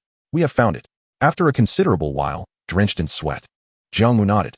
This spell, which merely served to unlock a key, was astonishingly draining on his magical energy. Just how formidable was the barrier left behind by the Seal Wheel Sovereign? Moreover, this barrier had existed for at least several million years. Even if the Seal Wheel Sovereign possessed immense power, its might must have diminished significantly over time. At that moment, the two no longer hesitated and promptly soared toward the location where the magical seal had vanished. With both hands, they tore at the fabric of space, creating a minuscule rift just wide enough for a single person to pass through. Jiang Mu, probing with his consciousness and confirming the absence of danger, was the first to step through, followed closely by Jiang Ju. Initially narrow, the passage soon opened up to reveal a breathtaking expanse. The two figures emerged into a sky adorned with azure and white, surrounded by verdant mountains and crystal-clear waters, a scene of exquisite beauty. However, there was not a trace of spiritual energy. This was an unremarkable little world, although it possessed its own order of existence.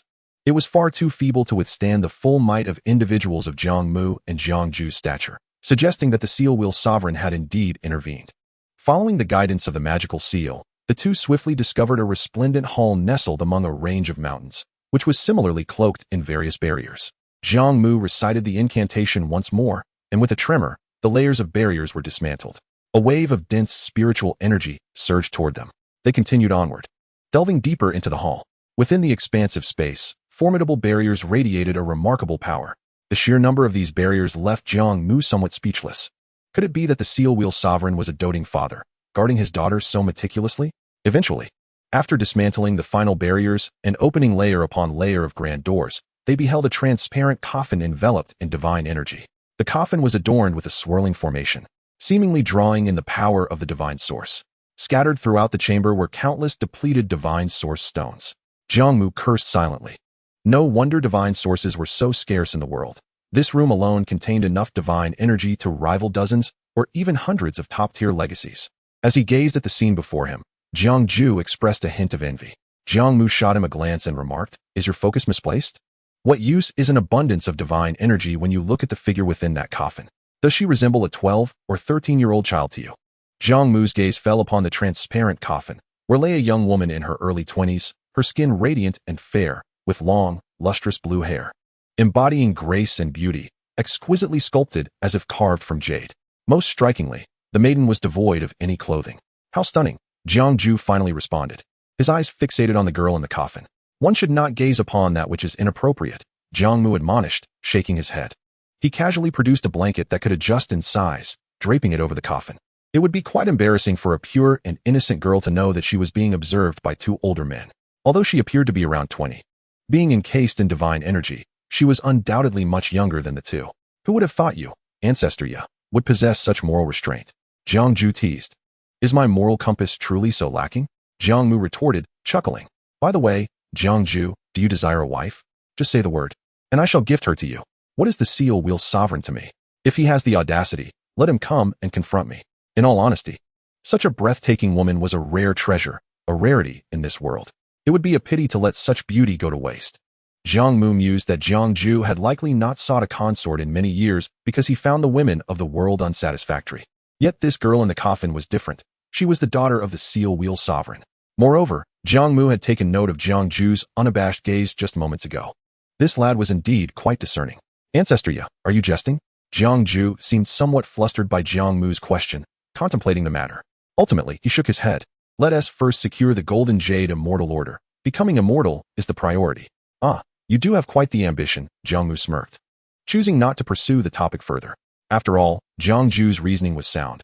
Who could predict what the seal wheel sovereign intended for his daughter? Thus, Jiang Mu stowed the coffin into a storage ring capable of containing living beings, a feature attributed to the ring being forged from a fragment of a small world. The two then proceeded to scavenge the chamber for any valuables. However, they found little of worth, merely the array designed to absorb divine energy, using the remaining divine source stones. The seal wheel sovereign likely feared attracting unwanted attention and had refrained from placing any valuable items within. This hall is quite splendid. It would be perfect for decorating my retreat, Jiang Mu finally remarked, admiring the materials used in the grand structure. The hall had withstood the test of time, imbued with the essence of divine energy, and had not decayed, instead acquiring a unique charm. When they exited the hidden little world, it was already devoid of all substance. One could not help but commend the seal wheel sovereign for his exceptional protective measures, managing to keep this small realm concealed for millennia. Next, they dismantled the isolating formations and stealthily made their way back to the edge of the cosmos, returning to the depths of the chaotic black mist. Once titans who had battled the rulers of forbidden zones, they now moved with an alarming discretion, akin to thieves. Deep within the chaotic black mist lay a mysterious rift. Jiang Mu deliberately placed the transparent crystal coffin at a considerable distance from the fissure, no matter how much the seal wheel sovereign implored him to bring it closer. Jiang Mu remained unmoved, wishing only for the sovereign to see and yet not touch. Eventually, seeing no progress, the seal wheel sovereign seemed to relent. Pressing himself against the shimmering membrane, gazing longingly at the girl within the coffin, utterly entranced. Xianxiaaudiobooks, I must say, this girl bears a striking resemblance to the seal wheel sovereign in his youth, Jiang Ju whispered. Jiang Mu nodded in agreement. It appears she is indeed a direct descendant. They continued to observe in silence, waiting for the sovereign's next move. The seal wheel sovereign remained fixated on the maiden in the coffin for an interminable time, as if the universe had shrunk to encompass only the two of them. Ener, father has returned to you, he murmured. I promised I would come for you once I attained immortality, yet I have failed and broken my word. I no longer wish to become immortal. I miss you too much, too much. If only I could go back to that moment when you held my hand, I would never have yearned for immortality. The seal wheel sovereign's voice trembled with sorrowful whispers, tears streaming down his face as he wept. It was a genuine display of emotion. This poignant scene prompted Jiang Mu and Jiang Ju to turn their heads away. The deep bond between father and daughter was indeed heart-wrenching. The seal wheel sovereign continued to murmur a multitude of words, until the ground beneath him was soaked with his blood and tears. Ultimately, he wiped his eyes and resolutely instructed Jiang Mu, take my daughter away. Do not let her appear before me. Though curious, Jiang Mu complied. Once the coffin was secured, he inquired, why do you not beseech us to bring her to your side, when your eyes brim with reluctance?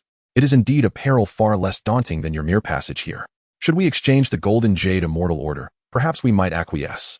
The Emperor of the Wheel of Sealing scoffed softly. Humph, even the distance of our separation is meticulously guarded against me. How could I be unaware? Even if you were to genuinely consent, I would never permit it. She is my daughter. I cannot, and shall not, bring her harm. Jiang Mu clicked his tongue. TSK. Quite the sense of responsibility you have. I assumed the woman in that coffin was part of your scheme for survival. Upon hearing this, the Emperor of the Wheel of Sealing erupted into laughter, raspy, yet filled with anguish. His gaze then sharpened. I must assert, you underestimate me. The Emperor of the Wheel of Sealing.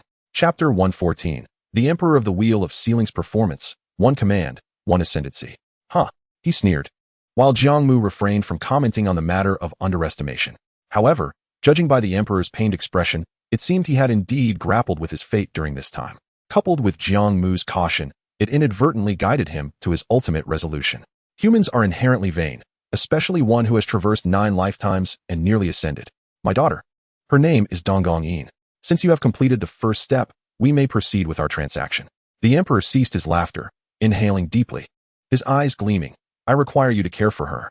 Do not hastily refuse. Allow me to finish. My demands are not extravagant.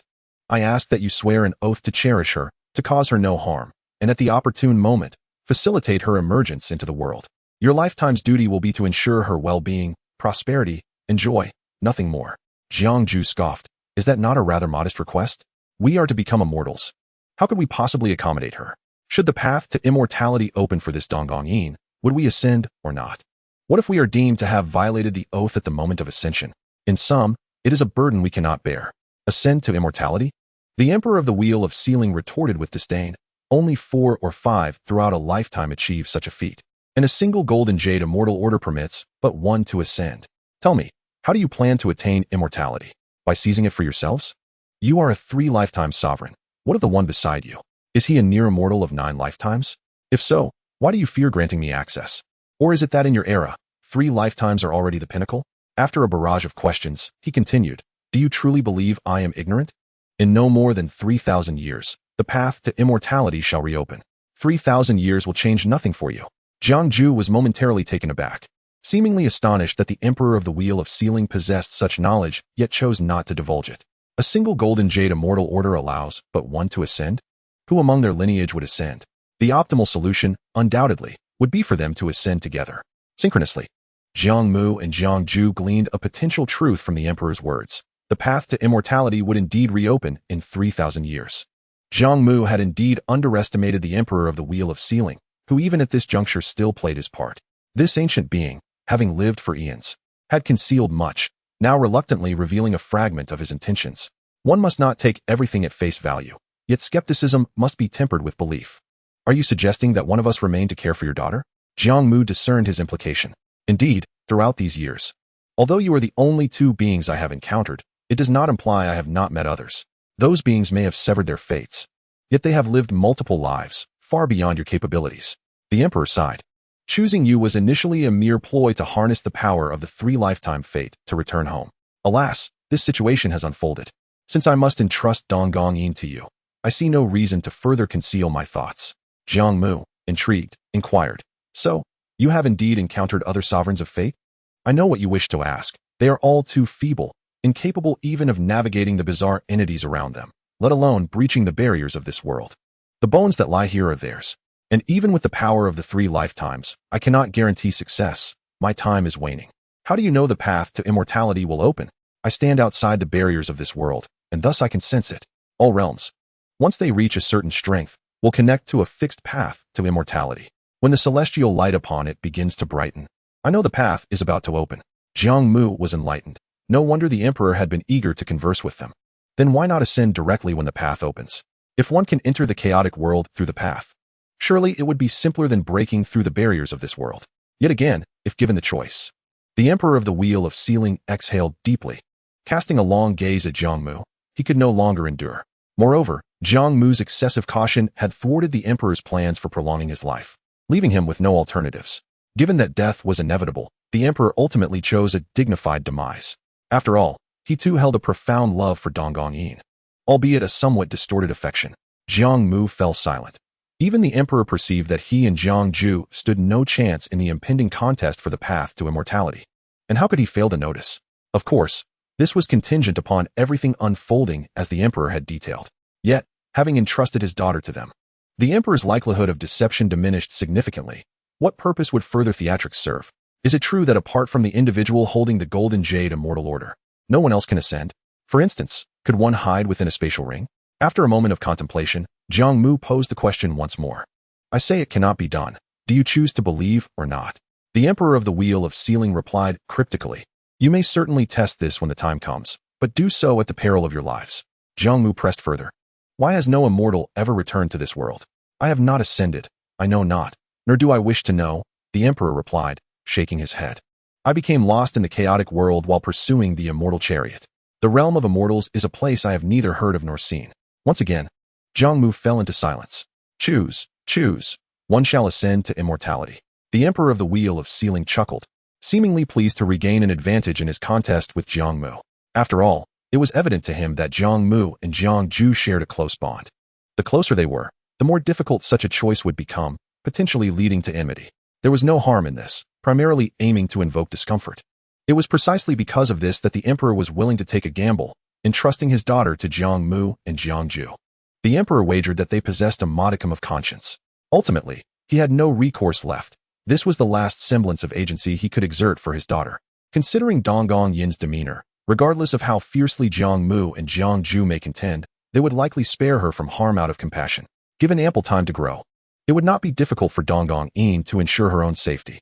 As a near immortal of 9 lifetimes, the Emperor of the Wheel of Sealing bore the heaviest burden in this outcome. It might have been preferable to perish in the fray on the path to immortality than to find himself trapped in this dilemma. A lamentable fate, indeed, filled with self-pity. Now, he had but one final path left to traverse. No matter the outcome, this path shall never implicate his cherished daughter.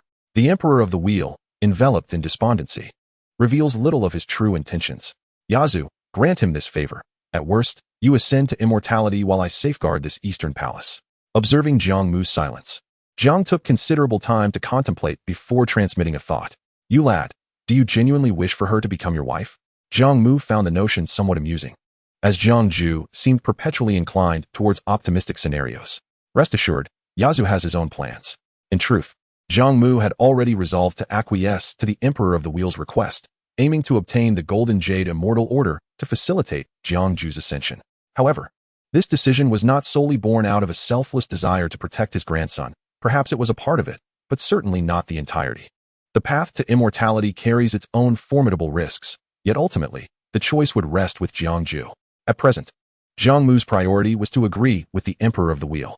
After all, Jiang Mu possessed an indelible talisman, Yin Jiner, whom he could not abandon. Allowing Yin Jiner to fend for herself was beyond Jiang Mu's conscience, a betrayal to an old friend. Thus, the addition of one more or the subtraction of one less bore little consequence. Therefore, Jiang Mu only needed to maintain the seal on the Eastern Palace. Even if he were to keep the Eastern Palace sealed indefinitely, it would not constitute a breach of oath, considering Jiang Mu's immortality. Indeed, due to his eternal existence. Even if he failed to procure the Golden Jade Immortal Order this time, he would eventually achieve immortality. It's merely a question of time. Chapter 115, The Deal is Sealed. Very well, we accept your terms. Initially, the Emperor of the Wheel anticipated that Jiang Mu would deliberate for an extended period.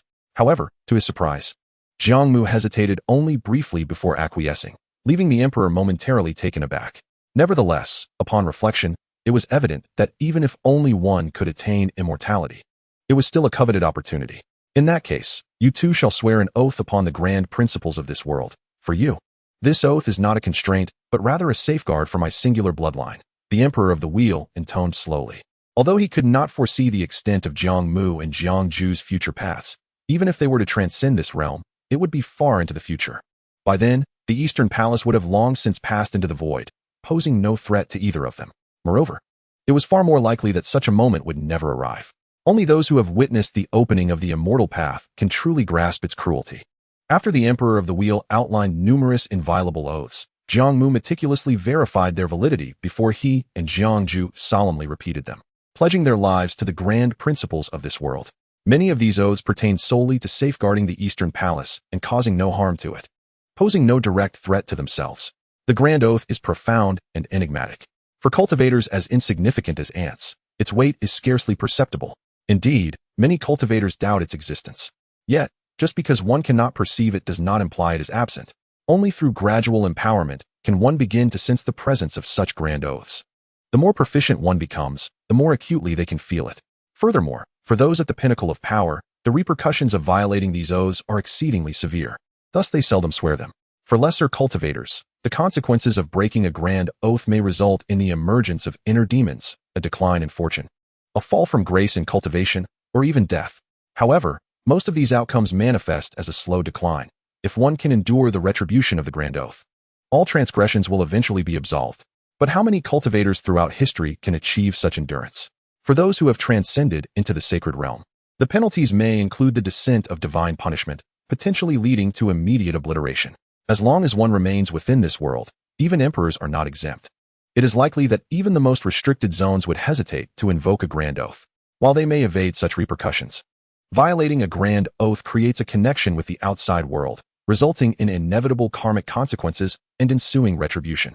Such peculiar rules likely arise from the reality that power speaks louder than words. Increasingly powerful cultivators often disregard martial ethics. The grand oath serves as an absolute constraint on power. Throughout their lives, neither Jiang Mu nor Jiang Ju has ever lightly sworn an oath. This moment marks their first. As they initiated the oath, although no extraordinary phenomena manifested around them, both suddenly felt an inexplicable sensation, as if entangled in an unseen web of causation. This indicated that the oath was indeed effective, governed by the principles of the Grand Order. Jiang Mu furrowed his brow, not due to any flaws in the oath, but rather because he felt he should not be bound by it. Given that he could not ascend to the throne, clearly, he had misjudged the situation. Despite his inability to attain the imperial title, the rules remained unchanged. The necessity for adherence to these rules was paramount, and the imperial title was not his destiny. Now, with the oath established, we shall take good care of your daughter. It is time to present us with the Golden Jade Immortal Order, is it not? Jiang Ju rubbed his hands together, a mischievous grin spreading across his face, revealing an unsavory demeanor. After all, the oath did not stipulate that he could not engage with the Eastern Palace. This was Jiang Ju's deliberate provocation of the Emperor of the Wheel, as he presented himself as a paragon of virtue, a righteous emperor. After all, the Emperor of the Wheel had initiated this convoluted arrangement. It was evident that he harbored ulterior motives. Furthermore, Jiang Ju was not blind to the fact that this was a desperate ploy by the Emperor of the Wheel, clinging to a glimmer of hope. The Emperor's already pallid face now betrayed no discernible emotion, appearing almost numb. He regarded Jiang Ju with indifference, stating, "To obtain the Golden Jade Immortal Order, you still require your divine mandate. Otherwise, it cannot penetrate this barrier. Do you still wish to approach?" Jiang Mu interjected coldly, interrupting the conversation. Would that not merely grant the Emperor of the Wheel yet another opportunity to descend upon this world? Such a prospect is utterly unacceptable. The Emperor of the Wheel scoffed. Your perspective is woefully limited. I assure you, even if a true immortal were to descend, they would find it impossible to breach this realm. He gestured towards the cobblestone path beneath Jiang Mu and Jiang Ju, articulating with deliberate clarity, "Do you comprehend what lies beneath your feet? This is the immortal path, laid between the barriers of the world, a remnant of the chaotic realm. I expended immeasurable effort to extract this minuscule fragment. Only through its power could I barely pierce this world's barrier. Yet, I remain unable to truly step foot within my home." The Emperor's words sent a tremor through Jiang Mu and Jiang Ju. It became evident that this peculiar path was indeed the immortal path, crafted by the Emperor of the Wheel himself. According to his account, had it not been for this half-segment of the immortal path, he would not have been able to breach the world's barriers, and their current dialogue would not have transpired. Could it be that they must truly resort to divine mandate? No, wait. Suddenly, Jiang Mu recalled something, lifting his gaze to regard the Emperor of the Wheel with keen interest, a smile playing upon his lips. Emperor of the Wheel, you incessantly speak of divine mandate. It seems that without it, you genuinely cannot traverse here. What does that imply? Although I am unaware of the reason behind your inability to come, the Golden Jade Immortal Order should undoubtedly be able to enter. It merely depends on your willingness. Jiang Mu questioned. The chaotic black mist can enter, and so too can those enigmatic beings. Why then can the Golden Jade Immortal Order not? Indeed, why should the Golden Jade Immortal Order be unable to enter when it is you who cannot? Jiang Ju stamped his foot in frustration, exclaiming, "You are clearly not sincere in your dealings with us." The Emperor of the Wheel, in a fervent attempt to elucidate, declared, "The Golden Jade Immortal Order has lingered upon me for far too long, becoming imbued with my essence. Thus it cannot." However, Jiang Mu, not allowing him to finish, waved his sleeve and summoned a transparent crystal coffin, fiercely proclaiming, "In that case, do not blame us for escorting your precious daughter along the path of immortality. After all, Death is inevitable. Perhaps we might fortuitously seize the Golden Jade Immortal Order in the process, ascending to the immortal realm. Riding in celestial carriages, can the great Tao still govern these matters? At this juncture, Jiang Mu's threats were merely verbal, lacking any substantive harm, hence evading the judgment of the Tao. Upon hearing this, the Emperor of the Wheel exhibited noticeable hesitation, offering a hollow chuckle followed by a resigned sigh. Very well. It seems you have indeed blocked my final escape route. Thus, I shall place it upon the ground, retreat into the depths of the chaotic world to perish. And you may do as you wish. Jiang Mu's expression darkened. Unless you perish before our eyes first. With such a denial of opportunity, what more could I possibly say at this point? The Emperor of the Wheel extracted the resplendent Golden Jade Immortal Order, clutching it tightly, gazing down with an expression that betrayed deep reluctance, as if resigned to his fate. With this frail body of mine, I possess but the capacity to send it beyond the barrier, nothing more. I shall succumb to death, ultimately becoming naught but a decayed skeleton. My only hope is that you will honor your promise. How tragic. Upon uttering these resolute words, the Emperor's form was adorned with radiant, colorful patterns that emitted a blinding brilliance. These luminous designs converged upon the Golden Jade Immortal Order held in his right hand, and from his feet upwards, the last remnants of his flesh began to wither, revealing a skeletal frame marred by dark fissures. The brilliant orb of light, composed of myriad colors, was woven together, harboring astonishing power. This was the final essence of the Emperor's path. As his fist struck the shimmering membrane, the light clung to it, scorching the last barrier, sending ripples as the light of the laws scattered. After a brief moment, as Jiang Mu and his companion felt an overwhelming grandeur, even the surrounding chaotic mists were subdued into stillness. The membrane erupted with golden spikes. Chapter 116. The terrifying approach to immortality and the true scheme of the Emperor of the Wheel. With a soft pop, the Golden Jade Immortal Order pierced through the membrane, emitting a subtle sound as if it were being squeezed. Thud.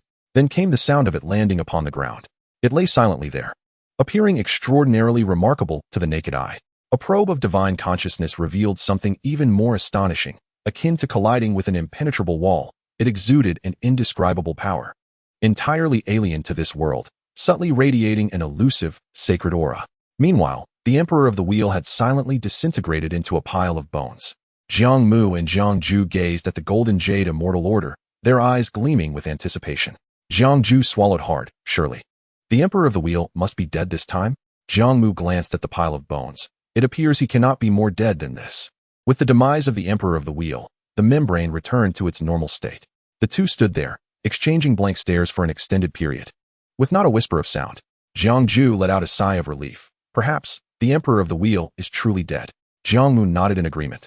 It is evident that the power of the Emperor was indeed formidable. Even a mere trace of his aura sent chills down my spine, completely suppressing my own strength. However, regrettably, the laws of this world are even more potent. Jiang Ju concurred, sharing the same sentiment, more unfathomable than the esteemed Master Zhongyu. Jiang Mu added, alas, no matter how powerful the Emperor of the Wheel may be, he could never transcend the barrier. Moreover, he is cunning, repeatedly luring us into his traps. Yet, it is clear that no matter how he articulates it, he cannot escape your grasp. That is his Achilles heel. Jiang Mu continued, it's quite simple to deduce. If the Emperor of the Wheel possessed the strength to traverse here on his own, why would he wait until now? It is evident he required the cooperation of the contemporary Emperor of Destiny, and that Emperor could not be too weak. Thus, the Emperor of the Wheel was compelled to be forthright. The more he concealed, the more it would arouse suspicion and aversion. In the face of such temptation, some might acquiesce, but Jiang Mu and Jiang Ju would never do so. It is unfortunate for him that he encountered two who feared death the most. In the end, when it came to utilizing the power of destiny to bring the Emperor of the Wheel over, Jiang Mu would not acquiesce. The premise of any transaction was that Jiang Ju would not meddle with the so-called barriers of the world. Stowing away the crystal coffin, Jiang Mu gestured for Jiang Ju to approach. For reasons unknown, the Golden Jade Immortal Order could not be retrieved using magical prowess from a distance. Even someone as formidable as Jiang Mu was unable to accomplish it. Perhaps it was due to the presence of the word immortal in its name? Jiang Mu pondered. Thus, it seemed he would have to pick it up personally. He instructed Jiang Ju to retrieve it. After glancing at the Golden Jade Immortal Order and then at Jiang Mu, Jiang Ju wore an expression of acute discomfort. What? If you don't go, am I supposed to? Jiang Mu adopted the demeanor of a mentor instructing a junior. Have you forgotten what Ancestor said? If you get into trouble, I can save you. If I get into trouble, you can only wait for death. Fine, I'll go. Jiang Ju relented, recognizing the wisdom in ancestors' words. Wait. Just as Jiang Mu was about to step forward, he heard Jiang Mu call out. He turned in surprise, wondering if Ancestor intended to go himself. Put this on. Jiang Mu produced a pair of iron gloves adorned with azure patterns, musing, as long as you pick it up. There should be no need for direct contact. Okay, Jiang Mu replied, donning the gloves and cautiously advancing. Jiang Mu braced himself, prepared to intervene at the slightest hint of danger.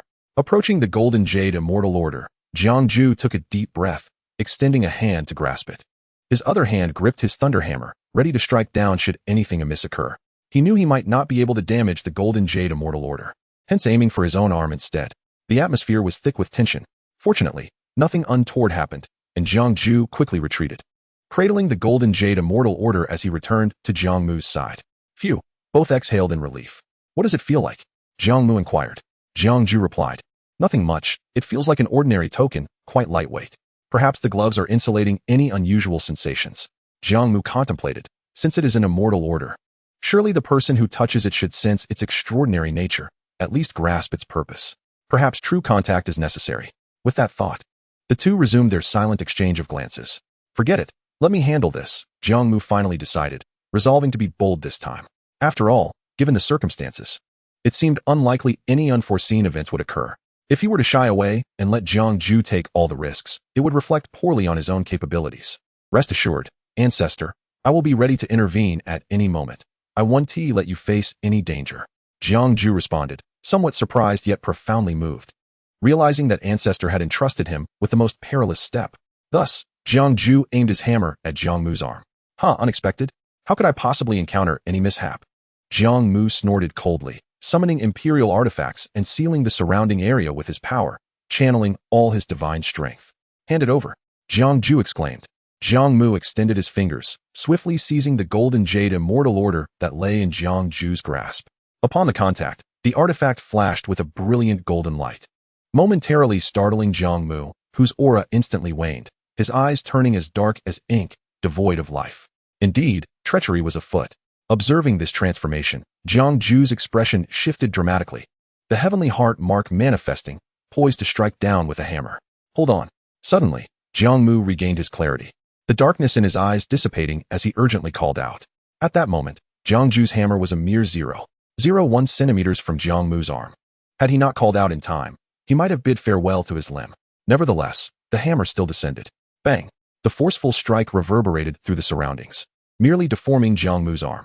Witnessing this, Jiang Mu hastily followed up with a series of strikes. 1, 2, 3, 4, 5, 6, 7, 8, 9. In an instant, the rush of blood and energy scattered the laws, and Jiang Mu lost an arm. Heartbroken, Jiang Mu lamented. I placed my utmost trust in you, facing you without flinching. And yet you could be so merciless? One strike might have sufficed, but you unleashed 10. Rather than losing an arm, I cannot afford to lose your Ancestor. But are you still your Ancestor? I must at least prevent the Golden Jade Immortal Order from continuing its contact with you. Jiang Mu remained vigilant, sealing Jiang Mu within his grand divine power. Jiang Mu felt a wave of relief. Filial piety was commendable. Yet he sighed. I never anticipated that the Seal Wheel Sovereign would cling to life with a final trump card. However, Jiang Mu soon wore a confident smile. But fret not, his last resort may pose a challenge to others, yet for me, it is but a mere flick of the finger. Now put away your hammer. If I were not myself, do you think these Imperial artifacts would remain inert? The Imperial artifacts possess autonomous consciousness, their laws interconnected, their wills resonant, and they are unwaveringly protective of their master. Should Jiang Mu undergo a transformation, these artifacts would undoubtedly be the first to sense it. Jiang Mu was well aware of this. Besides the moment of abrupt fluctuation, Jiang Mu's aura exhibited no further changes, indicating that your Ancestor remained as he was. It was merely that Jiang Mu could not afford to gamble. He did not believe he had erred. Fortunately, the two had a profound understanding of each other, and Jiang Mu held no grudge against him. Thus, Jiang Mu stowed away his thunderous hammer and curiously inquired, what final card did the Seal Wheel Sovereign leave? A terrifying curse capable of devouring lifespans and souls. Chapter 117. Devouring Lifespan and Seizing Souls, a Professional Match. After a moment's contemplation, Jiang Mu chuckled softly. To be precise, it is a method that can devour lifespans and seize souls. It is a memory curse from the Seal Wheel Sovereign, not a living entity, but rather a condensed supreme divine power, exceedingly peculiar. It infiltrates the depths of the soul, gnawing away at a person's essence with excruciating slowness, akin to a maggot burrowing into bone, utterly inescapable. Given time, the cursed individual will increasingly mirror the seal wheel sovereign in their words, actions, and thoughts, inheriting a fragment of his obsessions. Jiang Mu was taken aback. If that is the case, it indeed equates to a resurrection. Ye ancestor, did you not assert that the seal wheel sovereign could not penetrate this veil? To call it a resurrection is not entirely accurate, for it is merely a curse of assimilation. Even if the cursed individual draws near to the seal wheel sovereign, they shall never become him.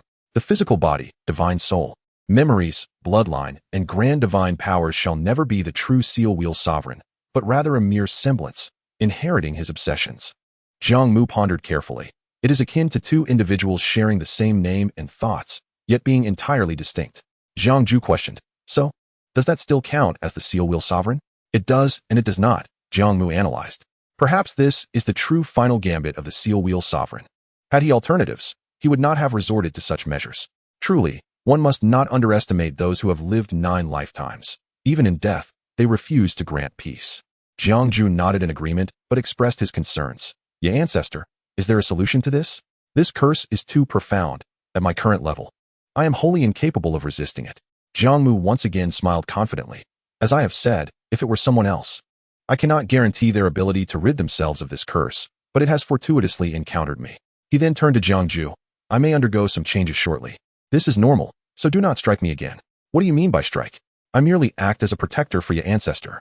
Jiang Mu picked up the hammer once more, but this time he retrieved Jiang Mu's severed arm from the ground, retreating a safe distance. Jiang Mu closed his eyes again, delving deep into his consciousness, surveying his soul. The soul is the source of all spirits. Jiang Mu's essence of longevity is, to put it simply, his very soul. Though its strength is not formidable, it boasts the virtue of immortality. A cultivator's soul is referred to as the primordial spirit. A web of densely packed black filaments emanated a dark glow, coiling around Jiang Mu's primordial spirit like serpents. Jiang Mu could feel his essence of longevity being incessantly devoured, signifying a reduction in his lifespan. With each morsel of vitality consumed, the finest characters would vanish, transforming into a mass of black light, clinging to Jiang Mu's primordial spirit. When his lifespan is entirely depleted, this curse shall completely assimilate his primordial spirit. It does not alter the essence of the soul, yet it ultimately transforms one's cognition. This is not akin to superficial alterations or the reshaping of memories. It is irreversible, as if it were destined from birth. Jiang Mu had attempted to wield the sacred body's principles, but could not contend with the seal wheel sovereign's final curse. He could not sever the connection. Though immortal, a soul can be extinguished. Thus Jiang Mu dared not act recklessly. Perhaps it was due to his insufficient strength. Under normal circumstances, Jiang Mu would indeed be powerless against this curse, at most prolonging the time before his assimilation. Witnessing oneself transform into another being is a torment and a terror. Fortunately, in that fleeting moment of being cursed, Jiang Mu discerned a means to counter it. There are 2 possible approaches. The first is to disregard it entirely. After all, one must reach the end of their lifespan to be seized of their soul, and Jiang Mu would not meet such an end. Once he grows sufficiently powerful, he shall naturally find a way to confront it. The second is to actively accelerate the curse's consumption of his lifespan. Every moment of vitality devoured diminishes the black characters of the curse. Thus, if Jiang Mu deliberately quickens the feeding process, could it not allow the curse to mature prematurely and then be expelled?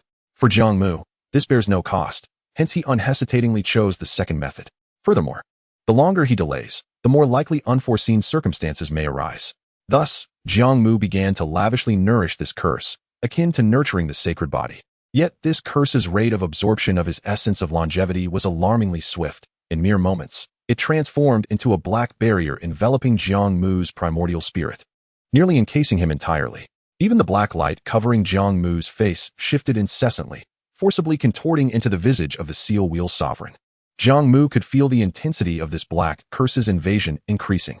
So it is as such, devouring lifespans and seizing souls, an exchange where life and spirit are intertwined. Lacking sufficient power, it cannot be resolved through brute force. It is, in essence, unsolvable. But regrettably, it has encountered Jiang Mu, who is precisely suited to confront it.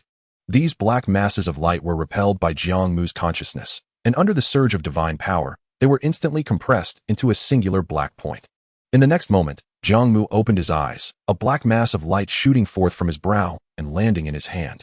Jiang Mu surveyed the scene with keen interest. At that moment, Jiang Mu also exhaled in relief. It seemed that Yazu had succeeded. Was this the curse of the Wheel Emperor? Jiang Mu stepped closer, keenly sensing an overwhelming intrusion of divine consciousness that caused his own spirit to tremble, prompting him to hastily withdraw. Indeed, it was a curse targeting the soul. Merely glancing at it nearly overwhelmed me. Jiang Mu could not help but exclaim, relieved, just now. Yazu, your face transformed into that of the Wheel Emperor. Fortunately, Yazu indeed possessed such formidable prowess. Jiang Mu was genuinely impressed. Despite Jiang Mu's seemingly terrifying cowardice, he felt an equally formidable strength emanating from him, as if he could hold his own against anyone in a duel. Jiang Mu instinctively reached to touch his face, only to realize that one of his hands was still missing. Quickly, reattach my hand, he urged. Although it could regenerate, it required considerable energy and adaptation. The comfort of an old hand was preferable. Jiang Mu chuckled awkwardly and promptly reattached Jiang Mu's arm. In an instant, the wound healed, and Jiang Mu handed the Golden Jade Immortal Order to Jiang Mu. Take it. Experience it for yourself. Jiang Mu inquired curiously. Is there more to this than meets the eye? Jiang Mu replied with a mysterious smile. There is indeed more. Otherwise, why would it be called an Immortal Order? With Jiang Mu serving as a living example, Jiang Mu felt emboldened to grasp the Golden Jade Immortal Order. However, the moment he held it, a majestic voice resonated in his mind, seemingly emanating from the heavens above. By decree of the primordial eastern sky, the starry violet realm, the Great Way comprises 50. The heavenly transformation 49, and 1 for humanity's evasion. All realms of existence. Those who possess this decree may ascend to immortality. Chapter 118. Peace, Preparation, Omen, Celestial Resonance. Jiang Mu snapped back to reality, his face alight with incredulous joy. Yazu, this truly is an immortal order, he exclaimed in excitement. Is it possible that the Wheel Emperor has such a benevolent heart? Truly? Jiang Mu scoffed. He is dead. What does it matter to him if it is genuine or false? Should his final gambit succeed, this immortal order would be his provision. If it fails, it serves as our recompense, perhaps a means for him to encourage us to treat his daughter well.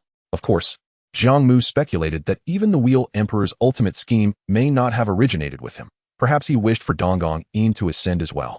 Regardless, it was evident that the Wheel Emperor was a master of strategy. If it weren't for Jiang Mu, he might have succeeded. Now that he had failed, bound by the constraints of the Great Way's oath, Jiang Mu and his companion would not deign to negotiate with the corpse. This curse was too malevolent.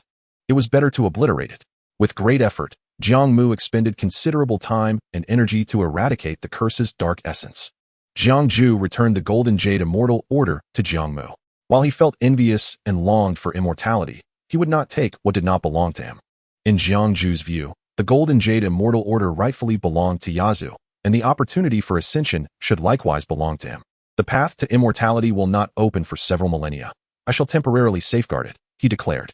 Jiang Mu said nothing further, accepting the Immortal Order and smiling, clearly. This Golden Jade Immortal Order originates from a place called the primordial eastern sky, the starry violet realm. Perhaps that is the so-called realm of immortals. Jiang Mu murmured. The primordial eastern sky, the starry violet realm. Now that Yazu possesses the Golden Jade Immortal Order, if I could just acquire another, I could ascend alongside Yazu. He was filled with determination, eager to partake in the contest for ascension. Which emperor would not wish to glimpse the secrets of immortality? We'll see, Jiang Mu mused, surveying the surroundings.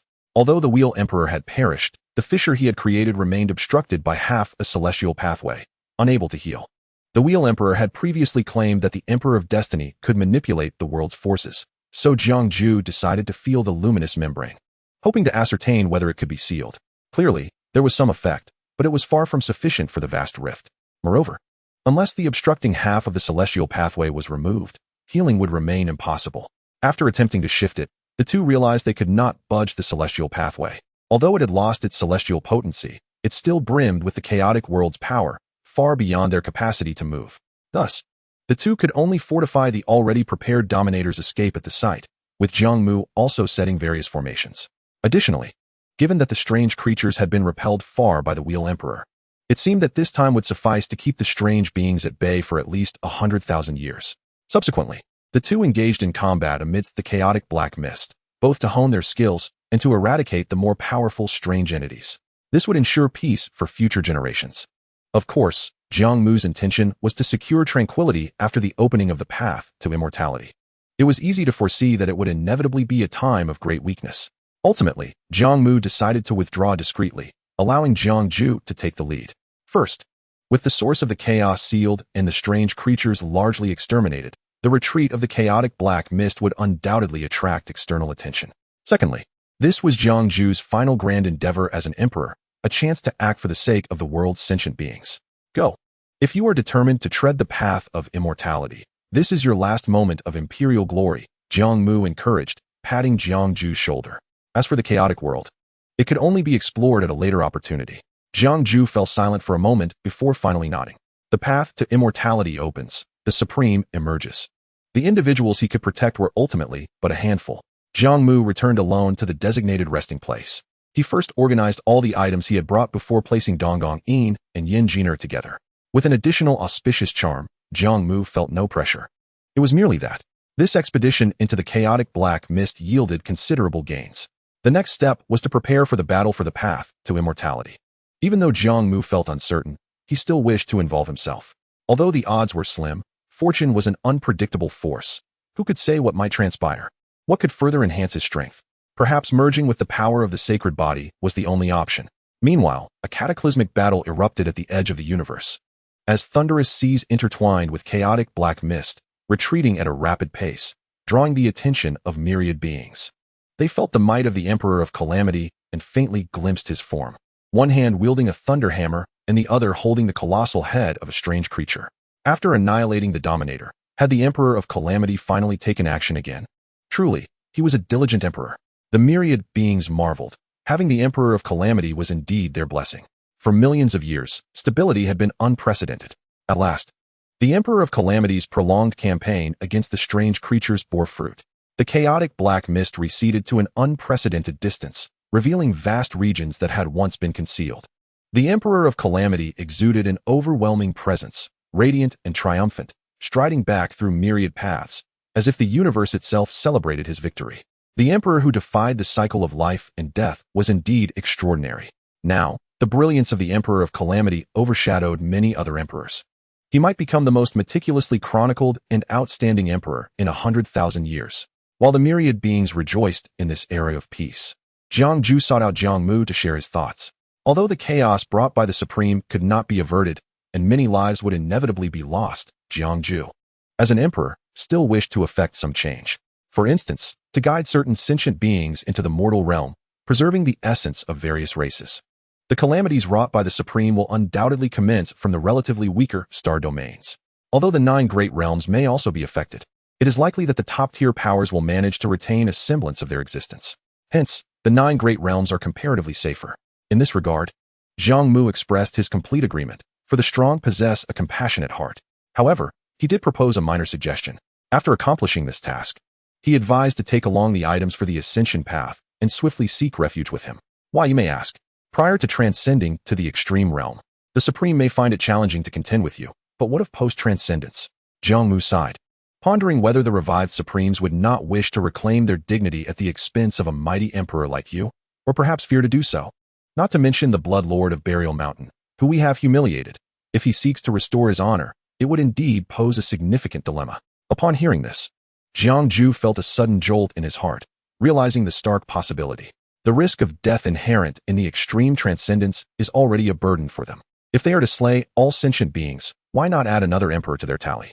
He also harbored the intention to maintain a stronghold in the mortal realm, establishing an aura of authority that would deter the Supremes from overstepping their bounds.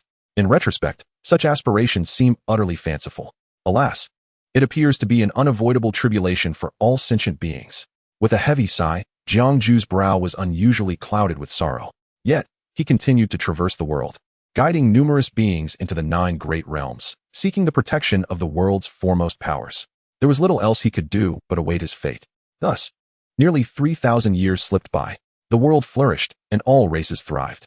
Until a certain moment, high above in the cosmos, a radiant light pierced through the barriers of existence, scattering celestial brilliance across the vastness of space.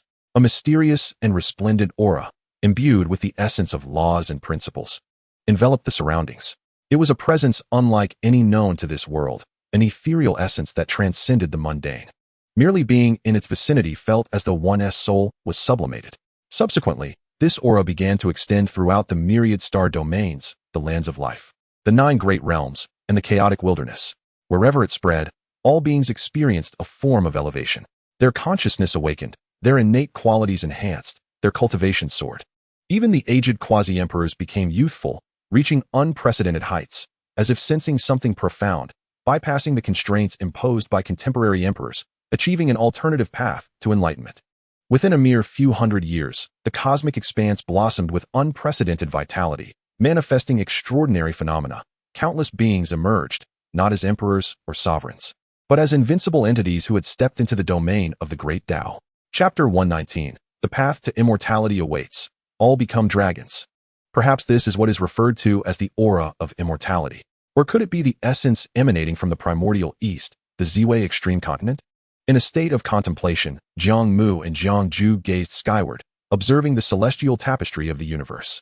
Under the guidance of this aura, the entire realm underwent a dramatic transformation, achieving a level of prosperity never before witnessed, as if even the fundamental laws of existence had shifted. They had contemplated various methods of the ascension path's unveiling, well aware that it would inevitably become a widely acknowledged event, attracting countless beings eager to glimpse its secrets. Yet, they had not anticipated such a peculiar omen preceding its opening. The true path to immortality had yet to commence, yet its potential bore tremendous weight. Merely the pervading aura offering immense opportunities to beings of the lower realms. Moreover, this opportunity was marked by absolute fairness and impartiality. No one could obstruct it. And the benefits reaped were solely reliant on the individual's own insights and efforts. As the two concealed their presence to observe the world, they noted that even among beings dwelling in the same realm, the impact of the immortal aura was uniform, yet their transformations varied significantly. This phenomenon elucidated why some quasi-emperors at their zenith could attain alternative paths to enlightenment, while others could only prolong their lifespan marginally, and some scarcely progressed at all. Furthermore, many cultivators experienced profound transformations in their constitutions, with an abundance of gifted youths emerging. This aura elevated the potential of most beings in this world. Truly, it was an unprecedented marvel. Understanding the significance of this aura, Jiang Mu and Jiang Ju could not remain idle. They too sought to glean some insights from it. After a century of exposure to this aura, they discovered it indeed facilitated their cultivation growth, albeit with certain limitations. Particularly for Jiang Ju, as a three-generation emperor. Attempting to relive another life through this aura was utterly impractical. He could only hope for modest advancements. This indicated that the aura bore its own constraints. The higher the cultivation, the more pronounced the limits.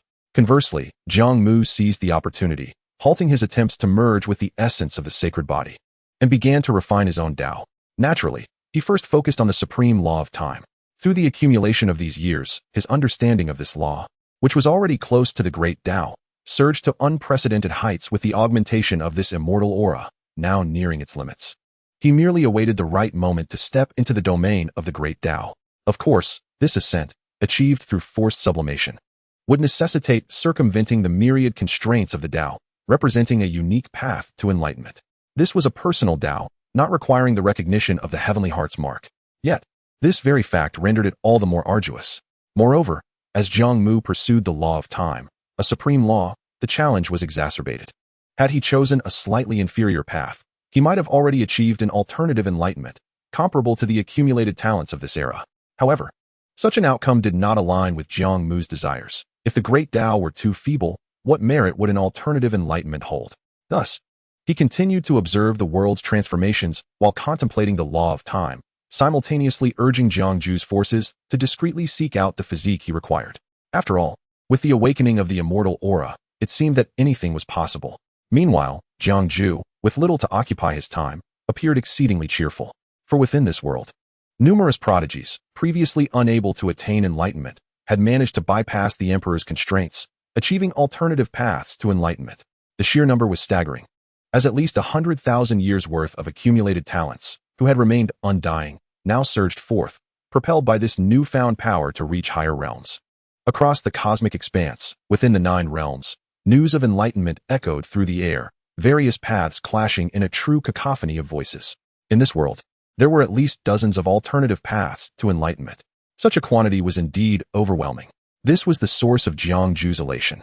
He was eager to observe whether these newly ascended invincible cultivators would stand against the impending calamity wrought by the Supremes, or if they too desired to ascend the path to immortality. Concerning the implications of this aura, Jiang Ju had never revealed nor clarified. leaving the myriad sentient beings of the world in ignorance of its significance. They only sensed the changes in the heavens and earth, noting that even the spiritual energy of the world had grown several-fold denser than before. It was as though an era of flourishing, where 100 schools of thought would thrive, was on the horizon, igniting aspirations in countless beings. Although some sought to inquire of the Emperor Jiexiao regarding the cause of these changes, even the Jiang family was unaware of Jiang Ju's current whereabouts, as if he had evaporated from the mortal realm. Yet, his dominion over the Tao remained intact, indicating he was still very much alive. Consequently, battles erupted across the universe. These were not merely life and death struggles, but rather encounters among those who had entered the invincible domain through various means, striving to familiarize themselves with this newfound power and ascend to greater heights. This continued for another century, with the aura intensifying further. A coalition of over a dozen invincible beings who roamed the cosmos conspired to obliterate a forbidden zone. Certainly, although they are youthful and impetuous, they are aware that those formidable forbidden zones, which even the mighty Emperor of the Heavens dares not enter lightly, are far beyond their capacity to conquer. Hence, they deliberately chose a lesser forbidden zone. A singular, vigorous young invincible being possesses the prowess to engage in combat with a transcendent sovereign, given sufficient time. The sovereign is destined for defeat. Let alone a coalition of over a dozen.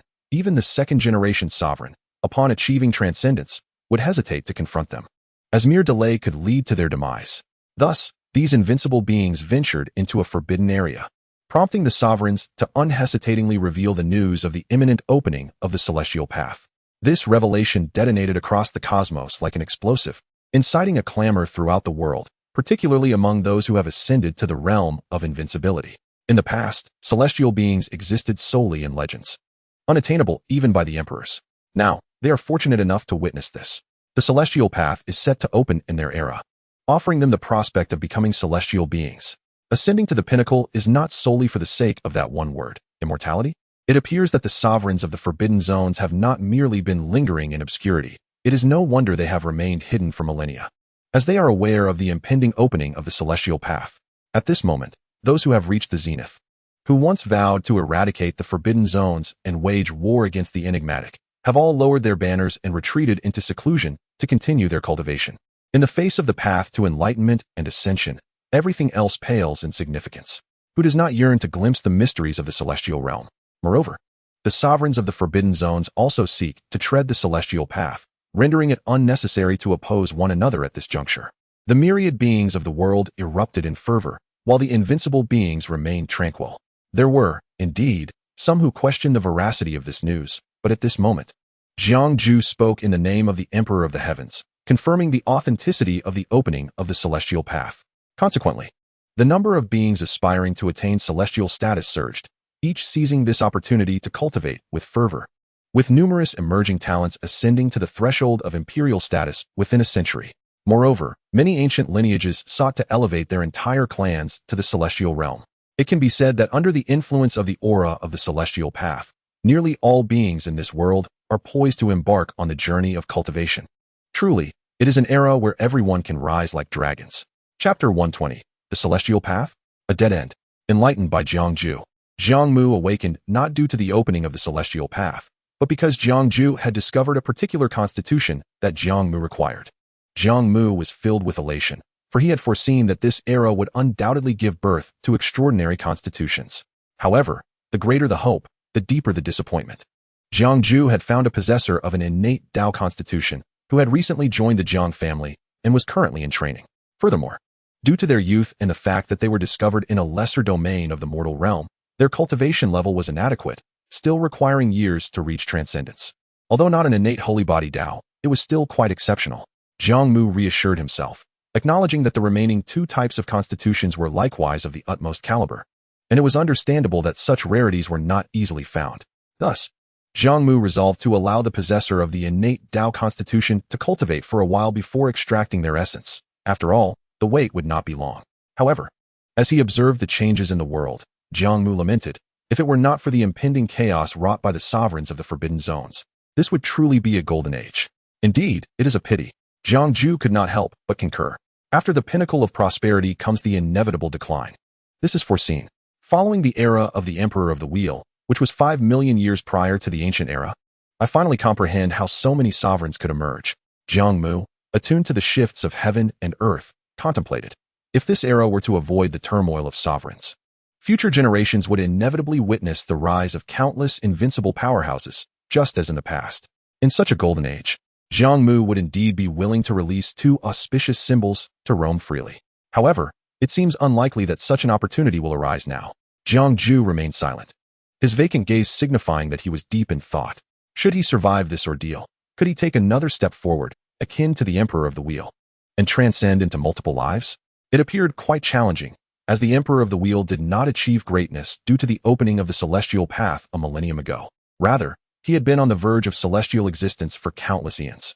The two fell into a contemplative silence, surveying the world as if it were their final glance. In truth, it was indeed so. Not long after Jiang Mu emerged from seclusion, the entire world seemed to tremble.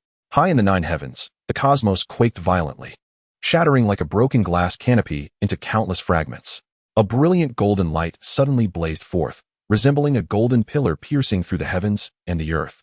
Standing tall amidst the cosmic expanse, boundless golden celestial radiance cascaded down, as if to drench the entire world in gold, dazzling and resplendent.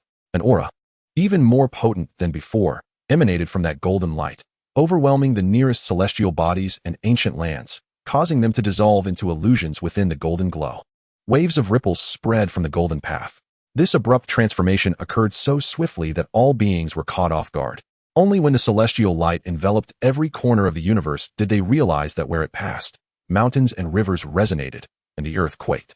Ancient mountain ranges erupted from the ground, soaring into the clouds, while tranquil rivers and seas churned into towering waves, surging wildly. Exotic flowers and rare herbs burst forth from the earth, blooming with radiant splendor, further igniting the tremors of the myriad pathways of heaven and earth.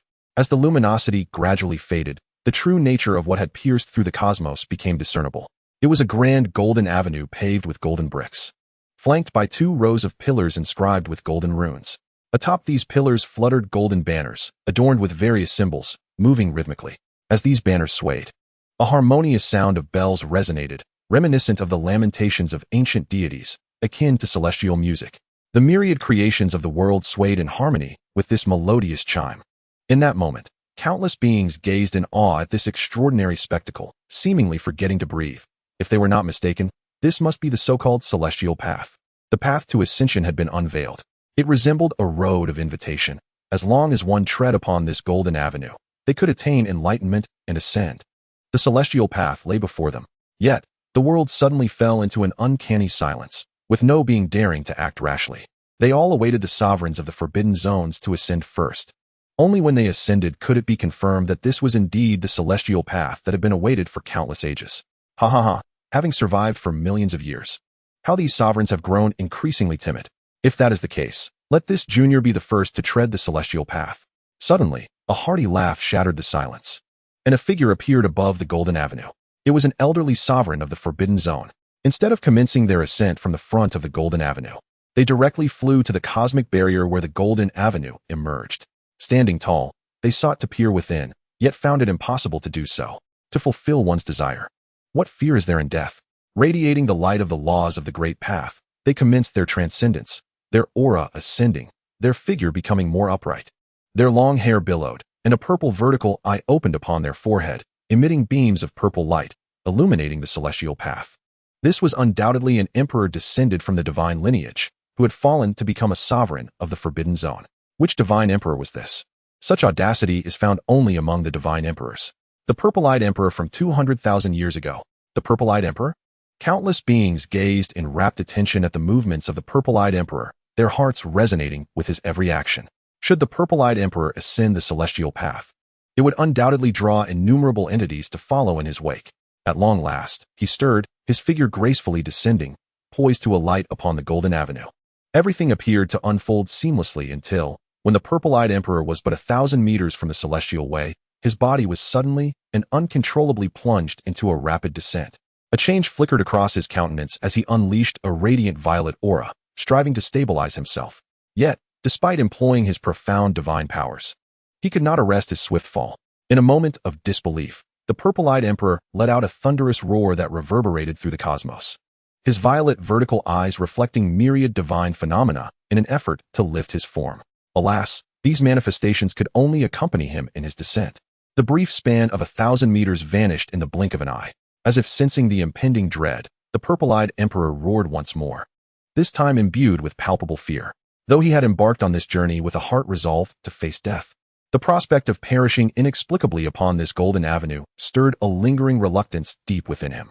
With a crisp and melodious sound, the purple-eyed emperor plummeted onto the threshold of the golden avenue, moments from vanishing. His divine powers shattered into fragments of law.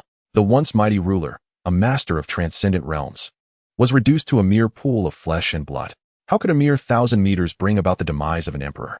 Countless beings gazed at the resplendent celestial path, gasping in astonishment. Was this truly the celestial way? It felt more like a road to oblivion. Chapter 121, The Emergence of the Supreme Being. A sovereign of the Forbidden Zones lay lifeless upon the Golden Avenue, an abrupt occurrence with no semblance of resistance. Those factions and beings, who had been vigilantly observing and poised to follow, now found their impulses stifled, a chill of trepidation gripping their hearts. Could it be that the so-called celestial path was merely a death trap? Not even the rulers of the Forbidden Zones could tread here? Or perhaps, even if it were a genuine celestial way, it was not one that could be traversed without restrictions? In that moment, the indomitable figures of alternative paths and the myriad supreme beings began to waver in their thoughts, their gazes fixed upon the bloodied remnants of the once mighty emperor on the Golden Avenue. Even many sovereigns of the Forbidden Zones, who had witnessed a fellow pathwalker meet a tragic end, found themselves questioning whether this was truly the celestial path they had long pursued. Thus, these sovereigns turned their eyes toward the ancient, taboo entities of yore. The celestial path was said to be unveiled through their words. Why had they yet to act? Surely, there was some hidden agenda. Now, even the rulers of the Forbidden Zones chose to remain observant.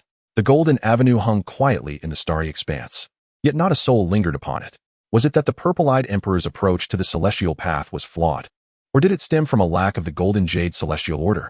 Within the microcosm, Jiang Mu observed the purple-eyed emperor's attempt to ascend the celestial path and mused aloud. It seems that the necessity of the Golden Jade celestial order for such an ascent is perhaps known only to those supreme beings.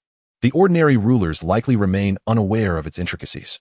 Jiang Mu expressed his own doubts, stating, logically, if the wheel-sealing emperor could traverse the celestial path to the chaotic world, it implies that the path can indeed be ascended without the Golden Jade celestial order. The absence of the order should only prevent one from riding the celestial chariot. It must be that the purple-eyed emperor's approach was misguided.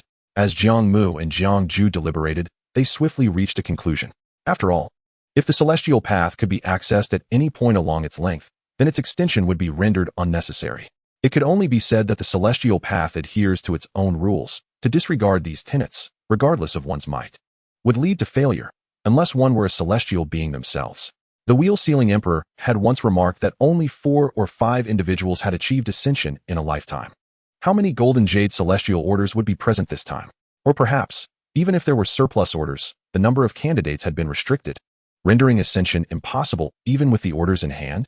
As Jiang Mu cast a glance at the still motionless sovereigns of the Forbidden Zones, curiosity bubbled within him. Did your ancestor imply that we might usurp a position? For these sovereigns, acquiring the Golden Jade celestial order without promptly boarding the celestial chariot would risk losing their opportunity to Jiang Mu and Jiang Mu, leaving them with only an order to await the next celestial path's opening, which might not occur for millennia. It was uncertain. Thus, they resolved to observe the unfolding events. Though the precise rules remained elusive, Jiang Mu understood that before contending for the Golden Jade celestial orders, these sovereigns of the Forbidden Zones would first need to replenish their life force. A dramatic shift might not be far off. Indeed, after a period of hushed anticipation, several large Forbidden Zones began to stir. As if orchestrated, strange phenomena emerged above these zones, and potent energies began to permeate the atmosphere.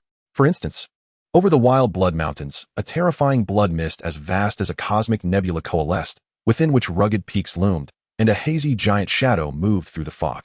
In another Forbidden Zone, boundless sword intent ruptured the universe, as 9 beams of sword light cleaved a path through the celestial expanse, upon which an elderly figure with white hair and a colossal sword leisurely traversed, his gaze sharp enough to slice through the sun, moon, and stars. Moreover, in the abyss of despair, a realm Jiang Mu had once clashed with, a silhouette stood tall above the swirling black mist, obscured from view, save for its eyes, which glimmered like 2 deep emerald flames, instilling a profound fear from afar. A pitch-black coffin creaked open, revealing a gaunt figure laboriously rising. A peculiar elder, scarred and clad in a straw hat and cloak, with 3 pairs of arms crossed over his chest, began to emerge from the forbidden zone. Suddenly, a narrow rift tore through the starry sky, releasing a torrent of demonic energy. A dragon head first emerged, followed by its massive form. This was none other than a candle dragon. Following closely were a Xuan Wu, a golden crow, a Qilin, and a Kuanping.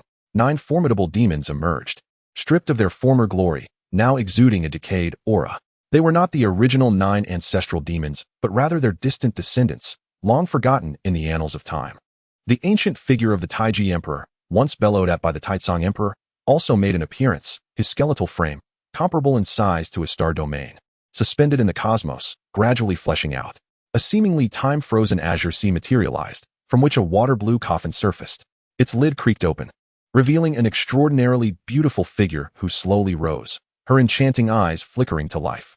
Finally, a youthful silhouette, seemingly suspended in time, emerged from an unknown land.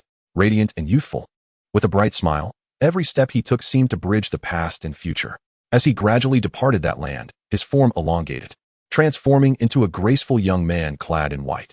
One after another, powerful presences emerged from the long-silent forbidden zones. Even the mere aura they exuded sent shivers through the fabric of the universe. Every essence transcended the former rulers of the forbidden zones, each one eliciting tremors among all living things. And such beings numbered over 20. This spectacle once again astonished the myriad races of the world, leaving them breathless as they scrutinized the taboo figures emerging from the forbidden zones. Some supreme beings, unable to master the appropriate intensity, inadvertently delved too deeply and suffered backlash, leading to their explosive demise, sudden loss of vitality, or complete obliteration of their consciousness. A young and invincible individual from the vast expanse of the universe surveyed the forbidden zone, where 6 arms encircled the chest. How dare mere ants attempt to glimpse the true divinity? Suddenly, the opponent sensed something, their gaze sharp as a blade, piercing through the aura of the invincible one and descending into the boundless realms. In the blink of an eye, the sword-wielding champion found himself wide-eyed, his head severed and soaring high into the air. An unconventional invincible being thus fell victim to a mere glance. What manner of entities are these rulers of the forbidden zones? At that moment, no one perceived these sudden manifestations as the same rulers of old. Each of their presences radiated an overwhelming strength, rendering any thought of resistance utterly futile. Had they, too, been lying in wait for the celestial path to open after countless ages? The myriad beings of the world fell silent in trepidation, perplexed by the unfolding events. The invincible beings clenched their fists, yet dared not step forward. They yearned for clarity, but were at a loss as to whom to approach. The Emperor of the Calamity Sky seemed to have vanished for an extended period. Where, at this moment, was the Emperor of the Calamity Sky? Millennia felt too long. The ascent to the celestial path too arduous. A hoarse, ancient voice resonated, a sound emanating from a figure seated upon a throne, crowned and draped in resplendent yellow robes, akin to a withered corpse. Though the voice was not loud, it reverberated through the cosmic expanse. This desiccated figure advanced slowly, shattering the fabric of space. Arriving at the boundary of the vast realms, its hollow eye sockets seemingly scrutinizing the world below. The beings of the boundless realms felt an inexplicable dread at this eerie gaze, their hearts pounding in fear. Where are my subjects? Why do you not bow before the Emperor? It seemed to be both a self-reflection and a demand directed at the inhabitants of the boundless realms, the voice exuding authority and undeniable power. Suddenly, the ornate yellow robes billowed without wind, extending a rigid hand towards the boundless realms as if to grasp something. I am so hungry. That withered hand descended upon a domain within the vast realms. And in an instant, after a brief resistance, it transformed the beings of that domain into a mist of blood, causing the very ground to tremble. Every structure, every defensive measure, proved utterly ineffective against this colossal hand. As the hand lifted, countless life essences swirled around it, drawn forth as if by an invisible force, breaking through the boundaries of the vast realms, coalescing into a radiant stream of bloodlight that surged towards the throne-bound corpse, being consumed by it. With the continuous absorption of life essence, flesh began to sprout upon its cheeks. This scene transpired with such swiftness that no being had time to react. All life within that domain was extinguished. Or perhaps, even if those supreme cultivators had managed to react, what could they do?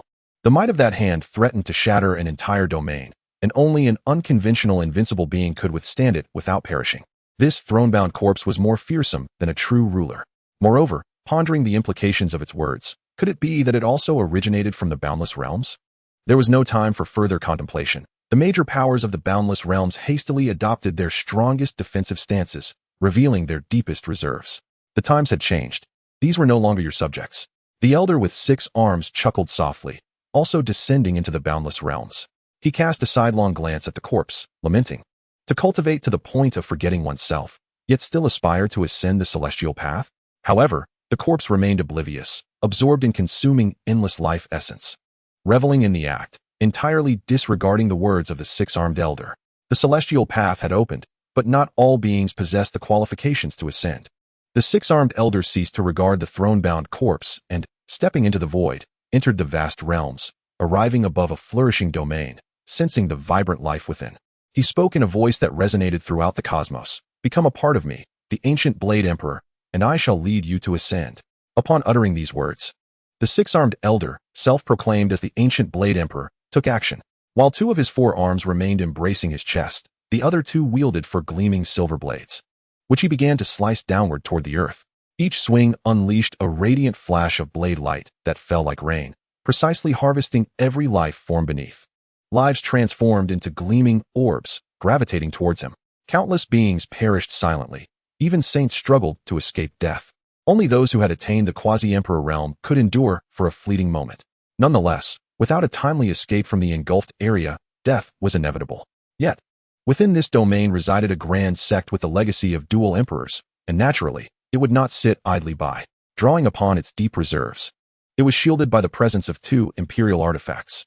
Sensing the sect's resistance, the ancient Blade Emperor's gaze sharpened. One of his blades cut towards the sect from afar, and a domineering blade intent transformed into endless runes, which coalesced into a manifestation of a figure wielding a 9-ringed blade, crashing into the sect protected by the imperial artifacts. A thunderous roar erupted, shaking the heavens and earth as the diverse energies of the paths collided and tore apart. The 2 imperial artifacts of the sect shattered under the force of this strike, scattering into countless fragments. Only an overwhelming blade intent lingered, annihilating all life forms. In that moment, the cultivators within the sect screamed in agony, suffering tremendous losses. Yet, despite this, the sect still possessed depth. A blazing light burst forth, breaking through the confinement of blade intent, tearing open an escape route. A magnificent hull soared into the sky, aiming to flee the region. Oh, the ancient Blade Emperor remarked, seemingly surprised by this sect's hidden capabilities, revealing a smile of unexpected delight. But that was all it was. He reached toward the hull, now on the verge of escaping the boundless realms, and a terrifying force shattered the spatial constraints, a colossal hand specter crushing the hull in the heavens, reducing its occupants to dust. Even those who had reached the quasi-emperor realm, despite their desperate attempts to resist and flee, found their strength utterly feeble against this hand. Such a horrifying spectacle left the other beings of the boundless realms in shock. A once immortal sect had perished in an instant. Not only the sect, but all life within that vast domain was annihilated. The ancient Blade Emperor's gaze shifted to other regions, and his grand divine powers began to spread, continuing the harvest of life. In the blink of an eye, another domain was utterly obliterated. Meanwhile, the corpse outside the heavens stirred once more, its head now tinged with blood. Yet this was far from sufficient. Once revered as a monarch by the people, it had now devolved into such a pitiful state. At that moment, 5 distinct figures rose within the boundless realms, summoning their respective divine powers and uniting to strike at the ancient Blade Emperor. They were all invincible beings of this era, belonging to the vast realms. As the invincible guardians of this realm, it was their duty to rise in such times and protect the multitudes. After achieving immortality, I shall possess the power to resurrect all beings. For now, you should lend me your strength, the ancient Blade Emperor stated calmly, as if declaring an undeniable truth, observing the 5 paths of law converging upon him. The ancient Blade Emperor neither retreated nor evaded, as 2 blades, one red, one blue, materialized in his idle hands, exuding an unsettling power. As the moment of demise approached, the desire to test the prowess of the predecessors manifested, just as you wished. The power of 7 generations is not to be trifled with by a single life. Chapter 122, Supreme Invincibility, A Glance at Ruin. Beholding the 5 grand laws of the universe hurtling towards him, the ancient Blade Emperor did not flinch or evade. Instead, in his idle hands, 2 blades emerged, one crimson, the other azure, radiating an aura of disquieting strength. Since the hour of death beckoned a trial of the ancestors' might, he acquiesced to your desires. The might of 7 generations is not a foe to be reckoned with in a single lifetime. With a delicate swing of his dual blades towards a certain invincible being, the red and blue arcs of light cleaved through space, severing the very essence of the grand laws. The Invincible's corporeal form and soul, intertwined with his own laws, were cleaved in twain, obliterating him before he could utter a scream. The ancient Blade Emperor paid him no heed. His swords flew forth in divergent directions, while he himself vanished from sight. The two blades pierced through two different invincible beings, and the ancient Blade Emperor reappeared before one, unleashing 6 punches that, relying solely on his physical might, shattered the opponent's grand laws into fragments. The Invincible was momentarily stunned by the backlash, with an unconventional path to enlightenment. You are not even a great emperor of the ancient sovereigns. You are too weak. The ancient Blade Emperor grasped the head of this invincible being, granting him a merciful end devoid of suffering. The last Invincible, witnessing the demise of 4 comrades before his eyes, found his previous arrogance utterly extinguished. The sole thought now was of escape. The ancient Blade Emperor is unmatched. Thus, this Invincible turned and fled with utmost haste from the 8 desolate heavens, his own grand powers favoring speed, propelling him swiftly towards the golden light immortal path.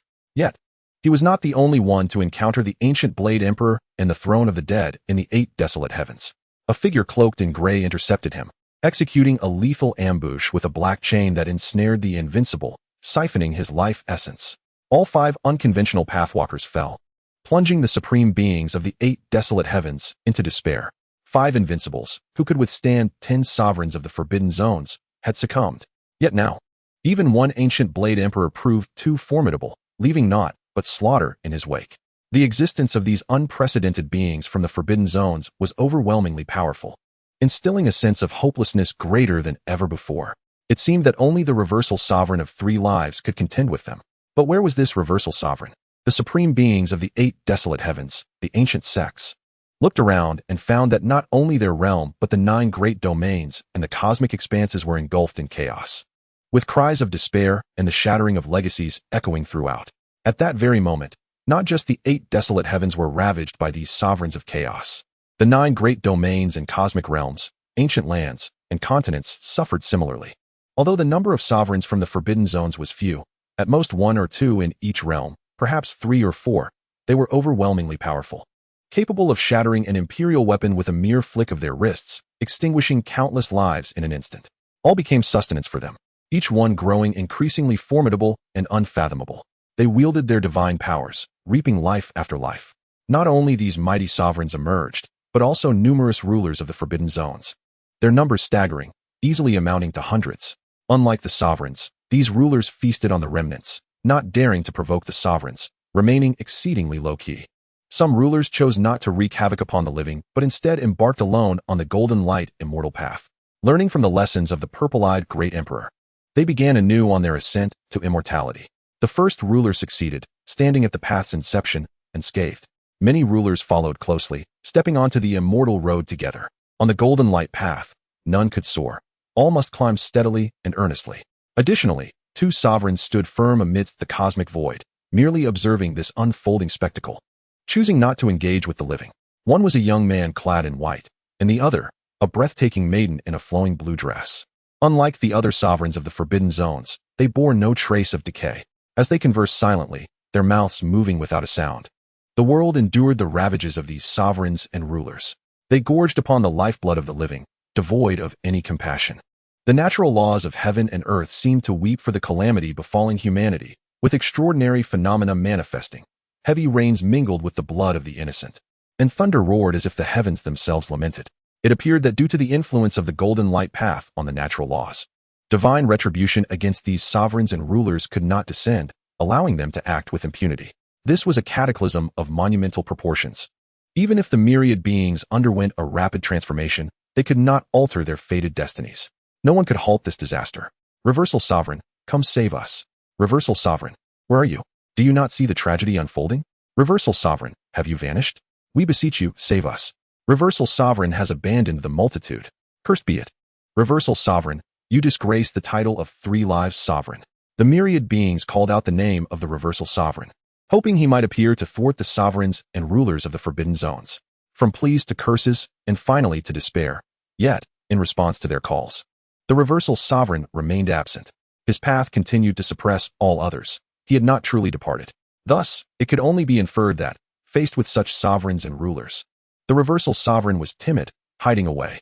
In truth, the supreme beings understood that, in the face of such calamity, even a reversal sovereign would be powerless, at most. He could ensure the peace of one realm, and perhaps even that was too lofty a goal. These unprecedented beings from the Forbidden Zones were excessively powerful and ancient. Many revealed their true forms, yet could scarcely be found in the annals of history. Relying on oneself is better than relying on others. Many ancient lineages expended their unparalleled foundation, even sacrificing disciples and kin, merely to carve a path, seizing the slim chance to ascend the golden light path. If the rulers of the Forbidden Zones could do so, then so could they. Although the sovereigns wielded great divine powers, they merely cast their nets wide, inevitably allowing some to slip through. Yet, they were indifferent to these stragglers, resulting in countless lives finding opportunities to ascend the immortal path despite the heavy toll. Many unconventional pathwalkers seized their disciples and raced towards the immortal road with unparalleled speed, seemingly believing that stepping onto this golden light path would guarantee their safety and lead to transcendence. Clearly, these sovereigns paid no heed to those who had already embarked on the immortal journey. Even the two transcendent figures, standing in the cosmic void beneath the golden light path, remained unmoved, indifferent to the plight of the living. Continuous streams of supreme beings ascended the immortal path. As long as they reached the end, they could achieve transcendence. However, upon truly stepping onto the golden light path, they discovered that the ascent was fraught with difficulty. Their feet felt as though they were firmly anchored to the ground, with each step forward becoming an arduous struggle. Regardless of the strength exerted, it proved futile. Moreover, the higher they climbed, the more challenging it became to sustain their progress. The oppressive aura emanating from the golden path is overwhelmingly terrifying, causing even those sovereigns who have already ascended to the celestial realm to slow their pace, as the distance to the finish line remains vast. Indeed, even upon discovering the correct posture for ascending to immortality, not every being possesses the right to embark on this journey. This is not merely a matter of choice. It is a predicament of advancing or retreating. To advance may result in being crushed by the immense pressure, while retreating risks being devoured by the sovereigns of the Forbidden Zones. Thus, they find themselves with no options. All beings attempting to tread the path of immortality resort to various means, their gazes resolute as they bravely forge ahead. In their hearts, there exists only the singular desire to attain immortality. If one can achieve enlightenment and transcendence, they may escape this world. Chapter 123. The true battle has just begun. However, the chaos and bloodshed continue unabated, with the sovereigns receiving a significant replenishment of life essence, gradually regaining their former extraordinary powers. Those of lesser dominion, requiring less sustenance, manage to restore themselves to their peak, turning to ascend the path of immortality. To all observers, the reason the sovereigns are not hastily climbing the path is that they seek to replenish enough vitality to journey further, save for the two sovereigns who resemble humanity. Perhaps once they reach a state of sufficient saturation, they will cease their efforts.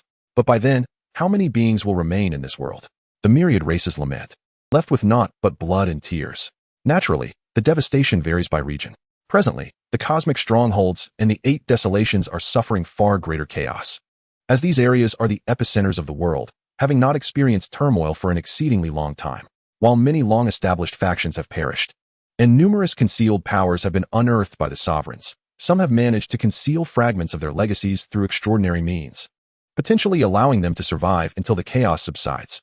Once invincible clans such as the Divine Clan, Celestial Clan, Dragon Clan, and the Eternal Sacred Lands have endured fatal blows, becoming focal points of attention. As the sovereigns gradually revive, their methods are indeed terrifying. The 9 great realms are fracturing, and the 8 desolations are splitting apart. Hidden within layers of restricted realms, Jiang Mu rests a hand upon Jiang Ju's shoulder, feeling his slight tremors, and presses down firmly. Jiang Mu sighs. In the face of this historical cataclysm, we are but a grain of sand in the vast ocean. Do not let a moment of impulse cost you your life. Jiang Ju, marked by the heavenly heart seal, radiates myriad beams of light, his aura fluctuating violently. Though he understands this truth and has practiced it well, he remains a great emperor of the present age. When the masses call his name, he cannot help but feel their sorrow and despair. Yet, as the current great emperor, he finds himself powerless, forced to watch as the sovereigns wreak havoc upon the living. Nevertheless, Jiang Ju persists in his observation, determined to remember these people. Not everyone can ascend to immortality. Should the day come when he finds an opportunity, he will undoubtedly take the lives of these sovereigns. The two continue to observe in silence. With Jiang Mu's abilities, they can indeed evade the sovereign's sweeping searches without being discovered. However, They must ensure that their auras remain entirely concealed. Furthermore, they have hidden many beings, including numerous cultivators from the Jiang family, in the place once sealed by the Imperial Wheel Sorcerer. There, the sorcerer's enchantments provide a safeguard. Even in weakness, it is not something these sovereigns can easily uncover. In this manner, even if all life perishes, some semblance of existence will endure. Among the sovereigns, some have revealed their names, allowing recognition of historical figures, while others remain unidentifiable, their appearances forgotten by all. In reaping the lives of the masses, they bear no burden. Yet it must be said that the majority are figures from the ancient era. Perhaps they were among those who benefited when the path to immortality first opened. However, after this current opening, it will be exceedingly difficult to witness such a flourishing era again. The true sovereigns, those who have attained reverence, will be but a few. What will the future of this world become? Jiang Mu closes his eyes, unable to bear the sight any longer. Upon the golden path, countless corpses lie strewn about. Many who awaited the path to immortality have exhausted all and perished along the way. To be precise, only a few remains linger on the golden path, while the majority have turned to ashes. What does it matter to transcend into sanctity? Even the saints and great saints can only ascend a short distance along the path before halting. Although the quasi-emperors may travel further, they collapse along the way, unable to traverse even half the distance. Only the extremely ascended sovereigns and unparalleled beings manage to stagger to the final destination. Within the light curtain lies what seems to be another realm. The vast aura of transcendence envelopes them, invigorating their spirits and restoring some of their strength. At this moment, they are filled with joy, free from mutual hostility and enmity, consumed only by boundless longing. After all their waiting, it is for this very moment. Ha ha! I shall become an immortal, eternal and indestructible. Here I come. Once I achieve immortality, everything shall be mine. It will all be worth it. I have not abandoned my kin. If only I can become immortal, I can save them. They won't blame me.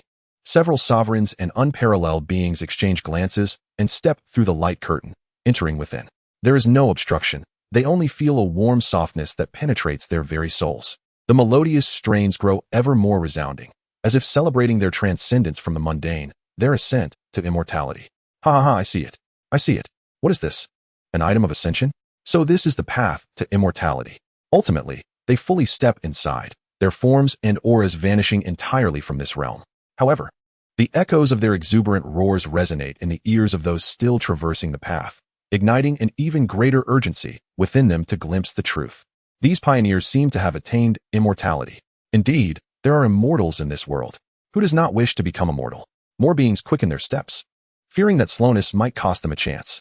All the sovereigns have reached saturation, ceasing their slaughter, with most having ascended the path and begun their journeys, while a few remain observant. Only the supreme sovereigns persist in their carnage, having thoroughly muddied the cosmic realms, fracturing the 8 desolations and 9 realms, merging with the cosmic star domains, like a sky filled with shattered stars, each point of light representing a fragment of a broken world. Finally, the golden path reverberates with increasingly deafening celestial music. The celestial light grows more radiant, and the atmosphere thickens.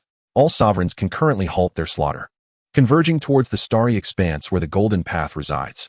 Suddenly, streams of golden light shoot forth from the light curtain at the end of the path, dispersing at unimaginable speed, almost impossible to track, landing in various corners of different worlds. Wherever they pass, the trailing light leaves indelible golden scars across the vastness of space, as if intending to cleave the world asunder. At the same moment, an array of terrifying, world-destroying auras erupt, with each sovereign unleashing their great paths, creating a tumult of anomalies that obscure the cosmic starry sky, rushing towards the locations where the golden light has fallen, their forms crashing through the void, entangling with one another. The golden jade celestial edict is mine. The true battle for the qualifications of ascension has now commenced. Chapter 124, One Sovereign Against 7. At the same moment, all the supreme beings stirred into action, soaring towards the nearest golden stream of light. Their colossal forms and immense powers stirred the cosmic expanse. The velocity at which this golden light burst forth from the luminous veil was astounding, so swift that the vast majority of cultivators in this realm could not react in time. Even the dominators were left utterly unresponsive. In truth, even if they had managed to react, it would have been futile. They were already ensnared by the intricate strands of the golden path, unable to depart. To escape, they could only retrace their steps. Yet, even returning would subject them to tremendous pressure, rendering their movements slow, and it was already too late. Furthermore, they remained ignorant of the nature of this golden stream. Daring not to seize it recklessly, though they were incapable of grasping it in any case. However, when they suddenly turned, they discovered that the supreme beings were rushing towards the golden light, propelled by an overwhelming momentum, fearful of lagging behind. They understood that these golden streams were no ordinary objects, nor could they be toxic. They could only be treasures. The supreme beings had not stirred until these four golden streams appeared, prompting their simultaneous movement. The outcome was evident. This was either a supreme treasure or something intimately connected to the celestial path. This sudden spectacle also ignited a fervent curiosity among the cultivators aspiring to ascend the celestial path. It goes without saying how precious an object capable of inciting the Supremes to vie for it must be, yet what relevance did it hold for them? Let them fight. Let them kill each other. The more that perish, the better. In that moment, their sole desire was to continue their ascent. For there were already cultivators at the quasi-emperor realm who had succeeded by sacrificing everything they had. They grinned maliciously, stepping into the luminous veil, becoming the most potent stimulant for countless beings, guiding them to bravely scale the celestial path. Though the dominators on the golden path also speculated that these four golden streams might be related to the celestial path, by this point, they had no choice but to press forward. Only those wavering dominators and the beings who had yet to embark on the celestial path, having evaded the calamity of the Supremes, had the option to observe from a distance what these golden streams truly were. Of course, this was the extent of their options. Even the remnants of the aura left in the wake of the Supremes were realms they could not easily tread. Yet, human nature harbors a streak of luck. Who does not wish for such fortuitous events to fall upon them? What if the treasures that prompted the Supremes to act, if they could fortuitously obtain one, would undoubtedly represent a celestial opportunity? The Supremes divided into four groups, racing towards different golden jade celestial edicts. The speed of these four celestial edicts seemed to belong to another realm, beyond the constraints of this world's power. They would only pause if obstructed. Moreover, they bore an unimaginable power capable of piercing through all, shattering stars, and tearing through the fabric of existence. It was not until these Supremes joined forces to weave their divine powers that the relentless advance of the golden streams was finally halted, coming to a standstill within the cosmos. Confronted with the quietly suspended golden jade celestial edicts, the Supremes regained their composure, halting their movements to gaze intently at one another. Only four golden jade celestial edicts were present, signifying that ultimately, only four individuals would successfully ascend the celestial chariot, while they numbered over 20. Interestingly, the number of Supremes vying for each celestial edict varied. Some groups comprised as many as 7 or 8, while others had only 3 or 4. And for one specific golden jade celestial edict, merely 2 were in pursuit. These 2 were the white-robed youth and the maiden in green, who had not participated in the chaos. As they set off, not a single Supreme dared to accompany them, all choosing to withdraw. Thus, that particular golden jade celestial edict fell into the hands of the youth, while the maiden's exquisite visage bore only a smile of delight, showing no intent to contest. After whispering a few words, the youth handed the golden jade celestial edict to her. Subsequently, a water-blue coffin materialized, and the maiden, clutching the celestial edict, retreated within, sealing the lid. The youth then stowed the coffin away, his flowing white attire billowing as his gaze turned towards the distance. There, 8 Supremes were locked in a tense standoff over another golden jade celestial edict. A gray portal emerged before the white-robed youth. He stepped through, and simultaneously, a matching gray portal appeared before the 7 Supremes. The white-robed youth emerged from it, surveying his surroundings with a faint smile, yet his tone was one of undeniable authority. My esteemed friends, pursue the other 2 golden jade celestial edicts. This one is mine. The 7 Supremes fixed their piercing gazes upon him. While none spoke, their surrounding divine powers were already primed for action, ready to strike at a moment's notice. By what right do you claim it? The Lord of Eternal Silence does not contest this golden jade celestial edict. Do you not consider us worthy of respect? Now that you seek a second, do you truly believe we will allow ourselves to be trifled with? One person cannot lay claim to 2 portions of the chance for ascendance. Such naivety is laughable. Do you think us soft targets? The Supremes spoke in unison, their voices brimming with resolute defiance. Hee. Even this old bone of mine wishes to taste the power of reversing 8 lifetimes, interjected the Lord of the 9 Hells sword, who was among their ranks. Though he had replenished his life force, he had not regained his youth. 9 distinct swords floated behind him, clamoring for battle, ready to strike at any moment. Your 8 lifetimes of cultivation shall no longer earn you our deference. You have your reasons, and we have our aspirations. We have waited long enough. We no longer wish to wait. Even if we perish along the way, we shall contest it. The blood lord of the buried mountain writhed his massive form, exuding a noxious stench of blood. The collective pressure of the seven supremes bore down upon the Lord of Eternal Silence. Yet apart from the distortion of space and the rustling of his white robes, he seemed largely unaffected. It was as if all their might was repelled by the faint gray aura surrounding him. Then there is no room for negotiation. The Lord of Eternal Silence sighed deeply before abruptly lifting his head, his countenance chillingly indifferent. A frigid killing intent, akin to freezing time itself, spread forth. Since we all possess reasons compelling us to battle, then let fate decide our lives and deaths. One supreme transformed into countless sparks of starlight, surging towards the Lord of Eternal Silence, laughing maniacally, "Perhaps it shall be you who dies." Simultaneously, the Lord of the Nine Hells soared. The Blood Lord of the Buried Mountain and the other supremes surged forward, converging upon the Lord of Eternal Silence. Flesh mountains of blood, the cries of 9 swords, and celestial sparks filled the heavens. Various terrifying manifestations of profound truths erupted, transforming that segment of the cosmos into a harrowing battlefield of ultimate truths.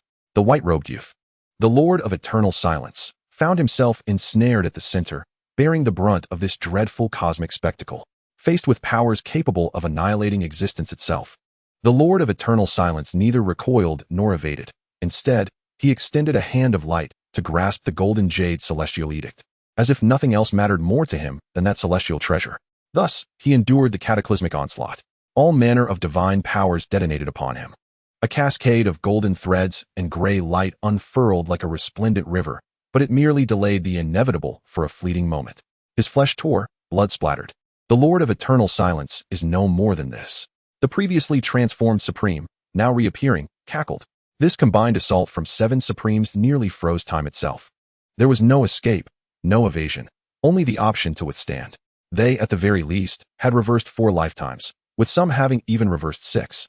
And collectively hunting down an 8-lifetime cultivator was more than sufficient.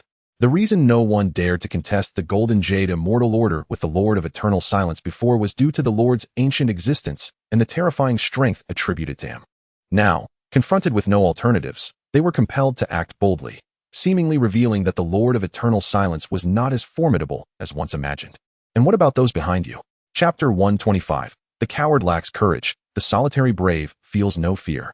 Suddenly, a light-hearted laugh echoed behind him, causing him to pause. Sensing the presence of profound loss, a silhouette, gradually formed from gray light, became distinct behind him, as a fist imbued with golden-gray radiance gently descended upon him. Quick. Too fast. So fast it defied belief, as if it transcended time itself. This punch traversed through time, striking just before the Supreme Being had fully manifested his protective laws. The impact was felt in the future. Thus, under the weight of that seemingly effortless punch, the Supreme's body began to disintegrate from within, revealing countless fissures. His gaze turned vacant, struggling to comprehend how this punch could land upon him when his protective laws had not even shattered. Bang! A being of unfathomable age. Both body and spirit obliterated. Yet, the other Supreme's lethal attacks were upon him. This time, the Lord of Eternal Silence's protective laws appeared capable of dissolving all lethal techniques. With only a few remaining for him to endure, he then shattered the sword Dao attack of the Lord of the Nine Hells with a single punch. His eyes shimmering with divine light, and with a swift turn of his head, he decisively halted another Supreme's attempt to ambush him, with a palm strike from afar.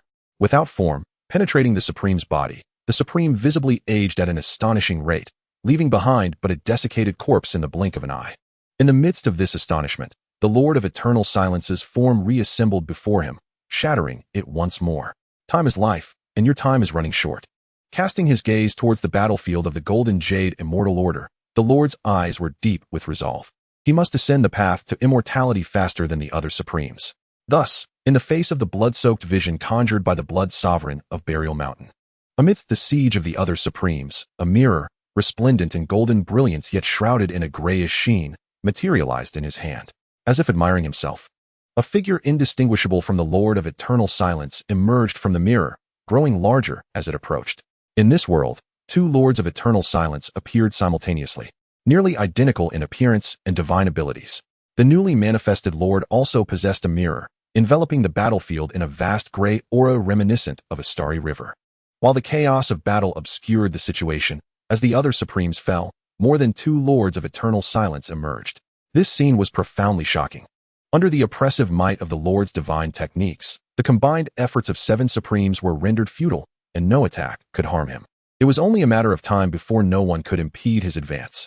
Meanwhile, the other battlefields contending for the Golden Jade Immortal Order were equally embroiled in fierce conflict, with various laws tearing through the heavens, transforming vast regions into shattered remnants of void. This was a true obliteration of the laws, rendering these areas lawless and beyond the constraints of the celestial order. In one battlefield, 9 supremes clashed, with the Golden Jade Immortal Order briefly passing through their hands, yet none could ultimately claim it. Among them, the Emperor's mummy and the Flame Dao Sovereign exhibited the greatest strength, both having defied death for 7 lifetimes. The final battlefield featured the symbolic Ancient Blade Emperor and a Supreme known as the Master of Sinful Souls as the strongest forces, both having similarly defied death for 7 lifetimes. However, the battlefield was not devoid of 5 or 6 lifetime Supremes participating in the fray. Nearby, 3 or 4 lifetime Supremes awaited their chance to seize the soul opportunity, such as the Supreme Ancient Emperor. Ordinary rulers and invincible beings who had taken alternative paths to enlightenment, as well as great saints and various quasi-emperors, could only observe from a distance, harboring thieving hearts but lacking the courage to act, for even a slight approach could lead to their demise. Although the core of the true battle was not vast, the residual might of the laws had transformed nearly half the universe into a battlefield, affecting countless beings. This was an unprecedented slaughter. The Supremes no longer concealed their ambitions and secrets, and the true names of the 4 Golden Jade Immortal Orders spread throughout the world. No wonder the Supremes fought fiercely for their lives. It turned out that this so-called Golden Jade Immortal Order was indeed the key to transcendence. Those beings yet to ascend to immortality felt fortunate to have avoided the chaos wrought by the Supremes. Conversely, those who had already embarked upon the immortal path found no way back. Retreating would incur an even greater pressure than advancing. To move forward offered a sliver of hope. To retreat meant certain death. Yet, all cultivators and beings harbored a singular question. If the Golden Jade Immortal Order was indeed essential for ascension, why did those who had already reached the pinnacle not turn back? Was it an inability to retreat or the existence of alternative paths?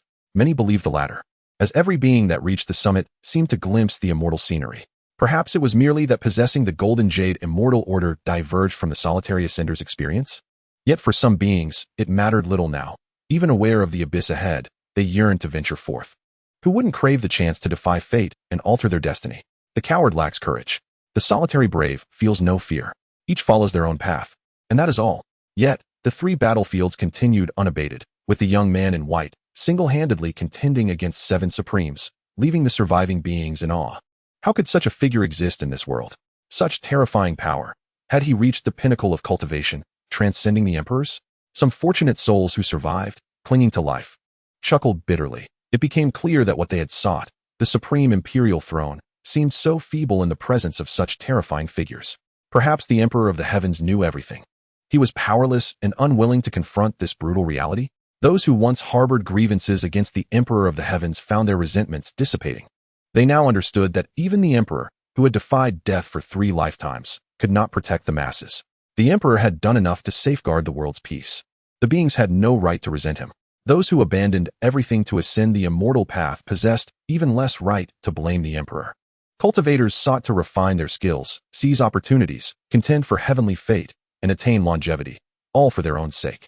Protecting the masses was merely the Emperor's benevolence towards the world and his ascendance. Now, with paths beyond the Emperor's, why should they sacrifice themselves for the sake of the masses? The number of beings surviving in this world had dwindled to a fraction. The near-apocalyptic calamity wrought by the Supremes had imparted new insights to those who remained. Yet at present, they hoped fervently for the calamity to pass swiftly. Many silently praying for the white-clad youth's victory in the fray, that he might soon tread the path to immortality. The reason was simple. This Supreme, known as the Lord of Eternal Silence, had never brought chaos upon the world, at least not from what they could clearly discern. Without fault yet exceptional, that was all. Chapter 126, still the good grandson of the ancestor. Most beings in this world were aware that the contest for the Golden Jade Immortal Order was an unprecedented slaughter. Yet they could not grasp the specifics of the power at play. However, this certainly did not include Jiang Mu and Jiang Mu. Though unable to personally engage in the brutal conflict or ascertain the precise power levels involved, they could nonetheless grasp the general magnitude of the situation. Thus, they were acutely aware of the terror that this slaughter embodied. Initially, it could be said that the two were so frightened they scarcely dared to breathe, lest they be caught in the crossfire. Fortunately, fate smiled upon them, as the various battlefields lay far removed from their location. Consequently, They were afforded the opportunity to continue observing this historic carnage, hoping to glean some wisdom from it. Upon witnessing 4 golden jade celestial decrees, both felt a sigh of relief. For this at least confirmed that the golden jade celestial decrees bestowed upon them by the Emperor of the Wheel of Fate were indeed genuine. It appeared that this endlessly sinister old man had not spoken entirely in falsehoods. With a single golden jade celestial decree in hand, they could surreptitiously embark upon the path to immortality at any moment. However, as the battles raged on, no clear victor emerged, prompting them to linger and observe further. After witnessing the Lord of Eternal Silence effortlessly acquire a golden jade celestial decree, it was impossible for them to deny a twinge of envy. Yet if the first decree was merely a matter of reaping the rewards of others' efforts, the second one bore significant implications. The Lord of Eternal Silence possessed an alarming level of strength, which explained why all the supreme beings chose to forego competing for the first decree. It was unexpected, however, that the Lord of Eternal Silence would audaciously declare an intention to seize another, compelling the other supreme beings to fight tooth and nail against him. From the unabashed conversations of those supreme beings, it became evident that he had lived through 8 lifetimes. With such formidable power at his disposal, he was already extraordinary. While the Emperor of the Wheel of Fate, who had neared the 9th life, was a force to be reckoned with. One could only imagine the ferocity of the struggle for the golden jade celestial decrees in their era. Moreover, Jiang Mu discerned a similar path within the Lord of Eternal Silence, an enigmatic mastery of the laws of time. This was not merely a straightforward understanding of time. Other principles were intricately woven into it. The Lord of Eternal Silence's profound comprehension of the laws of time left Jiang Mu profoundly shaken. He yearned to draw inspiration from it, thus primarily observing the clashes between the Lord of Eternal Silence and the 7 supreme beings. As 4 of the 7 supreme beings fell, and even one particularly powerful being was reduced to a cascade of light, scattering throughout the cosmos. The remaining battlefields also witnessed several casualties of equal brutality. The 3 grand battlefields continued to converge upon the celestial expanse of the golden light, and with each supreme being grasping a golden jade celestial decree, they drew closer to the golden path. It was fair to say that the conflict had reached a fever pitch. The Lord of Eternal Silence and the woman in the azure dress were evidently allies. If he sought to claim another golden jade celestial decree, why not enlist her assistance to enhance their chances of success? The grand conflict stirred Jiang Ju's blood, igniting a fervent belief that even from a distance, one could learn immensely. Yet there was one aspect he found perplexing, prompting him to glance at Jiang Mu. If they both aspired to ascend to immortality, how could the other supreme beings acquiesce to that? Jiang Mu responded with a cold chuckle. To hide and not fight indicates an insufficient realm. Such a presence is but a burden. Although Jiang Mu could not clearly discern the cultivation level of the woman in the azure dress, it was of little consequence. The outcome was what mattered. It was evident that the Lord of Eternal Silence aimed to seize 2 ascension opportunities single-handedly. TSK, if he truly succeeded in allowing both to ascend. How enviable that would be to others. Jiang Ju marveled, then turned to Jiang Mu, saying, "The Lord of Eternal Silence must indeed harbor genuine affection for that woman in azure. Alas, Grand Ancestor, you may not witness the final outcome. Such an opportune moment is indeed ripe for one to navigate the murky waters toward ascension. Perhaps not, if the Lord of Eternal Silence ultimately ascends the path. You may still behold it," Jiang Mu replied with a faint smile. "Who says I intend to ascend?" Jiang Ju was momentarily taken aback, perplexed by Jiang Mu's words. "You are the one destined for ascension. Now is the time to sever the ties of fate. No one will care for an emperor who willingly forsakes his destiny in pursuit of immortality." Jiang Ju regarded Jiang Mu with confusion, asking, "Grand Ancestor, surely you jest. This opportunity should be yours, not mine. If you truly venture into the so-called immortal realm, you would undoubtedly fare better than I. The laws of this realm do not acknowledge you, but that does not imply the same for the other worlds. With your innate talent, Grand Ancestor, you ought not to languish in such a world." Jiang Ju spoke sincerely. "It should be I who remains. Having lived 3 lifetimes, my heart is already content." He was uncertain whether Jiang Mu's words were truthful or playful, but this time, Jiang Ju genuinely wished not to be the one chosen. He understood the fate that awaited those who remained, either a final death or a lengthy slumber akin to the masters of forbidden zones and supreme beings, enduring until the next ascension path opened. Yet, those millennia were not simply endured.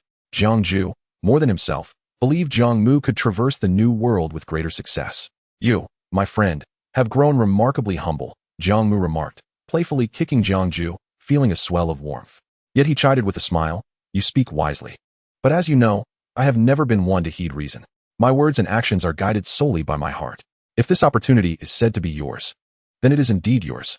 With that, Jiang Mu produced the golden jade celestial decree, taking Jiang Ju's right hand and placing it firmly in his palm. Jiang Ju frowned, wishing to refuse, but discovered that his strength paled in comparison to Jiang Mu's, rendering him unable to withdraw. Jiang Mu inquired with a grin, "What is this? Do you truly not desire it?" "I, Grand Ancestor, I understand your intentions, but the one who remains must be me. I can survive. While your remaining here would lead to death." He then spoke in an uncompromising tone, "To speak frankly, this is the first time I have genuinely wished well for another without ulterior motives. I hope you carry this sentiment with you into the new world, and then wait for me. Of course, do not think I am merely being kind. The path to immortality bears significant risks. Should I choose not to embark upon this journey, it would also allow me to live a few more years." Jiang Ju understood the implications of Jiang Mu's words regarding the risks, yet all signs indicated that this was indeed the path to immortality, where the dangers were eclipsed by the potential rewards. With the matter laid bare, Jiang Mu allowed Jiang Ju to make his choice. Even if Jiang Ju ultimately opted not to pursue the path of ascension, Jiang Mu would not follow. Jiang Mu had long since resolved to entrust the Golden Jade Celestial Decree to Jiang Ju, a decision made over 3,000 years ago. To be candid, Jiang Mu harbored a genuine hope that, when the time for ascension arrived, a familiar face would be waiting for him. Though Jiang Ju was not exceptional, his character was beyond reproach. Jiang Mu knew that even in a perilous world, he could safeguard his life. Additionally, the path to immortality indeed posed certain dangers, which Jiang Mu, with his current strength, could not adequately confront. Compared to the Lord of Eternal Silence, who had lived through 8 lifetimes, even those supreme beings of 5 or 6 lifetimes were beyond his grasp. In the face of life-threatening crises, it was all too easy to perish. Remaining in this world to accumulate strength diminished the risks for Jiang Mu, until the day he stood at the pinnacle. Thus, he felt the need for further growth. Even if the time for ascension arrived without him, he envisioned himself, like the ancient emperor, shattering the void and attaining immortality without the need for a golden jade celestial decree. The essence of longevity that belonged solely to Jiang Mu could not be shared with others. For Jiang Ju, remaining meant death, while for Jiang Mu, it meant survival. The choice, therefore, was starkly evident. Jiang Ju clutched the golden jade celestial decree tightly, the weight of his emotions heavier than ever. "Hurry and go," Jiang Mu urged, casting a glance at the battlefield beyond their little world. Jiang Ju cautiously asked, "Grand Ancestor, do you truly wish for me to leave? If you choose to leave, then depart swiftly. I implore you. If you opt to remain, then consider my words unspoken, for you shall perish, while I shall not." Confronted with Jiang Mu's resolute demeanor and unwavering confidence, Jiang Ju ultimately made up his mind. He believed he understood Jiang Mu, knowing that he would never undertake an endeavor without certainty. Although he was unaware of the source of Jiang Mu's confidence, he placed his trust in Yizu, for the latter had never let him down. Jiang Ju proclaimed with conviction, "Yizu, if such a world truly exists, I shall await you there. In that realm, I shall still be known as Jiang Ju, the beloved grandson of Yizu." Chapter 127, Ascending to Immortality, One Bell, One Immortal Position. What one is called is of little consequence. Living is what truly matters. Jiang Mu smiled. In truth, he felt a sense of joy at Jiang Ju's choice to pursue the path of immortality. After all, if he chose to remain, given Jiang Ju's circumstances, he would only live this one life. Even if he were to perish on the path of immortality, it would merely mean a few thousand years less, an inconsequential loss in the grand tapestry of Jiang Ju's existence. It was better to strive for that opportunity ahead. However, he could not bear to accept such a sentimental farewell, so he playfully kicked Jiang Ju, urging him once more to set forth without delay. Yet, Jiang Ju wished to obtain a token of remembrance from Jiang Mu, for if they were ever to meet again in another realm, who could say how many years would have passed? A tangible memento would facilitate their recognition. Even the most extraordinary object might eventually succumb to decay. What token could truly embody the bond between us as grandfather and grandson? Jiang Mu pondered for a moment before suddenly exclaiming, "Let us use a phrase as our token of remembrance." "What phrase?" Jiang Ju inquired. Jiang Mu articulated each word with care. "If we encounter one another in the celestial realm, let us greet each other as friends after enduring the vicissitudes of life." Jiang Ju murmured the words back. "If we encounter one another in the celestial realm, let us greet each other as friends after enduring the vicissitudes of life." He was suddenly struck by inspiration. These 2 succinct sentences were truly exquisite, returning to the essence of existence. In just a few words, they encapsulated a cultivator's lifelong aspiration. And they also served as a testament to the bond he shared with Yizu, More than merely a grandparent-grandchild connection, it was one of mutual respect and friendship. Thus, when we meet again in the celestial realm, I shall carve out a space for myself there, without fail. Take care, Yizu. With a heavy heart, Jiang Mu turned back 3 times before finally stepping into the narrow passage that Jiang Mu had opened for him. Jiang Mu watched as Jiang Mu gradually receded into the distance, merely waving his hand. This was their farewell, though it would not be their final encounter. As Jiang Mu silently exited this small world, only Jiang Mu remained to gaze after him. It was not until Jiang Mu had completely distanced himself from the area that his presence and aura gradually became apparent, catching the attention of some beings who recognized him as the current emperor.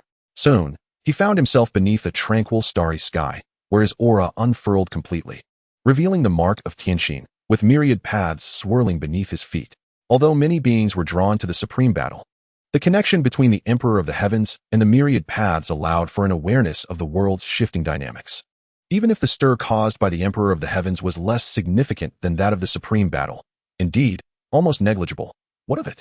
He was, after all, the reigning emperor, and the myriad paths resonated solely with him. At this critical juncture, the Emperor of the Heavens finally made his appearance. What was his intent? Many beings began to speculate about Jiang Mu's motives, though they did not assume that the Emperor of the Heavens had come to settle scores with the Supremes. Far more likely was the prospect of seizing the Golden Jade Immortal Order or vying for the path of immortality. Jiang Mu was aware that by severing his heavenly mandate, countless spectators would gather, yet he remained indifferent. At this moment, no one would trouble him. Whether they were Supremes or rulers, none lacked vigor. There was no need for retribution. Thus, Jiang Mu commenced the process of detaching the Tianxin mark. This was not a difficult endeavor for him. However, upon severing the Tianxin mark, he would lose the augmentation from the myriad paths, resulting in a decrease in his power. Regardless of his magical prowess, lifespan, vitality, or mastery of the great laws, all would diminish to varying degrees.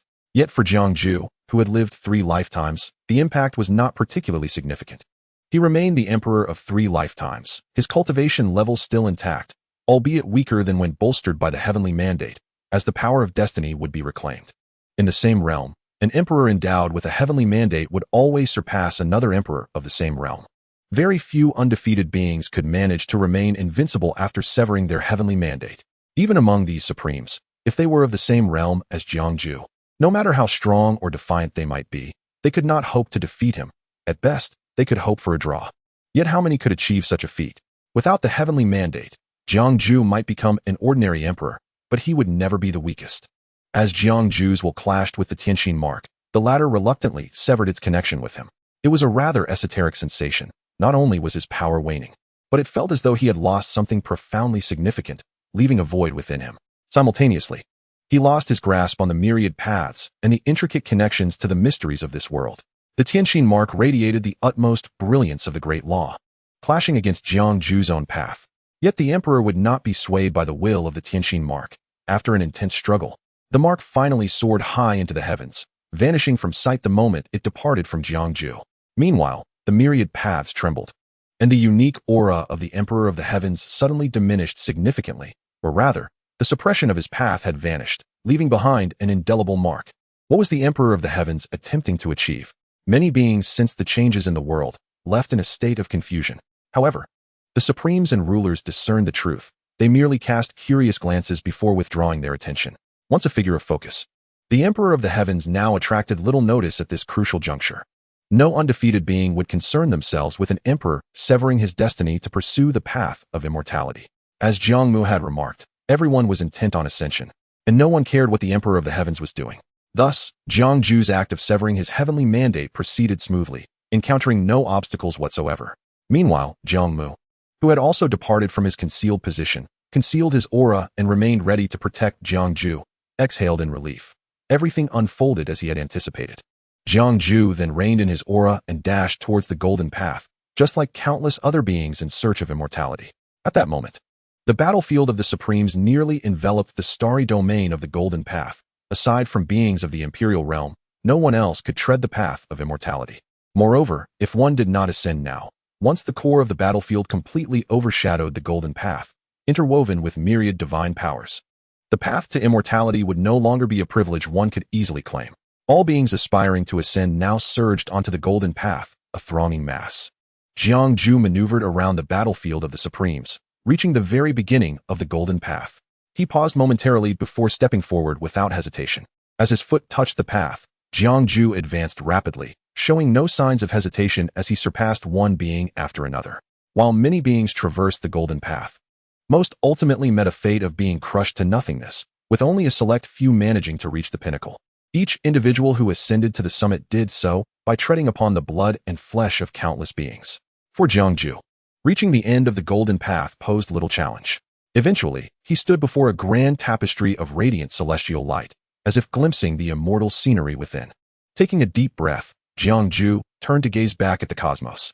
Like an ordinary individual, Jiang Mu stood amidst the fragmented realms of the distant universe, their eyes meeting across the vast expanse, accompanied by a gentle smile.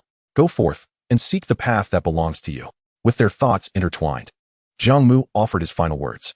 Jiang Mu found himself at a loss for words, merely nodding solemnly in response.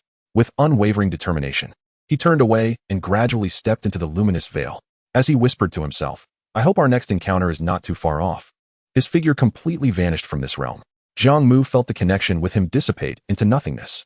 Just as Jiang Mu let out a sigh of relief, a melodious yet deafening chime echoed along the golden light avenue, momentarily freezing the battlefield of the supreme beings.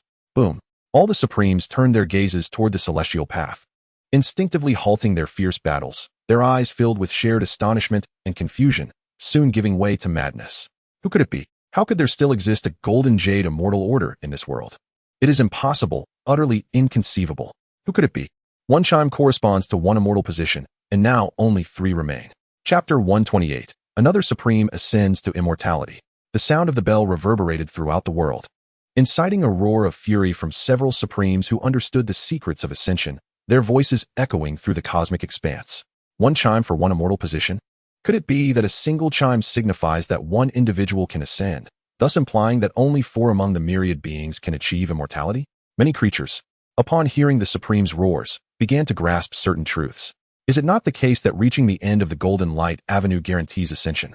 Rather, the key to becoming immortal lies within the 4 golden jade immortal orders that these Supremes are scrambling to seize. 4 golden jade immortal orders correspond to 4 immortal positions. It cannot be. It is utterly impossible. If there truly are only 4 immortal positions, then why has no one returned? The beings who have already embarked upon the path of immortality refuse to accept this outcome, instead growing even more frantic in their pursuit. They believe that the Supreme's aspirations for immortality differed from those of the common folk. Perhaps even ascension is subject to hierarchy? The immortal positions coveted by the Supremes represent a higher echelon of immortality. Indeed, it must be so. Undeterred by the mysteries surrounding the chime, the beings on the golden light avenue pressed forward with fervor.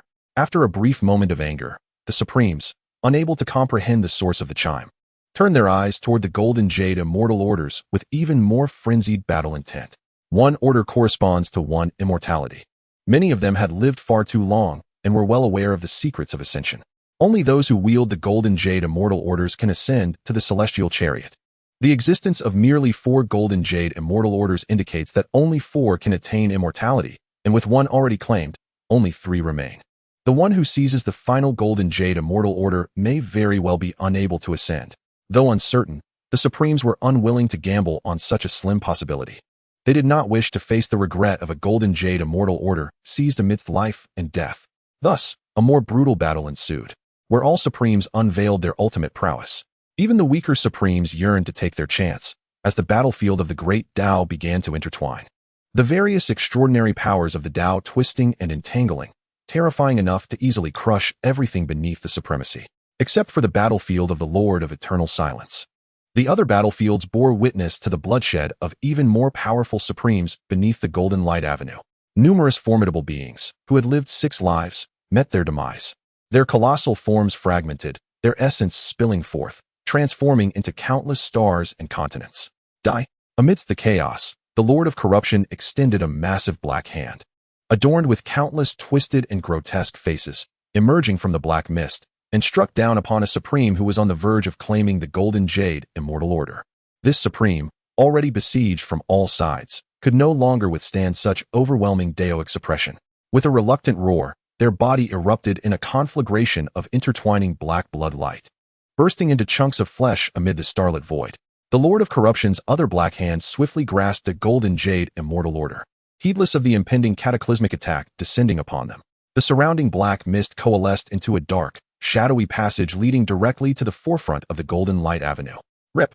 As vast swathes of black mist dissipated, the figure of the Lord of Corruption, shrouded in the black mist, was battered and bloodied, suffering severe wounds. Yet, they had unleashed their final reserves. The black corridor shielded them from the last assault. Ha ha ha, this is mine. They cackled wickedly, stumbling forward along the Golden Light Avenue, each step shedding copious amounts of flesh, while the outside world reverberated with thunderous roars. Although the Lord of Corruption spoke with a tone of exhilaration, their myriad faces, both young and old, male and female, were perpetually marked by a distortion of unfamiliar visages. At long last, as the black mist passage neared collapse and the Lord of Corruption's form grew increasingly battered, they reached the forefront of the celestial path, mere steps away from stepping onto the Golden Light Avenue. Boom! At that moment, several distinct auras tore through the Lord of Corruption's black passage, causing them to cough up a mouthful of black blood. The swiftest and mightiest two auras locked onto them, followed by an overwhelming daoic pressure descending upon them. A ghostly green figure, wielding a colossal black soul-harvesting banner, surged toward the Lord of Corruption, flanked by countless vengeful spirits. This was the master of the sinful soul's abyss, also a supreme being, whose piercing laughter echoed like a banshee's wail. Fellow Taoist, swiftly enter my imperial soul banner, and I shall lead you to immortality. An image of a golden throne materialized, enveloping both the Lord of Corruption and the master of sinful souls. Countless warriors clad in golden armor, wielding various weapons, were summoned forth, resembling devoted soldiers paying homage to their emperor. The king has descended. A remarkably handsome middle-aged man, draped in a dragon robe, stood above them, enunciating each word with majestic authority. I am the one and only emperor. The once mummified emperor's seat now revealed its true reserves, as if leading an entire divine dynasty, exuding a regal presence that intimidated the heavens. Kill! Kill! Kill! The legion of soldiers roared in unison, moving in perfect synchrony, their murderous intent filling the skies, charging toward the supremes who coveted the Golden Jade immortal order. Each figure was an embodiment of the divine dynasty's subjects intertwined with the emperor's seat's daoic power. Their ferocity overwhelming. Bang! Bang! Bang! Boom!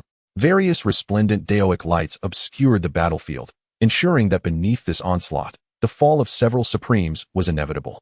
And indeed, it transpired as such. Dozens of supremes met their demise, their daoic essence completely obliterated, dissolving into cosmic dust, scattering throughout the universe and void. No, my imperial soul banner.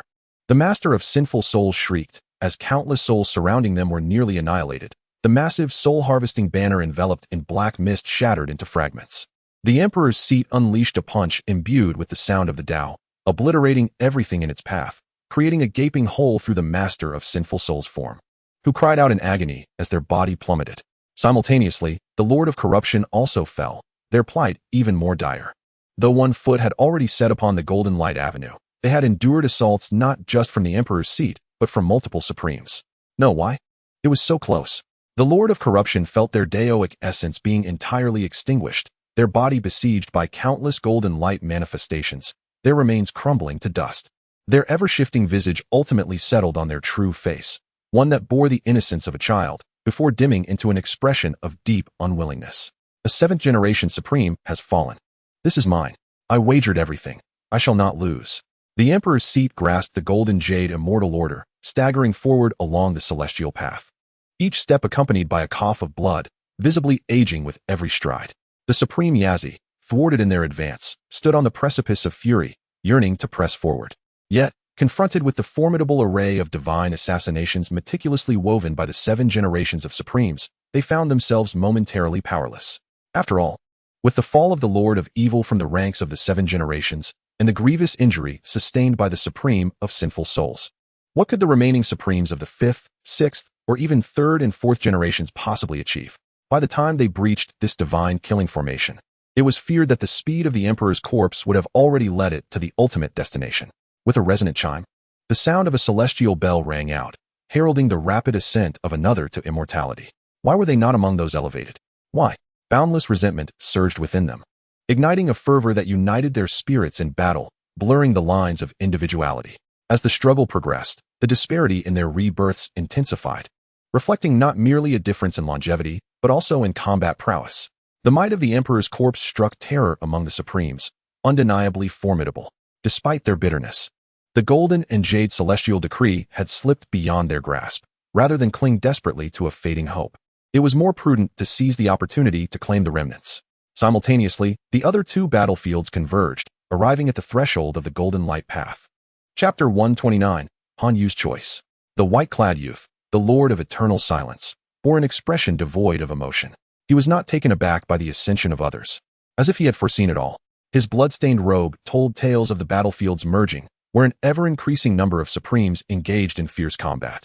Despite having vanquished countless Supremes, new challengers continued to flood into the fray, forcing him to confront the combined might of dozens. His grand divine abilities faltered, the summoned figures dissipating into nothingness, yet simultaneously, he ruthlessly reaped the lives of his adversaries, carving a path through the onslaught that instilled dread in the hearts of the Supremes, ultimately bringing him to the brink of the celestial road. Death.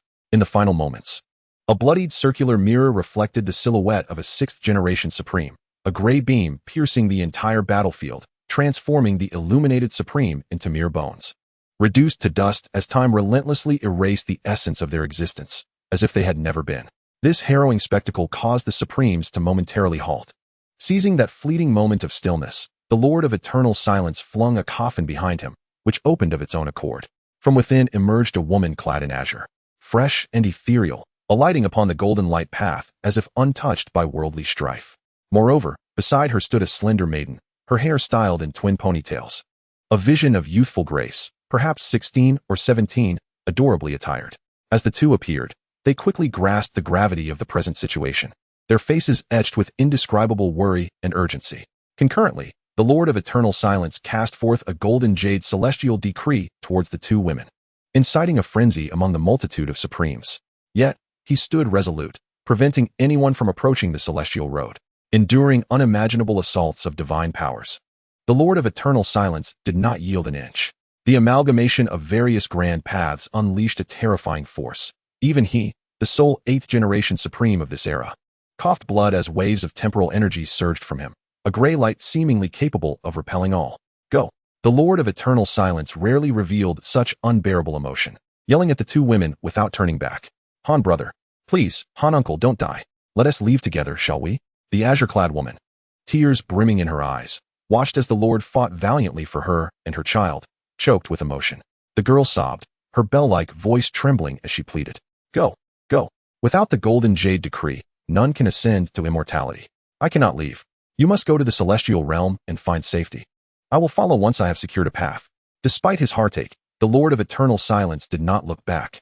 As if unable to bear the weight of the moment, his voice tinged with sorrow. Han brother, Han uncle. The two women remained frozen in place, unwilling to depart, calling out to him repeatedly. Leave. If you do not, do you truly wish for me to perish here? You ascend first. I will find a way to escape. Seeing the two still unmoving, the Lord of Eternal Silence's frustration boiled over. This hard-won opportunity must not be squandered. With a thunderous crash, a barrier of the grand path shattered, its force striking him, blood spilling forth, yet he merely emitted a groan. Go, he bellowed once more, this time turning to face them, his voice resolute. Tears streamed down the faces of the two women. The azure-clad woman grasped the girl's hand, wiped her tears, inhaled deeply, and called out to the Lord of Eternal Silence. Han Yu, little Yuan, and I will wait for you. With that, she turned towards the golden light path. And in that instant, tears cascaded down her cheeks. You must survive. Her sobs faded into the distance. The Lord of Eternal Silence stood unwavering, his back to the multitude of Supremes, his gaze fixed upon the path the two women took. Though their cultivation was not particularly high, both stood at the pinnacle of the quasi-emperor realm, and with the forbidden legacy left by an ancient emperor who had defied death. Ascending the celestial road was within their grasp. At this moment, the celestial road lay shrouded in the tumult of battle, devoid of any living soul since the departure of the emperor's corpse, leaving only the two women to tread alone. Thus, the sole duty of the Lord of Eternal Silence was to thwart anyone who dared approach before the two women could board the celestial chariot. Before they could ascend, all remained mutable. The Lord of Eternal Silence was resolute in preventing any unforeseen circumstances. He would not retreat an inch, nor allow any Supreme to pass. Furthermore, with the 4 celestial chariot positions already filled, should the last holder of the golden jade decree be permitted to pass, who would be left behind? The rules of ascension were immutable. Without boarding the celestial chariot, even a ninth-generation near-immortal could never truly become one. The Lord of Eternal Silence had lived for far too long, enough to comprehend the hidden truths of ascension from millennia past. Of course, he had never truly participated in that battle for ascension, instead hearing the tales from an elder who had lived through it. A figure he once revered as a brother and the exemplar of his aspirations. Now, having set aside his only ties, the Lord of Eternal Silence was poised to accomplish the grand feats his brother had been unable to achieve. If given the choice, perhaps he would ascend alongside them. But alas, he could not bring himself to inflict harm upon the mother and daughter.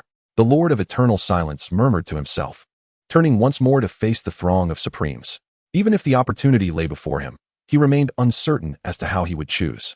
The established reality could not be altered. Even with his mastery over the art of time, having envisioned countless futures, he had found no path to survival. The weight of millennia of karmic consequence pressed upon him. Perhaps he was destined to perish here.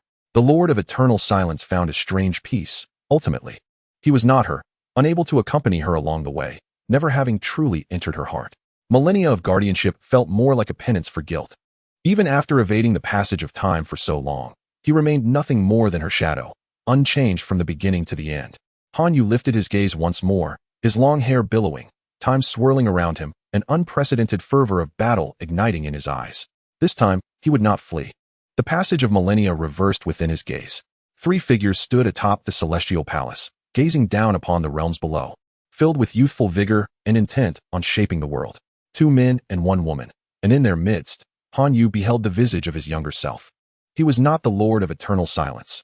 Rather, he was the young general, Han Yu, appointed by the great emperor of the primordial chaos, who traversed the cosmos with unmatched prowess. In Chapter 130, Fight to the Death, countless sovereigns were thwarted before the barrier of time, unable to breach even a single step. Their formidable powers shattered the barrier, yet it swiftly reconstituted itself, akin to an indestructible prison of this world. In exchange, Han Yu bore the scars of the great Tao. And despite his 8th-tier strength surpassing all invincible beings in existence, he appeared somewhat beleaguered under the relentless onslaught of the sovereigns. His garments lay in tatters, and the continuous invocation of temporal arts drained his vitality, forcing him to cough up blood, yet he still fought valiantly, refusing to retreat an inch. The Lord of Eternal Silence, a 7th-tier sovereign, witnessing the 2 women adorned with the golden jade immortal orders retreating further away, let out a roar of indignation. Unleashing his ultimate strike, a trident, shimmering with the cold light of the great Tao, pierced through the temporal barrier and bore down upon Han Yu. This strike, imbued with supreme murderous intent, shattered through Han Yu's layers of defense, aimed directly at his forehead. Even as formidable as Han Yu was, he could only extend his hands to grasp the trident's prongs at the brink of having his skull breached, emitting a blinding radiance of law that sparked and flared as if 2 disparate realms collided, manifesting the clash of opposing laws. The tip of the trident pressed against his brow, a trickle of crimson seeping forth. With a thunderous crash, Han Yu's form was violently propelled backward, crashing onto the golden path, which seemed to tremble for a moment. Perhaps it was an illusion, or was it the very cosmos that shifted? The sovereign gripping the trident's handle displayed an expression of disbelief. His ultimate strike had nearly pierced the fabric of this space-time, obliterating the concepts of distance and space. Yet Han Yu had caught it. The disparity between the 8th and 7th tiers, merely 1 tier apart, was indeed staggering. Cease now, and perhaps you shall live, Han Yu said, his grip tightening on the weapon. Die? You seized 2 golden jade immortal orders. Was it not your intention to lead us to our demise? The sovereign laughed malevolently, disdain etched upon his face. The mightiest in the world, yet you willingly descend for the sake of 2 unrelated women.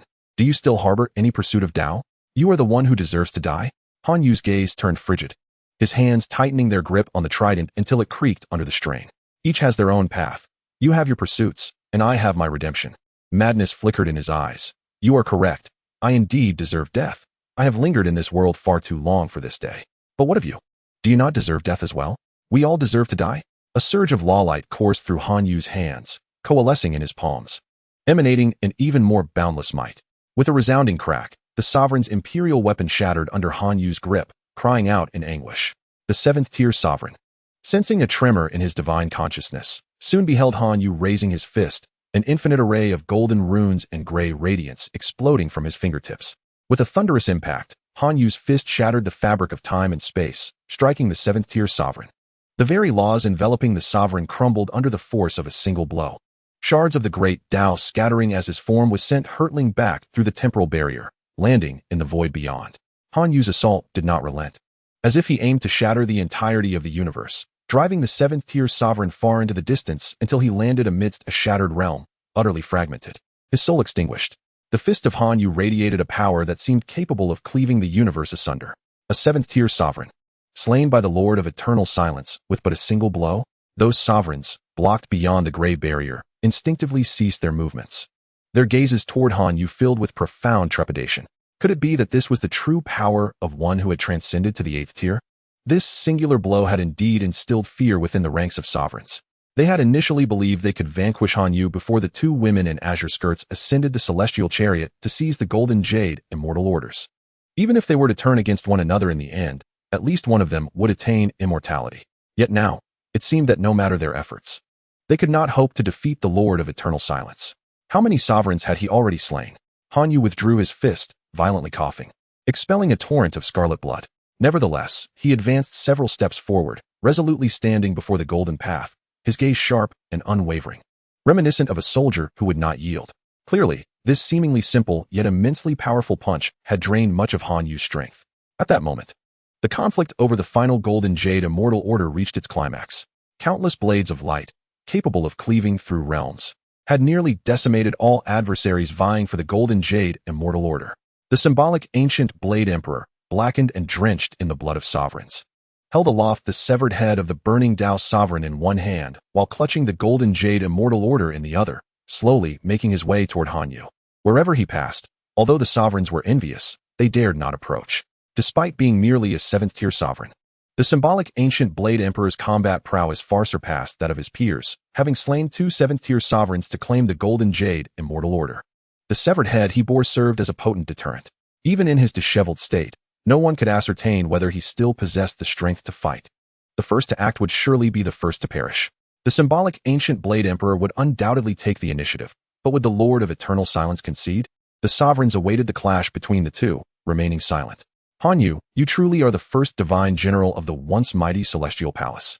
Your unwavering loyalty and unparalleled combat prowess still leave me in awe after all these years, the symbolic ancient blade emperor remarked, approaching and standing outside the shattered temporal barrier. Gazing at Han Yu with cracked lips and a wistful sigh, Han Yu remained silent. The symbolic ancient blade emperor continued, in this era, only you and I remain. Do you still refuse to grant me passage? Han Yu turned his gaze briefly, shaking his head. The azure-clad women had yet to reach their destination.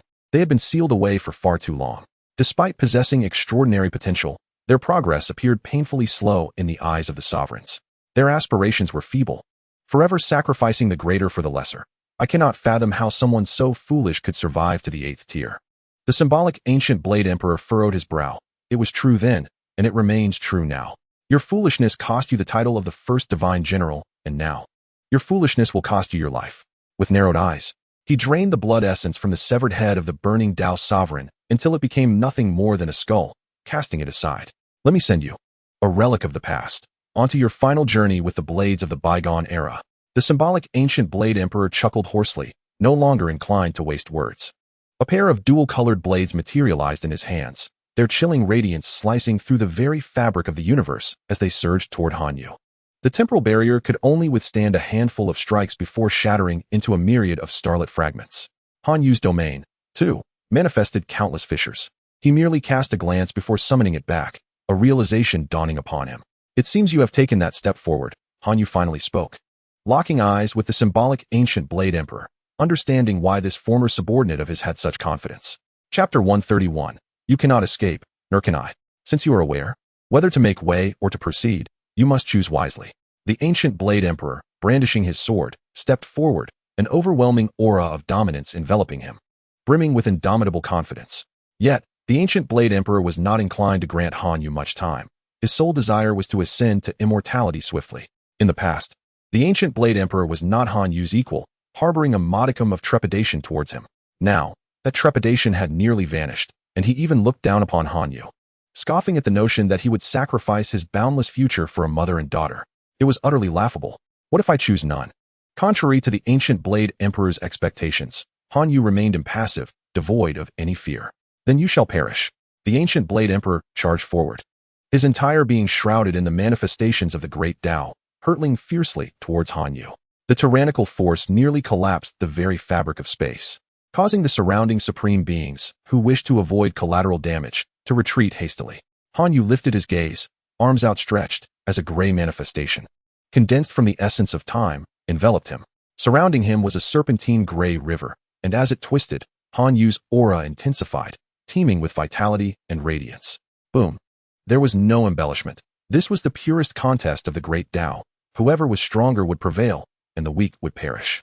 The extreme brilliance of the laws obscured the space, and a formidable aura swept across the universe, rendering everything else invisible. The blade intent crushed all. The cycle of life and death twisted through time, and various terrifying manifestations of the great Tao clashed amidst the radiance of the laws. This scene was overwhelmingly terrifying and shocking, as the two mightiest beings of the world fought with all their might, as if striving to pierce through the annals of time, battling until the end of days, causing the very cosmos to fracture. Moreover, the universe itself bore witness to this conflict, manifesting various phenomena. Azure lotuses blossomed, divine weapons patrolled, crimson rains fell, and the void itself was rent asunder. How many beings would be fortunate enough to witness this battle? It was feared that only those standing among the supreme could behold it. Yet, participating in such a life and death struggle was not something they could easily engage in or dare to partake. Han Yu, the master of eternal silence, was renowned across the realms. Every forbidden being was well aware of his might. He had vanquished countless 6th and 7th stage supremes. Did he not still possess the strength for battle? Now, the ancient Blade Emperor could actually contend with him, clearly not just an ordinary 7th stage supreme. Coupled with their dialogue, it was evident that his strength had transcended mere 7th stage capabilities. His understanding of the great Tao had reached new heights. In an instant, the elevation of power was as stark as the difference between heaven and earth. It was not merely a comprehension of life, but a profound grasp of the essence of the great Tao. To witness such a clash of the great Tao was an invaluable lesson for all beings who tread the path of the Tao. This eternal silence master, Han Yu, was indeed an extraordinary individual. Jiang Mu couldn't help but marvel. He was indeed a remarkable figure, capable of relinquishing the chance of ascension that countless beings pursued throughout their lives. From mere fragments of conversation, one could discern that the woman in the azure dress and the girl were not bound by the ties of lovers or familial relations with Han Yu. To ensure the two women's successful ascension, he staunchly guarded the entrance to the Golden Light Tao. This was indeed intriguing. Though outsiders might perceive Han Yu as somewhat eccentric, Jiang Mu felt a slight kinship with him. However, if one were to truly compare, Jiang Mu still found himself lacking. After all, Jiang Mu possessed immortality, whereas Han Yu did not. He could very well face death. It was genuinely awe-inspiring. From a distance, Jiang Mu could not penetrate the battlefield shrouded in the light of the great Tao, only able to vaguely sense its intensity. This alone left him profoundly shaken. Each of these beings who had lived through 7 or 8 lifetimes was undeniably formidable. In the presence of such figures, Jiang Mu felt minuscule. The road ahead for him remained long. Thus, he resigned himself to being a mere spectator in this battle, for he was still too young. As a youth, he must observe and learn. Yet, he believed that Jiang Ju had likely ascended, and that was sufficient. The clash between Han Yu and the ancient Blade Emperor raged on, showing no signs of abating. Their battlefield effectively obstructed the entrance to the Golden Light Tao, preventing other supremes from ascending. To seek ascension, one would inevitably have to be drawn into the fray and endure the wrath of both combatants. Meanwhile, at the pinnacle of the Golden Light Tao, the woman in the azure dress and the girl were on the verge of reaching the summit. Once the bell tolled, their time would be nearly at an end. All beings would be severed from this opportunity for immortality. As such, some supremes could not resist the urge to attempt a stealthy entrance. However, mere moments within the battlefield resulted in shattered corpses plummeting from the fray. One supreme fell, their demise unknown, whether at the hands of the ancient Blade Emperor or the master of eternal silence. Han Yu.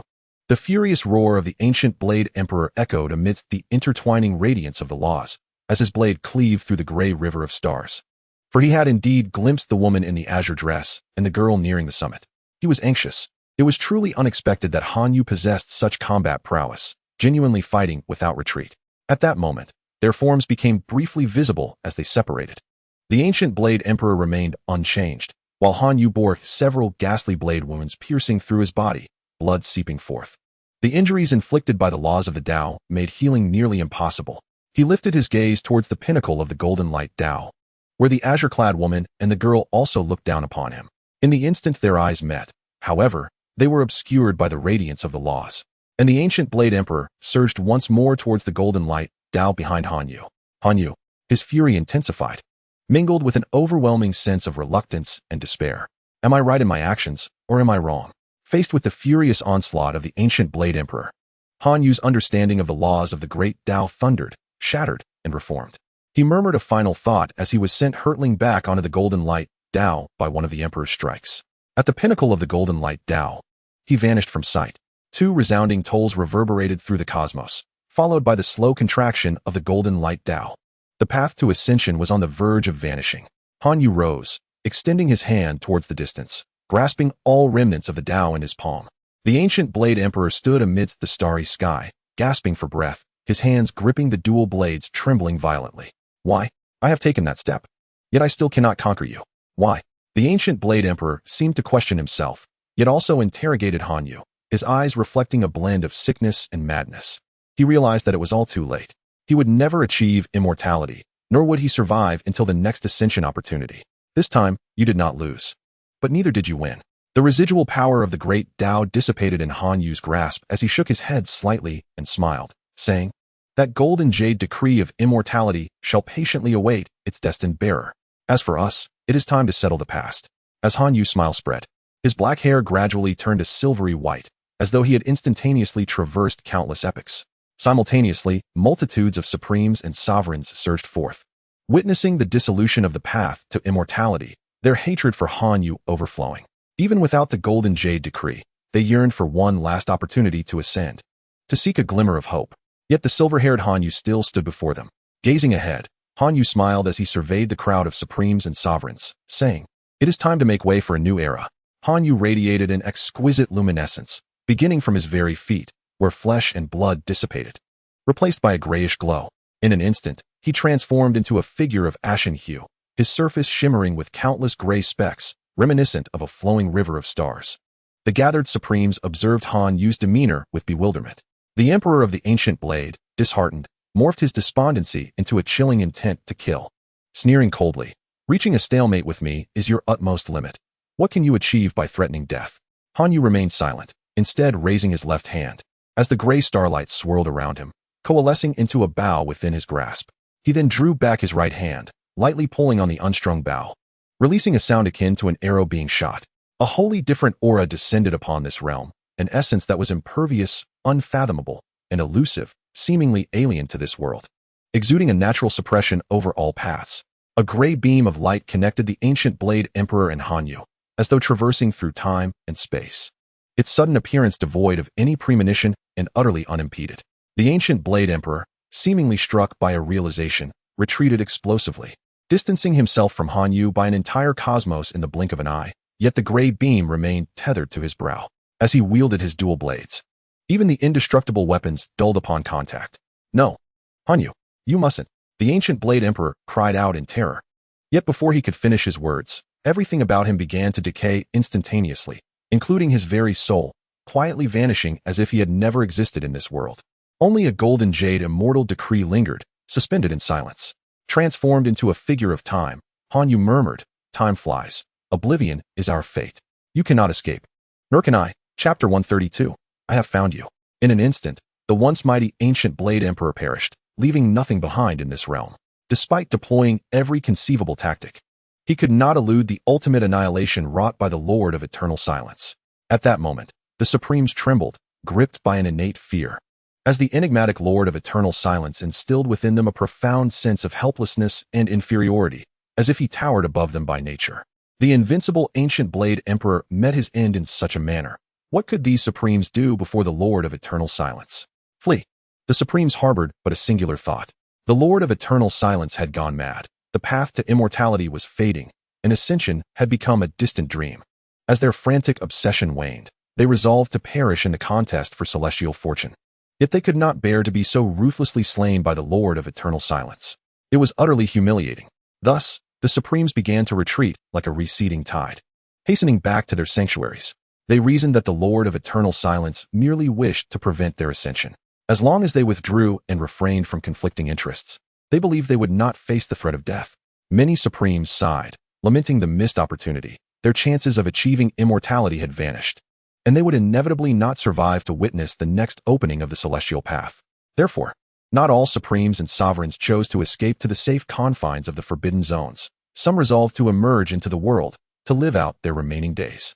Ascension had once been their greatest obsession, but now that desire had perished, leaving them disinclined to continue living. Some supremes stood their ground, yearning for one last desperate struggle. Unwilling to depart, others sought to seize the remaining golden jade immortal decree, at least harboring such thoughts. Yet the majority of the supremes and sovereigns were still reluctant to perish so easily. They had lived for far too long, growing increasingly averse to the idea of death. At the same time, having vanquished the ancient Blade Emperor, Han Yu had no intention of halting. He continued to draw the bow with both hands, the light surrounding him coalescing into a myriad of gray arrows, each one loosed resulting in the demise of a supreme. This grand celestial technique, capable of slaying even the ancient Blade Emperor, was more than sufficient to deal with these supremes, even if they expended their utmost efforts. Gathering their might to an unprecedented zenith, they could not withstand the relentless passage of time. Arcs of light burst forth in the cosmic void. Those unwilling to retreat were pierced through, their very essences dissipating into the void, akin to a transformation into the Tao. The Lord of Eternal Silence wielded formidable temporal power, decisively ending the lives of the supremes. Yet to the eyes of other beings, the essence remained hidden. They could only perceive the unimaginable strength of the radiant Lord of Eternal Silence, each simple arrow capable of obliterating a supreme, rendering them powerless. What stage of cultivation had such a taboo being reached? Before long, Han Yu had annihilated every supreme who dared to linger, leaving none behind. Those who attempted to seize the golden jade decree also perished beneath his arrows. In this expanse of starry sky, only Han Yu's silhouette remained. He turned to gaze back, the golden path dwindling to its final stretch, on the verge of complete disappearance from this world, its essence rapidly fading. I have said it before, no one can escape. Han Yu murmured, as if clinging to a deep-seated conviction. In that moment, he felt a flicker of the past glory he once wielded. This was indeed the duty befitting the foremost divine general of the heavenly guardian palace. Yet, it took him an inordinate amount of time to grasp this truth. Thus, Han Yu continued to draw and shoot. Though the radiance surrounding him had dimmed considerably, he remained undeterred. However, he also understood that exterminating all supremes and sovereigns was an implausible endeavor. 8 generations ultimately did not equate to 9, even with Han Yu having burned his very essence. He could only momentarily harness a fraction of near-immortal power. This final grand technique, sealing away all, represented Han Yu's ultimate trump card. He had fought for far too long, exhausting his spirit, and the remnants of his strength were insufficient to wipe out every taboo being. Consequently, after vanquishing a portion of the ambitious supremes, Han Yu resolved to employ sealing techniques against the remaining ones. By sealing these taboo beings for long stretches of time, many would inevitably succumb to the passage of ages and disappear. As for those who could endure, they would be left to the fate of future fated individuals. Han Yu knew that beyond the emperors, there existed further paths of cultivation. Supremes could never be entirely eradicated. Achieving such a feat was already the limit of his power as an 8th-generation sovereign. Han Yu's aura threatened to engulf the entirety of existence. Drawing his bow, he launched arrows of gray light that traversed vast distances, striking precisely into the hidden sanctuaries where the supremes and sovereigns sought refuge. It was akin to a celestial rain of starlight visible throughout the universe, awe-inspiring to behold. Each arrow that fell caused tremors within those sanctuaries, accompanied by the echoes of anguish. Yet, tranquility soon returned. Aside from Han Yu, no one knew the ultimate fates of those supremes and sovereigns. However, none dared to resist Han Yu. He embodied the very essence of a reaper in this world, wielding an authority that brooked no dissent. The endless arrows gradually faded, and Han Yu's form grew dimmer, having exhausted all his strength, cloaked in a gray mist, unable to revert to his former self. He stood alone in the boundless void, and any forbidden beings detected by his senses could not escape the fate of sealing and extermination. Even those hidden within the rifts of the void were no exception. Under the rain of temporal arrows, there was nowhere to flee. At last, the entire world seemed to fall silent. Gazing upon this shattered realm, Han Yu let out a final sigh, a melodious lament resonating throughout the universe. As he raised his hand and cast the golden jade decree into the abyss of the cosmos, rendering it formless. Then, his figure faded from the world, vanishing from sight. The realm remained oddly tranquil, marred only by the devastation left in the wake of calamity. Meanwhile, within a small domain, Jiang Mu too was struck by an arrow shot by Han Yu. However, rather than piercing Jiang Mu, the arrow transformed into a barrier, sealing him completely within this realm. In other words, Jiang Mu was considered a forbidden entity and thus was bound. Even I am sealed? Jiang Mu found himself both amused and apprehensive. The terrifying power of the eternal silence lord, Han Yu, was overwhelming, for even though he had concealed himself so well, he was still detected. Jiang Mu observed Han Yu's prowess, and if the 8th generation was so formidable, how much more transcendent would the 9th generation be? The value of sealing the wheel sovereign was still on the rise. At the same time, Jiang Mu felt a sense of relief. Fortunate that he had restrained his desire to pilfer the remaining golden jade immortal order. Otherwise, he might have already been struck down by an arrow. Yet, confronted with this impenetrable sealing barrier, Jiang Mu felt a sense of despair. Though he would not perish, he could choose to endure. Yet he was unwilling to do so passively. In the current situation, he had no opportunity even to catch a breath. He had thought that with the supreme rulers sealed, there would be little to threaten him in the near term, allowing him to act freely in his quest for strength. Alas fate, Jiang Mu sat in the small courtyard, resting his chin on his hands, troubled. Suddenly, the sealing barrier rippled, revealing a gap. A similarly shadowy figure emerged, speaking softly. "I've found you." Jiang Mu raised his gaze, his scalp prickling. His aura erupted, imperial weapons manifesting as his holy body power surged, enveloping him in a radiant burst of myriad pathways. He then fixed his gaze intently on the suddenly appearing figure, as if facing a dire threat. This figure was none other than the Lord of Eternal Silence, Han Yu. Han Yu landed at a distance, slowly striding towards Jiang Mu, casting a curious glance his way. "Do not be alarmed. I am not here to kill you. However, you are indeed hard to find." Han Yu's face was obscured in a haze, rendering any expression indistinguishable, though Jiang Mu could detect a faint hint of amusement in his voice. At that moment, Han Yu bore no semblance of his might, appearing as an ordinary mortal. Upon reaching the courtyard, Han Yu paused, surveying his surroundings with keen interest. Noticing Han Yu had halted, Jiang Mu inwardly exhaled in relief, slightly tempering his aura. They were both astute individuals. Jiang Mu understood that with Han Yu's capabilities, killing him would be as easy as breathing, rendering any elaborate pretense unnecessary. Since he had come personally to seek him out, it was evident he had a purpose. However, Jiang Mu was reluctant to entrust his life to any outsider. Thus he remained poised for action, ensuring that if it came to a life-or-death struggle, he would not perish easily. "It is understandable that you do not trust me. But you must know that no one in this world stands as my equal, you included." Han Yu raised his gaze, gesturing towards the ancient stone table in the courtyard, softly suggesting, "Why not come down and have a chat, to honor the guest's hospitality?" Jiang Mu hesitated for a moment before swiftly moving to the stone table. Setting out the tea utensils, brewing a fine tea, and with a gesture of invitation, said, "Senior, your long journey here has been a great imposition on me." He had merely been caught off guard earlier. In truth, his admiration for the senior was as boundless as the rivers, enduring even until the seas run dry and rocks crumble, forever etched in his heart. The deeds of Han Yu were akin to the most inspiring tales, constantly motivating him to strive for cultivation. His expression radiated sincerity. Han Yu's lips twitched, as if he still possessed them. He merely chuckled softly, then took a seat as per Jiang Mu's gesture, accepting the tea offered and inquiring, "Have you heard my story?" Jiang Mu was taken aback. He certainly had not heard of Han Yu's tale. The flattering words he had just spoken were merely instinctive. For anyone who could avoid conflict with Han Yu could be considered wise. After all, Han Yu's age was sufficient for him to be his grandfather. Bowing to the might of such a powerful figure was far from shameful. This was called being true to one's heart. Yet, Jiang Mu only knew that Han Yu was the first divine general of the Heavenly Suppression Palace, as claimed by Han Yu himself. Regarding everything about Han Yu, Jiang Mu was utterly ignorant. However, he did not wish to deceive Han Yu, fearing it would convey insincerity and disinterest in dialogue, prompting immediate hostility. Therefore, Jiang Mu earnestly replied, "No, but your face is etched with stories." Upon hearing this, Han Yu reached out with his other hand to touch his own face. Or was there any face left? Ahem, there was one before, Jiang Mu added silently. "You, my friend, are truly amusing." Han Yu laughed heartily, taking no offense. The two sat across from each other, continuing to drink.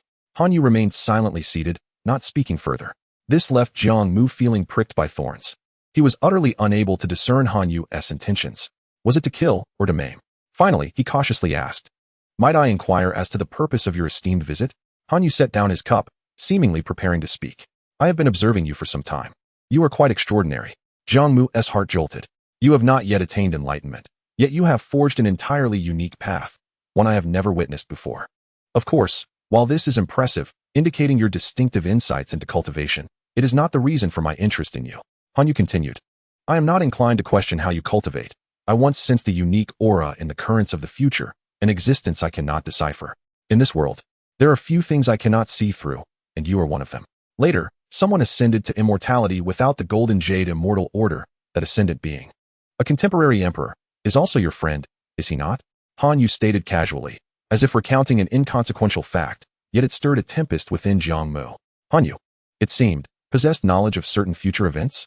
If that were the case, had his every action not been laid bare before this person, rendering him utterly transparent? I know what you wish to ask. The power of the 8th generation is not omnipotent. I understand that someone will ascend to immortality. But clarity can only be attained after the event occurs. In other words, the glimpse of the future I perceive is incomplete, even minuscule. Seemingly aware of Jiang Mu's confusion, Han Yu elucidated, this is precisely why I have been able to locate your hiding place. Jiang Mu remained perplexed. So, senior, you sought me out for a particular matter? Or do you believe I will one day become a harbinger of chaos in the world, wishing to extinguish me? Han Yu merely smiled in silence. Jiang Mu was further bewildered. As I mentioned earlier, I am not here to kill you. Han Yu sighed. In this day and age, speaking the truth is quite challenging. There is no trust at all. Jiang Mu remained silent. The strong could speak without concern. Yet he was the one kneeling. Could he afford to trust? Few were willing to forsake the chance of ascension. Its allure was too great. And those capable of resisting such temptation were exceedingly rare. In truth, we are quite alike. Han Yu's tone grew increasingly serious.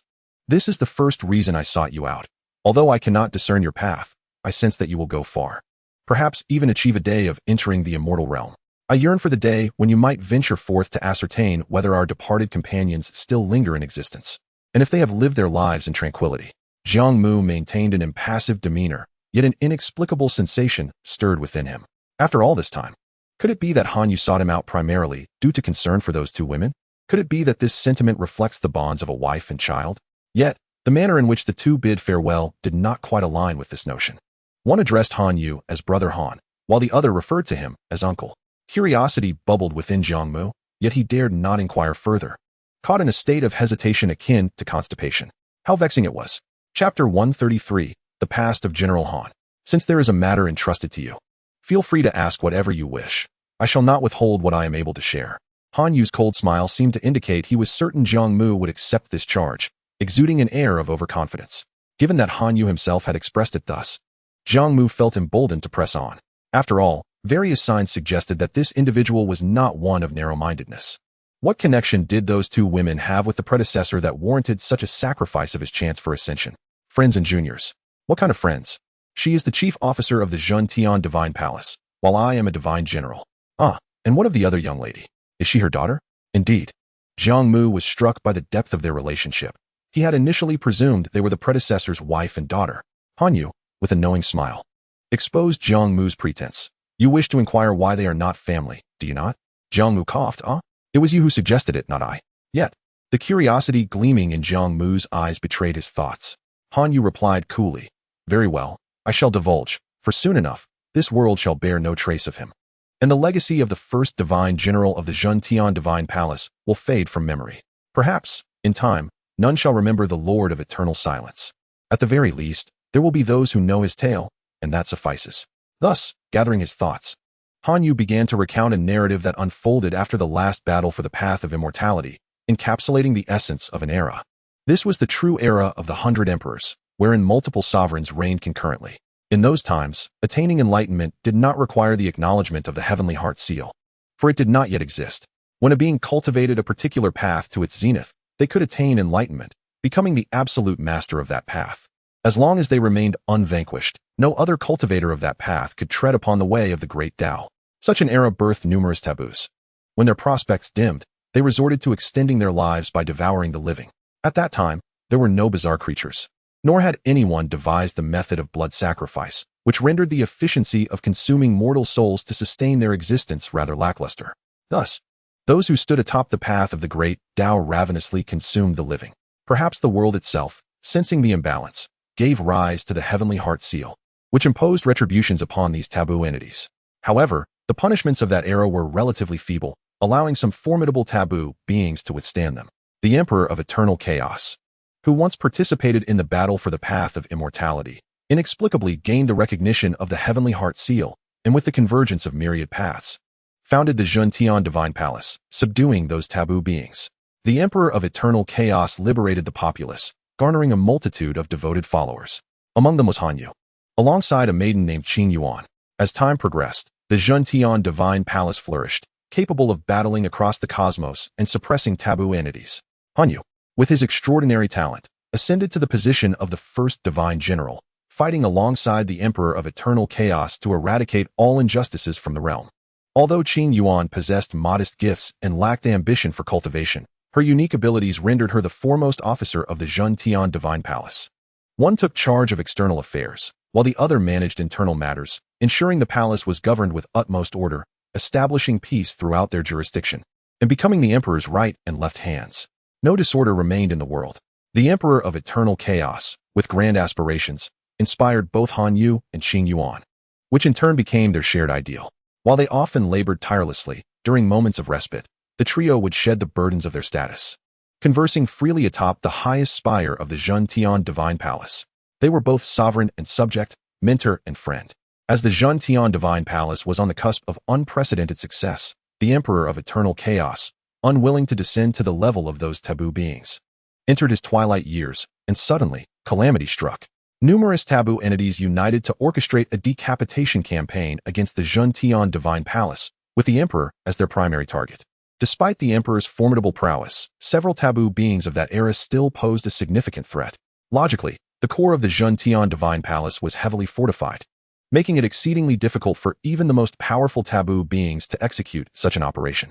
As long as Han Yu, who was engaged in battles beyond, returned with his army, the situation would be manageable. He could even rally a contingent to return immediately and vanquish those taboo entities. Yet therein lay the twist of fate. He harbored feelings for Qing Yuan, unwavering from his youth. Alas, Qing Yuan did not reciprocate. Her affections lay with the Emperor of Eternal Chaos. The matter was never openly discussed among the three, maintaining a delicate balance that seemed to pose no threat to the greater scheme. Yet, often, the smallest matters can precipitate monumental consequences. In the Emperor's twilight years, Han Yu found himself perpetually embroiled in external conflicts. How glorious he appeared then, the foremost figure beneath the Emperor of Eternal Chaos, renowned in his youth, commanding the divine forces of the palace to countless victories. Yet behind this facade of grandeur lay a pitiable soul. Qing Yuan chose to dwell with the ailing old man rather than share even a few words with him. Thus, when Han Yu learned of the taboo beings assaulting the palace, his response was marked by hesitation. Furthermore, with the machinations of the taboo entities fueling discord, his indecision deepened. If the Emperor of Eternal Chaos were to perish, would he, Han Yu, ascend as the sovereign of the Zhentian Divine Palace, thereby winning Qing Yuan's affection? Now, with legions of loyal warriors at his command, he was a figure of great influence. Yet, in the end, the bonds of friendship prevailed over Han Yu's ambitions, compelling him to return. Regrettably, he arrived too late. The air was thick with smoke, the remnants of destruction lay strewn about, and the palace was in ruins. The once majestic halls now lay in desolation. The ferocity of the taboo being's onslaught was truly terrifying, nearly obliterating the Zhentian Divine Palace and claiming the lives of countless defenders. Although the Emperor of Eternal Chaos ultimately vanquished the remaining taboo entities, he himself was irrevocably lost. In the very heart of the Zhentian Divine Palace, the Emperor of Eternal Chaos breathed his last in Qing Yuan's embrace. Clad in battle armor, Han Yu arrived too late, standing before Qing Yuan and the deceased emperor, his eyes vacant, throat parched, and body trembling. Qing Yuan lifted her gaze, though she remained frail, as long as she did not attain the great Tao. She could continue to exist, diligently serving the Zhentian Divine Palace and striving for her ideals. Han Yu, you have come too late, she spoke softly. Her gaze fixed upon him, devoid of sorrow or joy, merely stating, he said he bears you no ill will. He believed there exists no eternal palace. The palace exists because of him, and ultimately, it shall fall because of him. Yet he still has faith in you. Stating this is an indispensable step in the journey of a strong one. He also said that you will inevitably bring an end to this chaotic era, no matter how long it takes. As the chief physician, Qing Yuan possessed an unwavering rationality, perhaps born from the depths of profound sorrow. Living beings often involuntarily shut down their emotions when faced with unbearable agony. Thus, the two stood in solemn confrontation, surrounded by the imposing presence of divine warriors. Han Yu's mind was a blank slate, uncertain of how to speak or what words to utter. Yet, he felt a deep-seated hatred. Finally, tears streaming down her face, Qing Yuan addressed Han Yu. At that moment, time seemed to freeze. lingering on into eternity. From that day forth, Qingyuan refrained from uttering another word to Han Yu, remaining in a daze beside the corpse of the Emperor of Endlessness. Even now, Han Yu could not recall when Qingyuan spoke her first word to him. All he remembered was the fall of the divine palace, the scattering of the divine warriors, and how he forcefully sealed Qingyuan, burying all past events into the eternal frozen earth. It was not only the Emperor of Endlessness who perished, but also the first divine general, along with their once shared ideals. He became a forbidden entity that he had once vanquished, a being of supreme status. Lost in a haze, it was not until many years later, upon his first unsealing of Qingyuan, that Han Yu revealed his plan, the path to ascension, followed by the resurrection of the Emperor of Endlessness through unparalleled celestial techniques. As a participant in the celestial battle, the Emperor of Endlessness was profoundly convinced of the existence of immortals, not to mention the ancient emperors of that era, who did not require golden edicts to tread the path of ascension, a phenomenon witnessed by many. Han Yu held the same unshakable belief. Cultivators devoted their lives to the pursuit of transcending mortality. During that time, the three of them, aside from quelling all worldly unrest, yearned for the concept of immortality in their moments of leisure. Yet, they all understood that such aspirations felt distant, becoming a source of regret. Naturally, the pursuit of immortality was a shared dream among the trio, while the eradication of all injustices in the world was their collective ideal. Now, it had transformed into Han Yu's solitary redemption. Han Yu longed for the resurrection of the Emperor of Endlessness, viewing it as a means to atone for past transgressions. Yet he also dreaded facing the Emperor again. This was one of the reasons he hesitated to pursue immortality. Ultimately, Han Yu buried his own desires and resolved to sacrifice himself for the ideals of the trio. The final fate of Qingyuan and Han Yu was sealed long ago. One lived for dreams, while the other perished for ideals. You might say that if the Emperor of Endlessness were to see the current state of me, he would likely be quite disappointed. And perhaps he would not have left those words behind. In fits and starts, with moments of urgency and calm, the two sat opposite each other for an extended period. As the tale concluded, perhaps having not confided in another for ages, Han Yu could not help but express genuine emotion, a hint of self-mockery surfacing. He had misjudged, for beneath this formidable exterior lay a pitiable soul. After listening to Han Yu's words, Jiang Mu fell into contemplation. Han Yu's vivid portrayal allowed him to glimpse that tumultuous era, a grand historical epic rivaling today's celestial battles. Yet, even the most prosperous of times eventually fades into obscurity. The divine palace of heaven was consumed by history, leaving not even a name in its wake. Though exhilarating, he had gleaned some secrets. Understanding the side of the unparalleled strong that was seldom revealed. Was Han Yu to be considered deeply sentimental, or merely a devoted fool? Jiang Mu refrained from passing judgment. As long as he deemed it worthwhile, it was sufficient. However, what did this have to do with Jiang Mu's inquiry? He recalled his question regarding the identities of the mother and daughter, and now the woman in the green dress seemed to have discerned the words of the young girl. Jiang Mu's gaze shifted, and through the narrative's deductions, he speculated that she might be the offspring of the Emperor of Endlessness. Thus, he observed Han Yu with a newfound intensity. He yearned to voice his thoughts, but ultimately decided against it. After all, it was someone else's private matter. The sentiment remained. As long as one believed it worthy, there was no need to concern oneself with others' evaluations. Jiang Mu could only offer consolation. Predecessor, may you find solace. The departed has left us, and the living must carry on. It was merely a reflection. After nearly 10 millennia, sorrow had long since faded. No one could remain perpetually mournful. They would merely cherish memories. Han Yu waved his hand dismissively. Jiang Mu pondered this notion, recognizing its validity. Yet the phrasing felt oddly familiar. Before he could reflect further, Han Yu continued, refrain from that inquisitive gaze. Do you truly believe that young girl to be the progeny of the Emperor of Endlessness? Surely not. It seems you still fail to grasp this tale. The Emperor of Endlessness never bowed his head in his lifetime, and for that, I hold him in high regard. Jiang Mu inhaled sharply. So she is your child? But why does she call you uncle? Jiang Mu was bewildered, yet profoundly astonished. To lose a father suddenly seemed far less preferable than never having one at all. Han Yu sighed deeply. You can warm a body, but you cannot warm a heart. Stop. No more. Jiang Mu shook his head vigorously, signaling for him to cease, exclaiming, your relationship is far too convoluted. I shall refrain from listening any longer. Human emotions are inherently complex. Upon hearing Jiang Mu's remark, Han Yu was not angered. Rather, he continued his self-deprecation. Thus, I am the pitiable one. Predecessor, you have shared so much with me. Is there but one thing you wish for me to assist with? Jiang Mu's curiosity was piqued. This matter could be of varying significance. To Jiang Mu, it seemed trivial. Yet it might be monumental in Han Yu's eyes. In the end, Han Yu himself was unsure whether Jiang Mu would comply, even with Han Yu's formidable methods. As long as Jiang Mu did not perish on the spot, there would come a day when he could resolve the situation. Therefore, to Jiang Mu, it was merely a trifling matter. Should he find the time, he might take a look, but it was highly improbable he would exhaust himself in pursuit. No one freely extends goodwill to strangers, nor would he. You may indeed say that. Han Yu nodded. As for the other matter, it poses no detriment to you. In this world, beings surpassing the power of the second generation are either vanquished by my hand or sealed away entirely. This has been the case for at least 1,000,000 years. Though I cannot claim to eradicate all, it is a relatively satisfactory conclusion. The new era must have its own path, and I wish for no one to disrupt this rule. Han Yu's prowess was indeed formidable, managing to achieve such a feat single-handedly. It must be noted that while the Supreme and the Sovereign suffered great losses, the remnants they left behind were still substantial. Furthermore, Jiang Mu detected an underlying implication. Am I not to be included in this? Was this the attitude of someone seeking assistance? Han Yu chuckled. Of course. Who instructed you to surpass my established boundaries? However, regarding you, I can extend a special grace, permitting your partial divine consciousness to enter and exit freely. Presumably at the quasi-imperial level. Jiang Mu furrowed his brow. This was far too weak, making it difficult to navigate the world. Observing Han Yu's willingness to be accommodating, he sought to negotiate further, only to find Han Yu's refusal unwavering. This is my greatest concession. I hope the new era can carve its own path. In truth, there was much Han Yu had left unsaid, deeming it unnecessary. A certain upheaval would soon engulf the world, and he wished for Jiang Mu to grow stronger as swiftly as possible. The power of the path spanning 4 to 5 generations was woefully inadequate.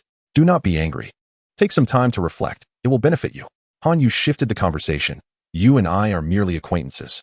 It would be unreasonable to compel you to fulfill my personal desires. You know it, and I know it. Therefore, I shall not resort to any underhanded tactics. Consider this a request, a plea from me. Chapter 134. On the Path, A New Journey. Jiang Mu, with a sense of resignation, replied, Predecessor has entrusted me with a task. How could I possibly refuse? In the end, who can truly predict the outcome? Han Yu, maintaining her characteristic good-natured demeanor, remarked, From you, I sense a multitude of chaotic energies, which together forge your formidable strength, yet they lack refinement. If you aspire to transcend to a higher realm, you must learn to unify your path.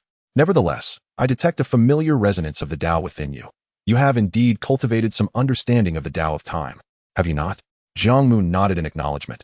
Han Yu's perceptiveness was not misplaced, for he was no exception. I cannot offer you much else. But as a return for my confinement of you and for your oversight, I am willing to impart my profound insights into the Tao of time. For practitioners who tread upon the path of the great Tao, the essence of their comprehension crystallizes into a form of martial legacy, colloquially referred to as imperial-level techniques. However, mastering this technique only enables one to reach the pinnacle of the quasi-imperial realm, to genuinely step into the domain of the great Tao. One must rely on their own understanding. In this world, there exists a plethora of imperial-level techniques, yet true emperors are exceedingly rare. Even the closest blood descendants of the invincible ones must relinquish their ancestral legacies and seek their own insights. Unless those invincible beings are willing to sacrifice their own souls to impart their understanding of the great Tao to others, the likelihood of enabling someone else to enter the realm of the great Tao remains rather slim. After all, the more one is willing to sacrifice their own essence, the greater the assistance they can provide in transmitting their comprehension of the great Tao. This is evidently an unwise choice for the invincible, and thus, none would choose to do so. This has perpetually been a shackle of the great Tao. Only those who have truly garnered the acknowledgement of the heavens and the earth can claim success. Therefore, Jiang Mu was somewhat astonished. He had not anticipated that Han Yu could reach such a juncture. With Han Yu's immense strength from 8 lifetimes, even if only remnants remained, it would still provide substantial support for Jiang Mu. To be candid, even if he were to gain the heavens' endorsement and attain enlightenment through the Tao of time, Jiang Mu felt that the possibility of living out the 2nd or 3rd lifetimes through this insight was quite slim. Yet, it was evident that Han Yu had accomplished this feat moreover. The inability to ascend to the status of an emperor and the necessity to forge one's own path made the journey even more arduous. Thus, when Han Yu articulated such sentiments, Jiang Mu felt a stirring within his heart. Likewise, the compensation extended to Jiang Mu was indeed substantial. Senior Han, are you truly willing to do this? Jiang Mu inhaled deeply, suppressing his excitement. If he could obtain the other's insights into the great Tao, how many fewer detours would he have to navigate? You and I are destined, Han Yu replied with a gentle smile. Though it is merely a gentleman's agreement, I have faith that I have not misjudged you. The Emperor of the End, in bygone days, misjudged me. Today, Han Yu believes he will not misjudge Jiang Mu. A conviction born from countless vague extrapolations and what I perceive before me today. Very well, I promise, Senior Han, that if one day I glimpse the path to immortality, I shall exert my utmost efforts. Thus, Jiang Mu readily assented, for this was a venture devoid of risk, contingent solely upon Jiang Mu's integrity. For Han Yu, however, it resembled a wager, with Han Yu betting on his own victory. Nonetheless, Jiang Mu did not commit fully, opting for the phrase to the best of my ability rather than with all my might. Assisting in this endeavor, he mused, surely one must have their life intact? The future is rife with infinite possibilities. Who can truly predict? At the very least, the decision made in the present seems sound. Since you have accepted my insights, may I inquire your name? I am Jiang Mu, he replied. After conversing for quite some time, Han Yu realized he had not even known Jiang Mu's name, which left Jiang Mu feeling somewhat embarrassed. Do the strong conduct themselves with such confidence in their affairs? With their agreement established, Han Yu then encouraged Jiang Mu to voice his queries regarding his cultivation. Jiang Mu, keenly interested, delicately broached the subject of his current predicament with Han Yu, gaining valuable insights and finding a clearer path toward integrating the power of the sacred body, thus allowing him to avoid unnecessary detours. Additionally, they discussed various matters pertaining to the principles of the Great Tao and the cultivation of one's own path. For instance, stepping into the realm of emperors is merely the first step into the domain of the Great Tao. Standing upon the 8th step as Han Yu does, one can faintly perceive the 10 levels that lie ahead. The so-called living again and again is, in fact, a compromise made when one cannot break through the levels of the Great Tao in a short span of time, but rather achieves breakthroughs through prolonged accumulation.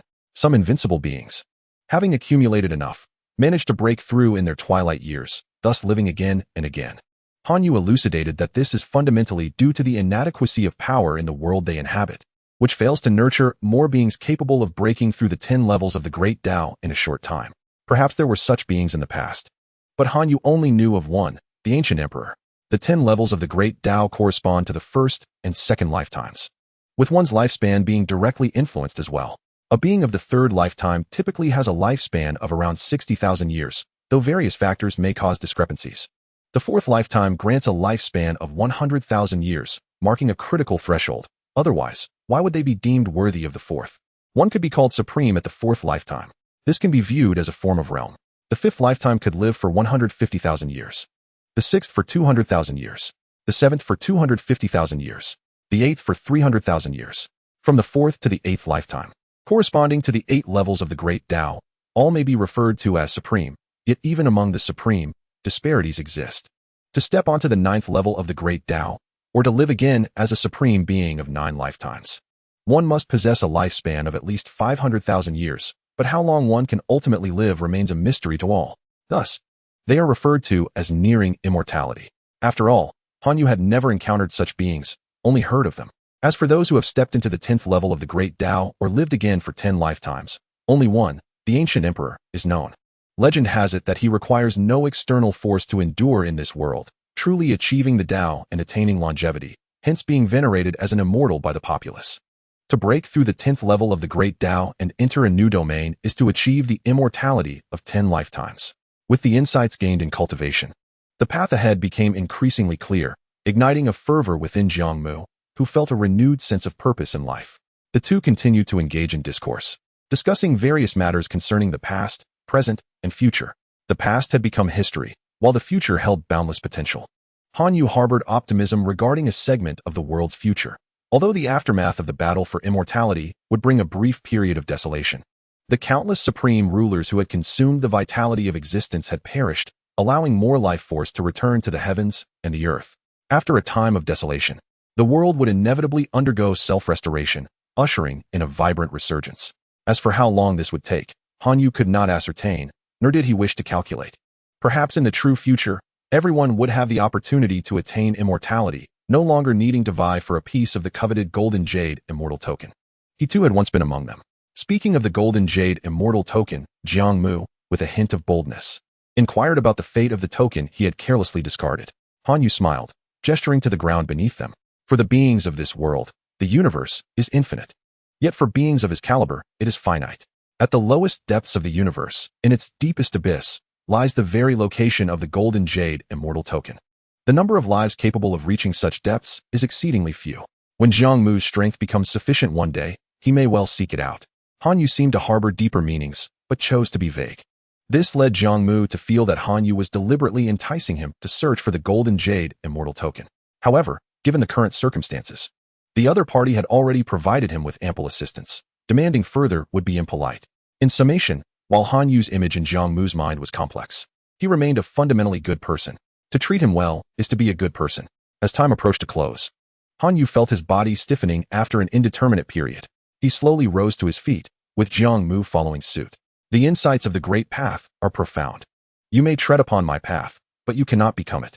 Each individual's journey along the Great Path comprises distinct stages, and I earnestly hope you forge your own way.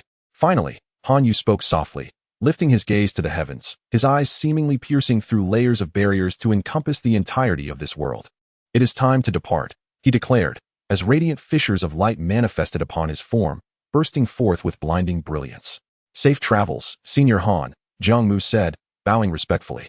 His tone solemn. This gesture of clasping hands is a common salutation among cultivators. Chapter 135. The ancient era shall ultimately fade into solitude, reduced to mere powder, then dissipating into nothingness, leaving behind only a quietly suspended, palm-sized sphere of gray light. Thus, the once resounding Lord of Eternal Silence quietly perished, in an utterly unremarkable manner. There was no earth-shattering spectacle, and only one person bore witness to his farewell. In this world, he may ultimately leave behind nothing at all. With a sigh, Jiang Mu expressed a sense of relief intertwined with melancholy. The luminous orb before him was likely the embodiment of Han Yu's profound insights. Upon reflecting on Han Yu's words, Jiang Mu refrained from rashly engaging with the orb. This was not a trivial matter, and he needed to prepare himself. Consequently, Jiang Mu's spiritual consciousness scanned the entirety of the small realm, detecting no abnormalities. However, when a sliver of his consciousness attempted to penetrate the sealing barrier, it found itself utterly unable to proceed further. Just as Han Yu had indicated, Jiang Mu was indeed partially confined. His physical form and entire spiritual essence were unable to escape, leaving only a fragment of his consciousness free. Even the imperial weapons could not venture forth. Although this fragment of quasi-emperor-level consciousness could no longer traverse the world with the same swiftness as before, its speed remained sufficient for practical purposes. In terms of strength, avoiding trouble and ensuring self-preservation would undoubtedly suffice. It dawned upon Jiang Mu that Han Yu feared he might succumb to boredom. At that moment, he grasped another reason behind Han Yu's transmission of his insights. The process of assimilating these revelations would demand an indeterminate period of seclusion. Perhaps this would serve to offset his time of confinement. While there was a hint of calculation involved, it bore no significant consequence. The world remained engulfed in a state of chaos, its duration uncertain. Thus, for Jiang Mu, there was little necessity to venture outside, better to focus on diligent cultivation. Indeed, Jiang Mu required an ample span of time to digest all that had transpired. It was only after traversing this current phase that he might gain a clearer vision of his future path. Accordingly, he dispatched a fragment of his consciousness to inhabit a spirit tree within the small realm, transforming it to resemble his own form, and thus, this projection ventured forth into the world. Though possessing identical thoughts, the fragment could not cultivate. Therefore, Jiang Mu could instruct this avatar to undertake various tasks amidst the tumultuous world. For instance, he might first release numerous beings he had previously sealed alongside Jiangju, guiding them to establish their homes. In the present celestial expanse, the 9 realms and 8 desolations, many life-sustaining territories and continents had been utterly shattered, amalgamated into a singular entity. Particularly within the vast realms of the 9 and 8 desolations, the land had been fragmented into countless pieces, with the lives residing upon them having perished by over 90%. Not to mention, certain regions of the universe had been rent asunder, rendering them void of substance. Isolated and inaccessible, only those of quasi-emperor status could barely traverse them. The tumultuous upheaval wrought by the supreme chaos and the battles for ascendance had only recently subsided. Although Han Yu's formidable presence had instilled fear in the supremes and rulers, the unaware beings of the cosmos continued to exist in trepidation and uncertainty. How long would such a state persist? No one knew. The world was hauntingly silent, with only the essence of the immortal path gradually dissipating. As the cosmic order struggled to re-establish itself, the supremes and rulers, daring to fight with all their might, might also have relied on the essence of the immortal path to disrupt the will of the great path, thus evading punishment. However, the future would undoubtedly witness monumental transformations in the heavens and earth. The cosmic landscape was bound to undergo significant changes. This was Jiang Mu's initial perception upon stepping into the external realm. he liberated those beings, granting them the freedom to choose their destinations. As for the Jiang family cultivators, he arranged for them to settle on a continent formed from the remnants of the mundane realm, a land that had suffered minimal destruction, with a relatively pleasant environment. There were no eternal clans. Perhaps this time of seclusion would render Jiang Mu truly solitary, free from any entanglements. The Great Path is invariably a solitary journey. A notion Jiang Mu accepted with equanimity, feeling little sorrow over it.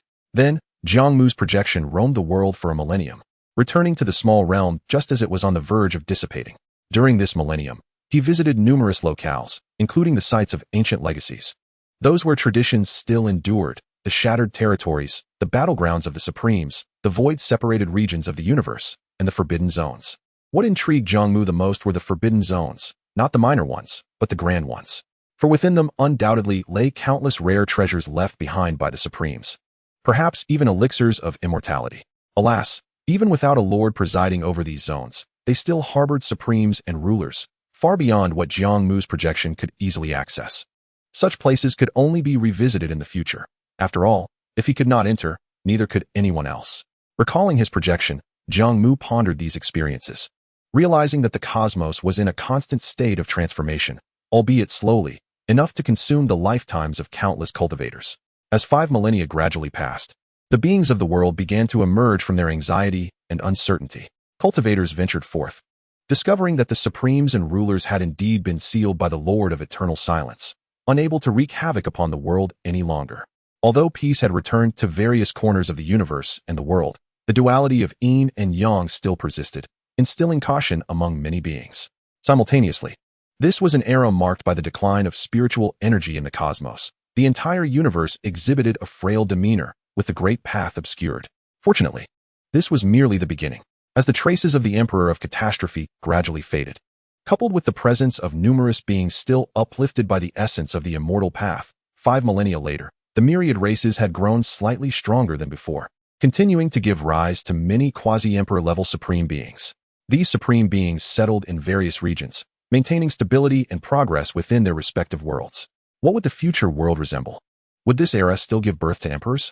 Jiang Mu too harbored curiosity, finding himself a mere observer of this historical chapter. However, there was no longer a need to squander time observing the world's transformations. It was time for him to enter seclusion. Jiang Mu understood that perhaps the ancient era had reached its conclusion. Counting the days, he realized he had lived for over 191,000 years. With all preparations complete, Jiang Mu gazed upon the floating orb of light, unwilling to delve into its profound meanings just yet. Having learned from the misfortune involving he resolved to wait until his strength had sufficiently grown before attempting to engage with it and refine it. Though apprehensive of Han Yu's potential rebirth in a tainted form, Jiang Mu could not bear to forsake this grand opportunity. He could always touch upon it in the future when he was capable of comprehending its depths. The insights would remain there, unvanishing. Thus, he would continue on the path of the sacred body, even forging his own unique methods. When next he opened his eyes, he knew not when that might be. The Great Path is indeed solitary. Finally, casting a glance at the small realm, the immortal elixir of the blood-soaked crimson lotus swayed in the breeze, several earthen mounds nestled beside the water's edge, and 3 imperial weapons soared through the heavens. 2 auspicious figures remained unchanged. Donggong Yin had not altered, while Yen Ling'er had matured somewhat, becoming even more radiant. In truth, he was not alone. Chapter 136, 200,000 years in the blink of an eye. In the mountains, time stands still, and the world has aged a millennium. The ethereal essence permeating the cosmos is gradually dwindling, seemingly retreating to the celestial realms. Initially, few sentient beings perceived this decline. It has been merely over 20,000 years since the cataclysmic chaos and the war for immortality, yet many beings from that era still exist. Given the gravity of the situation for all life, it has been meticulously documented. Consequently, the subsequent generations, through constant exposure, have become well acquainted with the existence of the immortal path. Although this world is undeniably in ruins, with the majority of life extinguished, the restoration of its former glory remains an elusive prospect that would take countless years. However, at the very least, all beings are aware of the existence of the path to immortality, which elevates their aspirations and cultivation. Yet, before aspiring to loftier goals, they must first surmount the initial threshold of proving their Tao. Despite the passage of 2 millennia, the great Tao remains obscured, and the majestic Great Wall of the Emperors has yet to reveal itself, a perplexing phenomenon that leaves many beings in a state of anxious anticipation. In this present age, numerous ancient and formidable powers have either weakened significantly or perished in the previous cataclysm. This has led to the rise of various races and beings. Yet why? In a world devoid of the oppressive traces left by the great Emperor Jiexiao, does the great Tao continue to elude them? Particularly for those mighty beings who have been touched by the aura of the immortal path and have survived. They lie in wait, unwilling to succumb to death, yearning for the opportunity to prove their Tao. As time flows, these powerful entities sense the cosmos weakening further, with many paths beginning to vanish, becoming increasingly difficult to sense, and the ethereal essence growing ever more sparse, as if all things are approaching their twilight. Should they continue to wait, they fear they may not recognize what the world will become. Thus, many exalted beings have commenced their journeys across the world in search of answers. However, the tranquility and stability of this realm are only relative to the chaos caused by supreme dominators. In truth, beneath this calm exterior, many regions of the cosmos are ablaze with activity, as once marginalized races seize the opportunity to rise. The current universe is a chaotic tapestry, with many once great realms shattered into countless smaller worlds, akin to a boundless ocean of stars, innumerable and disordered. It is a bewildering landscape, devoid of any binding rules, making it exceedingly easy to lose one's way. Perhaps this is merely a trivial scuffle. After all, many beings will require ample time to escape their fragmented territories. Nevertheless, those who have entered the supreme realm can still maintain their individuality. These exalted beings traverse the cosmos, although unable to grasp the entirety of the situation. They can glean some secrets from their limited perspective. Indeed, the supreme beings and dominators have been utterly sealed away, unable to escape their confines. Likewise, no entity has managed to breach these forbidden zones, which stand quietly in various corners of the cosmos, seemingly unchanged by the tides of time. Only the unclaimed small forbidden zones can be ventured into, enticing many beings to take risks in hopes of uncovering a sliver of opportunity or even a chance at immortality. Simultaneously, the universe is undergoing drastic transformations, with all locales experiencing the dissipation of ethereal essence. Although this process is exceedingly slow, if the trend continues, there will inevitably come a day when complete extinction occurs. This marks the 30th millennium following the supreme calamity, where many exalted beings are convinced that the ethereal essence of the cosmos is gradually vanishing. The great Tao remains concealed, and no entity can prove their Tao. The present state is dire, and the future promises even greater challenges. All that remains for them is the path of alternative enlightenment. Moreover, in the future, even this path may become increasingly arduous. These exalted beings sigh in resignation, acknowledging that this is the transformation of the entire world, one that they can do nothing to alter. Their only recourse is to continue their cultivation without interruption. Yet, that is a distant concern, for now. Alternative enlightenment might still offer a pathway to greater heights. Thus, while resources are still being accumulated, many beings have successfully achieved alternative enlightenment during this era, stepping into the realm of invincibility and establishing their own schools of thought while seeking their way forward. After all, if the emperor is not the end, then alternative enlightenment should be a viable path. Many exalted beings have seized this opportunity to plunder divine sources, sealing their own fates, hoping to await the day when the immortal path reopens. In summary, those who have discerned the fading ethereal essence of the cosmos are engaged in a relentless quest for sufficient resources. As the years pass, this phenomenon will become increasingly commonplace. 40,000 years have elapsed, and the remnants of various past calamities and the scars of the war for immortality remain vividly etched, serving as reminders to the world. 50,000 years have passed, and no being remains capable of proving their Tao. Time in cultivation is devoid of years, and in this year, Jiang Mu opened his eyes after a long seclusion, the myriad phenomena enveloping him receding, shedding the dust of the great Tao. In the blink of an eye, 50,000 years had slipped away. Rising, Jiang Mu stretched his somewhat stiff neck, exiting his dwelling to brew tea in the small courtyard. As he carried the tea, he surveyed his little realm, where 3 imperial weapons guarding the periphery rejoiced, closely following him. This small realm has been thoroughly refined by Jiang Mu, now poised to merge with him at any moment. Recognizing the diminishing ethereal essence of the universe, Jiang Mu had prepared in advance, accumulating ample cultivation resources within this small realm. Through mutual feedback, the ethereal essence in this little domain became astonishingly rich, giving birth to numerous treasures of heaven and earth, and extraordinary beasts. However, resources remain finite. Under Jiang Mu's careful management, the living entities within this small realm are kept to a minimal number, ensuring sustainability over time.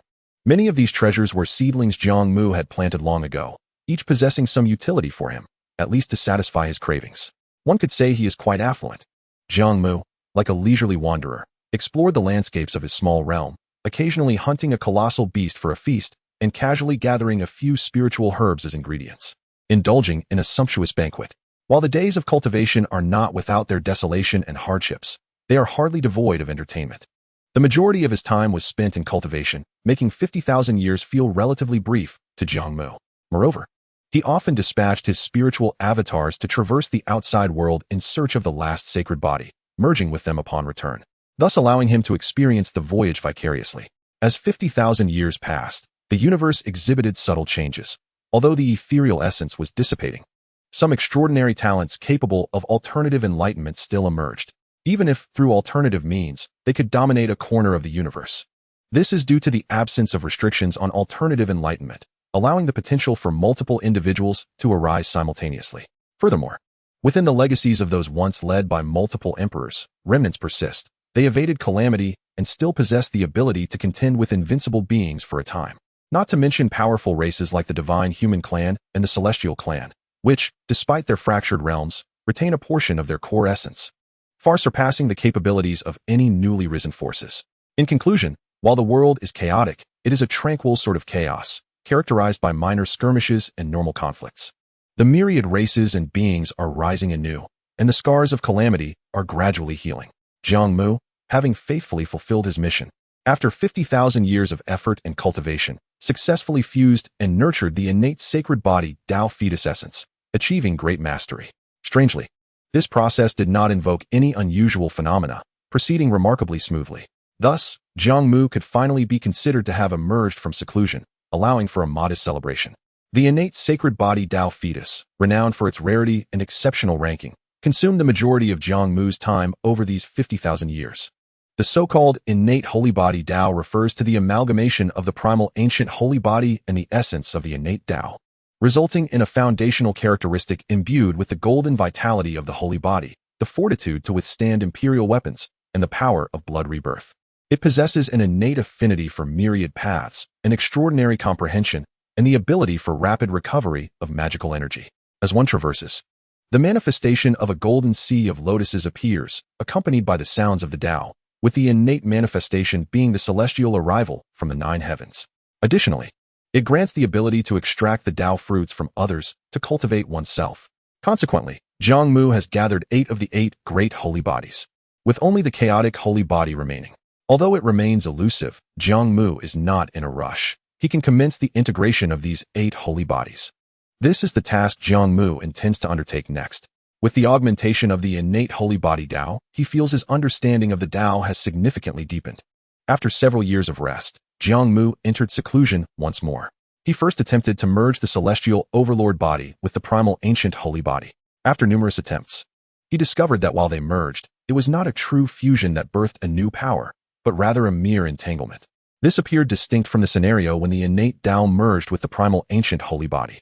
Upon further attempts with other holy bodies, Jiang Mu discerned that genuine integration was unattainable. Even if forcibly merged, it would merely be superficial.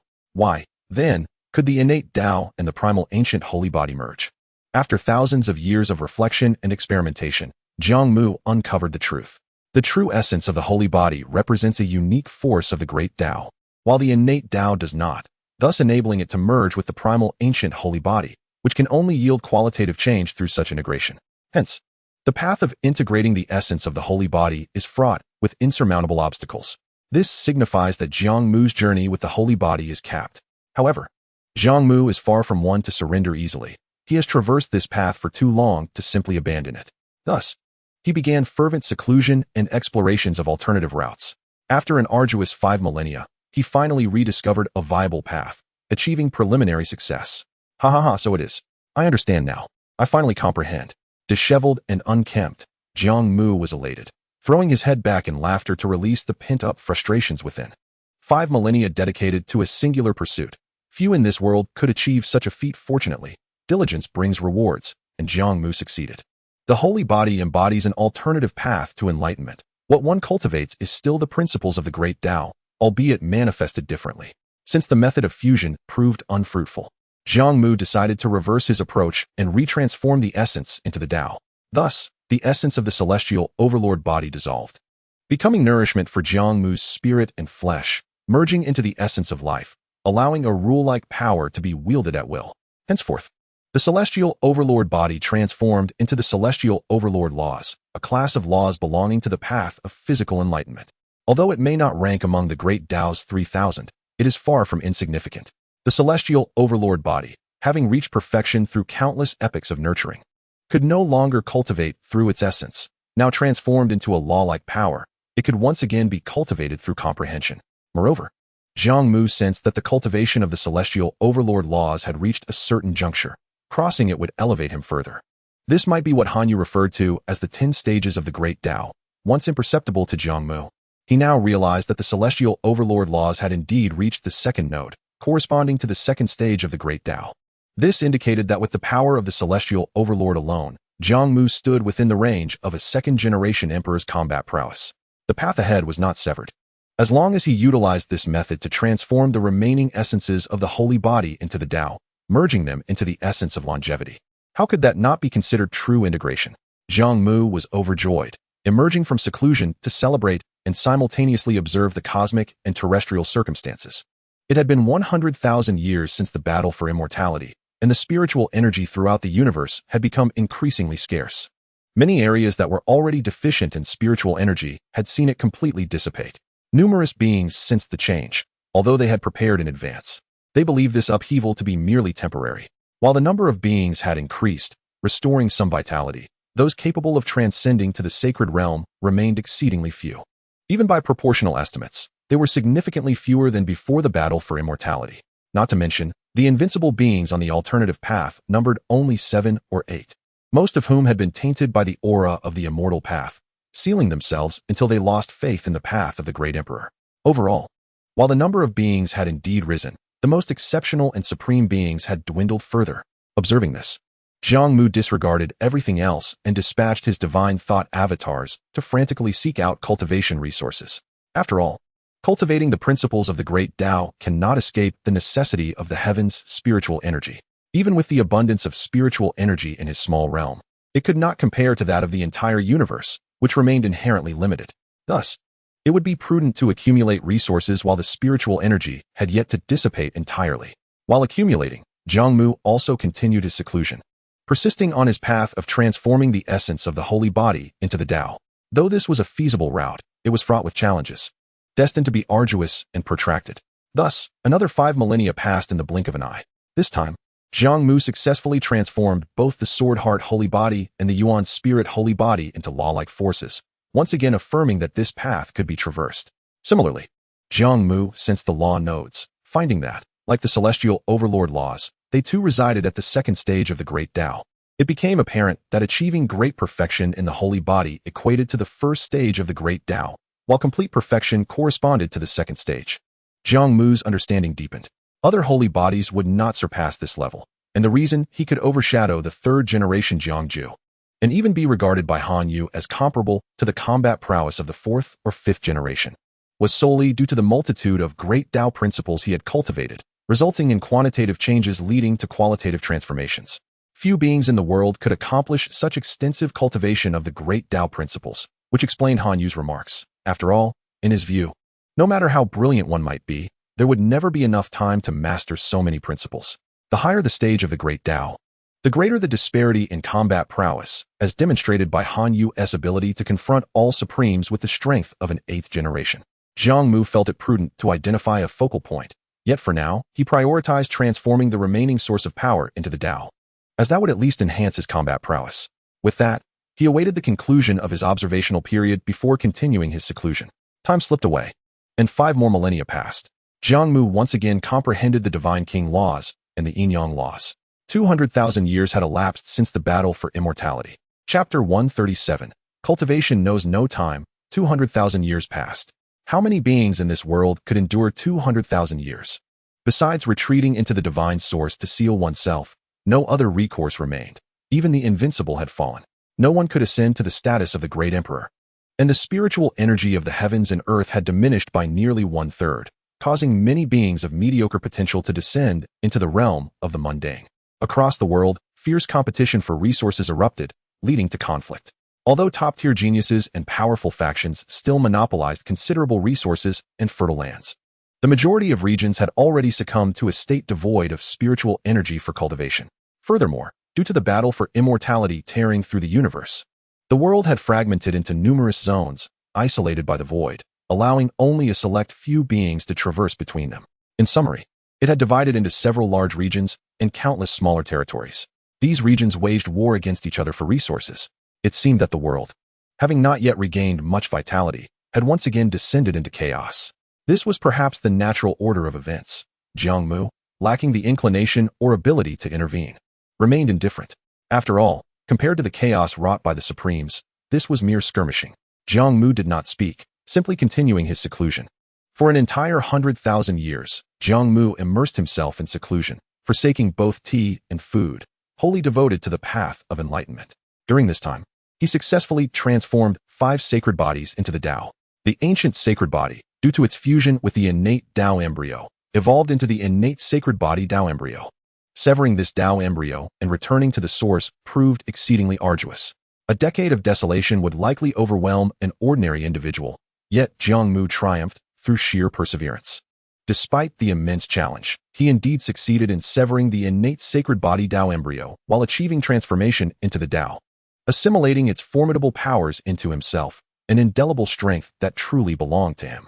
100,000 years is an eternity, long enough for the cosmos to undergo significant transformation. Presently, it should be the 300,000th year following the Celestial War, a time when the spiritual energy of heaven and earth has dwindled to less than half of its former glory, rendering many beings incapable of embarking on their cultivation journeys. Even those with innate talent struggle mightily. In certain diminutive cosmic regions, spiritual energy has nearly vanished, while only larger areas retain a modicum of abundant spiritual resources. The quest for immortality has morphed into a luxury. Even if beings from that bygone era chose to seal themselves away, they would likely be reluctant to emerge in this current age. It is plausible that none from that era would wish to endure into the future, where the absence of spiritual energy renders cultivation unattainable, a thought that evokes despair. Currently, even alternative paths to enlightenment pose challenges, with the past 10,000 years witnessing a near absence of such occurrences, let alone the ascension to emperorhood. Nevertheless, the forbidden zones remain steadfast, and the historical records of the Celestial War are as vivid as ever. 300,000 years cannot erase the past. As long as the path of cultivation remains unbroken, there will always be beings eager to pursue the ethereal Tao with all their might. One could only say that their fervor remains undiminished. Various cosmic regions are embroiled in this struggle, each acquiring its own name. From the remnants of the shattered 9 great realms, 3,000 major star regions, and a handful of fragments from the 8 desolations, 2 vast areas have coalesced under a certain rule. One is a boundless realm, formed from countless land fragments, adrift in the cosmos, known as the Sea of Heaven and Earth. At the heart of this sea lies a supercontinent, a realm of unparalleled prosperity and strength, akin to the center of the universe, referred to as the 9 heavens continent. The immense 8 desolations have become the 8 vital lands scattered among the Sea of Heaven and Earth and its periphery. Beyond these star realms, several voids exist, remnants of the celestial battlegrounds, still bearing scars of their past, thus dubbed the Path of Void Remnants. This path divides the remaining major regions, with only a few pathways connecting them, such as the 18 realms of the Star Clan, the boundless wilderness, the 20 lost starry skies, and the abyssal tide. The once magnificent celestial star realms, along with the 9 realms and 8 desolations, have vanished without a trace, marking the current state of the world. Upon his reemergence, Jiang Mu directed his thoughts to familiarize himself with this new world, savoring the novel customs and landscapes. Indeed, he still encountered numerous ancient legacies within the 9 heavens continent. Although these traditions had significantly dwindled due to various reasons, even a withered camel is larger than a horse, allowing them to scrape by. While the spiritual energy of the universe has drastically diminished, the 9 heavens continent, as the cosmic center, remains somewhat insulated from this decline, gathering a vast majority of the supreme cultivators, rendering it relatively stable compared to other warring regions. Thus, Jiang Mu, in his quasi-emperor peak form, traversed the land, gathering essential cultivation resources. A quasi-emperor at his peak receives grand receptions wherever he goes, a treatment unheard of in the olden days. After all, compared to that era, The current age boasts a lamentably sparse number of quasi-emperors at their pinnacle. It is well known that the rarer something is, the more precious it becomes. The same applies to cultivators. Consequently, Jiang Mu thrived in this realm. By the time Jiang Mu resolved to retreat once more, he had already reached the age of 500,000. The talisman, Yin Jiner, had blossomed into a graceful young woman, a slumbering 18-year-old maiden. Her exquisitely unadorned face bore faint traces of familiar visages from the past. How much time had truly elapsed? He touched his own face. Still as youthful and handsome as before. Having never experienced old age and maintaining a positive disposition, Jiang Mu exuded little of the weariness that often accompanies age. Yet, a sudden thought crossed his mind. He wondered if his grandson Jiang Ju had arrived at the eastern celestial Zy continent, and if all was well for him. Jiang Mu mused that if Jiang Ju had indeed ventured to the so-called eastern celestial Zy continent, he would likely thrive, given his character. Simultaneously, in a certain location within the eastern celestial Zy continent, a group of true immortals were cursing and hurling insults, seemingly inquiring about someone's parentage. Jiang Ju pursued relentlessly, sneezed, and turned to angrily reprimand the true immortals behind him. If you wish to chase me, then chase. We are all scattered immortals. Can't we adhere to some moral principle? Don't all of you have parents? What do you mean by stealing your opportunities? Opportunities are out there, and they bear no names. Whoever seizes them claims them. If you lack the skill to cultivate, then don't attempt it. While Jiang Ju engaged in this verbal sparring, he hastily fled, prioritizing his dignity over his defeat. As time passed and the tides of fate shifted, within the small realm, a colossal humanoid demon, towering 100 meters, sat cross-legged in midair, its pair of golden feathered wings shimmering with divine radiance. Suddenly, it opened its eyes, revealing a kaleidoscope of colors merging within, exhibiting a bizarre brilliance. This being possessed a peculiar appearance. Although resembling a human, it bore the traits of an incompletely transformed great demon, with a human-like face yet adorned with prominent horns and scales adorning its cheeks. Despite being unclothed, its body resembled one clad in heavy, dark armor.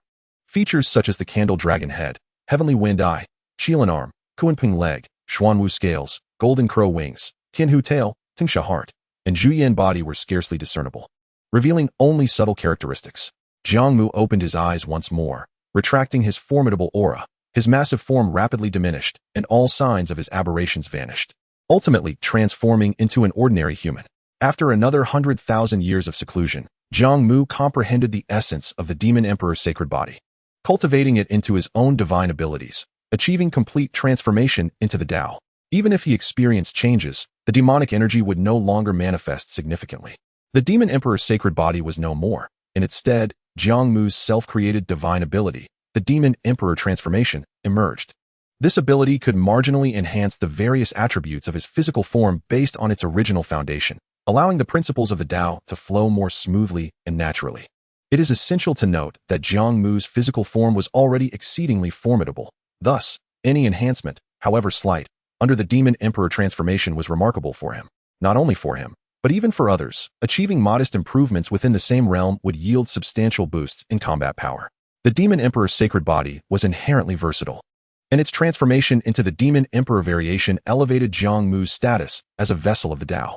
In doing so, Jiang Mu entirely converted the powers of the 8 sacred bodies into his true strength, now irrevocably intertwined.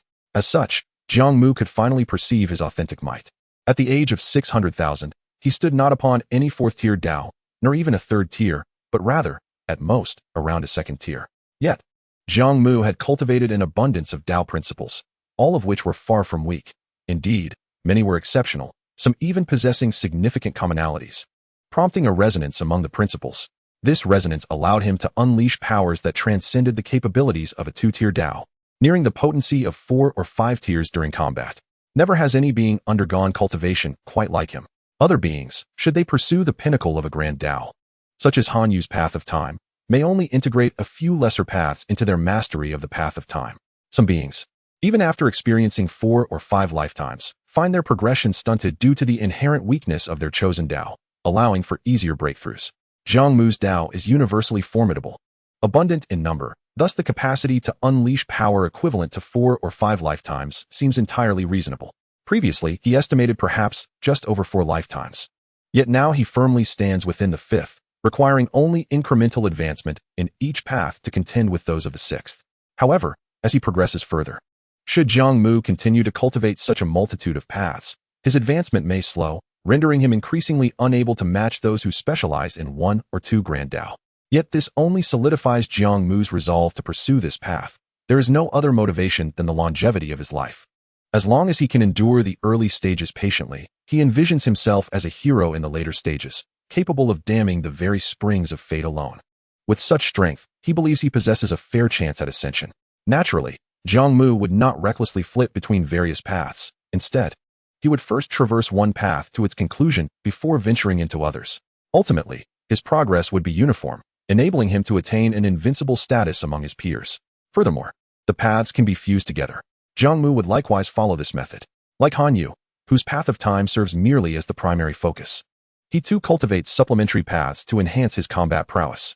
Other beings do similarly, yet in comparison to Jiang Mu, they pale significantly.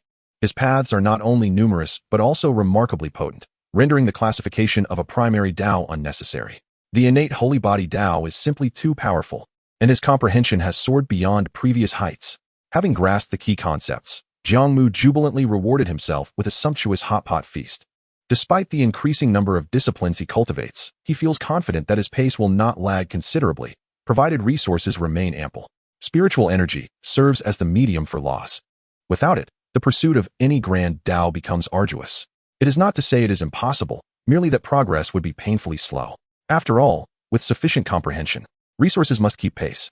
Speaking of resources, Jiang Mu surveyed his small realm, once brimming with spiritual stones, now nearly depleted. Although other rare materials could substitute for spiritual stones, none are as readily available or affordable, thus he primarily relied on premium spiritual stones. Now, as the spiritual stones have been exhausted, the density of spiritual energy in his small realm has diminished significantly. As for divine sources, aside from the 2 auspicious talismans sealing Jiang Mu, he possesses a considerable amount. But they must remain as a hidden reserve of energy, not to be recklessly utilized. It seems time for him to venture forth. Jiang Mu contemplated that it was indeed time to stretch his legs and take a leisurely stroll. Having immersed himself in cultivation for too long, some relaxation is warranted. Truth be told, Jiang Mu finds this era of dwindling spiritual energy quite manageable. There are no supreme dominators wreaking havoc, nor bizarre creatures invading. Now, after 100,000 years, what transformation has the world undergone? The 9 heavens continent, vast and boundless, teems with myriad races. The dissipating spiritual energy of the universe has caused many beings to flock to the nearest prosperous regions. As the center of the universe, the 9 heavens continent naturally attracts a multitude of practitioners from various races. To the east of the continent lies a bustling city of cultivation, where the Dao realm is deemed inconsequential and initial saints abound.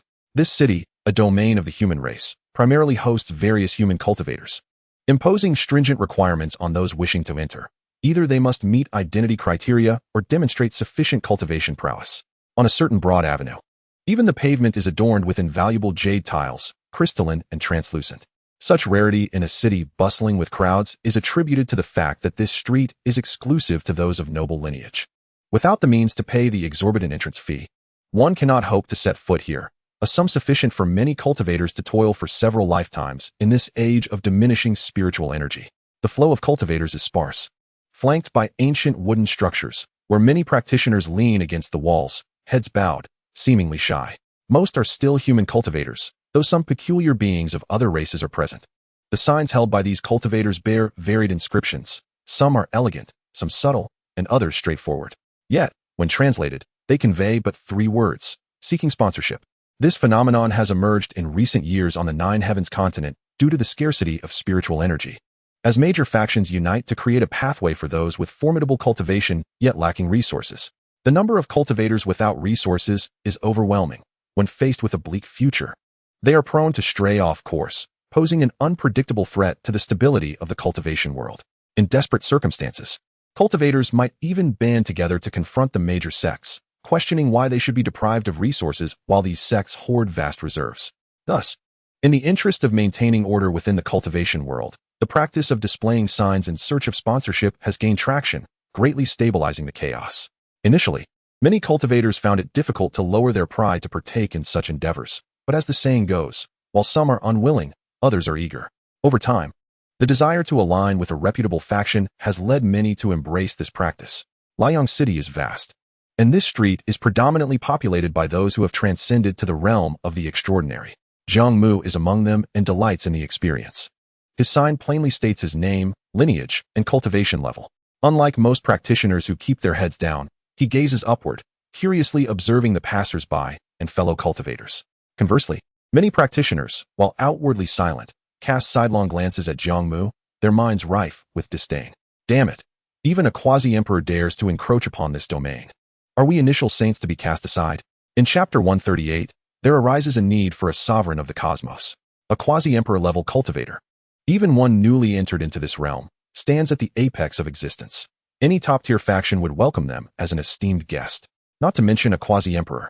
Even saints and great saints seldom find themselves in the position of seeking sponsorship unless truly beset by misfortune. Thus, the initial saints and those of the saint realm represent the upper limits of cultivation on this street. Many extraordinarily gifted rogue cultivators and those from lesser sects find themselves in this predicament, genuinely in need of cultivation resources, compelled to resort to such desperate measures. No one wishes for their paths to be severed. Consequently, Jiang Mu's sign, indicating he is at the initial stage of quasi-emperor status, draws particular attention, easily leading others to suspect he is merely boasting for attention. Who knows, perhaps someone is inclined to take interest. Yet, Jiang Mu remains indifferent to the gazes of others, his focus drifting inward. As an initial quasi-emperor, even if he were to return to guard the gates, he is destined to strike first.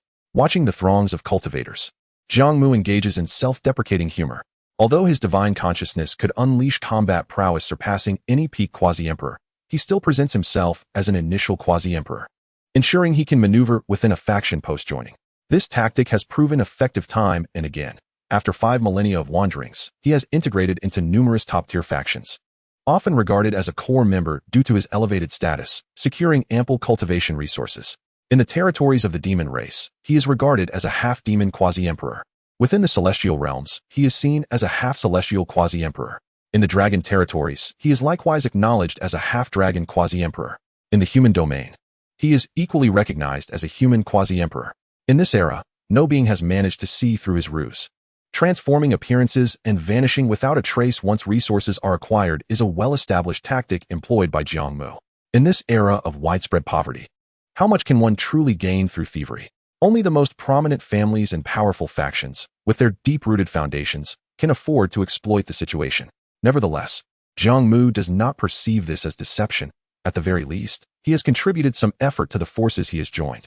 Merely his cultivation level stands as a testament to his contributions. Yet, in the bustling city of Liang today, few cultivators approached him despite his title as a quasi-emperor, with most merely casting distant glances and murmuring amongst themselves. Today, fortune did not favor him. Unfazed, Jiang Mu retracted his sign and glanced at a nearby female cultivator who also bore a sign. This woman appeared to be in her early 20s, clad in a long robe adorned with golden patterns, her black hair styled in a manner reminiscent of a man, devoid of any embellishments, exuding a refreshing simplicity. Her striking features conveyed an undeniable charisma that drew many to inquire about her circumstances. However, upon learning more, they all shook their heads in dismay.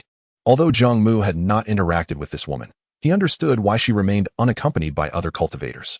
In this age, the ancient sacred body had become akin to a curse. Jiang Mu chuckled, shaking his head as he turned to leave, still contemplating whether to extend a helping hand to this rare sacred body.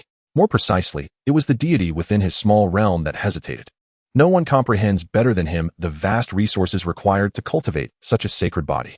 In a bygone era of abundant resources, even if one could afford it, few factions were willing to squander resources on such endeavors. In today's world, where spiritual energy is scarce and resources are meager, the ancient sacred body has indeed transformed into a burden reminiscent of a precious gem encased in decay, with the cost-effectiveness of its cultivation being decidedly negative. Moreover, achieving substantial progress remains exceedingly difficult. Thus, despite the woman's evident potential, no faction was willing to take her in. It simply wasn't worth the investment. Within his small realm, Jiang Mu shared all sensations with his avatar as he observed the woman, contemplating the situation. Sacred bodies are rare, especially one embodied by a woman. For Jiang Mu, the resources wasted on cultivating a fully realized sacred body are trivial compared to the immense resources he possesses. With just a little effort, he could provide ample sustenance for her. The crux of the matter lies in the reason for cultivation. Han Yu had asserted that he should not interfere with the paths of future generations, yet by sealing numerous sovereigns and rulers, was he not also intervening? Thus, My interference with the shifting dynamics of the world is an inevitability. Jiang Mu mused that Han Yu surely harbored similar thoughts. Otherwise, why would he allow a portion of his divine consciousness to venture out? Even this fragment is sufficient for Jiang Mu to be invincible in any given era. Having survived for so long, he finally welcomed an era that belonged to him. Once those sovereigns emerge, the world will no longer be under his control. Consequently, Jiang Mu swiftly recognized the value in nurturing this woman with the sacred body. Perhaps in several thousand, tens of thousands, or even hundreds of thousands of years, the world's spiritual energy will completely dissipate. During this time, he should gather the resources for cultivation, preparing for his seclusion. After all, leaving these resources for the beings of this era would yield little benefit. They would merely incite wars of plunder. Conversely, if he becomes sufficiently powerful, he could impact the world significantly. For instance, by eliminating sovereigns and restoring genuine order to the realm. After 5 millennia of wandering, aside from the relatively peaceful Nine Heavens continent, other regions have long been consumed by wars over resources. Concepts of good and evil have become irrelevant. As all races fight for survival and succession, to abstain from battle is to invite extinction. Following this trend, even the Nine Heavens continent will not remain stable for long. Thus, the world requires a rule maker, akin to a great emperor. As spiritual energy wanes increasingly, there exist no invincible beings in this era. The last unconventional conqueror emerged over 100,000 years ago. The cosmos demands a sovereign. Jiang Mu's vision cleared. This sovereign could not only amass wealth for himself, but also maintain order in the world, much like Han Yu's former heavenly divine palace. The thought of wielding such control over the universe ignited an eagerness within Jiang Mu, even amidst the imperfections of this era. Naturally, Jiang Mu had no desire to become this sovereign. Managing the world is far too cumbersome, and he lacks the time for such endeavors. Why not cultivate a sovereign to wield cosmic authority instead of continuing to deceive? On the following day, Jiang Mu, in a divided consciousness, returned to the same street. Arriving too late, his previous spot had already been occupied. Yet, Jiang Mu was no longer interested in a mere identity swap. This time, he sought to select a candidate. His true visage had never been necessary for traversing the world. A slight alteration sufficed. He transformed into an elderly man with white hair, white brows, and a white beard. His long white brows nearly joining as one, exuding an air of authority, and self-designated as the one-browed Taoist. Though dressed simply and stooped in stature, his presence radiated formidable strength, unmistakably marking him as a peak quasi-emperor. As he passed, others instinctively stepped aside. After feigning a leisurely stroll, Jiang Mu positioned himself before the female cultivator with the ancient sacred body. His white brows furrowed as he stroked his beard, sighing, "What a remarkable young lady." The woman rose, her height surpassing even the elderly Jiang Mu by half a head. Sensing his aura and gaze, her dark hair fell gracefully beside her ears, revealing a broad and luminous forehead. With a gentle smile, she slightly bowed in greeting but did not speak. Jiang Mu continued to smile, saying, "My dear, I perceive a connection between us. How about you join my school?" The intentions of cultivators who frequented this place were often similar. Few could refuse an olive branch extended by a quasi-emperor. "I do not inquire about your past, but I kindly request that you assess my qualifications before making any decisions." The woman spoke softly, though pleased to have attracted Jiang Mu's attention. She quickly regained her composure and replied candidly. As long as Jiang Mu did not investigate, she could easily conceal her body's nature. However, if she were to cultivate under him, how could she keep her secrets? While it would be a fortunate opportunity to train under a quasi-emperor, she did not wish to find herself expelled after gaining admission. Jiang Mu shook his head. "No need. What I desire is the ancient sacred body." At this, the woman was taken aback. Others referred to it as an ancient waste body. Yet Jiang Mu called her an ancient sacred body. You might wonder why he was so captivated by a sacred body that no one else wanted. Jiang Mu chuckled, seemingly reading the confusion etched on her face. "If you wish to know, then come with me." With that, he turned and walked away, offering no further explanation. For Jiang Mu had come to understand that the ancient sacred body was labeled a waste body not without reason. It had appeared in eras of dwindling spiritual energy before, and top-tier factions had suffered the consequences, leading to its notorious reputation. At that time, he had been in seclusion, blissfully unaware. Now that he had encountered it, he had whetted his appetite and feared not the possibility of her departure. As for any schemes or machinations, there is absolutely no cause for concern. A quasi-emperor powerhouse has undoubtedly encountered storms far more tumultuous than merely coveting a fledgling cultivator who has just embarked on the path of enlightenment. The mere thought of it evokes laughter. Without the slightest hesitation, the woman promptly stowed away her insignia and followed closely behind Jiang Mu. She was evidently an astute individual. fully aware of her own capabilities. The surrounding cultivators gazed at this woman trailing after Jiang Mu, their expressions betraying a hint of envy, silently acknowledging her fortune. Even if Jiang Mu, this elderly gentleman, was not genuinely inclined to mentor her in her cultivation, any morsel of advantage he might provide would suffice for her benefit. Regardless of the circumstances, she could not help but feel green with envy. Thus, the duo, one old, one young, one male, one female, strolled out of the alley and onto the bustling commercial street, illuminated by the vibrant lights and sounds of revelry. Jiang Mu halted before an opulent establishment, richly adorned with intricate carvings of dragons and phoenixes, exuding an air of classical elegance. Leading the woman, they stepped onto a special teleportation array reserved for esteemed guests, ascending directly to the 78th floor of the Grand Tavern. Each level of the establishment boasted its own lavish suite, complete with private chambers, studies, banquet halls, and secluded gardens, all meticulously designed. There were even 5 alluring attendants to cater to their needs. The garden was enclosed not by walls, but by a single-sided transparent barrier, allowing for an unobstructed view of the breathtaking vistas of Leyang City. This was Jiang Mu's usual residence.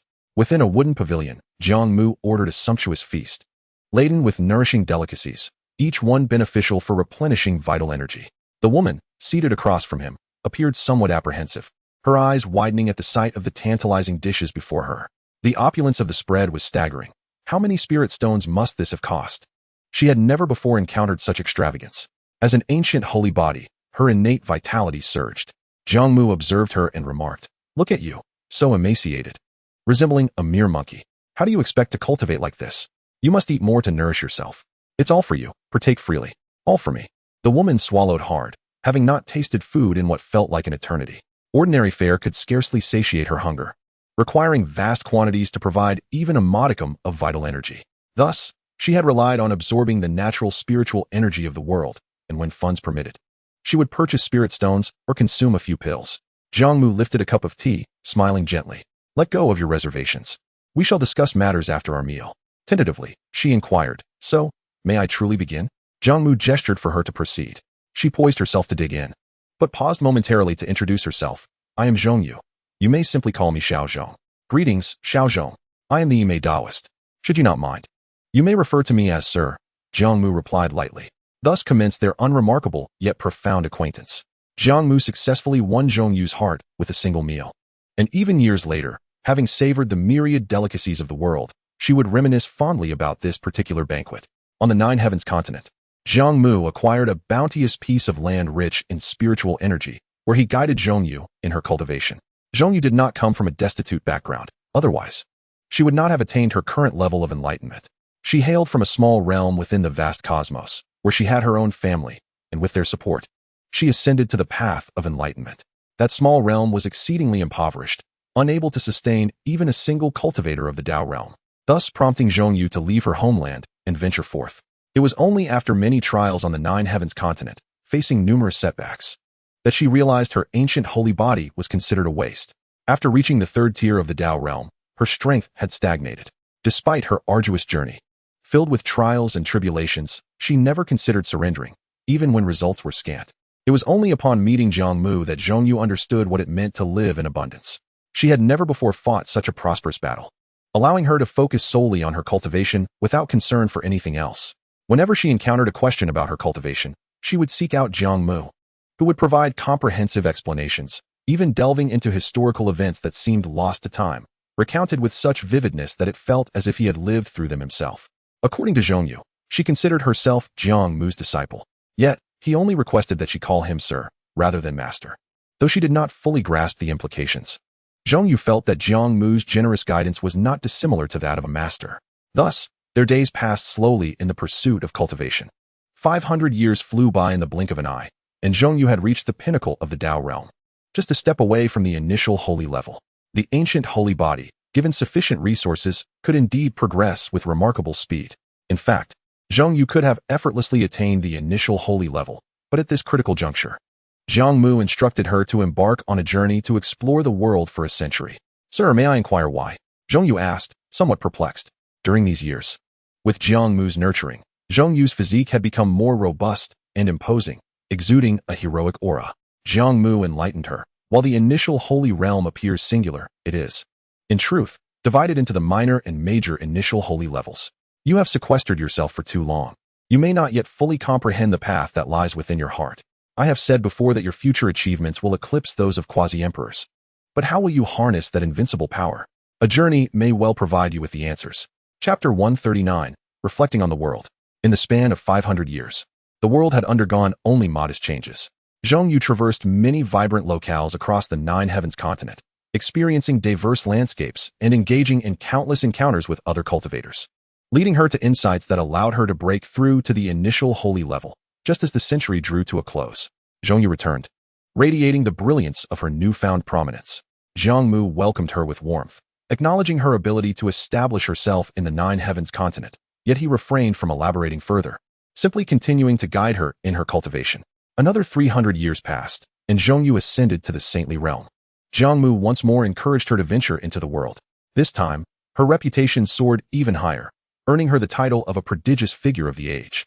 This acclaim stemmed from her unparalleled elegance, which attracted numerous admirers, yet these followers were no match for her, regardless of their backgrounds. Furthermore, Jiang Mu definitively solidified her status among her peers, facing virtually no rivals. Prominent families extended olive branches, yet she remained indifferent, returning to the mountains to recount her travels to Jiang Mu. Indeed, many of her tales were fraught with peril, yet each concluded with her emerging unscathed. Jiang Mu listened with a serene smile, akin to an audience captivated by a storyteller. The days continued in this manner. Jiang Mu relentlessly broke through the ranks, from saint to great saint, and then to quasi-emperor. With each advancement, she decisively dominated her contemporaries, remaining unbeaten across the 9 heavens continent.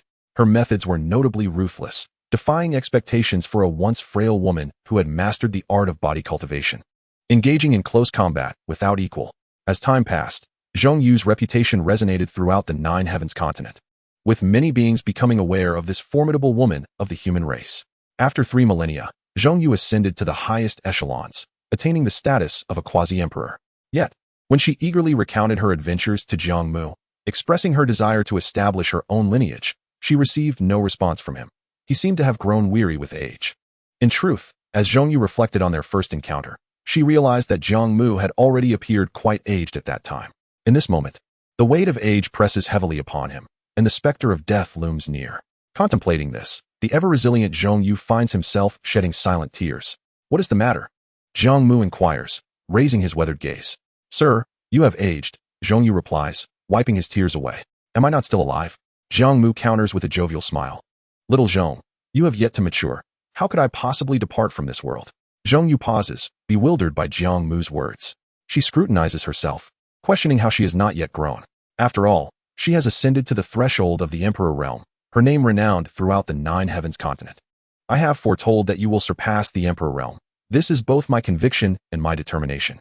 Yet, how will you demonstrate that you possess such power? You stand so high that you can only see the path ahead. The universe is vast, and it extends far beyond the 9 heavens continent. At this moment, Jiang Mu's once dull eyes shine with unprecedented clarity. He lets out a sigh and departs, leaving Jiang Mu alone to ponder deeply. It dawns on her that she has consistently overlooked Jiang Mu's insinuation of transcending the Emperor realm. Jiang Mu recognizes that her mentor, though not widely recognized, is certainly not an ordinary individual. His arduous teachings seem to harbor deeper intentions. However, having already reached the Emperor realm, her next ambition is to establish her own lineage, allowing Jiang Mu to enjoy a life of ease and ensuring the legacy endures for generations. Yet, observing her mentor's demeanor today, it appears he harbors disappointment in her. Lost in thought, Jiang Mu reflects on Jiang Mu's teachings. It seems that every time she broke through a boundary, he encouraged her to venture forth. Yet, in truth, her feet had never strayed far from the 9 heavens continent, which she regarded as the nexus of the universe, a realm teeming with the formidable. Why then would she seek out distant lands? Although she remains perplexed by Jiang Mu's intentions, out of respect for him, Jiang Mu resolves to leave the 9 heavens continent and explore other realms of the universe to discern what captivates her mentor. Thus, bidding farewell to Jiang Mu, Jiang Mu ventures forth alone from the 9 heavens continent. Her first destination is the sea of heaven and earth, traversing through myriad smaller realms. Some are serene and tranquil, while others lie in desolation and decay, with many embroiled in mutual slaughter. Their once vibrant spiritual essence has been utterly drained, forcing them into conflict for survival.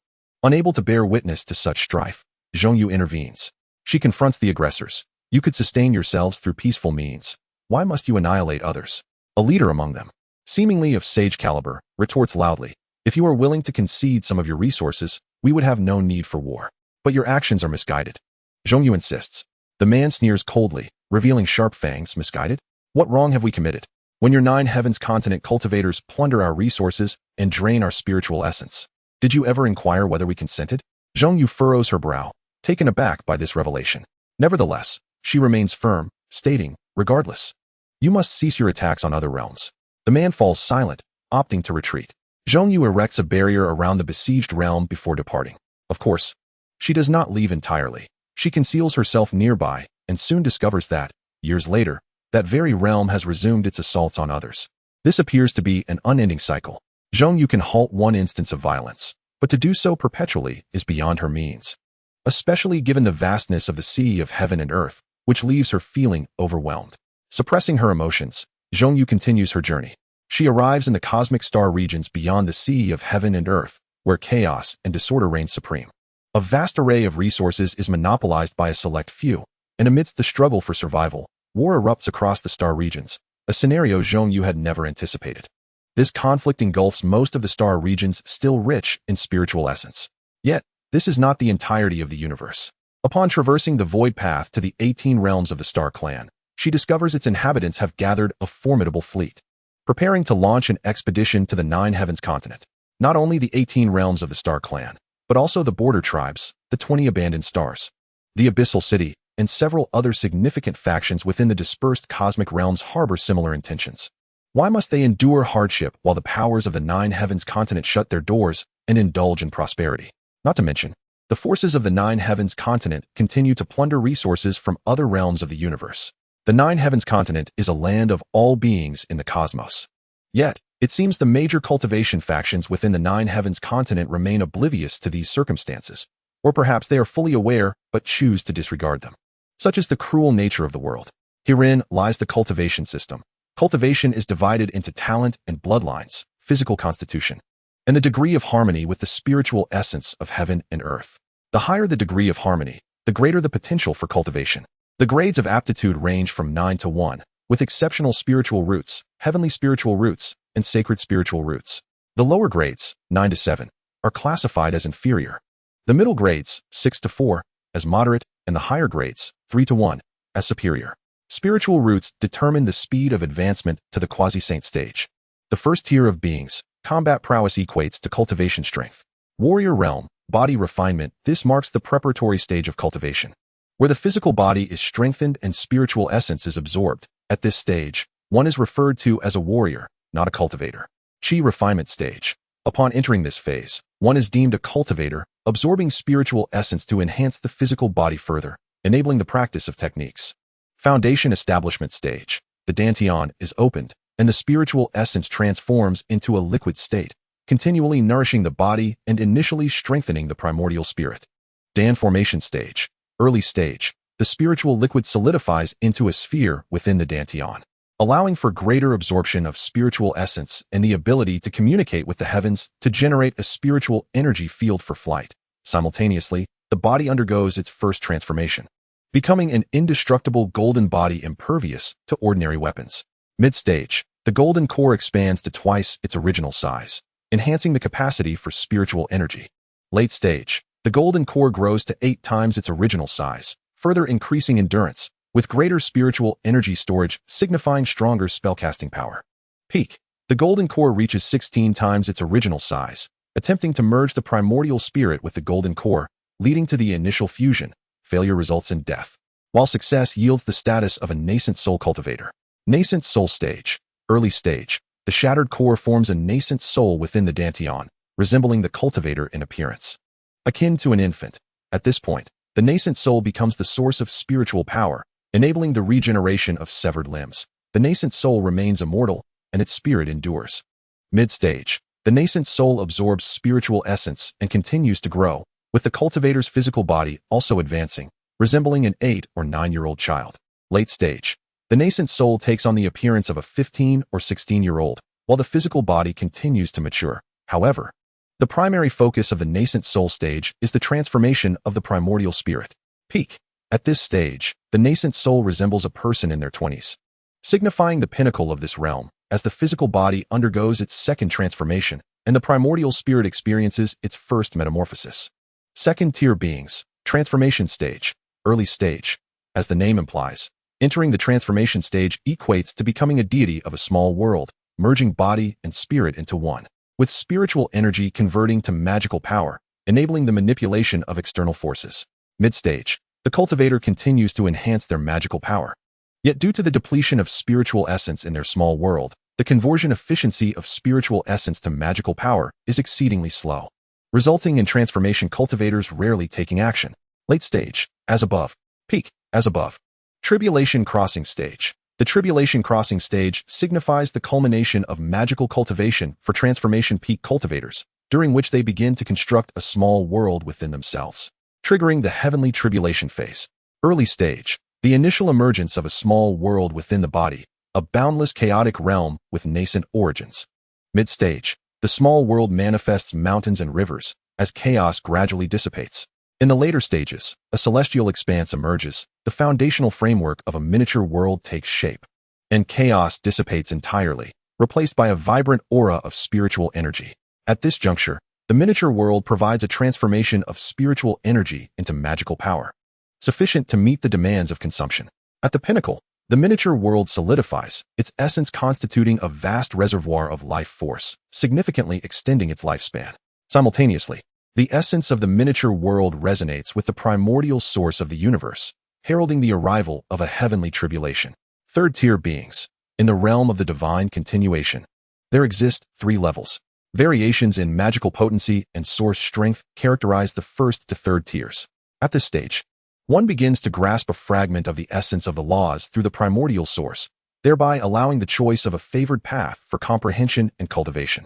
In the divine bridge realm, also divided into 3 tiers, its cultivation process closely resembles that of the divine continuation, however, with deeper understanding. Upon reaching the upper tier of the divine bridge, one enters the stage of enlightenment. Success in this path permits entry into the realm of Tao. Tao realm. This is categorized into 13 tiers. Each elevation signifies an enhancement in magical power, physical form, and spiritual essence, alongside a deepening comprehension of the Tao's intent. Achieving completeness in all 13 layers of Tao intent enables one to challenge the initial saint realm. Initial saint. Attaining a 10% understanding of a singular Tao equates to mastering a fragment of the law. While myriad Taos exist, the 3,000 dominant laws coalesce into the supreme regulations. There exists a hierarchy among initial saints, distinguishing between the greater initial saints and lesser initial saints. Saint. A minimum of 30% comprehension of a Tao's law is requisite to be considered a saint. Saint King, 50%. Great Saint. At least 70% comprehension of a singular law.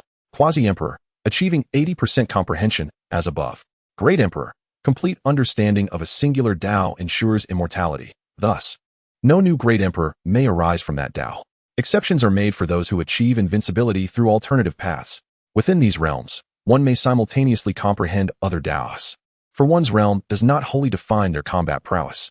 Fourth-tier beings. Red dust immortal, true immortal, condensing fate, gazing at the heavens, understanding dust, immortal king, ascending the ladder.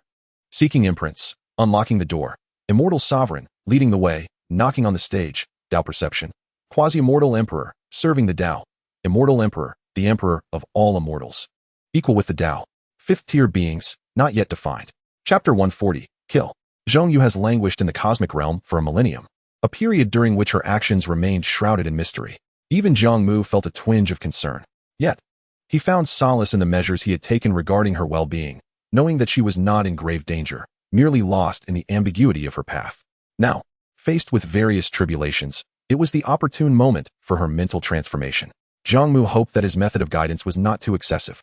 He remained by the old mountain, awaiting the day Jiang Mu would return. To cultivate a sovereign who views all races with equality is no simple task. Thus, Jiang Mu diligently safeguarded Jiang Mu, ensuring she remained largely untarnished by external influences. The purer one's thoughts, the more susceptible they are to upheaval and divergent notions. Consequently, Jiang Mu required a long-term strategy to nurture Jiang Yu's growth. This plan might even tarnish his image in her eyes, but he deemed it inconsequential. He could cultivate a fair and just sovereign of the realms, even if he himself could never embody such virtues. Those who achieve immortality, before attaining success, are fated to remain unable to dominate the world. During Jiang Mu's thousand-year descent, the cosmos existed in a peculiar state, seemingly tranquil yet rife with undercurrents, with cataclysmic collapse lurking just beneath the surface.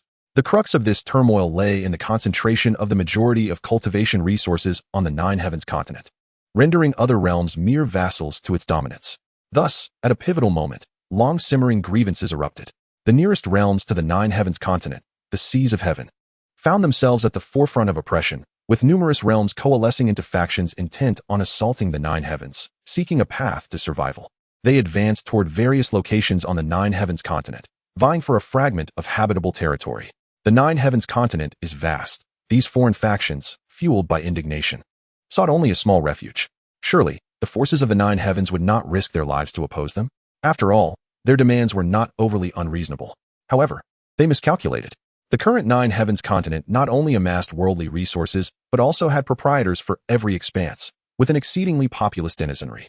Consequently, the beings from the Seas of Heaven faced fierce resistance, suffering heavy casualties, and ultimately retreating in defeat. None of their factions breached the Nine Heavens continent. Indeed, their attempts enraged certain forces within the Nine Heavens, who dispatched cultivators to the Seas of Heaven, delivering devastating strikes against the controlling minor realms, refining the entire territory to serve as a warning to the denizens of the seas. This was the consequence: the formidable authority of the Nine Heavens continent. The supremacy of the cosmic overlords could not be challenged. A cacophony of wails echoed throughout the Seas of Heaven, yet no one dared to resist. How could they? The Nine Heavens continent birthed countless emperors, while the Seas of Heaven could scarcely produce one or two. In truth, the substantial families of the seas had long since migrated to the Nine Heavens continent, becoming part of its fabric. The same held true for the innumerable realms of the vast starry expanse. They had initially gathered multiple factions, yearning to invade the Nine Heavens and secure a share. Yet, witnessing the devastation of the Seas of Heaven, they promptly abandoned such ambitions. The Nine Heavens continent was simply too formidable. Nevertheless, many races still sought to endure, to navigate through this era of dwindling spiritual energy, unwilling to see their legacies extinguished. Thus, they turned their gaze outward. In this light, the only option left was to devour the weak, seeking survival. Therefore, while they refrained from further incursions into the Nine Heavens continent, the entire Seas of Heaven and the cosmic star realms descended into greater chaos, with factions perishing at every turn. None anticipated such upheaval in an era devoid of calamity or disaster. Simultaneously, armies of cultivators from the 18-star realms, the border tribes, and the fallen cosmos surged into the cosmic star realms. Initially, they believed they could penetrate the Nine Heavens continent effortlessly. Yet, the ensuing chaos left them dumbfounded. As wars erupted throughout the star realms, complicating their advance, the beings of the cosmic star realms and the Seas of Heaven, upon seeing them, gleamed with avarice and unhesitatingly launched assaults, plundering their resources. It can be said that various factions met their demise before they could even commence their campaigns. All parties fortuitously found themselves embroiled in conflict, fighting for their own survival. It seemed that only the Nine Heavens continent remained unscathed, a solitary bastion of purity amid the turmoil. Such a coincidence. Jiang Mu gazed skyward, as if catching a glimpse of the distant wars among the myriad races in those far-off star realms. Clearly, the sudden chaos, coupled with the conflicts among various factions, was too fortuitous, raising suspicions of orchestration. Jiang Mu was convinced that manipulation was at play, orchestrated by the forces of the Nine Heavens continent. It was evident they were not foolish. Perhaps they sought to avoid the battlefield or did not wish to bear such a fate, opting to redirect their focus. Limited resources often serve as the root of infinite conflict. In this age of dwindling spiritual energy, although the population of beings was significantly reduced, the available cultivation resources remained excessively abundant. The forces of the Nine Heavens continent clearly understood this principle. Only by eliminating superfluous beings could they secure their positions and ensure sufficient resources. In any case, the sacrifices are not theirs, nor is the severance of their legacy. This further solidified Jiang Mu's conviction that his choices were indeed correct. As long as he monopolized the cultivation resources, everyone would share the same plight, and such occurrences would cease. It was during this year that Jiang Mu returned to the Nine Heavens continent. From her departure to her return to the old mountain, a total of 13 to 1500 years had elapsed. Atop the old mountain, within the cool pavilion of ancient trees, Jiang Mu appeared markedly aged, an age that seemed almost unfathomable. This astonished Jiang Mu, who mused to herself that her master truly possessed extraordinary longevity. However, despite having ascended once more to the mid-level of the quasi-emperor realm, Jiang Mu was imbued with the weight of worldly burdens and desolation. Ideally, she was meant to provide Jiang Mu with a tranquil retirement, yet she had come to bid him farewell, for the path she intended to tread was fraught with peril, one that could jeopardize even her own life. She hoped her master could forgive her apparent disrespect. Having traversed the universe, what have you discerned? Jiang Mu inquired. Devoid of anger, Zhong Yu's response was tinged with bitterness. Master, the Nine Heavens continent is splendid, yet the world is rife with suffering. And what insight have you gleaned from this? He pressed. Resources must be redistributed, and order must be reestablished. All races ought to unite to navigate this era of dwindling spiritual energy. Jiang Mu chuckled, a sense of relief washing over him. So, this is the reason for your farewell, is it not? It appears you have indeed discovered your own path. Yet, to become one who reshapes the world structure. A considerable journey lies ahead, for you are still quite young. Rising to his feet, an aura of chilling intent emanated from him. Do not forget, this is a realm of cultivation. Power is the cornerstone of order. Only with a fist can one assert the truth. You have articulated quite well. The world indeed requires such transformation. But can you fathom what I have comprehended after my observations of the Nine Heavens continent? Zhong Yu had never witnessed Jiang Mu exude such formidable presence. He had always been approachable. This realization sent a shiver through her, as she understood her master's realm surpassed her own. Yet, for the first time, she felt a surge of joy at her master's acknowledgement and curiously asked, "What have you comprehended, master?" In contemplating the Nine Heavens continent, I have discerned but a single word: kill. Chapter 141, The Battle Across the Stars. The word kill slipped from Jiang Mu's lips, leaving Zhong Yu momentarily stunned. She finally comprehended the source of her master's murderous aura. The notion of conquering the world through reason was futile. Many beings required the language of the fist to comprehend. Those entrenched in their positions of power would never easily concede. No transformation could occur without bloodshed and sacrifice. Only blood and death could instill fear in them. Jiang Mu's imposing aura receded, reverting him to the demeanor of an ordinary old man. He smiled serenely. An old steed in the stable aspires to gallop 1,000 miles. Even in death, it is a noble demise. Zhong Yu, this is why I have accepted you as my student. At his words, Zhong Yu trembled slightly, recalling Jiang Mu's teachings. Rather than viewing this as her own choice, she recognized it as the subtle influence of Jiang Mu. This was not merely her arduous journey through the world for a millennium, it was also her master's path. They exchanged a tacit glance, suddenly sharing a knowing smile. With her master by her side, even in inaction, she felt a profound sense of peace. Her master was indeed exceptional. Ultimately, Jiang Mu sold this paradise and departed the Nine Heavens continent alongside Zhong Yu. Having languished for a millennium, Zhong Yu had long devised a plan for her impending endeavors. With her current strength, she could not shake the influence of any faction within the Nine Heavens continent, necessitating that she accumulate power within the cosmic expanse. The first task at hand was to assemble her own team and engage in the tumult of the universe's starry realms. Whether through reason or force, her ultimate goal was to quell the chaos of the cosmos and then redirect her focus toward the Nine Heavens continent. However, Jiang Mu held a differing perspective on this. To impose restraint across the universe, the establishment of a power structure was indispensable. Whether she could unify the cosmos from the outset would ultimately depend on the magnitude of Zhong Yu's strength.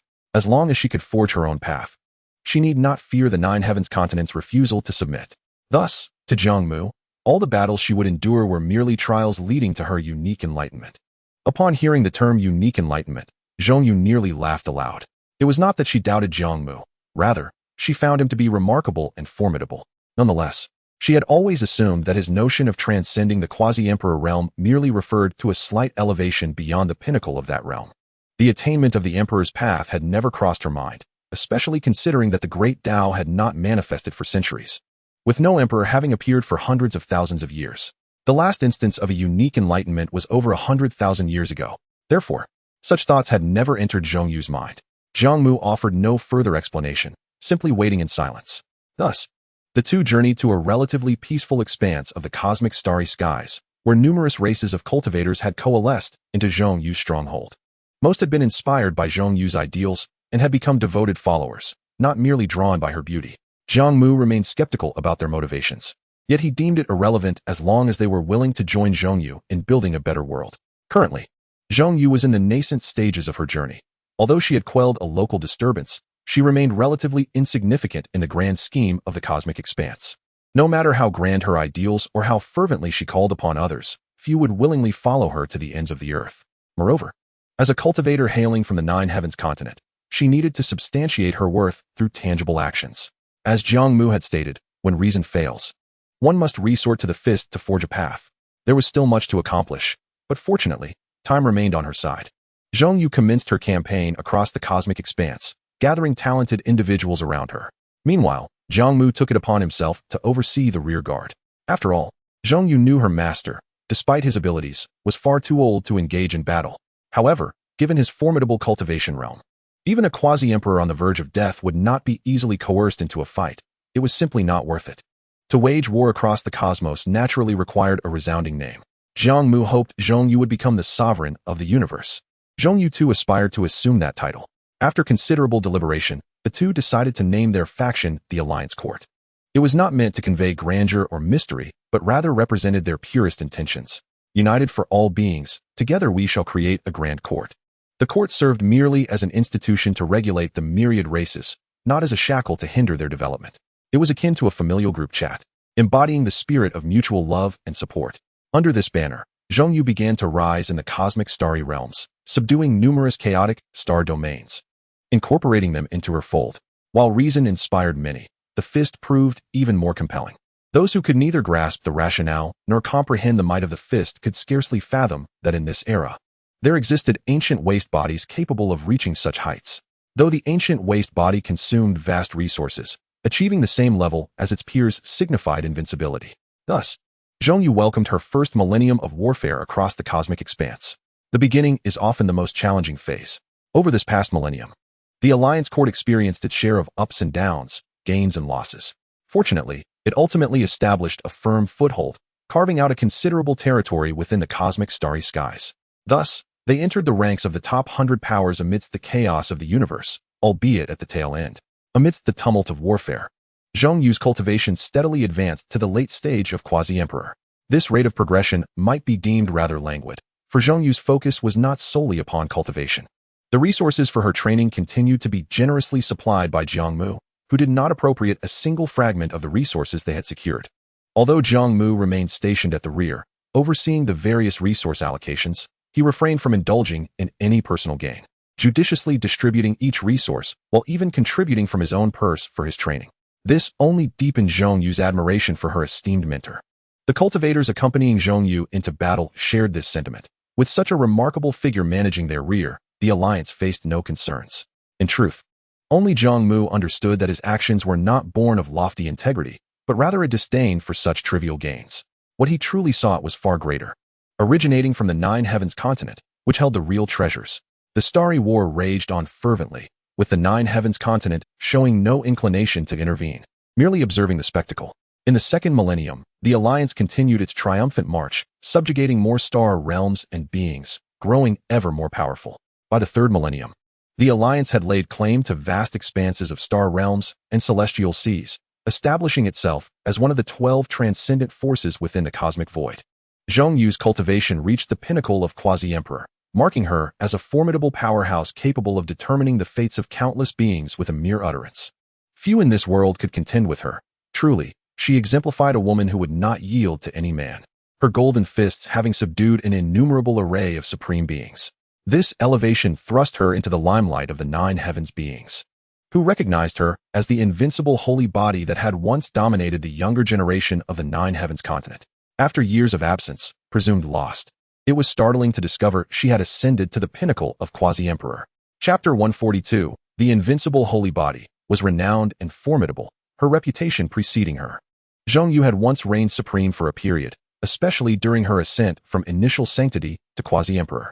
Though her time among the world was not extensive, each emergence was enough to astound many of the continent's prodigious forces. During that era, few cultivators of her level could match her, attesting to the strength of the ancient holy body. However, many powers perceived Jiang Yu's ascension to quasi-emperor as her ultimate limit, for the resources required for her continued advancement were immense, beyond the means of any single faction to support. Since the decline of spiritual energy, she remained the sole cultivator to have entered the highest ranks under the name of the holy body. Numerous beings sought to investigate her origins, only to learn she hailed from an ancient mountain. This mountain, though not particularly bountiful, could not possibly sustain such a holy body even if drained of its resources. Yet, it was home to at least one peak quasi-emperor, dissuading any from overstepping their bounds. Many speculated that the holy body had been nurtured by the presence of this ancient mountain. What level of wealth would be required to cultivate such an invincible holy body? This accumulation of assets must surely surpass that of the vast majority of forces in existence, even rivaling the combined resources of entire clans. While the holy body was indeed invincible among her peers, placing all resources upon her was hardly a sagacious choice. Subsequently, for reasons unknown, the quasi-emperor Jiang Mu vanished without a trace. A millennium later, the ancient mountain changed hands, and the invincible holy body faded into obscurity within the Nine Heavens continent. For several millennia, her whereabouts remained elusive. Many speculated she may have met her demise. Devotees who had once been captivated by her prowess even organized a memorial service to honor this woman who had left a legendary imprint upon the Nine Heavens continent. Now, to hear the name of the holy body once more would occur amidst the cosmic expanse. Numerous prodigies who had previously encountered Jiang Mu had now ascended to become the supreme elders of their respective factions. They would not mistake the noble figure clad in golden silk and azure garments, and Jiang Mu's true name circulated throughout the cosmic void, easily uncovered with a mere inquiry. The Cosmic Alliance, the sovereign of the heavens and earth. The faction to which Jiang Mu belonged had emerged as one of the 12 transcendent forces within the cosmic expanse. Her reputation as a conqueror echoed loudly, seemingly intent on unifying the entire cosmos and the realm of life. Yet, it remains uncertain whether Jiang Mu's ambitions would encompass the Nine Heavens continent. Many of the supreme beings believed it unlikely, for if Jiang Mu desired, she could effortlessly establish her own lineage within the Nine Heavens continent without venturing into the vastness of the cosmos to engage in relentless battles. However, should she choose to establish her own lineage there, she would merely be an ordinary participant, for the foundation of the Nine Heavens continent runs exceedingly deep, with remnants of ancient top-tier forces residing within. Unless she stepped upon the Great Path, her individual combat prowess would still be insufficient to shake the foundations of any faction. Conversely, should she succeed in conquering the cosmic expanse, she would ascend to become the sovereign of all beings in the universe. Viewed in this light, the ambitions of the holy body Jiang Mu are indeed quite grand. If she were to succeed, she might very well establish a lineage that would echo through the annals of history. Yet, what would it mean to dominate the cosmic expanse? The supreme beings of the Nine Heavens continent eagerly placed their bets, wagering on which of the 12 forces would ultimately emerge victorious. Perhaps all would find themselves as the vanquished. Jiang Mu is undeniably strong, with a resounding reputation and formidable claims. However, the other forces that have reached this juncture are no less formidable. This is a brutal roulette, with the lives of cosmic beings staked upon its outcome. Precisely the scenario the supreme beings of the Nine Heavens continent yearn to witness. Spiritual energy remains sparse. The number of beings capable of embarking upon the path of cultivation shall not be numerous. The vast celestial seas and cosmic realms have become part of the dominion of the Cosmic Alliance, similarly partitioned among the 12 transcendent forces, maintaining a precarious balance. The turmoil within the cosmos has evolved to this point, with many smaller upheavals having been quelled. What remains is merely the confrontation among the 12 transcendent forces. Overall, the current situation is vastly improved compared to the past.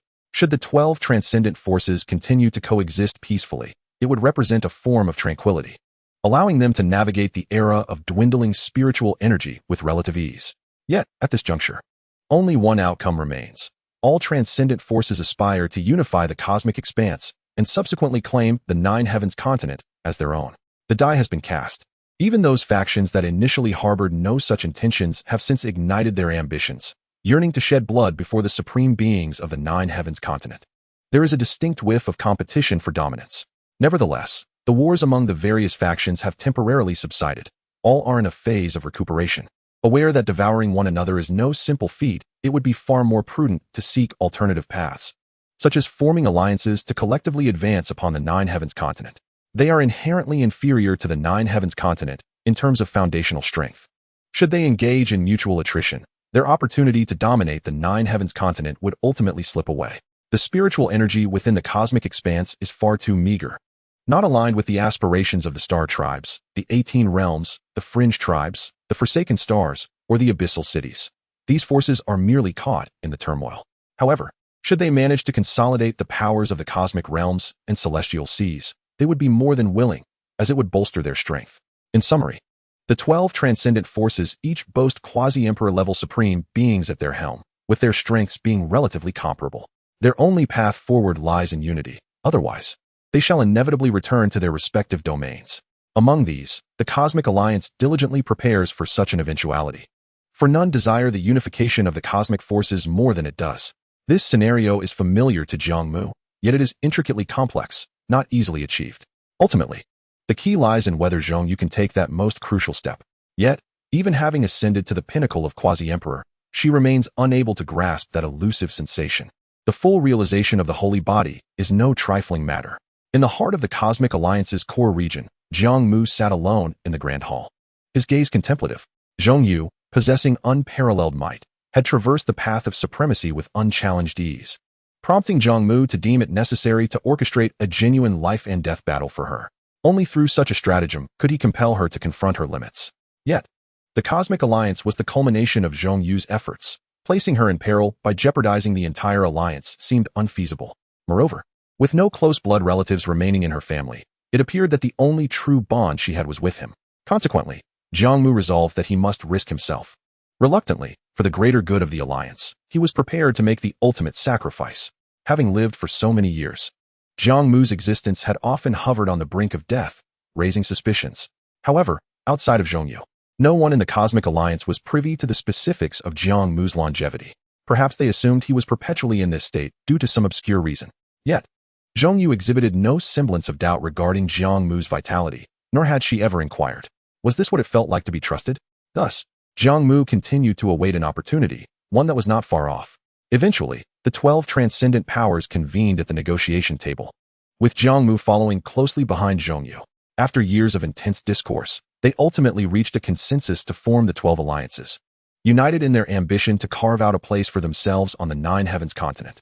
They also appointed a nominal leader capable of commanding all factions, a powerful cultivator from the 18 realms of the Star Clan, known as Xianxiaaudiobooks, a being who had ascended to the pinnacle of quasi-emperor status. His reputation within the cosmic expanse rivaled that of Jiang Mu, renowned for his cold, ruthless demeanor. In Chapter 143, it was declared, "It is indeed a blessing to have Taoist Zhong in the alliance. Sir, perhaps I should vie for the position of this leader?" As they traversed the starry expanse aboard several warships, led by cosmic behemoths, Jiang Mu turned to Jiang Mu with a query. "Though you are formidable on the battlefield, merciless in combat, they will not choose you. Your ferocity is confined to the arena. It lacks the necessary ruthlessness," Jiang Mu replied. "They deem you insufficiently ruthless to dominate the myriad beings of the cosmos and command respect." Jiang Mu shook his head. There is no need to squander energy or take matters too seriously. While the 12 alliances present a facade of unity, they are merely a collection of disparate entities. Have you not heard their rhetoric? They merely seek to secure a foothold on the Nine Heavens continent. The humble sparrow knows not the aspirations of the swan. We are not merely seeking a place. We aim to topple them from their high perches. With a sigh, Jiang Mu suggested, "Let us observe the situation. If the timing is not right, we shall withdraw. There will be ample opportunities in the future. By the way, how is your training progressing? Have you touched upon that elusive realm?" Jiang Mu expressed a tinge of self-reproach. "I have yet to sense it, and I fear I have disappointed you, sir." Disappointment is an irrelevant notion. As a holy body, you must have faith in yourself. Jiang Mu continued to encourage her. Standing atop the warship, gazing into the profound cosmic abyss, the tall and graceful Jiang Mu fell silent. Although the Cosmic Alliance commanded the largest territory, it was not the strongest. Its expanse stemmed from its principles, emphasizing equitable distribution of resources, allowing even the weakest of races the opportunity for cultivation. The territories shunned by other powers were absorbed into the Cosmic Alliance. This accumulation of land, while garnering praise from many beings, did not equate to strength. The balance of power still lay with the top-tier combatants. The Cosmic Alliance had reached its limits. Jiang Mu understood that only by stepping into the realm of the Great Path could she genuinely realize her aspirations. She harbored a nebulous sense regarding that realm, tantalizingly close yet perpetually out of reach. Having consumed so many of Jiang Mu's resources, she would feel a sense of shame if she did not achieve enlightenment. She was, after all, in a state of helplessness. "Do not fret. I am devising a plan for you," Jiang Mu reassured her, gently patting her shoulder with his frail hand in a gesture of comfort. Since the formation of the 12 alliances, under Xianxiaaudiobooks' command, they began covertly amassing strength, preparing for an offensive against the Nine Heavens continent. Outwardly, however, they continued to feign discord, creating an illusion of disunity. After all, the Nine Heavens continent had sealed all exits, rendering it impervious to the cosmic expanse. In addition, the leaders of the 12 powers often convened in secret to discuss various details. This was merely routine communication, devoid of issues. The problem arose when Xian Wutian frequently invited Zhong Yu for private discussions. After attending a few meetings, her demeanor darkened.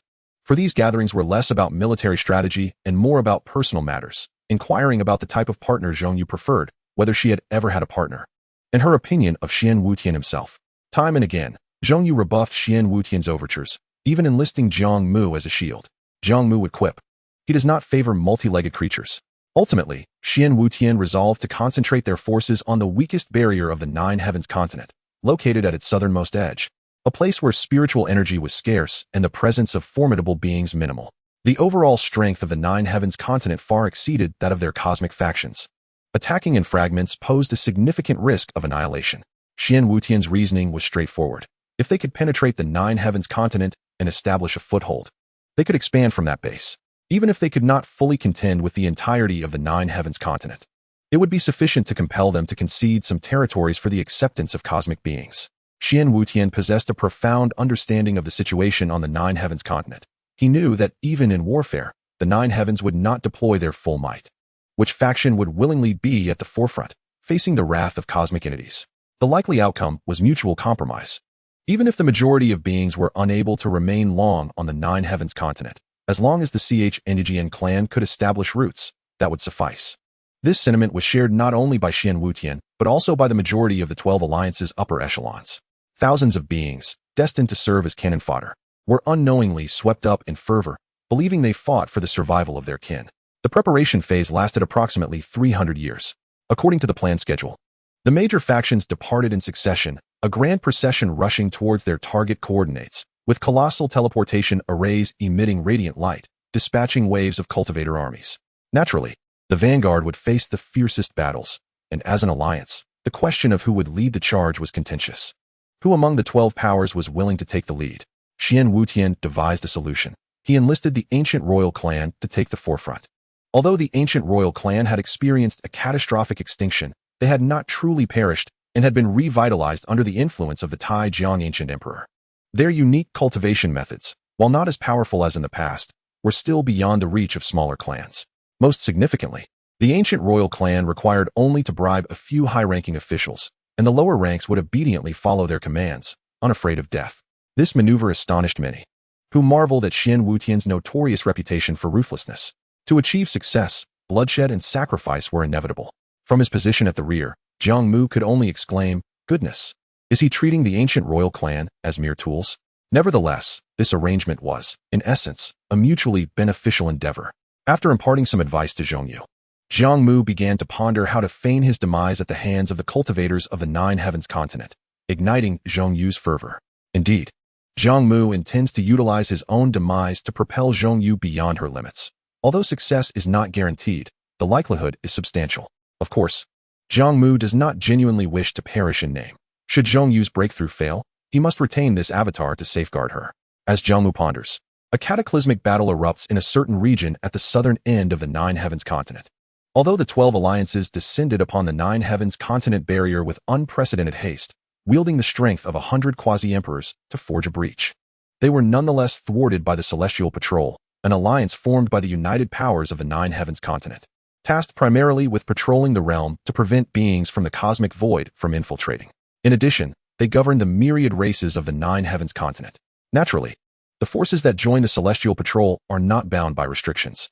Thus, the practitioners of the Celestial Patrol wield supreme authority within the Nine Heavens continent. Those capable of joining are either from formidable clans or possess unparalleled strength. The commotion caused by the 12 alliances breaching the barrier was significant, and the Celestial Patrol, arriving promptly, consisted mostly of early-stage quasi-emperors. A disagreement ignited a fierce conflict at the southernmost part of the Nine Heavens continent, unleashing towering waves across the boundless sea. With only the Celestial Patrol present for the time being, the quasi-emperors of the 12 alliances engaged the patrol, allowing the alliance's forces to continuously establish a foothold in the Nine Heavens continent, utilizing the scattered islands within the boundless sea as defensive strongholds. The boundless sea is particularly vulnerable due to its vast expanses of water and scarce, fragmented land. The most populous races are likely the aquatic and water beings. Consequently, the Celestial Patrol, lacking the will to fight to the death, opted for a strategy of skirmishing and retreating. They understood that engaging in a full-scale battle was not feasible. A mere show of force sufficed. especially upon witnessing a brilliant golden light approaching from afar. Among the quasi-emperors of the Celestial Patrol, who could forget Jiang Mu's illustrious achievements on the Nine Heavens continent? One individual could effortlessly subdue them. The invincible saint body, Jiang Mu, had entered the fray. The opposition yielded considerable territory to the 12 alliances, and the quasi-emperors of the alliance chose not to pursue relentlessly, instead halting their advance. The Celestial Patrol? Merely trifling.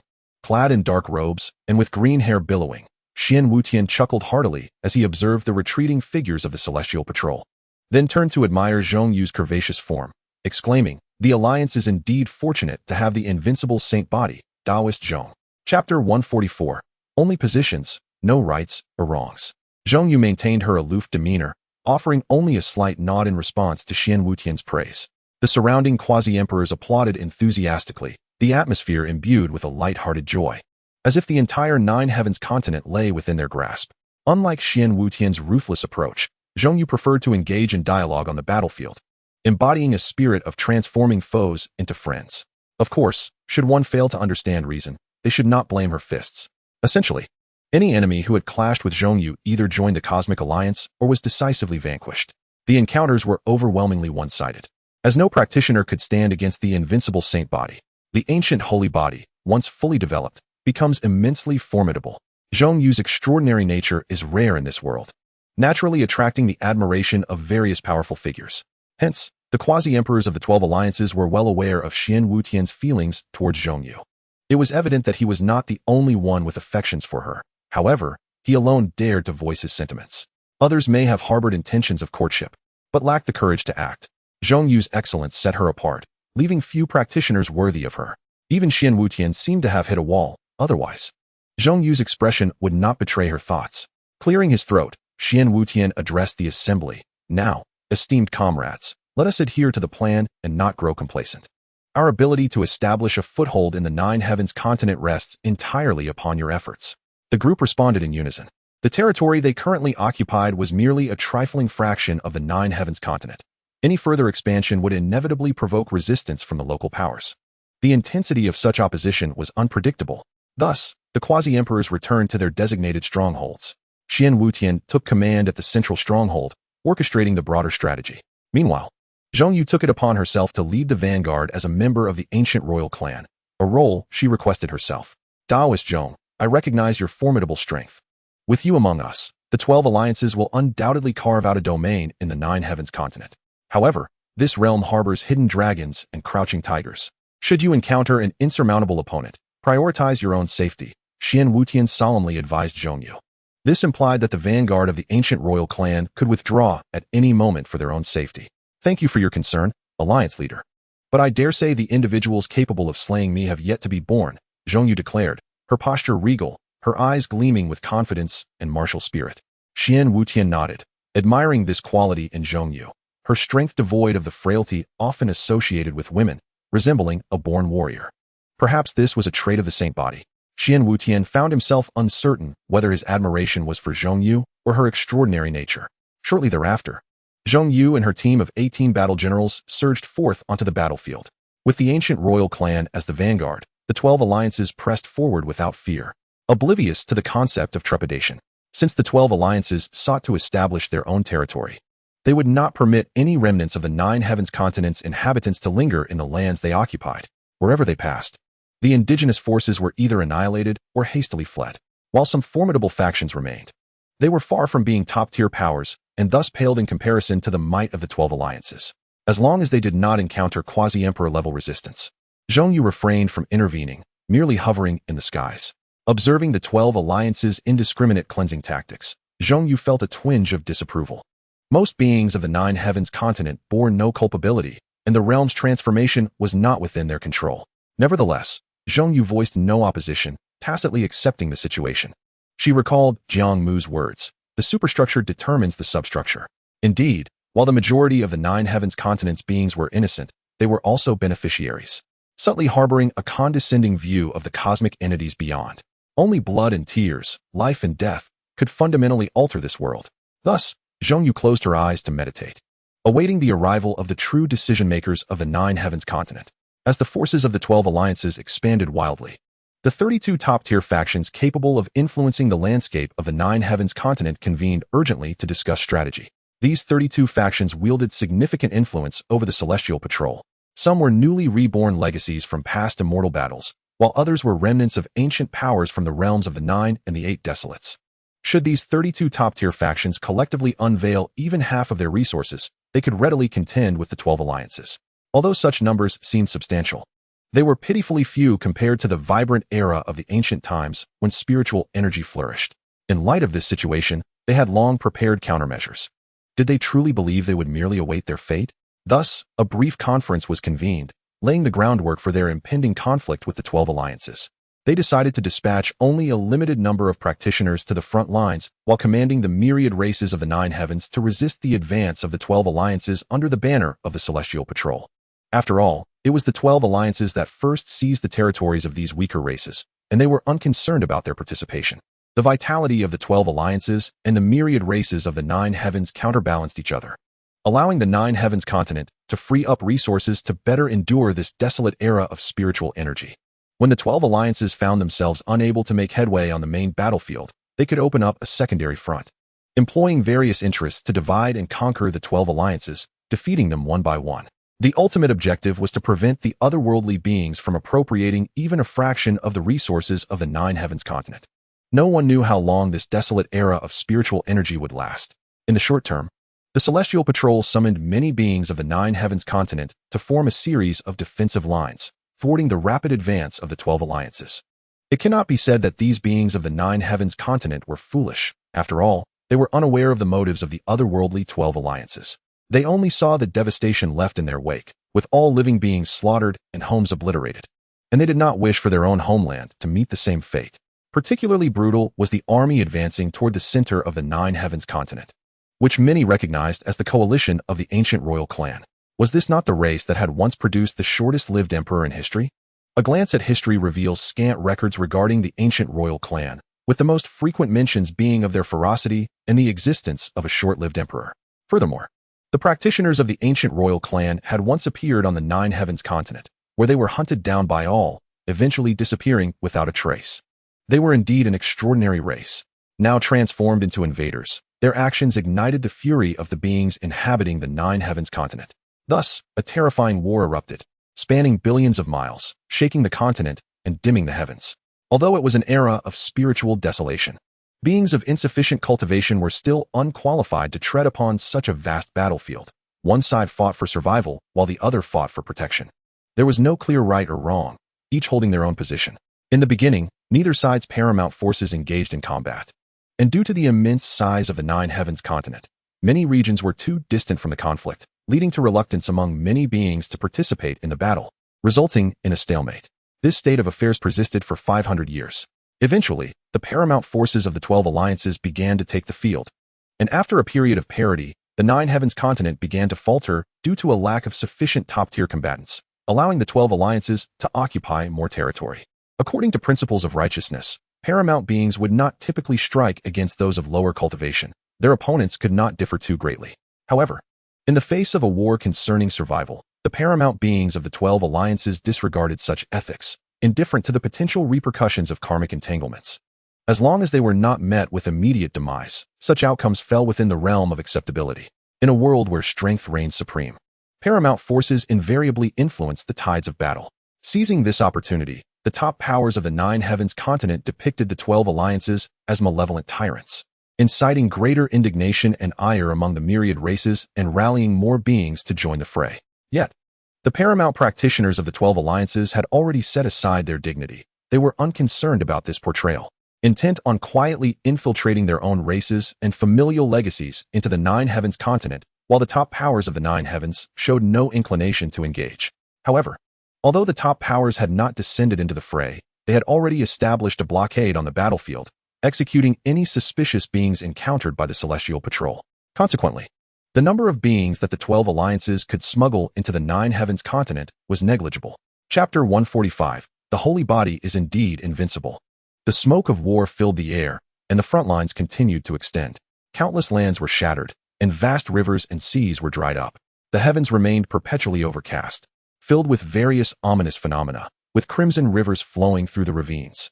Many beings were entirely buried on the battlefield. Since the top powers of the Nine Heavens continent did not engage, merely hunting down the scattered beings within its borders, the paramount beings of the 12 alliances turned their attention toward the celestial patrol. As a result, some of the paramount forces fell. It was indeed no easy feat to cultivate to such a level during this desolate era of spiritual energy, and the fall of a paramount being sent shockwaves through the realm, as if even the heavens mourned their demise. Nonetheless, there remained loyal and honorable paramount beings within the 12 alliances who sacrificed their own lives to carve out paths to survival for their allies. This marked another stalemate, enduring for 500 years. Both sides suffered losses, yet these casualties were but a drop in the ocean compared to the vast population of life. The expansion of the 12 alliances was slow, yet it persisted. If the Nine Heavens continent did not summon its true strength, once the 12 alliances expanded to a certain extent, they might genuinely establish a foothold. But did the top powers of the Nine Heavens continent truly wish to witness such a scenario? Perhaps they were merely awaiting an opportunity. Thus, this war entered its third 500-year period. This era was characterized by a tug-of-war, with both sides gaining and losing. Numerous paramount practitioners from both sides took to the field, and the clashes grew increasingly brutal, with some battlefields even extending into the cosmos beyond the heavens. Only Xianxiu remained stationed at the remnants of the ancient royal clan's vanguard, feeling a profound sense of ennui due to the lack of opponents to slay. It was not that no paramount beings from the Nine Heavens continent descended upon the battlefield. Rather, upon seeing Xianxiu, they fled with remarkable speed, fearful of being caught and exterminated. It was not just one or two, but rather the majority behaved this way. Those daring enough to remain were either brought to tears by reason or bloodied by her fists. Although Xianxiu had been absent from the Nine Heavens continent for a considerable time, her legends still persisted. Before mastering the ancient holy body, she had indeed been rather ineffective, but once perfected, she became invincible among peers. The world found it difficult to identify a rival. Furthermore, as Jiang Mu was unwilling to strike against beings below the imperial realm, she traversed among the myriad armies, employing heartfelt reasoning to persuade many beings of the Nine Heavens continent to join her ranks. Thus, compared to the other front lines, Jiang Mu found herself rather unoccupied. With no hindrances from the paramount practitioners of the Nine Heavens, the front line she occupied advanced the fastest, nearly forming an arrowhead on the battlefield. The paramount beings of the 12 alliances were astonished, as Jiang Yu's performance once again validated Xian Wutian's assertion, with the invincible holy body Jiang Yu present. It was indeed a stroke of good fortune. Meanwhile, the top powers of the Nine Heavens continent looked upon Jiang Yu with considerable vexation. Most of the current paramount beings had come from the same era as Jiang Yu, and even though she had vanished for several millennia after stepping into the quasi-imperial realm, they did not believe she was weaker than before. Among equals, Jiang Yu remained invincible in their eyes. Moreover, given their shared history, if Jiang Yu were willing to join the Nine Heavens continent, they would gladly welcome her, which is why they refrained from launching an assault against her, recognizing that such an endeavor would be detrimental to their own forces. However, the attempts to persuade Jiang Yu to surrender were met with failure, even from those who had once been her followers. Jiang Yu firmly rejected their overtures, even inspiring these paramount beings to follow her once more. The top powers of the Nine Heavens continent were left dumbfounded. Could it be that the only recourse was to engage in armed conflict? The younger paramount beings hesitated, but the older generation would not grant them much time. In the fourth 500-year period, Jiang Yu's front line had stretched too far, prompting the top powers of the Nine Heavens continent, those who had no prior interactions with her, to dispatch a significant number of paramount forces to confront her. They sought to test the mettle of this invincible holy body in the present day. War has never been fair. The paramount forces of the 12 alliances were inherently outnumbered by those of the Nine Heavens continent. Thus Jiang Yu found herself alone, battling against 5 peak quasi-imperial opponents. Jiang Yu cast a glance and found herself confronted by 5 aged individuals, while it might have been acceptable to contend with 5 youthful beings. Facing 5 decrepit old men felt like a blatant affront to her dignity. The golden domain unfurled as Jiang Yu, alongside 5 quasi-emperors from the Nine Heavens continent, established a battlefield beyond the skies, engaging in a brutal clash that reverberated throughout the realm, allowing almost all beings of the Nine Heavens to sense the terrifying aftershocks. This intense battle, though not prolonged, saw 4 figures plummet from the celestial vault, crashing heavily onto the Nine Heavens continent as the heavens opened, unleashing a torrential rain of blood. Bathed in the sanguine storm, Jiang Yu stood proudly beyond the Nine Heavens, exuding an aura of inviolable authority, as if she were the sovereign gazing down upon the entirety of the Nine Heavens continent. This confrontation left countless beings in awe, silencing any doubts regarding the invincibility of the sacred body. It even stirred the curiosity of several slumbering old entities, who regarded this invincible quasi-emperor of the human race with inquisitive eyes, seemingly awakened from ancient memories. Yet, ultimately, they sighed in lament and succumbed once more to their slumber. Despite the formidable aura of these beings, they were mere quasi-emperors, epic-making figures unwilling to embrace death. However, their presence unsettled Jiang Mu considerably. The sole silver lining was that no one dared to challenge her any longer. Perhaps it was prudent to deliberate carefully, for if even 5 peak quasi-emperors could not vanquish her, it appeared they had sustained little injury. With a decisive show of strength, Jiang Mu subdued the 5 peak quasi-emperors, gaining valuable insights from the encounter. Consequently, she opted not to return to the front lines but retreated to the rear for a brief period of seclusion. Initially, she intended to seek guidance from Jiang Mu, yet discovered he was absent, utterly unreachable. Where had he gone?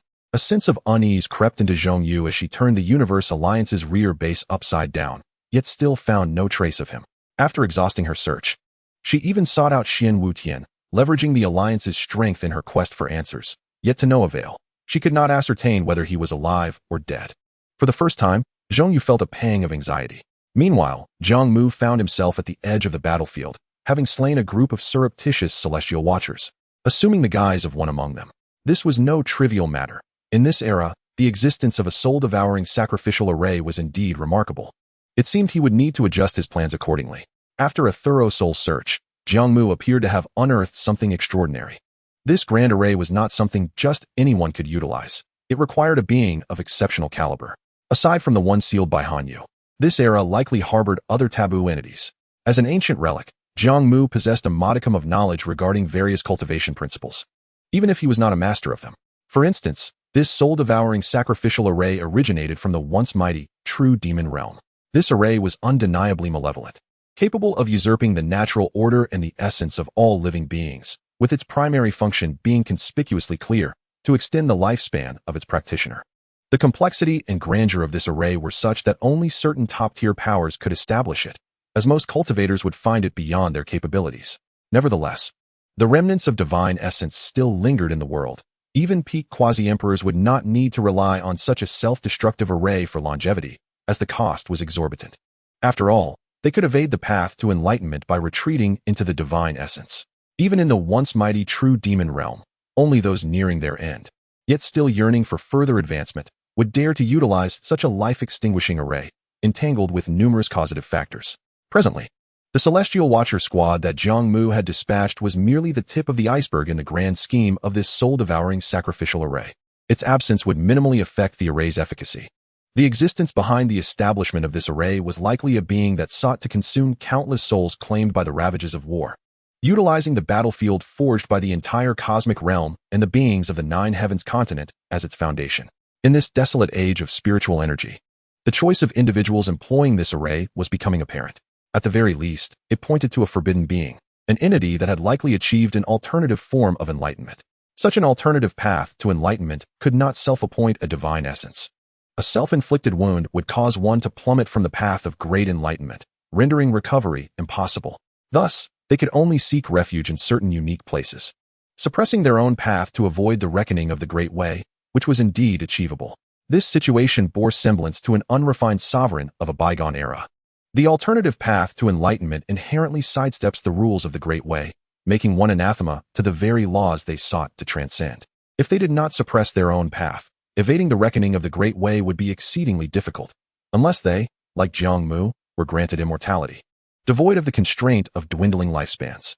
When Jiang Mu attained the celestial dominance body, he refrained from allowing such a perfected state to linger in the world for the same reasons. The numerous taboos of the Forbidden Zones were too great a gamble to take. Originally, Jiang Mu's venture was prompted by his inability to tolerate the 9 heavens continent's slow drain of lives at the hands of the 12 alliances. At this rate, when would Jiang Mu ascend to enlightenment? He intended to personally engage these top-tier powers, providing sufficient enticement for them to act with full force. For instance, he possessed 3 lotus fruits from the blood-ashen red lotus. This was merely due to his reluctance to expend excessive resources on nurturing the lotus.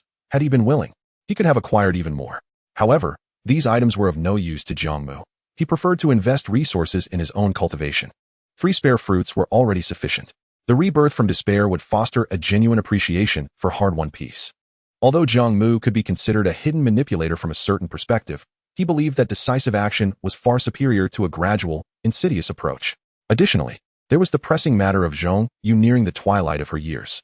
While the sacred body possessed vibrant life, force, and longevity, far surpassing ordinary beings. Appearing youthful until the final moment, it was undeniable that Jiang Mu was approaching the venerable age of 9,000. Thus, Jiang Mu needed to act swiftly. Yet, he had not anticipated that merely venturing to the battlefield's periphery would unveil such revelations. Certain top-tier powers from the Nine Heavens continent were laboring on behalf of forbidden beings.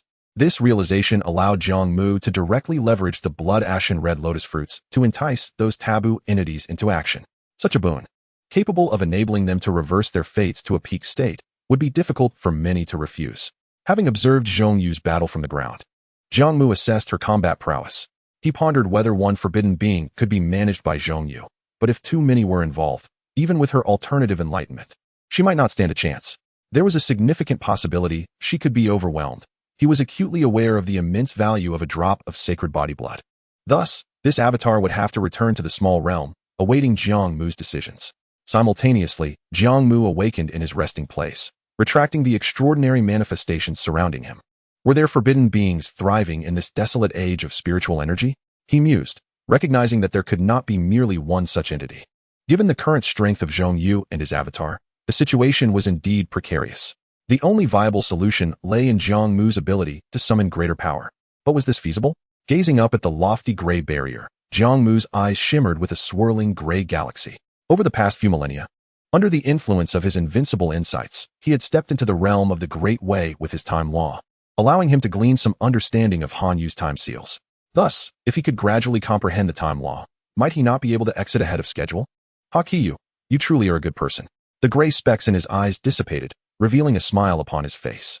Jiang Mu's mastery of the time law had now reached the first tier of the Great Way, enabling him to elevate the time law of his avatar to a level commensurate with that of the Great Way. Thus, the external avatar of Jiang Mu would be able to engage in a contest of strength with the One-Era Emperor and those taboo beings who have transcended the conventional path to enlightenment. Moreover, Jiang Mu's avatar, having entered the realm through the supreme principles of time, coupled with powers exceeding the pinnacle of quasi-emperors, could easily subjugate these forbidden entities. In this manner, the life of Jiang Yu would be secured, with everything firmly within grasp. Furthermore, Jiang Mu harbored hopes that the number of these taboo beings would not be insignificant. Despite the enhancement of comprehension, relying solely on personal cultivation proved to be excessively slow. Thus, he preferred to employ divine powers to refine these forbidden entities into fruits of the Tao for consumption, which would both expedite his cultivation and eradicate threats to the populace. As for Han Yu's possessions, the later they were encountered, the better. Additionally, Jiang Mu intended to personally escort these taboo beings on their journey, choosing not to retreat into seclusion, maintaining a constant mental connection with his avatar, indistinguishable as one. The sensation of returning to the domain of the great Tao was indeed comforting. Once again, the avatar set foot in the cosmic expanse and discreetly returned to the Nine Heavens continent. Jiang Mu was aware that Jiang Yu, perhaps unable to reach him, was likely growing anxious, thus he needed to act swiftly. Crossing the boundless battlefield, Jiang Mu selected 10 of the most influential top-tier powers on the Nine Heavens continent as his targets, each potentially harboring a taboo being. After negotiating with the leaders under the guise of a mysterious figure, he finally gathered 5 of them around a conference table. Among them, 6 were remnants of the old era, the sacred land of Taishu, the celestial clan, the ancient Xianxian sect, the divine clan, the underworld clan, descendants of the Nine Yao, and the Jueshing Taimyao sect. The remaining 4 were new legacies that emerged after the War of Ascension, the Taixing dynasty, the Yuntu Dao sect, the Golden Armored clan, and the Zongheng Sword sect. Each of the 10 dispatched a representative to engage in clandestine scheming in Liang City. Jiang Mu, using the undying aura of the blood ash red lotus as bait, fabricated a tale about Jiang Yu possessing extraordinary fortunes. Jiang Mu's intention was to persuade the 10 factions to unite in capturing Jiang Yu, uncovering the fortune that resided within him, with Jiang Mu claiming half for himself and the remaining half to be shared among the 10. As for the source of Jiang Mu's information, it was best left unspoken. Upon hearing Jiang Mu's words, the factions immediately contemplated seizing him instead. Jiang Mu feigned surprise, having assumed these top-tier powers would uphold their reputations, some of which had endured for millions of years without interruption. He was taken aback by their utter shamelessness. How could they dare act so recklessly in Liang City? a place that prioritized rules and explicitly forbade violence. Disregarding the presence of the celestial overseer, the cultivators scoffed, bluntly stating that what the celestial overseer did was merely a matter of their word. Rules, they declared, were the province of the weak. Consequently, Jiang Mu unleashed a torrent of invective, feigning a struggle before dramatically perishing in a self-detonation, leaving nothing behind save for the essence of the undying divine herb that had long since fallen into their hands. The representatives of the various factions expressed their regret at failing to extract more useful intelligence. Was what Jiang Mu said true or false? Perhaps the mysterious aura they carried back would eventually yield the answer. A month after Jiang Mu's disappearance, an anxious Jiang Mu even suspected he had been captured by the forces of the Nine Heavens continent, confronting them at the forefront of the battlefield. Simultaneously, numerous formidable auras surged from various locales across the Nine Heavens continent, descending upon the battlefield.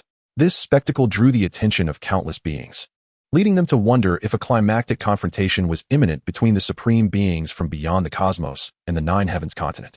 Observing this turn of events from the shadows, Jiang Mu recognized that his plan had come to fruition. No taboo being struggling for survival could resist the allure of the undying divine herb.